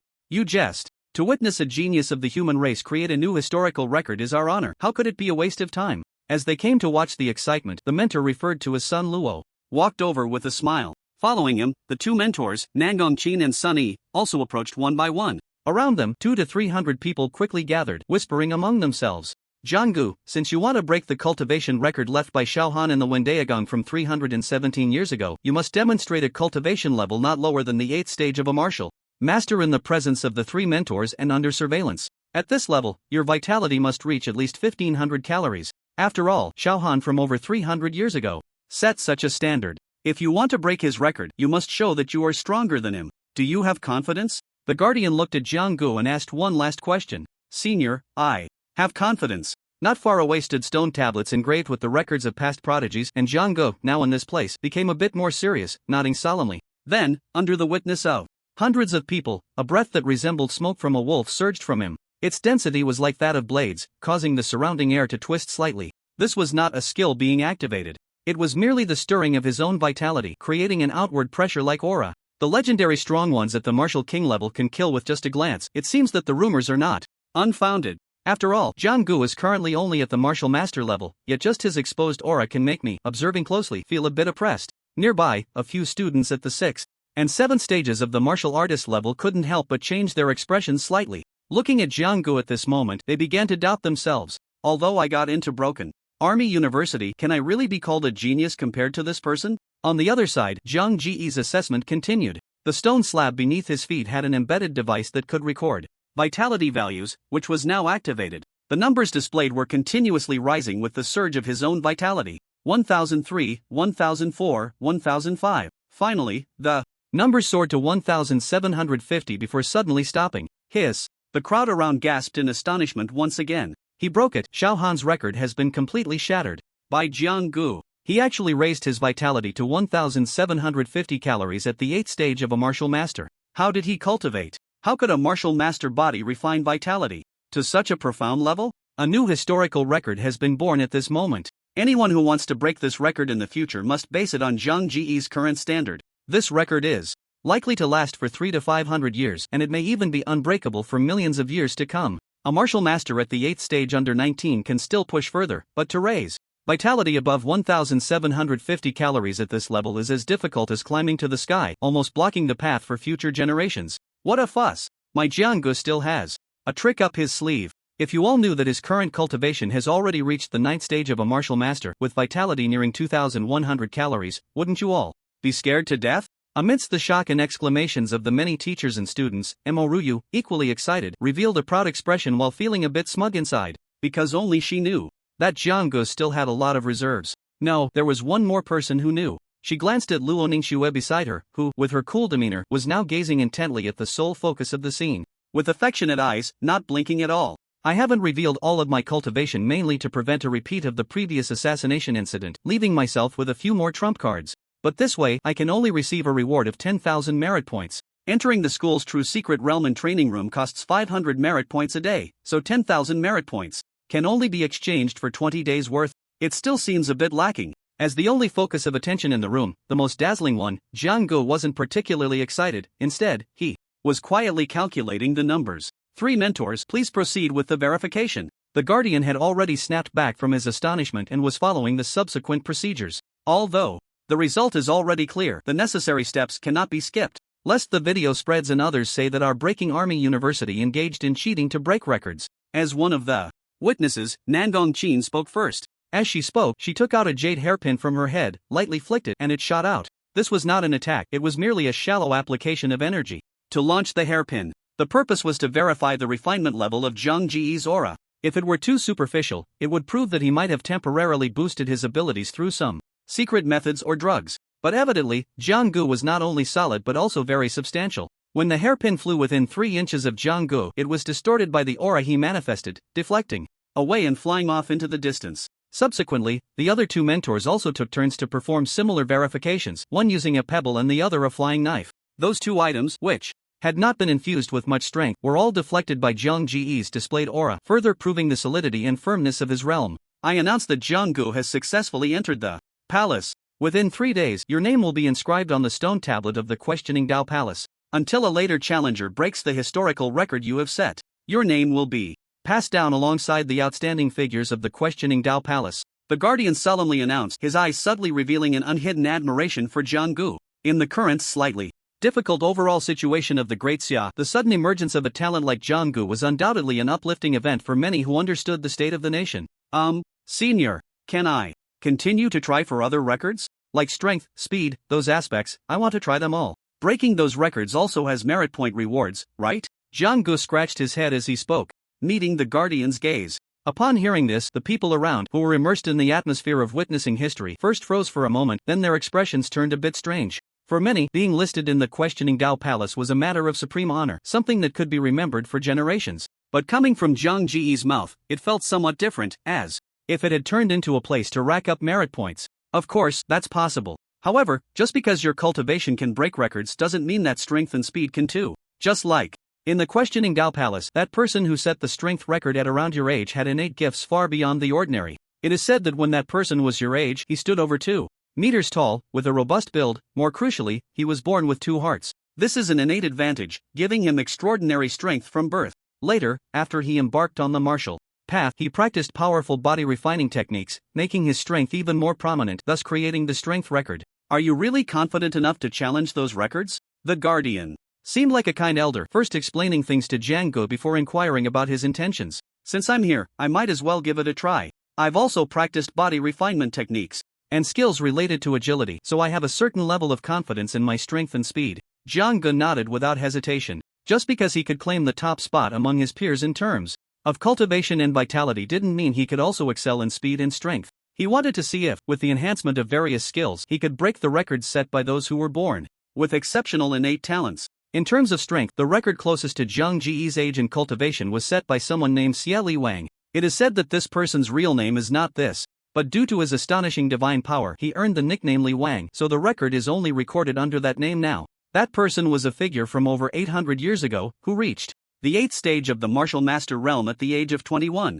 The record he left behind was lifting a weight of 310,000 pounds with one arm. After that, from the martial master realm to the martial lord realm, almost all related records in terms of strength were left by this person. Unfortunately, he never managed to break through to the martial king realm before his demise. Otherwise, with his incredible divine power, he would definitely be a top-tier powerhouse. As for speed, the target suitable for Jiang Gu to challenge is a record left by someone named Li San. It is said that this person was as light as a swallow, and when he reached the martial king realm, he could even compete in speed with those at the martial sovereign level. Among the crowd, there were those well-versed in history, recounting the extraordinary figures who set various records as if they were reciting treasured family stories. Soon, the onlookers flocked towards another building. That was where the strength test would take place. Before long, Jiang Gu followed the Guardian back to the stone tablet in front of the square. The Guardian pointed to the tortoises carrying the stone tablets and said, "These carvings are all incredibly heavy. From east to west, there are a total of 37 stone tablets carved. The one on the far east is the lightest, weighing 100,000 pounds.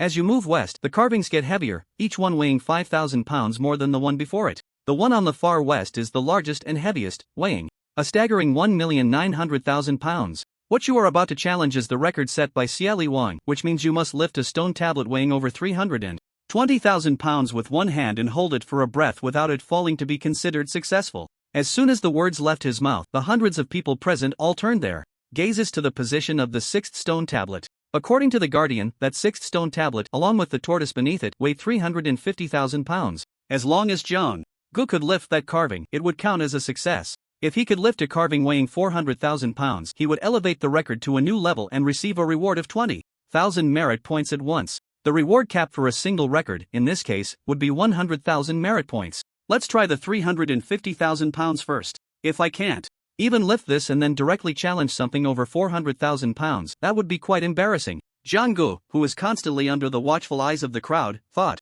this to himself and then stepped towards the sixth carving. A martial master at the 8th stage, not yet 19, with a vitality value exceeding 1700. Such an achievement, even among the Ji family, who grew up in the brutal abyss battlefield, could be considered the best for his age group. I just wonder how he performs in terms of strength and speed. After all, within the battlefield, the level of cultivation does not necessarily represent the strength of combat ability. Parameters such as speed and strength are a comprehensive reflection of a martial artist's various capabilities, allowing for a more intuitive observation of how strong a martial artist can unleash their combat power. On a high platform several hundred meters away in the square, a middle-aged man, exuding a somewhat cold demeanor, was watching with great interest in the direction where Jiang Gu was located. Beside him stood Li Wuji, the president of Pajun University. "Brother Boren, you might as well continue watching. Zhang Ji's performance will not disappoint you. I believe that even senior Ji War would develop an appreciation for his talent upon seeing him." Li Wuji smiled faintly, revealing a strong confidence in Jiang Gu.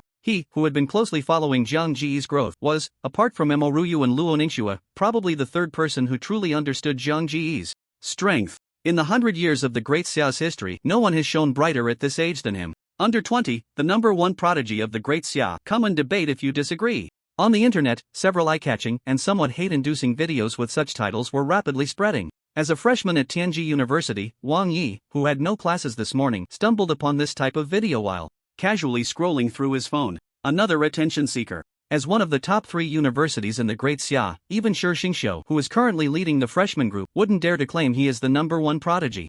Under 20. Wang Yi snorted coldly, but his finger instinctively tapped to open the video. Then, his pupils dilated sharply. It's him. The video showcased Jiang Gu revealing his 8th stage of martial master cultivation in the presence of 3 mentors from Pajun University. How can this even be compared? A month ago, the news from Pajun University said that although this person had formidable combat power, his cultivation was not exaggerated, only around the 4th or 5th stage of martial master. Now, just a month later, he has skyrocketed to the 8th stage of martial master. It's simply unbelievable. That guy, Shi Xingxiu, who has been diligently cultivating, seems to have only just entered the 3rd stage of martial master after nearly a month of hard work. Wang Yi muttered to himself, a bitter smile remaining on his face. A deep sense of powerlessness also arose within him. As one of the top universities in the Great Xia, there was a certain competitive spirit among the students of Pajun, Tianji, and Tianxiang. No one wanted to be completely overshadowed by students from other schools. Ever since the video of Jiang Gu battling a master-level expert outside the Wangfu restaurant was released a month ago, the students at Tianji University had been working hard, hoping to catch up and not let Jiang Gu take all the glory.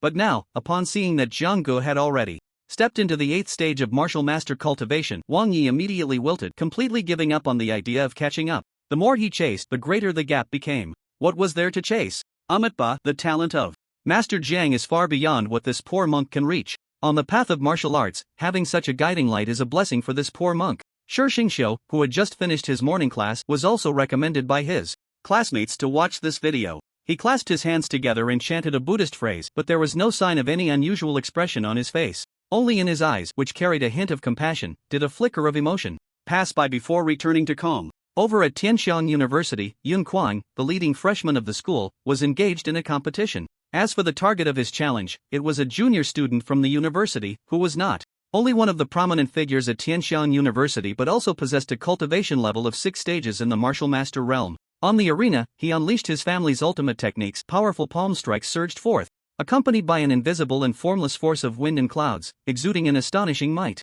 Moments later, having just stepped into the 3rd stage of the martial master realm, he managed to narrowly defeat the junior student with a single move thanks to various powerful skills. Too strong. No wonder he's the strongest freshman this year. Yun Kuang, at the 3rd stage of the martial master realm, can defeat a junior who is at the 6th stage. If he faces students from 2nd or 3rd tier universities, he could probably compete with those at the grandmaster level. That Jiang Gu from Broken Army University, although he previously displayed exceptional combat power, he comes from a lowly background and can't compare to Yun Kuang, who hails from a martial king family. In a year or two, he might even be surpassed by Yun Kuang. A year or two? I think it won't take that long. With Yun Kuang's current training speed, if he pushes himself hard for about half a year, he could probably rival that guy from Broken Army University. By then, the title of strongest freshman will definitely belong to Tianxiang University. Many students watching from below the arena, upon seeing the battle conclude, expressed their admiration for Yun Kuang's performance. Some even began to compare Yun Kuang with Jiang Gu, bluntly stating that Jiang Ji's family background was lacking in his foundation.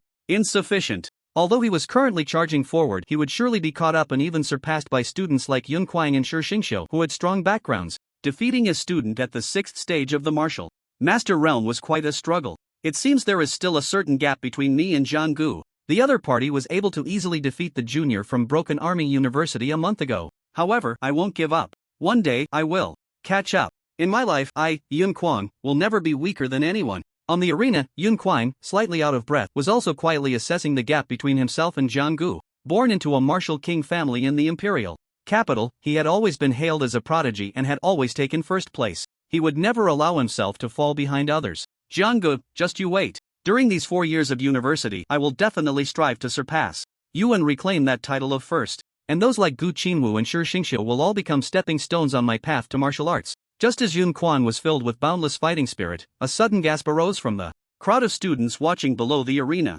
Then, Yun Kuang noticed that those who had just been praising him were now pulling out their phones to watch something, their expressions turning incredibly shocked. Soon after, the students who suddenly fell silent looked at him with strange eyes. What are they watching? Is there some major news? Could it be that something big has happened with my Yun family? Understanding the looks in their eyes, Yun Kuang instinctively took out his phone, and then he saw several videos about Jiang Gu on a certain video-sharing website. After a long while, the once spirited Yun Kuang's aura became much more subdued. The only word left in his mind was, since I, Yun Kuang, was born, why should Jiang Gu exist? At the same time, another prodigy studying at Tianxiang University, Gu Yunwan, who had always kept a low profile, showed little surprise upon learning that Jiang Gu had broken a historical record within the Wendaogong. Instead, he revealed a contemplative expression. The assassination that Jiang Gu encountered before seems to have yet to uncover the truth. Within the entire Great Xia, there are definitely not many forces that can handle everything cleanly under the personal intervention of the president of Broken Army University without revealing the slightest flaw.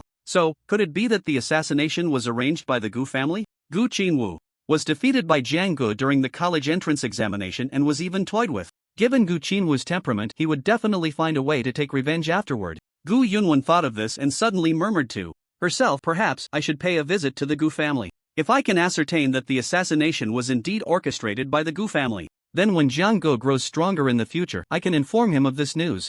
Online, the video of Jiang Gu breaking into the palace became today's headline news. The people who filmed and uploaded the video were the students present at Broken Army University, as well as some logistical staff on campus. They were currently recording from a distance while keeping their eyes glued to the scene before them. Not far away in the square, Jiang Gu had activated his SS-level immortal body. With this skill enhancement, his figure surged significantly, and his aura became much more ferocious. Then, under the gaze of hundreds of eyes and the soft encouragement of two stunning school beauties behind him, he approached the sixth sculpture and slowly crouched down. Lift. His large hand tightly gripped one of the legs of the mysterious turtle, letting out a low shout. With a sudden exertion of his 5 fingers, a slight indentation appeared on the turtle's thigh. Creak. The incredibly hard ground emitted a groan as if it could not bear the weight, and a shallow footprint was left behind. The sculpture, made of strange stones and standing about 10 feet tall, began to lift off the ground little by little. It's lifting, it's lifting. A giant stone weighing 350,000 pounds is being lifted by him with one arm. What kind of monster is this? If he punched me, I fear I would be turned into a meat patty. You upstairs are overthinking it. With a punch like that, before you even get hit, you'd be torn apart by the shockwave into a mist of blood. Everyone present held their breath, witnessing the birth of yet another record.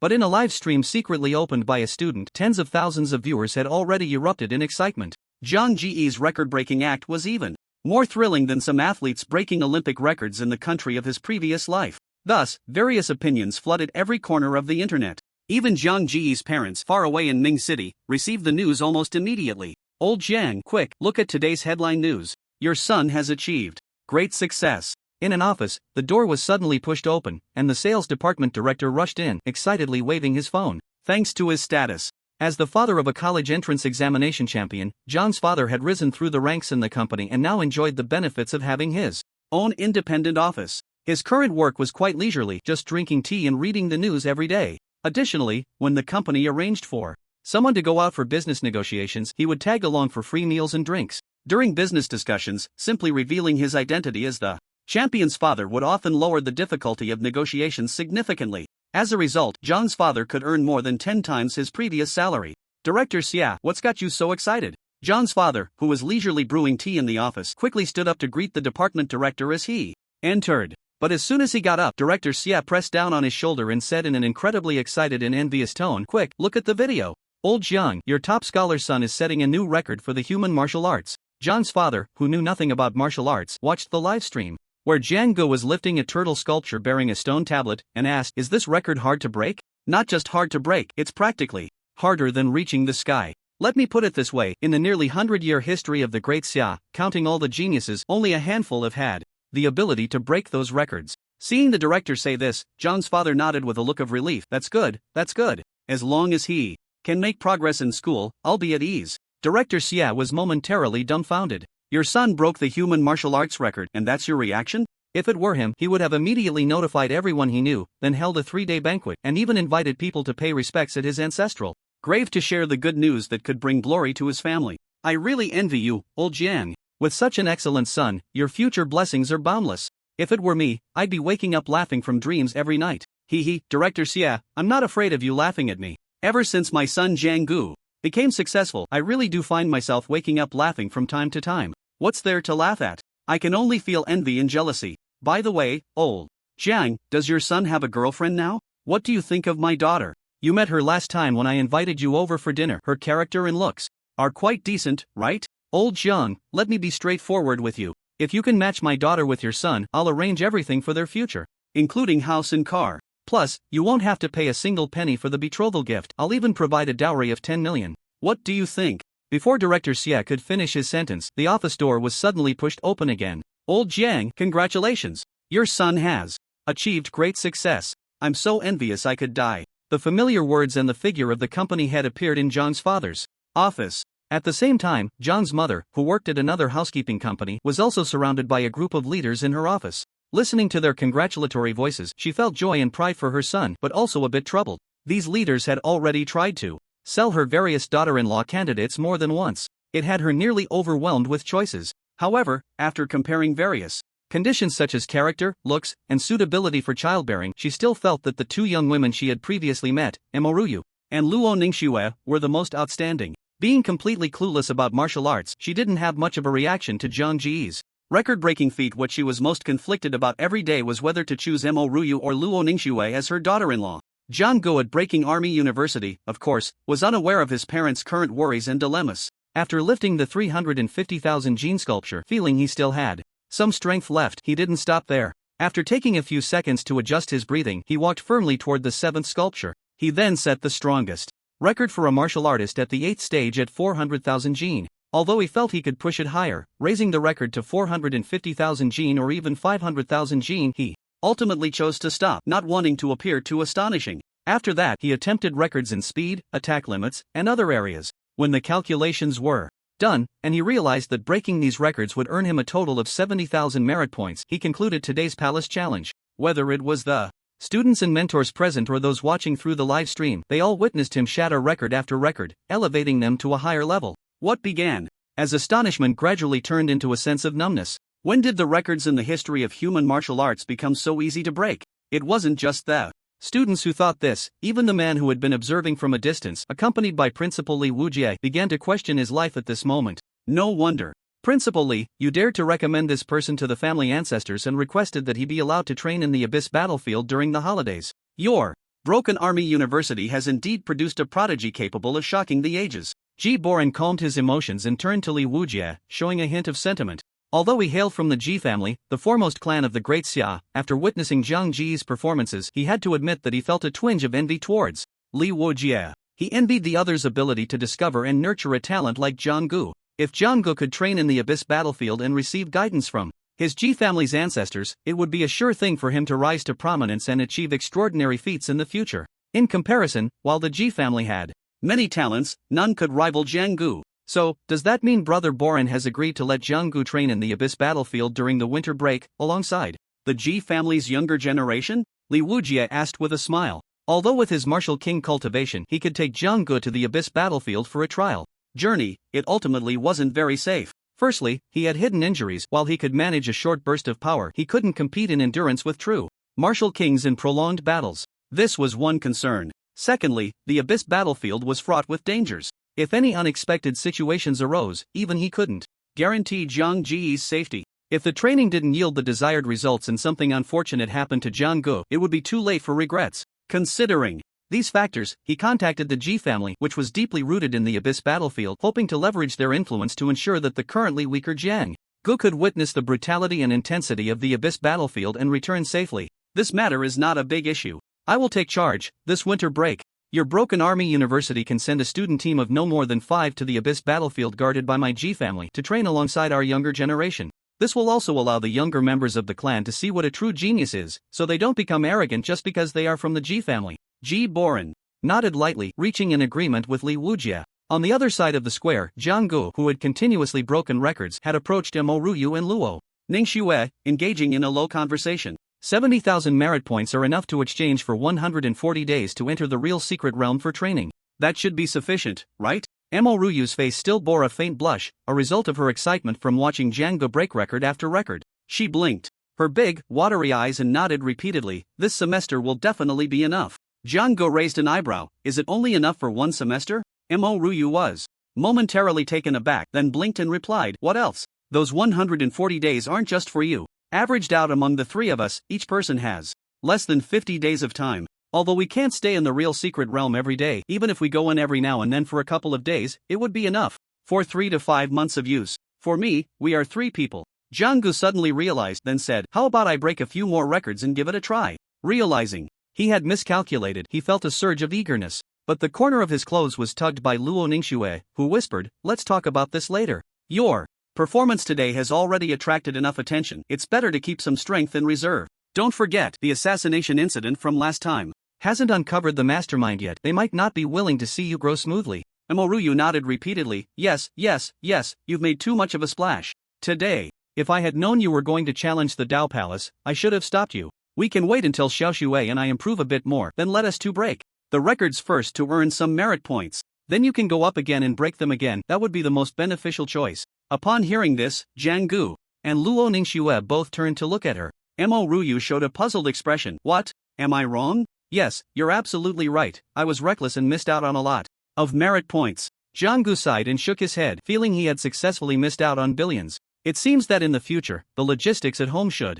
be entrusted to Mo Ruyu. She's good at calculations and suitable for managing. The three were whispering to each other, discussing the economic accounts. To the surrounding teachers and students, however, it read as something else entirely, as if they were openly flaunting their affection. The young people nowadays really dare to love and hate. If I had Zhang Ji's abilities back then, I wouldn't have been single until now. As Zhang Ji's visit to the Dao Palace came to a close, some mentors shook their heads with a smile and left first. The students, on the other hand, felt a pang of jealousy. With talent strong enough to break some records in the history of human martial arts and surrounded by two beautiful women, why did all the good fortune have to fall to Jiang Gu alone? What was most infuriating was that he was openly showing off his affection in front of everyone, completely unaware of the resentment he was stirring. If only they could beat him, they would definitely give him a taste of his own medicine. Many single students walked away, grumbling in their hearts. Their attitude towards Jiang Gu was a mix of admiration for his cultivation and talent, yet dissatisfaction with some of his actions, creating a contradiction.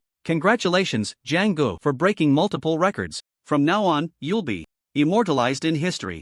Jiang Gu, congratulations. You're so impressive now. When you have time, please guide us in our cultivation. You're the leader of our class and we'll be following your lead from now on. Some left, while others, with the intention of making friends and seeking favor, approached him to congratulate and commend him. Just as Jiang Gu was about to handle the situation with a few polite words, a voice suddenly rang in his ear. Jiang Gu, come to my office. It's Principal Wuji calling me. I have to go over. Jiang Gu recognized the voice and smiled apologetically at the students who had gathered around him, then turned to leave. Principal Wuji, is he nearby? How come I didn't hear him? Don't you usually go to the library? How do you not know this common knowledge? Any strong person who has reached the martial lord realm can condense their strength to the extreme, allowing them to project their voice in a focused manner, achieving the effect of sound transmission. It seems Principal Wuji has been quietly paying attention to the happenings here. Now he's calling Jiang Gu privately. Perhaps he's going to reward him with something. Good. This must be the special treatment for good students. Back in high school, didn't we often receive special attention from the principal and teachers?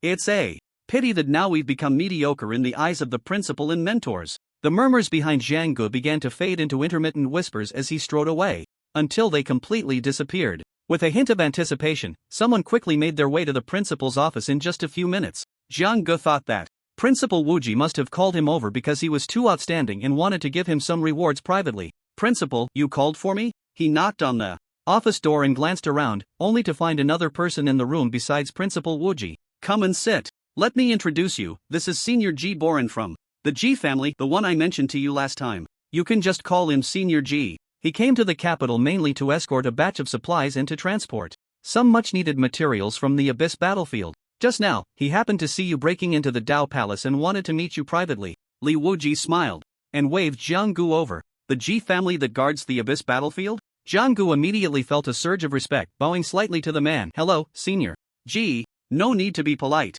I noticed your performance just now. It seems you were holding back? I'm curious about your true cultivation level at the moment. Ji. Boren looked Jiang Gu up and down with a friendly smile, but his question left Jiang Gu unsure of how to respond. He was hiding his cultivation level as a trump card. How could he casually reveal it? Although the other party was from the G family, it felt a bit presumptuous to ask such a personal question on their first meeting. Since Senior G is asking, just answer truthfully. You think you're hiding it well, but little do you know, when you mobilize your blood energy, a strong warrior at the martial king level can easily discern your true strength with careful observation. Li Wuji interjected with a smile, indicating to Jiang Gu that this person was trustworthy and revealing that the other party was indeed a martial king level expert. Jiang Gu caught the underlying meaning and scratched his head, awkwardly laughing. Actually, I haven't hidden much. I'm currently at the 9th stage of the martial master realm, and I estimate that in a couple of days I'll break through to the master level. Ji Boren continued to ask, "What's your blood energy value?" Jiang Gu trusted Li Wuji, and since the people he recognized were mostly reliable, he answered, "Honestly, it's about 2,100 calories." The atmosphere in the room suddenly fell silent for a moment. Both Li Wuji and Ji Boren, two martial king level experts, became slightly breathless upon hearing that number, and the teacups in their hands trembled slightly. It was no wonder Li Wuji was moved. He hadn't expected Zhang Ji's true strength to be significantly stronger than he had anticipated. Although he had observed Zhang Ji's training records in the practice room, he didn't have a specific assessment. Now, hearing Jiang Gu state that he had over 2,000 calories of blood energy at the martial master level, even with his composure, it was hard to remain calm. "Did you really condense your blood energy value to over 2,000 calories at the martial master level?" After the sudden silence, Ji Boren slowly set down his teacup and asked again. His tone had suddenly become serious and solemn. "Does breaking through 2,000 calories have any special significance? About 10 days ago, I reached nearly 2,000 calories of vitality. Then, at the 2,000 mark, I stagnated for 3 or 4 days before finally breaking through. Moreover, after my vitality broke through to 2,000 calories, I felt that continuing to improve became much more difficult. Even if I cultivate the SS-level body refinement technique, undying body, to the current limit, I still cannot allow my body to accommodate more vitality energy." Principal, Senior G, could you please guide me on what the main reason is for my difficulty in increasing my vitality? If there are certain weaknesses or shortcomings that have led to this result, I can correct them immediately. As long as I can continue to increase my vitality, my strength can rise again, and I can delay the breakthrough to the Master Realm. Although Jiang Gu sensed a slight change in the expressions of the two, he didn't pay much attention to it and instead took the opportunity to ask about cultivation issues. Originally, he could have asked his mentor, Qingyu, about these questions, but who could blame him for having an unreliable mentor? The other party had suddenly gone out 10 days ago and had yet to return. This left him without anyone to consult. Do you know that even the senior Jiwar, who guards the abyss, when he broke through to the Master Realm, his vitality had not accumulated to over 2,000 calories? Li Wuji did not answer Zhang Ji's doubts about cultivation.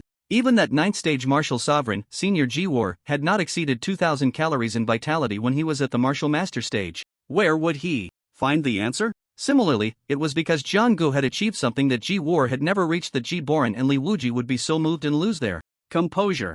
Now, Jiwar was stuck at the 9th stage of the martial sovereign realm, unable to progress. Could it be said that Jiang Gu, who could break through Jiwar's past limits, possessed the demeanor of a martial saint? Is a vitality value of 2,000 calories very critical? When I previously raised my vitality to nearly 2,000 calories, I indeed felt an invisible shackle that made it difficult to improve further. After that, I spent 3 or 4 days pushing the 20 or so martial techniques I was cultivating to their current limits, which allowed me to break through that barrier. After that, I had a somewhat different feeling. I could vaguely sense some energies in the world interacting with me, and my 5 senses became much sharper. Trusting Li Wuji, Jiang Gu did not hold back and informed him of all the situations he encountered. There are indeed various energies existing in the world. However, to truly perceive those energies and utilize them, one must achieve the martial king realm and condense the martial law form. The martial king realm is also the starting point of transcendence. This is why, although the martial king is only one realm higher than the martial lord, they are much stronger, and even their lifespan is extended to 300 years. In contrast, martial lords, no matter how well they nurture themselves, cannot break the human lifespan limit of 120 years. The one who spoke this time was the martial king level expert from the Ji family, Ji Boren. He stared at Jiang Gu again, carefully examining him, and continued, "Try to mobilize your vitality and see." Upon hearing this, Jiang Gu nodded and complied. As the vitality within him began to circulate, he immediately felt a certain energy drifting in the world interacting with him to some extent. However, due to his cultivation level or perhaps insufficient mental strength, he could not effectively utilize that energy and could only passively interact with it. That's right. You can indeed perceive the spiritual source and utilize it in a rudimentary way. Ji Boren nodded slightly. The spiritual source he mentioned refers to powerful beings above the martial king realm, a term for a type of energy from heaven and earth. It seems that being able to sense the spiritual source in advance is one of the benefits that comes after breaking through 2,000 calories in blood energy. In the subsequent master and martial lord realms, if you further transform yourself with the spiritual source, the limits you can reach in these two realms will greatly exceed those of other martial artists. No, it will surpass all martial artists throughout history. As for the martial king realm, this chasm that is extremely difficult for ordinary people to cross will be easily broken by you. Ji Boren concluded, his gaze towards Jiang Gu becoming somewhat eager. At that moment, he had the thought of taking Jiang Gu away. He wanted to bring Jiang Gu back to the Abyss battlefield right now to let the clan's ancestor, Jiwar, personally assess and teach him. In this way, Jiang might really surpass the ancestors' realm in the future and achieve the legendary title of martial saint. By then, Jiang could also guide the ancestor, who had been stuck at the ninth stage of the martial sovereign realm for many years, towards the path of progress. Are you willing to go to the Abyss battlefield to cultivate with me? For a genius like you, only the Abyss battlefield filled with numerous ruins beasts can allow you to enhance your cultivation at the fastest speed. As for the dangers there, you need not worry. My G family has guarded the northern abyss for many years, maintaining an orderly inheritance, so we are confident in ensuring your safety until you grow strong. Moreover, once you go there, you may even receive personal guidance from my G family's ancestor, a powerful being at the ninth stage of the martial sovereign realm. After a moment of contemplation, Ji Boren couldn't help but extend an olive branch. Beside him, Li Wuji's expression changed slightly. He wanted to say something, but instinctively opened his mouth, ultimately choosing silence. For Jiang, if he could go to the Abyss battlefield and receive personal guidance from that senior, it would undoubtedly be a great opportunity for him to soar higher and further. He had no reason to stop it. Well, I currently have no such plans. However, I can assure you that I will eventually go to the Abyss battlefield. Jiang hesitated for a moment before expressing his decision. He was not a conventional genius, but rather a player with a cheat. For him, what mattered most were the bonds tied to the cheat. Going to the Abyss battlefield to receive guidance from the worlds Number 1 was indeed a good choice, but if he left behind Luo Ningxue and Mo Ruyu, many of his bond effects would be rendered useless, such as the need for close range activation of the rewind source flow or the comprehension bonuses. Thinking of this, Jiang felt that the current situation of being surrounded by beautiful women and casually killing monsters to enhance his cultivation was much more cost-effective. Let's go, let's cultivate together. After leaving the principal's office, Jiang reunited with Mo Ruyu and Luo Ningxue. As soon as they met, he couldn't wait to pull the two of them towards the training room. Did the principal reward you with some powerful martial arts? Seeing his eager demeanor, Luo Ningxue immediately recalled how Jiang had been when they first met. Back then, Jiang would often act like this to practice various martial arts. You guessed it right. I just met a senior who came from the Abyss battlefield. He is from the Ji family and a powerful martial king. That senior, seeing that I was handsome and talented, immediately took a liking to me and wanted to marry his beautiful daughter to me, even offering a sky-high dowry. Mo Ruyu watched him talk and talk, his words becoming increasingly nonsensical. She suddenly spun around 360 degrees at his waist, rolling her eyes and huffing. Get to the point. The point is, that martial king-level expert saw my exceptional talent and specifically gifted me two very practical and powerful skills. Jiang sensed the warning in her eye and immediately began to explain the situation. Although he had just rejected the olive branch thrown by that senior Ji, the person was quite magnanimous, not only unbothered but also gifting him skills. This made him feel a lot more favorable towards the Ji family of Yongjin Abyss. After all, they had given him so much. If I remember correctly, the skills you've practiced so far must be at least 20 or more, and most of them are above B-level skills. What other powerful skills could make you so concerned? Mo Ruyu felt a bit curious. She had heard of the Ji family, known as the strongest family with the greatest person of the age at its helm. Could it be that the Ji family member Jiang had just encountered had offered him skills above S level? Otherwise, why would Jiang be so happy and excited? I'll tell you when we get to the training room. In short, they are very, very practical skills. Jiang didn't answer immediately but teased her a little, which earned him another eye roll from Mo Ruyu. Before long, the three arrived at the training room. The so-called training room was actually a grand hall spanning hundreds of feet. Inside the hall, individual training rooms were separated off.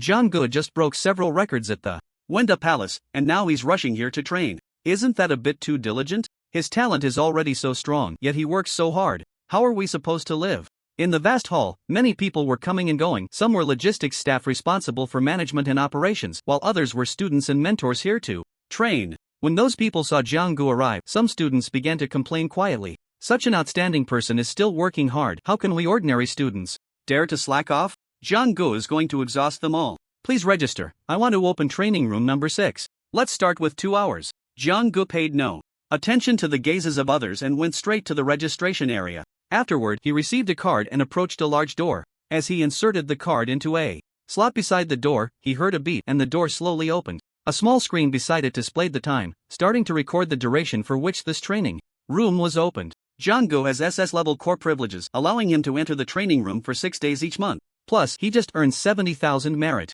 points, which can be exchanged for 140 days of time. In the future, he could practically live in the training room every day. With a hint of jealousy in their tone, Jiang walked into the training room with the two beautiful women. Jealousy can distort one's appearance. At the beginning of the semester, many students had privately concocted stories about him, claiming he often brought Mo Ryu and Luo Ningxue, the two beauties, into the training room, surely not doing anything serious inside. They even secretly cursed him, saying that one day he would fall for a woman because of his fondness for beauty. Although such remarks had become rare in serious settings, they still existed in the market, especially on certain small websites where various jokes that could only appear in domestic circles had been concocted. Just now, outside, a student's gaze was so dirty they might be making up nonsense about us. I've memorized that person's appearance. Next time I get the chance, I must give them a good beating on the 7-kill platform. Mo Ryu, who has never been particularly perceptive, entered the training room with a face full of resentment as she began to tally the bills. While she spoke, Jianggu was already quite adept at adjusting various functions on the wall controller inside the room. In less than 2 minutes, this training room, which was about 500 square meters, transformed into a variety of holographic virtual scenes. Above them, a dazzling array of stars shone brightly, forming a magnificent galaxy. All around, various flowers, grasses, and trees appeared, as if they were in an untouched primeval forest. In that forest, all sorts of small animals emerged. Beside the three of them, a small stream babbled away. Along with these images, various sounds also filled the air. The three of them could hear the gentle flow of the stream, the chirping of insects, and the calls of birds, while also catching the fragrance of green leaves and fresh flowers. The entire scene created an immersive experience for their senses of sight, hearing, and smell. In such a realistic environment, it greatly enhanced the training of martial artists in various skills. This was because martial artists could simulate corresponding scenes based on the characteristics of the skills they were practicing, thus aiding in the training of various martial techniques. As for the scene Jianggu had set up, it allowed one to empty their mind and gradually enter a state akin to enlightenment. Jianggu, one day in the future, if the entire Great Xia is free from internal and external troubles, let's find a paradise-like place and build a beautiful and comfortable home like this. In this environment, Mo Ryu, who had just been clamoring to settle scores with others, found her mind much more at peace. She gently closed her eyes, spreading her arms as if to embrace the picturesque scenery before her. Jianggu? After a few seconds without a reply, Mo Ryu opened her eyes. She looked around but couldn't spot Jianggu in this realistic forest environment. Where is Jianggu? Mo Ryu turned to Luo Ningxue beside her. Over there, it seems that this is the skill Jianggu just acquired. Luo Ningxue smiled, pointing to a spot 3 to 4 meters away. In that direction, Jianggu appeared to be slowly merging with the surrounding environment. Not only was his aura blending in, but even the colors on him seemed to be distorting, rapidly integrating with the nearby flowers and trees to form a whole. What skill is this? Mo Ryu's big, watery eyes blinked with curiosity. As far as she knew, there were indeed some techniques in this world that could conceal one's aura to a certain extent. However, she had never heard of anyone achieving such a miraculous effect as Jianggu. How is it? This skill is pretty good, right? That senior G said I was too outstanding, and to prevent me from being too dazzling in the future and falling victim to some petty schemes, he passed on this divine skill to me. This is an S-level skill called All Things in Harmony. As long as I cultivate it to perfection, not only can I perfectly hide my aura, making it impossible for those with much higher cultivation to see through my depths. Moreover, if I encounter any danger, I can quickly conceal myself using this skill. According to that senior G, this skill was derived by the foremost person of the G family, combining various methods of concealing aura and illusions. Zhang Ji's voice came from that direction. Yet, his figure was further merging with the surrounding environment. Thanks to the system's binding effect, his current comprehension was astonishingly strong. The S-level skill, All Things in Harmony, was being understood and digested by him at a rapid pace. The foremost person of this generation? Luo Ningxue was both amazed by the miraculous skill Jianggu was practicing and intrigued by the title of the best in the world that he mentioned. Growing up in Ming City with her parents, she could be considered a child of privilege, but she had heard very little about the Ji family, a reclusive clan of great renown. Do you know about the Abyss battlefield? Over there exists an unparalleled powerhouse at the 9th stage of the martial sovereign realm, the one I just mentioned, as the best in the world. His name is Ji War. I heard Principal Wuji say. Jianggu was narrating the various rumors he had heard about the Ji family while simultaneously focusing his mind on the cultivation of the skill Wanxiang Sanluo. After about 20 minutes had passed through continuous attempts and adjustments, he had already cultivated the skill to the entry level. Not far away, Luo Ningxue and Mo Ryu both looked on with increasing astonishment. At this moment, even though they knew Jianggu was right there, when he didn't speak or make any movements, their martial artist eyes couldn't spot him in the surrounding environment. This skill is truly amazing and incredibly practical. Jianggu, can Xiao Shui and I cultivate this skill together? Mo Ryu's beautiful eyes sparkled with desire. Luo Ningxue, standing beside her, showed a similar expression. They were well aware of the potential of this auxiliary skill. If they could successfully cultivate it and integrate it into their combat, it would greatly enhance their overall strength. Of course you can. I specifically asked that Senior G just now, and he said that as long as the person isn't of ill intent, he generally doesn't oppose me passing this skill on to others. As for character, I can certainly trust Xiao Shui. As for you, Mo Ruyu, I think it's necessary to test you first to prevent this divine skill from falling into your hands and being used for wrongdoing. As Jiang Gu spoke, the state in which he seemed to blend perfectly with his surroundings was immediately shattered. To achieve a perfect integration with the environment while speaking or even fighting, one must cultivate the skill to a high level. Go to hell. How dare you say my character is lacking? Although Mo Ruyu knew Jiang Gu was joking, she was still unhappy. A woman's heart can be quite small at times, especially since Jiang Gu was comparing her to Xiao Shui. She pouted her rosy lips and leaped a few steps to his side, ready to enact punishment. However, Jiang Gu didn't just give in. He laughed and said, "See, I only needed one sentence to break your defenses. If it were someone else, they would be beaten half to death for saying something you didn't like. This is clearly a sign of lacking character." Next, the two began to playfully tussle. Soon, their battle escalated into a three-way free-for-all. Yes, it was a literal free-for-all. Sometimes it was Jiang Gu against the two, and other times it was Mo Ruyu and Luo Ningxue sparring. This was also a way for the three to train their martial skills, aptly described as learning through fun. After an exhilarating battle, the three began to practice the S-level auxiliary skill Wanxiang Senluo indoors. However, Jiang Gu was slightly surprised to find that the two girls spent an hour trying to cultivate this skill but were unable to make any progress. Even with Jiang Gu, who had already reached the entry level of the skill, guiding them, the two girls showed no signs of advancement. Jiang Gu, I feel like this skill must have a cultivation threshold. Perhaps my sister Ruyu and I haven't met certain standards in some aspects, which is why we can't get into this skill. After their attempts yielded no results, Luo Ningxue expressed her speculation with a hint of regret. This is also a reasonable guess. It should be noted that under the effect of the bond, both she and Mo Ruyu can also gain a comprehension bonus. Although the total effect of the bonus is not as exaggerated as Zhang Ji's, it is enough for them to have the conditions to comprehend profound skills. Before this, whenever she and Mo Ruyu practiced various skills, they were always successful. Only today did an accident occur. There is only one possibility, that she and Mo Ruyu have not met certain standards in some aspects, which is why they cannot quickly master the S-level skill, wandering through all things. Wait, let me think. Where exactly did the problem arise?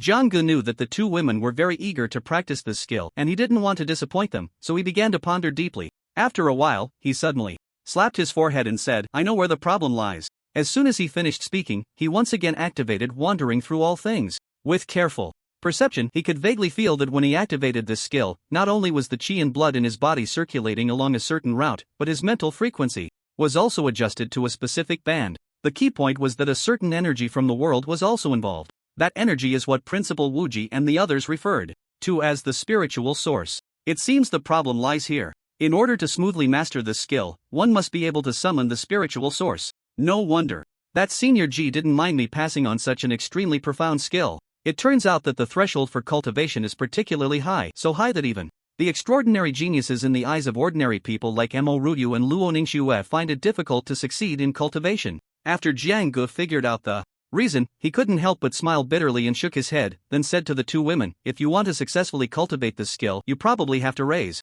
your qi and blood value to over 2,000 calories at the martial master stage. Only by reaching this stage can you break through a certain constraint and perceive a kind of energy from the world that only those at the martial king level can smoothly summon, the spiritual source." Upon hearing Zhang Ji's explanation, Luo Ningxue said softly, "So, breaking through 2,000 calories in qi and blood at the martial master stage has so many benefits?" She seemed to have the mindset to try. Mo Ruyu shook her head. "Xiao Shui, stop holding on to those fantasies. As female martial artists, we are inherently weaker than men in terms of qi and blood. And according to what Jiang Gu just said, even that Ji family's current number 1 couldn't break through the 2,000 calorie limit back then. As women, even with Zhang Ji's various miraculous abilities to help us cultivate, it would be very difficult for us to break the shackles. Therefore, rather than thinking about breaking through 2,000 calories in qi and blood at the martial master stage, it would be more practical to consider how to quickly cultivate to the martial king stage." After saying this, she turned to Jiang Gu and said playfully, "With talent surpassing that of the current number 1, and the potential to become a martial saint in the future, Jiang Gu, my and Xiao Shui's future prospects depend entirely on you. You must work hard to achieve the martial saint status as soon as possible, so you can take me and Xiao Shui to fly together in the future."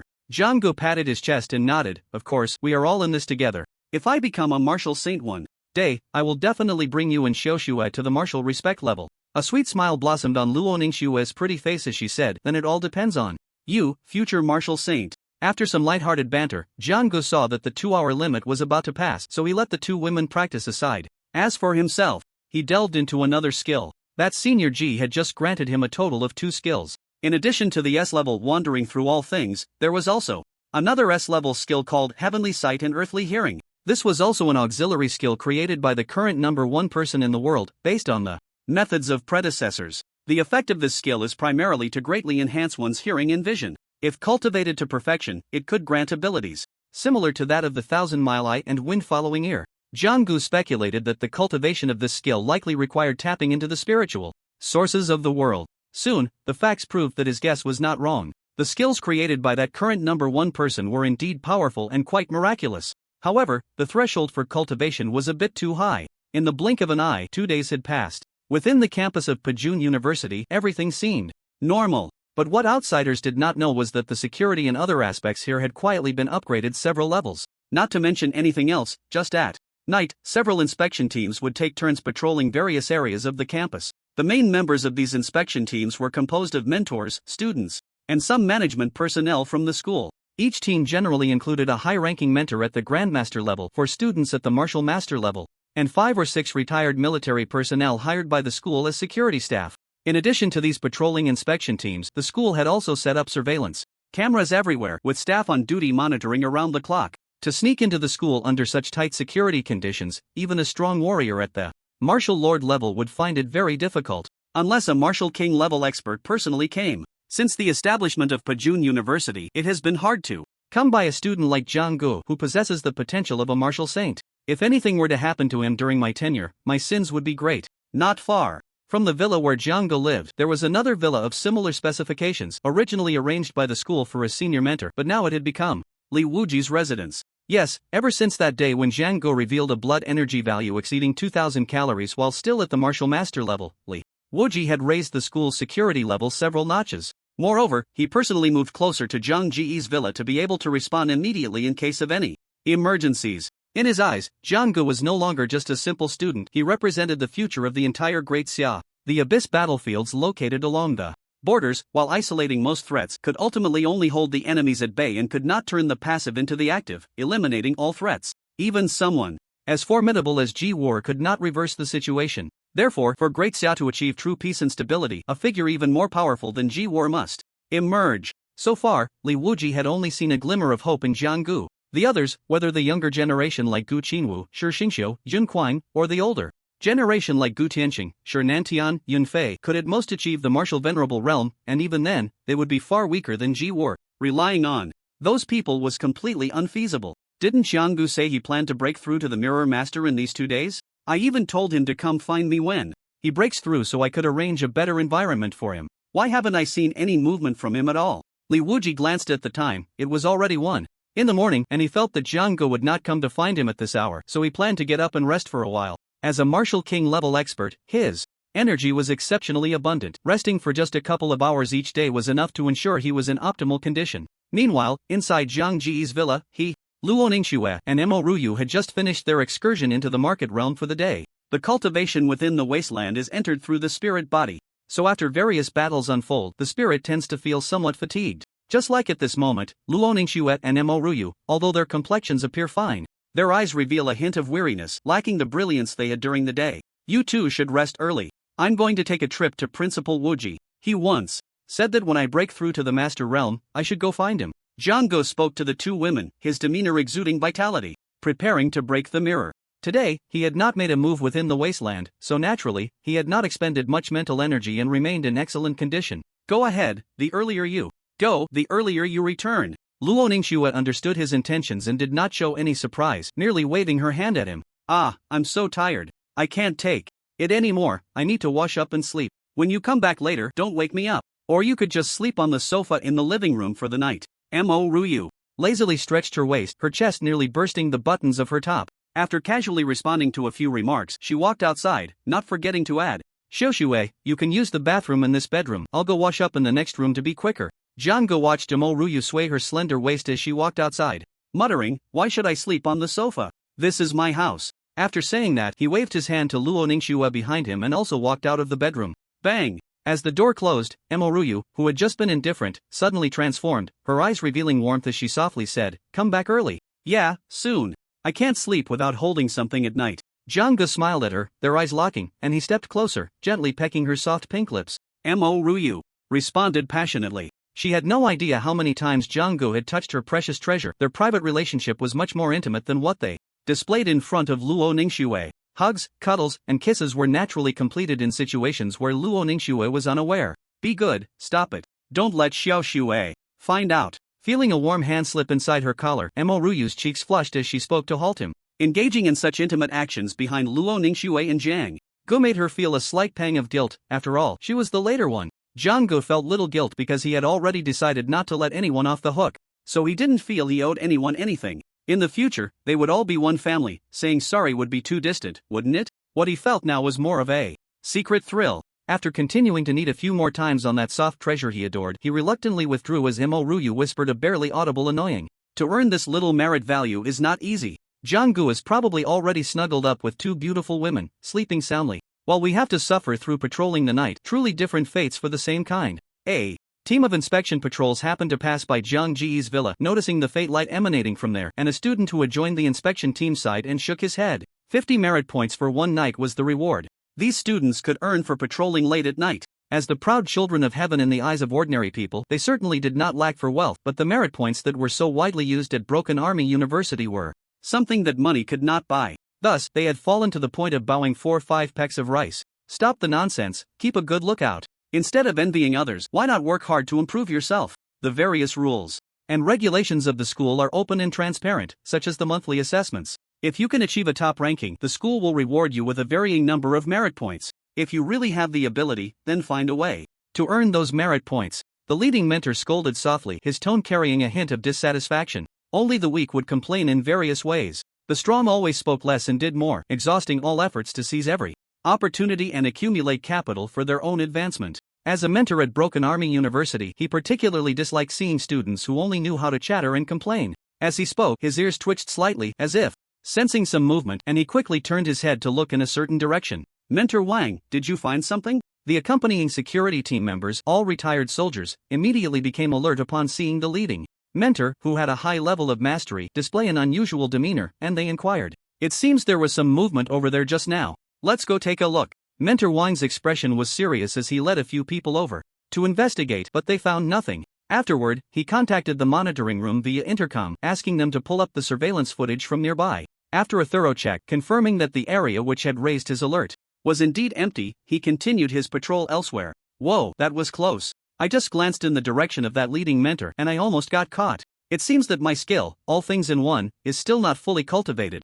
This skill requires the use of spiritual energy to be effective. Even though my comprehension is astonishing, I am limited by my cultivation level and cannot independently harness the power of spiritual energy for practice, which is why my progress in all things in one has stagnated after reaching a minor achievement. If I could cultivate it to a major achievement, that glance I just cast would not have leaked a trace of aura, nor would it have attracted the attention of that mentor." After the mentor and his team left, a low whisper emerged from a corner. The voice belonged to Jiang Gu, who was preparing to head towards Principal Wuji. Just now, he had wanted to test whether his newly learned S-rank skill, all things in one, could evade the scrutiny of the leading mentor and the dual monitoring of the surveillance cameras. It seemed he was still a bit lacking. A single glance from him had already alerted a master-level mentor.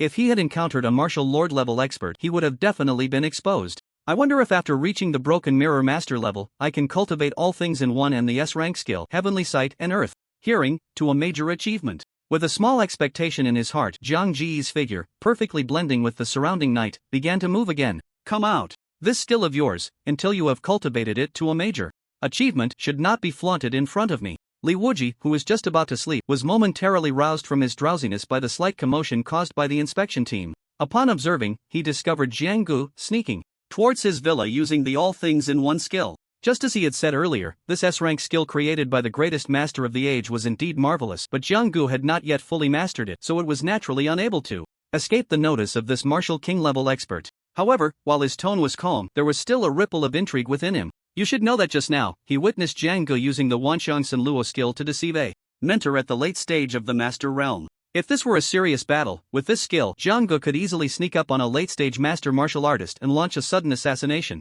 Besides the Wanxiang Senluo, which is a profound skill for concealing breath and movements. He also mentioned last time that he has cultivated around 20 different skills, all to their current limits. Although I don't know how he managed to master so many skills while still in the martial master realm. But with these abilities, even when fighting alone, he now has a considerable chance of winning against a 9th stage master martial artist. I really look forward to his rapid growth. Li Wuji silently sighed in his heart, his bright eyes fixed on a corner outside the living room. Principal, your insight is remarkable. My little tricks naturally can't escape your notice. Zhang Ji's voice came from that direction. Then, the space in that direction slightly distorted. Zhang Ji's tall and upright figure seemed to emerge from another dimension, appearing in the real world. What an impressive concealment skill. If it weren't for the principal pointing it out, I would never have noticed you, Jianggu. In the principal's villa, there was naturally a butler. The middle-aged man, whose cultivation was only at the martial master realm, looked at the suddenly appearing Jianggu and sincerely exclaimed, "It's so late, and you come to find me. It can't be just to show off the little skills you've cultivated, right?" Li Wuji teased with a light laugh.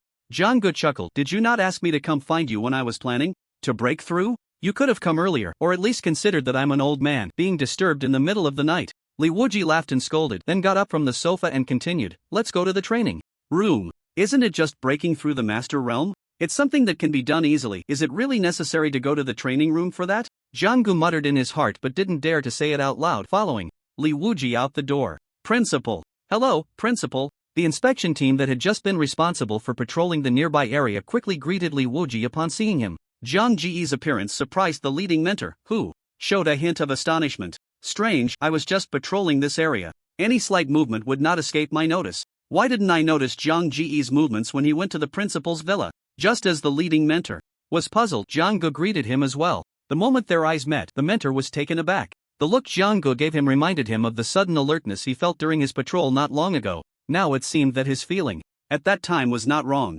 He truly is a prodigy. The mentor had already guessed something. Watching Jianggu and Li Wuji gradually move away, he sighed softly. On the other side, Jianggu and Li Wuji headed straight to the training room.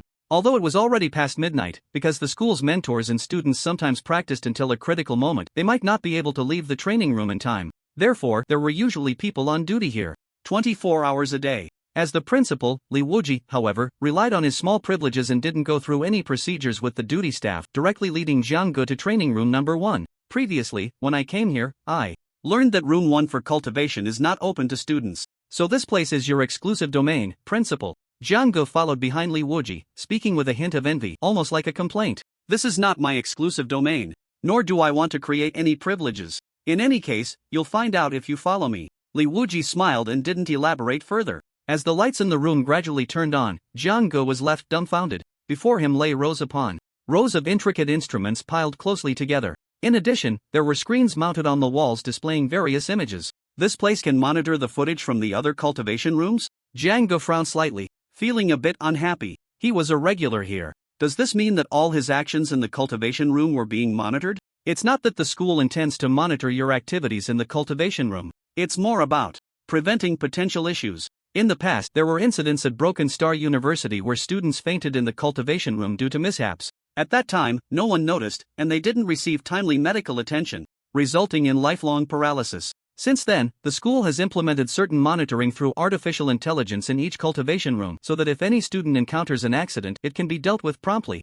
The reason for keeping this from you is to avoid creating any resistance in your minds. Li Wuji casually explained a few things, then suddenly changed the subject, saying, "Come with me, I'll show you the truth behind these simulated cultivation rooms." With that, he passed through the rows of instruments and continued forward. "Fortunately, I didn't do anything out of line with Xiaoyu and Xiao Shui in the cultivation room before. Otherwise, I would have been caught live on camera." Jianggu silently thought that was close and quickened his pace to catch up. This room 1, equipped with various instruments, was essentially the main control center, covering a vast area of nearly 10,000 square feet. However, after turning a few corners, Jianggu unexpectedly discovered a rather primitive giant stone cave within this room filled with intricate instruments. It felt very out of place. As he followed closely behind Li Wuji into the stone cave, he noticed something unusual. The rock walls on either side of the cave were divided into 2 distinctly different colors. One side was a grayish-white, feeling icy to the touch, even emanating a hint of chill. The other side was a charred black, feeling scalding hot. No need to be curious.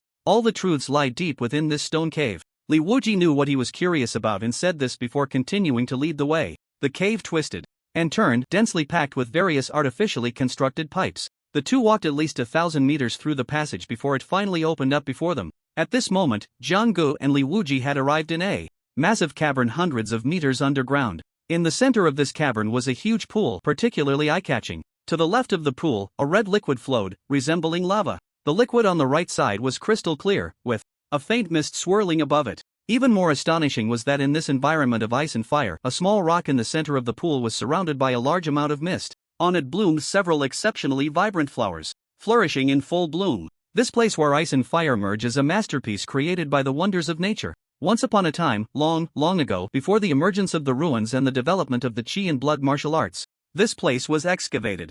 At that time, researchers discovered that the energy here was quite active and could be guided and utilized through technological means. Thus, we have the dense network of pipes and various instruments we encountered along the way. And this small place, after being utilized and transformed, can provide over 80% of the electricity and other energy for the entire imperial capital and several surrounding provinces. The simulated training rooms on the surface also rely on this for energy supply. Because of its immense importance, the Great Xia once designated this area, along with the surface region, as a military restricted zone. After many years of development, especially with the emergence and growth of Qi and blood martial arts, the surface evolved from a military base into the current Broken Army University. As Jiang listened to Li Wuji talk about the origins and history of Broken Army University, a hint of surprise appeared in his eyes. He never expected that Broken Army University had evolved from a military base. No wonder it was named Broken Army. Principal, why did you bring me here? Is there something here that has special benefits for my breakthrough to the Master Realm?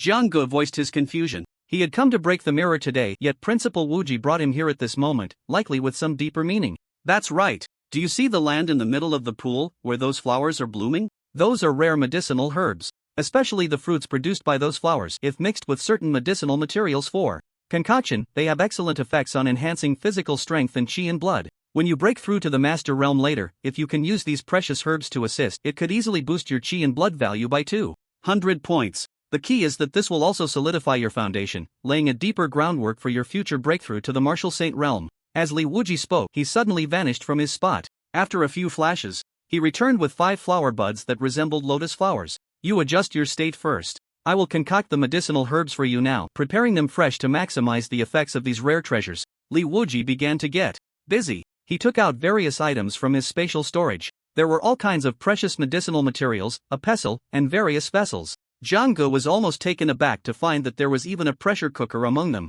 True, medicinal herbs often need to be prepared in the simplest way to achieve the best results. Don't doubt it, I have a deep understanding of pharmacology, and some of my early theories are still frequently cited in current related papers. Seeing Jiang Ji's twitching mouth, Li Wuji couldn't help but boast about his illustrious background. Jiang was stunned. He never expected this thick-browed, big-eyed principal had also worked in research. This is the bitter root flower, a rare treasure found in the ruins, known for its invigorating effects. This is... As Li Wuji continued to process the various medicinal materials, he recited some medical knowledge to Jiang. Once all the materials were prepared, he used the pressure cooker to take ice water from the pool and place the roots, flowers, and fruits of the collected plants into it one by one. Finally, he tossed the pressure cooker into the high-temperature area of the pool. In his words, those few extraordinary flowers originated from here, and using the ice and firepower from this place to process them yields the best results. Soon, half an hour passed. After all the medicinal materials were added, Li Wuji finally obtained a pot of dark, gooey ointment. Go, apply this ointment all over your body. Then, operate the undying body technique and you will be able to maximize the absorption of the medicinal power into your body. Jiang took the pot of dark ointment, feeling a bit hesitant. Could this stuff, resembling a dogskin plaster, really be as miraculous as Principal Wuji said, allowing him to boost his vitality by 200 points in one go? Hurry up, do you think I would harm you? By the way, do you want me to help you apply it? Li Wuji waved his hand, signaling him to hurry and not waste this steaming treasure. No need to trouble you, I can do it myself. Jiang held the pressure cooker and swiftly used his movement technique to dash behind a large rock. Give Principal Wuji some face. After all, he worked hard to concoct this ointment. Even if it doesn't have much effect, it shouldn't do any harm. Jiang thought this as he first rustled and removed his outer clothing, leaving only a pair of shorts. Then, he gritted his teeth and closed his eyes. Grabbing a handful of ointment, he began to smear it all over his body. With your foundation, try to apply a bit more, and make it thick. Especially in those key areas, don't miss any spots. Trust the principal, this will be very beneficial for you. Especially since you have 2 beautiful girlfriends. Li Wuji's voice occasionally echoed, laced with a hint of teasing. The specific meaning of this was understood by any man. I have a solid foundation, I don't need any medicinal assistance. Jiang Gu muttered softly, but he was unconvinced. However, to ensure the medicinal power was evenly distributed throughout his body and not affect his upcoming breakthrough, he still grabbed a large handful of ointment and stuffed it into his shorts. Soon, his entire body was covered. In the black ointment, even his face was darkened. A faint medicinal fragrance wafted through the air. Jiang Gu felt a burning sensation on his skin. At the same time, an extremely cool breath seeped through the pores of his skin and into his body. The effect of this ointment is just like the environment here, completely a world of ice and fire. Jiang Gu felt the medicinal power starting to evaporate and quickly activated the undying body, an SS-level body. Refining technique. As the technique began to operate, the cool breath that flowed into his body converged into the rapidly circulating vitality within him. Subsequently, his vitality seemed to encounter some kind of catalyst, suddenly becoming much more active and surging than usual. Concentrate your spirit and fully operate your vitality. The path of the master is to refine one's spirit and will. Only by allowing the spirit to transform and become more refined can one purify their vitality further, ultimately achieving the ability to convert the power of vitality into an indestructible force with a mere thought. Li Wujia's words echoed in his ears, and Jiang Gu followed his guidance, continuously directing the vitality within his body to circulate, thereby refining both his physical body and spirit. It felt like a long time had passed, yet it also seemed like just a moment. Suddenly, Jiang Gu felt that a certain shackle within him had been broken. His spiritual power, at this moment, underwent a kind of sublimation and baptism, becoming more active and pure. The vitality value, which had been limited by his cultivation realm and difficult to improve, was now rising at a rapid pace. 2,100 calories, 2,120 calories, 2,150 calories. As he followed the cultivation route of his immortal body, each time he completed a full cycle within, his vitality would increase accordingly. Due to the rapid rise in vitality, his skin had turned as red as if it were on fire, glowing like blood. Even steam was rising from his hair. It wasn't until nearly a quarter of an hour had passed that the vitality within him gradually stabilized. The black ointment applied to his body had turned into a dry yellow, peeling off one by one. Indeed, my efforts were not in vain. You actually took this opportunity to directly break through to the second stage of the master realm. Even your vitality has reached over 2,400 calories. Good, very good. Seeing that Zhang Ji's breakthrough had come to an end, Li Wuji, who had been accompanying him all along, burst into hearty laughter. Second stage of the martial master realm. 2,568 calories of vitality. This was the new realm Jiang Gu had achieved after breaking through. His overall strength had more than doubled. Because the master realm is a completely new level, it utilizes vitality more efficiently, allowing for a more powerful display of various skills.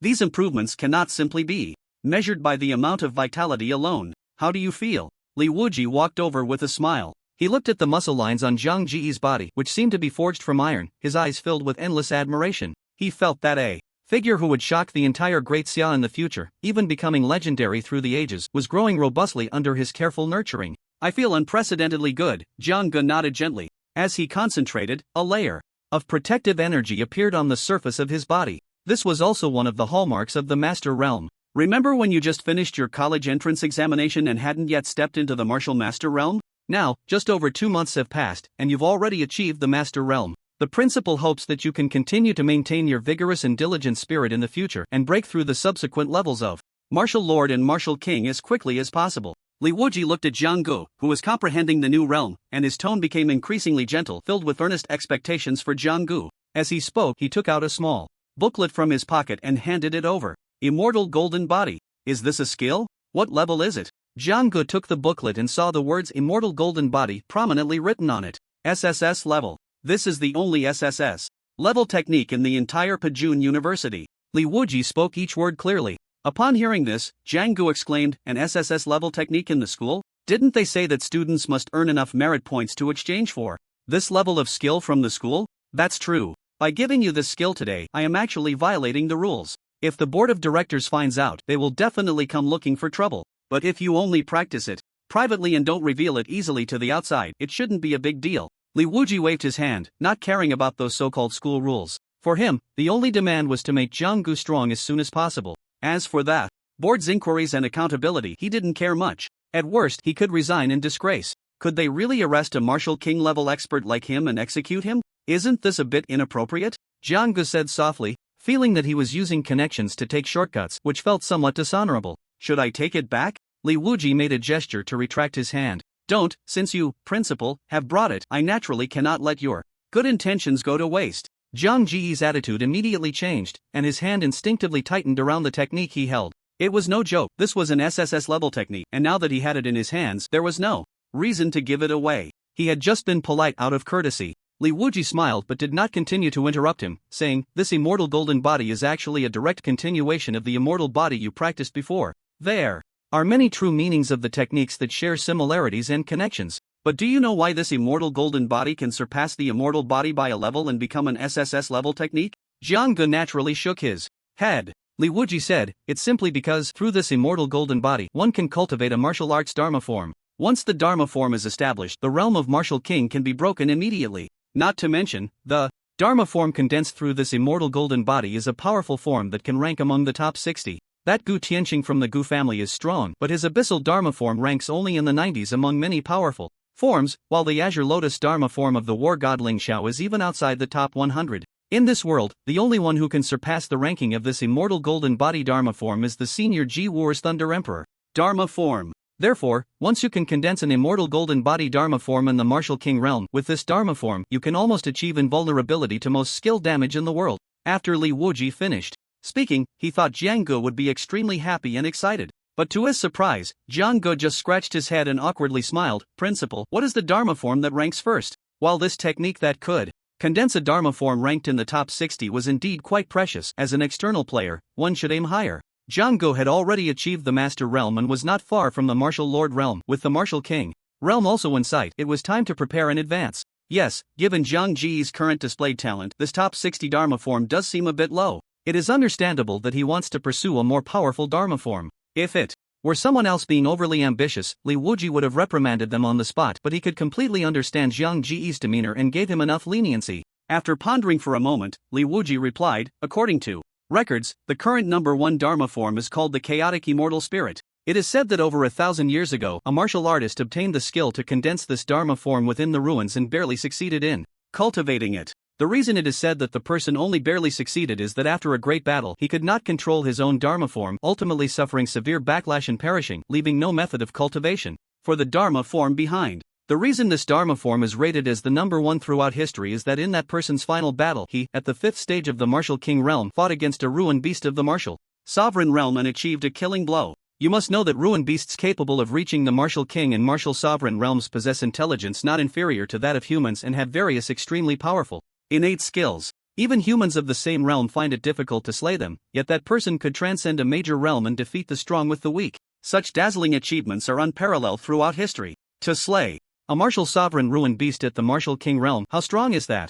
Upon hearing this, Jiang Ji's mind was filled with a single thought: I want to cultivate this too. Seemingly sensing some of his thoughts, Li Wuji sighed and said, "In the recorded history of the human race, the only powerful ranked in the top 30 with a legacy is the Thunder Emperor of Senior Jiwar, which ranks 27.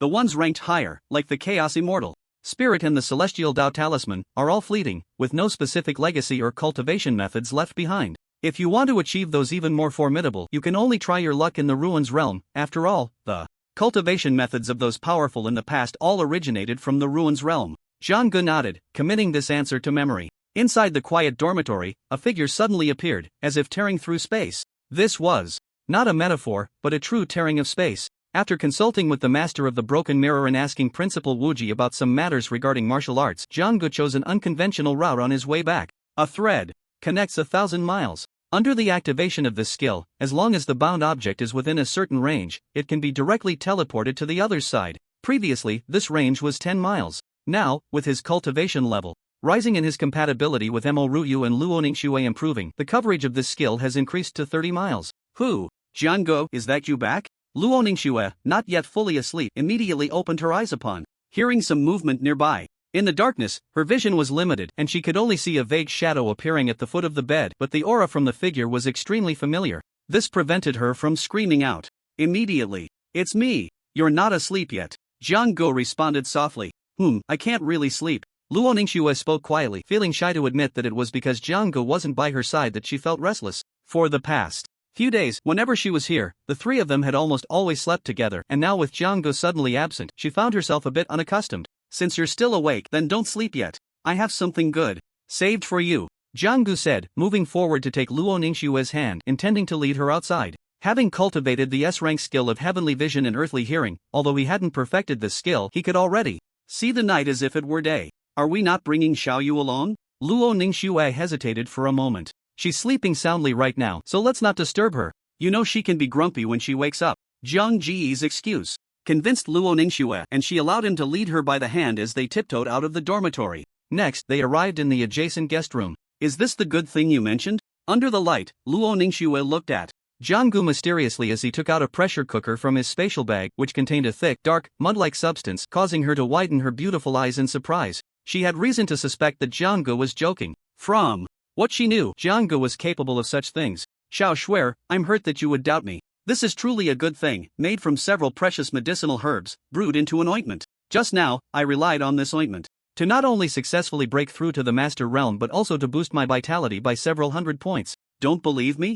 Smell it. Doesn't it have a medicinal fragrance? Jiang Gu offered the pressure cooker, and Luo Ningxue instinctively took a small step back, but the medicinal scent that reached her nose made her believe that this was indeed an ointment. However, using a pressure cooker to hold the ointment, wasn't that a bit too shabby? These ointments were specially prepared for me by Principal Wuji, but I didn't use them all, so I asked Principal Wuji to dilute them a bit, making the medicinal properties milder and more suitable for someone with a shallow foundation like you. The effect of this ointment is best right after it's made, so you should use it quickly while it's still warm. Just think of it as applying a volcanic mud mask. However, you need to apply it all over your body and then circulate your energy to absorb the medicinal power. Jiang Gu played a little trick. He didn't mention Mo Ruyu at all in his words. The goal was to present a closer relationship with Luo Ningxue, thinking of her benefits first. For this somewhat reserved girl, he had to take a more proactive approach to make their relationship closer, thereby increasing their compatibility. His relevant experience in this area was something he learned from a Sea King while watching videos online in his spare time. What about Sister Yu? Don't worry about her, just use it first, and whatever's left can be saved for her. After diluting by Principal Wuji, the remaining ointment Jiang Gu used was enough for both of them. However, even though he knew this, he didn't make it clear and still maintained an attitude of prioritizing Luo Ningxue. Isn't it a bit inappropriate? Luo Ningxue hesitated again. She felt a bit selfish for secretly using something so good and felt guilty about her deep sisterly bond with Mo Ruyu. It's fine, if it really isn't enough. I'll just shamelessly go find Principal Wuji to refine another batch. That should put your mind at ease, right? Jiang Ji's words made Luo Ningxue feel a sweet sensation. She could tell that in Jiang Ji's heart, her importance surpassed that of Mo Ruyu. Persuaded once more, she gently nodded in agreement and took the pressure cooker to the bathroom. After a while, the sound of rustling clothes could be faintly heard from inside. Xiao Shue, you need to apply it all over your body. After applying, immediately circulate your energy to absorb the medicinal power. Jiang Gu reminded loudly, but his mind was filled with alluring thoughts. As a vigorous young man, especially one who had just enhanced himself with the ointment, he suddenly wanted to rush into the bathroom and measure the scale of Luo Ningxue's treasures. For a girl who is somewhat introverted yet has strong opinions, one shouldn't be too hasty. Instead, one should proceed steadily, capturing territory step by step, and then everything will naturally fall into place. Remembering the Sea King's quotes he had seen in the videos, Jiang Gu ultimately restrained his inner turmoil. At the same time, he secretly blamed Mo Ruyu. It was all that little fairy's fault for leading him astray, otherwise, how could someone as pure as him suddenly think about such treasures? About a quarter of an hour later, the sound of running water came from the bathroom. Then, Luo Ningxue, having washed away all traces of the ointment, walked out like a water lily emerging from the water. How is it? What's the effect? Jiang Gu naturally stepped forward, took her hand, and asked with concern. It increased my vitality by about 150 calories. The most crucial part is that I feel my upper limit has also been raised a bit. According to my current estimate, I should be able to raise my vitality limit to around 1800 calories when I reach the Martial Master realm. A hint of joy also appeared on Luo Ningxue's delicate face. The firmer the foundation laid at each stage, the higher and further one could go in the future. Being independent and strong-willed, she didn't want to be left further behind by Jiang Gu in the future. That's great. That's great. My little Xiaoxue, achieving the martial sovereign realm in the future is completely not a dream. Jiang Gu held her hand and laughed happily, seemingly genuinely excited for Luo Ningxue's improvement. In his excitement, he took the opportunity to gently peck her delicate face. From holding hands to kissing, it was a gradual process straight from the Sea King video. Luo Ningxue seemed startled by his sudden action, her beautiful eyes widening, and a faint blush appearing on her charming face. Xiaoxue, you look really beautiful. The first time I saw you at Mingcheng High School, I completely fell for you. Seeing that Luo Ningxue did not have any extreme reaction, Jiang Gu continued to apply the Sea King techniques he had learned, launching a further advance. Under their gazes meeting, their faces gradually came closer together. Taking advantage of this opportunity to be alone, Jang-gu unlocked the achievements of hugging and kissing. The feeling was sweet, intoxicating. Jang-gu, there's still half of that ointment left. You should take it to Sister Xiaoyu. Didn't you say that now is the best time for the medicine to take effect? Don't delay. After a while, Luo Ningxue, with her face flushed, gently pushed Jang-gu away from her embrace and spoke softly. Jang-gu replied, but that ointment is only one portion. If she asks about you, what should I say? Shouldn't we just tell her that I've already used it first? Luo Ningxue quickly shook her head. No, she would definitely be angry and have issues with me. She knew very well that Imo Ryu also had feelings for Jang-gu. If the other party found out that Jang-gu had secretly used the precious medicine on her first and she hadn't refused, what would Imo Ryu think? Would she feel that she and Jang-gu were being selfish, only thinking of her when there was something left over? If that happened, the sisterly bond between her and Imo Ryu would surely be greatly affected. How about this? You go wake her up secretly and bring her to this bedroom. Just tell her it was specially saved for her, and she's the first to use it. Yeah, just like that. After a moment of thought, Luo Ningxue proposed what she believed was a great solution. She felt that her relationship with Jang-gu had made a breakthrough, almost reaching the point of being completely open. Since she had already gained so much, it was acceptable to be a little humble in other aspects. After all, the three of them would continue to be together for a long time due to their bond, and they couldn't have any disunity. Under Luo Ningxue's wise persuasion, Jang-gu ultimately had to reluctantly nod in agreement. Then, the two returned to the master bedroom. Luo Ningxue pretended to sleep first, while Jang-gu quietly nudged Imo Ryu. What's going on? Imo Ryu, already fast asleep, was suddenly disturbed and mumbled a few incoherent sounds. Wake up, it's me. Jang-gu first identified himself, then whispered, don't sleep, come out with me for a moment, I need to talk to you. He knew that Luo Ningxue was pretending to sleep, so he acted very honestly, even his tone was quite calm. What is it? Can't it wait until tomorrow? I'm so tired right now. If you want to. Imo Ryu, still not fully awake, continued to mumble, almost saying something like, if you want to do something bad, go ahead. Fortunately, Jang-gu was quick-witted. Before she could say anything that might expose their relationship, he quickly covered her mouth and quietly reminded her, don't wake Xiaoxue. Hurry up and come out with me, it's very important. After saying that, worried that the more Imo Ryu spoke, the easier it would be to slip up, Jang-gu pulled her out of the bedroom.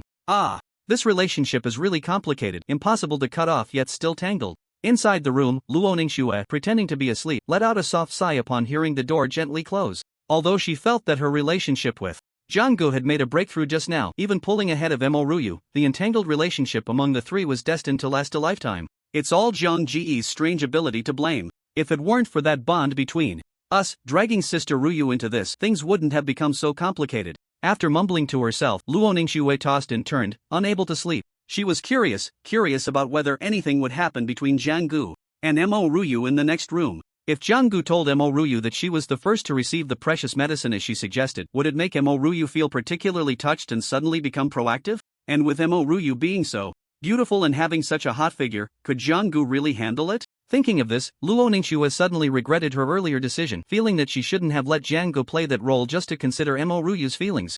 In the next room, however, the scene was much more explosive than Luo Ningxue had imagined. As soon as she entered, Imo Ryu huffed in a sulky voice, are you trying to get yourself killed? Aren't you supposed to be more discreet?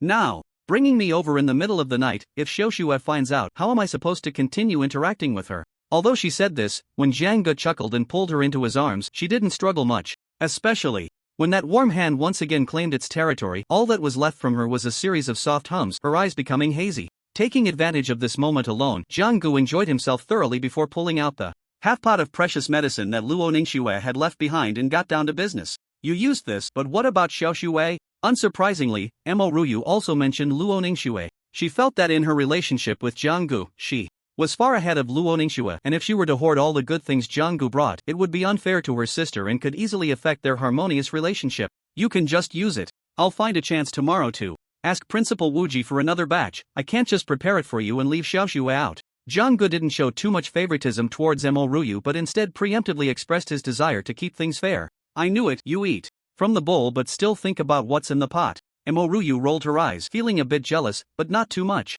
Like Luo Ningxue, she understood that it was difficult to completely distinguish the closeness among the three. If they forced Jang-gu to make a choice, their little trio would likely fall apart. After saying this, she twisted her waist and went to the bathroom to apply some ointment. For this girl, who was more outgoing and had already unlocked several forms of intimacy, Jang-gu was also bolder. Not long after, when Imo Ryu finished applying the ointment and rinsed off briefly, she walked out of the bathroom, and Jang-gu once again pulled her soft, curvy body into his embrace. Ah, no. Bastard, if you keep bullying me, I'll bite you. Stop messing around, Jiang Gu. If Xiaoshuas suddenly wakes up and finds us missing, that would be a problem. Amid Mo Ruyu's low exclamations, Jiang Gu took full advantage, and only after her pleas did they return to the master bedroom together. The next morning, the first to wake up, Jiang Gu was in a foul mood and decisively got up to go to the bathroom. After a round of self-discipline, the surging sword energy around him finally calmed down. The ointment the principal gave last night is indeed effective, but unfortunately there's no place to use it right now, Jiang Gu muttered as he walked out of the bathroom. The sound of his shower had already awakened Luo Ningxue and Mo Ruyu, and as he stepped out he happened to meet their bright, beautiful eyes. Although he was already familiar with them, every time he looked at the two women's charming appearances, he couldn't help but feel a sense of awe. After appreciating them openly for a few seconds, he finally greeted, "Good morning. Hurry up and get ready. Men are lecherous, and women are not much different." Jiang Gu was only wearing a pair of loose shorts, and his perfect muscular lines were exposed to the air, showcasing the strength and beauty of a male animal. This scene made the two women unable to resist stealing a few more glances. Luo Ningxue, being more reserved, quickly turned her head away, feeling a bit shy. Mo Ruyu, on the other hand, was habitually dramatic, rolling her eyes and complaining, "So ugly, hurry up and put some clothes on." Despite her words, her peripheral vision remained glued to someone's nearly perfect muscular lines. Afterward, the three of them went about their routines, washing up and changing clothes as usual. Everything seemed to be just like any other day. However, privately, many things had changed. Jiang Gu, relying on his S-level skill of heavenly vision and earthly hearing, had exceptionally keen senses and often took the opportunity to flirt a little with one of the girls when the other wasn't paying attention. Whether it was a secret kiss or a discreet hug, he found it endlessly enjoyable. After having breakfast and dinner together, the three began to part ways. The two women had not only gained dozens of vitality points by slaying beasts in the market realm last night but had also significantly increased their vitality points with the ointment Jiang Gu brought back. However, they needed to undergo some training to quickly adapt and fully master these new powers. Jiang Gu was in the same boat. He had broken through to the master realm last night and also needed some time to stabilize his progress. However, his training was not guided and arranged by a mentor but was personally overseen by Principal Wuji. Previously, whether you were carrying over 100,000 pounds of meteorite gold or training in the gravity chamber, the focus was primarily on physical cultivation. Now that you have stepped into the master realm and can sense the existence of spiritual sources in the world, your training will need to add another component. In the underground space of the training room from last night, Li Wuji arranged a special training session for Jiang Gu to take place. Here, pointing to a huge pool in the distance, one side flowing with lava and the other shrouded in cold mist, he said, "First, go swim a few laps in there." Jiang Gu shook his head repeatedly. "Principal, you mean the special training is to swim in that pool? That's going to get someone killed." His face was filled with resistance. It was no wonder he reacted this way. Mainly because he had been curious and tried the water in that pool last night. He found that it was truly a realm of ice and fire. One side of the water was hot enough to cook a person, while the other could freeze someone solid. At the junction of the hot and cold waters, there was an energy that seemed capable of penetrating the soul. When he merely touched the water with his hand, he felt a sharp pain in his head. If he really jumped in and swam a couple of laps, he figured he would either freeze to death or be boiled alive. You are now in the master realm and can use your chi for defense on your body's surface. Although this pool is a realm of ice and fire, it won't be able to freeze or boil you to death quickly. I mentioned to you before that the reason why a martial king realm expert is far stronger than a martial lord realm expert is because they can harness the power of the spiritual source from the heavens and the earth.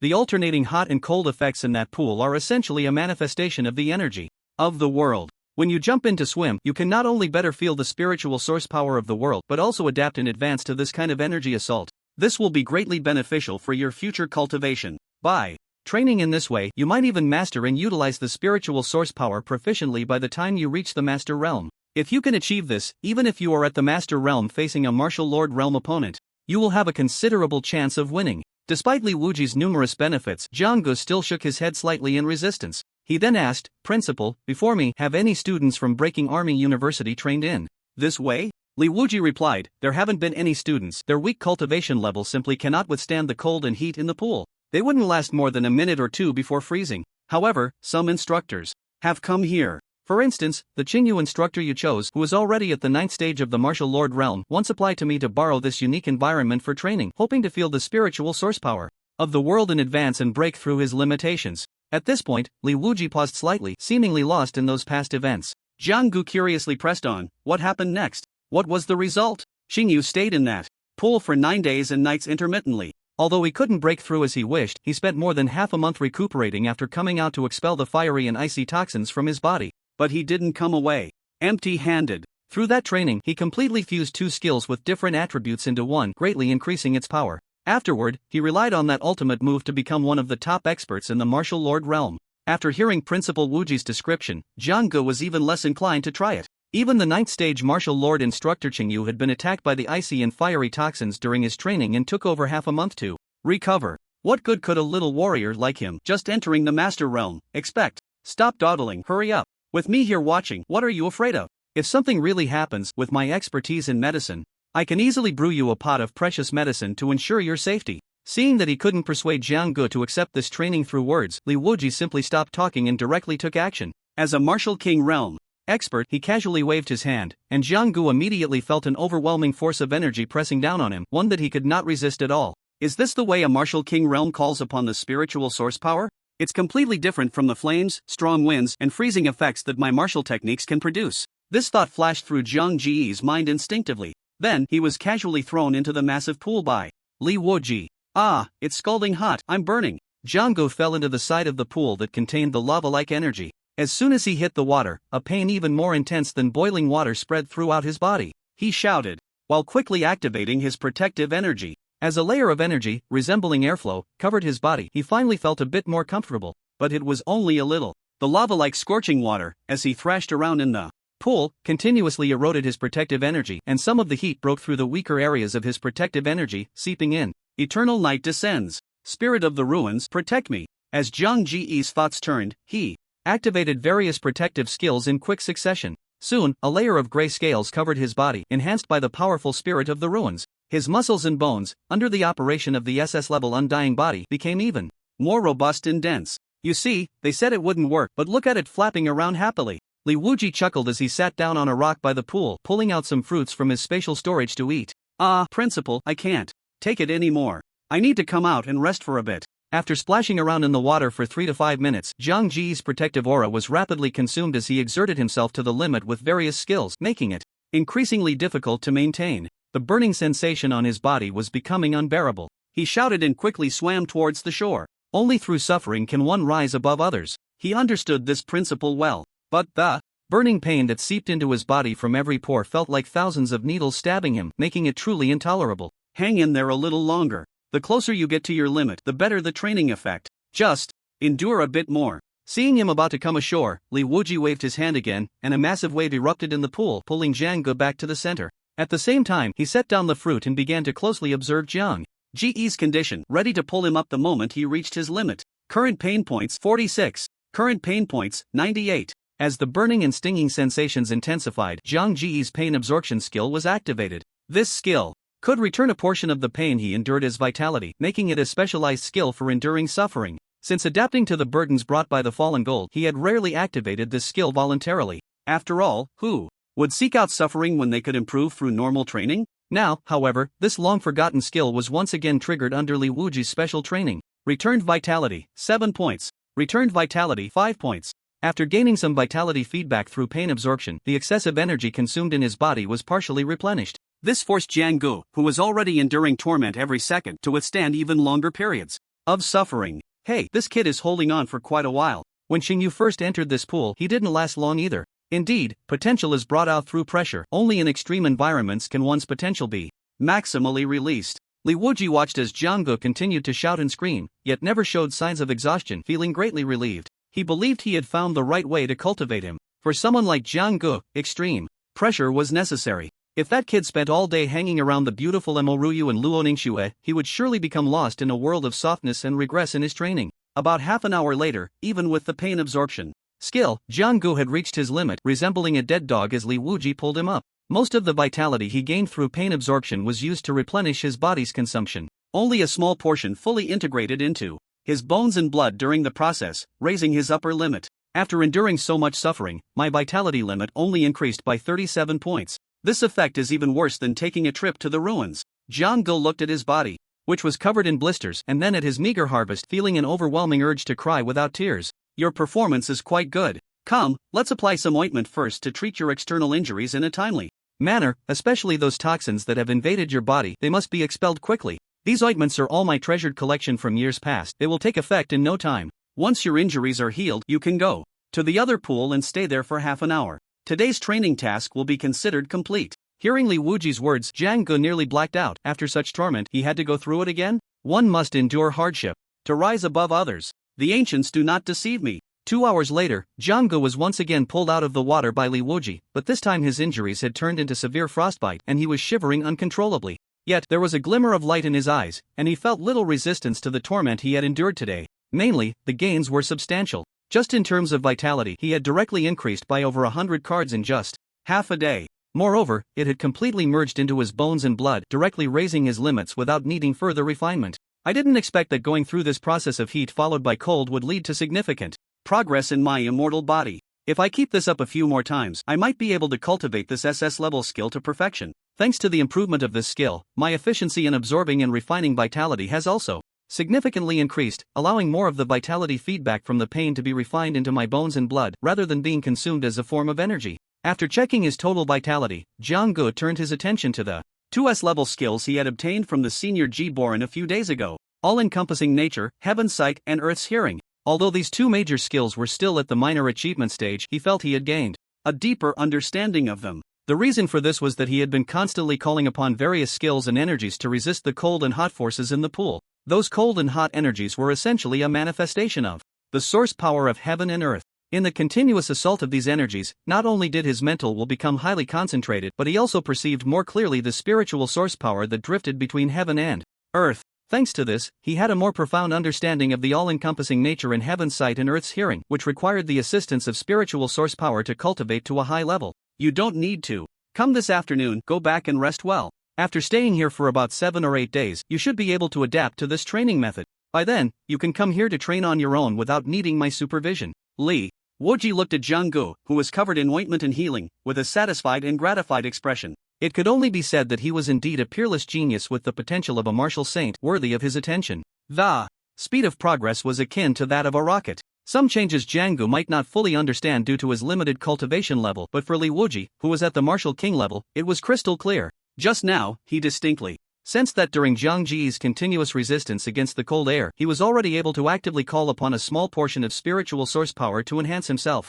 That was a technique only possible for those at the martial king level, yet Jiang Ge, a mere small master, had caught a glimpse of its mysteries. If this continued to develop, Jiang Ge, who could already mobilize spiritual source power, might not even need to reach the martial king level to possess combat power comparable to that of a martial king. Let's extend this a bit further. Could it be that Jiang Ge, when he reaches the martial king realm, can leap across great boundaries and fiercely battle the beast of the martial sovereign realm? Such an ability was something even the senior G-War could not possess back in the day. Only 1,000 years ago, the one who condensed the chaos immortal spirit, known as the First, was able to achieve such a sensational feat. Every time he thinks of this, Li Wuji's heart becomes increasingly fervent, filled with endless anticipation for Jiang Ji's future. Hey, what's wrong with you today? Why do you smell like medicine? Could it be that Principal Wuji secretly gave you some special treatment and used some miraculous elixir on you? During the lunch break, Mo Ruyu returned to the villa and suddenly wrinkled her delicate little nose, sniffing around Jiang Ge before voicing her guess. What, are you jealous?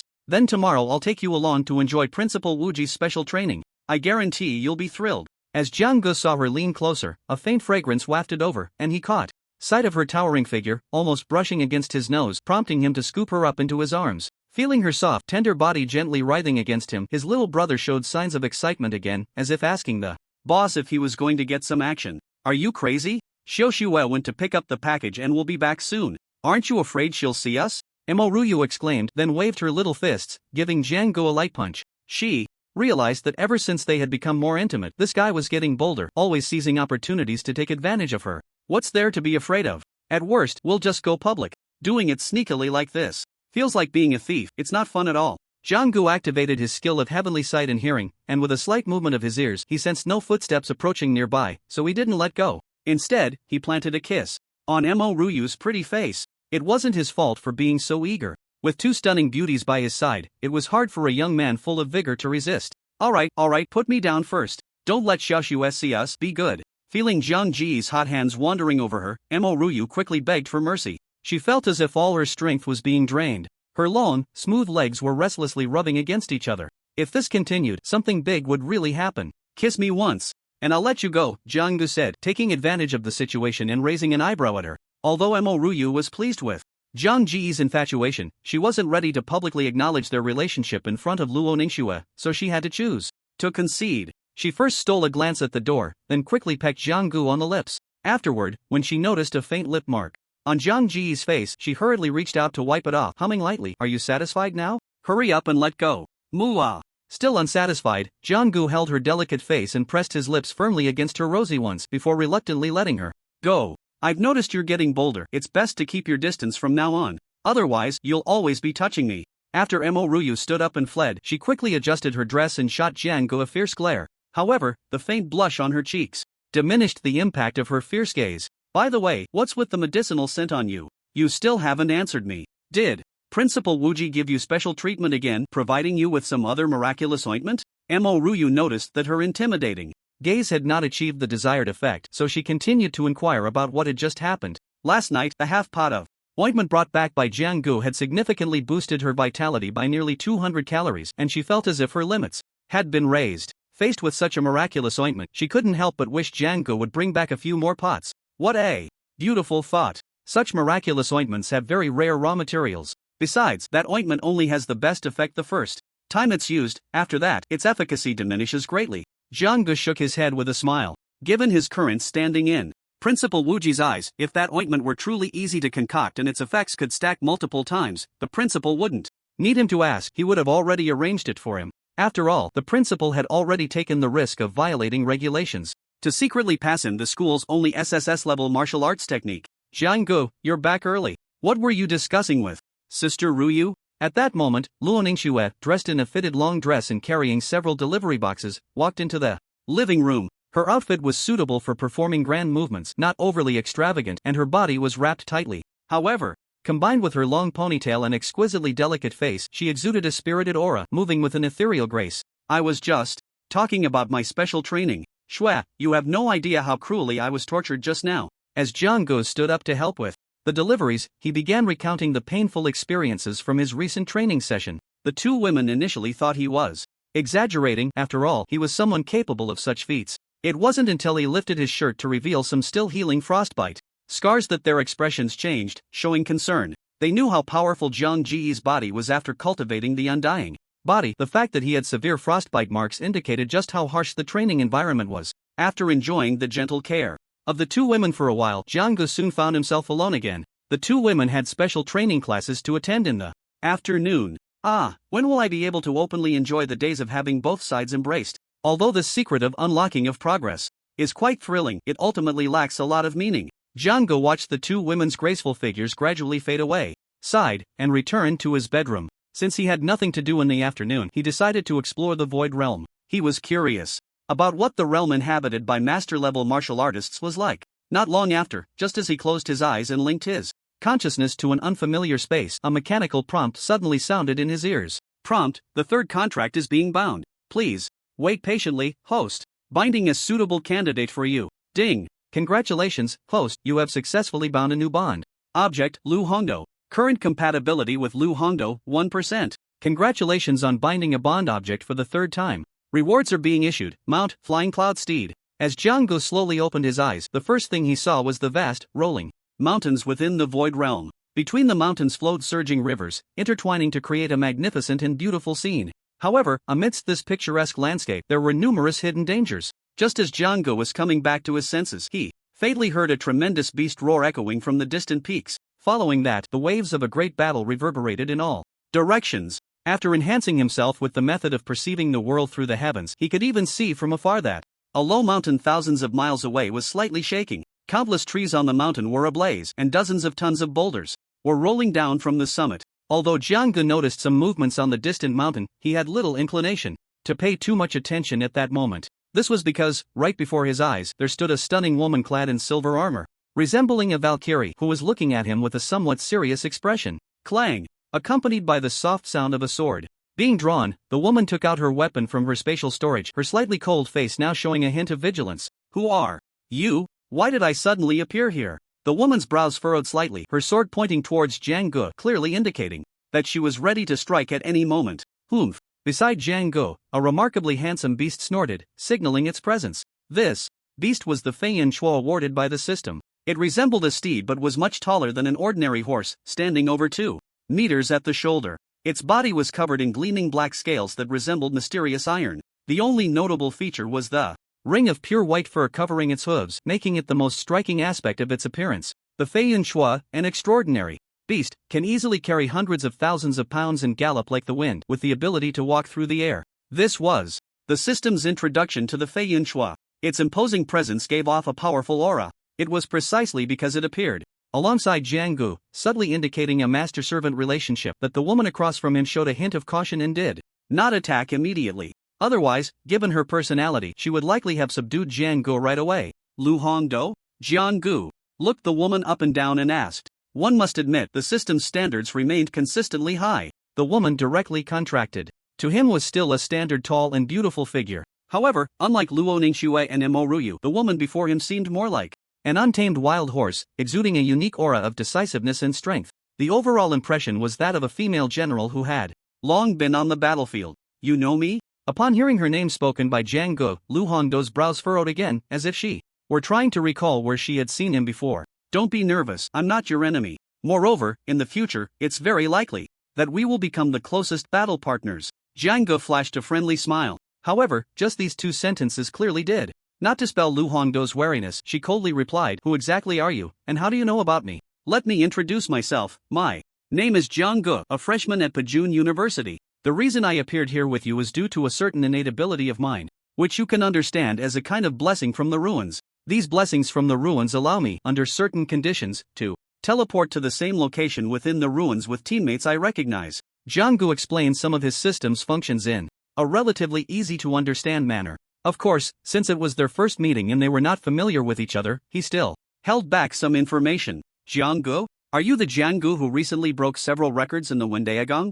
Lu Hongdou's beautiful eyes revealed a hint of astonishment. She never expected to encounter such a legendary figure in the Su realm. Wait, as far as I know, didn't you just break the cultivation record set by Senior Shaohan over 300 years ago a few days ago? At that time, your cultivation was at the 8th stage of the Martial Master realm. But to enter this Lingshu realm, one needs to have the cultivation of a Grandmaster. You're lying to me. As Lu Hongdou spoke, a cold light suddenly flickered in her beautiful eyes, and a fierce aura surged from her, directly unleashing a sword strike. It was no wonder she thought Jiang Gu was lying. The information she had indicated that the Jiang Gu who broke several records in the Wendaegang had only reached the 8th stage of the Martial Master realm just 2 days ago. Now, just 2 or 3 days later, a Grandmaster-level martial artist suddenly appeared claiming to be Jiang Gu. Of course, she didn't believe it. After all, even the most talented individuals couldn't possibly break through the 9th stage of the Martial Master realm and the Grandmaster realm in just 2 or 3 days. Thus, she regarded the person before her as someone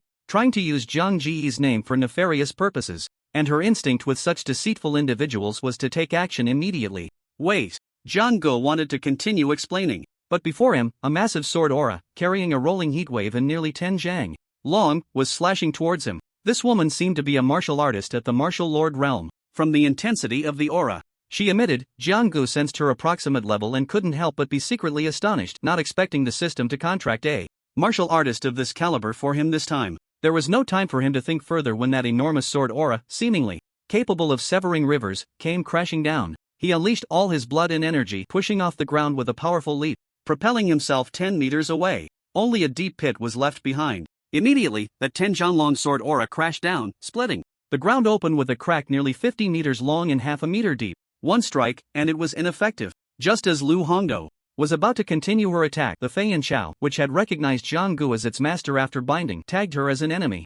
After a loud neigh, the Fei Yanchao kicked up its hooves and charged straight at her. Don't attack, come back! Jiang Gu called out urgently. Although the Fei Yanchao was a strange beast, it could at most be compared to a mid to late stage Grandmaster-level martial artist and a Su beast. As its master, he certainly didn't want his mount to be harmed by the newly bound Lu Hongdou. If it were to be killed or severely injured, that would be a huge loss. Roar! The Fei Yanchao let out a reluctant roar in response to the command, akin to a tiger's roar or a dragon's chant. Then, when it was only 3 to 5 meters away from Lu Hongdou, just as she was about to swing her massive sword at it, it made a beautiful turn and sidestepped. Following that, a hazy glow suddenly appeared around its 4 hooves, which were surrounded by a circle of pure white fur. Its tall body stepped onto the cloud-like glow and began to run into the air. In the blink of an eye, the Fei Yanchao ascended to a height of 70 to 80 meters. It then slowed down, turned around, and continued to neigh at Lu Hongdo, seemingly in a provocative manner. To tread on empty air, this is a capability only comparable to a martial king-level expert. What a miraculous strange beast. Lu Hongdo secretly marveled, a glimmer of light flashing in her beautiful eyes, thinking how wonderful it would be if she could also have a mount like this. Seeing the Fei and Chao escape the attack range, she gently shook her head, then turned to continue searching for Jiang Ji's figure. But what lay before him was merely a patch of lush green grass, several low shrubs, and a babbling brook not far away. There was no trace of Jiang Gu to be found. This woman is quick to act. It's better to keep my distance from her for now. At this moment, Jiang Gu had activated the S-rank skill, Myriad Forms and Phenomena. Under the skill, his aura was minimized to the lowest level. A faint source of spiritual energy gathered around him, slightly distorting the surrounding space, allowing him to completely blend into the environment. In this state, as long as he remained silent and made no large movements and did not actively observe Lu Hongdo with his gaze, even someone with the cultivation of a martial lord would find it difficult to pinpoint his location in a short time. However, this skill, as miraculous as it was not without its counters. At the very least, Lu Hongdo in front of him immediately thought of a way to deal with it. Stationed on the Abyss battlefield, she had long been dealing with various void beasts, among which were not a few possessing magical abilities, like invisibility. Breaking such abilities was not particularly difficult. She summoned her blood energy, and the long sword in her hand, measuring about 1.5 meters, once again manifested a sword aura extending over 30 meters, with raging flames swirling above it. Holding her divine weapon, she spun rapidly, enveloping the area within dozens of meters with her sword aura. Under this indiscriminate attack, anything within her range, regardless of the concealment skill, would reveal its flaws. The fact proved that this move was indeed effective. Jiang Gu had not yet mastered myriad forms and phenomena to perfection. If he made any large movements, he would inevitably leak his aura, allowing the martial lord level Lu Hongdo to sense his exact location. If he remained stationary, he would become a living target under her wide-range attack. Why is this woman so temperamental? She didn't even wait for me to finish speaking or give me a chance to explain before attacking. If it weren't for the system binding, I wouldn't want to take her along. Letting someone like her join the team could seriously affect our unity. Jiang Gu muttered to himself, quickly reacting with a thought. Without needing to speak, the flying beast Fei Yanxue bound to him was summoned. The beast snorted and, with lightning speed, dashed down from the sky. Lu Hongdo was momentarily distracted by its sudden movement and took some defensive actions, worried that this beast, which had air superiority, might launch a surprise attack on her. It was at this moment that Fei Yanxue swiftly dove down to a shallow bank about 60 to 70 meters away from her. Then, a figure that seemed to distort space flashed out from within. Following that, the figure leaped onto the back of Fei Yanxue, and the two soared rapidly into the sky once more. Although I can also grow bone wings to fly with the aid of void spirits and skills, Jiang Gu thought, compared to the innate abilities of beasts like Fei Yanxue, I lag behind significantly in terms of activation time, speed, and agility. He reveled in the exhilarating rush of the moment, giving a big thumbs up to the reward the system had provided. Is this the myriad forms and phenomena of the Ji family? What is your relationship with the Ji family? In an instant, Jiang Gu had climbed nearly 100 meters into the air on Fei Yanxue, and at this distance, even with her 4-stage martial lord cultivation, Lu Hongdo could only stare in disbelief. It seemed she recognized the origin of Jiang Ji's concealment skill and couldn't help but ask coldly, a certain elder from the Ji family passed by Broken Army University last time, saw my extraordinary talent, and taught me this skill. What's so strange about that? Jiang Gu looked down from above, gazing at Lu Hongdo below, and spoke lightly. Are you really the Jiang Gu from Broken Army University, the one who broke the record at the Dao Palace? Absolutely. So, does that mean when you broke the record last time, you were hiding part of your cultivation? Is there a problem with that? Who says you can't hide your cultivation when challenging the Dao Palace? Lu Hongdo was momentarily speechless, a fleeting look of embarrassment crossing her delicate, wheat-colored oval face. As a warrior stationed at the Abyss battlefield, known for her decisive actions, her integrity was commendable. After a brief silence, she spoke with a hint of apology. I misunderstood you just now. You can come down. Humph. Fei Yanxue received Jiang Ji's command and descended to a height of only 20 meters above the ground. Once at this height, Jiang Gu instructed Fei Yanxue to stop. He felt it was better to clarify some things before reuniting with this new teammate he had just contracted, to avoid her attacking him again. Comrade Lu Hongdo, I don't want to explain too much right now. Since this is our first meeting, no matter what I say, you will inevitably have some level of wariness and doubt. So, let's communicate directly through facts. If you trust me, let's temporarily join forces and go hunt a few Shusho together to slay them. During this process, I believe you will quickly gain a new understanding of me. Since the system had already bound Lu Hongdo, she would be able to share some benefits from the bond effects, such as gaining vitality bonuses when slaying Shusho as a team. Additionally, he could showcase his remarkable abilities in accurately locating shusho and uncovering their weaknesses during the hunt. Through these displays, he aimed to quickly earn the recognition of someone with a strong sense of crisis like her and establish a good teammate relationship. After saying that, Jiang didn't waste any more words and directly urged Fei Yanxue to move forward. Lu Hongdou hesitated for a moment, sheathed her broadsword, and then followed suit. Thus, one traveled in the sky while the other on the ground, both saying little and heading straight toward a tall mountain peak several thousand meters ahead. 400 meters ahead, there's a cave hidden in the bushes. Inside the cave, there's a shusho comparable to a master-level beast. You should go and slay that shusho. As they passed through an area overgrown with weeds and low shrubs, Jiang Gu suddenly slowed down and called out to the silently moving Lu Hongdou below. Hearing this, Lu Hongdou was momentarily taken aback. With her martial arts cultivation at the martial lord level, she had not sensed anything unusual so far. How did Jiang Gu, a newly entered master-level warrior, discover it? With a hint of suspicion, she asked, "How do you know?" "Of course, it's the system map giving the indication." Jiang Gu smiled inwardly, but he didn't plan to explain much, simply saying, "I told you before, I have many extraordinary abilities. You can see it as a blessing from the shusho realm. As for the truth, you'll know once you try it." Lu Hongdou looked up, gazing deeply at Jiang Ji's position, and did not ask further. She preferred to let facts speak for themselves, regardless of whether the other party was putting on a show or truly possessed extraordinary abilities. It would be clear after a test. "Yes, that's the direction. Stop, it's right there. To your left, there's a cave, do you see it? The shusho is hiding inside. It might have already noticed you. As for how to lure it out and slay it, that's up to you." Jiang Gu had no intention of getting his hands dirty. Instead, he leisurely rode on the back of Fei Yanxue, beginning to command remotely. "I can't believe there are actually Su beasts hiding here." As a powerful figure in the martial lord realm, Lu Hongdou's senses were extremely sharp. The Su beast in the cave, after being startled, only leaked a bit of its aura, which she quickly captured. This discovery stirred waves in her previously calm heart lake. She couldn't fathom how Jiang Gu had so accurately pinpointed the location of that Su beast from hundreds of meters away. Did such a miraculous ability also mean that most Su beasts in this realm could hardly escape his keen eyes? Thinking of this, she couldn't help but look up again in the direction where Jiang Gu was. "You have gained 14 points of vitality." With a Su beast resembling a pangolin being decapitated by Lu Hongdou in a rather wild manner, Jiang Gu received a notification from the system. He had now entered the Grandmaster realm, and killing those low-tier Su beasts yielded little vitality. It wasn't due to any level restrictions, but rather that those low-tier Su beasts were too weak compared to him now, and the vitality energy they contributed was of relatively low quality. Ultimately, the feedback he received was like a drop of water merging into a pond, equivalent to a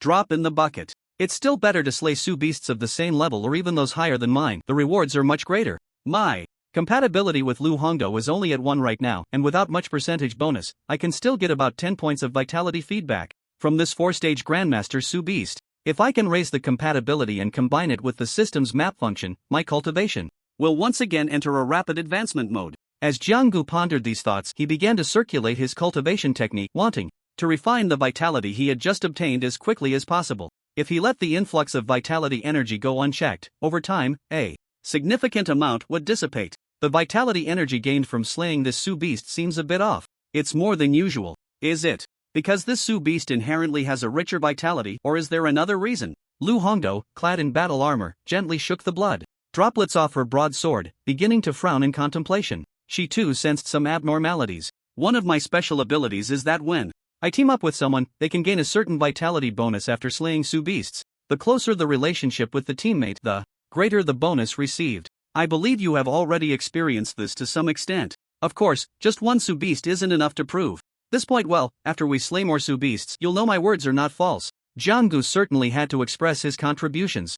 If he didn't make Lu Hongdou realize the importance of teaming up with him, how could she gradually develop dependence and trust in him, thus enhancing their compatibility? In this Lingshu realm, Su beasts are not something you can encounter casually, especially those above the Grandmaster realm. Each possesses considerable intelligence, and they can roughly discern the strength of human warriors. Therefore, many Su beasts here will only reveal themselves and attack if they have a significant assurance. Otherwise, even when faced with passing warriors, they will only hide cautiously. Lu Hongdou's beautiful eyes met his gaze as she spoke lightly. Just now, Jiang Gu had pointed her here with unusual certainty, leading her to find a Su beast. She was very curious whether this ability could be used without limits, whether it could easily find more Su beasts, which is why she deliberately spoke to test it. For kilometers to the southeast, there are 3 Su beasts present. Next, let's head over there. Jiang Gu sensed her probing intention and didn't say much, just directly pointed out the next hunting Location. The journey of about 4 kilometers was not fast, mainly, both of them were preoccupied with absorbing and refining the blood energy they had just obtained. But even at a normal pace, the 7-kilometer distance took them less than 5 minutes. When they arrived near the location Jiang Gu had specified, Lu Hongdo was already on high alert. In her perception, there were several auras belonging to Su beasts nearby, already fixated on her. That faint sense of being watched made her feel a prickling sensation on her back. There are a total of 3 Su beasts. 2 of them are quite powerful, with cultivation levels of 8th and 9th stage of the Master Realm. The weaker one is only at the 3rd stage of the Warrior Realm, probably a family of 3. Jiang Gu, suspended in midair, once again showcased his prophetic ability. As soon as he finished speaking, 2 large, pure white wolf-like Su beasts slowly emerged from the dense forest in front of them. The sharp fangs visible at the corners of their mouths still had traces of blood, as if they had just been feeding. Su beasts have incredibly strong bodies and various innate abilities, and in one-on-one combat, most warriors of the same realm would find themselves at a disadvantage. And now, with 2 Su beasts at the 8th and 9th stages of the Master Realm appearing together, even facing a martial Lord Realm warrior, they were not without the strength to fight. Therefore, Lu Hongdo did not let her guard down. Her broad sword was already drawn, and her eyes were firmly locked onto the opponents, seemingly searching for the best angle to attack. In contrast, the 2 silver-white giant wolves were now spreading out to the left and right, slowly circling around Lu Hongdo. They too sensed that Lu Hongdo was not a weakling, and a hint of wariness flickered in their cold eyes. At the same time, they would occasionally cast their gaze towards the sky, looking at the flying Yun Chao and Jiang Gu on its back. The area under the armpits of these 2 Su beasts has weaker defenses than other places. Additionally, their eyes and ears are also weak points, but these areas are difficult to target in battle. It's best to focus on attacking their armpits. Besides that, they are also quite afraid of lightning attacks. Under Jiang Ji's probing technique, some weaknesses of the 2 Su beasts were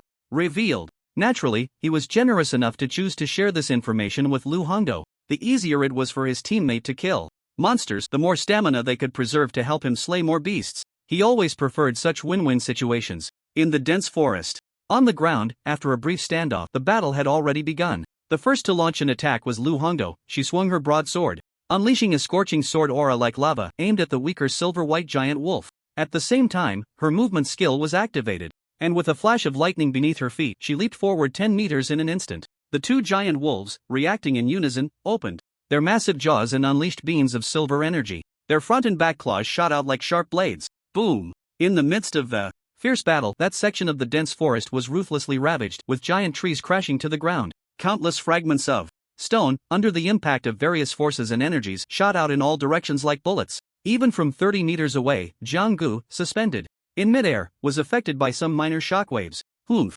Without needing Jiang Ji's command, Fei Yanshui had already taken the initiative to ascend, reaching a height of over 100 meters. At this altitude, even with his ability to see and hear everything, Jiang Gu could not clearly make out the center of the battlefield shrouded in billowing smoke. He could only occasionally hear the roars of the Su beasts as they were injured. Only about 3 minutes had passed. A tremendous wail erupted from the ground. The weaker silver-white giant wolf had its extremely thick thigh severed by Lu Hongdo's broad and powerful sword technique, crashing to the ground. With this giant wolf severely injured and its combat power diminished, Lu Hongdo was now handling the situation with even greater ease. Just over a minute later, the giant wolf at the 9th stage of the Master Realm suddenly fell to the ground with a thud. It was revealed that a short sword, which had appeared out of nowhere, was deeply embedded in its eye socket, piercing straight into its brain. Then, the other giant wolf, which had lost a leg, was also beheaded by Lu Hongdo, who swung her massive sword with a mournful cry. Red mist sprayed from the severed wolf's head. Lu Hongdo, who had personally orchestrated this scene, remained unfazed.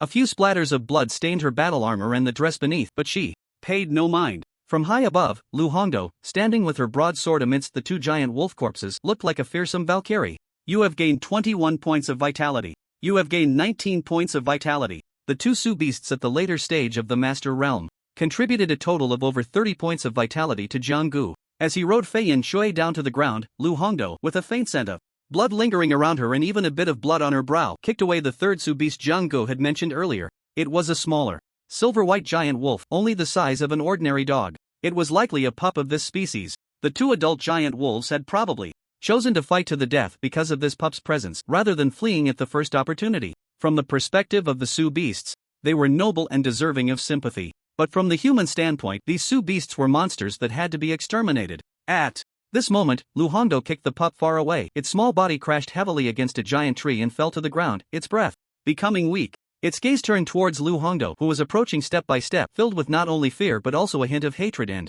ferocity. Since we are family, let's go together. As a soldier, Lu Hongdo felt no sympathy or pity for the Su Beast pup, nor did she possess any maternal kindness. With a decisive swing of her broad sword, she took the pup's life. The Su beasts in the Su realm are different from those in the Culling River. Here, their soul power is much stronger. If there are Su beasts or humans from the real world who perform certain rituals, it is possible to summon these Su beasts from the Su realm into the real world. Many of the Su beasts in the Abyss battlefield came this way. Lu Hongdo glanced at Jiang Gu, who had approached not far behind her, and explained. If it had been when they first met, she would have scoffed at the idea of explaining her actions to others. But now, Jiang Gu had proven his worth with his various miraculous abilities. Lu Hongdo had developed considerable interest in this talented young man, whose reputation even reached the Abyss battlefield, and acknowledged their teammate relationship, which was why she took the time to explain, not wanting Jiang Gu to misunderstand her as someone cruel and bloodthirsty. Su beasts in the Su realm can also be summoned into the real world? Jiang Gu was taken aback when he suddenly heard such rumors. You don't know about this? Lu Hongdo wiped the bloodstain from her brow, equally astonished. In her view, a prodigy like Jiang Gu must be the pride of Broken Army University, and various secrets unknown to ordinary people should not be secrets to him. Maybe I just haven't learned that yet. After a moment of silence, Jiang Gu found a suitable excuse for himself. Those secrets were more cultural knowledge, and he was busy with his training every day, so it was reasonable that he hadn't come across that aspect of knowledge yet. On the Abyss battlefield, our enemies, besides the Ruins beasts, also include those human heretics who worship and sacrifice the powerful Ruins beasts as totems and deities. It is said that the first Ruins beasts to appear in reality were summoned by those human heretics through some kind of sacrificial method from the Ruins realm. Now, this type of summoning method has become a common means for the enemies on the Abyss battlefield to strengthen their power. The process of summoning through sacrifice is incredibly evil and cruel, requiring a large amount of flesh and blood to allow the Ruins beasts in the Ruins realm to descend in a spiritual form and be reborn from that flesh and blood, gaining a physical body to walk in the real world. Speaking of these matters, a thick, unshakable malice surged in Lu Hongdo's eyes. This was because she had witnessed a sacrificial event firsthand, and among the flesh and blood used for the sacrifice were the bodies of her deceased friends and family. After taking a few deep breaths, the malice on Lu Hongdo gradually subsided, and she concluded, the energy in this spirit void realm is much more active than that in the Bitterling River. The Ruins beasts here are also stronger and more intelligent. The human heretics are able to locate this place relatively easily and summon the Ruins beasts here because of the abundant and rich energy. So here, even when facing the weakest Ruins beasts, one must eliminate them thoroughly and promptly. Also, I need to remind you to ensure your safety as much as possible here, because many Ruins beasts have the ability to harm spiritual bodies. If you die here, it will take much more time to recuperate in reality before you can fully recover. In severe cases, it could even lead to brain death in the physical body in reality, turning you into a vegetable. Jiang Gu listened quietly to all this, especially the deliberate reminder at the end, and a few black lines appeared on his forehead. The consequences of dying in this spirit void realm would be quite serious. He knew these basic facts. However, Lu Hongdo's intentional reminder made him feel as if he were uneducated and ignorant, which was quite frustrating. Forget it, considering she is guarding the Great Xia border on the Abyss battlefield. I won't stoop to her level. If it were Mo Ruyu who dared to look down on me like this, I would definitely retort her a couple of times and give her a few hard slaps on the backside. Jiang Gu glanced at Lu Hongdo's bloodstained battle robe and the broad sword in her hand, waited for a moment, and ultimately swallowed back all his grievances.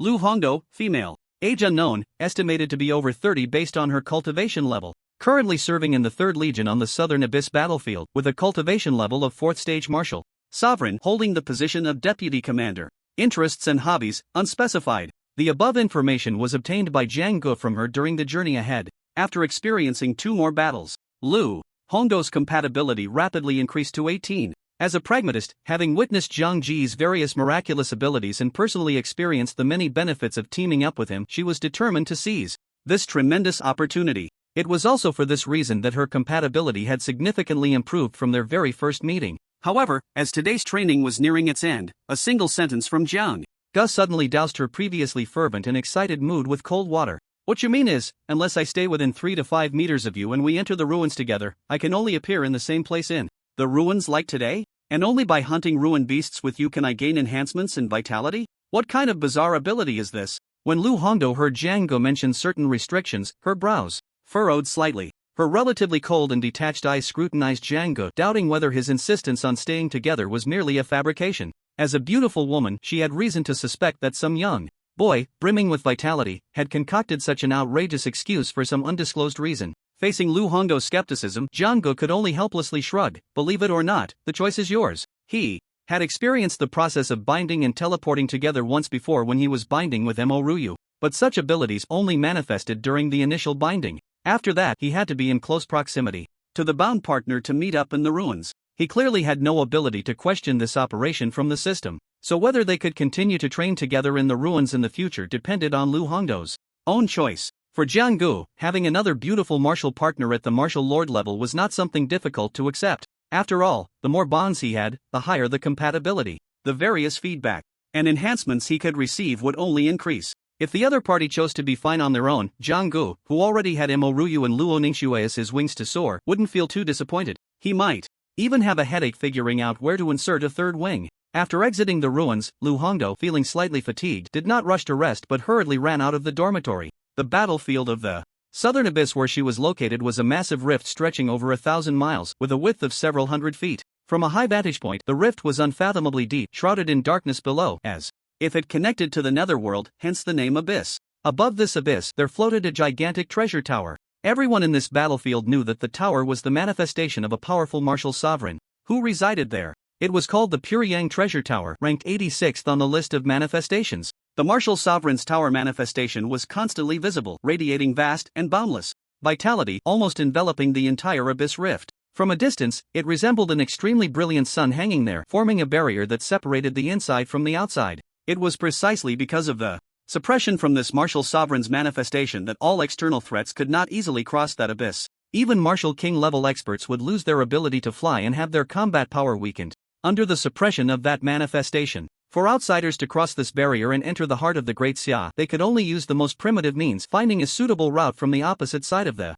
rift and gradually traversing that long and wide abyss rift. But this was clearly not an easy task. Only because on the other side of that abyss, backed by the interior of the Great Xia, there are military fortresses stationed there. Those fortresses are all located outside the coverage area of the martial sovereign's law manifestation, so the Great Xia legions stationed in the fortresses are not subjected to the suppression of the law manifestation and can exert their full strength. However, for external enemies to invade, they must pass through the area shrouded by the martial sovereign's law manifestation and break through the defenses of the major legions stationed in the fortresses while their strength is suppressed. Inside the fortress where the 3rd Legion is located, just out of the ruins, Lu Hongdo hurriedly ran out of the dormitory, first glancing at the sky out of habit. That martial sovereign-level powerhouse guarding the southern abyss battlefield is the anchor in the hearts of Lu Hongdo and these border soldiers. As long as they see the other party's pagoda law manifestation always hanging in the sky, even in this brutal battlefield, they will feel incredibly at ease. The martial sovereign's power alone, relying on the law manifestation, possesses the terrifying ability to move mountains and seas, even to change the heavens and the earth. If only Great Xia could produce a few more powerhouses of this level, how wonderful that would be. Lu Hongdo sighed softly and then strode towards the hospital within the fortress. Commander, you've been patrolling the Abyss Rift for the past few days. Shouldn't you be on a break today? Why not sleep a little longer? Commander, in this military fortress, which houses over 6,000 personnel, including various logistics staff, Lu Hongdo, as the deputy commander of the 3rd Legion, is already one of the prominent figures here. Along the way, some soldiers patrolling the fortress saluted her, and those with closer relationships would come forward to greet her. Commander Lu, here to visit Shaoli. Her condition has improved quite a bit today. Upon arriving at the hospital, a young doctor in a white coat approached with a smile. The battlefield has always been a game dominated by men, and in this military fortress with more men than women, the beautiful Lu Hongdo, even as a superior officer, is not lacking in admirers. The young doctor walking towards Lu Hongdo is one of the more obvious ones. Dr. Wang, you go ahead and get busy. No need to trouble you to show me the way. I can go in to see Shaoli myself. Faced with this person, Lu Hongdo, without waiting for any further action from him, displayed a cold expression that revealed her desire to keep him at a distance. After saying that, she ignored his reaction and directly went to a special care ward on the 2nd floor. A few soldiers patrolling nearby saw this and began to discuss quietly. That Dr. Wang really doesn't know his place. Our Commander Lu is only in her early 30s, already at the 4th stage of martial lord, and her looks and figure are beyond compare, truly the #1 beauty of the entire southern abyss battlefield. He doesn't even consider his own status. How dare he pursue Commander Lu? I wonder who gave him the courage. That can't be said. After all, he is surnamed Wang, which is the most prominent surname in the entire southern abyss battlefield. He might have some connection to Elder Wang. Elder Wang is the anchor of the Southern Abyss battlefield. Most of his direct descendants have followed in the footsteps of that Ji War's descendants, honing their skills on various dangerous battlefields. How could such a descendant only know how to wield a scalpel? To be fair, although Dr. Wang's cultivation is lacking, barely entering the master realm in his 30s, he is still commendable in his medical skills. We shouldn't gossip about others behind their backs. I don't want to say anything about him, I just can't stand how he always tries to get close to Commander Lu, even though the commander has already made her rejection clear. On the other side, Lu Hongdo, of course, did not notice the discussions of her soldiers. At this moment, she had already pushed the door and entered a special care ward. As the ward door closed, the cold expression on her face softened, revealing a hint of a smile. Xiaomai, quick, look what I brought you. With that, she took a few quick steps to the bedside and pulled out a lotus root that resembled a baby's arm from her spatial pouch. Is this Tongshin lotus?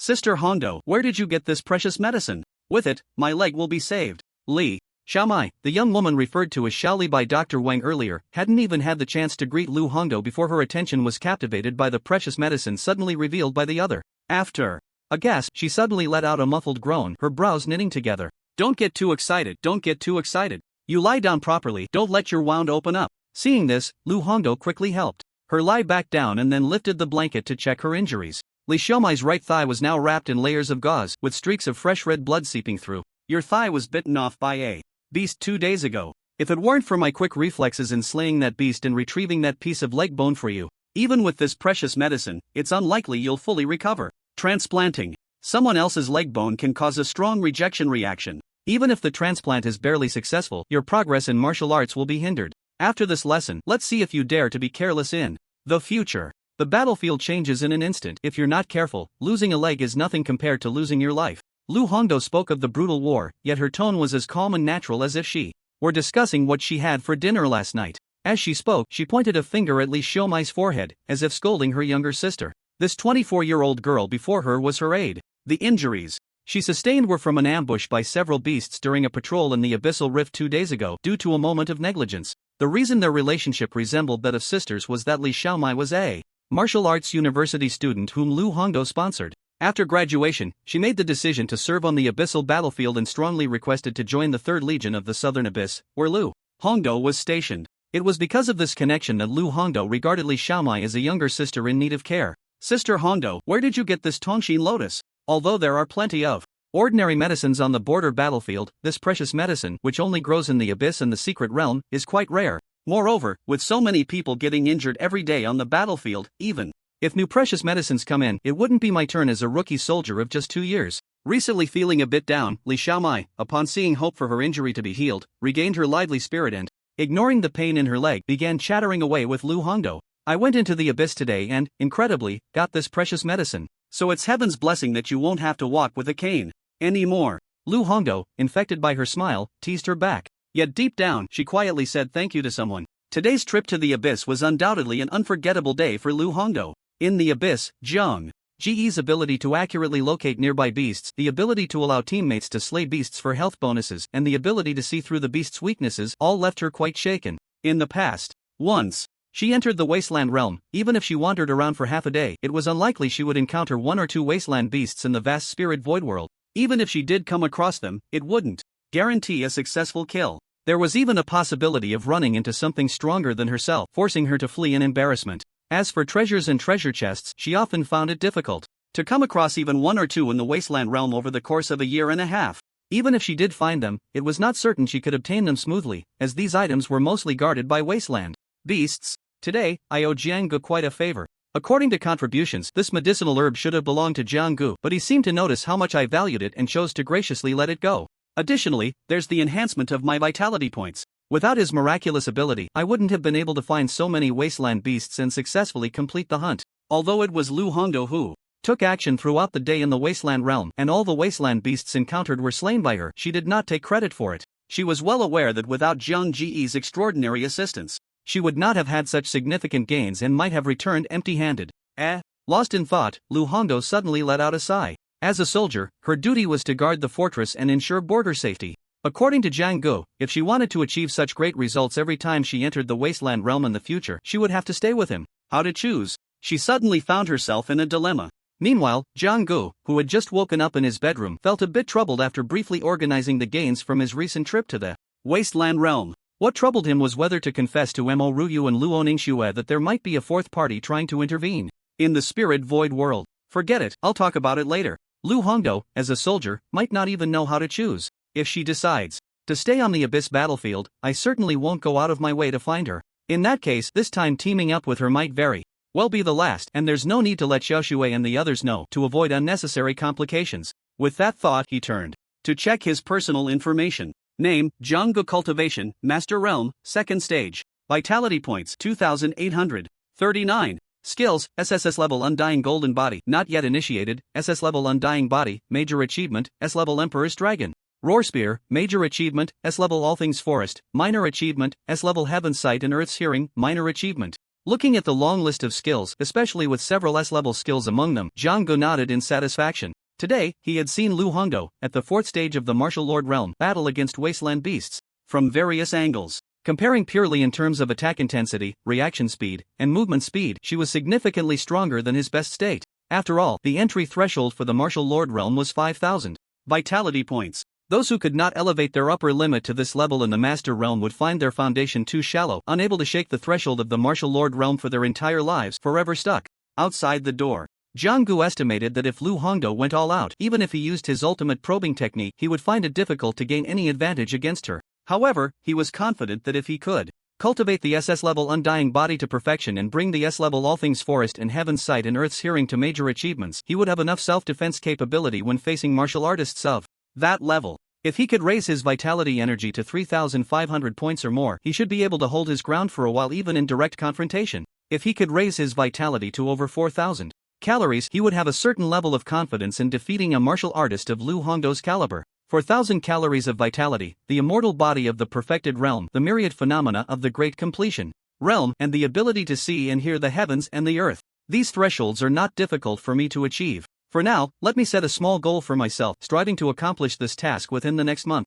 A month's time is neither long nor short. The changing winds and clouds of the outside world did not concern Jianggu too much. Under the protection of Principal Wuji, no external storms could reach him. Thus, his days over the past month were both monotonous and fulfilling. During the day, he almost rotated between 3 activities. Either he swam in the ice and fire pool in the number 1 training room, or he went to the real secret realm within Broken Army University to accompany Luo Ningxue and Mo Ryu in slaying ruins beasts to enhance his vitality energy. Occasionally, he would also stroll through the school library, browsing various books on the realms and ruins beasts to increase his knowledge base. As for the evenings, he naturally entered the ruins to undergo training. Although he hadn't had teammates to grind monsters with since he first entered the Spirit Void realm, he could only fight solo. However, relying on his exploration techniques and myriad phenomena, he had safely and successfully exceeded the goals he had previously set for himself over the past month. Extreme 6 Yang. Break! A low shout suddenly echoed within the real secret realm of Broken Army University.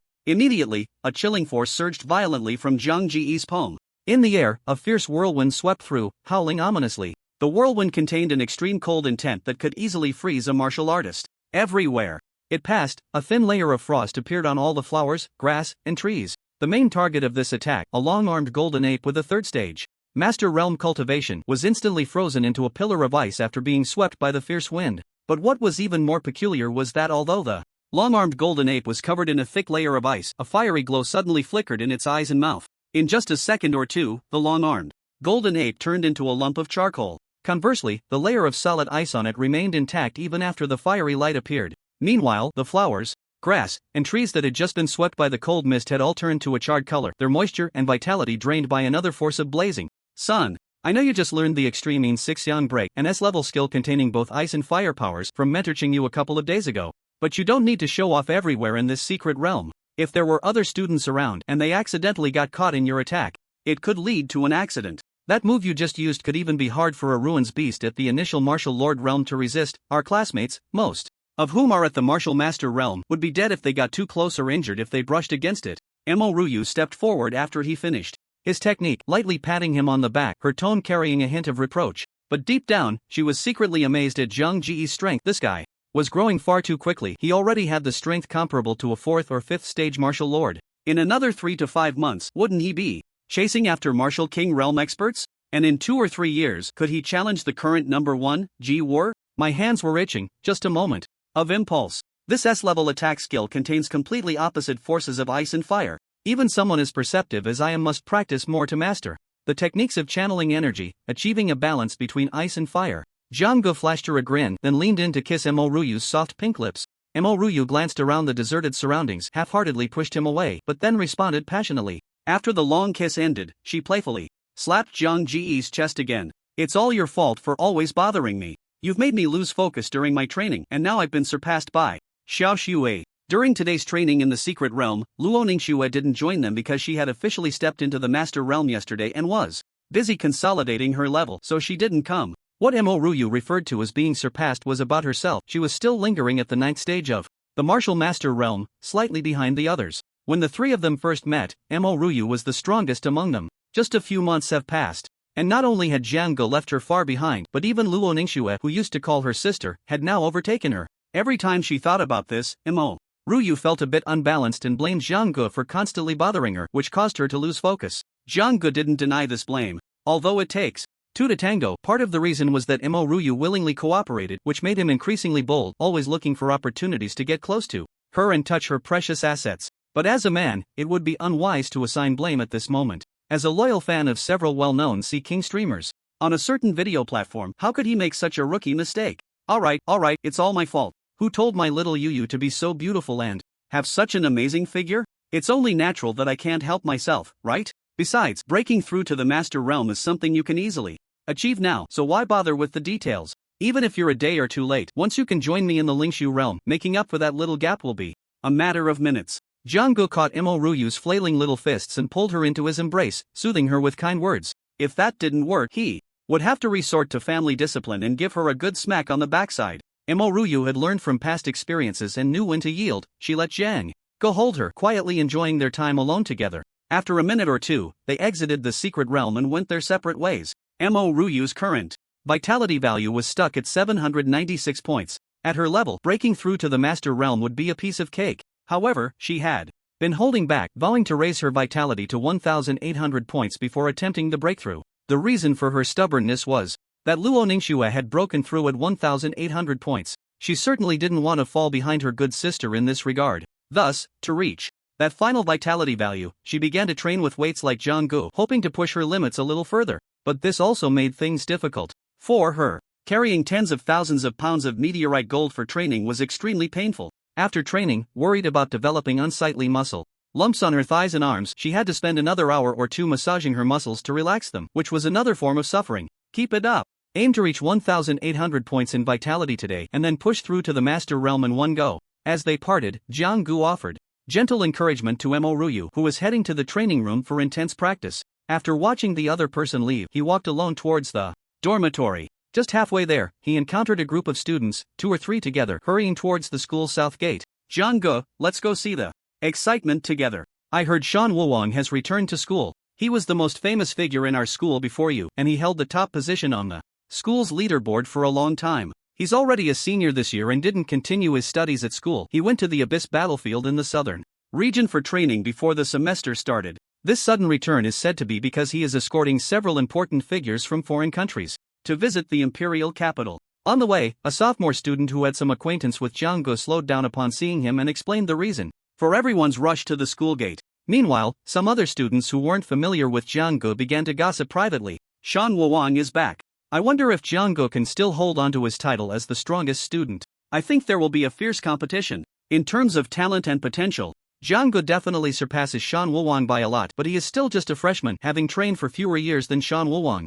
I agree. I heard Shan Wuwang had already reached the master realm when the semester started, breaking through with nearly 1,800 points of vitality. Now that he has trained for several months in the extremely brutal and dangerous Abyss battlefield, he must have made significant improvements in all aspects. If Jiang Ge hasn't made any major progress in this month, he might really struggle against Shan Wuwang. What are you thinking?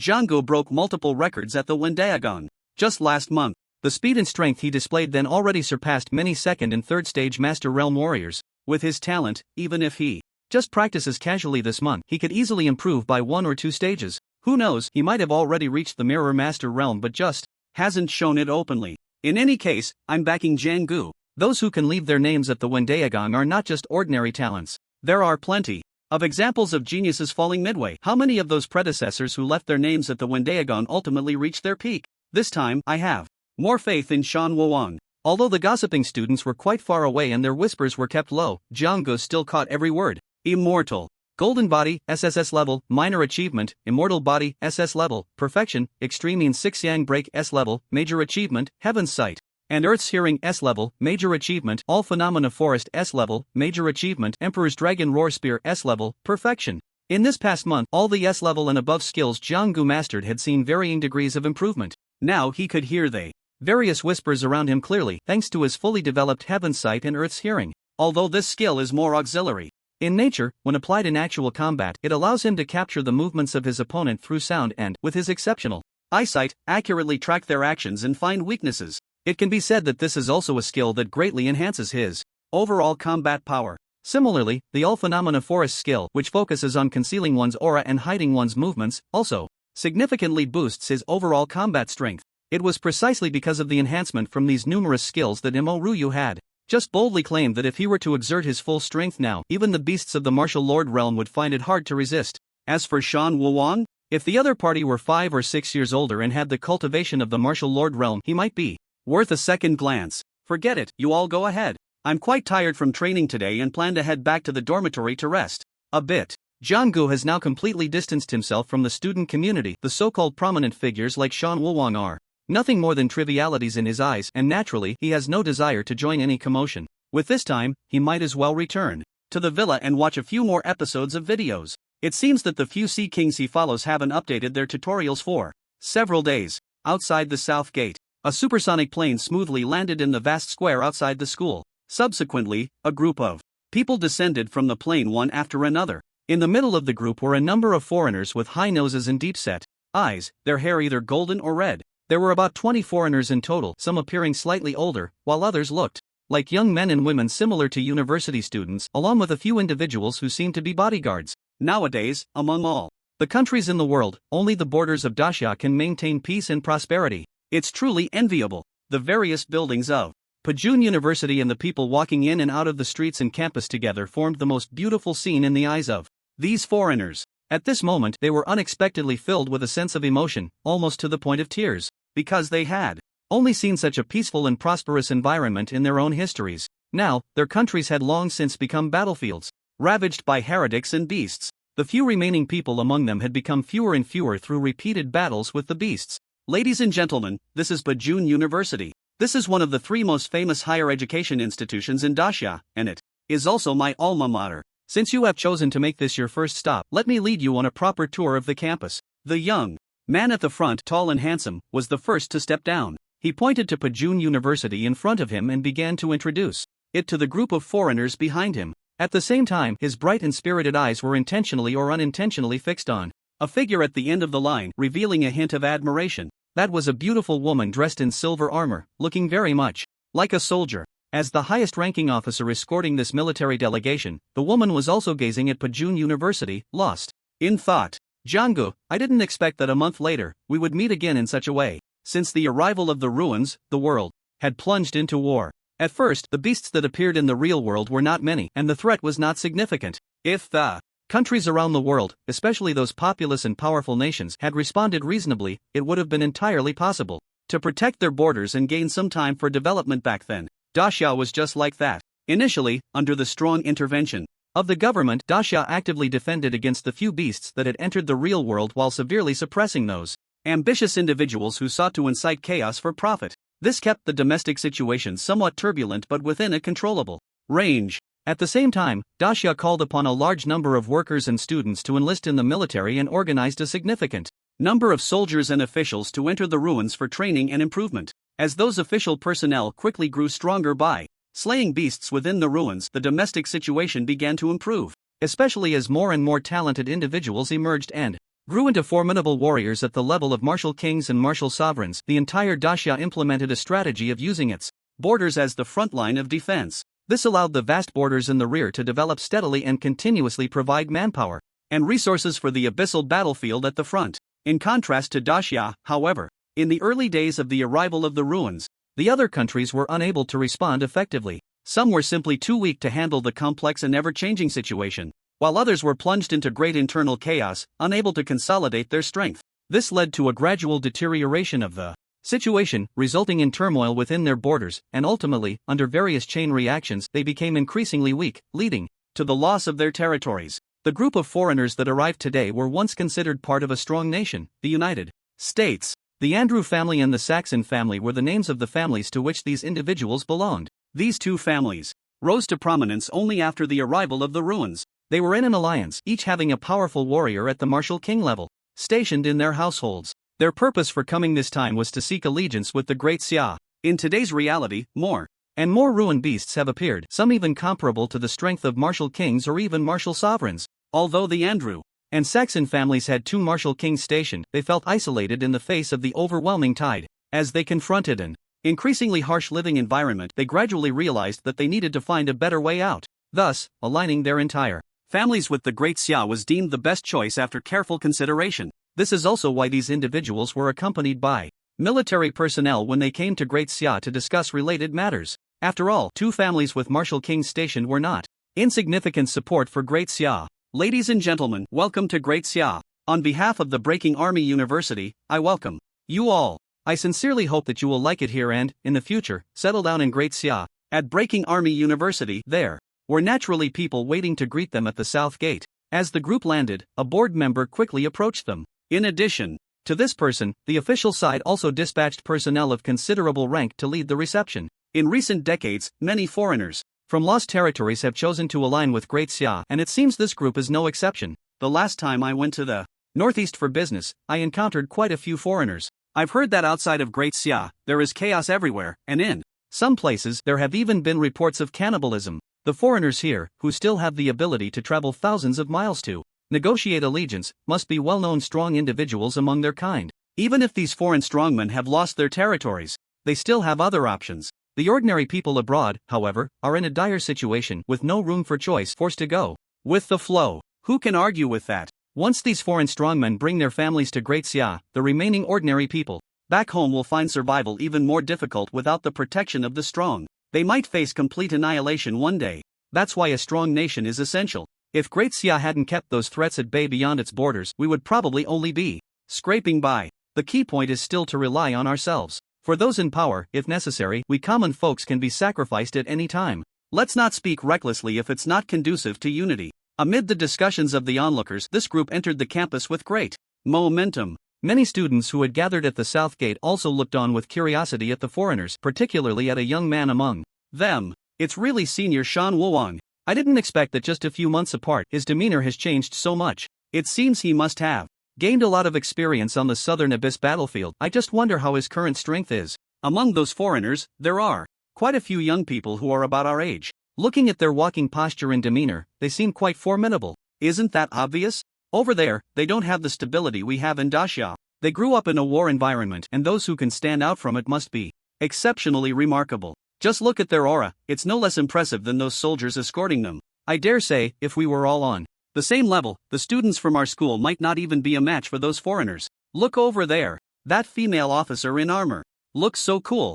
I didn't expect such a beautiful woman would join the army. Watching the students from the school curiously gather and discuss, the school board member who came to greet them couldn't help but furrow his brow slightly. He felt that such behavior was somewhat unfriendly and lacked the decorum expected of a great nation, and he softly reprimanded, "What are you all staring at? Don't you have any classes? Director Liu, are all these students from Broken Army University? I heard this is the top martial arts academy in Daxia. May I make a small request for our Andrew family's young people to compete with your school's students? I'm curious about the education level in Daxia. If the level here is high, when we come to Daxia in the future, we would also like our family's young people to study here." Among the group of foreigners, a burly blond man, speaking with a somewhat awkward Daxia accent, approached the school board member. The position of director is the specific role held by that board member in the school, mainly responsible for the logistics. Upon hearing this, Director Liu nodded with a smile. Of course, that can be arranged. After saying this, he instructed a subordinate beside him to make the necessary arrangements.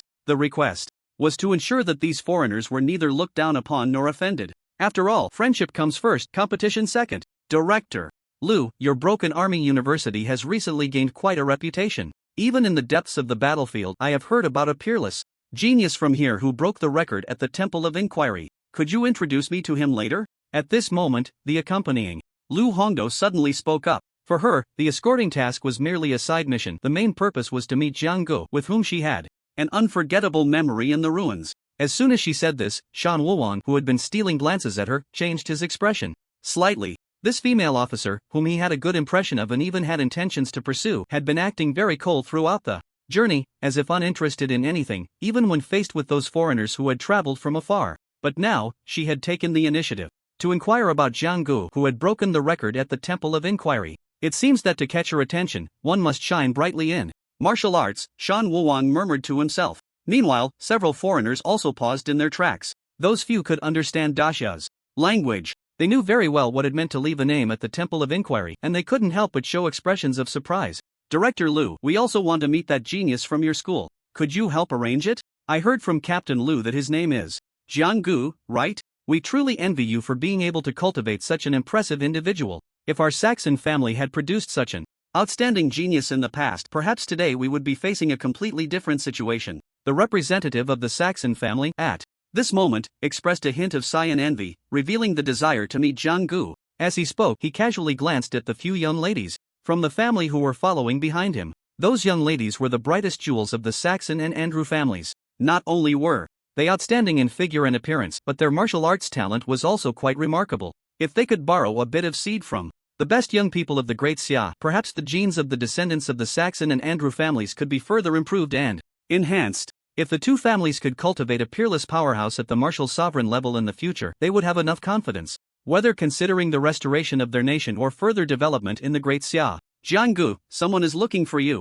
The assistant of Director Liu from the school called, saying a group of distinguished guests has arrived and wants to meet you. Director Liu wants you to hurry over. On the other side, Jiang Gu, who had returned to the villa's living room, was watching a video update from a certain streamer titled How to Manage Your Time Well. He was taking mental notes while watching, exclaiming that he had learned a lot. Just as he was engrossed in an exciting part, the butler, Old Wang, received a phone call and then announced, Director Liu? Which Director Liu? The one in charge of the school's logistics. Oh, it's him. I'm not going. After confirming who was looking for him, Jiang Gu immediately refused without a second thought. That Director Wang had a grudge against him. When he first reported to the school, the other party seemed dissatisfied that Principal Wuji had given him an SS-level core treatment, which led to some difficulties when he applied for certain logistical supplies. In the end, it was only after he approached Principal Wuji that he successfully obtained the necessary supplies. Jiang Gu had always remembered this debt and certainly wouldn't give the other party any face.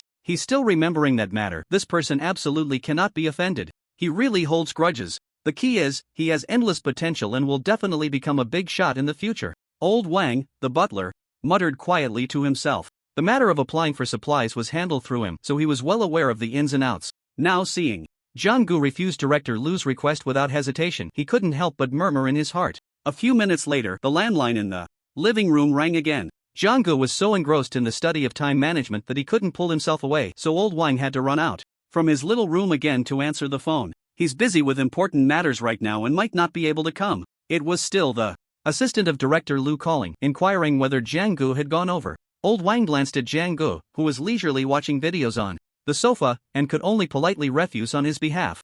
Important matters? What important matters can a student have? Tell him to hurry up. Director Liu and the others are waiting. The assistant on the other end of the line slightly raised his tone. What a heavy official air. Fortunately, Principal Wuji is in charge here at Broken Army University. If that Director Liu were in charge, I'd probably have already jumped ship to Tianxiang or Tianji University. Even though Jiang Gu was far from the microphone, he could still hear the voice and tone from the other side, and couldn't help but snicker. As he spoke, he flicked his fingers to release a faint gust of wind, which landed precisely on the hand of Old Wang holding the microphone. The other party felt a numbness in his hand, causing the microphone to drop. Then another gust of wind struck the microphone, making it clatter and settle firmly on the phone. This precise control of his strength was nothing short of extraordinary. Although Old Wang's cultivation was limited, he was secretly amazed. If that number calls again, just don't answer, Jiang Gu instructed, and continued watching the video. Hang up my call, how dare you hang up my call? The butler definitely doesn't have the guts for that. It's most likely Jiang Ji's suggestion. He's simply gone too far, relying on his strong talent, and he even dares to disregard Director Liu's orders. On the other side, the assistant, listening to the silence on the phone, couldn't help but frown. After pondering for a moment, he made another call, but this time, no one answered. Director, Jiang Gu said he doesn't have time to come over right now. Seeing the situation, The assistant could only lower his head and return to Director Lu's side, whispering in his ear, not forgetting to add fuel to the fire.